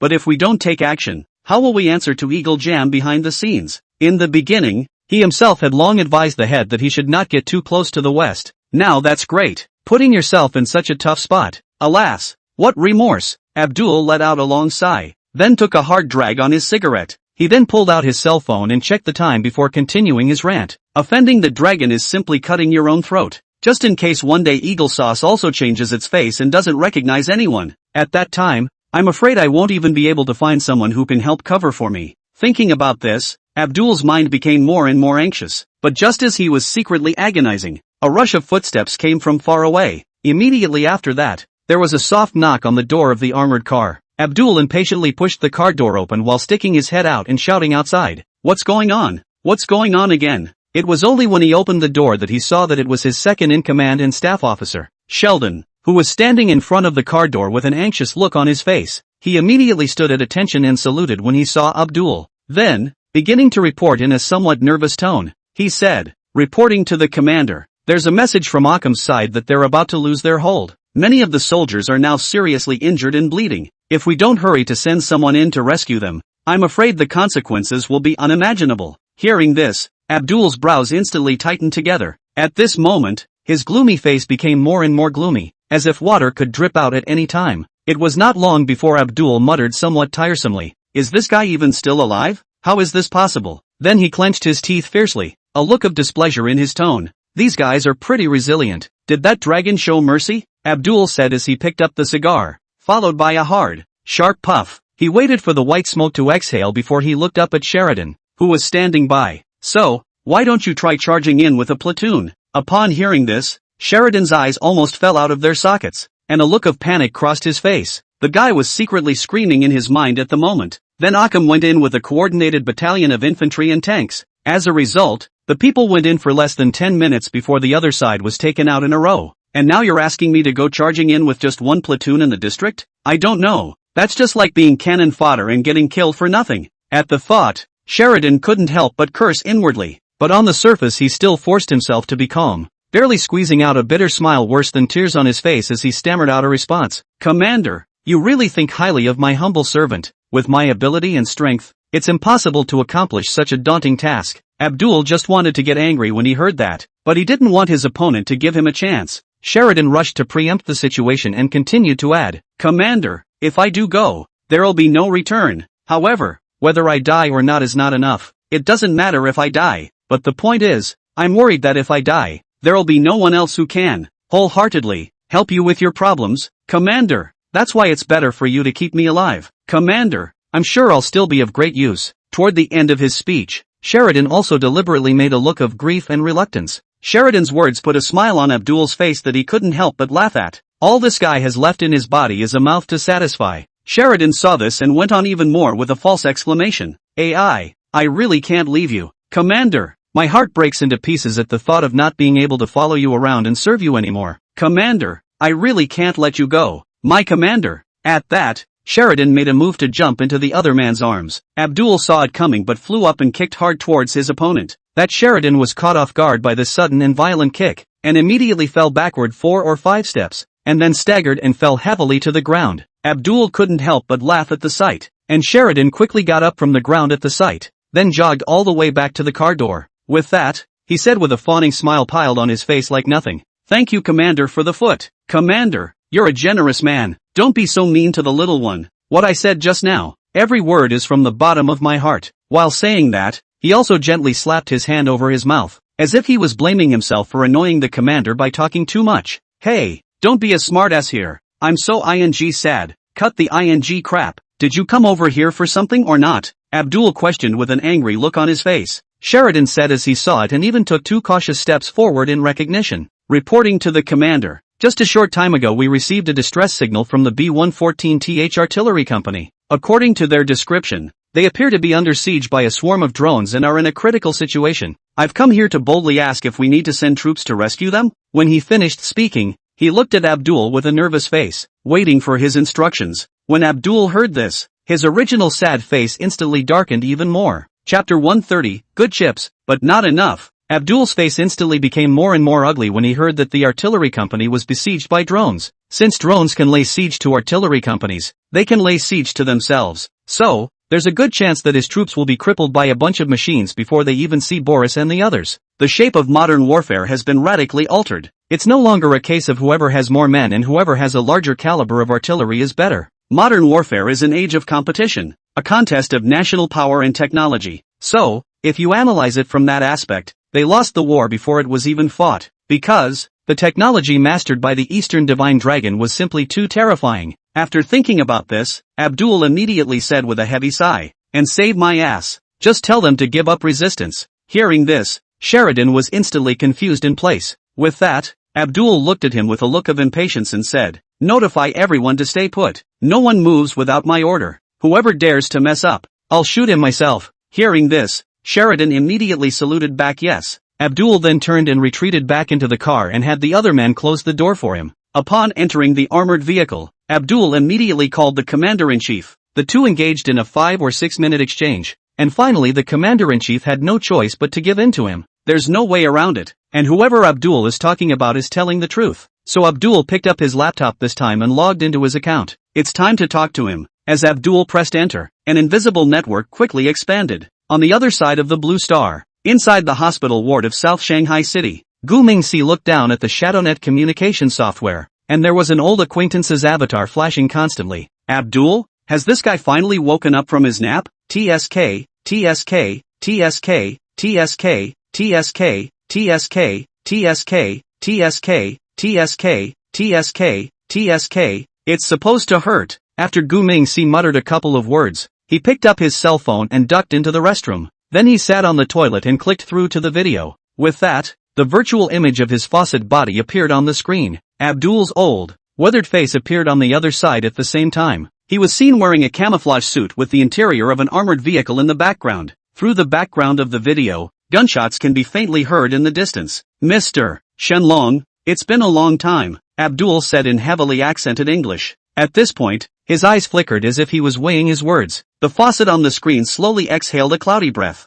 Then it coldly saw the other side say slowly, "It has been a long time indeed. Are those arms procured still being used? How come it didn't work when you guys launched an attack on the factory just now? You didn't spare it, or you won't use it?" Abdul's expression just froze instantly at his words. This guy talks really bad. Are we not giving up? We didn't have a chance there. They've only just popped their heads up and you're seconds away. It hurts like hell. Abdul was aggrieved in his heart, but he could only pretend to be strong. Mr. Shenlong, we must apologize to you for this matter. We are under the spell of the Eagle Jam people, who promise us more support on condition that we hand over all our resources. Gu Mingxi couldn't help but laugh immediately after hearing this. With that, the faucet on the screen laughed softly along with him. So you chose to betray me? Gu Mingxi's voice carried suppressed anger, so there was also anger in the faucet's eyes. Do you realize how much that attack cost me? A whole battalion of soldiers and 3 of my best men. Can you understand how much I hurt? Gu Mingxi opened his mouth and made up his mind, directly confusing Abdul.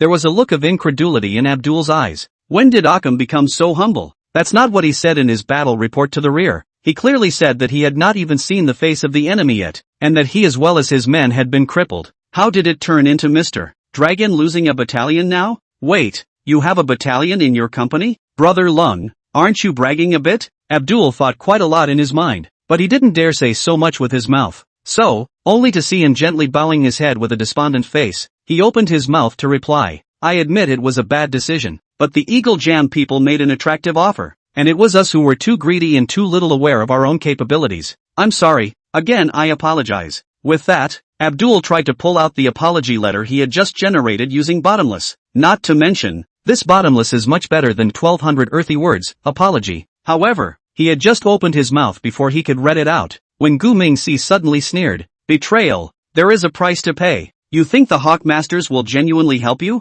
They're just using you for their own purposes, but it is you who will bear the consequences. The Guinness uses a slightly lower variant of the voice this time. That's why his every word is full of oppression. Abdul lifted to see that his opponent seemed genuinely angry. He was afraid that the other side would send another explosive surprise out of the blue. If that's the case, they're going to die without anyone knowing. So, Abdul immediately abandoned the reading of the apology. You make a very good point. It's true that we didn't think this through very well. No, this was a strategic mistake on our part. I sincerely hope that you will be gracious enough to forgive our ignorance and impulsiveness, said Abdul, looking up at the camera with a flicker of remorse in his eyes. At the moment, sincerity and guilt were written all over his entire face. It's time to say no. The kid's acting skills are vastly improved. That is why I hope to work with you again. We can offer more resources as collateral. Finally, the guy finally got to the point that Gu Ming wanted to hear. He didn't let Boris and the others take things too far. Its purpose was to try to negotiate with the rebel officials. After all, they gain nothing by screwing themselves. It would be better to just hurt, not kill, and squeeze some more bang for the buck. So, after hearing the other party take the initiative to mention the topic, Gu Mingxi narrowed his eyes in a slightly puzzled question. Like what? Abdul sniffed and rushed to show their chips. Like our eastern oil fields. We can give you mining rights, and you should know how many barrels of crude oil can be produced there every day. Gu Mingxi didn't rush to reply after hearing this. He certainly knew that the oil fields in the eastern part of Brown Bear Country were a very tempting and good bargaining chip. And the daily production from those oil fields is enough to make anyone's heart skip a beat. But will things really be as simple as the other side says? Can the eagle sauce behind them agree so readily? No.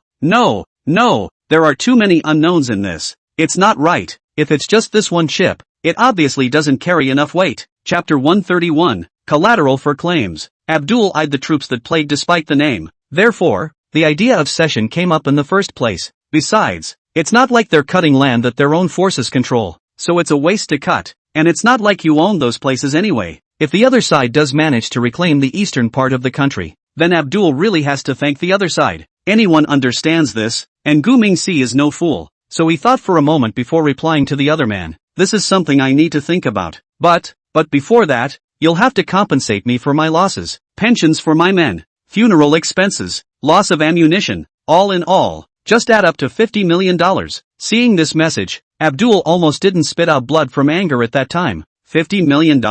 Why don't you go and just rob it? Would you please get your together? You're an arms dealer, not a bandit. So, Abdul replied slowly and grimly. But, we can't get that much money now. Why don't we take something else against it? Does that? You want a woman? As long as you open your golden mouth, I'll immediately arrange for someone to send them to you. As many as you want. And they're all absolutely beautiful. Seeing this message, Gu Mingxi directly compared a middle finger to the screen. Why do I need so many women? They have to be fed, and they don't have the strength to work yet. This is obviously a lose-lose deal. You want to screw me over, don't you? Thinking of this, Gu Mingxi hurriedly replied seriously. No, I'm an arms dealer, not a human trafficker. I never touch this kind of unethical business, and I advise you to be kind too. Seeing this, Abdul immediately felt a bit speechless, so he replied with a heavy sigh. Mr. Shenran, it's not about what you want now, it's about what we have. What you want, we don't see to have. So, let's get real, shall we? Gu Mingxi sniffed and immediately wasn't prepared to sell out anymore.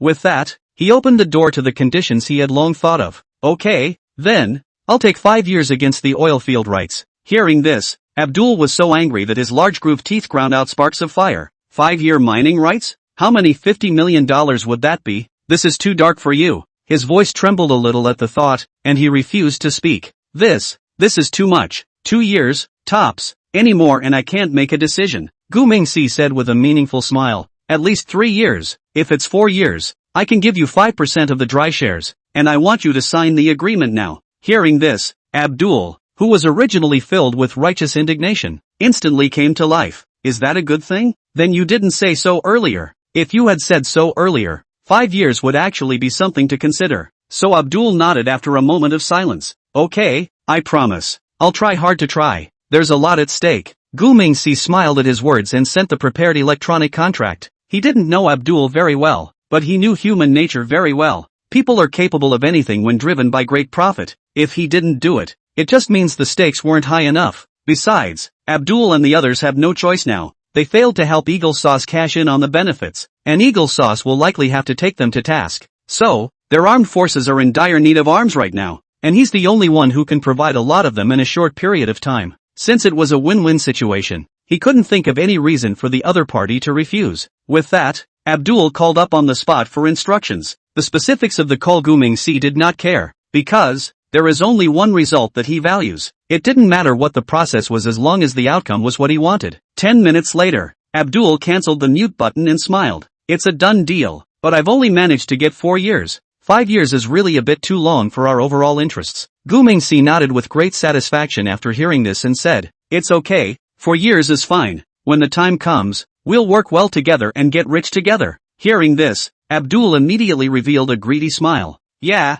get rich together. Have fun working together. With that, he signed the electronic contract. The corners of Gu Mingxi's mouth rose slightly at the sight, smiling without saying anything. It's a good deal, another big profit, but he knew in his heart that the matter would not be so easy. But, at least that will be the end of the day. It wasn't long after the two ended the call that those drones flew back to the gas company. The troops that were blocked in the company compound were escorted out of the gate by a pack of mechanical dogs. In this battle, the Brown Bear Country resistance suffered heavy losses, while Boris's side suffered 0 casualties. However, the former will have to pay the latter a large amount of damages. It goes to show that reason is always only in the hands of the strong. The Eagle Sauce representative was very angry with Abdul and others for their actions. That night, he flew out of Brown Bear Country on a connecting flight in exasperation. The interim Brown Bear officials knew that it would be hard for Eagle Jam to give them a good look in the future. Luckily, though, now they can look for something else to fall back on. It's not like Eagle Jam is the only one with power in this part of the Middle East. Immediately after finishing his call with Abdul, Gu Mingxi did an in-depth study of the eastern part of the Brown Bear country. According to the information searched, the oil resources in the eastern part of the Brown Bear country are mainly controlled by popular force organizations, with the former official authorities of the Brown Bear country, Pro-Van Cat forces and the Big Hair private military company, all involved in varying degrees of control. The popular forces of the Brown Bear state, which controls most of the oil fields in the eastern region, particularly in the provinces of Dezhou and Hak. It is worth noting that this organization receives support and assistance from Eagle Sauce. The official forces of the former Brown Bear country can also be referred to as the former official army.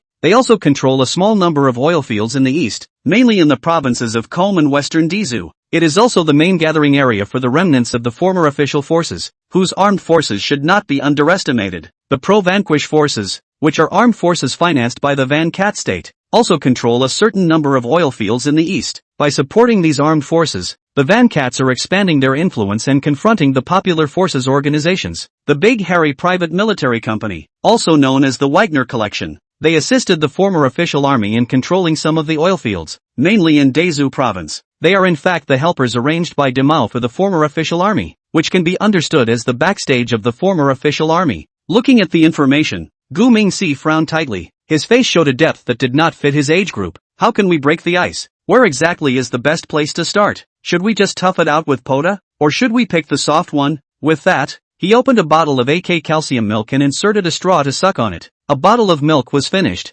and Gu Mingxi had an idea in his head. Chapter 132 Chancho's 5.5 generation fighter jet. Gu Mingxi a bottle of AD calcium milk down. The brain immediately had an idea. The flower growers have a history of 5,000 years and have experienced all sorts of things. So, when dealing with such delicate issues, one can always find a way out of the ancient teachings. The strategy of vertical and horizontal was even as early as the Warring States period. Since Hawk Sauce and Big Hair are starting to hold hands and be friends, then those old people they discarded must be the best object for Gu Mingxi to draw on now. A friend of a friend isn't always a friend, but surely the enemy of my enemy will be a friend. Thus, Gu Mingxi threw the olive branch to the Van Cat kingdom. The Van Cat country spans 2 continents, Asia and Europe, and is practicing the European model in the political, economic and cultural fields. It is a candidate country for the European Union and a member of the North Atlantic Alliance, as well as a founding member of the Organization for Economic Cooperation and Development and a member of the Group of 20. So, the Van Cat can basically be considered a concrete manifestation of the interests of the European Union. Right now,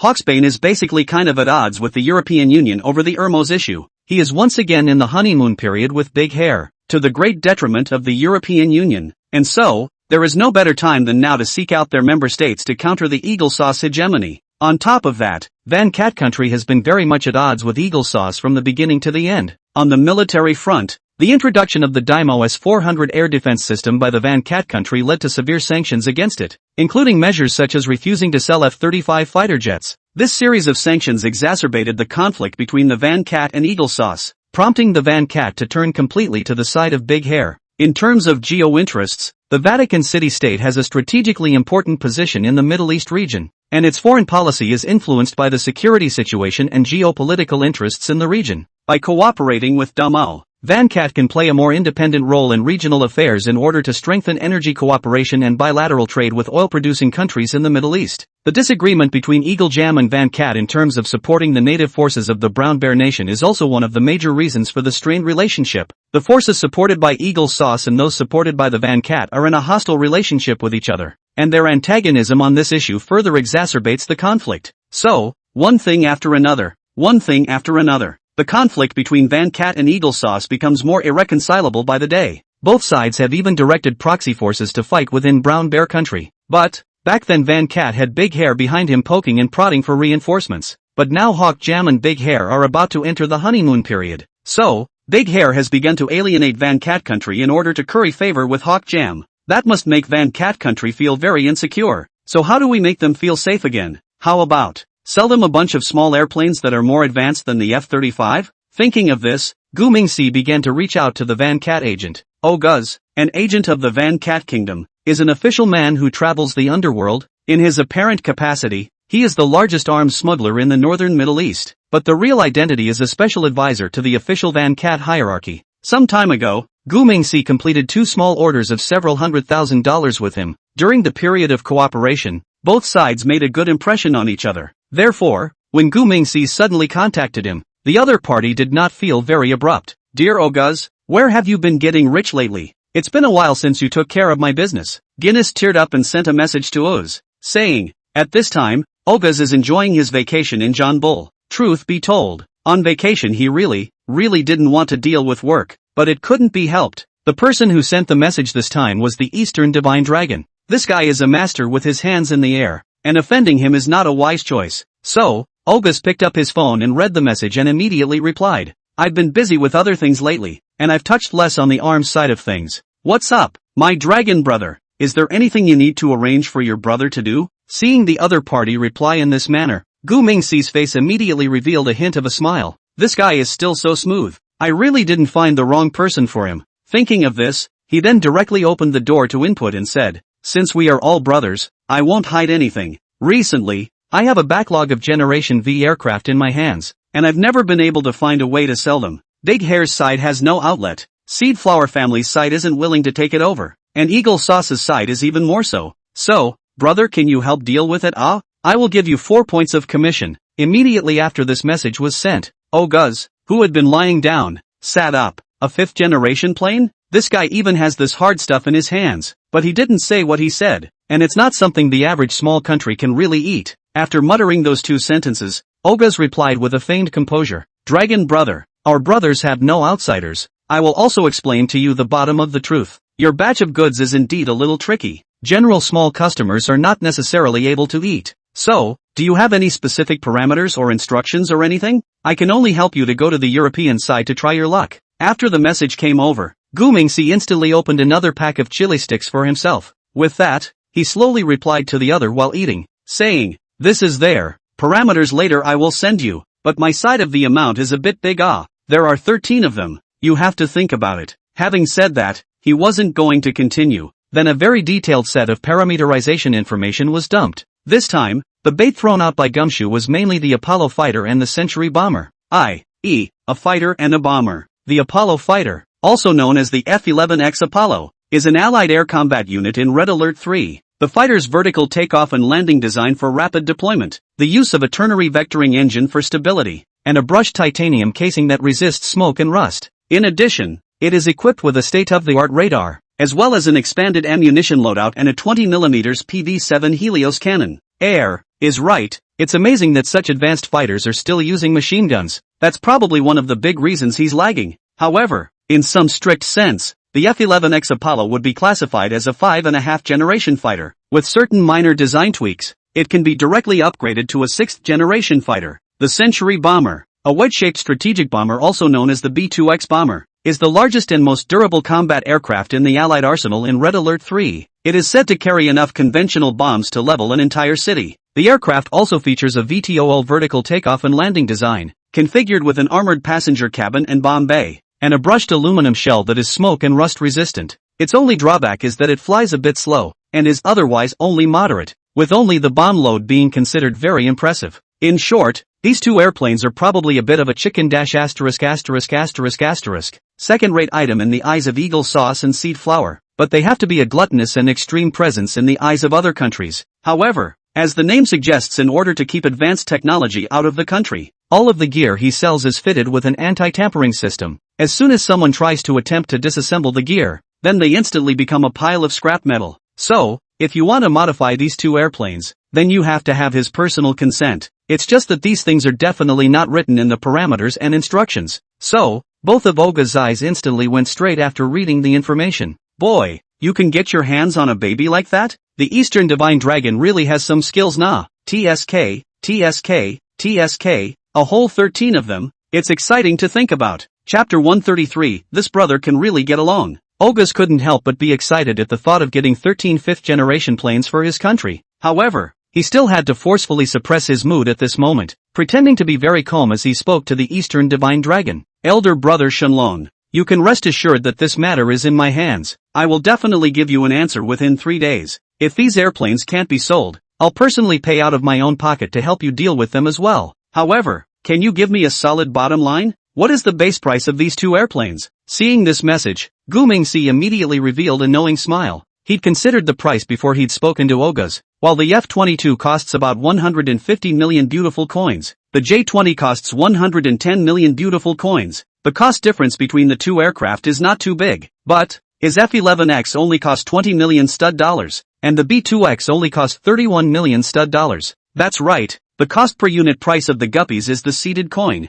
not the pretty coin with a higher exchange rate. So it's not too much of a stretch for him to sell the F-11X for 60 million apiece, is it? So he has no problem selling the B-2X for 80 million apiece, right? After all, Daimao Su-57 without vertical takeoff and landing is selling for 45 million pretty dollars. Then the other party shouldn't think the price is inflated when they're only selling it for so little, right? After thinking of this, Gu Mingxi immediately reported the price he had calculated in his mind to the other party. There are 10 F-11XS at 20 million each and 3 B-2XS at 31 million each. If all 13 airplanes are covered, I can get another 25% discount. After the message was sent over, Gu Mingxi began to nervously eat the spicy noodles. He was ready to cut a hard bargain with Ogas. He decided that no matter what the other man said, he would stick to his bottom line. This time, he's going to be a stubborn businessman. However, I didn't expect the other party's message to come over. Gu Mingxi was still dumbfounded immediately. F-11X 20 million each. Total price is 200 million. B-2X 31 million each. 3 price is 93 million. 13 airplanes add up to only 293 million. Brother, to be honest, your price is indeed a bit low. Let's do it this way. You don't have to mention anything about the unit price. I'll give you a package of 13 planes to sell together. How about we set the price at 1 billion beautiful coins? Looking at this message, Gu Mingxi swallowed hard. Amount, the unit price just watered down to a pretty coin? Wouldn't I have made an extra $6.957 billion when this is converted to the exchange rate? I'm afraid this Ogas isn't an undercover agent sent by another country to the Van Cat, is he? Is there an official fixer who's so arm-twisting? It's too much, isn't it? Would it be too blatant to empty the treasury? As it turns out, Gu Mingxi just quoted without specifying the currency unit. The default settlement currency in his head was the seed flower coin, and being used to international trade, the default currency of settlement for the US is the pretty coin. So, he thought for granted that the other party was talking about the unit of settlement as pretty coins. So why would he even offer to raise the price for the seller? Come on. Gu Mingxi made a tempting offer in the beginning. Okay, the total transaction value of this sale is 4%, but Ogas himself commission. If it was really a $290 million deal, he would only earn a $116 million payoff. But if we make the transaction amount $1 billion, then he can have a commission of $40 million.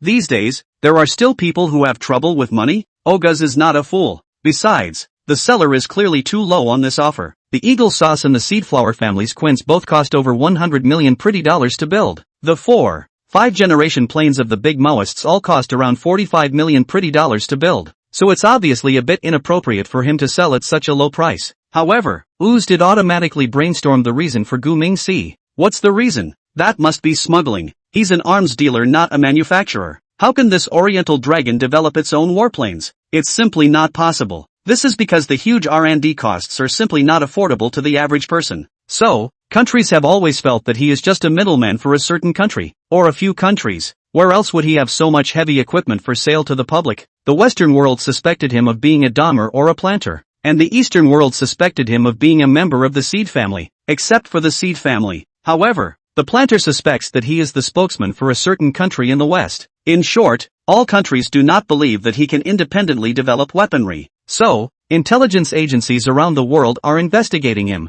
That's a big reason why the State Security Department is always on his ass. Gu Mingxi picked up the small computer and pressed it for half a day. And after determining the exact amount of profit this time, he immediately laughed his mouth off. Sure enough, I'm still too thick sometimes. This Ogas is really good. We can work with him a bit more in the future. So he quickly replied on the keyboard. Good brother. As long as you can sell it for the promised amount, I will send you another one helicopter. This helicopter is a sample, so sell it for as much as you want. Saying that, Gu Mingxi sent over the parameters of the Nighthawk helicopter from Red Alert 2. The Nighthawk helicopter is a large transport helicopter in Red Alert 2 that can quickly and efficiently transport infantry units across the battlefield without being limited by terrain or climate. Most importantly, the helicopter is very stealthy and can avoid detection by almost any radar. So, after reading the parameters, it jumped in place then. Great gift. My dragon gave me a great gift. With this performance and these parameters, it's no problem to buy $30 million.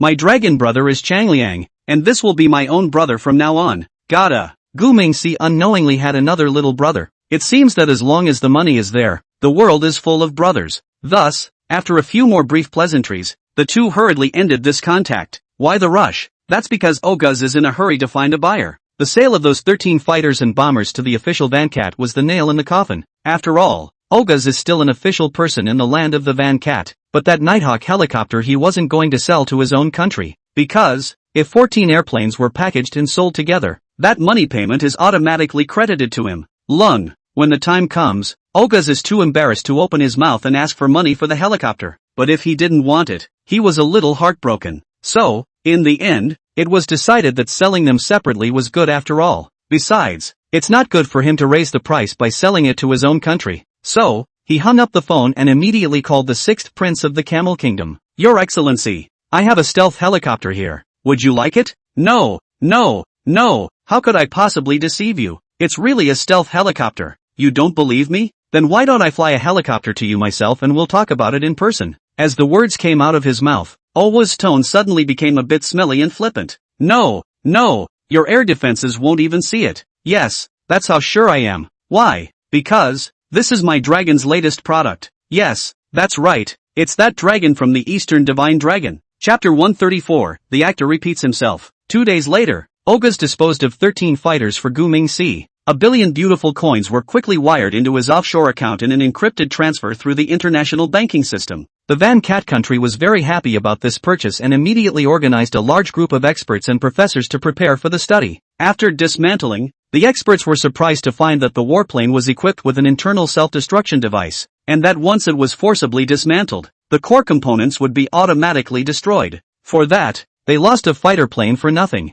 Meanwhile, immediately after acquiring the Nighthawk helicopter, OUZ conducted several radar stealth performance tests in the country. After confirming its superior stealth, he didn't hesitate to fly the helicopter to the Camel Kingdom. Most importantly, neither the country's air force nor its defense force spotted the helicopter. The Nighthawk helicopter crossed the border silently under the cover of night, and finally landed steadily at the designated location in the Camel Kingdom. The whole process was undetected by any radar system, as if it were a ghost traveling through the night sky. So, when Oguz appeared on the tarmac of the 6th Prince's residence, the 6th Prince was shocked and dumbfounded, staring incredulously at the helicopter in front of him. Such a strong anti-surveillance ability instantly attracted the 6th Prince's attention. So, in the end, the Nighthawk helicopter was sold to the 6th Prince for $40 million high. With these two deals, Oguz earned a total of $80 million in commission. The deal paid off handsomely for Oguz and ranks as one of the most successful business operations of his career. In doing so, Oguz became a loyal fan of the Oriental Dragon. With a middleman,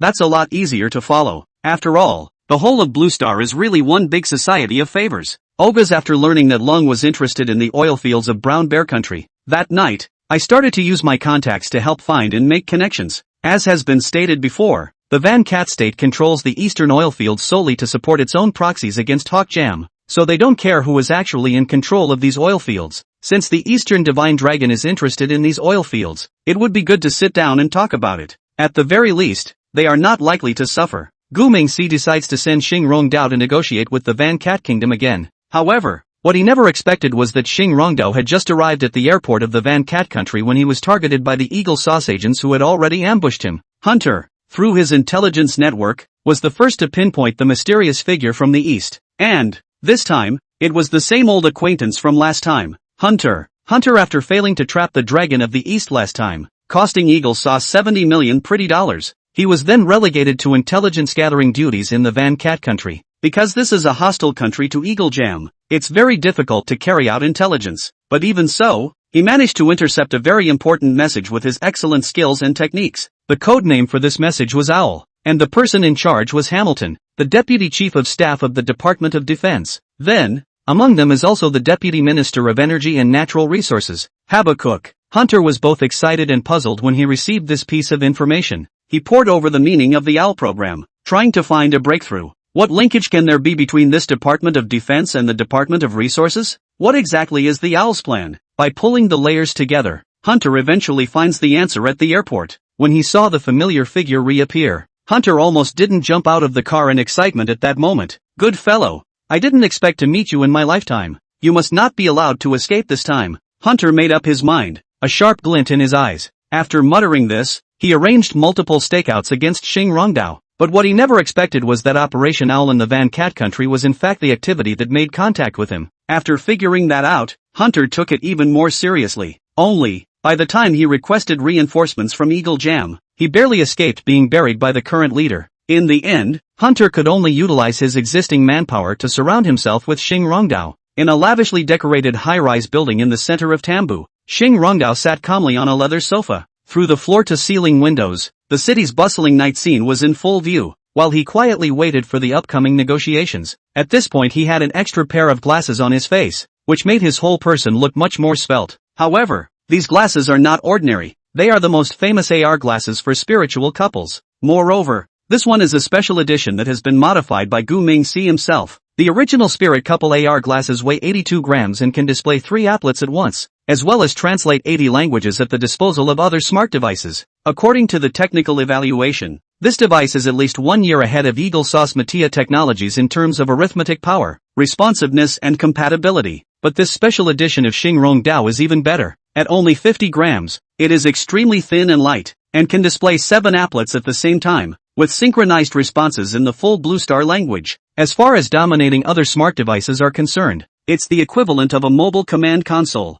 It seamlessly connects and commands any smart device as long as it is connected. The Matia, which prides itself on being technologically advanced and powerful, is a grandchild in its presence. Therefore, the current Xing Rongdao felt terribly strong. As he was feeling good about himself, Van Cat received a small reminder from the officer who came up to him. Mr. Shenran, Mr. Mustafa has arrived. Xing Rongdao slowly turned his head to look in the direction of the doorway at his words, only to see a stout middle-aged man walked in stride, followed by 2 suited attendants. Mustafa was a stocky man, with a hawkish nose and bushy eyebrows that gave him an intimidating appearance. His eyes were sharp as eagles, as if they could see everything, while the slightly upturned corners of his mouth revealed a few unfathomable meanings. However, the smart glasses soon gave a special reminder that the cuffs of the other man's suit were a little frayed and his leather shoes were very old most. One can conclude from this side that the other side is not particularly well off. The playwright-possessed Xing Rongdao quickly got up and said with a professional smile on his face, "Hello, Mr. Mustafa.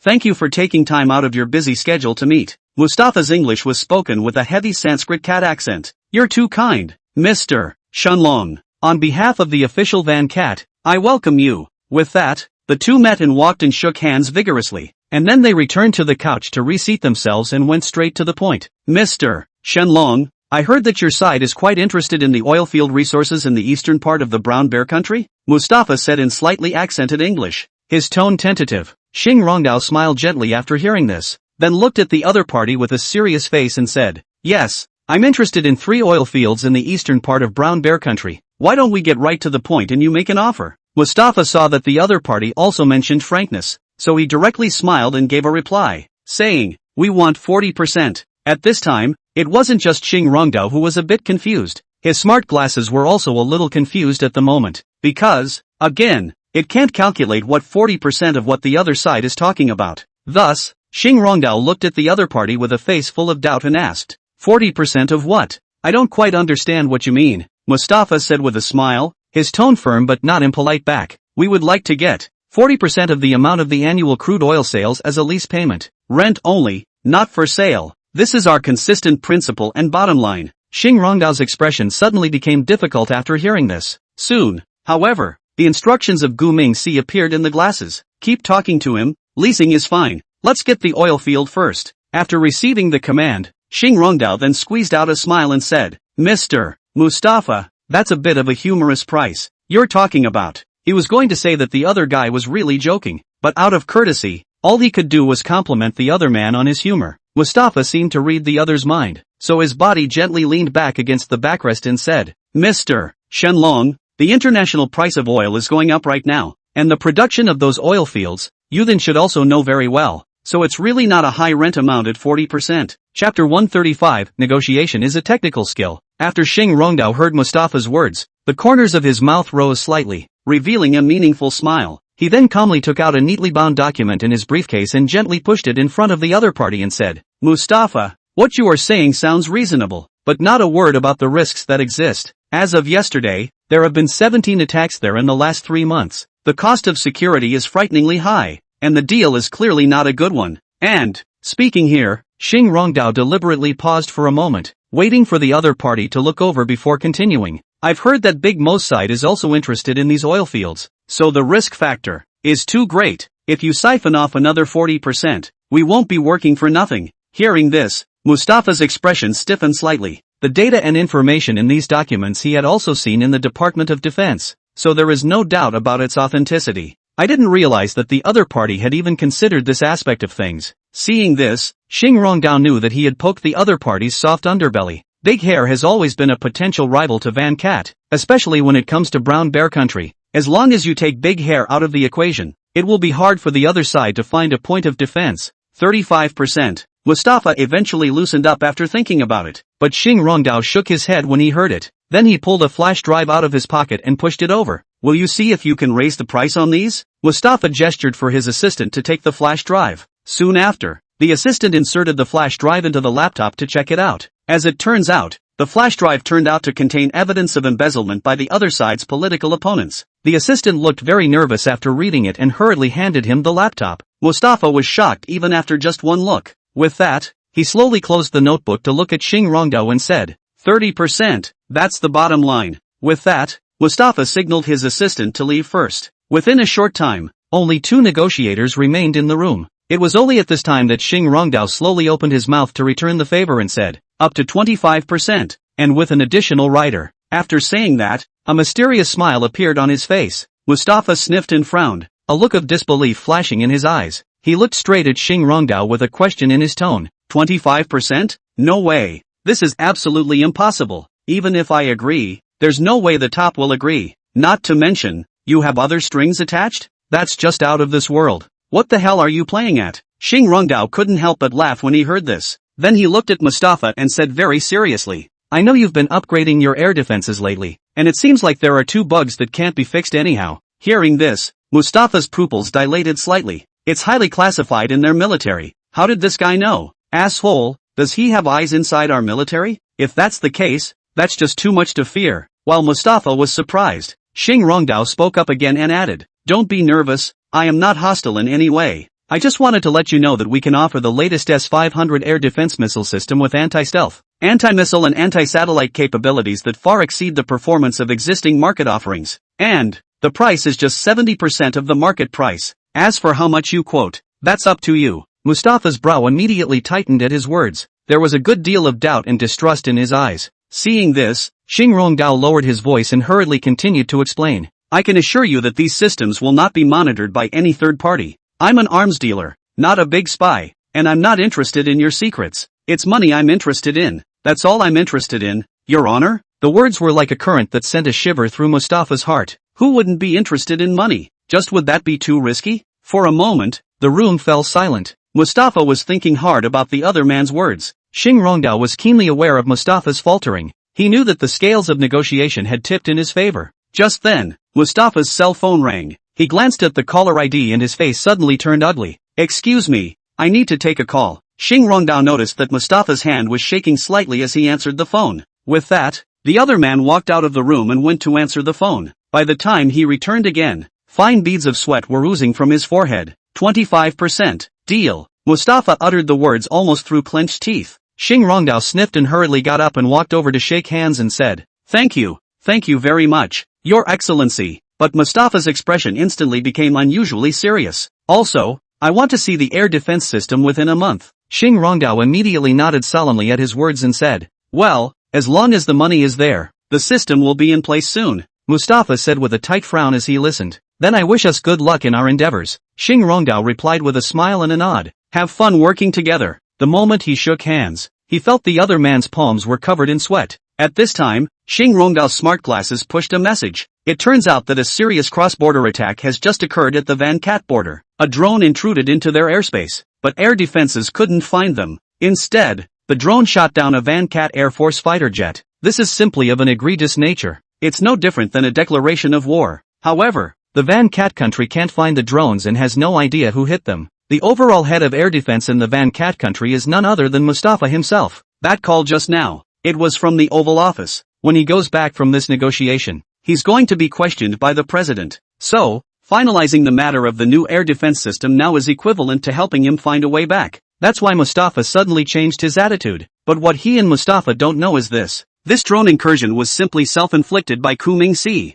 The purpose of this is to force Mustafa to give in on the spot. Otherwise, where in heaven's name is there such a coincidence? Afterward Mustafa suspected the matter though, but the Van Cat country never found the drone. So, they can't prove who's responsible for this. As Xing Rongdao walked out of the hotel, he turned his head and got into the energy department's special car. Turns out, he had more than one negotiation today. These screaming greaseballs at the Department of Energy are obviously a lot nicer to work with than Mustafa. Xing Rongdao easily took down everyone with a direct sugarcoating. So, 3 days later Xing Rongdao received an unexpected surprise. In the end, the Van Cat country official surprisingly has 20% amount to draw up a cooperation agreement. Between this back and forth, Xing Rongdao saved the owner another 5% profit. It can thus be seen that the hard truth that money makes the world go round works no matter which country it is placed in. But what he didn't know was that he was already being watched by Eagle Jam. Moreover, the other side is about to launch an emergency operation tonight. Chapter 136, Fishing for Law Enforcement. Van Cat Country, Kapatul.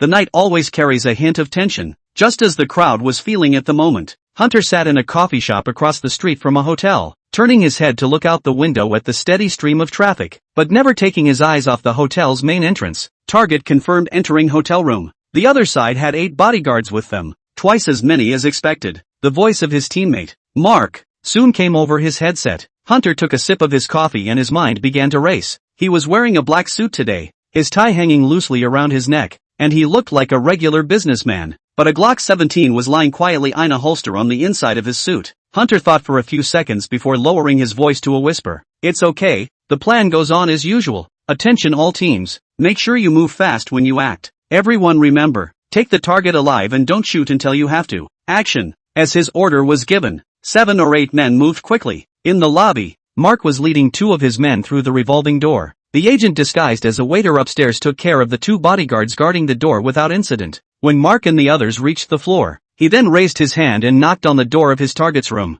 Hello, room service. With that, a few mutterings came from the room. Still, the door to the room was soon opened from the inside. The next second, the waiter quickly rushed in with his gun raised. Mark and the others saw this and immediately followed up with their guns, all rushing into the room with a brain. However, when they all crowded into the room, they froze in place. Only 2 teams of heavily armed special warriors stood in the center of the room. The muzzles of 24 submachine guns and pistols were aimed at them in unison. Asterisk asterisk asterisk asterisk. Are we shooting ourselves in the foot? Mark asked in a reluctant voice, but he was answered with a reply. Drop your weapons. Abandon resistance. You are under arrest. Mark was tempted to signal Hunter, but soon he lost his freedom. Besides, their communications were cut off a long time ago. Inside the coffee shop, there was always a murmur in Hunter's headphones. He couldn't hear who was talking inside at all. Mark, what's going on? Mark, are you guys okay? Answer me. Damn it. Hunter got a little anxious and spoke faster and faster. But just at this time, he suddenly sensed something was wrong. The originally bustling coffee shop was surprisingly quiet at the moment. What's going on? Before he could say anything, the lights in the entire store suddenly went out. The moment the emergency lighting system came on. With that, Hunter's heart stuttered. Operation exposed. Repeat, operation exposed. Hunter yelled into his headset as he quickly headed for the back door. Everyone evacuate immediately. It was at this time that Hunter realized that they were being fished, but by this time it was too late to understand everything. There was a sudden influx of armed men at the front and rear exits of the cafe. They were wearing the uniforms of the Van Cat Nation SWAT team, yet they were clearly coming for Hunter himself. That's when Hunter saw Mark being escorted out of the hotel by 2 SWAT officers. Not far away, one of his teammates turned and ran at the sight, but was soon hit with a stun gun in plainclothes and collapsed in convulsions. Hunter moved quickly while analyzing it in his head. Bastard, we've been set up. That dragon knew we were coming. He made some kind of deal with the official Van Cat. Damn it, abominable. What an asshole. As he was thinking about it, a bullet grazed his ear and shattered the vase behind him. Hunter rolled over and ducked behind the service counter, gasping for air. Damn, it's a good thing the sniper was bad just now. Otherwise, I'll have to explain myself here today. This coffee shop Hunter has come to stomp around many times. He chose to direct the operation here precisely because of the escape route. Although the front and back doors are blocked, there is an unknown tunnel here. It was an indoor wastewater drain, hidden in the locker room behind the cash register. Since Mark and the others had been captured, he could only take the first step to escape. Let's wait until we get back and figure out how to come to the official Van Cat table. Anyway, he can't hitch himself up here too. Thinking of this, Hunter pulled out 3 smoke bombs and threw them out one after another. Throw 2 in the direction of the front door and 1 in the direction of the back door. Soon the entire store was covered in smoke, followed by a major firefighting effort. The SWAT team didn't dare to rush in, so they started suppressing fire. Hunter, on the other hand, used his familiarity with the terrain to sneak through the sewage outlets to the underground parking lot. His suit had been stained with blood and his left arm was on fire from a bullet graze. But more than the physical pain, it was the teammates who didn't make it out that caused him pain. The moment he started the car's engine, Hunter saw in the rearview mirror that Xing Rongdao was standing by the hotel's second-floor window, raising his glass toward him. Hunter had excellent eyesight and could clearly see the devious grin on the guy's face. Damn, that asshole. Hunter slammed on the gas and the car roared out of the parking lot. By the time the Van Cat police vehicle chased over, the other party had long since disappeared into the traffic. Half an hour later, inside the presidential suite on the 20th floor of the hotel, Xing Rongdao was reporting the situation to Gu Mingxi via video. Of course, he was still not qualified to see the other party's real face. On his screen, the boss remained hidden in the shadows. A total of 13 Eagle Jam spies were captured this time. But the lead one, Hunter, gave a run for his money. The other party has fallen to us twice in a row. They must hate us to death. Hearing this, Gu Mingxi only gave a light "oh." It was obvious that he couldn't be interested in such a minor role in the slightest. Thus, Xing Rongdao hastily changed his words and said with a smile, "Boss, things are pretty much busy on the Van Cat countryside. Do you see any other arrangements after you sign the agreement tomorrow?" Hearing these words, Gu Mingxi immediately looked up at him rather curiously. "Why, do you have any other ideas?" Xing Rongdao hurriedly rubbed his hands together at his words and replied with a smile. "I was having dinner at the hotel today and I heard the neighboring table keep talking about Irmao's post-war reconstruction. Now, a lot of well-known construction companies, industrial groups and whatnot over here have already sent people over in advance to get in touch. My thought is, can't we go over there and make a buck too?" Hearing this, Gu Mingxi was obviously a little surprised. He didn't think that this guy could even think of this layer, so he couldn't help but mutter in a small voice, "Irmao's post-war reconstruction matters. Well, it sure is a nice piece of cake. By the way, you have a construction company in your name. Not bad, that's a great offer." Xing Rongdao immediately smiled at his words and nodded vigorously and said, "When the registration was first processed, it was done on a multinational basis, so don't look at our company as small, but it's fully qualified in everything." Gu Mingxi nodded slowly with great satisfaction as he listened, saying, "Okay, let's try it then. I do have an acquaintance on Irmao's side. After you sign the contract tomorrow, you'll fly directly to Irmao and I'll arrange the rest." Chapter 137, Too Big a Spread. Inside a suite of a luxury hotel in the capital of the Van Cat Kingdom, Xing Rongdao absently browsed the local news as he packed his bags. Last night, a well-planned espionage operation ended in failure in a hotel in the Van Cat country. It was reported that the members of a certain country's spy organization, led by Hunter, were captured by the SWAT team ambushed in the room while carrying out their espionage activities, and all the other suspects, except for the ringleader Hunter, were arrested on the spot. Now, the official Van Cat issued a nationwide reward for relevant clues about Hunter himself. Seeing this, Xing Rongdao couldn't help but show a hint of contemptuous laughter. "Humph, this grandson crashed into my hands. Count him unlucky," he sneered. "It's not good to go against anyone but my boss. It's really suicidal." After muttering this, he picked up his suitcase and strutted towards the room. Later on, he had to catch a flight to Irmao country. Meanwhile, Gu Mingxi, the behind-the-scenes boss on the other side of the world, had become more like his assistant. At the moment, Gu Mingxi was delving into the Irmao Kingdom's post-war reconstruction program through multiple channels and clues. In recent years, the international situation has been volatile. The relationship between Hawksbane and Big Hair has always been subtle and complicated. With its strong economic and military power, Eagle Jam tries to hold back the geopolitical influence of Big Mao by supporting Irmao. The Great Mao, on the other hand, regards the Second Mao as its traditional sphere of influence and will never allow it to completely fall to the west. The game between the two sides led to a volatile situation within the Irmao, and even to the outbreak of a conflict that lasted for several years. Flower growers have always remained neutral in this game, advocating for the resolution of disputes through peaceful dialogue. However, with the secret agreement between Hawksbane and Big Hair, the ceasefire in the Irmao War has basically been finalized. As long as Eagle Jam nodded, Irmao himself couldn't keep fighting even if he wanted to. However, while Omo was quietly having an affair with Eagle Sauce, the Cedars were beginning to square up and have official meetings with representatives of Irmao.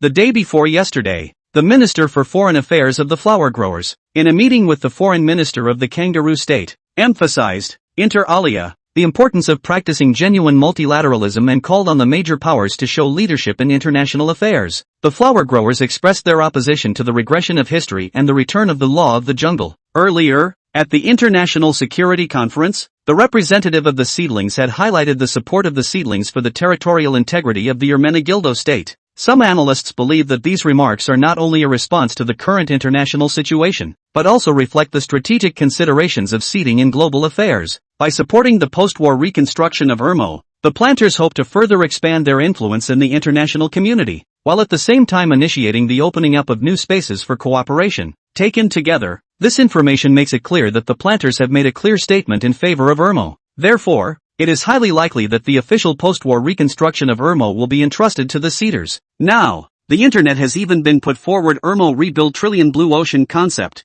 Based on these, GUM has made the following information organized and summarized. The first is in the area of core building materials, where the new official regulations of Ermo required the use of Class 8 earthquake-resistant steel for all public buildings. Currently, the seeded steel mills are offering $680 per ton, a 22% premium, and demand is expected to grow 30% over the next 3 years. Secondly, Ermo's official list of other needs also hides the code to great wealth. Due to war losses, Ermo domestic power grid and energy crisis is serious. Solar energy has become just demand. Photovoltaic energy storage daily sales of 200 sets is not a problem. In addition, with the severe loss of buildings in the former war zone, the mobile surgical module has become an indispensable temporary replacement. With a daily sales of 500 sets not a problem, and the market demand will increase by at least another 30% in the future. In addition, the explosion-proof tires are also an important market, and it is not difficult to sell 100,000 pieces per month. After all, it was a life preserver in the ruins of Kharkov Road,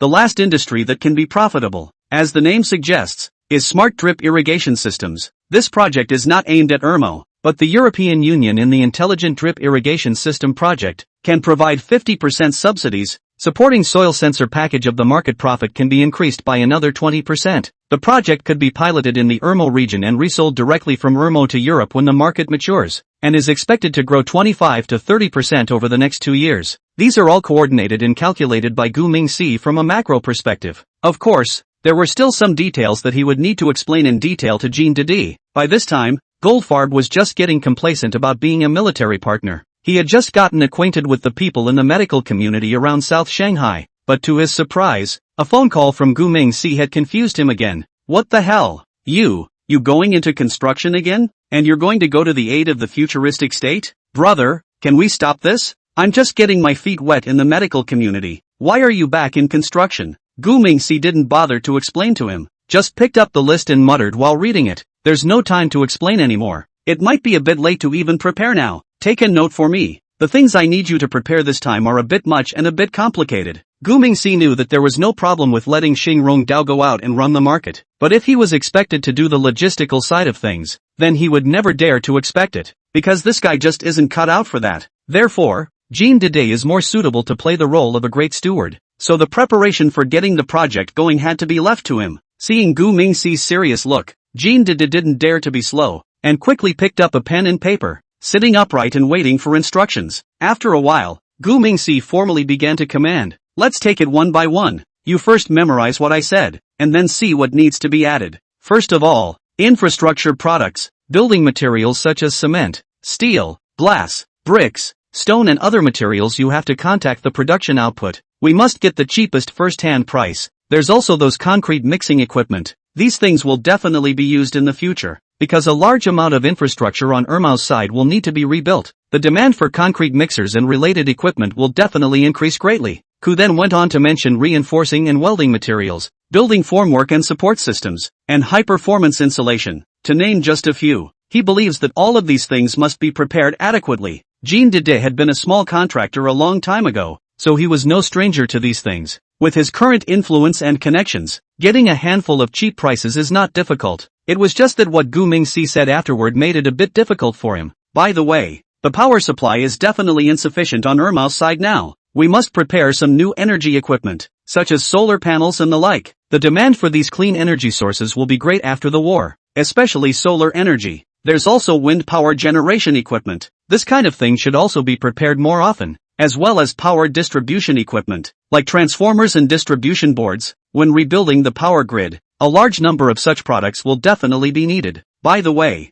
there must also be more preparation in terms of gas equipment. That heating equipment, boilers, gas piping and other facilities must also get some more. These can be lucrative deals. By the way, there is also, when he heard this, Jean Dede was a bit embarrassed, but it was barely within the realm of understandable and acceptable. But the things Gu Mingxi said afterward confused him right then and there. Big brother, you're involved in too many industries. Aren't you afraid of being greedy and chewing too much? This spread is also too big. Jean Dede couldn't help but spit it out. Chapter 138, a surprise no one else can give. Jean Dede had only heard Gu Mingxi halfway through his speech when he had already begun to spit out his words, saying that this spread was also too big. But how could he have known that the other party's ambition could be far too much greater than what he thought? Because, in addition to the things that were said before, Kumayai is also preparing for comprehensive development in a wide range of fields, including building construction machinery, elevators for construction, automated production line equipment, wastewater and waste treatment facilities,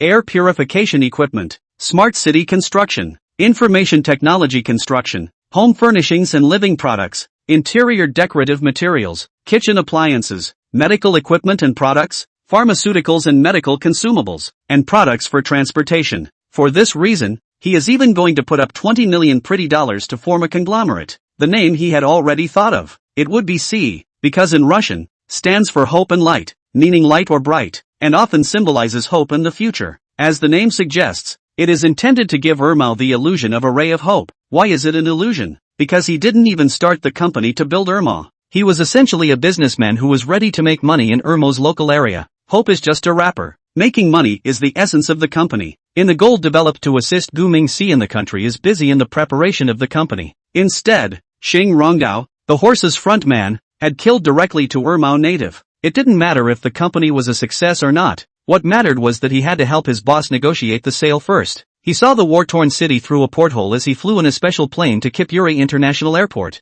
A few charred ruins stood out in the distant complex, like wounds torn by a giant beast. Soon the plane landed smoothly, and Xing Rongdao straightened his suit and tie, picked up his briefcase and walked down the gangway. It is still cold in Kiev in March, and the exhaled white air condenses into frost in the air. The pickup was a black Mercedes-Benz, and the driver was a quiet, dim-witted man who spoke only simple English words. As the car drove through the streets of Kiev, Xing Rongdao scrutinized every detail of the city. Most of the stores along the roadside were closed for business, and occasionally a few pedestrians could be seen hurrying past, their faces numb with the numbness left by the war. But in the midst of the depression, he also saw business opportunities. Those bombed-out buildings need to be rebuilt and the broken infrastructure needs to be repaired, which is what his trip was all about. Eventually, the Mercedes-Benz stopped in front of an international hotel. Xing Rongdao got off the car alone with a bag and walked into the hotel. At this time, he felt as if he were a general who had single-handedly broken into the enemy camp. The boss said he was going to arrange some bodyguards for him, but Xing Rongdao said he wanted to work on his guts. I have to say, this guy has some talent for doing great things. I didn't have a chance to show it off before, but now I finally sort of have a chance to practice it. At 9 o'clock the next morning, Xing Rongdao appeared punctually at the office building of the Ermao Reconstruction Committee. 3 people were already sitting in the conference room, headed by none other than Ivanov, the chairman of the Reconstruction Commission. It was a man in his early to mid-50s, a stocky man with a hideous scar on his face, said to have been left behind on the front lines in Dongwu. Mr. Xing, welcome to Ermao. Ivanov speaks standard Chinese. This made Xing Rongdao feel a bit surprised. As if he could see his surprise, Ivanov took the initiative and spoke up to explain. I used to live in a flower grower's house for 5 years. Well, let's get down to business. I appreciate your company's interest in Ermao's reconstruction efforts. Xing Rongdao smiled and nodded, signaling his assistant to turn on the projector. He prepared a full 200 pages of PPT, from company qualification to successful cases, from technical solutions to financial strength, showing everything. These PPTs are done by professionals, so the other party can't even pick a fault. But Ivanov's expression never changed, only occasionally recording a few sentences in his notebook. Our company has constructed several national key projects in China and is fully capable of completing your reconstruction within 3 years, and we are willing to offer the most favorable price. On the piece of bragging, Xing Rongdao never needed to draft. Anyway, it's not like the other party is really going to visit the flower grower. What level their company is up to them. After Xing Rongdao's mouth went a little dry, Ivanov finally spoke. Mr. Xing, your proposal is very professional. But, There are a lot of companies interested in the Irma redevelopment right now, and we need to consider it carefully. Xing Rongdao had expected this to be the case, so he looked down at his watch and suggested, "It's almost noon now, why don't we talk over dinner? I've booked a private room at the International Hotel." Ivanov sniffed but gave a meaningful smile. With that, he smiled and refused to say, "I'm terribly sorry, I already have an appointment at noon. But, at 8 o'clock in the evening, Andre will pick you up. We can have a nice evening chat." Hearing this, Xing Rongdao immediately understood. This old deng is quite cunning. Andre, as he calls him, is Gu Mingxi's go-between in Irma, a fixer who travels the worlds of politics and business. It seems that the real negotiations won't begin until the evening, so the two of them got up and shook each other's hands and said goodbye. The wine banquet Xing Rongdao booked at the hotel didn't go to waste. At noon he ate with Andre and others. When 7:50 p.m. rolled around, the two left the hotel quietly in a car together. The car wove its way through the old town and finally stopped in front of a nondescript building. Two burly men stood at the door, scrutinizing their belongings before releasing them. Xing Rongdao noticed that there was no signage, but the decor was extremely luxurious. After going inside and walking for a few minutes, you came to a room on the second floor. By now, Ivanov was waiting in the box. The table was set with sumptuous delicacies, and several valuable and famous paintings hung on the wall. Without the formalities of the day, Ivanov seemed much more relaxed. Xing Rongdao and Andre went in and exchanged pleasantries with each other before the dinner party officially began. After 3 rounds of wine, Ivanov then opened the door and said, "Dear Xing, do you know how many companies want this program now?" Xing Rongdao heard this but only smiled slightly. Then he looked at the other parties somewhat ambiguously and said, "Dear Mr. Ivanov, it doesn't matter how many companies there are. The important thing is that they can't give you what you want." Hearing this, Ivanov's eyebrows immediately flicked up. Then, he looked at Xing Rongdao with interest and said rhetorically, "Oh yeah? And what can you bring me?" Xing Rongdao smiled softly at his words before pulling out an envelope from the inner pocket of his suit and pushing it in front of Ivanov. Inside was a cashier's check for $20 million, plus a list of arms. That's 10 sets of the latest model anti-aircraft missiles. Ivanov opened the envelope and his pupils instantly contracted slightly. It's something that really no other company can give him. Many people pay bribes of well over $20 million, but who can afford to get 10 sets of anti-aircraft missiles? It's something that money can't buy. So he stared at the list for a moment and then smiled. "Mr. Xing, you are truly a smart man, but these things, how are you going to ship them in?" Xing Rongdao immediately took out his cell phone and pulled up an electronic map after hearing this and said, "We have a warehouse in Moldova, only 50 kilometers from the border. With your nod, the goods will arrive within 3 days." Of course, this was something Xing Rongdao believed. How the owner delivers the goods is completely unknown to him. But does it matter? It doesn't matter. What matters is how to fool the old man across the street. As for how the boss delivers the goods, it's not something he's worthy to worry about. Chapter 139, A Mutually Beneficial Situation. Ivanov finished his glass of wine straight after looking at the map. Then, he looked at Xing Rongdao with a lingering gaze and said, "Xing, do you know why I have this scar on my face?" Xing Rongdao definitely didn't know, so he directly shook his head. "Last year on the Eastern Front, a whole company of my brothers." The words coming out of his mouth were slurred, and Xing Rongdao didn't understand them at all. At this time,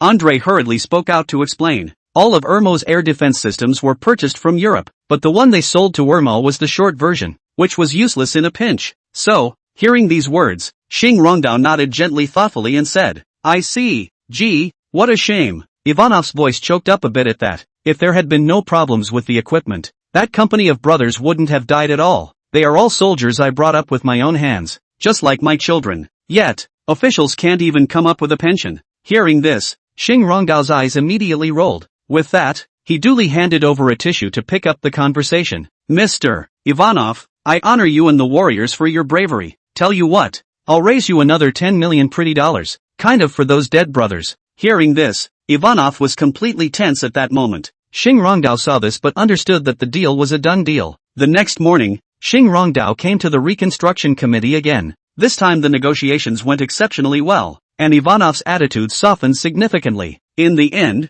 the two sides signed a reconstruction contract worth 12 billion pretty dollars. Why did it go so well? Is it really Ivanov's power? No, it was the 10 air defense systems that played a major role. That night, Ivanov met with the military chief. Today, the Generalissimo had another early morning interview with the president. The international situation is now very unfriendly to Irma. Eagle Sauce and Big Hair are clearly trying to divide their land. So what better way to make them feel safe now Then with weapons? Money and everything else is nothing. Only the real thing is the best. Not only that, Andre also helped Gu Mingxi fulfill an arms order worth over $3 billion. Though there isn't a lot of official money in Irmo right now, they're willing to trade resources and energy for it. Instead of cheapening these things for nothing, we should have traded them for weapons and equipment for the struggle. So, when Xing Rongdao entered Irmo country with his construction company, large quantities of arms and equipment, too, quietly followed close behind into the Irmo. Therefore, Gu Mingxi again asked Jean Didi to urgently register a rare earth development company. They are prepared to divert resources from the Irmo country back to the flower growers for sale. In this regard,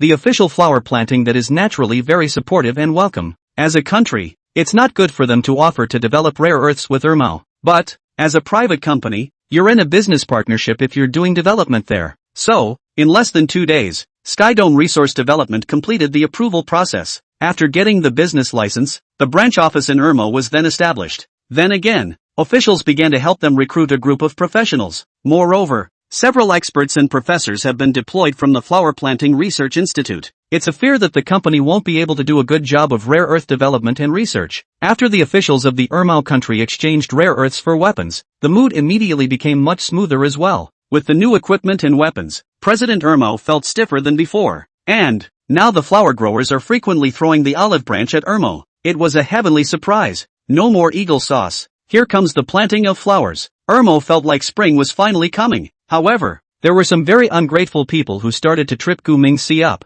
Nanhu, 22nd Center Primary School. Gu Mingxi has started school and is drifting off to sleep in the classroom. It couldn't be helped. The elementary school curriculum really didn't interest him. At this time, his electronic watch suddenly vibrated gently. He has set up a basic information block so that he can do well in class, so there are only a few important people who can call in now. Moreover, he had previously instructed his men not to seek him out without anything particularly important, so the call was a must answer. Report, teacher, my stomach hurts. The class being taught is by the newly appointed English teacher. Starting this semester, they will be learning English. The English teacher was a tall woman in her late 30s. He was average looking but seemed very high-strung. I told you, in my class, only English will be spoken. Let's start over. Immediately, the teacher asked Gu Mingxi to do it all over again. At this time, Gu Mingxi was really a little depressed. They're just in second grade and they're just recognizing all the letters. What the hell are you doing teaching all English? Okay, you like English, don't you? Then I'll talk it over with you.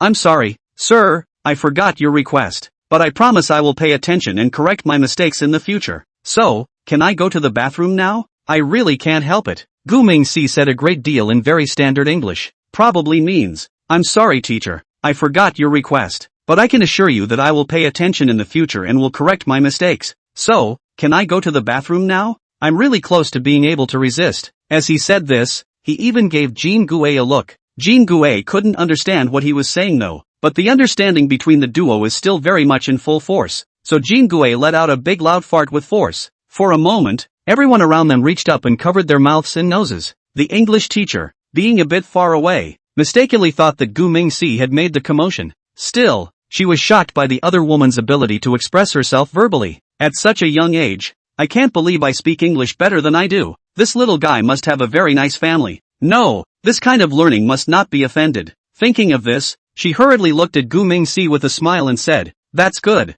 that's very good. You can leave now. Hearing that he could leave, Gu Mingxi hurriedly thanked him and got up. After seeing the other person leave, the English teacher continued her lecture, and Gu Mingxi had already put on his headphones to answer the call before he even reached the restroom. Tenhiro, what's wrong? Is something wrong with the company? The voice on the other end of the line was very anxious at the moment, only to hear his side reply in a very quick tone. Oh my god, you finally bothered to answer the phone. Something's wrong. Something's wrong. 7 of our core technicians are quitting. Elder brother and I can't stop it. So think of something quickly. Chapter 140, if you can't keep it, there's no point in forcing it. Gu Mingxi quietly listened to Zheng Tianhong's urgent voice on the other end of the phone. With that, his brow furrowed slightly and his fingers tapped unconsciously on the windowsill. Zheng Tianhong's words were like a fine needle, piercing into his eardrums and bringing a wave of hidden pain. He had expected this day to come. He just didn't think it would come so unexpectedly. It's hard to keep people's hearts. Gu Mingxi sighed in his heart. He understands that the workplace is like a battlefield and that temptation is everywhere. Even if he forced these people to stay today, their hearts had long since flown elsewhere. What's the point of keeping people but not their hearts? He stood in front of the restroom windowsill.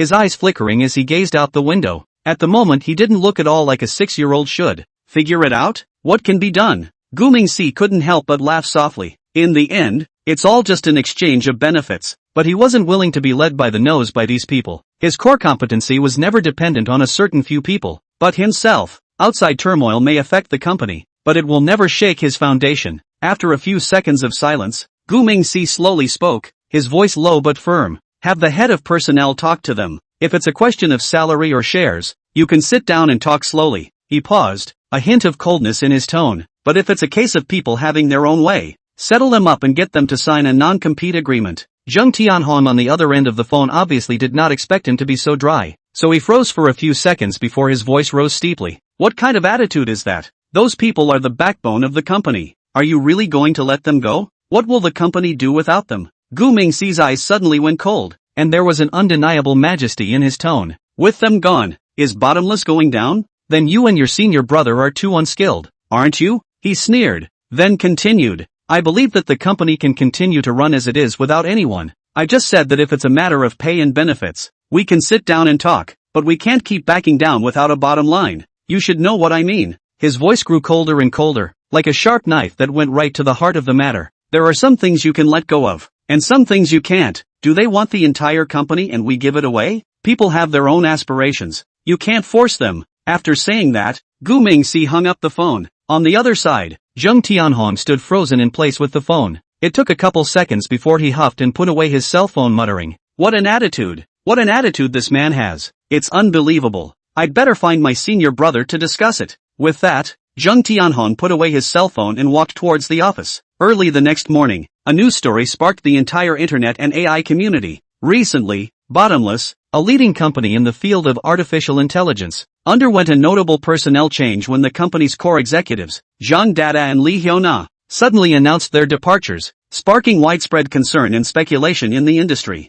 There are conflicting opinions on the reasons for the departures. Sources said the duo chose to leave due to differences in strategic direction with company founder Qi Ji. Another theory is that the executives were poached by competitors with high salaries and generous terms. However, Bottomless has yet to give a clear official response to this, only saying in a statement that the company thanks all departing employees for their contributions to Bottomless and will continue to uphold the spirit of innovation and drive business development. Industry insiders pointed out that the statement did not mention the specific reasons for the departures, which further deepened speculation. From a legal perspective, the departure of executives may have far-reaching implications for the company. According to the company law and the labor contract law, the departure of executives is subject to non-competition agreements and confidentiality agreements. If these executives join competitors after leaving the company, Bottomless has the right to defend its rights and interests through legal channels. However, it is unclear whether these executives have signed the relevant agreements, which adds more uncertainty to the incident. The personnel change has not only raised concerns,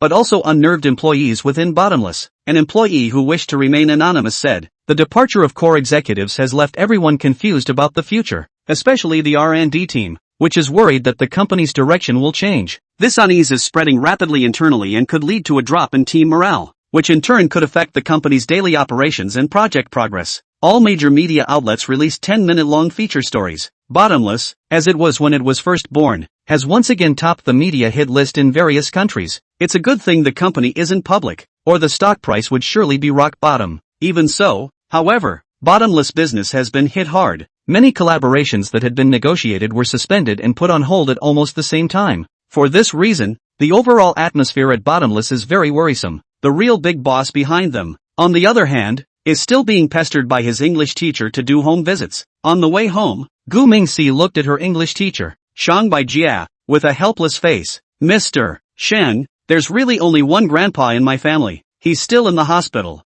Who are you going to visit at home?" Shang Baijia highly valued Gu Mingxi's ability to express himself in English, so she was convinced that the other party's family conditions must be extraordinary. She had to personally get a true picture of each student, or she would be in trouble if she offended anyone she shouldn't later. However, this little guy went so far as to say he didn't have a father or a mother. How is that possible? Can an old man who picks up rags for a living produce such a pure Indian accent? No way. Absolutely no way. Therefore, Shang Baijie was dead set on personally sending Gu Mingxi home and making a home visit along the way. "Ninxi, children are not allowed to lie. Did your parents ask you to keep it a secret? Gu, you can trust the teacher completely. Teachers are the closest people to you besides your parents. If you tell your teacher, she'll keep your secret too. Hearing this, Gu Mingxi directly rolled her eyes. Why is this teacher still greasy? She just had to come home with me, didn't she? But I have an emergency meeting over there. He had felt that he was radical enough, but he didn't realize that Qi Ji was even more radical than him. 7 company backbones that were supposed to stay too yesterday, but I didn't realize that those 2 were forced to leave early this morning as well.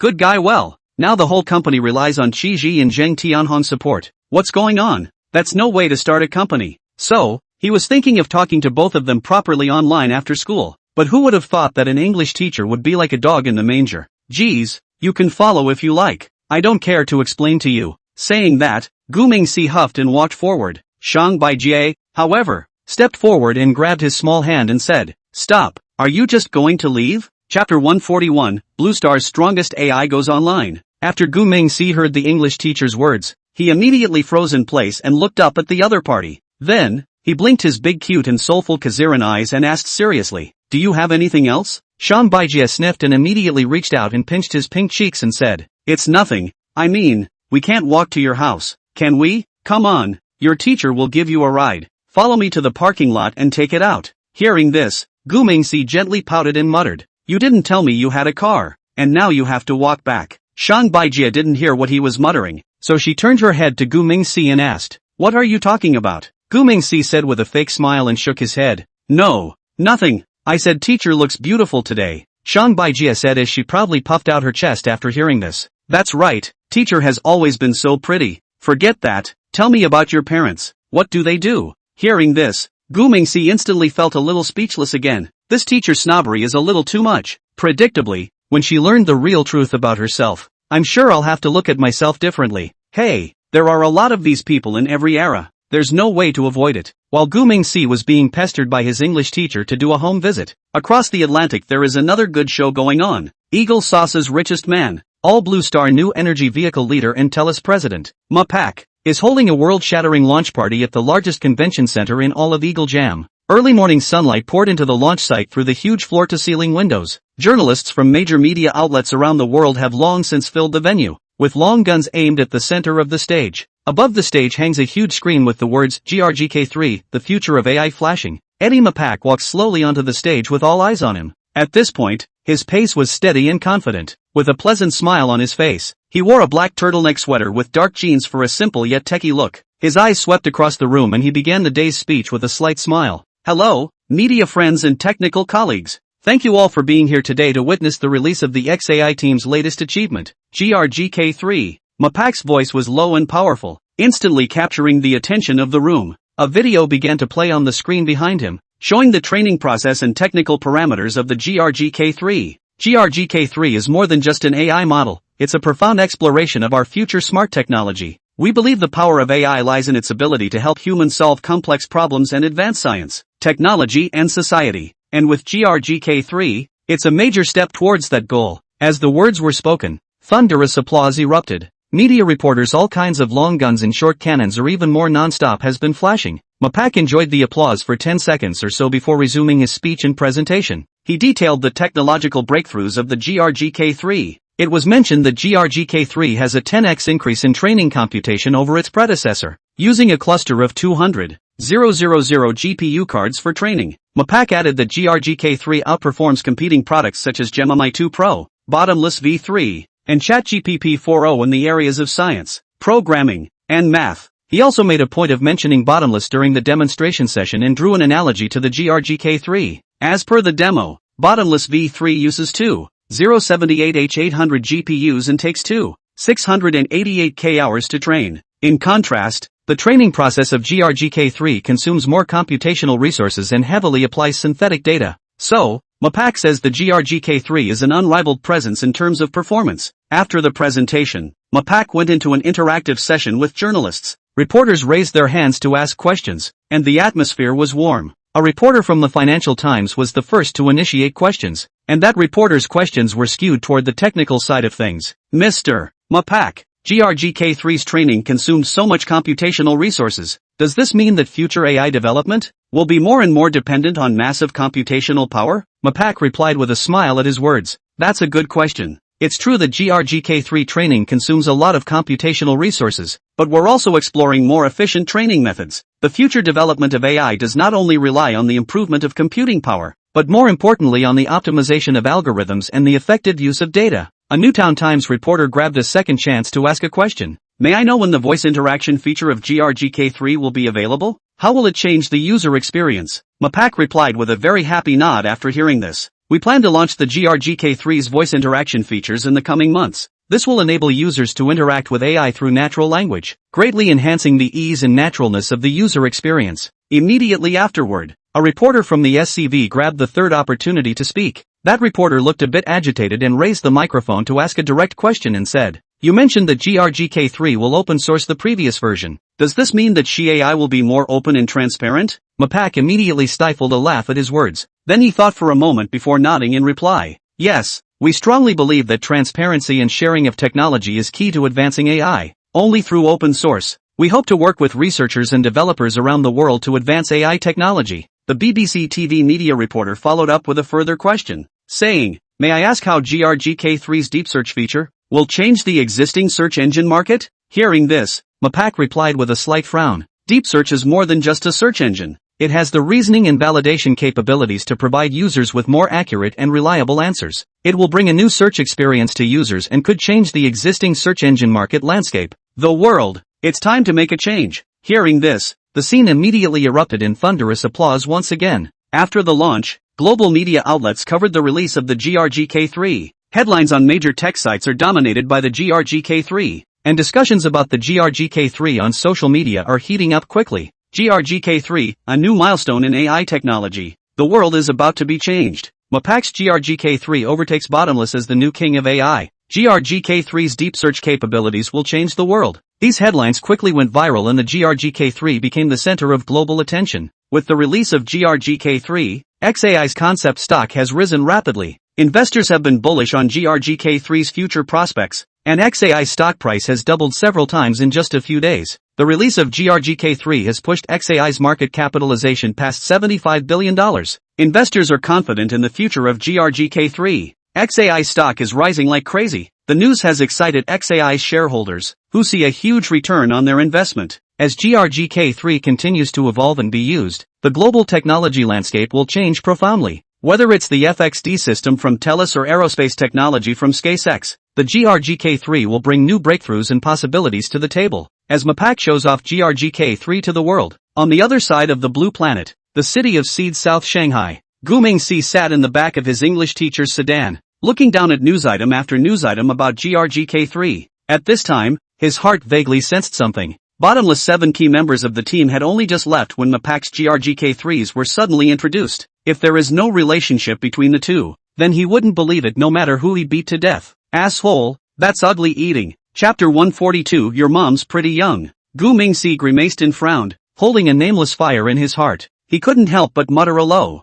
"Eating is ugly." However, Shang Baijie was concentrating on holding the steering wheel and didn't even hear what he was saying. She opened her mouth in a slightly impatient tone as she drove carefully with a slight sideways glance. What do you want to treat your teacher to tonight? You don't have to be so polite. Shang Baijie laughed, with a bit of smugness in her tone. It's only right for a teacher to care about you. No need to be so polite. However, if your parents insist, the teacher is not ignorant of the human condition. Hearing this, Gu Mingxi only felt a tightness in her chest and couldn't help but growl in her heart. What does this woman want? I've got tens of billions of dollars of business waiting to be negotiated here. Why is she getting more and more persistent with this home visit? No, we have to find a way to get rid of her quickly. Just as Gu Mingxi and Shang Baijie were about to arrive at the super hospital, his eyes suddenly caught a familiar figure. At this moment, Su Mingxiao was getting down from a car and had just parked it. Gu Mingxi's eyes instantly lit up as a thought flew through his mind. Here's your chance. He purposely lowered his voice, yet allowed Shang Baijie in the front row to hear him. Mom, what are you doing here too? The word mom he shouted softly, but enough for Shang Baijie to hear clearly. The few words after him were exceptionally loud, apparently so that Su Mingxiao could hear them as well. As expected, Shang Baijie was caught off guard by his mom. At this moment, Su Mingxiao also turned her head at the sound, just in time to see Gu Mingxi waving at her. She froze for a moment, then gave a soft smile. Shang Baijie, on the other hand, looked surprised and couldn't help but mutter in a small voice, "Is your mom that young?" Looks like your dad's pretty good at what he does. TSK, TSK, TSK, I knew you boys weren't telling the truth. Su Mingxiao waited for the car to stop and walked over quickly, smiling at Gu Mingxie. Yikes, what a coincidence. Whose car are you in? Gu Mingxi didn't reply, but quickly jumped out of the car and hugged Su Mingxiao's thigh, her voice carrying a few points of pettiness and aggression. Missed you so much. Su Mingxiao was a bit confused by this sudden move, and a wave of complex emotions flooded her heart. Miss me? It's only been a day since I've been here. How is it that the poor boy's heart is so delicate? Hey, it's probably been too long since anyone cared about him. A pang of heartache welled up in her heart at the thought. She reached out and gently touched Gu Mingxi's head, her tone so gentle that it felt like it could melt ice and snow. Well, here I am. I've been too busy with work these past 2 days, so I'll take you to the playground when I'm done, okay? At this time, Shang Baijie also got out of the car and walked over with a big smile. She extended her hand, her tone polite and welcoming. Hello, you are Gu Mingxi's parent, right? I'm his English teacher. My name is Shang Baijie. Nice to meet you. Su Mingxiao froze a little for a moment and couldn't help but spit in her heart. I'm still a yellow girl. How come you're this kid's parent? Will you people stop talking nonsense? This joke is not funny. She glanced down at Gu Mingxi, only to see that he was looking at himself with those big Koslan eyes, looking blearily at himself, his eyes full of expectation and aggravation. In that instant, Su Mingxiao's heart softened. Is the teacher doing a home visit? The boy has no father or mother, only a seriously ill grandfather. If I don't help, it's probably going to be a bad influence on his development. She sighed silently inwardly and decided to go along with it. Never mind, you won't see this teacher every day anyway, she thought in her heart, but her face didn't move as she turned her head to Shang Baijie. Hello, I'm Su Mingxiao. May I ask, what is your business here today? Shang Baijie hurriedly smiled at his words and replied, it's nothing, I just heard that the kid's grandfather was sick, so I thought I'd come over and take a look. It's not intrusive to stop by and talk to you parents about your children's schooling, is it? Su Mingxiao looked down at Gu Mingxi again, revealing a smile that said, I'm sure it's like this, then looked at the other party and nodded gently. Okay, then let's go in and see the old man first, and then we'll talk about the kids when we come out. With that, she took Gu Mingxi's small hand and walked towards the hospital. Shang Baijie followed closely behind, but just 2 steps later, her eyes were attracted by the hospital's luxurious decoration. This turned out to be the latest hot Netflix hospital. I've heard that scalp tickets here are speculated to hundreds of thousands apiece. TSK, TSK, TSK, Gu Mingxi's grandfather can receive treatment here. The family must not be simple. Shang Baijie secretly calculated in her heart and became more attentive to the two. After entering the ward, Shang Baijie looked around and became more certain in her heart. The decoration of this VIP ward is too luxurious. Sure enough, this kid was the target I was looking for.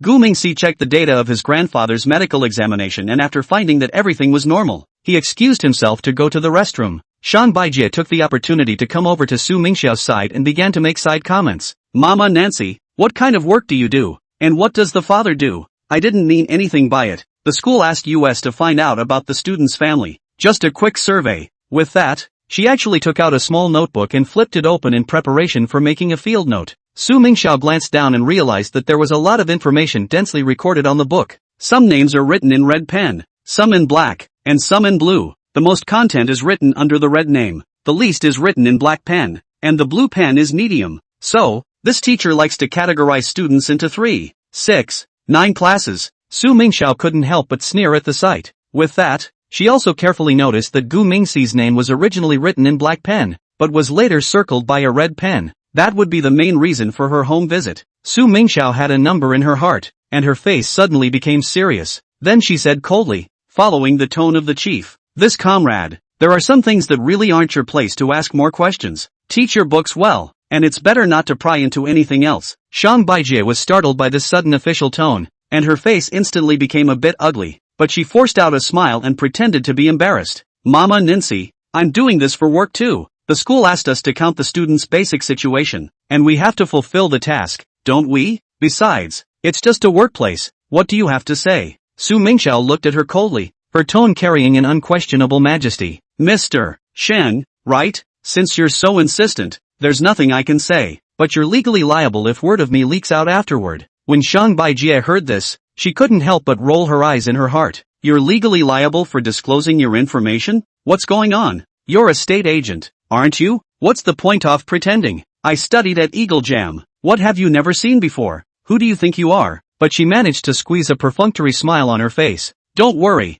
I'll keep it a secret. Tell me, what is your and your loved one's place of employment? With that, she opened her small notebook, ready to record. Su Mingxiao, however, just smiled coldly and pulled out her work permit from her handbag, handing it to her and opening her mouth. You might as well see for yourself. Chapter 143, The company is being interviewed. Shang Baijie took the work permit, and the moment her eyes landed on it, her face instantly turned pale. At the moment, she felt as if she had been doused with a tub of ice water from head to toe, and with slightly trembling hands, she almost dropped the book on the floor. National Security Agency, she murmured, her voice so low it was barely audible, but a wave of fear tumbled over her. Countless images flashed through her mind, her own temptation, Su Mingxiao's icy gaze, and that legally responsible warning. Her heart raced and cold sweat seeped from her palms. Su Mingxiao looked at her, her eyes as sharp as a blade, and her tone as cold as winter ice. Mr. Shang, do you understand now? Shang Baijie nodded her head repeatedly. Fine beads of sweat had already seeped out from her forehead,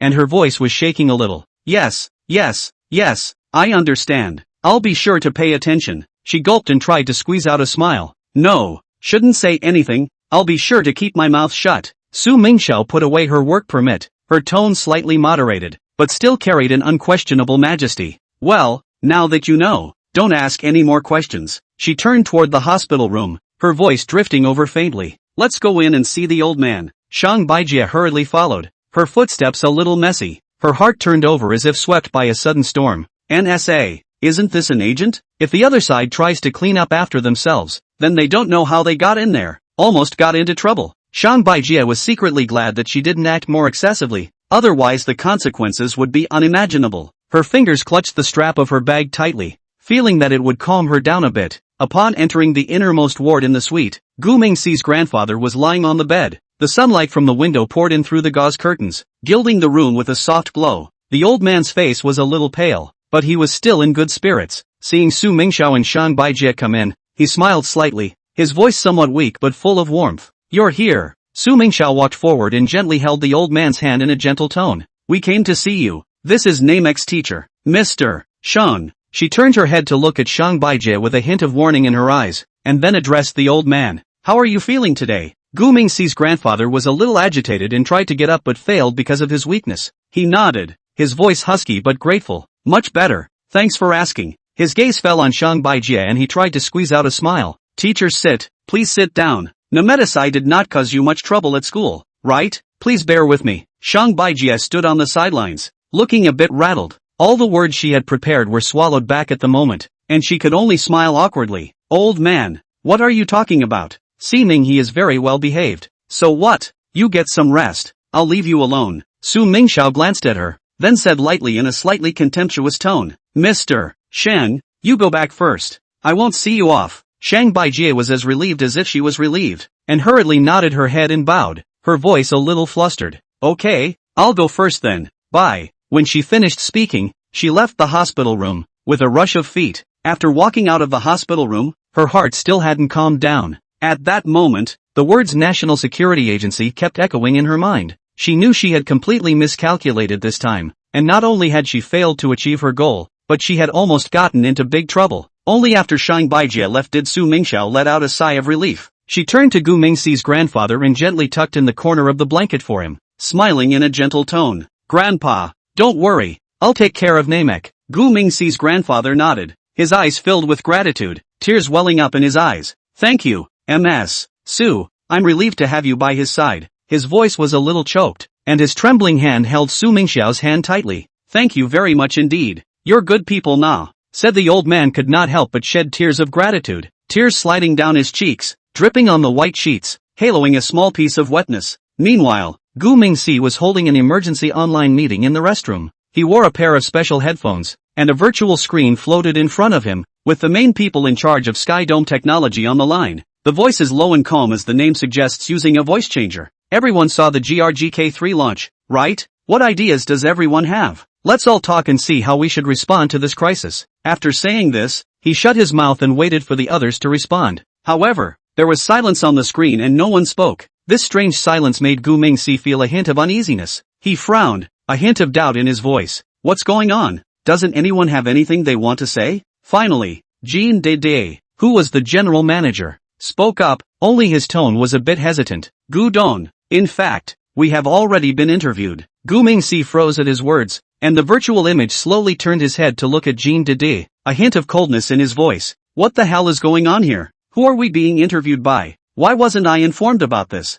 Jean Dede hurriedly explained, his tone a little nervous. This just happened an hour ago. An official representative came from Kyoto and talked to several of us. You called this meeting before we had a chance to report back. Gu Mingxi slowly nodded, his tone calm but with a sense of oppression. I see. So what was the official interview about? Instead of answering directly, Jean Dede turned his head to bottomless head Chi. Kish sighed softly, his voice a little low. Let me do the talking on this. After all, bottomless is my responsibility. After saying that, he transmitted an electronic file to Gu Mingxi. While Gu Mingxi opened the file to view it, Chi also made a simple explanation in synchronization. Officially, it means we have to learn to hide. No, I personally don't think hiding is the right word. As I understand it, the officials want us to bide our time. Gu Mingxi frowned slightly, his eyes quickly scanning over the documents. The document was an official sponsored initiative to the effect that the Sky Dome Group should learn to lie in wait and not try to compete with foreign high-tech enterprises in everything. Just know for yourself if the technology is hard or not. There's no need to make a scene for the whole world to know. The document reads. At this point, Gigi continued to add in a slow voice. According to the initiative, Bottomless has now exceeded all expectations. It's just a big facepalm to the growers, and the emergence of Bottomless does a great job of crushing Eagle Jam's monopoly ambitions in the AI space. Right now, the whole world already knows that the Seedflower family is overpowered with technology. So, there's no need for Skyvault to go out and compete with anyone at all now. There were some of these statements on the document, so Gu Mingxi nodded gently as he listened. At the moment, his gaze was deep, as if he was thinking about something. Chapter 144, Caught in the Act. How could Gu Mingxi not expect that Sky Dome Technology would be officially interviewed? Did officials move to buy Bottomless? This shouldn't be happening. Nothing like this had ever happened in his memory. Flower growers are very respectful of high-tech businesses. They will only support, not curb or even annex. And, the initiative says all the words of support. He had just thought of this when Kish continued to speak down the line. But officially, it's not stopping Skydome from going further.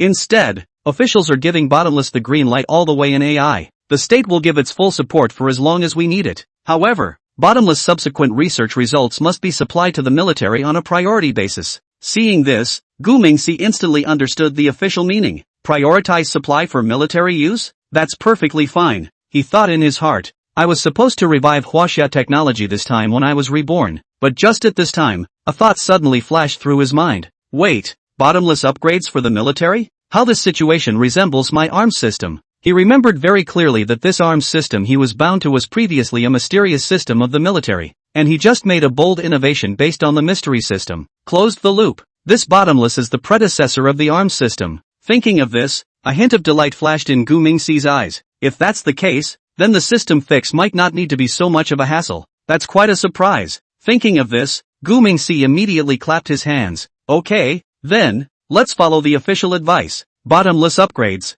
prioritized for military use, Kish added with a nod. Not only that, but the officials have invited us to take part in a secret operation. But for specific details, they need to interview you in person. Hearing this, Gu Mingxi immediately froze for a moment. What?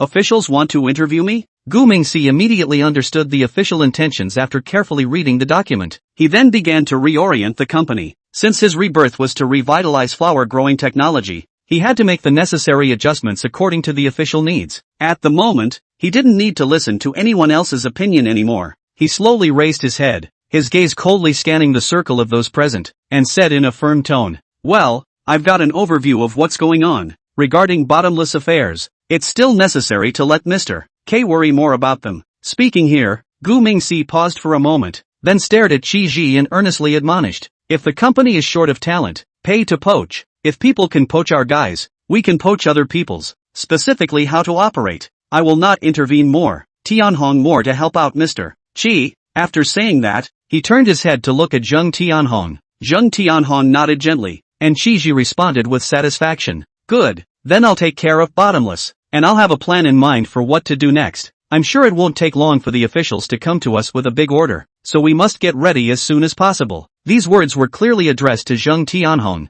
who once again nodded in response. Don't worry, I have everything in place here and will never drop the ball. Seeing that the two had such a tacit understanding, Gu Mingxi felt slightly relieved in his heart. Then he turned to Jean Didi and the subject changed. How ready is the construction industry side? Jean Didi immediately replied with a smile. Manager Xing has basically taken the matter of the general agent, and is now waiting to formally sign the ceasefire agreement with Demao. We have procured about 40% of those materials you requested, enough to support the first phase of the project. Subsequent procurement negotiations are also underway. As long as the project on Ermao's side goes smoothly, we can supply materials from our side at any time. With that said, Jean Didi reached up and scratched the tip of his nose as he continued. As for subsequent material purchases, the negotiation process is now starting to go through as well. Hearing this, Gu Mingxi nodded with slight satisfaction. He could hear some concern in the other man's words. The reason why Jean Didi did not purchase all the materials back at once was mainly because he was worried that there would be accidents on Ermao's part. While everything is going well and contracted for the other party at the moment, there is nothing they can do if the other party tries to screw up or renege on the contract. As a result, Goldfarb purchased only 40% of the material to keep the risk within tolerable limits. Later on, Jean developed his idea proved to be correct, because it didn't take long for things to go wrong on the official side of Erma, but all of that is an afterthought for now. Just as Gu Mingxi wanted to discuss other things further, there was a soft knocking sound from outside the toilet door. Upon hearing the commotion, he made an excuse to end the meeting early. Anyway, all the things that need to be said have been said, and continuing the discussion is just a matter of going into the details of optimization, which is perfectly fine to leave to the henchman. However, this behavior of his made Zhang Torchway feel upset. It is because the motion he submitted before Gu Mingxi did not even mention it. Therefore, after Gu Mingxi went offline, Zhang Torchway also went offline without a word. Afterwards, Zheng Tianhong and Shiji also went to get busy, and Jean Didi was the only one still in the conference room. He turned his head to look at Zhang Torchway's side of the screen, feeling vaguely as if something was about to happen. I hope I'm being paranoid. After saying this, Jean Didi also slowly got up to go about his business. On the other side, Gu Mingxi pressed the toilet flush button and walked towards the door. When he opened the door, Su Mingxiao was staring at him with a curious expression. You've been going to the bathroom for 10 minutes. What the hell are you up to? With that, she gently pushed Gu Mingxi away and went in to check it out. However, the bathroom had limited space and simple furnishings, and Su Mingxiao quickly looked around. Honestly, what were you doing in there? I thought I heard you talking to someone. At this point, she seriously suspected that Gu Mingxi was secretly contacting someone. Given all the previous strange behavior, she had reason to suspect that the contact was with the dragon. That was why Su Mingxiao was so sensitive at this moment. But how was she to know that the little brat in front of her was the dragon she had been looking for? Who dares to believe this truth? Gu Mingxi also saw the other party's abnormality, so he took out the cell phone he had prepared in advance. The phone was just a normal smartphone with the screen image still stopped at the game interface. I was wrong. I shouldn't have sneaked the game. Seeing this, Su Mingxiao immediately reached out and took the cell phone and glanced at it. So you hid inside Mysterious, just for this?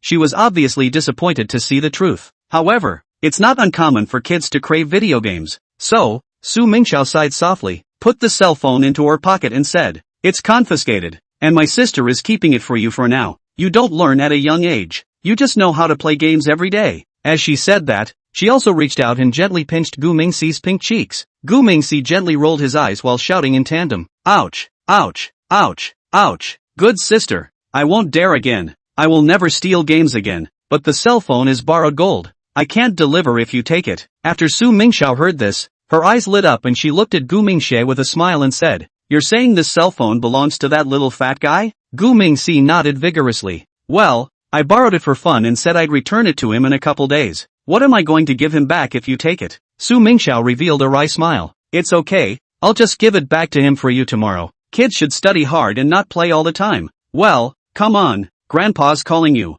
Hearing this, Gu Mingxi pretended to hang his head and helplessly returned. Okay then, but you mustn't tell my grandfather. I just play every once in a while. I don't miss studying at all. After Su Mingxiao heard this, she smiled dotingly and once again reached out to pinch his little cheeks. Okay, as long as you're obedient, my sister won't tell Grandpa. Come on, hurry up and come with me to see Grandpa. With that, the two of them walked together in the direction of the inner room. Back in old Gutu's hospital room, the three of them chatted for another half an hour. Then Su Mingxiao found an excuse to leave first. However, instead of going home or to Jingguei, she took her cell phone and went straight back to her unit. She couldn't afford to waste such a heavenly opportunity. So, she worked late and late on her own in the technical section. This time, I'll see what secrets you can still hide. Humph humph humph. From now on, please call me the great inventor, Professor Little Su. Ha ha ha ha, you will have no more privacy in front of me. On the window of the technical section, a flash of light illuminated Su Mingxiao's shadow. In terms of atmosphere alone, she seemed like an evil scientist at this point. Chapter 145, There's No Way Back.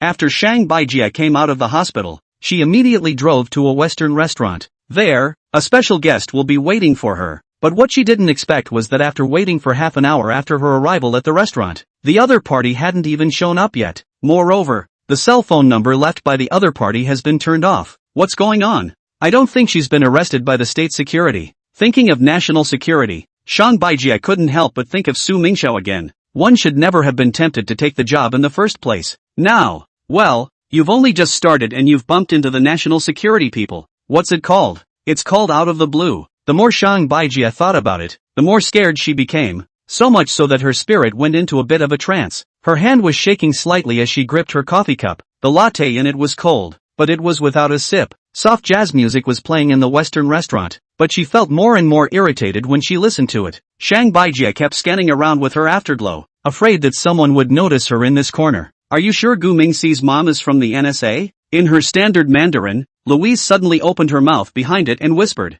Shang Baijia's entire body was shivering with fear at the words. How could she not expect that the other party would suddenly appear? Are you going to scare me to death? Shang Baijia turned her head to look at Louise behind her. Instead, the other woman didn't even take her up on it, but walked herself over to sit down across from her. Within a few moments, the waiter came up to the table with a quick question. What can I get you too? Lois smiled directly at her words. 2 Wellington steaks and a bottle of red wine please. By the way, the beef patties should be just medium rare. And then, one of your store's signature soups. The waiter takes careful notes, then leaves with a smile and a nod. It was at this time that Louise looked at Shang Baijia and continued. Answer my question. It was only at this time that Shang Baijia finally came back to her senses, so she nodded slowly, feeling her back already drenched in cold sweat. Then, Shang Baijia lowered her voice and said quickly, I checked the school's records, and that Gu Mingxi kid doesn't have any parents at all, but his English is exceptionally good, and the average family can't teach English that well. So, I went to do a house call today, and I ended up meeting his mom at the hospital. Her mom's name is Su Mingxiao, and she's a very young national security officer. I saw her work license. My God, I'm scared to death today. You're not making good money, said Shang Baijie, taking a nervous sip of coffee. At this time, Lois elegantly sipped her white water, leaving her bright red lipstick on the rim of her glass. Then she gave a meaningful smile. Interesting, it seems that our little friend has an uncomplicated background. It follows that Claire's investigation has been looking in the wrong direction all along. That idiot, I don't know what he was up to before. Shang Baijia's stomach was already bad, so she felt a twitch in her stomach after drinking the cold coffee. So she frowned and spoke with a difficult color and a trembling voice. I can't go on. His mom was very unkind to me. I'm sure I'll be found out by the NSA if I continue. I just wanted to make a little money, but I didn't want to put my life on the line. The more Shang Baijia spoke, the more agitated she became, and her face became more and more ugly. Lois slowly took her hand in hers at the sight, but the cold touch of the business made the other woman shiver. But even so, Shang Baijia didn't dare to retract her hand. Honey, do you know how important the Dragon of the East is? If we can find his kid, we can get a handle on all his arms dealing networks. Think of all the innocent lives that could be saved. She spoke well, but the other didn't seem to be impressed. So, Lois immediately changed the topic and continued compelling. And, Eagle Jam officials will give you $20 million. With this money, you can leave the Cedars. Isn't Eagle sauce your favorite? I can write you a letter of recommendation for a green card. Hearing this, Shang Baijia's eyes suddenly flickered. Immigrant hawk sauce? It was a dream she'd always had. With that, Shang Baijia lowered her head and thought back to 3 years ago. At that time, when she was still studying abroad in Eagle Jam, it was because of this statement from Louise that she agreed to become an informant. Getting her Eagle Jam green card was the biggest quest of the first half of her life. Thinking of this, Shang Baijia's eyes gradually became firm. Lois smiled slightly at this before continuing the conversation back to the child. That little kid named Gu Mingxi, has there been anything unusual lately? Shang Baijia visibly hesitated at his words, but soon she opened her mouth to reply seriously.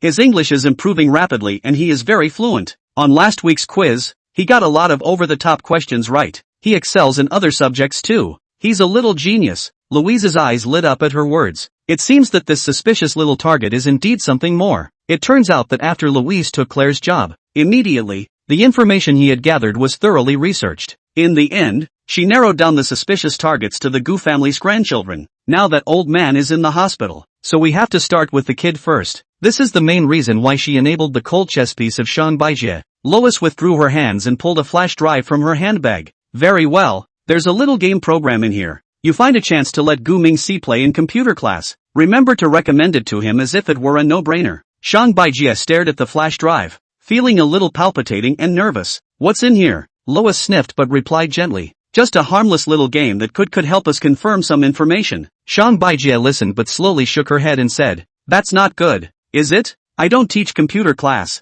And his mom is in the NSA. Am I not looking for death? The more Shang Baijie spoke, the more agitated she became, and her hand quickly retracted. No, it's too dangerous. If I'm found out, I'm done for. Lois suddenly lowered her voice and said coldly at the sight, do you think it's too late for you to quit? Her eyes sharpened at the words. Don't forget your father's medical expenses for your mother. Shang Baijie felt a wave of dizziness at her words. Yes, it was Lois who arranged for her mother's heart transplant, as well as the cost of follow-up care. She should have known that there was no such thing as a free lunch. At this time, Lois pushed the flash drive in front of her and said in a cold voice, I want to see results by next week. Shang Baijie sniffed and mechanically put away the flash drive, feeling like her soul was being torn apart. She thought of Gu Mingxi's clear eyes and his naivety. Is this kid, who's only 6 years old, really related to arms dealers? How can his father be an arms dealer when his mother is in the NSA? Shang Baijie was just about to raise this query when Louise pulled out an envelope and handed it over.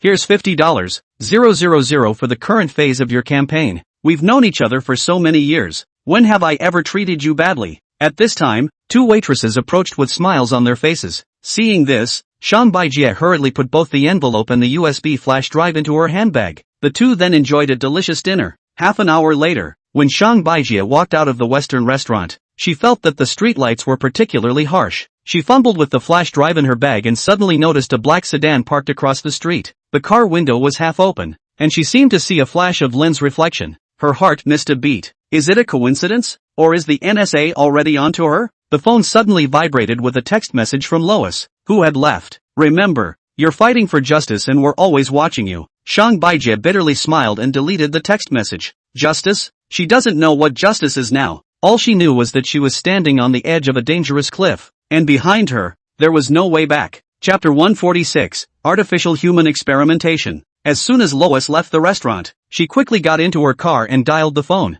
As a replacement for the gold agent who came to South Shanghai, she has the privilege of reporting directly to the director. Therefore, after meeting with the informant, she immediately returned to her car and began debriefing. Jesse, director's code name, I've already met the people. Her tone was dry, but at the same time it carried some urgency. The situation is pretty much what I expected, and there is real value in continuing to follow up. However, I need you to coordinate Stick and Chick. This side is understaffed and busy with a lot of things. She finished under her breath, but there was a brief silence on the other end of the line. The secretary then coldly poured a pot of cold water. I'm afraid that's a bit difficult. They're still after a statement about what happened last time. Also, the Bureau has other priorities right now and can't give you much support for the time being. You have to figure it out on your own. Don't always rely on the company, CIA. Hearing this, Louise couldn't help but roll her eyes. She didn't expect the director to be so perfunctory. That wasn't his attitude before he came. Now it's a good thing that after snubbing her, she immediately flipped out. That's really uncouth. Despite the discontent in her heart, Louise's tone remained sweet. Okay, Jesse, I understand. I'm sorry for your trouble. So let's leave it at that. See you later. She smiled and hung up, but the smile disappeared instantly and her face went cold. She casually tossed her cell phone onto the passenger seat and cursed under her breath. This damn guy, when I uncover that dragon, it's not certain who will sit in that position. After that, she quickly ignited the engine, put it in gear, and drove off. Meanwhile, Gu Mingxi had returned to the apartment. He sat in front of his computer, his fingers flying over the keyboard, his brow furrowed. It was a bit of a surprise. He mumbled something as he operated the computer. I'm afraid my Dao can't handle the situation at hand. It seems that we have to build an exclusive lifting robot as soon as possible, or else we won't be able to explain a lot of things. With that, he recharged all the money he had earned at this stage into the system. The system had thus completed 2% of its repairs, and Gu Mingxi had invested all of those 2% of repair points into the field of biochemical technology. He had to build a perfect replacement as soon as possible. So the light in the study remained on at 3 in the morning. Gu Mingxi rubbed his sore eyes and entered the last gene sequence into the computer. On the screen, the helical DNA model slowly rotated, each base pair flashing with a faint blue light. This was his 112th attempt. In the first 111 instances, either the gene sequences could not be stably combined, or the mechanical systems reacted with the biological tissues in an exclusionary manner. But this time, he finally found a breakthrough. Initiate gene extraction program. Gu Mingxi gave commands to the computer's intelligence system. Meanwhile, all the laboratory machines in the West Suburban Model Factory were started up. A robotic arm removes a drop of light red liquid from a petri dish. That was the key gene sequence he had extracted from the Yuri DNA sample he had redeemed from the system. Yuri is a special character in the computer game Red Alert 2 with a powerful brain and mental strength. If you exchange the character directly through the system, Gu Mingxi can also get a robot with the appearance of a human. But robots have no internal organs or blood, and their skeletons are made of alloy, which can easily be exposed during a medical examination. Therefore, he had to create a more realistic double. Inside the lab, the drop of liquid glowed eerily under the light, as if it were alive and trembling slightly. The robot carefully injects the liquid into the transparent incubation chamber. The light blue nutrient solution began to boil, countless tiny bubbles rising from the bottom. Inside his apartment den, Gu Mingxi's fingers move quickly across the control panel, remotely adjusting temperature, pH and nutritional ratios. It didn't take long for the soft mechanical female voice to sound. Biological tissue culture progress, 1%. Gu Mingxi took a deep breath and turned towards another computer. This computer is connected to the nanocomputer host at the bottomless data center. The super volume of computational tasks must rely on quantum computers to accomplish them, so he needs to operate two computers at the same time. Begin bilateral system connection. The name connects quantum computing to the West Suburban Laboratory via a network cable. On the display, green dots of light representing nerve signals begin to flash, gradually forming a complex network. Time passed by, and Gu Mingxi's attention was completely focused on the monitor. The embryo in the incubation chamber grows at a rate visible to the naked eye, with limbs, torso, and 5 senses taking shape one after another. But just at this time, the system's alarm suddenly sounded. Warning, biocurrent anomaly. Gu Mingxi's heartbeat missed a beat, and he hastily called up the data panel. Only the vital signs curve fluctuated violently, and the operating frequency of the quantum computing core began to be unstable. What's going on? He muttered as he quickly tapped the keyboard. Sweat slid down his forehead, leaving tiny water stains on his keyboard. System, what the hell is going on? Help me, he anxiously called out to the system. The system immediately gave an alert that Gu Mingxi had noticed an abnormal data. Turns out, it's the temperature of the quantum computing core that continues to rise, clearly having been overloaded. Asterisk asterisk asterisk asterisk. This crappy mainframe doesn't work either. Gotta replace it when I have time. The stuff made by Foot Locker Chicken really doesn't hold up. Little piece of crap. He bellyached a few times, then called up the cooling system. However, no matter what he did, the cooling system did not respond. In desperation,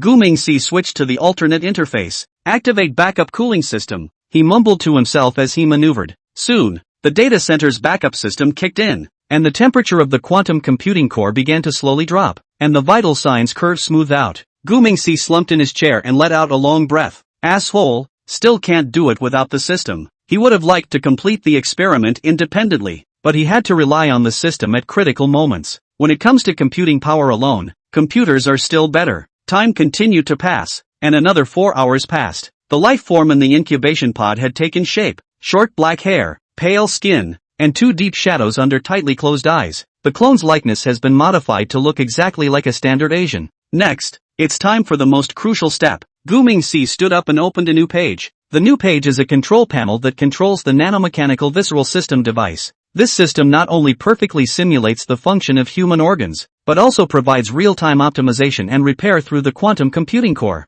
He remotely controlled the mechanical arm and carefully removed the mechanical heart, its red surface glowing with a cold light. This heart not only beats in perfect rhythm, but also repairs itself when damaged. The robotic arm placed it into a special conveyor tube and watched as it slowly entered the incubation chamber, connecting with the life form's chest cavity. Heart connection complete. Blood supply commencing. In the next second, the soft mechanical female voice sounded again. At this moment Gu Mingxi held his breath, staring intently at the data on the display. Chapter 147, Project Yugonishan. Bright red artificial blood could be seen on the monitor as it began to flow through the newly constructed veins, and the mechanical heart made a steady beating sound. Next came the implantation of organs such as lungs, liver and kidneys. The implantation of each organ brought Gu Mingxi's heart to his throat. However, this time it was very fortunate that everything went well. When the implantation of the last organ was complete, the life form in the incubation chamber suddenly twitched. Seeing this, Gu Mingxi was so nervous that he stood straight up. He stared intently at the display for fear of missing any of the data. The life form's eyelids began to flutter, as if struggling to open.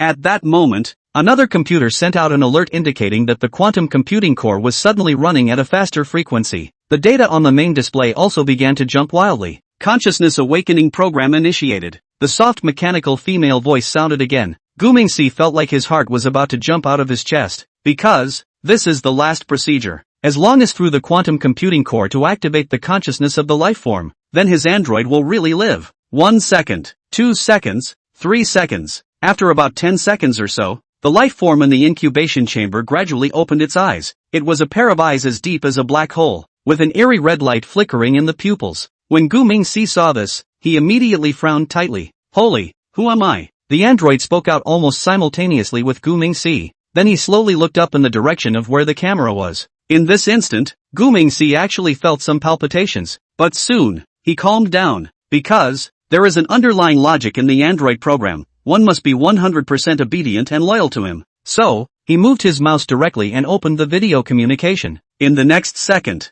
the life form saw Gu Mingxi's original body. Who are you? The life form looked at the large screen not far away and asked suspiciously. Gu Mingxi looked at him and replied with a faint smile. I am your master. My name is Gu Mingxi. The life form sniffed and nodded plausibly. Then, looking down at his body, he repeated, you are my master. By definition, my lord. Who am I then? Gu Mingxi thought about it and replied seriously. You're my stand-in robot, and your name is Gu Haoyin. Remember? The life form slowly looked up at the screen and repeated. My name is Gu Haoyin, and I am the master's double. I remember. My name is Gu Haoyin. With that said, the life form's eyes gradually returned to their normal color. At this point, his expression also went from blank to calm, because, the chip in his brain had been officially activated. The memories that his master had customized for him began to become clear. My name is Gu Haoyin. I'm 40 years old, and I'm the chairman of the Sky Dome Technology Group. I'm a flower grower of Eagle Jam origin and I came back to serve my country. The life form named Gu Haoyin began to slowly retell the memories in his head. 2 hours later, Gu Haoyin slowly walked out of South Shanghai Airport. An official Audi S6 drove straight out of the interior of the airport to meet him. After getting into the car, Gu Haoyin smelled the faint scent of ambergris permeating the car. A middle-aged man in a gray Chinese mountain suit was seen sitting in the back seat. Gu Haoyin, with a smile on his face, sat beside him and said, hello, I'm Gu Haoyin, the chairman of Sky Dome Technology. The man sniffed, smiled, and held out his hand. Hello, Mr. Gu, I've heard a lot about you. I'm Zhuge Lin, the head of the Yugong project. Gu Haoyin didn't feel too surprised when he heard this, and just reached out to hold the other party's hand. However, Gu Mingxi, who was eavesdropping on everything through his Bluetooth headset, was very surprised. Holy, the one who came is actually Senior Zhuge. The fool's plan? My god, should we play this big? Mr. Zhuge, is there any urgent matter for you to have me come here in such a hurry? Zhuge Lin smiled and took out a document from his briefcase. There is indeed something important that needs your help. It's top secret, and I hope you'll keep it that way. By the dim reading light in the car, Gu Haoyin flipped through the documents. The first page made him suck in his breath. It was a drawing of a new mecha design, with smooth, futuristic lines, and labeled Inglong prototype in the lower right corner. Seeing this drawing, the corner of Gu Mingxi's mouth, who was hiding behind the curtain, twitched slightly. Hey, isn't this the design I gave them? How come it's been transferred back to me? Gu Haoyin gently closed the document, turned his head to Zhuge Lin, and asked, excuse me, what is this? Zhuge Lin didn't intend to hide anything at all, because from the moment Gu Haoyin got into the car, he was destined to have no other choice. At that point, the Audi slowly pulled out of the airport emergency exit. Immediately thereafter, 5 waiting cars of the same model, 2 in front and 3 in back, surrounded their car. At the front of the convoy, 4 other mounted police officers were driving. At this point, the conversation in the limo continued. This is the first humanoid mecha of the Seed family, equipped with a plasma weapon system and the ability to fight in the air and the sky. Zhuge Lin's voice was soft, but his words were 1,000 pounds. Gu Haoyin pretended to be surprised and looked at the other party with glowing eyes. Seeing this, Zhuge Lin couldn't help but laugh. Then continued, but now there is a technical difficulty. We need a special operating system that will allow Inglong to network and share data with other equipment in real time. Unfortunately, with our current technology, it is not yet possible to realize. So this is why we have invited you here. Gu Mingxi behind the curtain sniffed and immediately understood everything. As the founder of one of the country's top AI companies, he knows all too well the difficulty of this request. No existing operating system can meet the demands of such complex real-time interactions. Still, it's time to play dumb. Otherwise, things become illogical. Thus, Gu Haoying frowned slightly and opened his mouth to ask, "Why me?" Zhuge Lin answered directly and openly, "Because you're the only one who could possibly accomplish this." With that, he also pulled out a laptop and handed it to the other party. "Here are some of the technical parameters you can look at first. By the way, we have a rather special meeting to attend later. When the time comes, just say whatever you have to say. It's all routine. You won't have any problems with me." Zhuge Lin's words were fine if he didn't say them, but after he said them, Gu Haoying directly frowned, because he analyzed from the other party's words that the meeting he was going to attend later on didn't seem to be too easy to handle. An hour and a half later, the convoy pulled into one of the South Shanghai military bases. Zhuge Lin personally brought Gu Haoying to a small conference room on the second floor. Gu Haoying pushed open the door of the conference room, and a faint sandalwood scent hit his face. There were 3 people seated at the long conference table, and the middle-aged man in the center, dressed in a dark Chinese mountain suit, stood up and extended his hand to him. "Mr. Gu, I've heard a lot about you. I'm Wang Plastic, Special Advisor for National Security." Gu Haoying smiled politely and gently shook his hand. "Hello, nice to meet you." Wang Plastic returned the smile and gestured for him to sit across from him. "Please have a seat. This appointment is for an important task that requires your assistance." Gu Haoying had just taken his seat when a document was pushed in front of him. The word "Top Secret" is printed on the dark blue cover, and below it is a series of numbers. "Before we can discuss specifics, you'll be required to sign this non-disclosure agreement." Wang Plastic's voice was calm, yet it carried an unquestionable majesty. Gu Haoying flipped through the document, the terms densely packed. In addition to the usual confidentiality requirements, there was another one that caught his attention: the need to be under 24/7 surveillance for the duration of the program, with restricted communications and limited range of movement. Thus, Gu Haoying looked up at the other party and said in a slightly revolting manner, "You guys are going a little overboard here, aren't you? Does it really need to go that far?" Chapter 148, The Research and Development Team. Instead of answering the question directly, Wang Plastic picked up a remote control and pressed the button. With that, the glass around the conference room instantly turned opaque and the ceiling lights dimmed. The projector then throws a video on the wall. Only a silver-gray behemoth was speeding through the desert in the projected image. It was a mech that stood 20 meters tall, its streamlined shell glowing coldly in the sunlight. Suddenly, the mech unfolded its plasma wings behind its back and rose into the air, completing a dizzying series of tactical maneuvers in the air. Gu Mingxi, who was hiding behind the curtain, couldn't help but hold his breath. It wasn't the mech he'd sold to the planters. This should be a new mecha developed by the seeds themselves. That's right, this is something the country has developed on its own. As expected, the imitation ability of a flower grower is not to be underestimated. There used to be a saying circulating on the internet about how Hawksbane gave Seedflower a fake missile model, but it didn't take long for them to develop a real one. This is the superb development of the flower grower. You can develop the real thing by giving a fake one, let alone giving the other one the real thing yourself. At the moment, he knew all too well what the video meant. This is a technological breakthrough in the truest sense of the word. This is the Candle Dragon prototype, the first independently developed deformable mecha of the Seedflower family, equipped with a plasma weapon system and with ground and air combat capabilities. But now there is a technical challenge. We need a special operating system that can allow it to network and share data with other equipment in real time. Wang Plastic turned off the video and looked seriously at Gu Haoying, saying seriously. At that moment, the lights in the room came back on.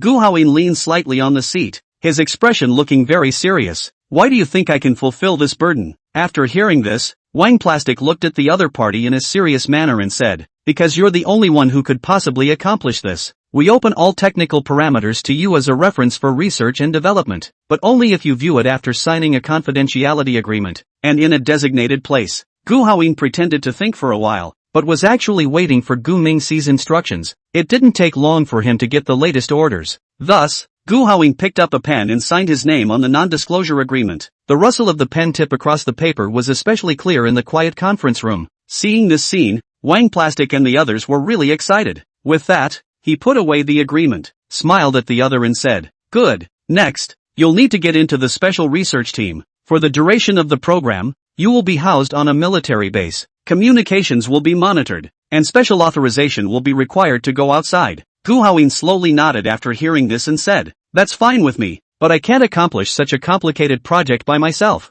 I need a team with outstanding strength." Wang Plastic smiled at his words and nodded his head in reply. "You can take 3 core members, but they'll need to sign the same agreement. The others, we will fill in for you, and we guarantee that all of them will be the best talents in the country." After saying this, he paused and then continued to speak. Mr. Gu, this project is related to national security. I hope you understand the need for these measures. Gu Haoyin nodded after hearing this, then looked straight into Wang Plastic's eyes and stood up and said, Last question, when do we start? Wang Plastic also quickly stood up when he saw this, then looked at the other party with a smile and said, It's on now, and your car is waiting downstairs. The assistant will help you pack the necessary items, and we'll arrange everything else. Mr. Gu, I'm counting on you in this matter. Gu Haoyin nodded gently at his words, then reached out to shake the other party's hand heavily. He then turned to leave the conference room and departed by car. Skydome Technologies, Bottomless Data Center. Kish's fingers tapped rapidly on the keyboard, the blue glow of the computer casting fine points of light on his lenses. The code leaping on the display suddenly got stuck at line 37, a vulnerability that had plagued him for 3 days.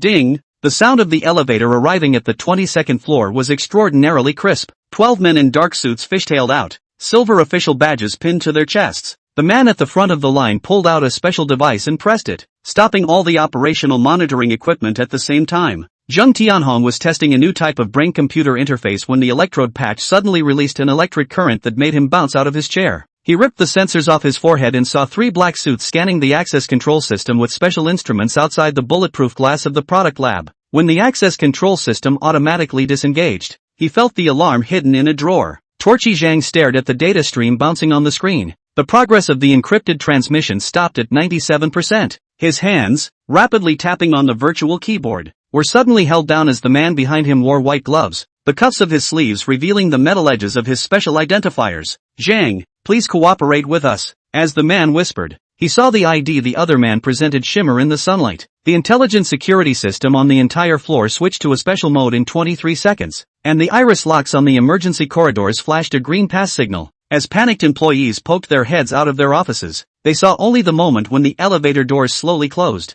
However, all 3 of the company's big bosses have been taken away. Everyone take it easy and continue as normal. The company's CEO, Kim Fada, suddenly appeared and repeated the phrase out loud. 4 hours later, the company's personnel department received the official notice. Qi Ji, Zheng Tianhong, Zheng Torchway 3 people due to participate in the group's major scientific research projects, with immediate effect, transferred from the original position. For this reason, the 3 deputies have temporarily taken over their duties. 2 days later, seating a military base, 300 meters underground in a top-secret laboratory, Kish put down the quantum calculator in his hand and looked through the bulletproof glass into the next room. Zheng Tianhong was debugging a massive brain-computer interface device, while Zheng Torchway was recording complex data. On the wall of the laboratory, the bright red slogan stands out, Fight for National Scientific and Technological Security. And behind a transparent floor-to-ceiling window on the 3rd floor, Gu Haoyin was standing inside, calmly looking down on everything. It was his personal studio,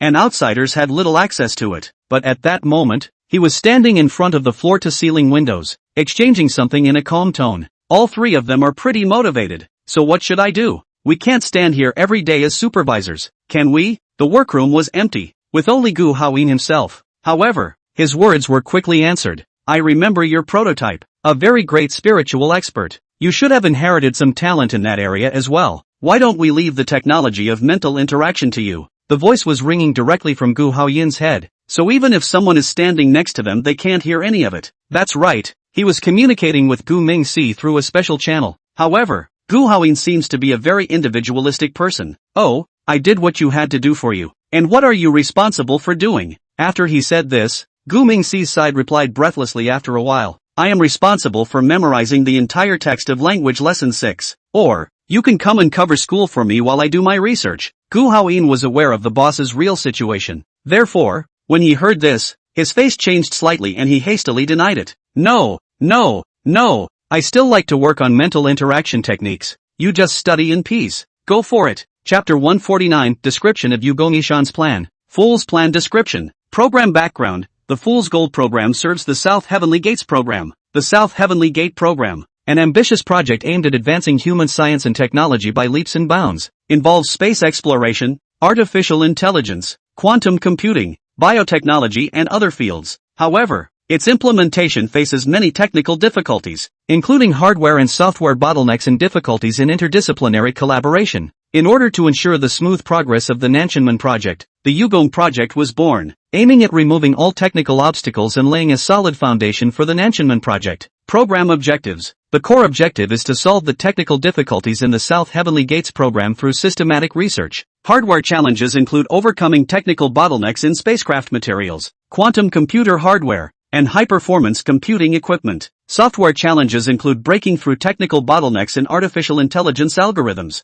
quantum computing software, and big data processing. C. Interdisciplinary collaboration, including the promotion of multidisciplinary integration and technological innovation. Resource integration, including optimizing the allocation of global scientific and technological resources to ensure efficient advancement. The program content and implementation steps are divided into 4 major blocks. The first big piece, the hardware challenge. In terms of spacecraft materials, there is a need to overcome the need to develop lightweight and high-strength materials that are adapted to extreme space environments. On the hardware side of quantum computers, there is a need to improve quantum bit stability and scalability, and to promote practicalization. With regard to high-performance computing equipment, there is a need to develop a new generation of supercomputers to meet the demand for large-scale data processing. The second major block, the software problem solving. In terms of artificial intelligence algorithms, it is necessary to optimize the algorithms and improve the ability of autonomous learning and decision-making. For quantum computing software, new programming languages and algorithms should be designed to promote practical applications. As for the big data processing platform, it is necessary to build an efficient and secure data processing platform to support massive data analysis. The third major block,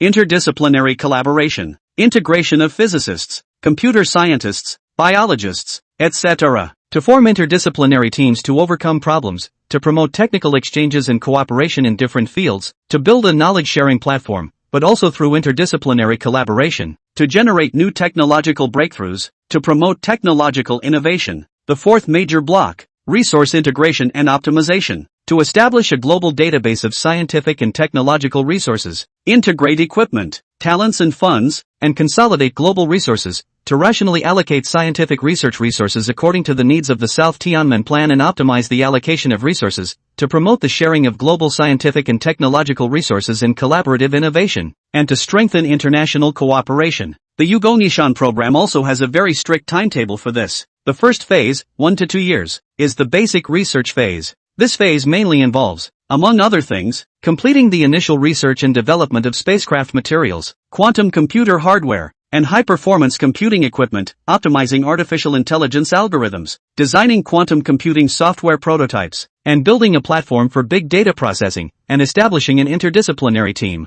launching a knowledge-sharing platform, and integrating scientific and technological resources. The second phase, 3 to 5 years, is the technological breakthrough phase. This stage mainly involves realizing the mass production of spacecraft materials, improving the stability of quantum computer hardware and upgrading high-performance computing equipment, achieving breakthroughs in artificial intelligence algorithms, entering the application stage of quantum computing software and efficient operation of big data platforms, and interdisciplinary teams to promote technological breakthroughs in multiple fields and achieve efficient allocation of global resources. The third phase, 6 to 10 years, is the phase of full support for the South Tennessee Gateway program. This phase must realize that hardware technology can fully support the implementation of the South Gate program, software technology can be widely applied in the South Gate program, and interdisciplinary collaboration becomes the core driving force, with a high degree of synergy of global resources. In short, Project Yugo Nishan was a great scientific and technological program designed to clear the technological hurdles for the Southern Heavenly Gates project. The campus of the 22nd Central Primary School in Nanhu City. The sunshine poured over the playground and the children's laughter rose and fell.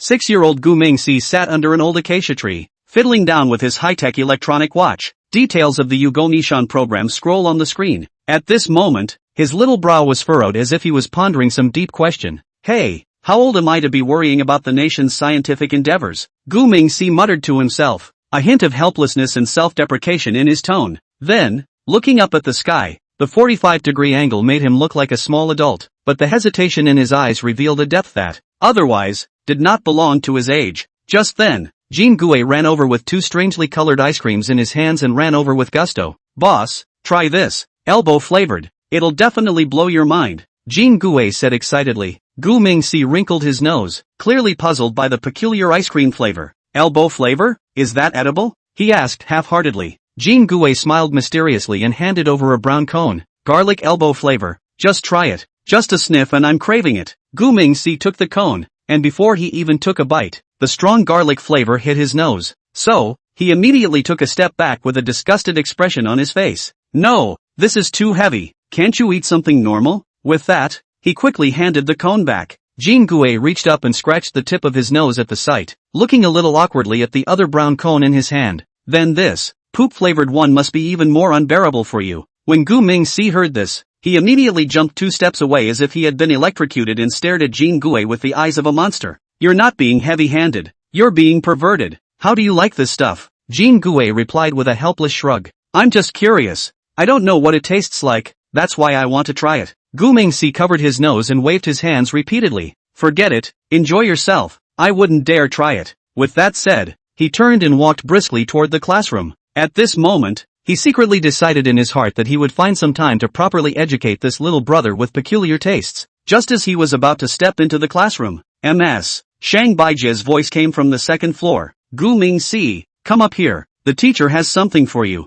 Gu Mingxi looked up and saw Mr. Shang smiling and waving at him. At this sight, he could only nod his head and run quickly up the stairs. When Shang Baijia saw him, she smiled very sweetly. Name as, I have a friend who developed a little game. Why don't you come over here and help your teacher with the test? It's very simple, just play it and tell us what you think. Hearing this, Gu Mingxi frowned slightly. Trial mini-games? Wouldn't it be more appropriate to give this job to Jin Gue? I'm not a big fan of games, but those are strange words coming from a child. After all, what kid doesn't like to play games? So, he could only pretend to be excited and smile as he replied. Yeah, I love playing games. Where are we going to play? A hint of smugness flashed in Mr. Shang's eyes, thinking that children are really easy to coax, so she tenderly took Gu Mingxi's small hand and coaxed. It's in the teacher's office. Come with me, there's candy waiting for you. With that, Gu Mingxi was pulled up by Ms. Shang's small hand and obediently walked towards the office. Chapter 150, Interesting Little Game. Gu Mingxi followed Shang Baijia into the teacher's office,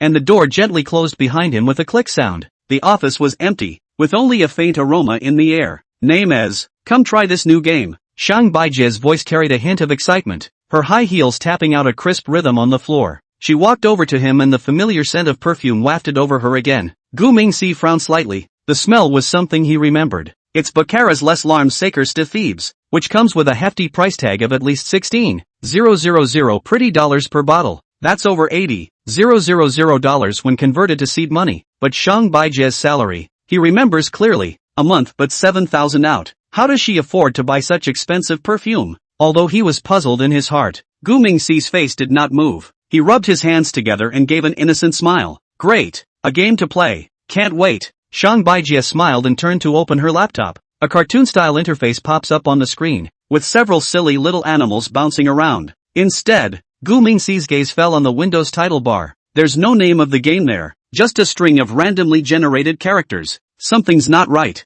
he muttered in his heart, and while Shang Baijia turned around to get some water, his fingers flew over the keyboard a few times and called up the mission manager. In the background processes, a program named Data_Collector, EXE is running like crazy, with a ridiculously high CPU usage. Kind of interesting, he whispered to himself, then switched back to the game screen and turned his head to Shang Baijia with a grin. Teacher, this game is kinda fun. Where the hell did the game come from? I want to go home and play the next one too. Do you have a download address? Shang Baijia came over with a glass of water, gently placed it on the table, and leaned over to whisper in his ear. This game, is a teacher's college classmates developed, specially designed for you elementary school students, educational and fun. Her voice was gentle with a hint of compulsion. You play with it and tell your teacher later how the experience was. Be sure to play carefully. The teacher has to give feedback to people's opinions. Gu Mingxi nodded and continued to operate the game. On the screen, a small rabbit is picking mushrooms, a simple action, but every time the rabbit makes a move, the hard disk will be running at high speed and the main chassis hum sound. Taking advantage of the gap between Shang Baijia turning around to work on something else, Gu Mingxi quickly pulled up the resource monitor. Sure enough, the game was reading and writing system files like crazy,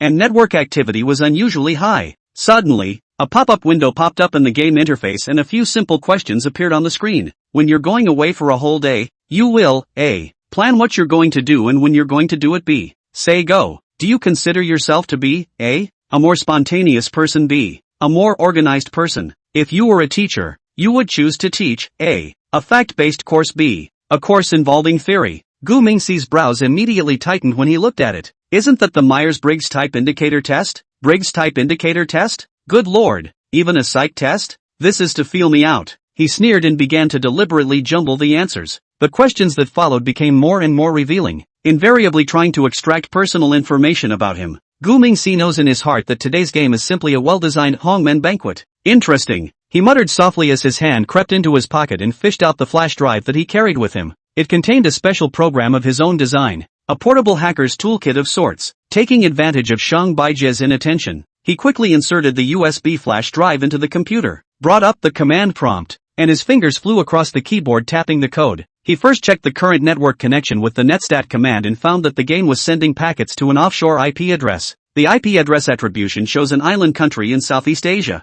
Guinness knows that this is just a jump server, and that the real people behind it are probably far away. Gu Mingxi, what are you doing? Shang Baijie's voice suddenly sounded behind him. Scaring his back, her breath was close to her ear, as if a ghost had approached silently. Holy, how come this woman walks without a sound? When did she come over? How long have you been here? You're not going to expose yourself, are you? Calm down, must be calm. So Gu Mingxi forced himself to calm down and replied with a smile. I'm looking at the game code. Sensei, this game is made with the Unity engine, right? It was so much fun. I wanted to learn. Shang Baijie laughed softly and reached out to pinch his cheeks. And you know Unity? That's awesome. You kids nowadays, one and all. But let's focus on the game now. I have to give people feedback before school. Gu Mingxi smiled awkwardly and quickly saved the current command line window. Cutting back to the game interface, the bunny on the screen starts hopping around picking mushrooms again. But Gu Mingxi knows that behind these lovely images lies a sophisticated spy program. While Shang Baijie walked away again, he quickly called up the program interface he had written and continued to run the interception program.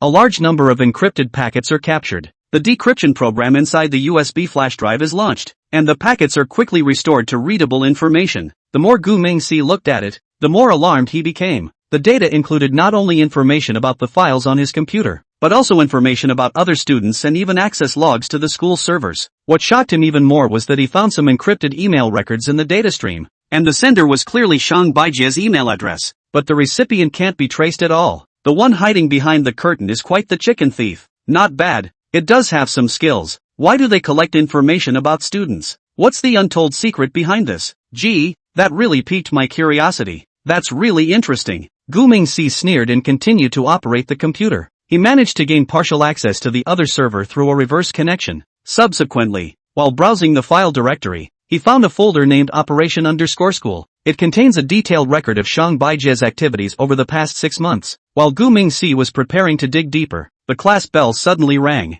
With that, he quickly pulled out the flash drive while Shang Baijie walked over. She walked behind Gu Mingxi and said gently, Namak, turn off the game first. It's time to go to class. Come back after class. The teacher is waiting for you. Gu Mingxi sniffed and nodded her head obediently, but before closing the game, he quietly started a timed task. This program will automatically email him the collected data at regular intervals. Okay, teacher. Gu Mingxi replied with a smile before getting up and leaving, but he knew that the good stuff wouldn't start until the evening. Chapter 151 Candle Dragon vs. Yinglong. This night, Gu Mingxi was wondering how to catch a spy. Inside a secret base deep in the Gobi somewhere in the great northwest of the flower growers, a military delivery vehicle with dual flashing lights slowly pulled out of the administrative road building and drove toward the tarmac. Luo Lan sat on the carrier car, gazing at the Candle Dragon mech not far away through the blast glass. The silver-gray body reflected the dazzling moonlight on the Gobi beach, and its streamlined design made it look like a sheathed sword. This was the second test flight of the Candle Dragon mech, and the first real-world test of the new mental operating system.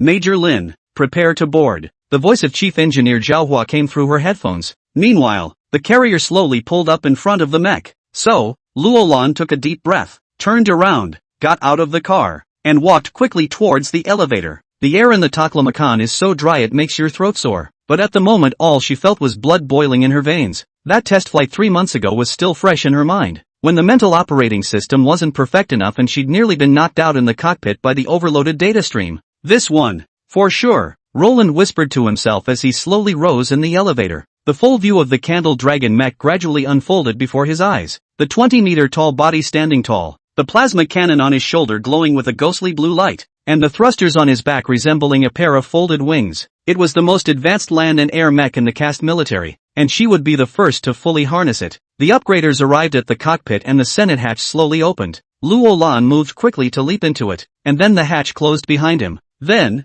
she skillfully fastened her seatbelt and placed the neural access helmet patch over her head. A cold touch made her shiver softly. followed by a familiar slight pain. This is where the system begins to make a connection with her nervous system being established. Mental synchronization rate of 99% exceeds expectations. Zhao Hua's voice came through the communication system. Ro, are you really sure? Neural synchronization not at 100% means there is still a risk. Although Wang Rui's has recovered, Luo Lan immediately interrupted when he heard this. Mr. Zhao, I'm ready. Mech's ready to activate. Hearing this, Zhao Hua's voice trembled slightly. Still, he said with determination to match the reply. Prepare to activate. Candle 1. Second test flight. Commence. Luo Lan sniffed and gently closed his eyes, feeling the data flow into his brain like a tidal wave. This time, the system ran exceptionally smoothly. She could even feel every joint of the mech working, as if the body of steel was an extension of her body. Activation complete. Ready for action. After saying this, Luo Lan suddenly opened his eyes. With that, the visual system of the candle mech had fully synchronized with her optic nerves. All the details of the dunes in the distance and the test site in the near distance are clearly visible. She gently moved her fingers and the mech did the same. With amazing fluidity, the thrusters spewed out light blue flames, and the candlewick mech slowly lifted into the air. Roland felt the weightlessness, an experience that made the heart race no matter how many times. Suddenly, the radar system alerts us that a red dot is rapidly approaching. What's that? Roland quickly squinted his eyes, carefully observing the extra dark spots in the night. At this time, Zhao Hua's voice once again came from the headset. Roland, this is a temporary addition to the confrontation drill session. This time, the Yinglong mecha will serve as your opponent. Luo Lan's heart suddenly beat rapidly at his words. The Yinglong mech? The Navy developed a dual-purpose mech for sea and air, and Candlewick is said to be modeled after it. She'd never seen it in action yet. Just in time. Commander-in-Chief, Candle 1 requesting takeoff. At this moment, the black spot in the distance quickly zoomed in, and the figure of the Yinglong mecha became clear. Unlike the streamlined design of the Candle Dragon, the Yinglong has a more angular body, and its stark paint job makes it look like a beast from hell. Most striking were the deformable wings on its back, which glowed with a blood-colored sheen in the sunlight. Permission to take off. Confrontation drill begins. Please be safe. As soon as Zhao Hua's words fell on this side, the Yinglong mecha instantly soared into the sky. After lifting off, the Candle Dragon mecha instantly launched its first wave of attacks. In just 2 breaths of effort, the two mechs met head-on. Luo Lan instinctively pushed the joystick, and the Candle Dragon mech turned sideways, barely dodging the oncoming plasma beam. The heat distorted the air around her, and she could even feel the temperature rising in the cockpit. Good response. A low male voice accessed the comm channel. I'm the pilot of Yinglong, Xiao Shang. Roland. She responded briefly on the public channel while maneuvering Candlewick into a sharp descent. Desert terrain was her home turf, and she had to take advantage of it. The two mechs gave chase across the Gobi Desert. The Candle Dragon's maneuverability was on full display on land, each change of direction bringing up a sky of yellow sand. However, Yinglong's performance was unexpected. Its propulsion system seemed to have been specially modified, and it was unusually flexible when flying at low altitude. Bang! Candle's shoulder cannon fires, but Yinglong dodges it with a nice roll while firing several missiles from his wingtips. Luo Lan clenched his teeth, his mental operating system running at full speed. She felt a stabbing pain coming from her temple, a sign of system overload, but she couldn't afford to be distracted just yet. The Candelabra mecha made various difficult maneuvers as the missiles pursued it, the thrusters behind it spewing out long tail flames. Suddenly, the radar system alarmed again. Immediately afterward, Luo Lan's pupils contracted rapidly. How did Yinglong disappear? No, not disappear. She quickly realized what the problem was as the surface of the Yinglong's fuselage began to distort and blend in with its surroundings. It's optical camouflage can still hide from radar? It's too anticlimactic, isn't it? It's black technology. At this time, Zhao Ye's voice with a smile in it rang out from the communication channel. The other side has activated the Mirage system. This is a special feature of the Yinglong, designed specifically for maritime combat. Luo Lan sniffed and felt that his back had been drenched in cold sweat. In the middle of a vast desert, a stealthy mech meant something she knew all too well. She could only rely on the weak signals from the radar to determine where Yinglong was. But the other party was also apparently constantly interfering with her detection system. But just then, she noticed the shadow on the ground. Although Yinglong could be invisible, its shadow remained under the midday sun. The discovery lifted her spirits. The candle mech suddenly stopped moving and the plasma cannon on its shoulder began to recharge. Luo Lan closed his eyes and completely relied on his mental operating system to perceive his surroundings. She could feel the flow of the air, the vibration of the grains of sand, and even the faint fluctuations of energy emanating from the distant Yinglong thrusters. Found you. The plasma cannon fires towards the predetermined position. But at almost the same moment, Long appeared from the exact opposite direction, the missiles on his wingtips already locked onto their target. Chapter 152 Another use for mechs. The moment Candle Dragon was targeted by the missiles from Long's wingtips, Zhao Hua's voice suddenly rang out over the communication channel. Drill over. Long wins. Hearing these words, Luo Lan's nerves instantly relaxed. She sighed slowly and released her tight grip on the joystick. It was then that she realized her hands were shaking slightly. If it had been a real battle just now, himself and Candlewick would already be dead. Despite the loss, a small smile lifted the corners of her mouth. The confrontation had shown her Candlewick's potential and exposed areas for improvement. Next time,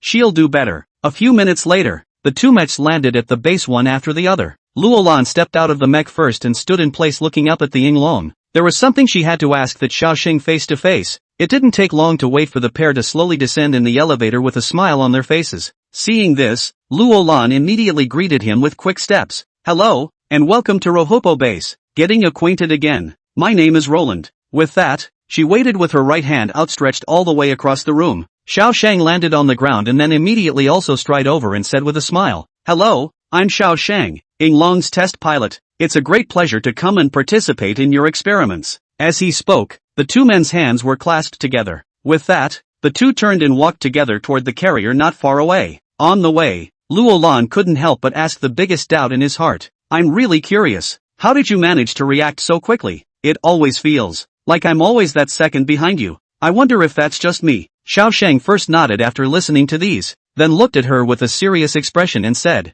you should feel right, because my neural link is at 100%. Luo Lan didn't seem to understand what the other party was saying, so he turned his head to look at the other party and asked suspiciously, What do you mean by that? Xiaoxing sniffed and turned his head to look at her with a smile and asked rhetorically, your mental link to the mech. It certainly isn't at 100%, is it? Luo Lan's expression was immediately stunned upon hearing this, and he looked at the other party with some surprise and asked again, how did you know that? Mr. Zhao told you? Xiaoxing heard this but gently shook his head and said, there's no need for Mr. Zhao to ventilate this little matter. I can tell something by the way your mech reacts during combat. There were just a few moments when there was a lag in your movements. This indicates that the neural link didn't have an optimal fit, and we have a team member on our side with a similar condition. It was only when he heard this that Luo Lan finally came to a realization, but then she followed up with a question. My synchronization rate is 99%, just 0.01 off. Is the difference that big? Xiaoxing was just about to explain further when the carrier stopped steadily in front of him.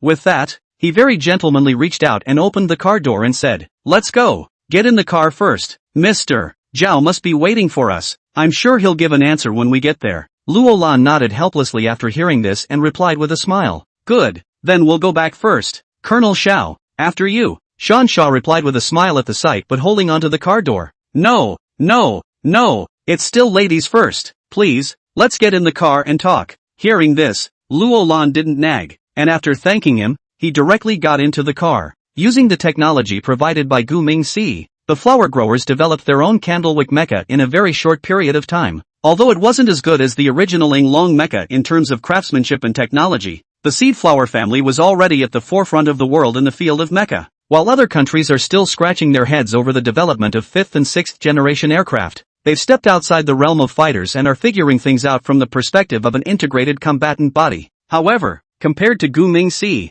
those moves of the flower planting family, that level of awesomeness was a bit less than impressive. Why? Because this kid is already thinking about using his mech to dig for oil. Nanhu. Inside the apartment, after Gu Mingxi had served his grandfather to rest, he returned to deal with an emergency. Tanya in North Whitehall emailed with an emergency report. Gu Mingxi sat at the computer desk in the study, staring at the urgent email from Tanya on the screen. Yuriko said as she jogged over with a glass of hot milk. Here, drink milk. Gu Mingxi reached for the milk and gently took a sip, but one of his eyebrows was knitted tightly together. The content of Tanya's email was weighing heavily on him at the moment. It turns out that a few days ago, Northern Rhino officials suddenly ordered that local nationals be barred from working in the oil fields of foreign companies, and also cut off supplies to the oil fields for security reasons. Supplies can still find a way to be brought in from neighboring countries, but how can a crude oil plant function without workers? Gu Mingxi whispered to himself, his brows gently embracing a frown, because his company has been shut down for 3 days now, and the losses are in the millions every day. He quickly opened the video call software and dialed Tanya's number. A few seconds later, Tanya's face appeared on the screen, with the offices of the North White Rhinoceros oil field in the background.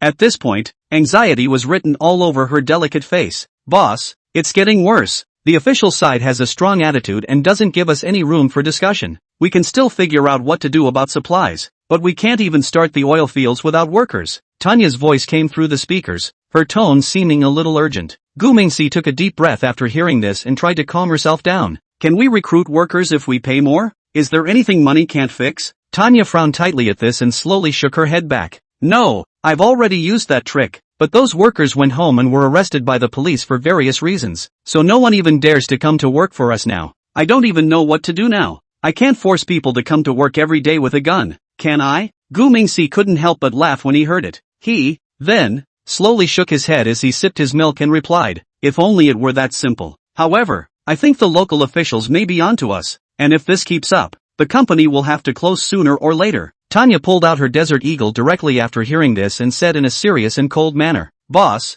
why don't you let me take someone to talk to the official? If they're hell-bent on doing that, then I'll put a few holes in those officials. Gu Mingxi sniffed and gently shook his head in the negative. Then the two of them fell into a short silence. A moment later, Gu Mingxi's gaze swept over the mech model in the corner of the office. Is there any screwing around with the mech? Gu Mingxi muttered, a glint in his eyes. Mecha? Tanya froze for a moment when she heard this, and then she clapped her hands in slight excitement. You mean those military mechs? What can they do? I see. You're asking me to take the mech and talk to the officials. It's still you, boss. This will definitely scare them to death. With that, she began to move her arms and legs, ready to leap up. However, Gu Mingxi turned his head at this time and said with a wry smile, No, you're thinking wrong. We're not going to fight this time, and it's not a good idea to solve this by force. I was thinking, what if we converted these mechs into engineering mechs and used them to replace workers? Tanya sniffed and stood straight up from her seat. She looked at the screen with wide eyes full of incredulity. You mean,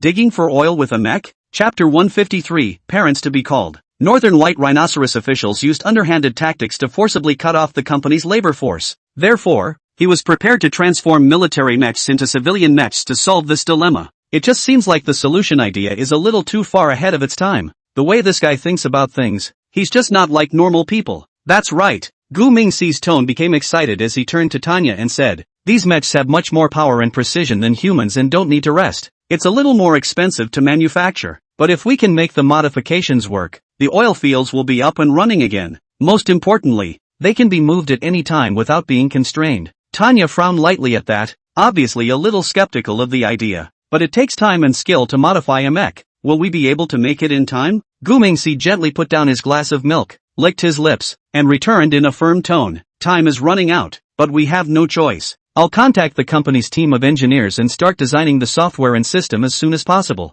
You, on the other hand, will be responsible for stabilizing the official side of the Northern White Rhinoceros and stalling for as long as possible. Tanya nodded as she listened, though there was still some doubt in her mind, but she trusted her boss. Okay, I'll do my best to maneuver around, but you must move fast on your end. We can't delay too long on our end. Gu Mingxi listened and nodded seriously. A trace of determination flashed in his eyes. Then he turned to devote himself to program design. Over the course of the next week, he more than made use of all his time. Manhwa, 22nd Central Primary School, Grade 1, Class 2. The sunlight poured through the window onto the paper, reflecting Gu Mingxi's focused side face. All the other children were listening attentively, but he was the only one who was lying on his desk, concentrating on drawing something. Only his pencil was seen moving quickly on the sketch paper, and before long, he had drawn a sketch of a mech. The classroom echoed with Mr. Li's voice as he read the text, but Gu Mingxi's attention was fully focused on the design in front of him. This is a diagram of the power system structure of an engineered mech.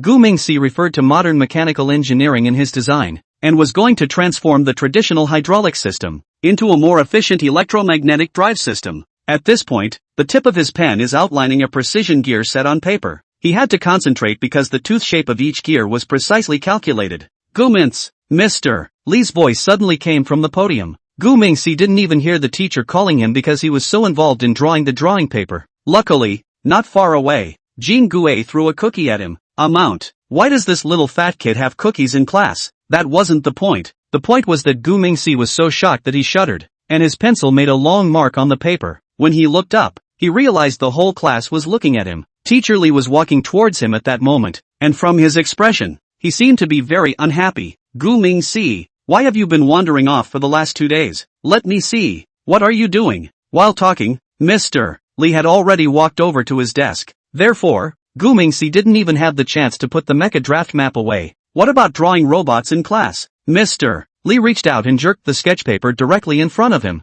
How many times has this happened? Gu Mingxi opened his mouth at that, trying to explain that this was not an ordinary robot design drawing, but a power system structure drawing for an engineered mech. But looking at Mr. Lee's stern eyes, he swallowed back the words that were on his lips. Forget it. What's the point of talking to him? He sure doesn't get it either. So, it's only optimal to just admit you're wrong now. I'm sorry, teacher. I was wrong. Mr. Lee slowly shook his head at his words, then nonchalantly handed him back the draft paper. Stay after school, and call your parents. Gu Mingxi lowered his head and clenched the pencil in his hand. His grandfather hasn't been discharged from the hospital yet. Where can any of the parents come? How about borrowing that cheap mom again to top it off? No, I remember she's talking to Mr. Lee. Wouldn't it be wearing out if we let her come over here? No, gotta think of something else. Half an hour later, the bell rang and the students gathered around. Gu Mingxi, what did you draw? Class President Chang Zixuan asked curiously. Gu Mingxi replied perfunctorily while revising the design. It's a robot. I'm designing an automatic sweeping robot. I want to enter the Science and Technology Innovation Competition to come. Chang Zixuan's eyes immediately lit up at her words. Really? Let me see. Robots are my favorite. Without waiting for Gu Mingxi to agree, she picked up a nearby design. But Gu Mingxi did not say anything more when he saw this. And anyway, these things are not understandable to children. Sure enough, the other guy took one look at it and complained. Wow, that's complicated. What are all those gears for? Chang Zixuan blinked her large Kaziran eyes at Gu Mingxi and asked, should I say no? The class president is really very cute. If she continued to grow up according to this trend, she could definitely become a super beauty later on. Therefore, Gu Mingxi was still quite patient with the class president. These are the parts in the drivetrain. Saying this, he carefully pointed to several places in the drawing and continued to explain. I wanted to replace the traditional belt drive with a gear set, which would be more efficient. But just at this time, Lu Chun, the study committee member sitting in his front row, interjected. Why don't you use an electromagnetic drive? Wouldn't a regular motor suffice? He even reached up and pushed the glasses on the bridge of his nose when he said this. Gu Mingxi was first stunned when he heard this, then he complimented the other party rather admiringly. Not bad. I didn't realize you knew that. Lu Chun gently rolled his eyes and muttered. What's up with that? I started working on designs with my dad last year, but we didn't make a sweeper. We made a robot dog. Gu Mingxi sniffed and extended a thumbs up, then slowly opened his mouth to explain. Because I wanted to make it more energy efficient and more suitable for harsher environments. And electromagnetic drives are expensive and not very cost-effective from a cost containment standpoint. Hearing this, Lu Chun slowly nodded in understanding. At this time, Jean Gue suddenly ran in from outside the classroom. Boss, old Lee is here. He's in a bad mood. You're on your own. With that said, he sat honestly in his seat. The others immediately dispersed quickly upon hearing this, while Gu Mingxi stuffed the design into his book bag and said, when he comes, tell him I went to the bathroom. With that, Gu Mingxi quickly rushed out of the classroom.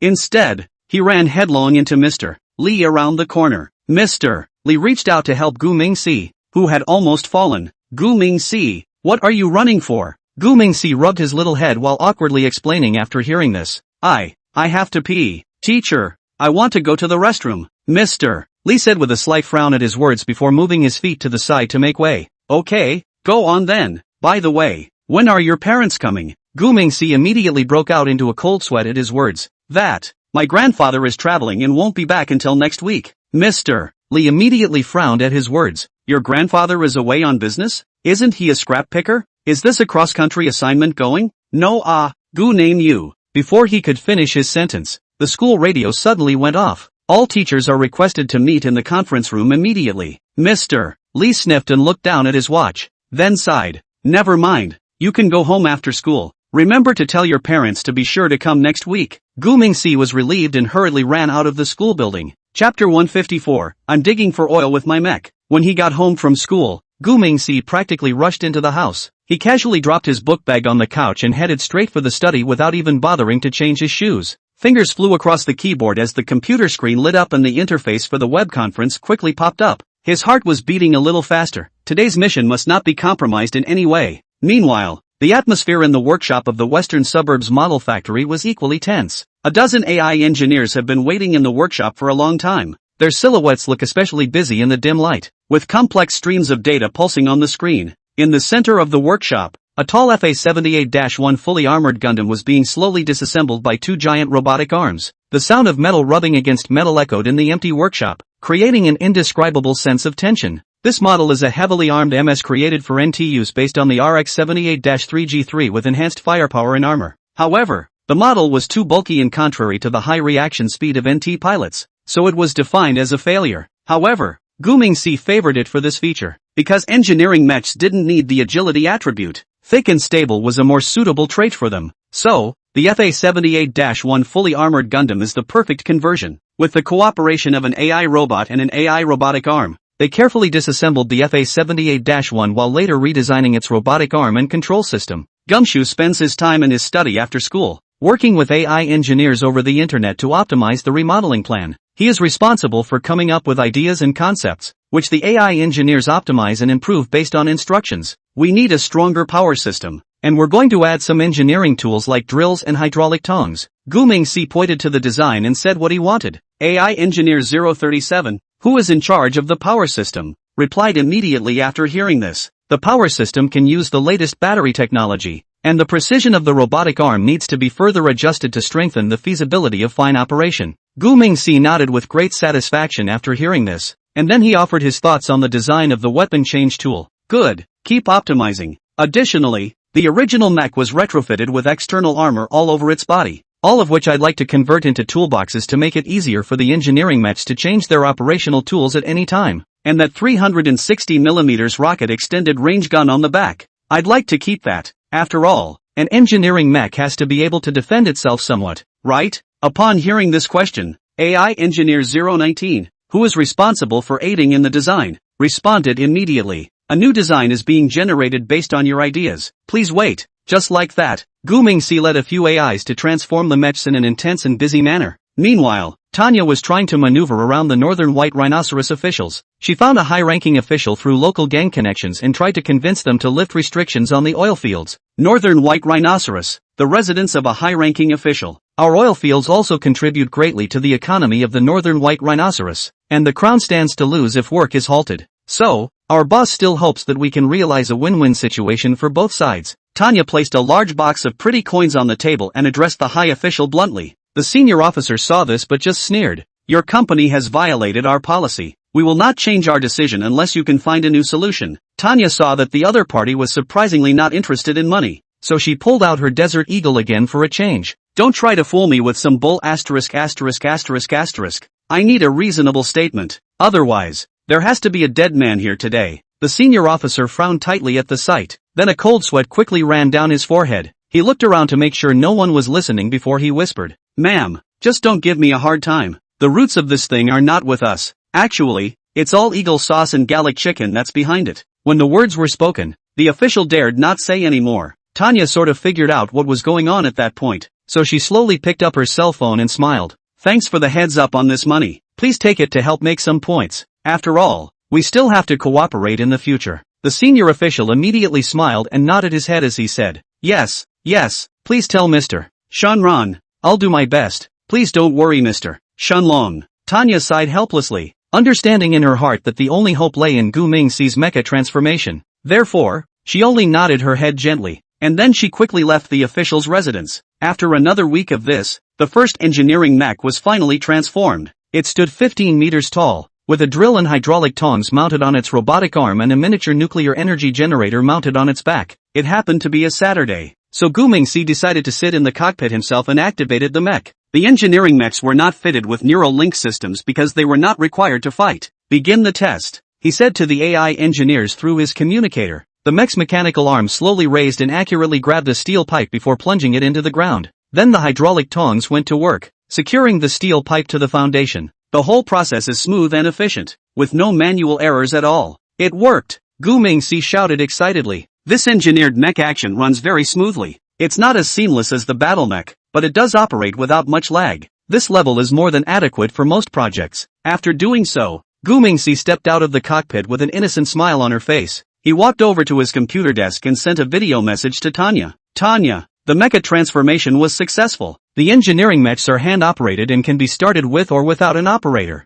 We'll ship them over as soon as the mass production is over. and the oil fields can be reopened. Tanya finally had a smile on her face when she received the news. Excellent. I will prepare the reception on my side and you will arrange the transportation as soon as possible. Gu Mingxi thought about it after hearing it and replied, 3 days, and after 3 days you prepare the manpower for the reception. 3 days later, 20 engineering mechs were neatly lined up and sent to the northern white rhinoceros through the hyperspace transfer meter. Tanya, with Guan Ersheng, Zhang Sanyong and the others, waited anxiously outside the oil field base. But, after waiting for half a day, I didn't wait for anything. Boss, did the boss get the time wrong? This is already on the dot. Yeah boss, should we call the boss again to make sure? Guan Ersheng and Zhang Sanyong couldn't help but mutter. Tanya listened but her eyebrows tightened slightly as she said, no, the boss is always meticulous. Maybe we're late to the party. Hearing this, everyone else was instantly confused. Late? How is this possible? They came out half an hour early. Tanya could see everyone's confusion, but didn't explain anything more. You guys go over there and have a good go at the neighborhood. The goods, they were probably sent over a long time ago.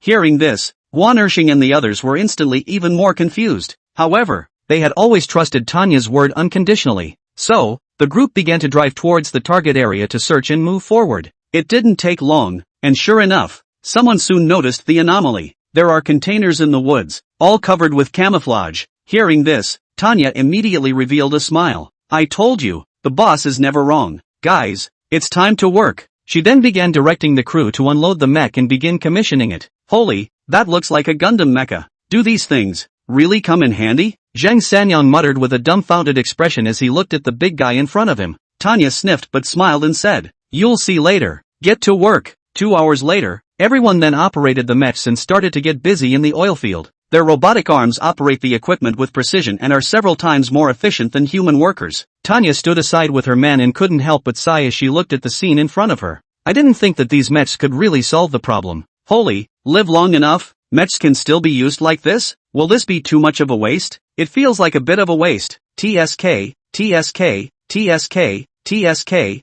who'd dare believe it? We're digging for oil with Gundam. Chapter 155 Engineering mechs are not to be trifled with. Above the blue planet, while most countries were still busy researching 5th and 6th generation machines, the official flower seeders and Gu Mingxi had already begun researching large-scale mechs. However, official and individual studies have taken very different directions. While the officials were still figuring out how to make the mechs faster and fiercer when they were researching mechs, Gu Mingxi was already working on how to make the mechs work more efficiently. Because he was going to turn mechs into cows and horses and revolutionize industrial production, Tanya excitedly reported the happy news to Gu Mingxi after a day of trial work. Gu Mingxi just faintly stated that she should do a good job as an overseer and didn't say much about other things. This is because he must devote himself to other important matters as soon as he gets the results of his practice. However, their move directly caused the northern white rhinoceros official to break his defense. Upon learning of the reopening of the eastern Shenlong oil field, northern white rhinoceros officials immediately contacted the military and formed a 200-member law enforcement team to prepare for action. Colonel Hassan stood in front of the military jeep and squinted up at the distant oil plant. The cluster of silver-gray buildings stood out on the edge of the desert. Damn it, they really dared to resume work. Hassan cursed in a low voice. What a bunch of people who don't know how to die. This time we finally have an excuse to take the factory back. After saying this, he picked up his walkie-talkie and ordered solemnly. Attention everyone, all check your gear. Inform the brigade to be ready for reinforcements at any time. Hassan finished these and added quickly. Remember, our mission is to arrest all local workers hired in violation of the law. Not a single one. When you get evidence of the other side's violation of the law, immediately find an excuse to launch a provocation. As long as they dare to fight back, we will run, and leave the rest to the big forces. Upon hearing this, the team leaders immediately replied Roger. 200 heavily armed soldiers sat neatly in the truck, their guns glowing coldly in the sun. Hassan touched the pistol at his waist, his most trusted companion who had accompanied him through countless operations, but for some reason, his fingers were a little shaky today. After all, the Right Army had suffered a great loss here before, but as a soldier, he must obey orders. Dust billows as the convoy pulls up to the factory gates. Hassan noticed that the security cameras on the periphery of the factory turned on them in unison. Strangely, the expected security guards didn't show up and the gate opened automatically. Stay alert. He picked up his walkie-talkie and warned gravely. The interior of the factory was silent, with only the hum of machinery running. Hassan led the group through the empty factory without seeing a single worker. The refining equipment was running automatically. Black crude oil was flowing through the pipes, and the pungent smell of petroleum filled the air. The adjutant, seeing this, immediately approached and warned in a low voice, "Colonel, something's wrong. It's too quiet in here." Hassan was so nervous that his hands started shaking. He slowly raised his hand, signaling the procession to stop. Just then, the ground suddenly shook, and heavy footsteps were heard in the distance, as if some behemoth was approaching. "Spread out. Find cover," Hassan shouted nervously. The next second, a behemoth turned around the corner. It was a 3-story tall industrial mech with the number GC014 printed on its silver-white armor. The mech's arms are giant mechanical tongs, and its back is loaded with a complex system of pipes. Most shockingly, it had a 360mm caliber machine gun mounted on its shoulder. "What the hell is this? What the hell is this?" The adjutant's voice had shaken a little with fear. At that moment, the huge machine stopped 20 meters from the group. It didn't take long for the chest armor plates to suddenly open up, revealing a holographic projection. The virtual image of Gu Mingxi appeared in mid-air. He was seen wearing a straight suit, and his faucet image face wore a smile if nothing else. "Colonel Hassan, welcome." Gu Mingxi's voice came through the mech's amplification system, filled with a magnetic and majestic sense of oppression. "As you can see, my factory is fully automated. Each of these GC series industrial mechs is equivalent to the efficiency of 50 workers. So, my plant will never need to use your local workers again." Hearing this, everyone at the scene was instantly all confused. That's a different situation than what the preliminaries said.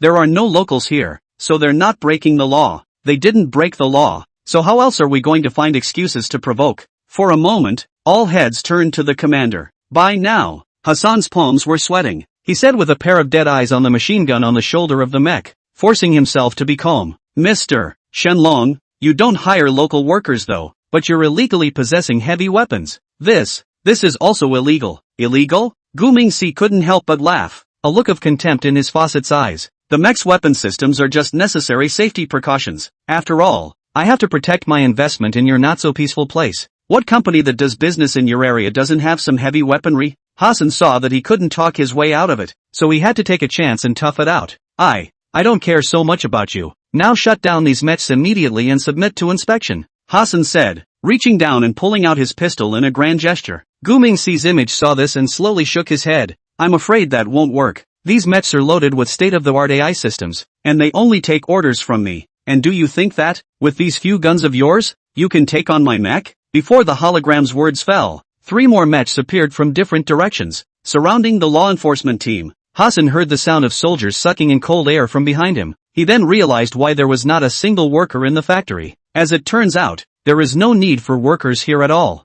No, it's not just that there's no need for workers here. Now, they don't even need an escort, because these mechs are both tools and weapons. So, up to now they hadn't even seen the factory guards. At the same time, inside the security room of the oil factory, Tanya, Candace, Guan Ersheng, and Zhang Sanyong were standing around in front of the big screen, getting high while watching the live broadcast. "Holy, the shock from these mechs is really great. Look at those people. They're all scared into 3 grandchildren," Guan Ersheng said excitedly. TSK, TSK, TSK, this isn't a group of engineering mechs. That's clearly a group of mech battle groups. TSK, TSK, TSK, with those few broken guns of theirs? Battle power-wise it doesn't even look like it's in the same class. Candace shook her head inside. "How long do you guys think Hassan and the others will last?" "I'm betting on a pack of melons. 5 minutes at most," Guan Ersheng said with a smile. "Looking down on who? Are you looking down on the boss's black technology?" "I think it's at most 2 minutes," Zhang Sanyong retorted unconvincingly.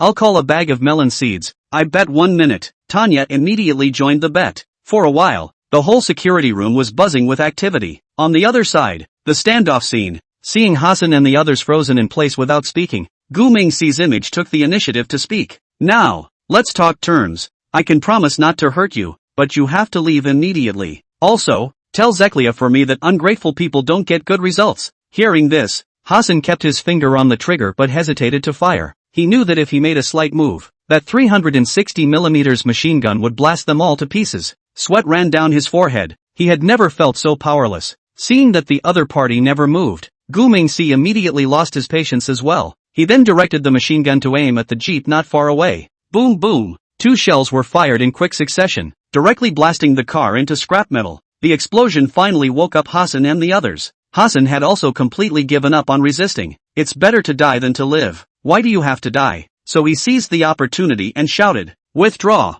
The soldiers scrambled back at the word, but the mechs didn't pursue. They turn in the other direction and move up quickly. Hassan looked back one last time and stubbornly shouted out, "We'll be back." Chapter 156, Accidentally Bringing the Wrong Goods. After the success of the engineering mecha's practice in the northern white rhinoceros, Gu Mingxi immediately thought of a way to make money. If this stuff works so well, why don't you take it out and sell it? Of course, if the original design had been followed, that one mech would have cost too much to build. However, if he scaled the mechs down in equal proportions and lowered some of the tech used, he would be able to keep the cost to around 3 million pretty dollars. So, after Gu Mingxi finished dealing with Hassan remotely, he immediately activated the Worker Ant program. The so-called Worker Ant program is a shortened version of the engineered mech retrofit project. With the assistance of a group of AI engineers, the Worker Ant AI mech quickly completed the program design and sample manufacturing. At this moment, Gu Mingxi was sitting in front of a computer screen, gazing at a row of new brown mechs through the monitor. The 6-meter-tall mecha glowed with a cold metallic luster under the searchlights, and the hydraulics at the joints hummed slightly.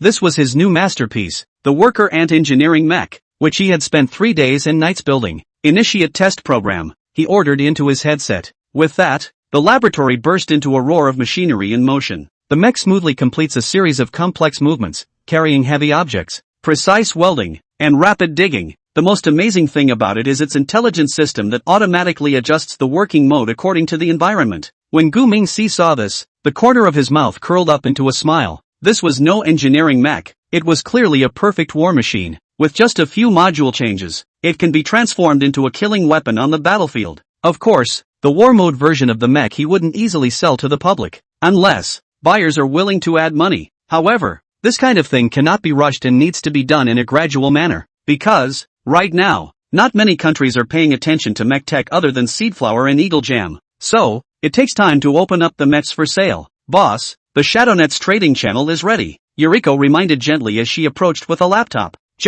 Is it really going to be priced at $40 million?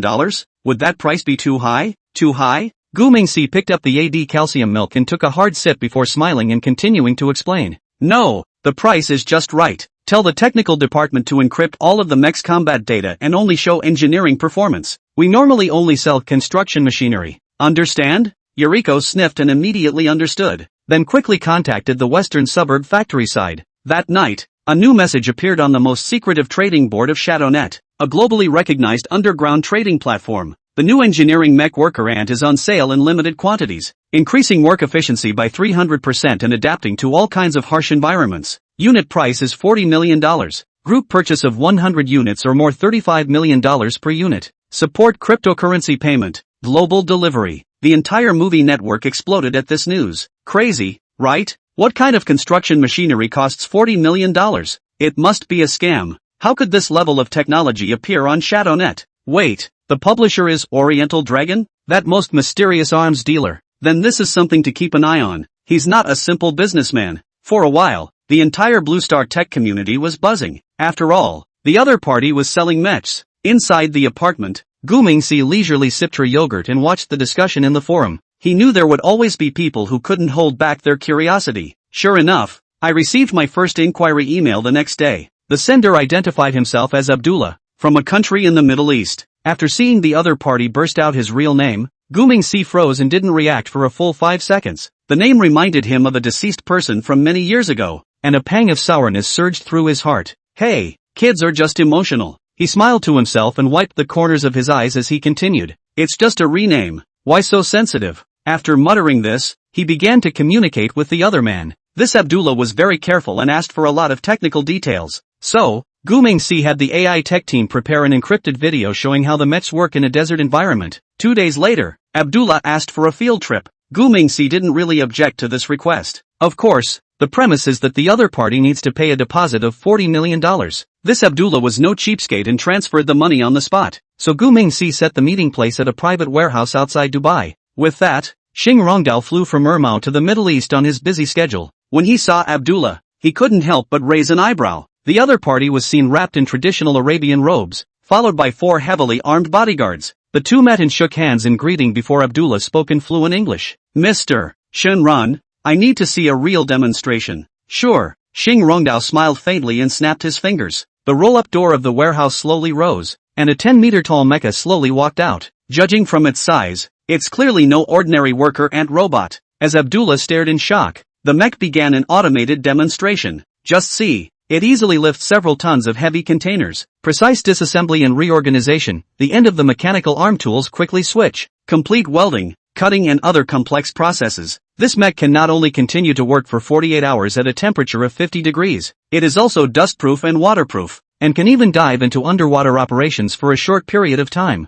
Its built-in cooling system can effectively prevent overheating and ensure efficient operation for a long time. In addition to this, he is also equipped with a Gatling machine gun and micro-missiles. Oops, this is not right. Did you get the wrong manual for this? As he spoke, Xing Rongdao suddenly pretended to be surprised and exclaimed, "Goo, I'm going to go. It's not the wrong manual, it's the wrong goods. This isn't the basic version of the mech, it's the integrated soldier ant mech. Goo, blame me, brought the wrong goods. My fault, I made you come all the way here for nothing this time." Abdullah's eyes lit up instantly when he heard it. However, it's okay, this one is good, very good. Can this be demonstrated more? I want to see the other features. Xing Rongdao sniffed and immediately understood, signaling all unrelated personnel to step back. Only when the two of them were left in the warehouse did they press a hidden button. With that, the mech shell suddenly opened up, revealing the weapon ports inside. The engineering tools at the end of the robotic arm were quickly replaced with miniature missile launchers and heavy machine guns. Xing Rongdao suddenly said with a low chuckle,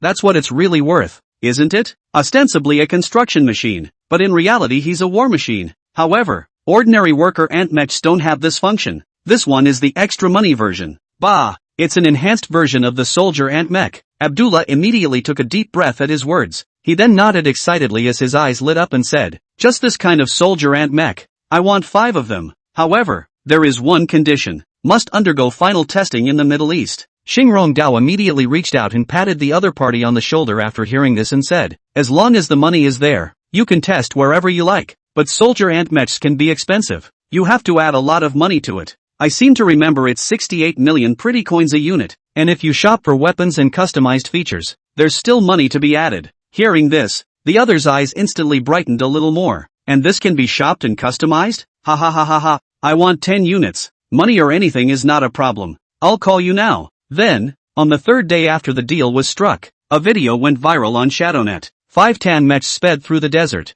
their mechanical arms loaded with various weapons, easily destroying a militant stronghold. At the end of the video, the mech switches back to engineering mode and quickly builds temporary fortifications. Immediately afterward, Eastern Divine Dragon's inbox was instantly stuffed. "I want 10 units, leave me 20 units, 300 units at group rate." For a while, orders flew in like snowflakes, making Gu Mingxi happy. Chapter 157, Big Deal. Open more trumpets. Middle Eastern countries have become the biggest buyers of engineered mechs, which they see as superior in desert environments. Soon, worker ants and soldier ants appeared on every battlefield in the Middle East, sometimes as construction machines, sometimes as war machines. The numbers in the Gaiman's account continue to soar and the wealth comes in like a tidal wave. Sitting in front of the computer's monitoring screen, Gu Mingxi looked at the actual mecha battle images coming in from all over the world and revealed a satisfied smile. Transaction logs from the dark web scrolled across the screen, each one representing astronomical wealth. But at that moment, Yuriko came hurrying up and said somewhat nervously, "Boss,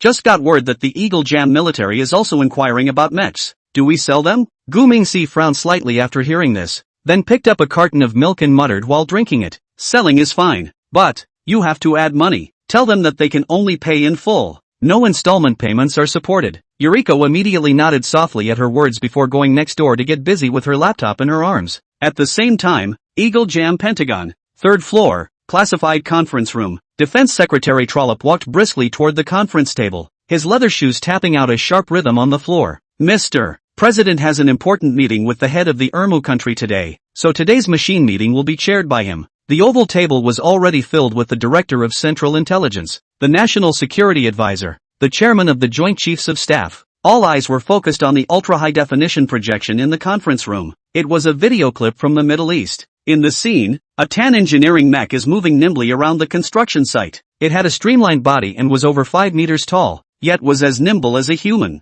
The robotic arm easily lifts several tons of steel and precisely welds it in the designated position. The most shocking thing is that it can complete complex turning movements in a small space, not at all as clumsy as traditional construction machinery. Trollope cleared his throat to get the crowd's attention before speaking. "Gentlemen and ladies, this is the latest engineering mech developed by the Eastern Divine Dragon, codenamed Worker Ant. According to the intelligence we have, This mech has been put into use in several large infrastructure projects in the Middle East, and its efficiency has increased by a full 30 times. Upon hearing this, a suppressed intake of breath rang out in the conference room. National Security Advisor Margarita took off her glasses and rubbed her temples before speaking slowly. This is unbelievable. Our engineers tell me that it's impossible to build such a flexible construction machine with the current level of Blue Star technology. So how did that dragon do it? That's exactly the point, CIA Director Wilfred said, pulling up another video. Everyone, please look here. The screen switched to a diagram of the mech's internal structure, and the complex network system caused everyone here to suck in a breath of cold air. So much for human neural networks, right?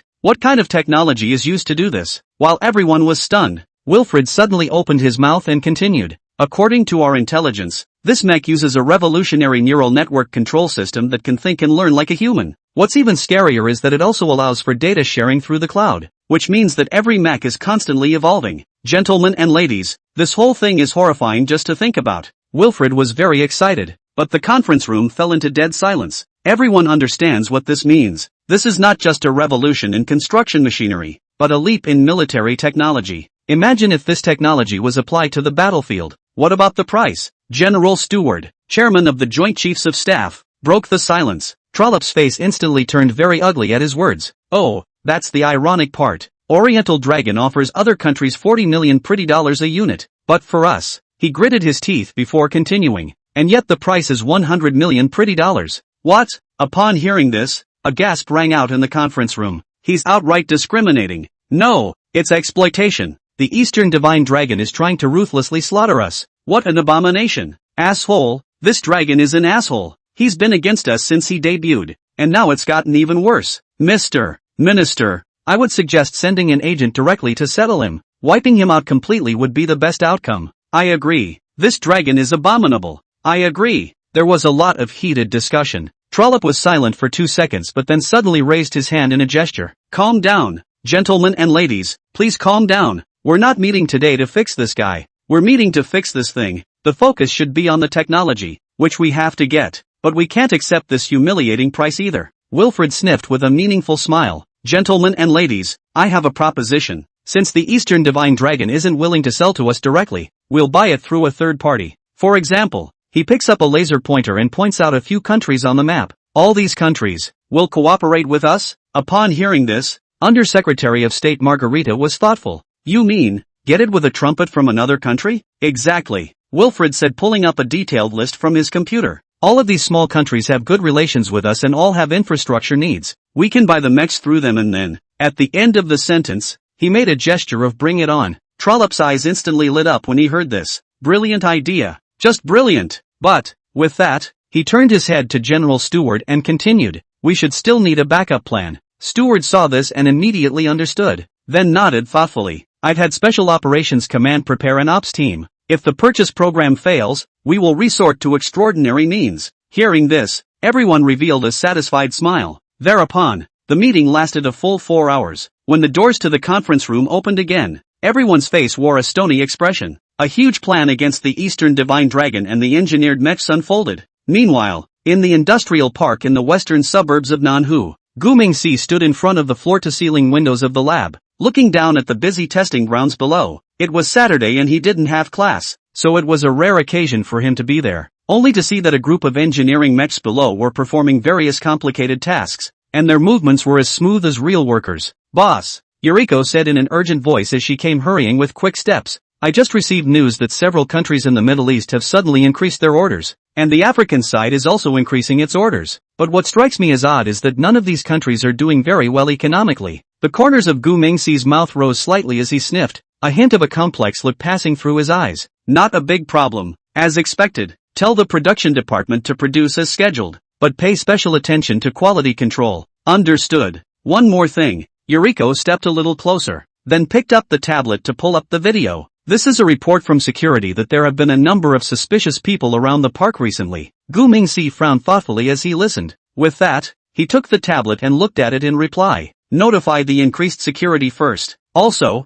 have the technical department prepare a contingency plan. It may not be peaceful lately. Chapter 158. She's been caught in a crooked position. While Gu Mingxi was burying himself in the development of his engineering mechs, Eagle Jam senior agent Louise had made a second appointment to meet with Shang Baijie. This time, The two met at a small, secluded bar. Pushing open the door to the bar, a mixture of whiskey mellowness and cigarette aftertaste hit him. Lois narrowed her eyes slightly, scanning the room out of habit. Dimly lit guests are scattered in twos and threes, the sounds of whispered conversations muffled by the lazy jazz music in the background. Her eyes quickly locked on the woman on the far right side of the bar, Shang Baijie. Shang Baijie was fiddling with the wine glass in her hands with her head down, her fingertips gently tapping on the wall of the glass as if she was pondering something. Lois walked briskly over to her and sat down, the corners of her mouth lifting into a faint smile as she addressed the bartender. A martini, shaken, not stirred. The bartender nodded politely and turned to make a drink. Lois took the opportunity to lower her voice, a hint of urgency in her tone. Where's what I want? Shang Baijie sniffed and lowered her head to rummage in her bag for a moment, a hint of embarrassment on her face.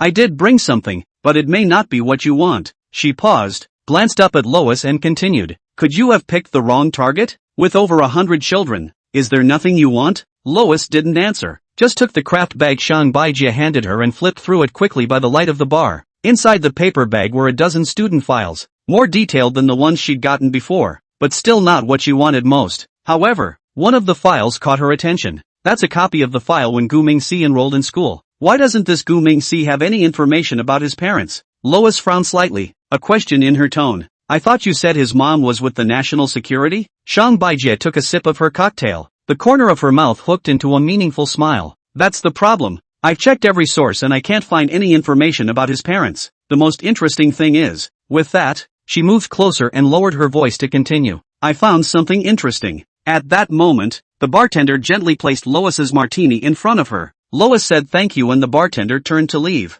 Shang Baijie put down her glass of wine and continued to explain. I think you just saw that, right? All the family members in this guy's file say is his grandfather. It's intriguing that he clearly had a mom and dad, but neither were written in. Her tone lightened as her words changed. You don't know that Gu Mingxi is always drawing during class time lately. As a rule, the subject teachers should have called the parents a long time ago, but every time we have to contact his parents, the other party always shrugs it off for various reasons. When she said this, she suddenly increased her tone of voice and said meaningfully, hear the point? It's making excuses to shrug it off, not saying it's not there. A flicker of interest flashed in Louise's eyes, clearly drawn to the topic. Shang Baijie's voice was lowered, almost like a whisper. Last week, the homeroom teacher finally relented and demanded to see the parents. Guess what? It turned out to be his father's secretary who came with a certificate of employment saying that his father had made an errand in Africa. She sneered and continued, but I checked the news, and during that time, the underground arms trade in Africa was rampant. These two things together, you think about it. As the words came out, the bartender passed by them, and Shang Baijie subconsciously paused. Only when the bartender had walked away did Lois ask, what do you mean? Shang Baijie's eyes rolled, and there were a few hints of temptation in her tone. Haven't you been looking for some arms dealer? Gu Mingxi his father, 8 or 9 times over. Louise's expression instantly became serious. But how could she have known that all of this was a lie carefully woven by Shang Baijie? Shang Baijie has long gone to the police station to check. Gu Mingxi is just an orphan. There is no information about his parents on the account book. As for the so-called NSA mom, it's just an excuse he made up to cover his tracks, or some other close relationship. Anyway, most of everything about Gu Mingxi is a story that Shang Baijie made up right now before she arrived. Then why did she lie to Louise? The reason couldn't be simpler, money. If the school really didn't have the clues that Lois wanted, would the other side be stupid enough to send her money? Shang Baijie is not that kind of honest person. She must muddy the water in order to profit from it. What's more, Gu Mingxi, this child did have quite a lot of suspicions on him, and was the most suitable subject for making up stories. As shrewd as she was, Louise was a hawk jam person, and her tactics might not work in the land of the seeds. She could only rely on the clues provided by Shang Baijie to deduce the truth. If she could really find out everything on her own, why would she pay a fortune for one herself? Thinking of this, Shang Baijie couldn't help but reveal a smug smile. Lois remained in deep thought. If Shang Baijie's speculations were true, then many of the suspicions would indeed make sense, but she always felt something was wrong. Thus, she slowly turned her head to look at Shang Baijie with a hint of skepticism in her tone. Is there any proof? Shang Baijie shook her head, a few moments of helplessness in her tone. No, I don't have that skill. I can only reason from the clues I've found out. By the way, that teacher Li who teaches language seems to be familiar with Gu Mingxi. I can get a line on him for you if you need it. Lois nodded, but there was still scrutiny in her eyes. Seeing this, Shang Baijie pretended to frown in embarrassment and complained. Prices have risen so much lately that I've spent all the funding I was given last time. Look, Can I get an advance on next month's funding? Louise's face instantly turned cold, her eyes staring at Shang Baijie like a knife. Shang Baijie, you better not be playing tricks on me, otherwise, you know my methods. Shang Baijie immediately nodded her head vigorously like a frightened white rabbit. I know, I wouldn't dare play games with you. I'm just used to being a big spender and spending a little bit. Sighing helplessly, Lois pulled a roll of bills from her bag and handed it to her. Take these and continue to follow up on the investigation. Let me know at the first sign of anything new. Shang Baijie quickly took the money and put it in her bag. A smile piled on her face. Don't worry, I'll keep trying. I've got an appointment, so I'll go ahead. This meal is on me. Bye. With that, she pulled out $200 bills and slapped them on the bar, addressing the bartender. Handsome, I'm counting with this pretty girl. No need to look for it. Bye. Before the words were out of her mouth, she was already twisting and swaying her way out of the bar. The bartender smiled, collected the money, and turned to leave. Lois sat in place, her brow furrowed. She always felt that there were many loopholes in Shang Baijie's words, but she couldn't tell what was wrong. Perhaps she should go to Gu Mingxi's house tonight to see for herself. She couldn't rely entirely on this woman's information, so she quickly got up and left the bar. However, she did not notice that just in a card seat more than 4 meters away from the bar, Su Mingxiao was slowly putting down the magazine in her hand, her gaze coldly sweeping towards the entrance of the bar as she whispered to herself. This teacher, there really is something wrong. Chapter 159, Louise's New Discovery. After meeting up with Shang Baijie, Louise decides to go to Gu Mingxi's house to find out what's going on. The night was heavy, the streetlights on the streets were dim, and there was a hint of humidity in the air. She tightened the coat around her as she exited the bar, feeling the night air seeping in through the material, bringing a cool breeze, so she walked quickly to the car, ready to travel to the destination in her mind. Su Mingxiao carefully followed from the bar, watched from afar as Louise drove away, and made a mental note of the model and license plate. Her intuition told her that the foreigner might be the teacher's handler. Sure enough, the other side quickly demonstrated professional counter-surveillance skills. Only Louise was seen driving around at the beginning of the car, and now and then she made sudden turns and lane-changing maneuvers. However, she really underestimated the tactics of the flower-planting national security. This is a flower grower known as the land of surveillance. Do you need to run after someone to track them now? It's too outdated. With all these high-definition cameras all over the streets, Su Mingxiao didn't even need to follow them personally. She turned directly into the nearby traffic police detachment and, relying on the surveillance footage, easily locked onto Louise's whereabouts. An hour or so later, Lois stood at the bottom of Gu Mingxi's apartment building and looked up at the darkened window. She adjusted her headset and confirmed in a low voice, "Communications are normal." Then she began the long wait. She wandered downstairs for 3 hours until 1:15 a.m. And the house was still dark. It seems probable that the target is not at home. It's about time. Lois whispered softly to herself and put on her night vision. The half-open window stood out in the pale green vista. She quickly made her way up to the roof of the apartment building, secured the rope in a solid spot, and slid lightly downward. The night breeze brushed her cheeks with a hint of coolness,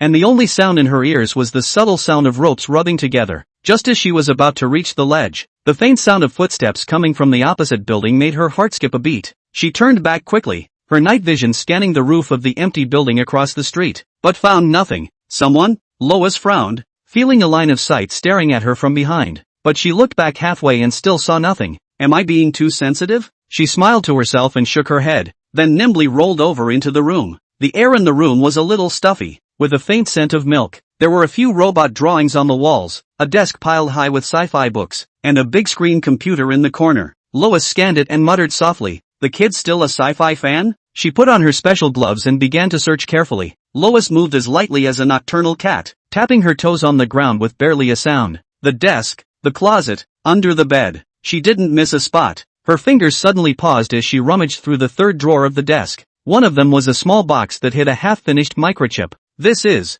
Lois's heartbeat increased steeply, and her fingertips trembled slightly. This could be the key evidence. She took a deep breath and tried to calm herself down. Sure enough, it wasn't a wasted visit. Just then, she vaguely heard a slight rustling sound from outside, as if someone was moving. Immediately, Lois held her breath and pressed herself against the wall to listen carefully. After a few seconds, she breathed a sigh of relief. It was just a cat moving around outside. What a way to scare yourself. She shook her head and continued her search. It wasn't long before she found some design drawings in the cracked computer. The drawings depicted a variety of complex mechanical structures, with calculation formulas densely written next to them. Most striking is a plan of the West Suburban Model Factory with a location circled in red pen. So here it is, Lois whispered softly to herself. the corners of her mouth rising slightly, a hint of surprise on her face. She quickly put the chips and drawings away and prepared to leave. Things were going so well that it was a little surreal to her. As she restood on the roof of the building, the feeling of being watched was yet stronger. She pretended to organize her gear, but in reality she scanned the area with her afterglow. Suddenly, she caught a reflection on the roof of the building across the street, the lens of a telescope.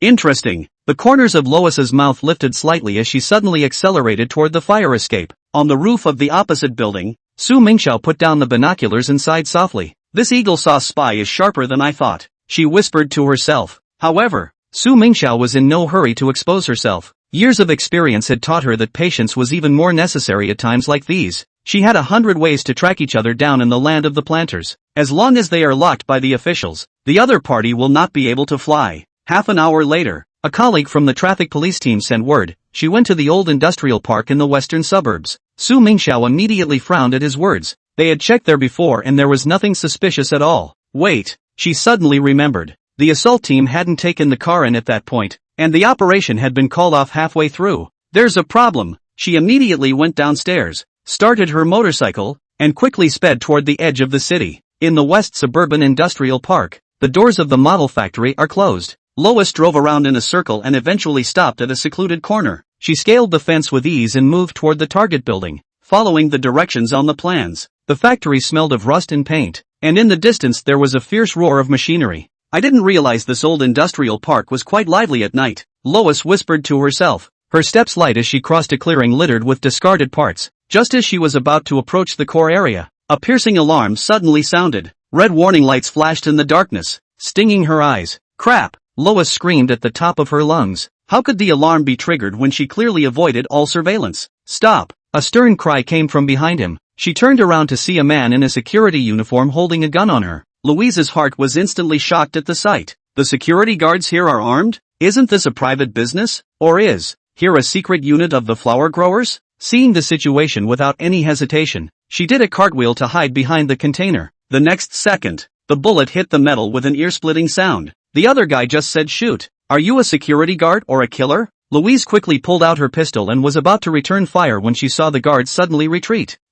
What's going on here? She frowned, confusion in her eyes. Just then, a petite figure slowly stepped out of the shadows. By the faint streetlight, Louise got a good look at the other side. All that was visible was a 15 or 16-year-old Oriental girl walking alone. She had sharp eyes, short purple hair, a short JK skirt and a faint smile on her lips. What's this about? Lois froze for a moment, then raised her gun and said, coldly, don't move, come any closer and I'll shoot. The girl, however, wasn't scared at all. Instead she put her hands behind her back and laughed softly. I wouldn't do something so stupid if I were you. Drop the gun and you still have a chance to live. Lois frowned, a sudden sense of foreboding in her heart. The next moment, her premonition was fulfilled. Only a large shadow slowly rose behind her. Immediately, Lois lunged forward, turning quickly to pull the trigger. Bang bang bang, 3 metallic clashes rang out. Then, she saw a 10-meter-tall mech emerge from the darkness, with 2 Gatling machine guns retrofitted with infrared targeting aimed sharply at her body. Asterisk asterisk asterisk asterisk. What the hell is this?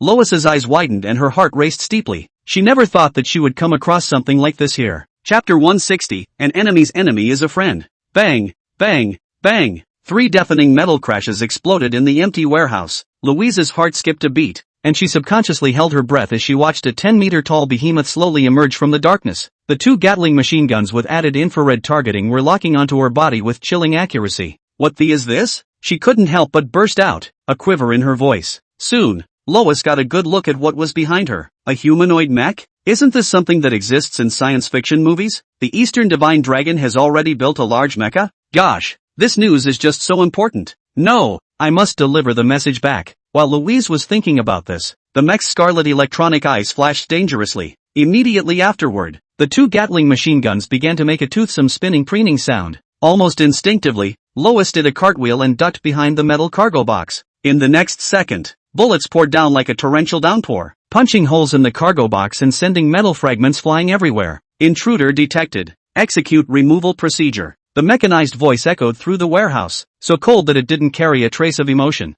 Just then, a silvery laughter came. Lois caught a glimpse of Yuriko standing by, laughing her ass off. This crazy girl, Lois thought through gritted teeth, but now was not the time to be counting on that. The ground began to shake as the mechs approached with heavy steps. Seizing the opportunity, Lois dodged out from behind the cargo box and fired 3 shots towards the mech's knuckles. However, the bullets only jumped across the surface of the mech, leaving a few insignificant scuff marks. Damn it! She cursed and turned to run. Tactical boots made a crisp sound on the metal floor, and behind them were the heavy footsteps of mechs and the roar of machine guns. It didn't take long to run forward before she burst into another large warehouse full of arms crates. Lois weaved in and out of the narrow passages, trying to use the terrain to get away from her pursuers, but the mech's infrared scans were always following her. Just as she almost despaired, the ventilation ducts overhead came into view. It's a gamble. She made a sharp stop and used her inertia to leap up and grab the edge of the ventilation duct. Arm muscles tensed as she pulled herself up with difficulty. Just in the nick of time, the mech's mechanical arm grazed the bottom of her boot. It's so close. She gasped and crawled through the ventilation ducts. Before she could breathe a sigh of relief, however,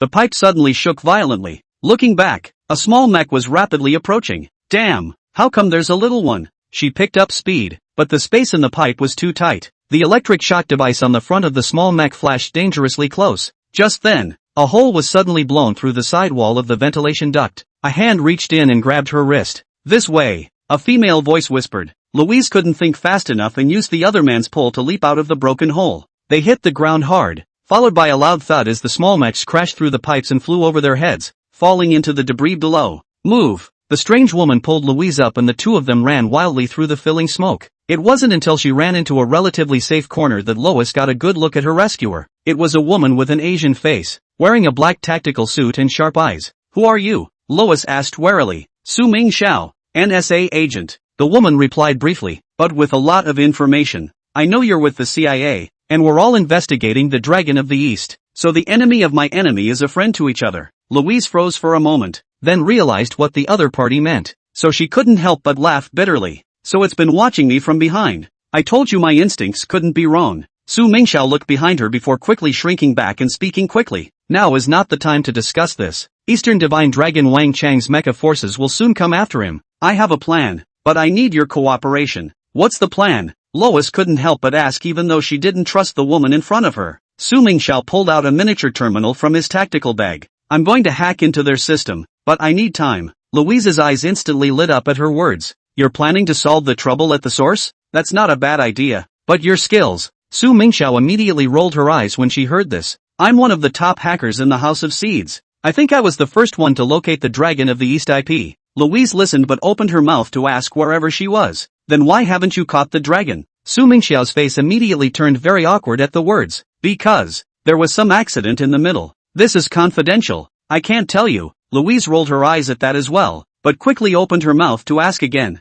Last question. Why are you helping me? Su Mingxiao sniffed with a serious expression and replied. Because I want to make a deal with you. You want information sharing? Louise immediately understood what the other party meant. Yes, but I prefer that we all escape alive. Su Mingxiao quickly added. Lois observed the other for a moment, then said with a soft smile. Looks like I'll be the bait. Su Mingxiao also revealed a hint of a smile at his words. You're the perfect person for the job. After all you've just played with them. Lois was speechless. She wasn't actively trying to make friends. One is clearly forced to be in business. It was at this time that the sound of machinery running came from the distance. Su Mingxiao's expression immediately became serious. Let's split up. Lois nodded and turned to run in the opposite direction. She deliberately created a loud noise, and soon the electronic eyes of several mechs locked onto her figure. Come on, big guys, let's have some fun. She maneuvered nimbly through the various obstacles, occasionally turning around and firing a few shots to make sure the mech unit stayed on her tail. The chase went on for almost 10 minutes until she heard shouts coming from Su Mingxiao. Connection blocked. Pull out. Louise sniffed and was about to take off when she suddenly heard an icy female voice. Want to leave? It's not that easy. She looked back and the 15 or 16-year-old girl was standing not far away. You again?